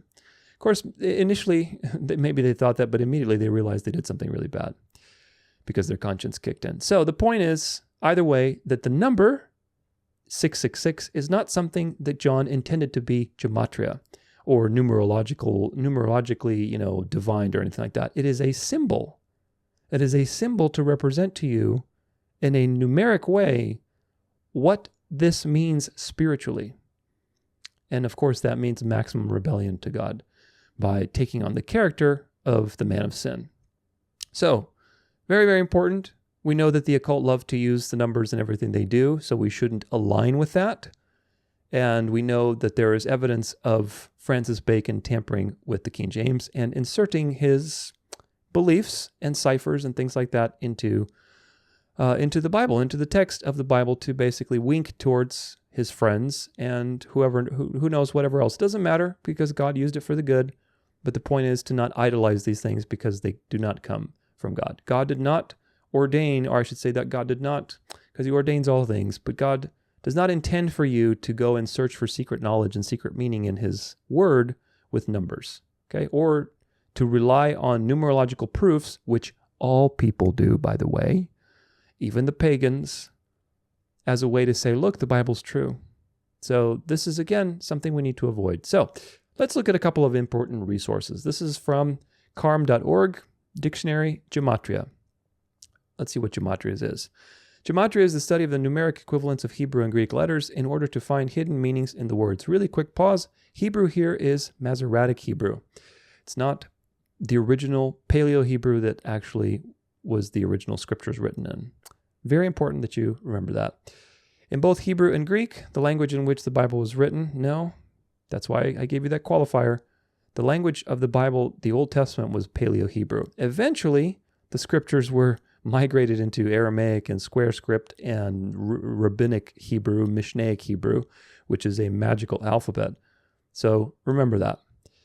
There are only alpha characters. There are no numeric characters. Therefore, when a Hebrew would want to write a number, he would use the corresponding Hebrew letter. Various numbers are supposed to have spiritual meanings. Here are a few examples. 4 is the number of creation, the earth mentioned on the 4th clause of the Lord's Prayer, northeast, southwest, 4 corners of the earth. 5 is the number of grace. 6 is the number of man. Man was created on the 6th day. The 6th commandment says, thou shalt not murder. 7 is the number of spiritual perfection. 8 is the number of new beginnings. 8 people on Noah's Ark. A baby is circumcised on the 8th day. Jesus rose on the first day of the week, which is the 8th day. 9 is the number of judgment. 39 is the number of mercy. 40 of testing and judgment. 666 is the number of the Antichrist, the numeric value of his name in Greek equivalent gematria. This is not true. John is not giving you a code that you need to try to figure out through gematria who the name of this person is. This is nonsense. But anyway, the point is to see how these things are perceived by most people. There are some amazing numeric patterns found in the Bible. Let's see. There are 21 Old Testament writers whose names appear in the Bible 3 times 7. The numeric value of their names is divisible by 7. Of these 21, 7 are named in the New Testament: Moses, David, Isaiah, Jeremiah, Daniel, Hosea, and Joel. The numeric values of these names are 1554, which is 2222 times 7. David's name is found 1,134 times, which is 162 times 7. Gives you a little link to go and see more of these things. So, very interesting patterns. The gematria of the name Jesus in Greek results in 888. In John 21:11, after the resurrection, the disciples caught 153 fish. The word fish in Greek is ixtus, which has a numerical equivalent of 1,224, or 8 times 153. Also, 153 people received a blessing from Jesus in the 4 Gospels, not counting the 5,000 and examples like that. The Greek word for law is nomos, which has a gematria of 430. Paul says that the law came 430 years after Abraham went to Egypt in Galatians 3. The Jews were in Egypt for 430 years. Not true. You remember that from the Masoretic thing. And after being freed, they received the law of Moses. You see, this is an example I told you that people use these things for the wrong purposes.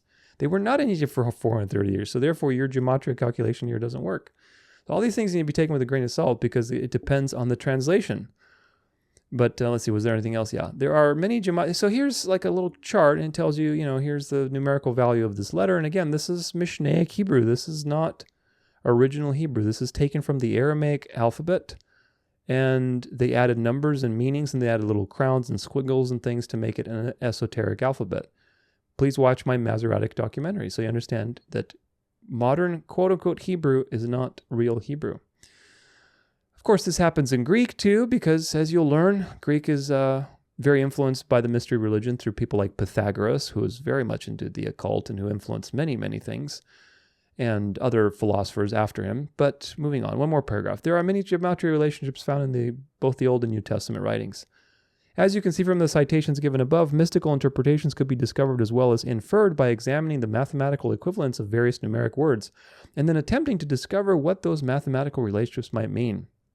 Though it does seem that there are some very legitimate and interesting gematria relationships found in the Bible, we can also see that Kabbalists could take the phenomenon too far in their esoteric and mystical explanations of Scripture. Indeed, and this is exactly what the KJV Onlyists do. They do nothing different than the Kabbalists. So when your practice does not distinguish you from the pagans, and the Bible tells you that you need to be holy, i.e. set apart, that's a red flag that your movement is a psyop. But I want to point back to these examples that were given where, like the 21 Old Testament writers whose names appear in the Bible 3 times 7, all these proofs that were given, they were not in the KJV. These are just generic. I don't know what translation they were using to come up with these particular calculations, but they seem to be applicable to most translations because they're very generic. So there you go. There's proofs in other translations too, which is very important. But again, the original scriptures, the Old Testament, were not written in modern Masoretic Hebrew. They were written in a particular alphabet that was a pictographical type of alphabet where the pictures, the letters were pictures, but they were pictures of the sound of the word.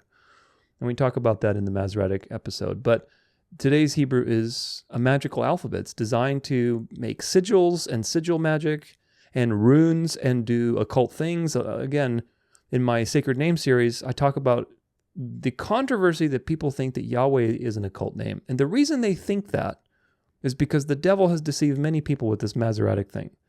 And you see the occult, you see Aleister Crowley, you see people who are neck deep in the devil's soup using the Masoretic a writing of Yahweh for all sorts of occult nonsense, which of course is just counterfeit. And that's why people think, well, Yahweh must be an occult name. Well, no, it's not an occult name. God has allowed these people to do what they're doing. That doesn't mean that the truth is corrupted. The truth is the truth. And we look at that in the Sacred Name series. Greek has gematria as well. But again, these things are pagan. So the idea of attaching numbers to letters and finding numerical patterns as a result is divination.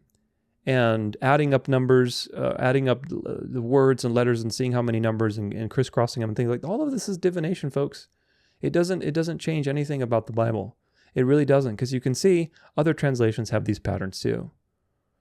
So this is how the devil baits you, folks. He baits you into fleshly thinking, into the physical world, into superstition, into legalism.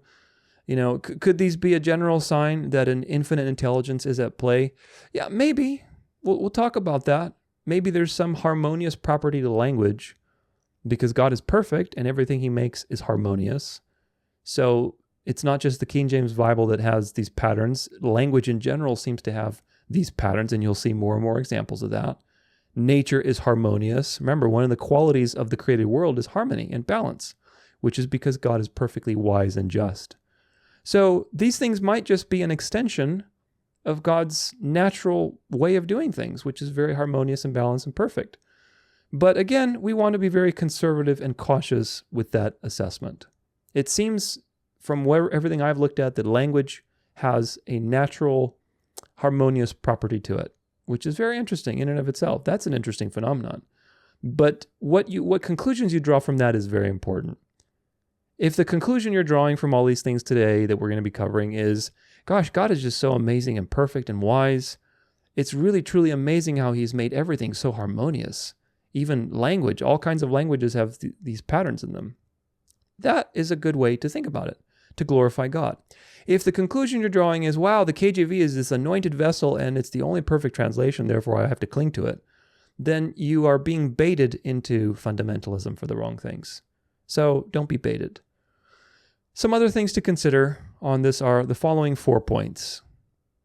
The Bible, i.e. the meaning, the message, comes from God who is perfect and omnipotent, and very likely it will have informational perfection to some degree and symmetry because it comes from God. Again, God can't do anything imperfectly, so it does stand to reason that the thing that he revealed, which is the message, is harmonious, right? It's not just true, right? Because you could have something that's true, but it's, maybe not. I don't know. Maybe truth inherently is harmonious. Very interesting thought right there. But either way, it's not just true, it's also harmonious, like you saw in some of those generic things like 21 Old Testament writers, and if you divide it, it's 3 times 7, and the 7s are everywhere, right? So that's interesting. I think there's definitely a possibility for that, but that's not unique to the KJV. Second point, nobody's studied other translations, other languages, other versions of the Bible to see what correlations exist in these translations. I gave you some examples in this recent article that all translations seem to have some patterns in them, but has anybody belabored to go, okay, let's go in depth through the ESV, through Young's literal translation, through the KJV, through the New International Version, the New Living Translation. Let's go through all of these and see what numerical patterns we can find. Has anybody actually done that? The answer is no, at least not that I've found. If you do, please, share it. But either way, the point is nobody's done this. That would be the scientific thing to do. If you're really trying to prove, and you'll see again that there's nothing scientific about this at all. There's a lot of numbers and number patterns, and it seems, oh my gosh, it must be true. Well, if you're really trying to prove a phenomenon, you need a bigger sample size. You really do. We'll talk more about that in just a second. But it's not that simple. Again, there are variants in every manuscript. So the question is, which changes do you accept? Which ones do you go with and which ones do you not go with? Right? Because even with the Textus Receptus, if you recall, there are 27 books that were made that can be called Textus Receptus. And if you did the numerology patterns on each one of those is rendered slightly differently because they used different manuscripts. And those manuscripts had different variations from each other. So if you did the numerology on each of them, I'm willing to bet that it's going to be slightly different for each. You see the problem? Like something that's going to work in one version is not going to work in another because the words are totally different. They're not like totally different in the sense where the meaning is off, but they're very differently. Just like with, what's his name, Francis Bacon, remember with Psalm 46, we compared those two translations, how he changed the wording slightly so that the shake and spear would be exactly 46 letters instead of 47 or 46 words from the beginning and from the end, rather than being 47 and 44. The meaning doesn't change. The meaning is equivalent. I mean, relatively, you can hardly tell that it's a translation change, but it's different, which changes the numerology. So this is the thing that nobody keeps in mind with all this KJV only stuff, with the numerology proofs.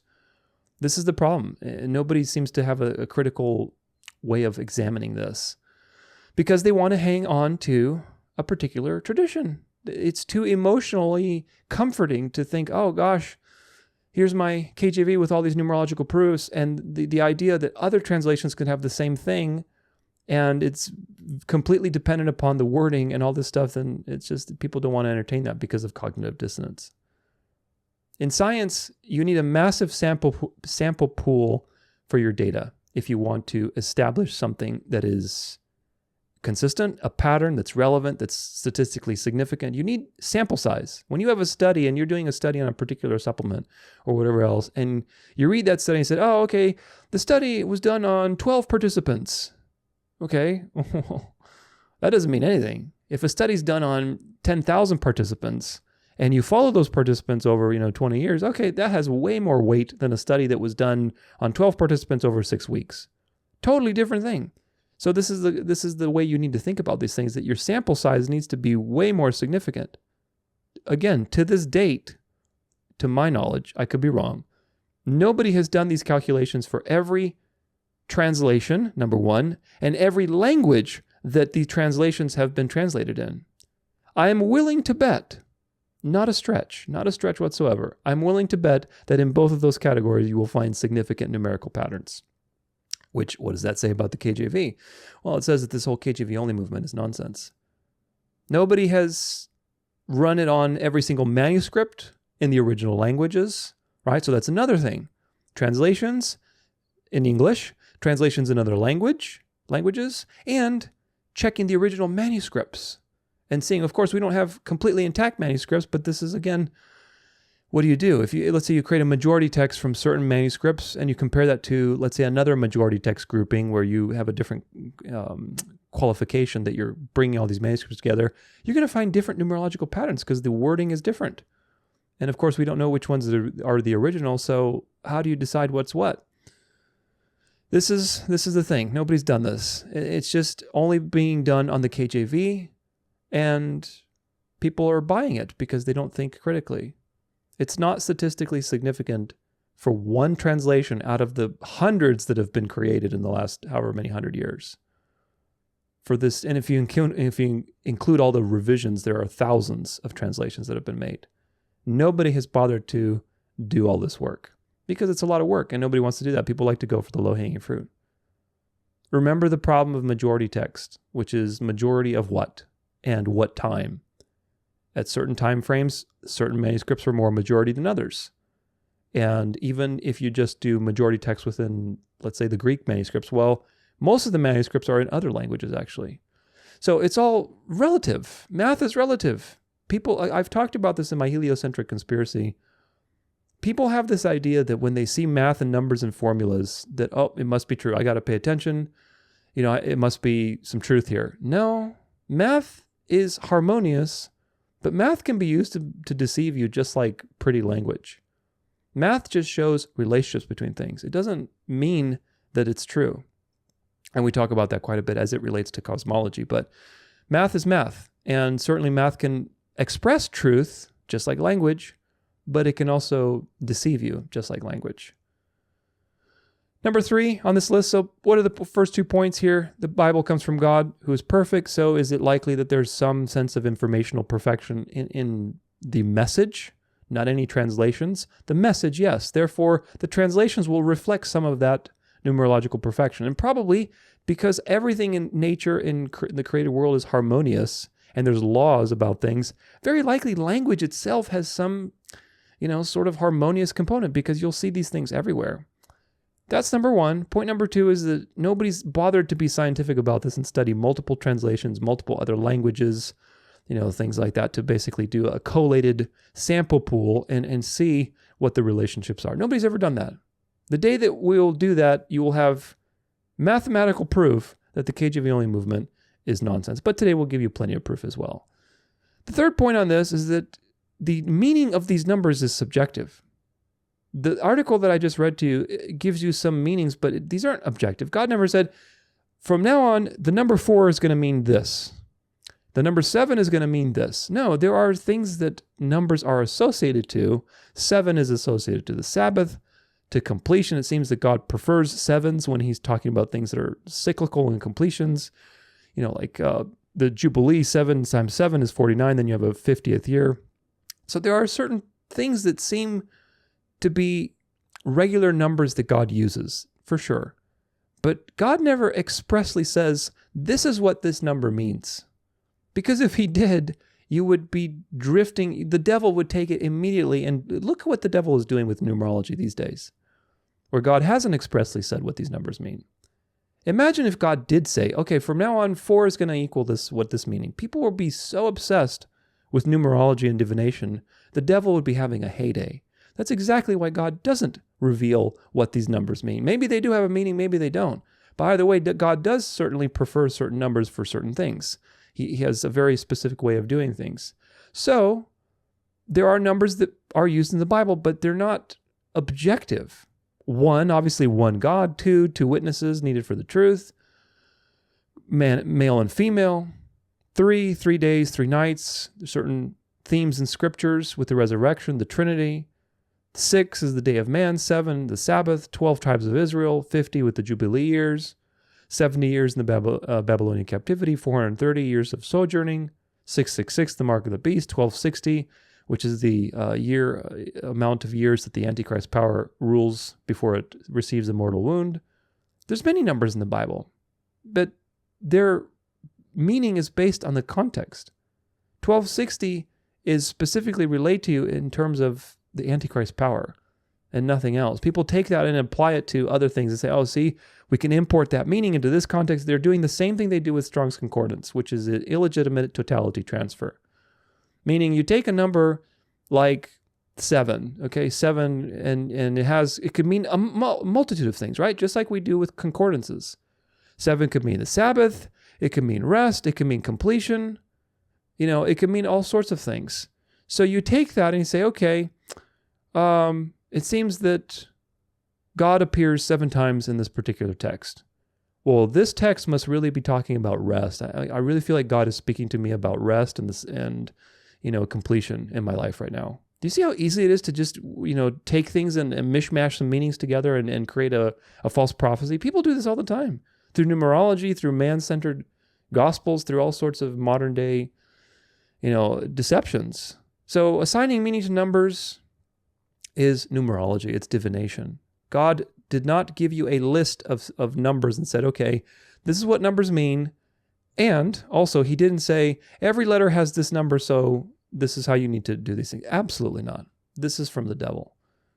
The meanings of various numbers are completely dependent on their context that they're used, so do not commit an illegitimate totality transfer. And they're relative. They really are relative.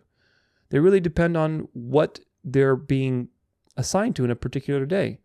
8 is when it's assigned to the day of circumcision. 8 means, okay, on the 8th day, the baby will get circumcised. That's what it means. It doesn't mean anything else. Jesus resurrected on the first day of the week or on the 8th day. Well, which one? Day 1 or day 8? Which one are we counting? You see, everything is relative, and you can make something meaning out of anything, is the point. There's no objective list of this is what this means. This is the point. All of this is subjective. So if you're dealing with something subjective, automatically you're not dealing with anything scientific, but rather completely subjective. Now, of course, number 4 is just statistics and the statistical nature of things. Let's see here. There's a video from this guy on YouTube, which kind of brings the point home. Let's listen. Look, I'll make up my own right now. Let's pick a number. What's a biblical number? Let's do 666, the mark of the beast. Let's just go to the 666th verse of the Bible, which happens to be Genesis 31, verse 1. Jacob heard that Laban's sons were saying, Jacob has taken everything our father owned and has gained all the wealth from what belonged to our father. Oh my gosh. Verse 666 is about Jacob. What does Jacob's name get changed to? Israel. The Antichrist is Israel. It's not a person, it's a whole group. Or maybe the Antichrist is coming from Israel. We've cracked the code. It makes sense it would come from God's own chosen people. And how much further down the verses do we find out that Jacob becomes Israel? 27 verses later. That's how many chapters are in the New Testament. Look, it's all making sense. No, it's not. None of that makes sense. But I guarantee you, I could get this thing shipped around the internet. You can do this with anything. You can do this with anything. And that's exactly the point, folks. I mean, this is just one example of a million. And there are so many poor correlations that people make with numbers instead of what? Instead of studying the Bible with all of the Fennec Fox skills that I described to you in this particular video, in the Berean video, in the Masoretic Psyop, the devil doesn't want you to be a Berean. The devil doesn't want you to be sober-minded and to use the sword of truth with skill. The devil wants you to be clumsy, to be easily baited, to be able to go off balance quickly, to not be coordinated spiritually, to not be in alignment spiritually, so that he can push you to the left or to the right. And this is the way that he does it. This is a subtle attack on the Word of God by making you basically prefer superficial and superstitious things as proof so that you can be discredited easily, because everybody does this. And so somebody who's a non-believer can say, well, these are not statistically meaningful at all. And now you've closed off the wall between you and them to evangelize them because they're going to look at you as a Looney Tunes. And it attacks you and your knowledge because you're basically learning to train your mind in a very fleshly way that, oh, I'm going to look for numerological patterns rather than actually reading in context, understanding apologetics, understanding why the Bible is true, why all versions can be trusted, why the message has been preserved, understanding your history. All of these things are so much more important than knowing your numerological proofs and seeing numerological proofs in a particular text. It really is. I hope that some people wake up through this. Okay, let's talk about the Bible code. The Bible code, also known as the Torah code, is a purported set of encoded words within a Hebrew text of the Torah that, according to proponents, has predicted significant historical events.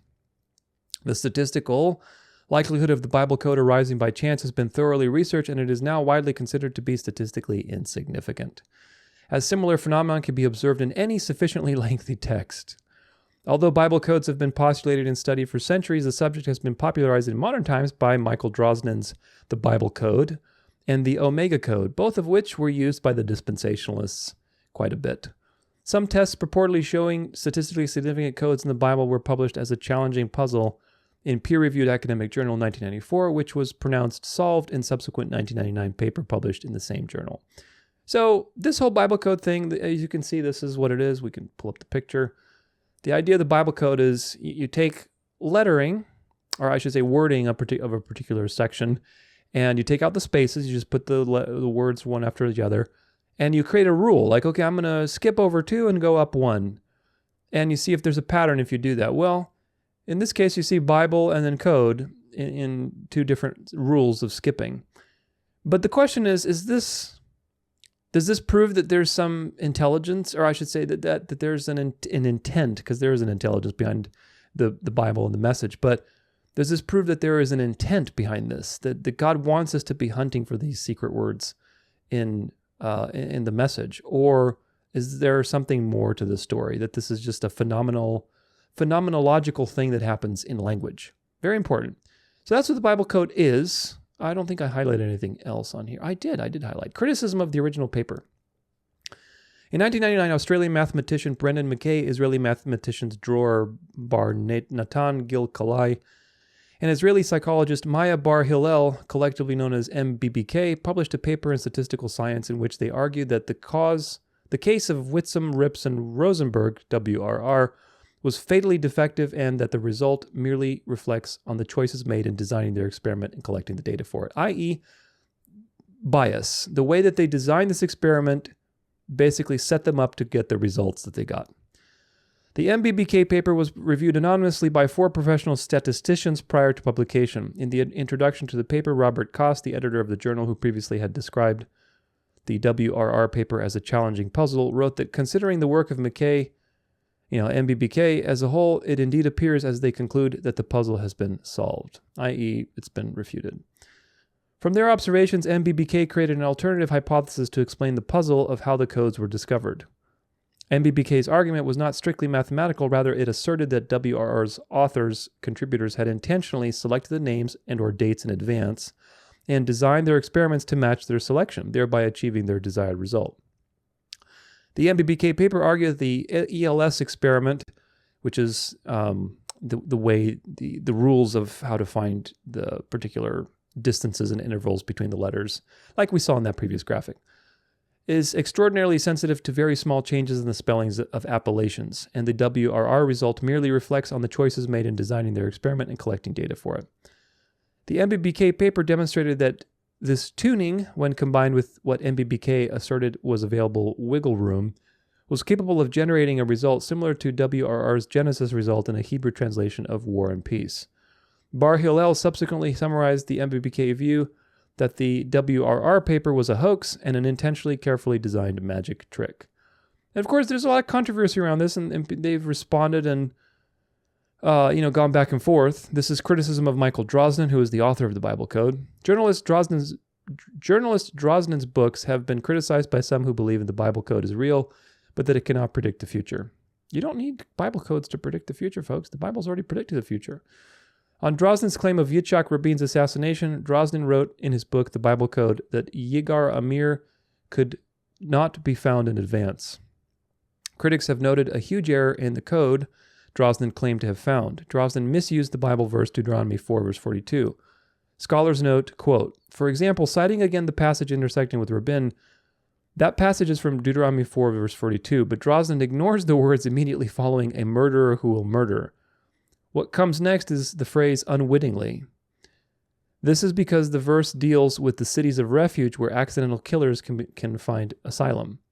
In this case, then, the message would refer to an accidental killing or of Rabin, and it would therefore be wrong. So he ignored, evidence against him. Another message, page 17, supposedly contains a complete description of the terrorist bombing of a bus in Jerusalem on February 25th, 1996. It includes the phrase fire, great noise, but overlooks the fact that the letters which make up those words were actually part of the larger phrase from Genesis 35, verse 4, which says, under the terebinth that was near Shechem. If the phrase does tell of a bus bombing, why not take it to indicate that it would be in Nablus, the site of the ancient Shechem? So really quick pause. Do you see the harlotry that is the same with the Talmudic Jews? They're applying all of these Torah codes to their own, this is what's going to happen in Jerusalem with this and that. And of course, these things are fakery. They're not actually, this is false prophets. Wolves in sheep's clothing that Jesus warned about. Not just in the church, but really everywhere. There's false prophets everywhere teaching you all these different lies and trying to have authority in your mind.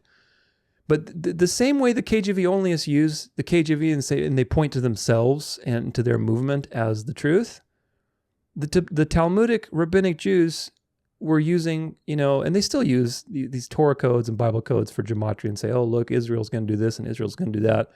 And the rabbis are always making prophecies with geometrical values. So just keep that in mind. Moving on. Drosnin also made a number of claims and alleged predictions that have since failed. Among the most important, Drosnin clearly states in his book, The Bible Code 2, published in December 2nd, 2002, that there was to be a world war involving an atomic holocaust that would allegedly be the end of the world. Has that happened? Another claim Drosnin makes in the Bible Code 2 is that the nation of Libya would develop weapons of mass destruction which could then be given to terrorists who would then use them to attack the West, specifically the United States. In reality, Libya improved relations with the West in 2003 and gave up all their existing weapons of mass destruction programs. A final claim Drosnin made in the Bible Code 2 is that the Palestinian Authority leader Yasser Arafat would allegedly be assassinated by being shot to death by gunmen, which Drosnin specifically stated would be from the Palestinian Hamas movement.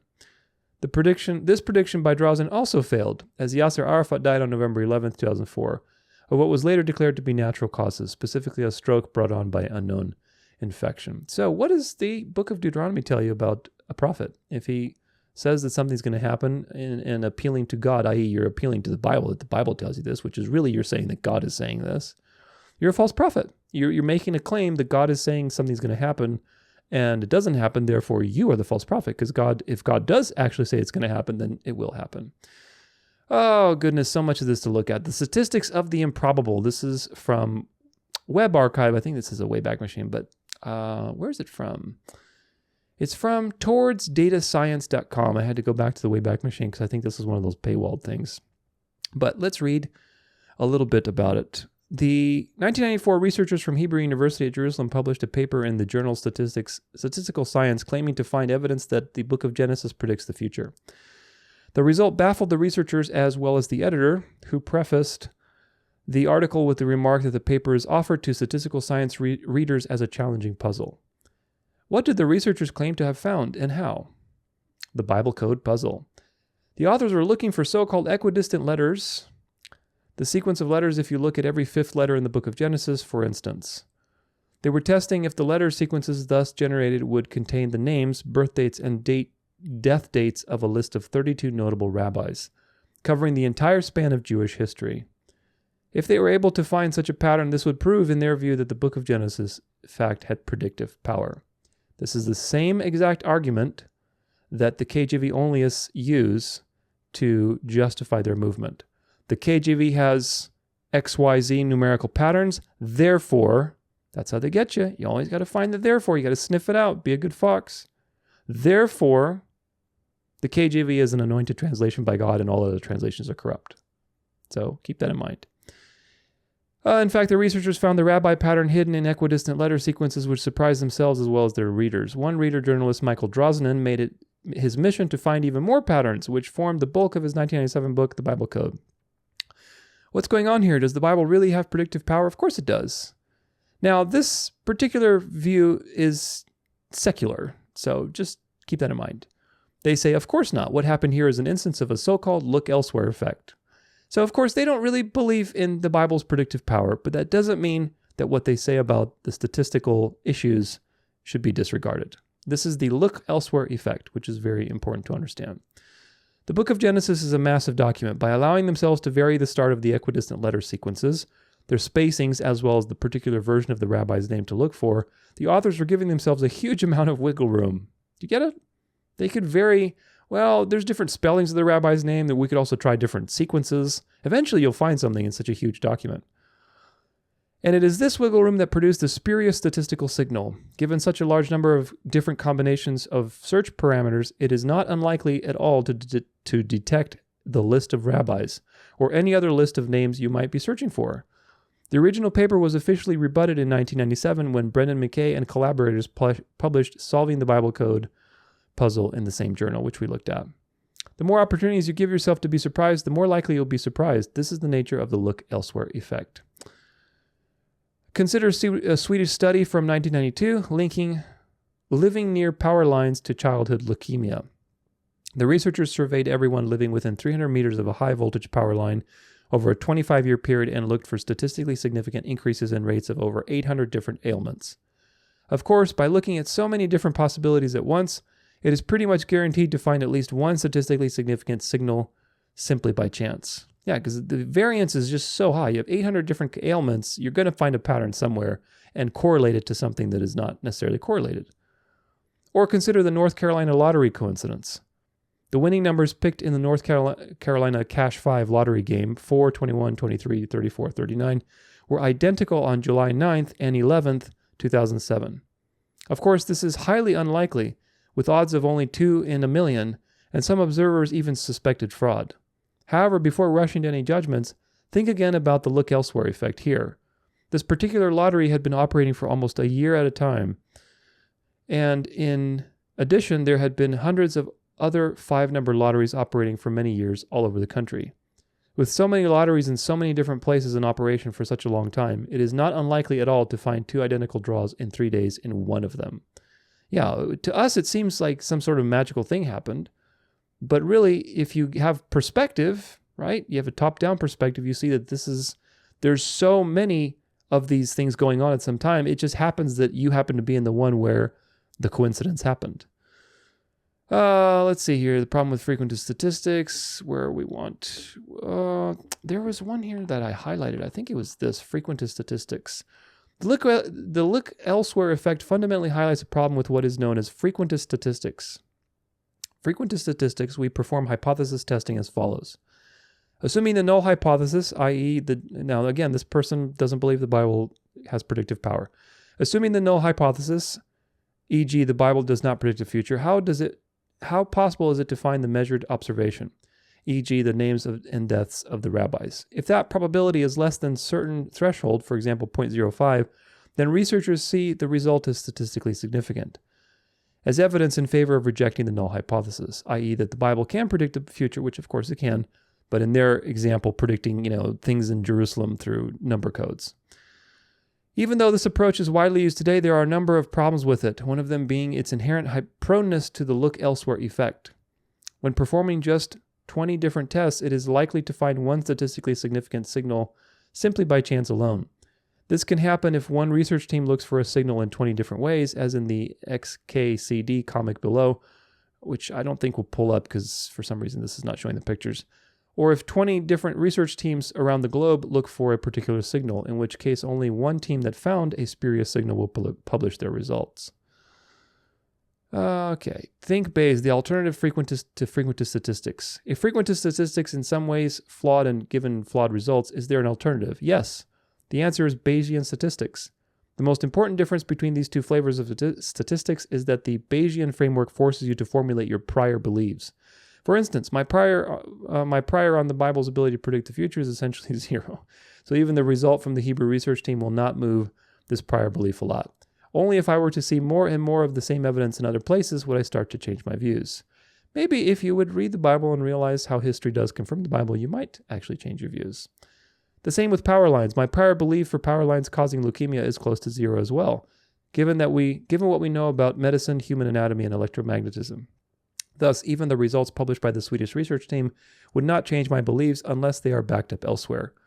Bayesian thinking can thus protect us from the look elsewhere effect. Thinking about our priors first can prevent accepting statistically significant results that are really the results of chance. Conclusion: blame the game, not the player.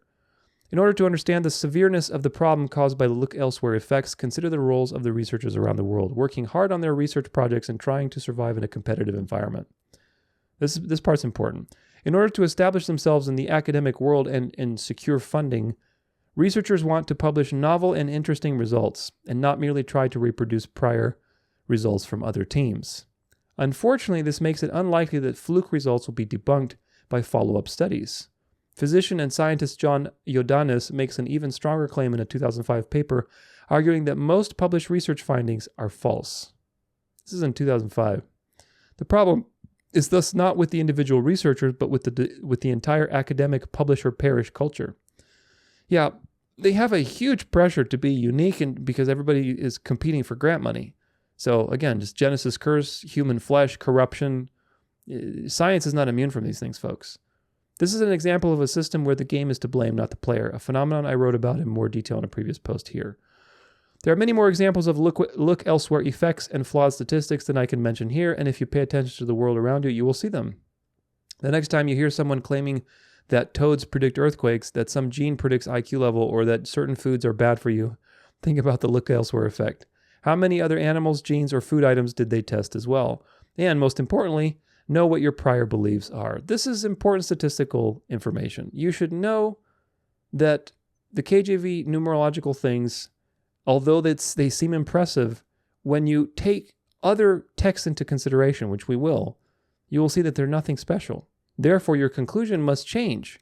It's not that God ordained the KJV as a special translation, but maybe there's just a probability involved, or the fact that language has a quality to it that's very harmonious because, again, it's part of nature, it's part of what God created, like the rules of physics and chemistry. Everything is very harmonious and balanced. So what you're dealing with is more of a generalized phenomenological situation, not something specific to the KJV. Numerology. Let's see. Yeah, numerology. How to tell the science from pseudoscience from IFL Science. We all agree math is pretty amazing, but did you know it can literally tell the future? At least that's what proponents of numerology believe, that the numerical values of your birth and name can reveal deep truths about your personality and destiny. And it's got numbers in it, right? So it kind of looks sciencey. And according to this one article you Googled, it was invented by Pythagoras, and he has his own theorem named after it. So this can't just be another piece of occult nonsense like astrology. This must be legit science, right? Where did numerology come from?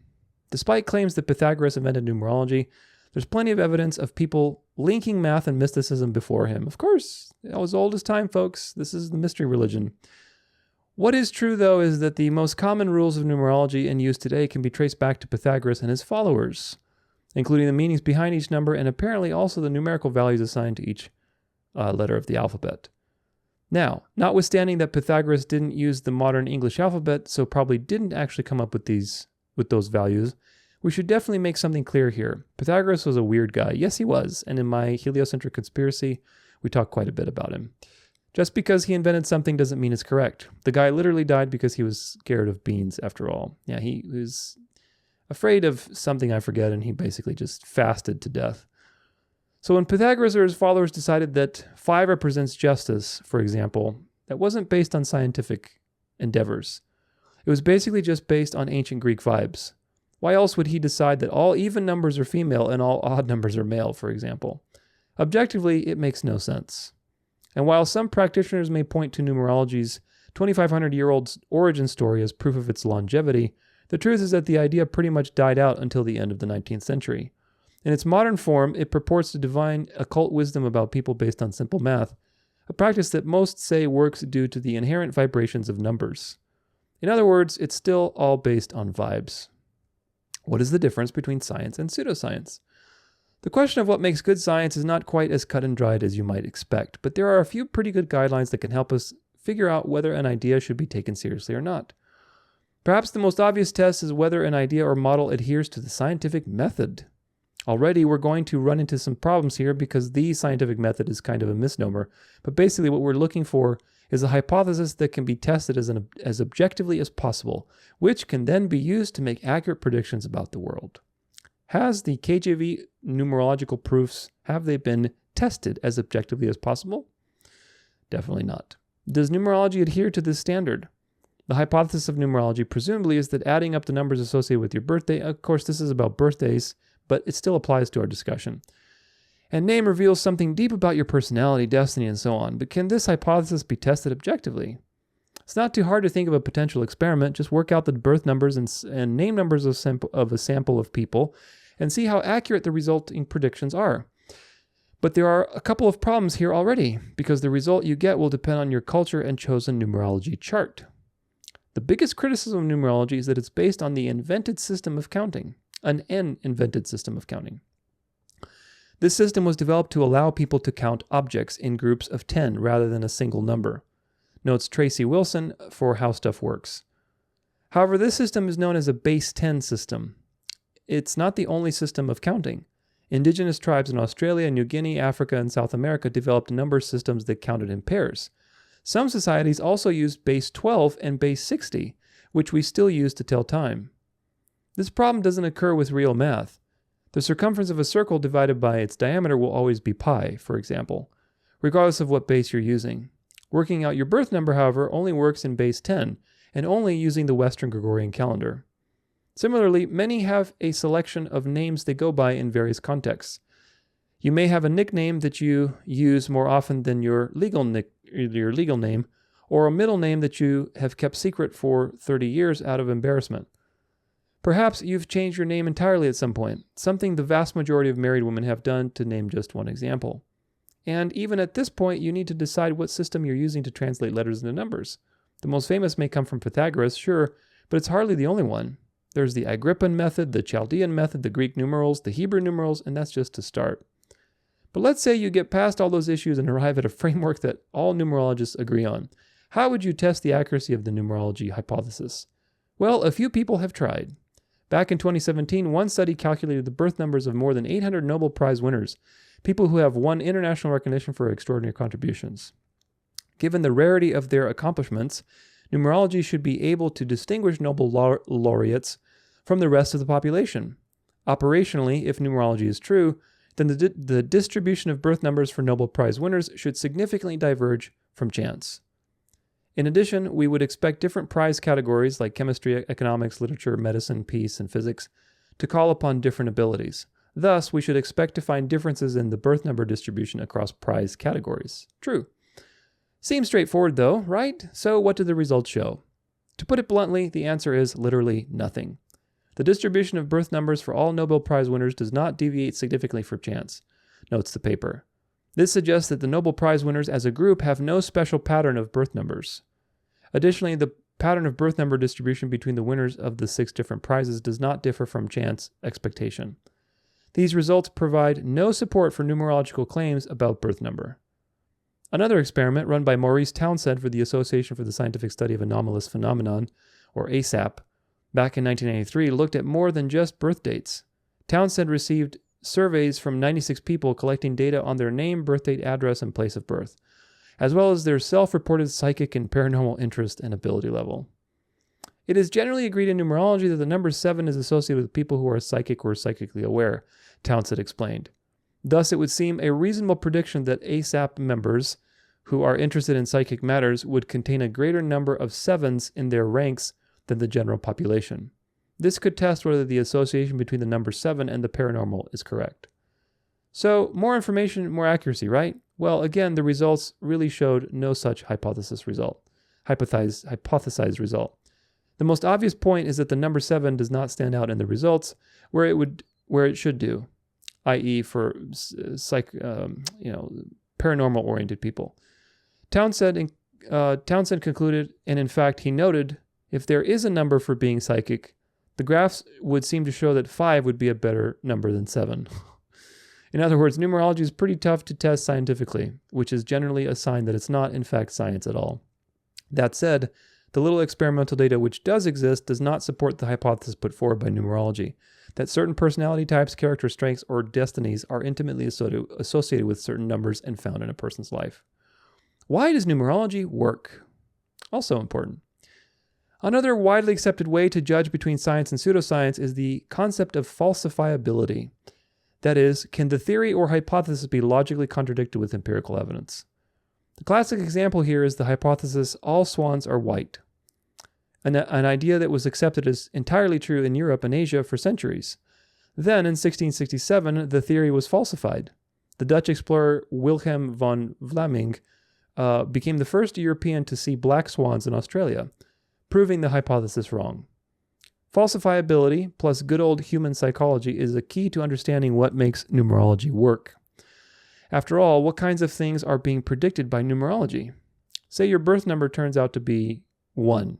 According to believers, this signifies a person who is independent, but can get lonely, sometimes hides insecurities behind bluster, someone who has innate leadership abilities, but suffers without the support of friends and family. Does that sound familiar to you? Wow, maybe your birth number is 1. Or more likely, those are just a collection of what are more commonly known as Barnum statements, descriptions which are so vague as to apply in some way to just about anybody. When a statement is so fuzzy like this, it makes it extremely difficult to falsify. Maybe your birth number is 1, but you don't consider yourself particularly independent. Well, the numerologist might argue, that's just proof that you crave the support of friends and family, so the prediction is still true. Maybe you don't feel like a natural leader at work or in your social life, but a numerology proponent might say, that doesn't mean you're not a natural leader to your children, so that doesn't falsify the hypothesis either. Add to that the natural human tendency towards confirmation bias, and it's easy to see why some people are drawn towards things like numerology. Once one receives a numerology-derived horoscope or fortune or lucky number or lucky color or whatever was produced, one tends to see it everywhere, explains Brian Dunning in his 2018 episode of Skeptoid podcast. We all respond to many phrases in most horoscopes because they tend to be things that all want to be true about ourselves, and in most cases they are true about most people. To anyone who has not studied the ways that these divinations work with human psychology, they do indeed seem compelling. Compelling enough that you don't have to be stupid to be persuaded that there's something there. Basically, the reason numerology works, or astrology, homeopathy, conspiracy theories, or any other pseudoscience, is not because it's backed by science. In fact, any attempt to explore the concept within a scientific framework has shown it to be false. But for some followers of these practices, that probably doesn't matter. After all, it works for them, and where humans are concerned, that's unfortunately often all the evidence we need. This is a perfect statement for the confessional position. The confessional position is not based on anything empirical. It's based completely on an irrational position. Now again, there's parts of it, eat the meat, spit out the bones. It is true that God preserved his word. Absolutely. And hopefully you know that by now. But it is not true that the King James Version is the way that God preserved his word. And of course, it's an emotional position. It's not based on empirical evidence, because I've shown you mountains of empirical evidence so far that it cannot be true. And so people reject the empirical evidence and cling to things like numerological proofs, and that's all I need. It's the KJV, KJV, whatever, and that's all that I need to look at. So numerology is pseudoscience.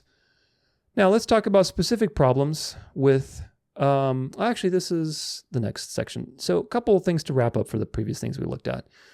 I talk again about how math can be deceptive. See my heliocentric conspiracy. People are very easily seduced by math. They really are. They're seduced by numbers and patterns and harmonious things because they think that it's authoritative and true.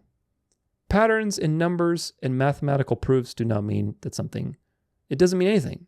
You have to read it in context. And especially with these numerological proofs, it's so subjective. What does it mean that the total number of a particular word is 777? What does that mean? What does that mean? How do you infer that, the meaning from that? Well, there is no meaning. 7 could mean a bunch of things. Are you talking that the Bible gives you rest? That, you should worship on the seventh day? Like, what conclusion are you taking from that? And if that's the case, if you're taking those conclusions, why don't you just read the Bible? That doesn't make any sense to me. But anyway, math is very powerful as a tool, but it's also very powerful for the enemy to deceive you because it's harmonious. And we like shiny things. We like things that are even and beautiful. So math numbers can be used to deceive, just like words. That's the point to take. There's nothing scientific about gematria and numerology and number patterns and finding all these things. There's nothing scientific about them whatsoever. It is completely subjective. Finding meanings in number patterns is divination. Trying to find secret knowledge in the Bible is Gnosticism. Trying to predict the future with numerology, like the Talmudic Jews do, which of course, King James Onlyists don't do things like the Talmudic Jews, but I want to show you that this isn't limited to the King James Version to find numerological patterns. The spirit that's guiding these types of things is not from God. God is not guiding you to find secret knowledge in number patterns. That spirit manifests in many different ways to deceive people in different particular directions, but it's all really in the same direction, which of course is delusion. Because it depends on the particular translation, but the 1611 has 788,000 words approximately. 788,000 words, that is an enormous amount of content. The odds of seeing patterns and correlations in a document this long, especially if your rules are subjective, are very high. Now, why are these things not scientific? Very important to understand a couple of things. We're going to be looking at some psychology. In college, I studied psychology. It was one of my favorite topics. I have a BA in psychology, and it was really, especially behavioral psychology. So fascinating to understand all of these triggers in your mind. And you realize, wow, I really can't choose free of influence. I need the perfect will of God who can choose free of influence to be in my life. Otherwise, I'm predictable. And so this is the point. But psychology is very important to understand in this particular topic with numerology. But why is this not scientific? Well, one of the first reasons why it's not is selection bias. Selection bias means that people are ignoring things that are not meaningful and focusing on the things that are. For example, all those patterns that I read to you in the beginning about the KJV. For each pattern, there has to be a rule. Okay, like let's say the word capitalized is, what was it, like 7 times was listed in the 1611, I believe. Okay, well, that's a rule that you've made. I'm going to look for word capitalized and count how many times it exists. All right. Well, did you look for the word Jesus and see how many times it existed, I'm guessing the number probably isn't divisible by 7, or maybe word lowercase, or maybe the word Bible. There are so many rules that there's literally probably almost infinite amount of rules that you can make, and combinations of rules and combinations of words that you could make, and most of them are not meaningful. Most of them are. If you understand math and probability, you really see why this is nonsense. For each one of those rules, there are countless more that will produce meaningless results. Again, search for the word Bible, or king, or Bible translation, or whatever. Like, look for various combinations of words, and you will see that there's meaningless numbers that come up. The fact that you found one combination based on one particular rule doesn't mean anything. It just means that you found one, and the likelihood of that happening, especially given Francis Bacon's involvement, is very high, because that's a part of language. There's a lot of content, and there seems to be dubious influence there to particularly put extra numerological significance into the text.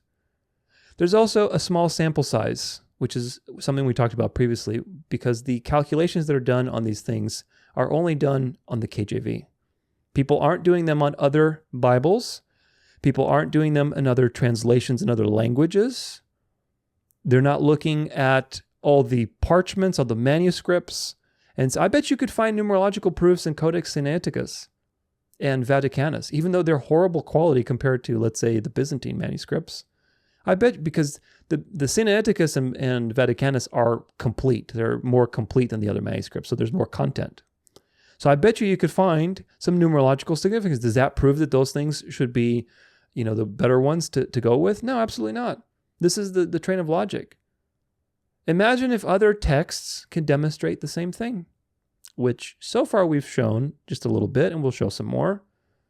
And again, if you use the same standard of judgment, then you would have to say that those texts are inspired because they have meaningful numerological patterns. Is that our standard of judgment for something being inspired? Is that it has numerological proofs?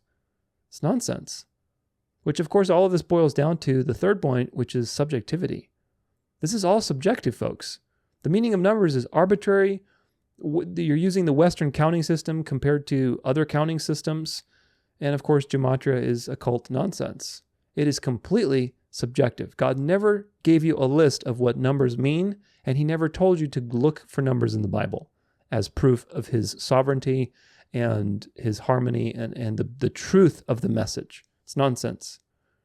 This is why all this stuff is just not the standard that you should be using. It's mysticism. The Bible does not need these things to be validated, folks. God's word is true because of archaeology. No book has ever been proven by history as the Bible has. Consistency. There are dozens of writers over 1,500 years, one consistent story. All the correlations we looked at, the 60,000 cross-references, the typology, how Scripture authenticates itself, Bible prophecy, historical evidence proves that the Bible is predictive, and it's the only book that has that power. The Quran doesn't, the Talmud doesn't, the pagan texts don't. The Bible is unique in history because of its Bible prophecy. Of course, it also has eyewitness testimony through the things we talked about, like undesigned coincidences, embarrassing details, martyrdom.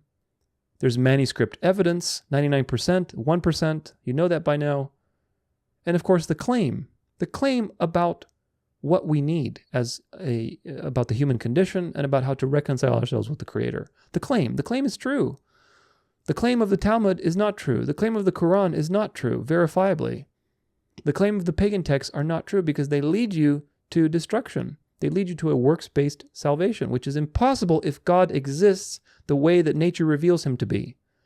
If God exists the way that nature reveals him to be as a perfect judge who is perfectly moral, cannot be bribed because he knows everything, if that God exists, which he does, as a result of his works that you can clearly infer without any text whatsoever, then the claim of the Bible is the only one that addresses that problem.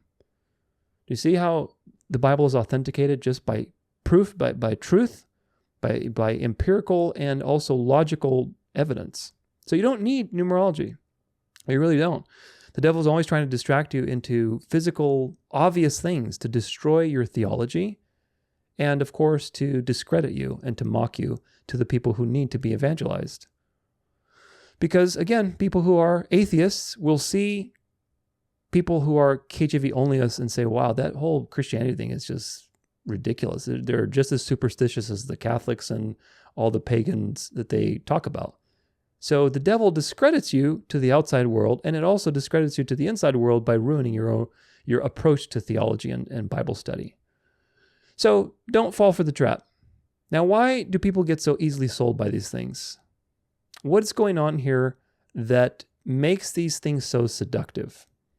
And again, you have to rip away from how you feel about numerology and numerological patterns and the harmony that it seems there. Wow, look at all these cool patterns. And realize that your mind and your flesh are deceiving you. Nature is beautiful. Nature is very beautiful and harmonious. It's an extension of God's character, who is beauty, who is harmony. But the flesh is deceitful. The flesh is wicked. There are many psychological principles that you need to become familiar with to understand not just what's happening here with the KJV Only numerological proofs, but just in general so that you're not deceived. And we're going to go over them. The first one's apophenia, and this is on Wikipedia. Apophenia is the tendency to perceive meaningful connections between unrelated things. The term, yada yada, was coined by psychiatrist Klaus Conrad in 1958 on a publication on the beginning stages of schizophrenia. He defined it as unmotivated seeing of connections accompanied by a specific feeling of abnormal meaningfulness. He described the early stages of delusional thought as self-referential over interpretations of actual sensory perceptions as opposed to hallucinations. Apophenia has come to describe a human propensity to unreasonably seek definite patterns in random informations, such as can occur in gambling. We'll look at that as well. Apophenia can be considered a commonplace effect of brain function. Taken to an extreme, however, it can be a symptom of psychiatric dysfunction, for example, schizophrenia, where a patient sees hostile patterns, for example, a conspiracy to persecute them, in ordinary actions. Apophenia is also typical of conspiracy theories, where coincidences may be woven together into an apparent plot. Yeah, the Psyop is that it's a Psyop. This is exactly what they've done to the public. They have trained you so hard by giving you a little bit of truth about the deep state and about the dark that they have now transferred everybody into the counter narrative successfully, with Trump winning and with everybody flipping to the right and to the delusion that is coming. They have successfully transferred you into another delusion, into another deception, because they know that once they train you enough and give you enough little nuggets, you start seeing meaning in everything, and you see the meaning that they want. This is psychological warfare, folks. Psyop. Pareidolia. A common example is the perception of face within an inanimate object. The headlights and grille of an automobile may appear to be grinning. People around the world see men in the moon. People sometimes see the face of a religious figure in the piece of toast or in the grain of a piece of wood. There is strong evidence that psychedelic drugs tend to induce or enhance pareidolia. A lot of people, by the way, who are into the idea that the mountains used to be giants and they're fallen giants and they're petrified. This is the whole, it's in the flat earth community, especially also like Tartaria, I think, has some of this stuff too, but people fall for this all the time. Here's an example. This is the organ player in some cave. You can look at it. Let's see. So you kind of, you look at it, your mind is telling you, oh, look, it's a face, but then you look in a different direction and it looks totally not like a face. So we tend to see these meaningful patterns in reality. It doesn't mean that that's an actual face. It's somebody that used to be a giant or somebody carved a face there. No, you're just seeing things because your mind is programmed in a certain way to see patterns. Pareidolia usually occurs as a result of the fusiform face area, which is the part of the human brain responsible for seeing faces, mistakenly interpreting an object's shape or configuration with some kind of perceived face-like features as being a face. Gambling. Gamblers may imagine that they see patterns in the numbers that appear in lotteries, card games, or roulette wheels, where no such patterns exist. A common example of this is the gambler's fallacy, which we'll look at. Statistics. Epiphenia is an example of type 1 error, the false identification of patterns in data. It may be compared to a so-called false positive in other test situations. Finance. The problem of apophenia in finance has been addressed in academic articles, more specifically within the world of finance itself. The examples most prone to apophenia are trading, hello crypto, structuring, sales, and compensation. If you've been involved at all in the crypto world, you know exactly what I'm talking about with apophenia in trading. Oh, look, it's going up. It's going to do this. It's going to do that. Oh, no, it's not. You just lost, $1 million or whatever. So this is what it is, folks. This type of stuff is wild right now. The world is on fire with apophenia and people finding meaning in something that's not inherently meaningful. Gambler's fallacy. The gambler's fallacy, also known as Monte Carlo fallacy or the fallacy of the maturity of chances, is the belief that if an event whose occurrences are independent and identically distributed has occurred less frequently than expected, it is more likely to happen again in the future, or vice versa. Really quick pause. This is what the lottery is based off of and what gamblers are addicted to. Meaning, let's say you have an odds of 1 out of 10 to win a particular slot machine, which is it's a lot more than that, but let's say 1 out of 10. And you've played the slot machine 9 times. Okay? The gambler's fallacy is, if I play again, that's 10. It's got to be a win. It's got to be a win. When in reality, every single time that you play that machine, the odds are 1 out of 10. It doesn't change the odds, the fact that you've played it and you haven't won yet. This is the gambler's fallacy and how they get addicted, because it's an apophenia. It's interpreting patterns in numbers where there are no patterns. The odds are still the same every time. Of course, they're rigged against you. And some people win when they win because the house lets it happen, lets it, kind of floods just to give people a win. So they think, oh, you see, it confirms my idea, but really it doesn't. Apophenia is at work and you're being deceived. Moving on. The fallacy is commonly associated with gambling, where it may be believed, for example, that the next dice roll is more than usually likely to be 6 because there have recently been fewer than expected number of 6s. The term Monte Carlo fallacy originates from an example of the phenomenon in which the roulette wheel spun black 26 times in succession at the Monte Carlo casino in 1913. Give you a couple of examples of this. Gambler's fallacy is just another one of these fallacies to show you how the brain is deceived. Very, very important. The Bible says in Jeremiah 17:9 that the heart, which is really the mind in Hebrew, is desperately wicked. Who can know it, it says. Who can know how wicked our minds are? And of course they are wicked. That's why you need a savior. That's why you need God's will to supplant your will, which is limited, with his unlimited free will, and give you the ability to choose the good. The flesh is wicked. We all have the flesh, and we're battling with the flesh every day. We're battling with our ego. We're battling with the conditioning that we've had since a little kid. We're battling with the trauma. We're battling with the heuristics, if you know what those are. They're basically mental shortcuts that your mind always takes to conserve energy, but most of the time they lead to poor judgments. You're battling with all the psychological phenomenon. You're battling with this stuff all the time, folks. The flesh is the sum of all of these things against you. That's why you have to evaluate the evidence. You have to be empirical. You have to be patient. You have to weigh both sides. You have to look at what the data says. Sample size. Am I being subjective? Are there any fallacies going on? You have to really screen everything, because the enemy knows exactly how to deceive you. He knows exactly how to push you off balance, how to appeal to your fallacies, to your heuristics, to your psychological triggers, and manipulate you. So you have to walk the narrow road and be sober-minded. That's what it means to be sober-minded, to be awake and not be deceived by your own flesh, the world, or the devil. Now, back to Wikipedia. Confirmation bias. Confirmation bias is the tendency to search for, interpret, favor, and recall information in a way that confirms or supports one's prior beliefs or values. People display this bias when they select information that supports their views, ignoring contrary information, or when they interpret ambiguous evidence as supporting their existing attitudes. Does this summarize to you the KJV Only movement, and specifically the numerological proofs? Yes, it does. The effect is strongest for desired outcomes, for emotionally charged issues, and for deeply entrenched beliefs. Biased search for information, biased interpretation of this information, and biased memory recall have been invoked to explain 4 specific effects. Attitude polarization, when a disagreement becomes more extreme even though the different parties are exposed to the same evidence. Belief perseverance, when beliefs persist after the evidence for them is shown to be false. Take a note. if you're a KJV Onlyist, if you still believe and persevere in your attitudes after this presentation, if you're still here, the irrational primacy effect, a greater reliance on information encountered early in the series. Illusory correlation, when people falsely perceive an association between two events or situations.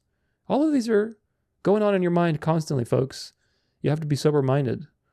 A series of psychological experiments from the 1960s suggested that people are biased towards confirming their existing beliefs. Later work reinterpreted these results as a tendency to test ideas in a one-sided way, focusing on one possibility and ignoring alternatives. Explanations for the observed biases include wishful thinking and the limited human capacity to process information. Another proposal is that people show confirmation bias because they are pragmatically assessing the costs of being wrong, rather than investigating a neutral, scientific way. That's what it's about. I don't want to be wrong. I don't want to let this go. I don't want to let this comfort and this emotion and this tradition go. I don't want to let that go. I don't want to be wrong. So I'm not going to walk the narrow road and evaluate the evidence and base my beliefs on what the evidence says. Flawed decisions due to confirmation bias have been found in a wide range of political, organizational, financial, and scientific contexts. You're not immune. Science is not immune. Math is not immune. Politics, finance, none of that is immune. The flesh is the flesh, folks. These biases contribute to overconfidence in personal beliefs and can maintain or strengthen beliefs in the face of a contrary evidence. For example, confirmation bias produces systematic errors in scientific research based on inductive reasoning, which is the gradual accumulation of supportive evidence. Similarly, a police detective may identify a suspect early in an investigation, but then they may only seek confirming rather than disconfirming evidence. So you pick somebody and you don't really base it on evidence, but you want to just now find the evidence to confirm your beliefs. A medical practitioner may prematurely focus on a particular disorder early in the diagnostic session and then seek only confirming evidence. In social media, confirmation bias is amplified by the use of filter bubbles or algorithmic editing, which display to individuals only information they are likely to agree with while excluding opposing views. Isn't that the truth with today's social media phenomenon? Is there something I highlighted here? I don't think I did. I think that was it. But confirmation bias, you should know what that is. It is very active in the world. Selective attention. Selective perception is the tendency to not notice or more quickly forget stimuli that cause emotional discomfort and contradict prior beliefs. For example, a teacher may have a favorite student because they are biased in in-group favoritism. The teacher ignores the student's poor attainment. Conversely, they might not notice the progress of their least favorite student. It can also occur when consuming mass media, allowing people to see facts and opinions they like while ignoring those that do not fit with particular opinions, values, beliefs, or frame of reference. Doesn't that ring true with the Trump movement and trying to wake up your friends about the whole situation that's coming, and they just don't want to buy it because they're so emotionally invested in what they like while ignoring the poison that's underneath? Psychologists believe this process occurs automatically. It does, folks. This is part of your flesh. This is part of your mind. Your mind is desperately wicked. Desperately wicked is the mind, according to the Bible. And of course, that's true. Cognitive dissonance is another one. All these are cognitive dissonance based, but this is information bias. Information bias is a cognitive bias to seek information when it does not affect action. This is going to come in handy as well with this whole KJV Only numerological proof. An example of information bias is believing that the more information that can be acquired to make a decision, the better, even if that extra information is irrelevant for the decision. Example. A female patient is presenting symptoms and a history which both suggest a diagnosis of glaucoma with about 80% probability. If it isn't glaucoma, it's either pupitis or phlebemia. Each disease has its own treatment which is ineffective against the other two diseases. A test called the ET scan would certainly yield a positive result if the patient had pupitis and a negative result if she had phlebemia. If the patient has glaucoma, a positive and negative result are equally likely. If the ET scan was the only test you could do, should you do it? Why or why not? Many subjects answered that they would conduct the ET scan even if it were costly and even if it were the only test that could be done. However, the test in question does not affect the course of action as to what treatment should be done. Because the probability of glaucoma is so high with a probability of 80%, the patient would be treated for glaucoma no matter what the test says. Glaucoma is the most probable disease before or after the ET scan. In other words, they have no reason to do the ET scan, but this is the information bias. Oh, we need to do it. We need more information. In this example, we can calculate the value of the ET scan by considering 100 patients, of which 80 have globoma. Since it is equally likely for a patient with globoma to have a positive or negative ET scan result, 40 people will have a positive ET scan and 40 people will have a negative ET scan. The remaining 20 patients have either papitis or phlebemia.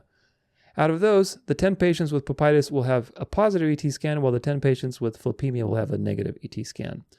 Thus, out of the 50 patients with a positive result, 40 for globoma and 10 plus papitis, 80% have globoma. Likewise, out of the 50 patients with the negative result, 40 and 10, 80% have globoma. The probability of globoma is therefore entirely unaffected by the result of the test, regardless of how it turns out.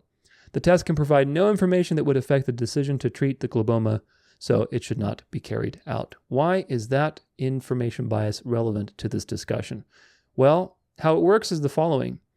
The more numerology correlations, quote unquote, I can find, the more it proves the KJV is divine and special. The more information we can just pull at this thing, the more we can say that the KJV is inspired and authentic and, originally from God and so on and so forth. But the number of correlations is subjective. There are many in all translations, as you saw in the previous example, and you'll see again in some other texts as well.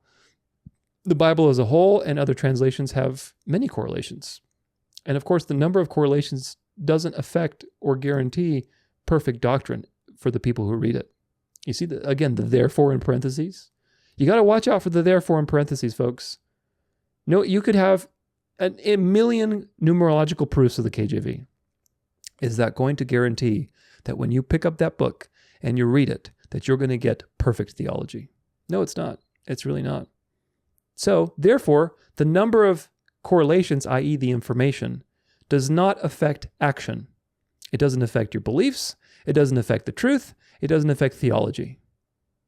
Therefore, this is an information bias because you're saying, oh, I need more correlations to prove this Bible is true. No, you don't.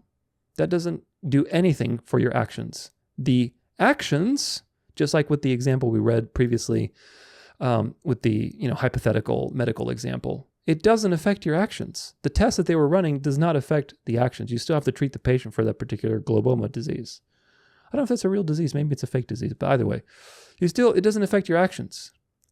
Whether the KJV has more numerological proofs than other translations or other languages or whatever else doesn't affect the fact that you have to read in context, use consistent principles, use other sources like history, not be biased, check yourself for biases, understand apologetics, etc., etc., etc. These actions do not depend on you getting more and more numerological proofs from the KJV. They don't. So there's a problem with this, thinking that you need to get this information. It's completely inconsequential to the actions that you have to take. But this is what the devil does. The devil gives you something that is so enticing and so seductive so that you don't take those actions, so that you get a little low-hanging fruit, you munch on that and your stomach gets full, and you don't hunger for the true food, which of course is all of these deeper things. And by filling your stomach with low-hanging fruit, you actually never develop yourself, and the devil can cut you off from evangelizing other people successfully and destroying your own theology and drifting you into legalism. So this is how these things work. And remember, again, the KJV has errors. It has errors in it, folks, as you saw, hopefully, and you see it for yourself. And the KJV is still used by many people to produce very bad fruit and very bad theology. So the numerological proofs have no effect on action, and they're inconsequential. The other thing is this. Patterns exist everywhere, folks. They really do, and we're going to document them now so that you see for yourself. This is from Philosophy Stack Exchange. How probable is the philosophical significance of numerical patterns in religious texts? I have a Muslim friend who told me about a chapter in the Quran in which he claims there is a numerical miracle. This chapter is unique in the Quran because a particular part repeats frequently. The first occurrence of this is in the section number 13. If we collect the numbers of these sections, they form a sequence, and it gives you the sequence.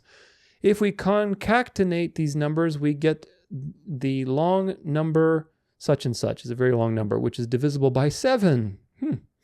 Reversing this number from left to right, or from right to left, we get the following number, which is also divisible by 7. Would you look at that?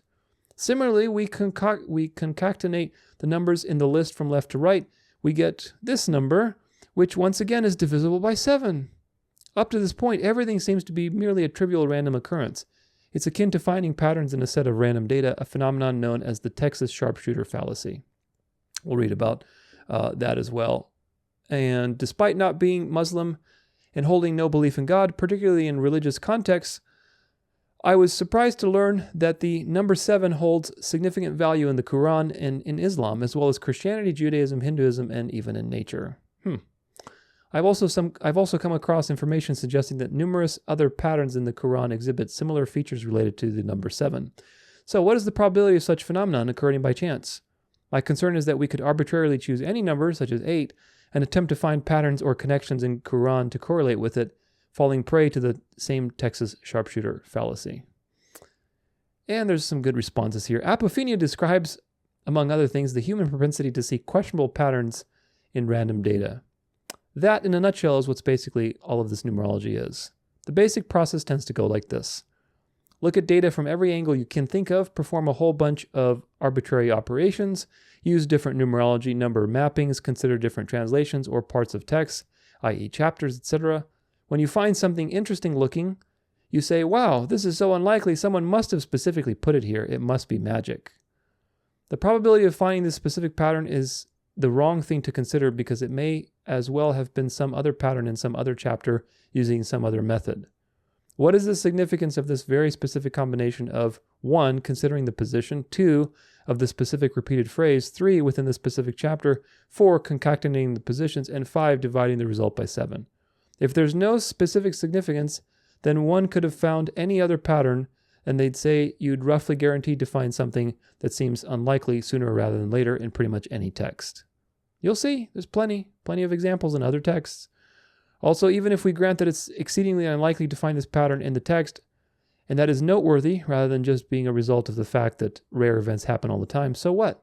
If this is supposed to be proof that a deity inspired the book, that would be a deity with a very weird sense of humor. You see what the unbelievers respond to this and how the devil uses this to discredit you in the face of unbelievers. So do not use these things as proofs, though, folks. The unbelievers will see right through it. They're deceived in their own way, but they're not, many of them are not deceived on these types of things, and they'll see right through it. I suspect an all-powerful deity can do something at least a little more impressive and extraordinary than putting some words in a few thousand-year-old book in some particular order for people to notice at some point. Not only is the basic methodology of numerology complete nonsense, they typically also try to draw conclusions that make absolutely no sense given the evidence. Exactly. That the KJV is the anointed book of God when it has errors in it. Putting all this aside, text certainly isn't just random data, and this could count against numerology. If one finds a pattern, that may just be a pattern that exists in writing generally, particularly in the same language written around the same time for the similar purposes. It would be pretty mundane to claim that patterns exist in human writing.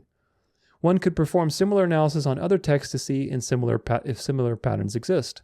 Although I don't expect this to account for too many instances of found patterns, as the patterns typically seem quite arbitrary. The bigger problems are those mentioned above, i.e. the scattershot approach of numerology and the questionable conclusions drawn from found patterns. There's other one here too. It says, I grew up Muslim and remember reading a lot about these patterns.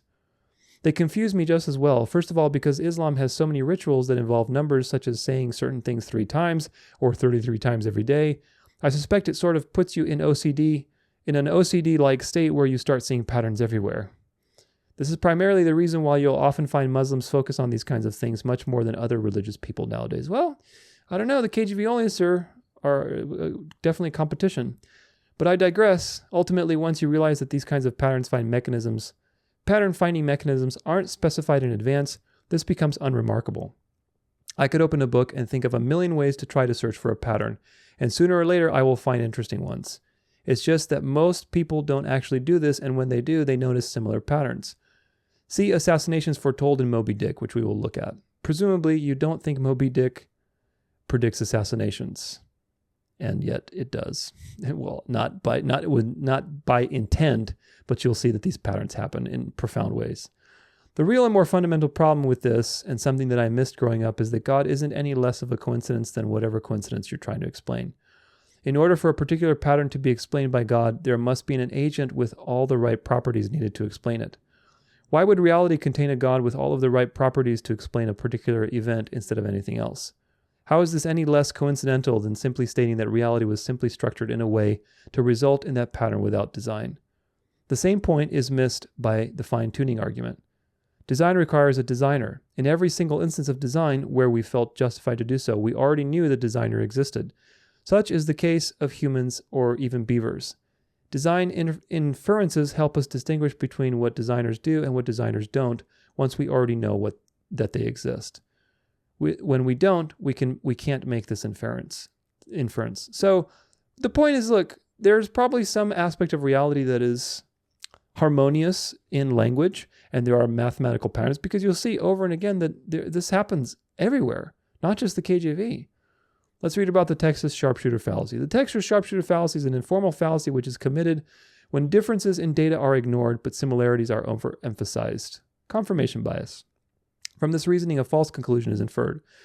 This fallacy is the philosophical or rhetorical application of multiple comparisons, problems in statistics, and apophenia in cognitive psychology. It is related to the clustering illusion, which is a tendency in human cognition to interpret patterns where none actually exist. The name comes from a metaphor about a person from Texas who fires a gun at the side of a barn, then paints the shooting target centered on the tightest cluster of the shots and claims to be a sharpshooter. Yeah, so you're finding the evidence to support your conclusion, basically. Now, let's look at assassinations foretold in Moby Dick. The following challenge was made by Michael Drosnin, who is the author of the Bible Code. Quote, "When my critics find a message about the assassination of a prime minister encrypted in Moby Dick, I'll believe them." Newsweek, June 9th, 1997. Note that the English with the vowels included is far less flexible than Hebrew when it comes to making letters into words. Nevertheless, without further ado, we present our answer to Michael Drosnin's challenge. And here they are, folks. Prime Minister Indira Gandhi. You can see how these work. These are, again, you're taking words in Moby Dick and you're putting them in the same way the Bible Code put them.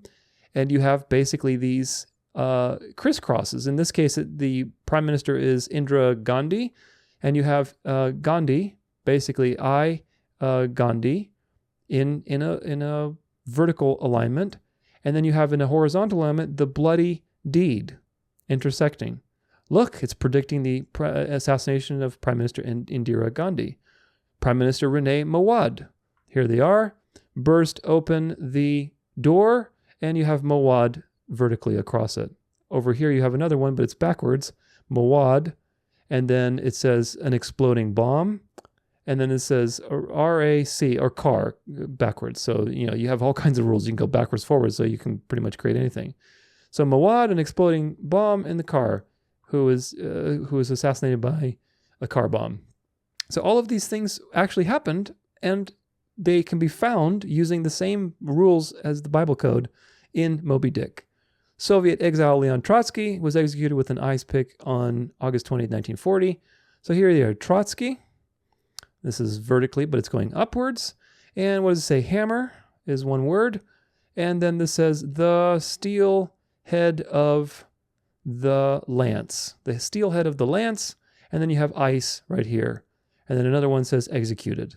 So you can find meaningful patterns, which of course, these are all by chance. The writer of Moby Dick did not intend to predict assassinations. Of course, these aren't predicting. They're just words that are semantically related to these executions, and they're being correlated just in the same way that the Bible Code authors are correlating words that they find to things that happen in history. The Reverend Martin Luther King, he was assassinated. Well, let's see what this says. This says TENN, Tennessee, probably, or what, I'm guessing. Was fatally shot in Tennessee. Yeah, Tennessee on April 4th. So this is TENN. Then you have King backwards, ML King, but it's, upwards. Then this is to be killed by them. And then gun in blue. UNGUN also in more spacing letters here. And then you have prepare for death underneath that. So you've got also, I think this one says U.S. agent deed, an agent deed or something like that. So you have all sorts of these messages. There's all of them. Chancellor Engelbert Dollfuss. You can look at these yourself. Assassin Sirhan. Look at all these in Moby Dick. This is Moby Dick. John F. Kennedy. You can see this is Kennedy backwards. This is Kennedy. And these are all spaced out again according to these certain rules. This says death, D-E, or D-A, yeah, A-E, D-A-A-E-H, D-A-H, something there. S-H-O-T, shot. Oh, D-E, this is head backwards. This is H-E-A, so shot is brown, H-E-A-D, head. So Kennedy, shot, head. And then this is had been so killed. So this is supposedly predicting Kennedy's assassination. Same rules, same things, and you can find all of these. Look at this. All these meaningful, quote-unquote, meaningful things. Abraham Lincoln, Yitzhak Rabin, same as the Bible code. You can verify the above passages and find your own using the public domain text of Moby Dick. It can be downloaded at, and they give you a link here. See, some more information about the pictures can be found here. Princess Diana's death. The death of Lady Diana was also predicted by Moby Dick. See the Princess Di page for details. A note to the credulous. It has come to my attention that people have taken this page as claiming that Moby Dick really predicted the assassinations of famous people. Please be assured that none of these patterns happened by other than pure random chance. No laws of probability are violated here, or even stretched a little. That is also true of Drosnin's book, which is the whole point of the passage. Once you learn Drosnin's rules, which are none, and the method, a bit of a messy programming, you can find things like this anywhere. The reason it looks amazing is that the number of possible things to look for and the number of places to look is much greater than you can imagine. Yeah, there's so many rules about how many letters you can space, and the content is so large that you can find all sorts of things. And of course, this is not actually predicting these assassinations. Do you notice? It doesn't say the time and the date. It just says certain words that are very similar to these events, and through the mind you can correlate them and say, oh, see? And by definition, the KJV Only definition, well, then the Moby Dick book must be inspired because it's predicting the future. Of course, it's nonsense. These are just numerical patterns. Here's another one from our favorite little Muslim apologist, Lily J. Let's see if we can turn the sound on here.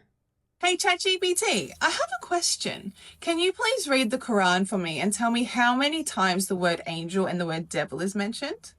In the Quran, the words angel and devil are equally mentioned 88 times. This is often seen as representing a balance between good and evil forces. That's interesting. What about the words man and women? Man and woman are each mentioned 24 times, symbolizing the balance and equality between them in the eyes of God. What about life and death? 145 times. And heaven and hell? 77 times. Wow. What about love and hate? 26 times each. Wow. And this is all meant to be a coincidence and written by an illiterate man? These intricate patterns in the Quran, written by an illiterate man, are seen by many as clear evidence of divine authorship, rather than mere coincidence. My mind is blown. What do you guys think? Hey, ChatGPT. What do you think? What do you think when the Muslims, who are a harlot daughter of Rome, who are antichrist in their religion, I'm not accusing anybody specifically, but Islam is antichrist. They're part of an antichrist false prophet religion. It's a harlot daughter, and we talk about that in my Did the Catholic Church Create Islam video, so check it out. But what do you make when people are arguing the same way as you, KJV Onlyists? That look, our text has all of these numerical things, and it shows that there's balance and harmony, and therefore it's an anointed thing by God. Do you see the problem? Here's another one, some examples of mathematical analysis applied to Talmudic study. Jonathan Rosenberg. I'm not going to go too much into this, but we're going to read just a little bit. Thus, this particular Hebrew word speaks both of the value of mathematics in and of itself and of the value of applying mathematical analysis to Talmud study. I certainly don't want to claim that the latter should be the normal way to study the Talmud, as is in fact only applies to a few isolated words. But if we are to take the idea of such and such seriously, then we should entertain the idea that mathematics, even serious mathematics, might sometimes have some useful things to say about Talmudic study.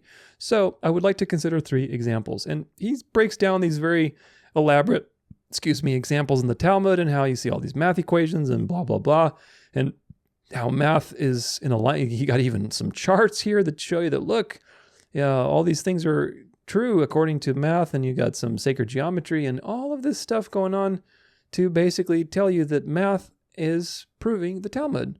So there you go. The Jews are up to it, just like they used to be. The meaning in the details, Talmudic numbers. This is another thing too, an essay. You can read it for yourself, but there's studies on this. This is by Rabbi Yitzhak Blau. The rabbis have been doing numerology and Kabbalah and divination and gematria for hundreds and hundreds of years. Here's another one. This is Electronic Journal of Vedic Studies, Volume 12, 2005, Issue 3. Number Symbolism in the Vedas by S.S.N. Murthy. We'll read just a little bit of this. Numbers became very sacred to all cultures since the time man started feeling the need to use numbers in daily life and started observing that the events related to the nature cosmos had preference for certain numbers. Thus came a stage when mathematics started evolving along with philosophy.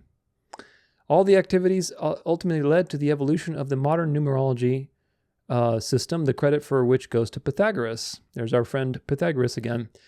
During this process, all cultures independent of each other had shown preference for certain numbers in their religious beliefs and activities. Similarly, in the Vedas, too, one finds numbers such as 1, 3, 7, and 10 as the most used numbers, at least on a few hundred or perhaps even more than 1,000 occasions to describe various events. The symbolism associated with the single-digit numerals was very well established in virtually all cultures, since counting began on the 10 fingers. For more general reading, yada yada, and for symbolism in the Vedic context, the reader may refer to such and such. The Vedic rishis also used large compound numbers like 21, 33, 34, 99, and 100 very frequently, which were previously explained in the translators of RV to mean many. But no serious attempt has been made far to see whether there is any hidden symbolism in these numbers. Because of lack of information on this front, there is often confusion or lack of agreement among the scholars in the interpretation of the verses. One interesting case, which has become subject of heated debate in recent years, is the Vedic verse referring to the sacrifice of horse, which gives an outward impression that the ribs of the sacrificial horse are 34 in number. Rajaram quote the above verse to identify the Vedic horse with the native horse, which is said to have the same number of ribs. Witzel has hotly contested this on the grounds that the usual horse has 36 ribs, not 34, and since the sacrificial horse is a symbol of the heavens, the numerical symbolism has a role to play. In the same set of hymns, blah blah blah, of certain verse numbers, this is mentioned, or of 360 days and 12 months of a year, where it appears that we get the meaning of the numbers in a straightforward manner. This observation adds some more confusion to the entire discussion, as in one case the former, the number, has a symbolic meaning, and in the other it does not. The suggestion of some scholars that these hymns could be a later addition also does not solve the problem. The answer to this puzzle, in all probability, also lies in numeral symbolism itself. Hence, a necessity has been felt to see the meaning and the ideas of the Vedic rishis in the use of compound numbers in their verses.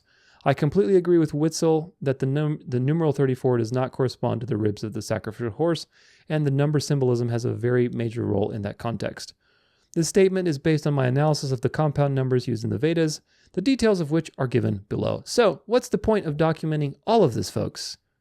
The Jews, the Muslims, the pagans, everybody uses the same stuff. They all see patterns in numbers. They all see patterns in their sacred texts. They all see symbolism in their sacred text through numbers. And of course, the question of the day is this for KJV Onlyists.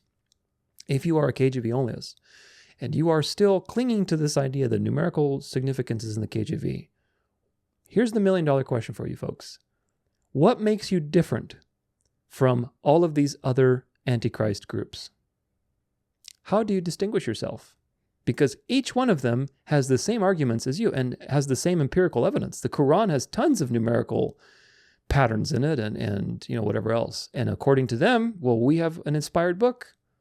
That's a problem for the KJV Only movement because you have now made the same argument that the enemy's making.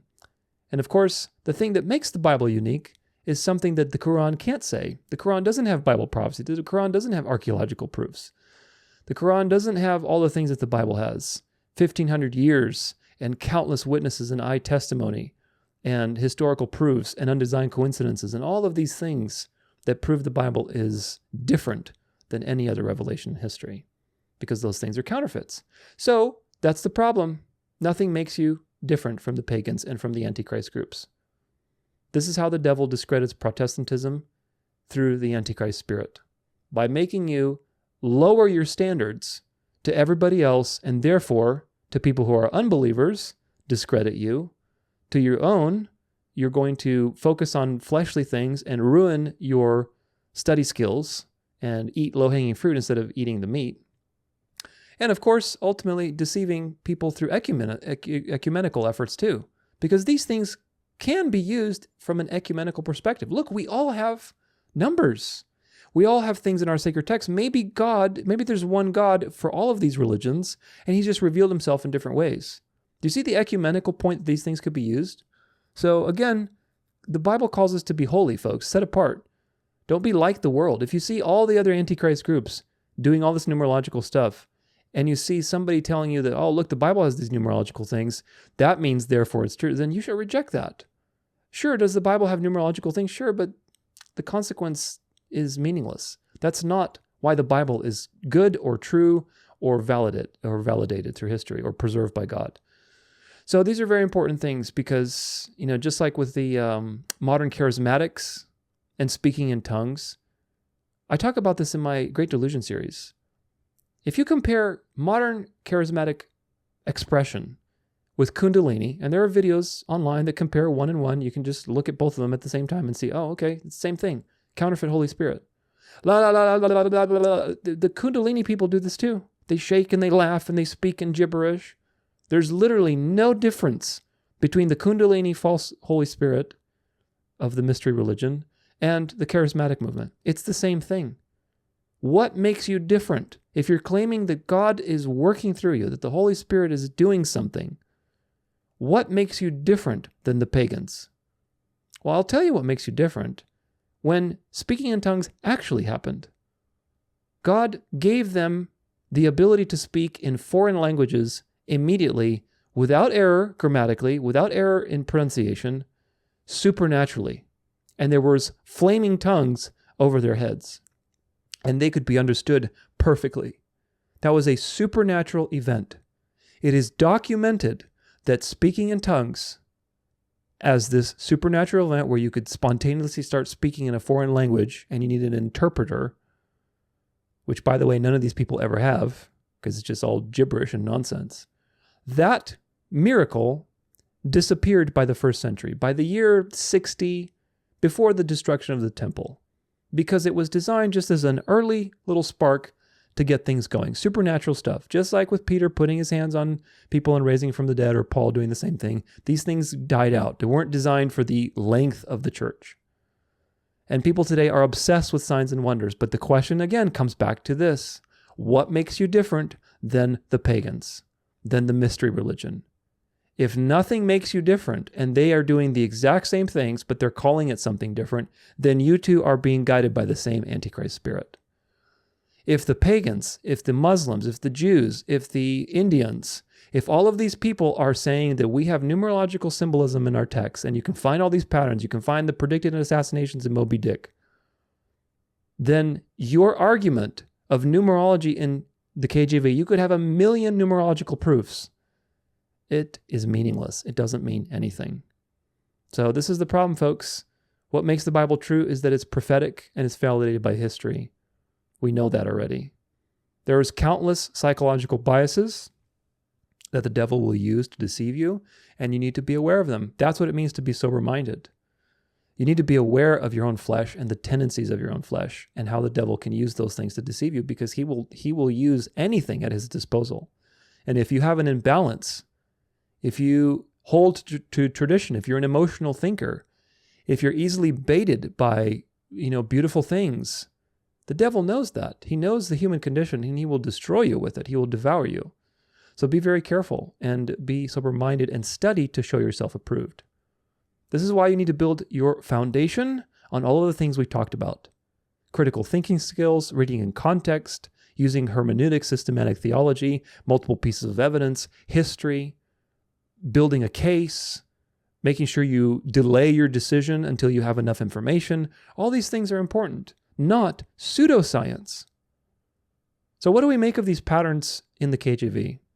Well, remember that there are many issues with statistics and math, and there's a lot of psychological biases, like I mentioned. Remember that numbers are subjective, so it doesn't mean anything that Jehovah is written 7 times. What does that mean? What conclusion does that mean? Is that something that you can infer to take action on? No, you can't. It's just a pattern. It's meaningless. Remember selection bias, ignoring everything that doesn't fit your criteria and selecting only things that do. For every single pattern that is found in the KJV, I guarantee you there are countless that are nonsensical. And of course, they only present to you the ones that are. So that's the selection bias at work. Remember things like Moby Dick and the assassination. So ultimately, you take it with a grain of salt. Could there be a general harmonious nature to language itself? I think so. I think probably because, again, math is harmonious. Physics is harmonious. The laws of the universe are harmonious as a reflection of God.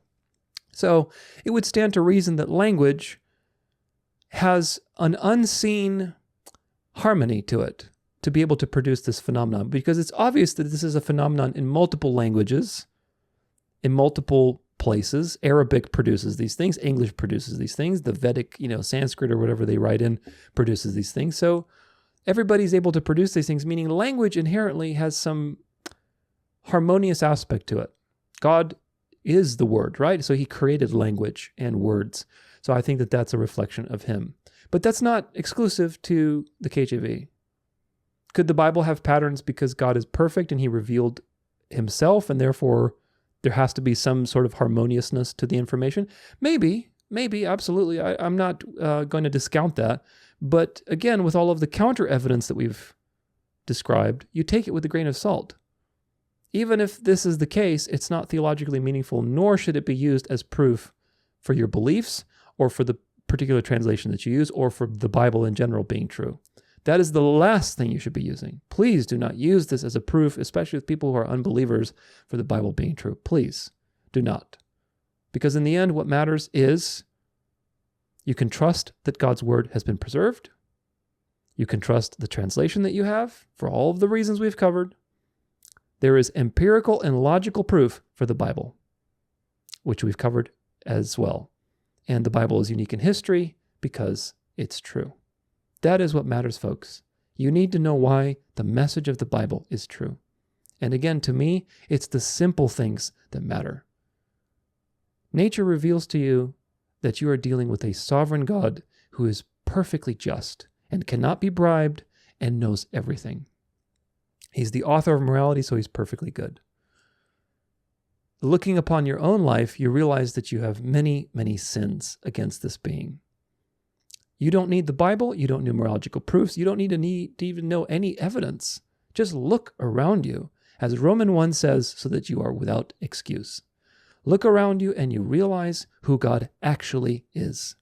The God of Judaism, the God of Catholicism, the God of Islam, the other false gods that the pagans believe, that is not the true God. And that is why they are deceived with synergistic ideas. Because if they actually discerned from nature, from the works of God, who God actually is, as sovereign, completely just, completely moral, etc., etc., very easy to discern. If you actually discerned who God actually is, they would abandon their religion. They would see, wow, there's no way I can pay for my sins. There's no way I can work for this.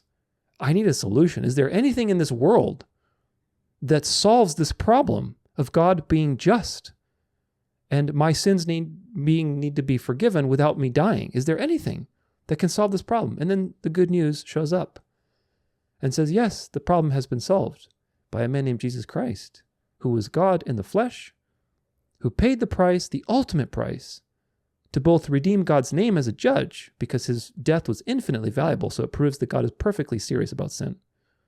Romans 3, 21 through 26.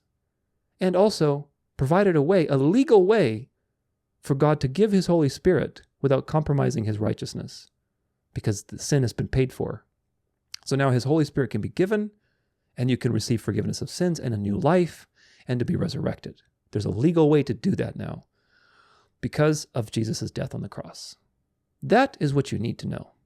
Everything else I covered, like undesigned coincidences, martyrdom, historical proofs, Bible prophecy, archaeology, all the things we looked at, typology, references, those things are important to understand apologetically. But the thing I just told you about, from natural revelation to the gospel, you don't need the Bible. You don't need to be a Bible scholar. You don't need to memorize all these things. You just need to look outside. Because outside, if you're honest, reveals to you the truth. So I hope that has been edifying for you. Onward now to the epilogue with some final thoughts.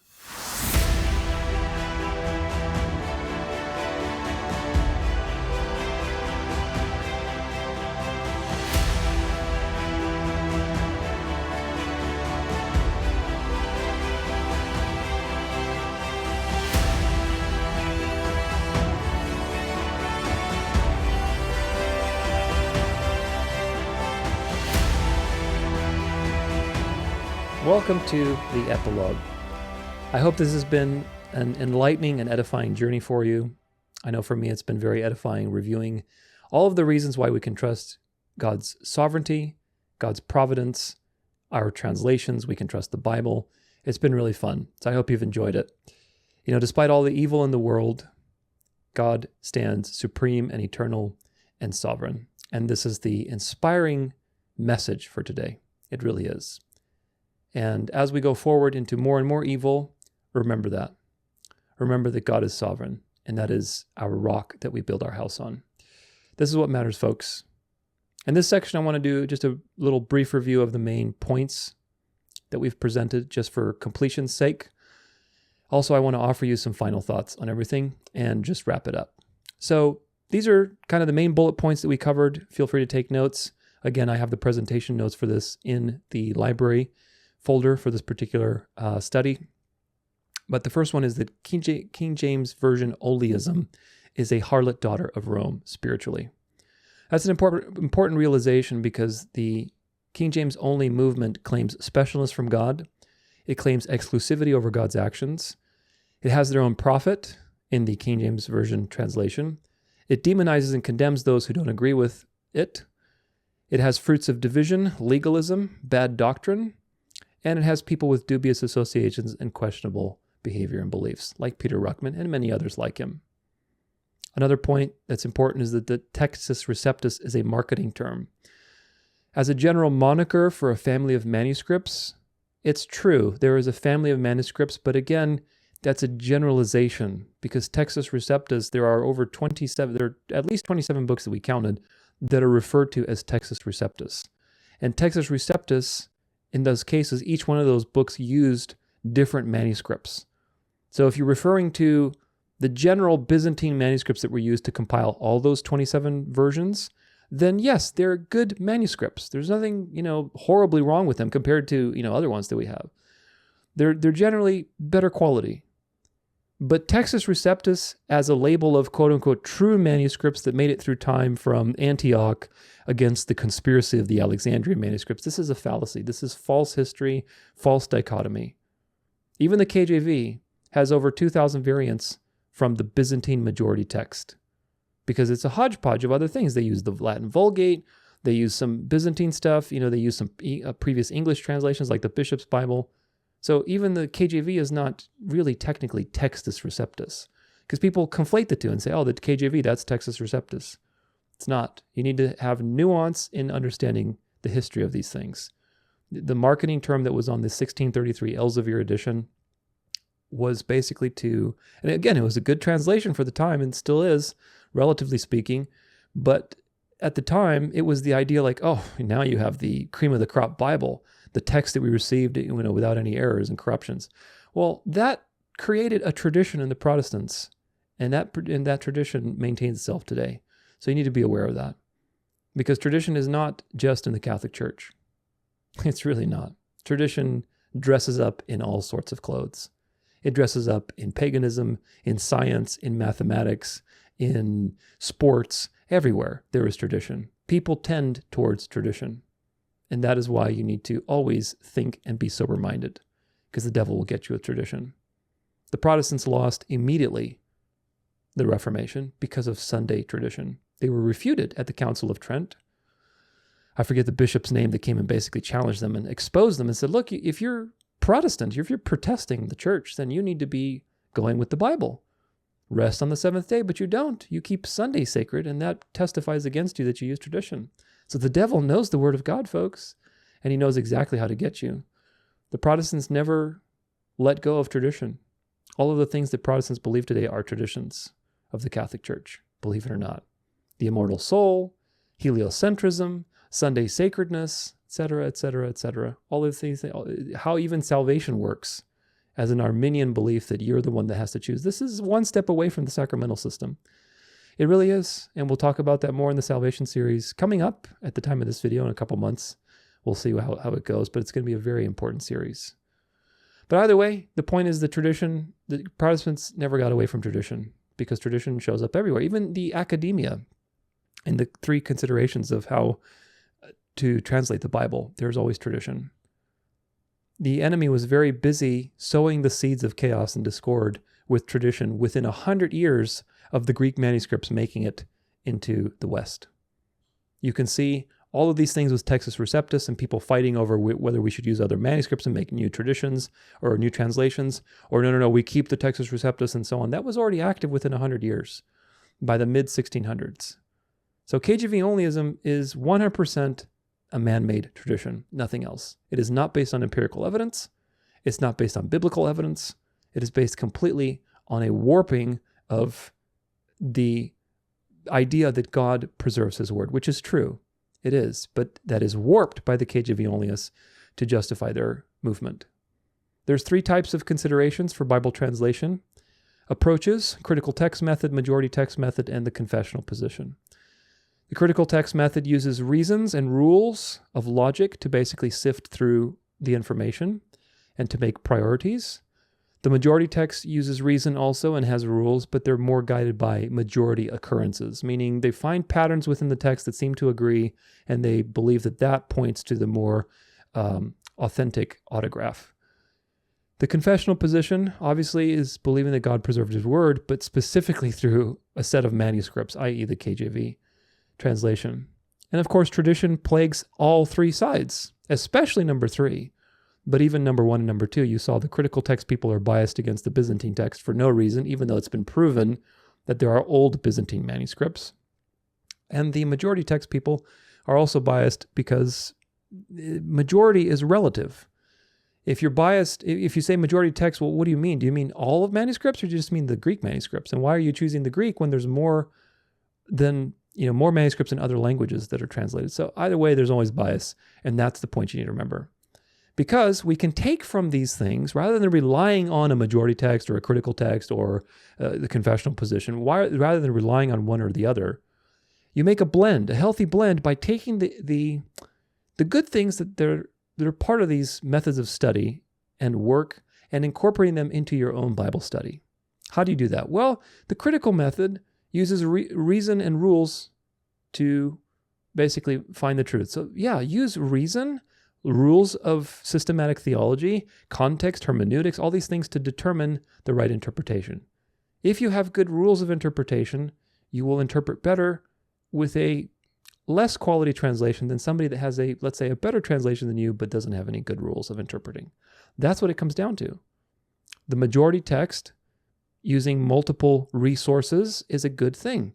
So the way that the majority text people believe that the more you have, the better, and you can compare patterns, that idea you can import into your own Bible study and use multiple translations, multiple concordances, different commentaries, and just create a massive pile of evidence and see, where do these things intersect?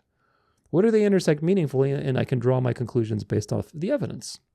And of course, the confessional position, there is something good there, which is that, of course, God preserved his word. God is sovereign, and we should trust that. But that doesn't mean that he's only sovereign through a couple of manuscripts. God is sovereign in the entire universe. That means that you can trust the translation you have. Because again, 99% of the variants in all manuscripts they're meaningless. The 1% that are consequentially meaningful, they're not theologically impactful whatsoever. They do not change any of the major doctrines of Christianity whatsoever. So keep that in mind because that's very, very important.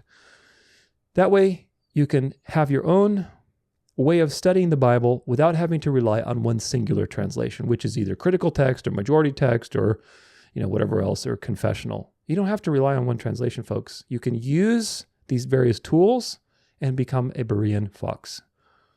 Now, very important also is the natural revelation proves the gospel has to be true, because natural revelation reveals to you that there is a sovereign creator who is perfectly good, who is perfectly just, who knows everything. Nature reveals God's qualities, and because of that, we can infer the gospel must be true based on these qualities. Because nature reveals also the big problem of the universe, i.e., God is just, we have sinned, and sins have to be paid for. That's a huge problem. And the question is, how can God forgive you if he's a perfect judge? Sins have to be paid for, not forgiven. A perfect judge cannot forgive sins. A perfect judge has to ensure that sins are paid for. But nevertheless, nature also hints that there might be a solution somewhere. You see good things, gentle things. You see a conscience in animals. You see rainbows and butterflies. You see the bees. Everything is so gentle, and there's goodness in the world. Nature is good. Of course, it also is cursed, and you see that part too, but nature is good and gentle. There are many gentle things, so something must be here. There must be a solution to this problem because the Creator is gentle and good and forgiving. So there has to be something that testifies to this problem. And of course, the gospel is unique in history, and it is the only one that uniquely claims to solve this problem, and therefore it must be true, based simply on natural revelation. Now, of course, there's other reasons why the Bible is true. We looked at those: Bible prophecy, Bible archaeology, typology, and cross-references. Underdog details like undesigned coincidences, embarrassing details, martyrdom of the apostles especially. And of course, the merit of the claim. The merit of the claim. The Bible is true because it's true. It truly describes to you reality.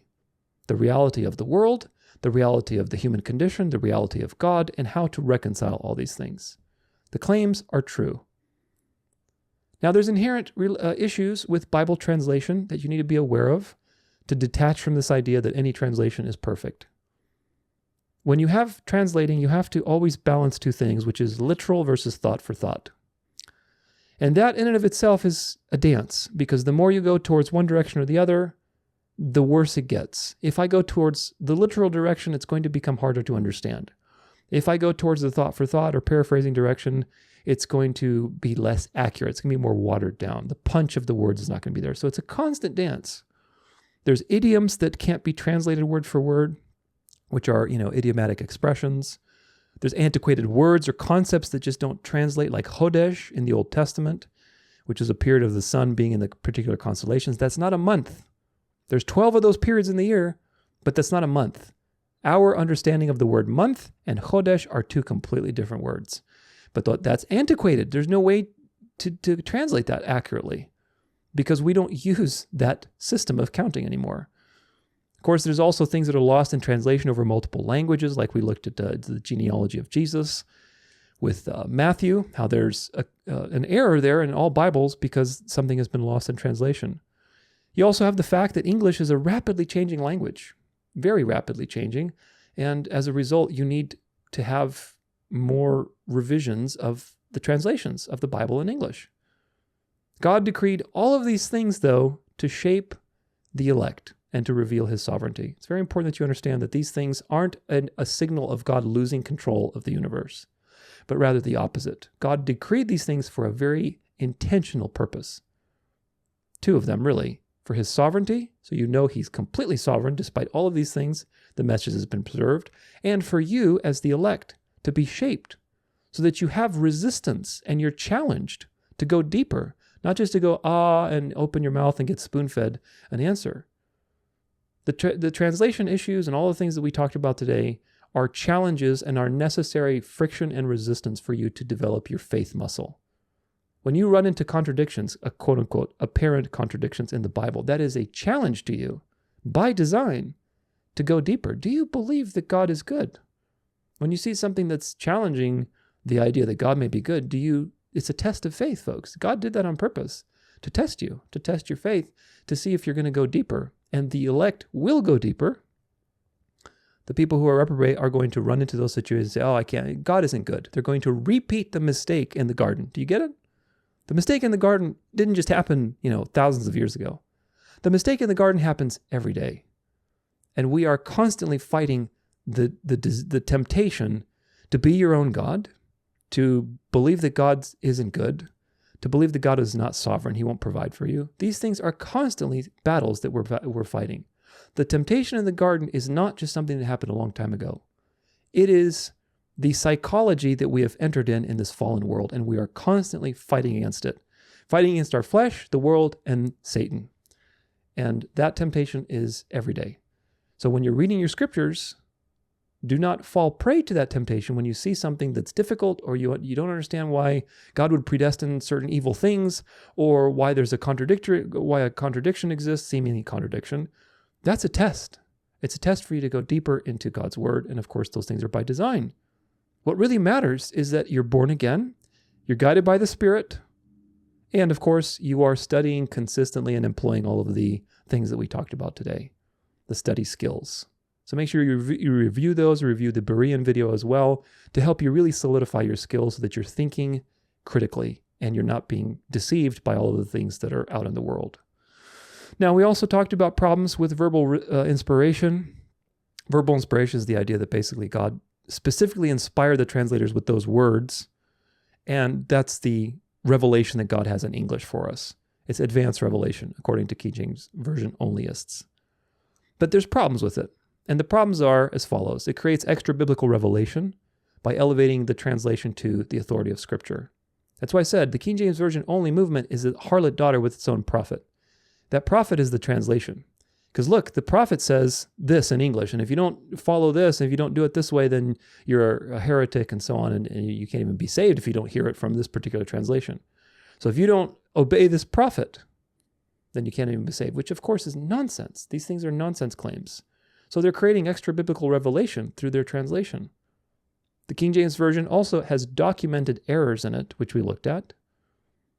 It ignores how we actually get to the truth with the guidance of the Holy Spirit. Again, the thing that matters is you're born again. If you are not born again, you cannot discern the truth from Scripture.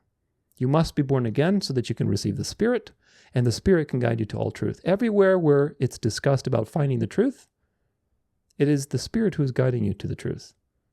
Not a pastor, not a particular translation, not a denomination, not anything else. Now, the Spirit can use those things, for sure, but nevertheless, it's the Spirit that is guiding you to the truth, not the translation. Very, very important. Because all of this, ultimately what it does is it limits the work of God to a particular tiny little group in history, which is why this is harlotry. Now, another very important point that you need to keep in mind is that Bible as a message and translations as a work of man are two different things.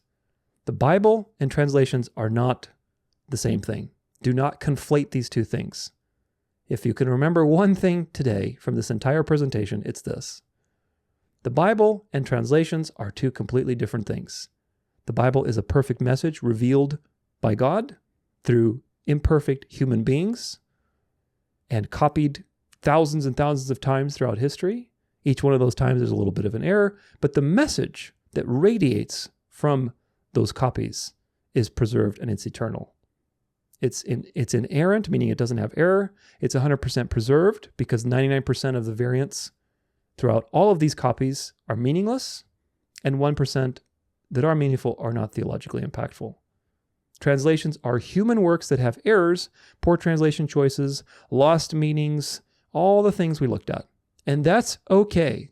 It doesn't matter that your ESV uses the Masoretic and the Masoretic is corrupt. It doesn't matter because the message is not corrupt. If we keep these two things separate, Bible and translations, we can defend the Bible, i.e. the message, to unbelievers. If you conflate these two things and say the King James Version is the Bible, and it's the authorized way that God preserved his word, Now you are discrediting the message because the King James Version or any translation has errors in it. So don't do that. Do not conflate the two. Keep them distinct. Where God made two things, do not follow the devil and invert the pattern and make it one thing. Dispensationalism. God says one thing, one plan of salvation. The devil says, no, two. There's two. There's one for the Jews and one for the Christians. God created the Bible, which is the message, and decreed there would be translations with plenty of errors in them to reveal his sovereignty. Two things. KJV Onlyism says, no, it's one thing. The King James Version is the only translation and the authorized way that God preserved his word. Well, that can't be true, folks, because the King James Version has errors in it, and we know God is incapable of making an error. So don't combine the two. We also looked at how we got the Bible. Both the Old Testament and New Testament canon were guided and shaped by God through time. The body of elect who were faithful organically came to consensus on the books of the Bible through discussion, debate, citations, commentaries, and so on. In the New Testament, there were a lot of heretics that God used to create discernment in the elect, like the Montanists. And basically, the elect were constantly challenged with discernment to discern, okay, which ones are from the apostles, which ones are not. Within 100 years of the crucifixion, people were already beginning to recognize which works were canon, the Gospels, the Acts, the letters, and so on, and which ones were counterfeits. Officially, because I'm sure that they were recognizing even earlier than that, but officially these things were now starting to become to the surface. Within 200 years of the crucifixion, the canon was already being described as 27 books. The Council of Nicaea was not about the canon. It was about Christological issues and dealing with heresies like Nestorius. So the Catholic Church, the argument that the Catholic Church created the canon at the Council of Nicaea, this is a nonsense claim. There's plenty of things you can blame the Catholic Church for. This is not one of them. Books that are not included are obviously not inspired. Book of Enoch, Apocrypha, Gnostic books, etc., they never even came close to consensus. People knew that these were counterfeit texts or that they were just not inspired. Because they have contradictions. They have contradictions to the gospel, to scripture. They have errors in them, historical errors. There's plenty of problems. So it's obvious that the writing quality is also very poor. It's obvious the Holy Spirit did not inspire these things. It's important to remember that the canon is not man-made, but God-made. It's made by God. It was predetermined before the world began because God's revelation and the cross was scheduled before the world began. It was revealed in time and space to the authors originally, right? To the prophets, to the apostles, to various people that were writing the Bible. And it was organically solidified after that revelation was over within, a couple hundred years. By 400 BC, the Old Testament was finished. And within, a couple generations, everybody knew that the apocryphal texts were not inspired and that revelation had ended with Zechariah. By 100 AD, New Testament, the New Testament revelations were complete with Revelation. And then within, like I said, a couple of years of that, people were already starting to recognize the canon. So it was all very organic. Now, problems with the King James Version are many, just like any other translation. So we're not singling out the King James Version in that sense, but we are singling out to prove this point, the King James Version onlyism is nonsense. There's poor translation choices that we went over. There's outright errors in the translation. There's Masoretic text corruptions that take out and attack the divinity of Christ way more than whatever King James Onlyists want to argue the Westcott and Hort text does to the New Testament. Again, I will say this for the however manyth time. What the Jews did, the Westcott and Hort's critical text is small beans. They're little babies compared to what the Jews did as far as violence to the Old Testament, to remove Jesus out of the Old Testament. There's no comparison, and hopefully you can see that from the examples that we cited. There's also questionable associations. King James was probably a homosexual. Maybe he dabbled in the occult, who knows? That was very popular around then. He has that treatise on demonology. Francis Bacon, who was an occultist, who was mentored by one of the England's greatest sorcerers and inspiration for 007.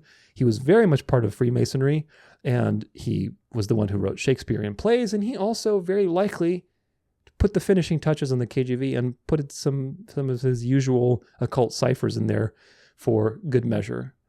There's also institutional bias in the translation to maintain the status quo of institutional religion and the divine right of kings. There's copyright issues because it's been owned by the crown and it's still owned by the crown today. Of course, the crown is very antichrist.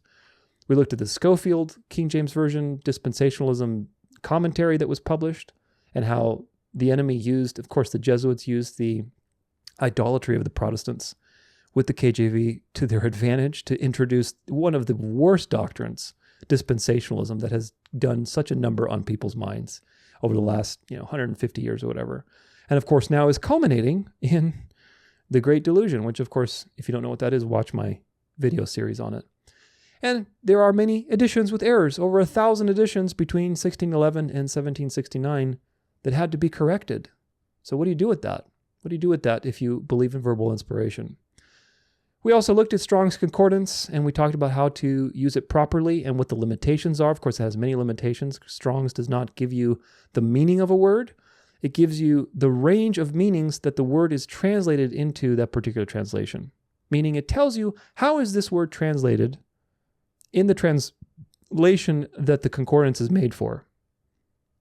Does that make sense? So the concordance tells you the range of meaning, which in and of itself, that's number one, you need to pay attention. It's a range of meaning, so you need to look and see how many times is that used? What is the general pattern?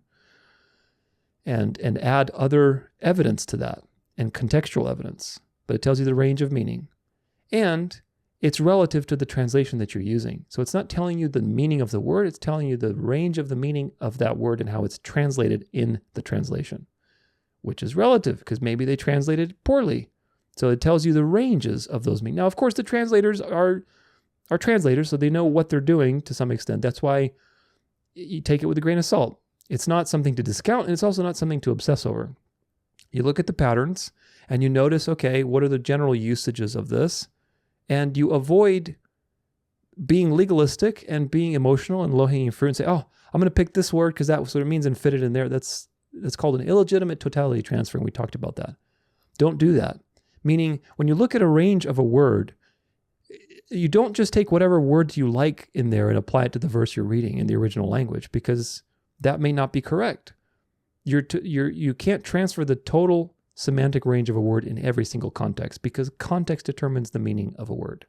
That should be obvious, but of course it's not. A lot of people use Strong's Concordance in the wrong way. Say, look, it says in Strong's G5749, it says this and that. Well, do you realize what a concordance does?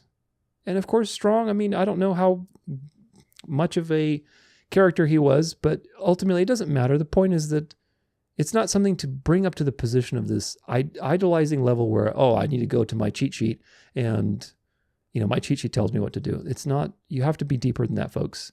And of course, today we are surrounded by these types of things, so just be careful.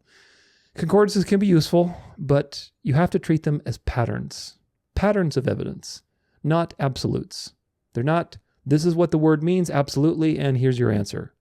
Okay, so do not be a baby that goes, and opens their mouth waiting to be spoon-fed. You got to be a fox. Foxes like to dig, they like to hunt, they like to sniff around. You got to engage the word, right? You have to engage the word like that little Fennec fox. Now, numerology in the KJV, that was the final point of this, and it deserves its own section, really, because there's just so much to talk about. There's a lot of arguments that the KJV Onlyists say there's numerological perfection, and, there's all these, patterns and so on, so therefore, Again, the therefore in the parentheses is what you have to watch out for. Therefore, there's always an implied therefore. Therefore, the KJV Only movement is true. Well, it's not. We saw psychological fallacies. We saw why statistics can be deceiving, how math can be deceiving, and we saw how other texts, like the Talmud, like the Quran, like the pagan Vedas, like Moby Dick predicting assassinations, you can find numerological patterns and meaningful correlations in every single text. If the content is large enough, and if your rules are, permissive enough, and if you ignore the things that don't confirm your bias and focus on the ones that do, then yeah, you will find any pattern in any text. And if your therefore is, well, that means that God wrote it, then you have a real problem, because there's nothing distinguishing you, KJV Onlyist, from the pagans, from the Muslims, from the Jews, from everybody else. And obviously, the God of the Muslims is not the God of the Bible. So, there's that. What do we have here? We don't need to look at patterns of numbers to prove the Bible is God's word, folks. We don't. Please remember that. Please avoid this argument. You do not need numbers to prove the Bible is true. Do not let anybody sink their way into your mind with these arguments. There are so many reasons, legitimate reasons why the Bible is true. Learn those reasons and become a deep thinker, not a superficial, oh gosh, cool, there's like this number 7 here. That means God wrote it. Don't think like that. These things are easy fodder for deception and drifting you into more and more apostasy. They're designed to ultimately discredit the gospel to unbelievers because, look, people who are unbelievers are going to look at you and say, you're crazy. You're just superstitious. Again, the unbelievers are deceived themselves about certain things because the cross is foolishness to those who are perishing. True.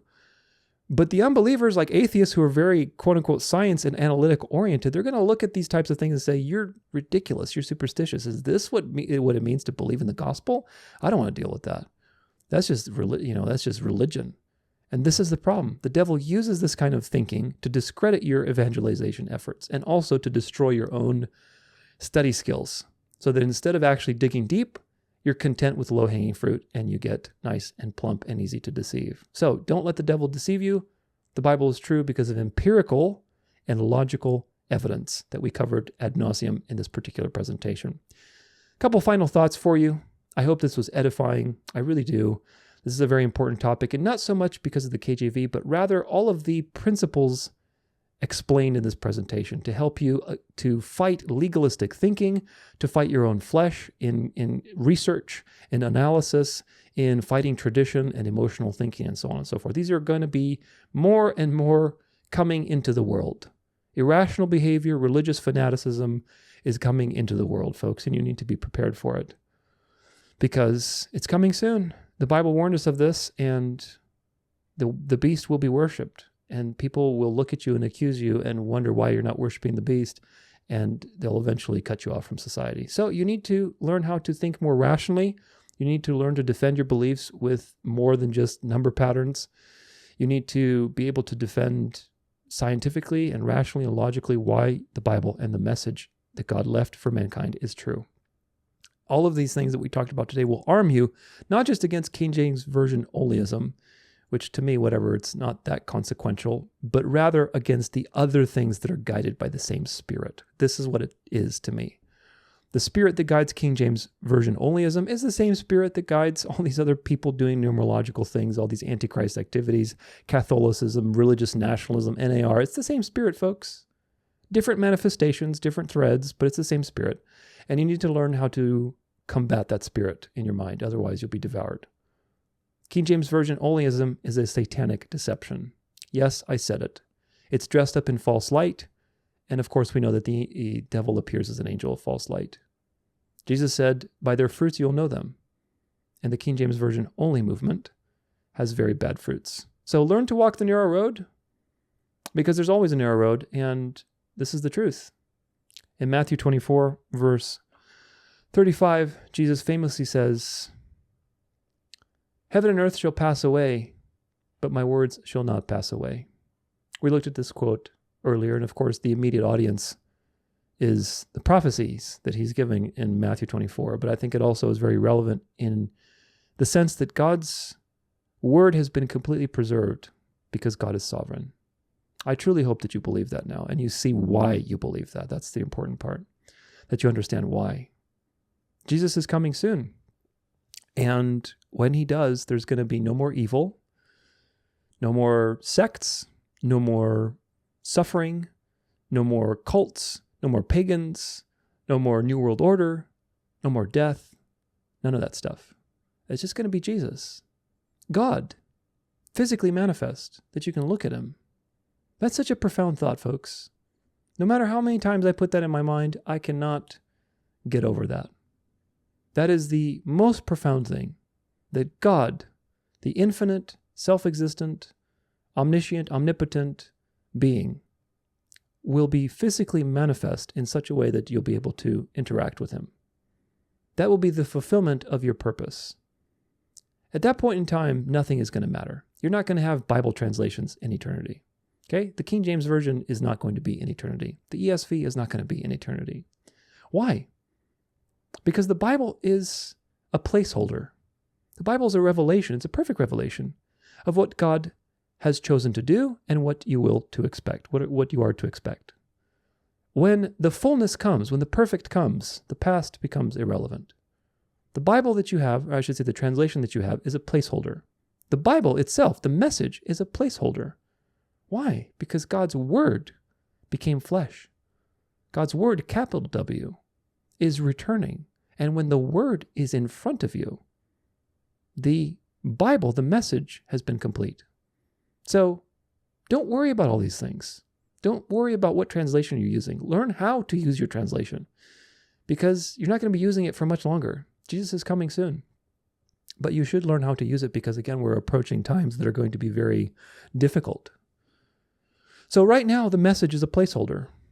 And soon the Word Himself will come into the world, and you'll be able to interact with God's living Word face to face. Such a profound thought, folks. It really is. And that is the thought that I want to leave you with. That all of these things, all of these controversies, all of the, crazy history and ups and downs and translation issues and blah, blah, blah, all of this stuff is going to be meaningless. There will be no Bibles and Bible translations in eternity because Jesus is who you get in the Bible. The Bible points you to Christ. And when Jesus appears, the fulfillment of the Bible has come in its fullest glory imaginable. So let us focus on that brilliant future. Let us remember God's sovereignty. Let us remember to meditate every day, to study to show ourselves approved, to not be deceived, to screen ourselves for fallacies, to develop the Word, to share the Word with others, to help others come out of deception, and to participate in these final moments of history. Because again, when Jesus comes, none of this will matter. Take care. We'll see you next time, and God bless.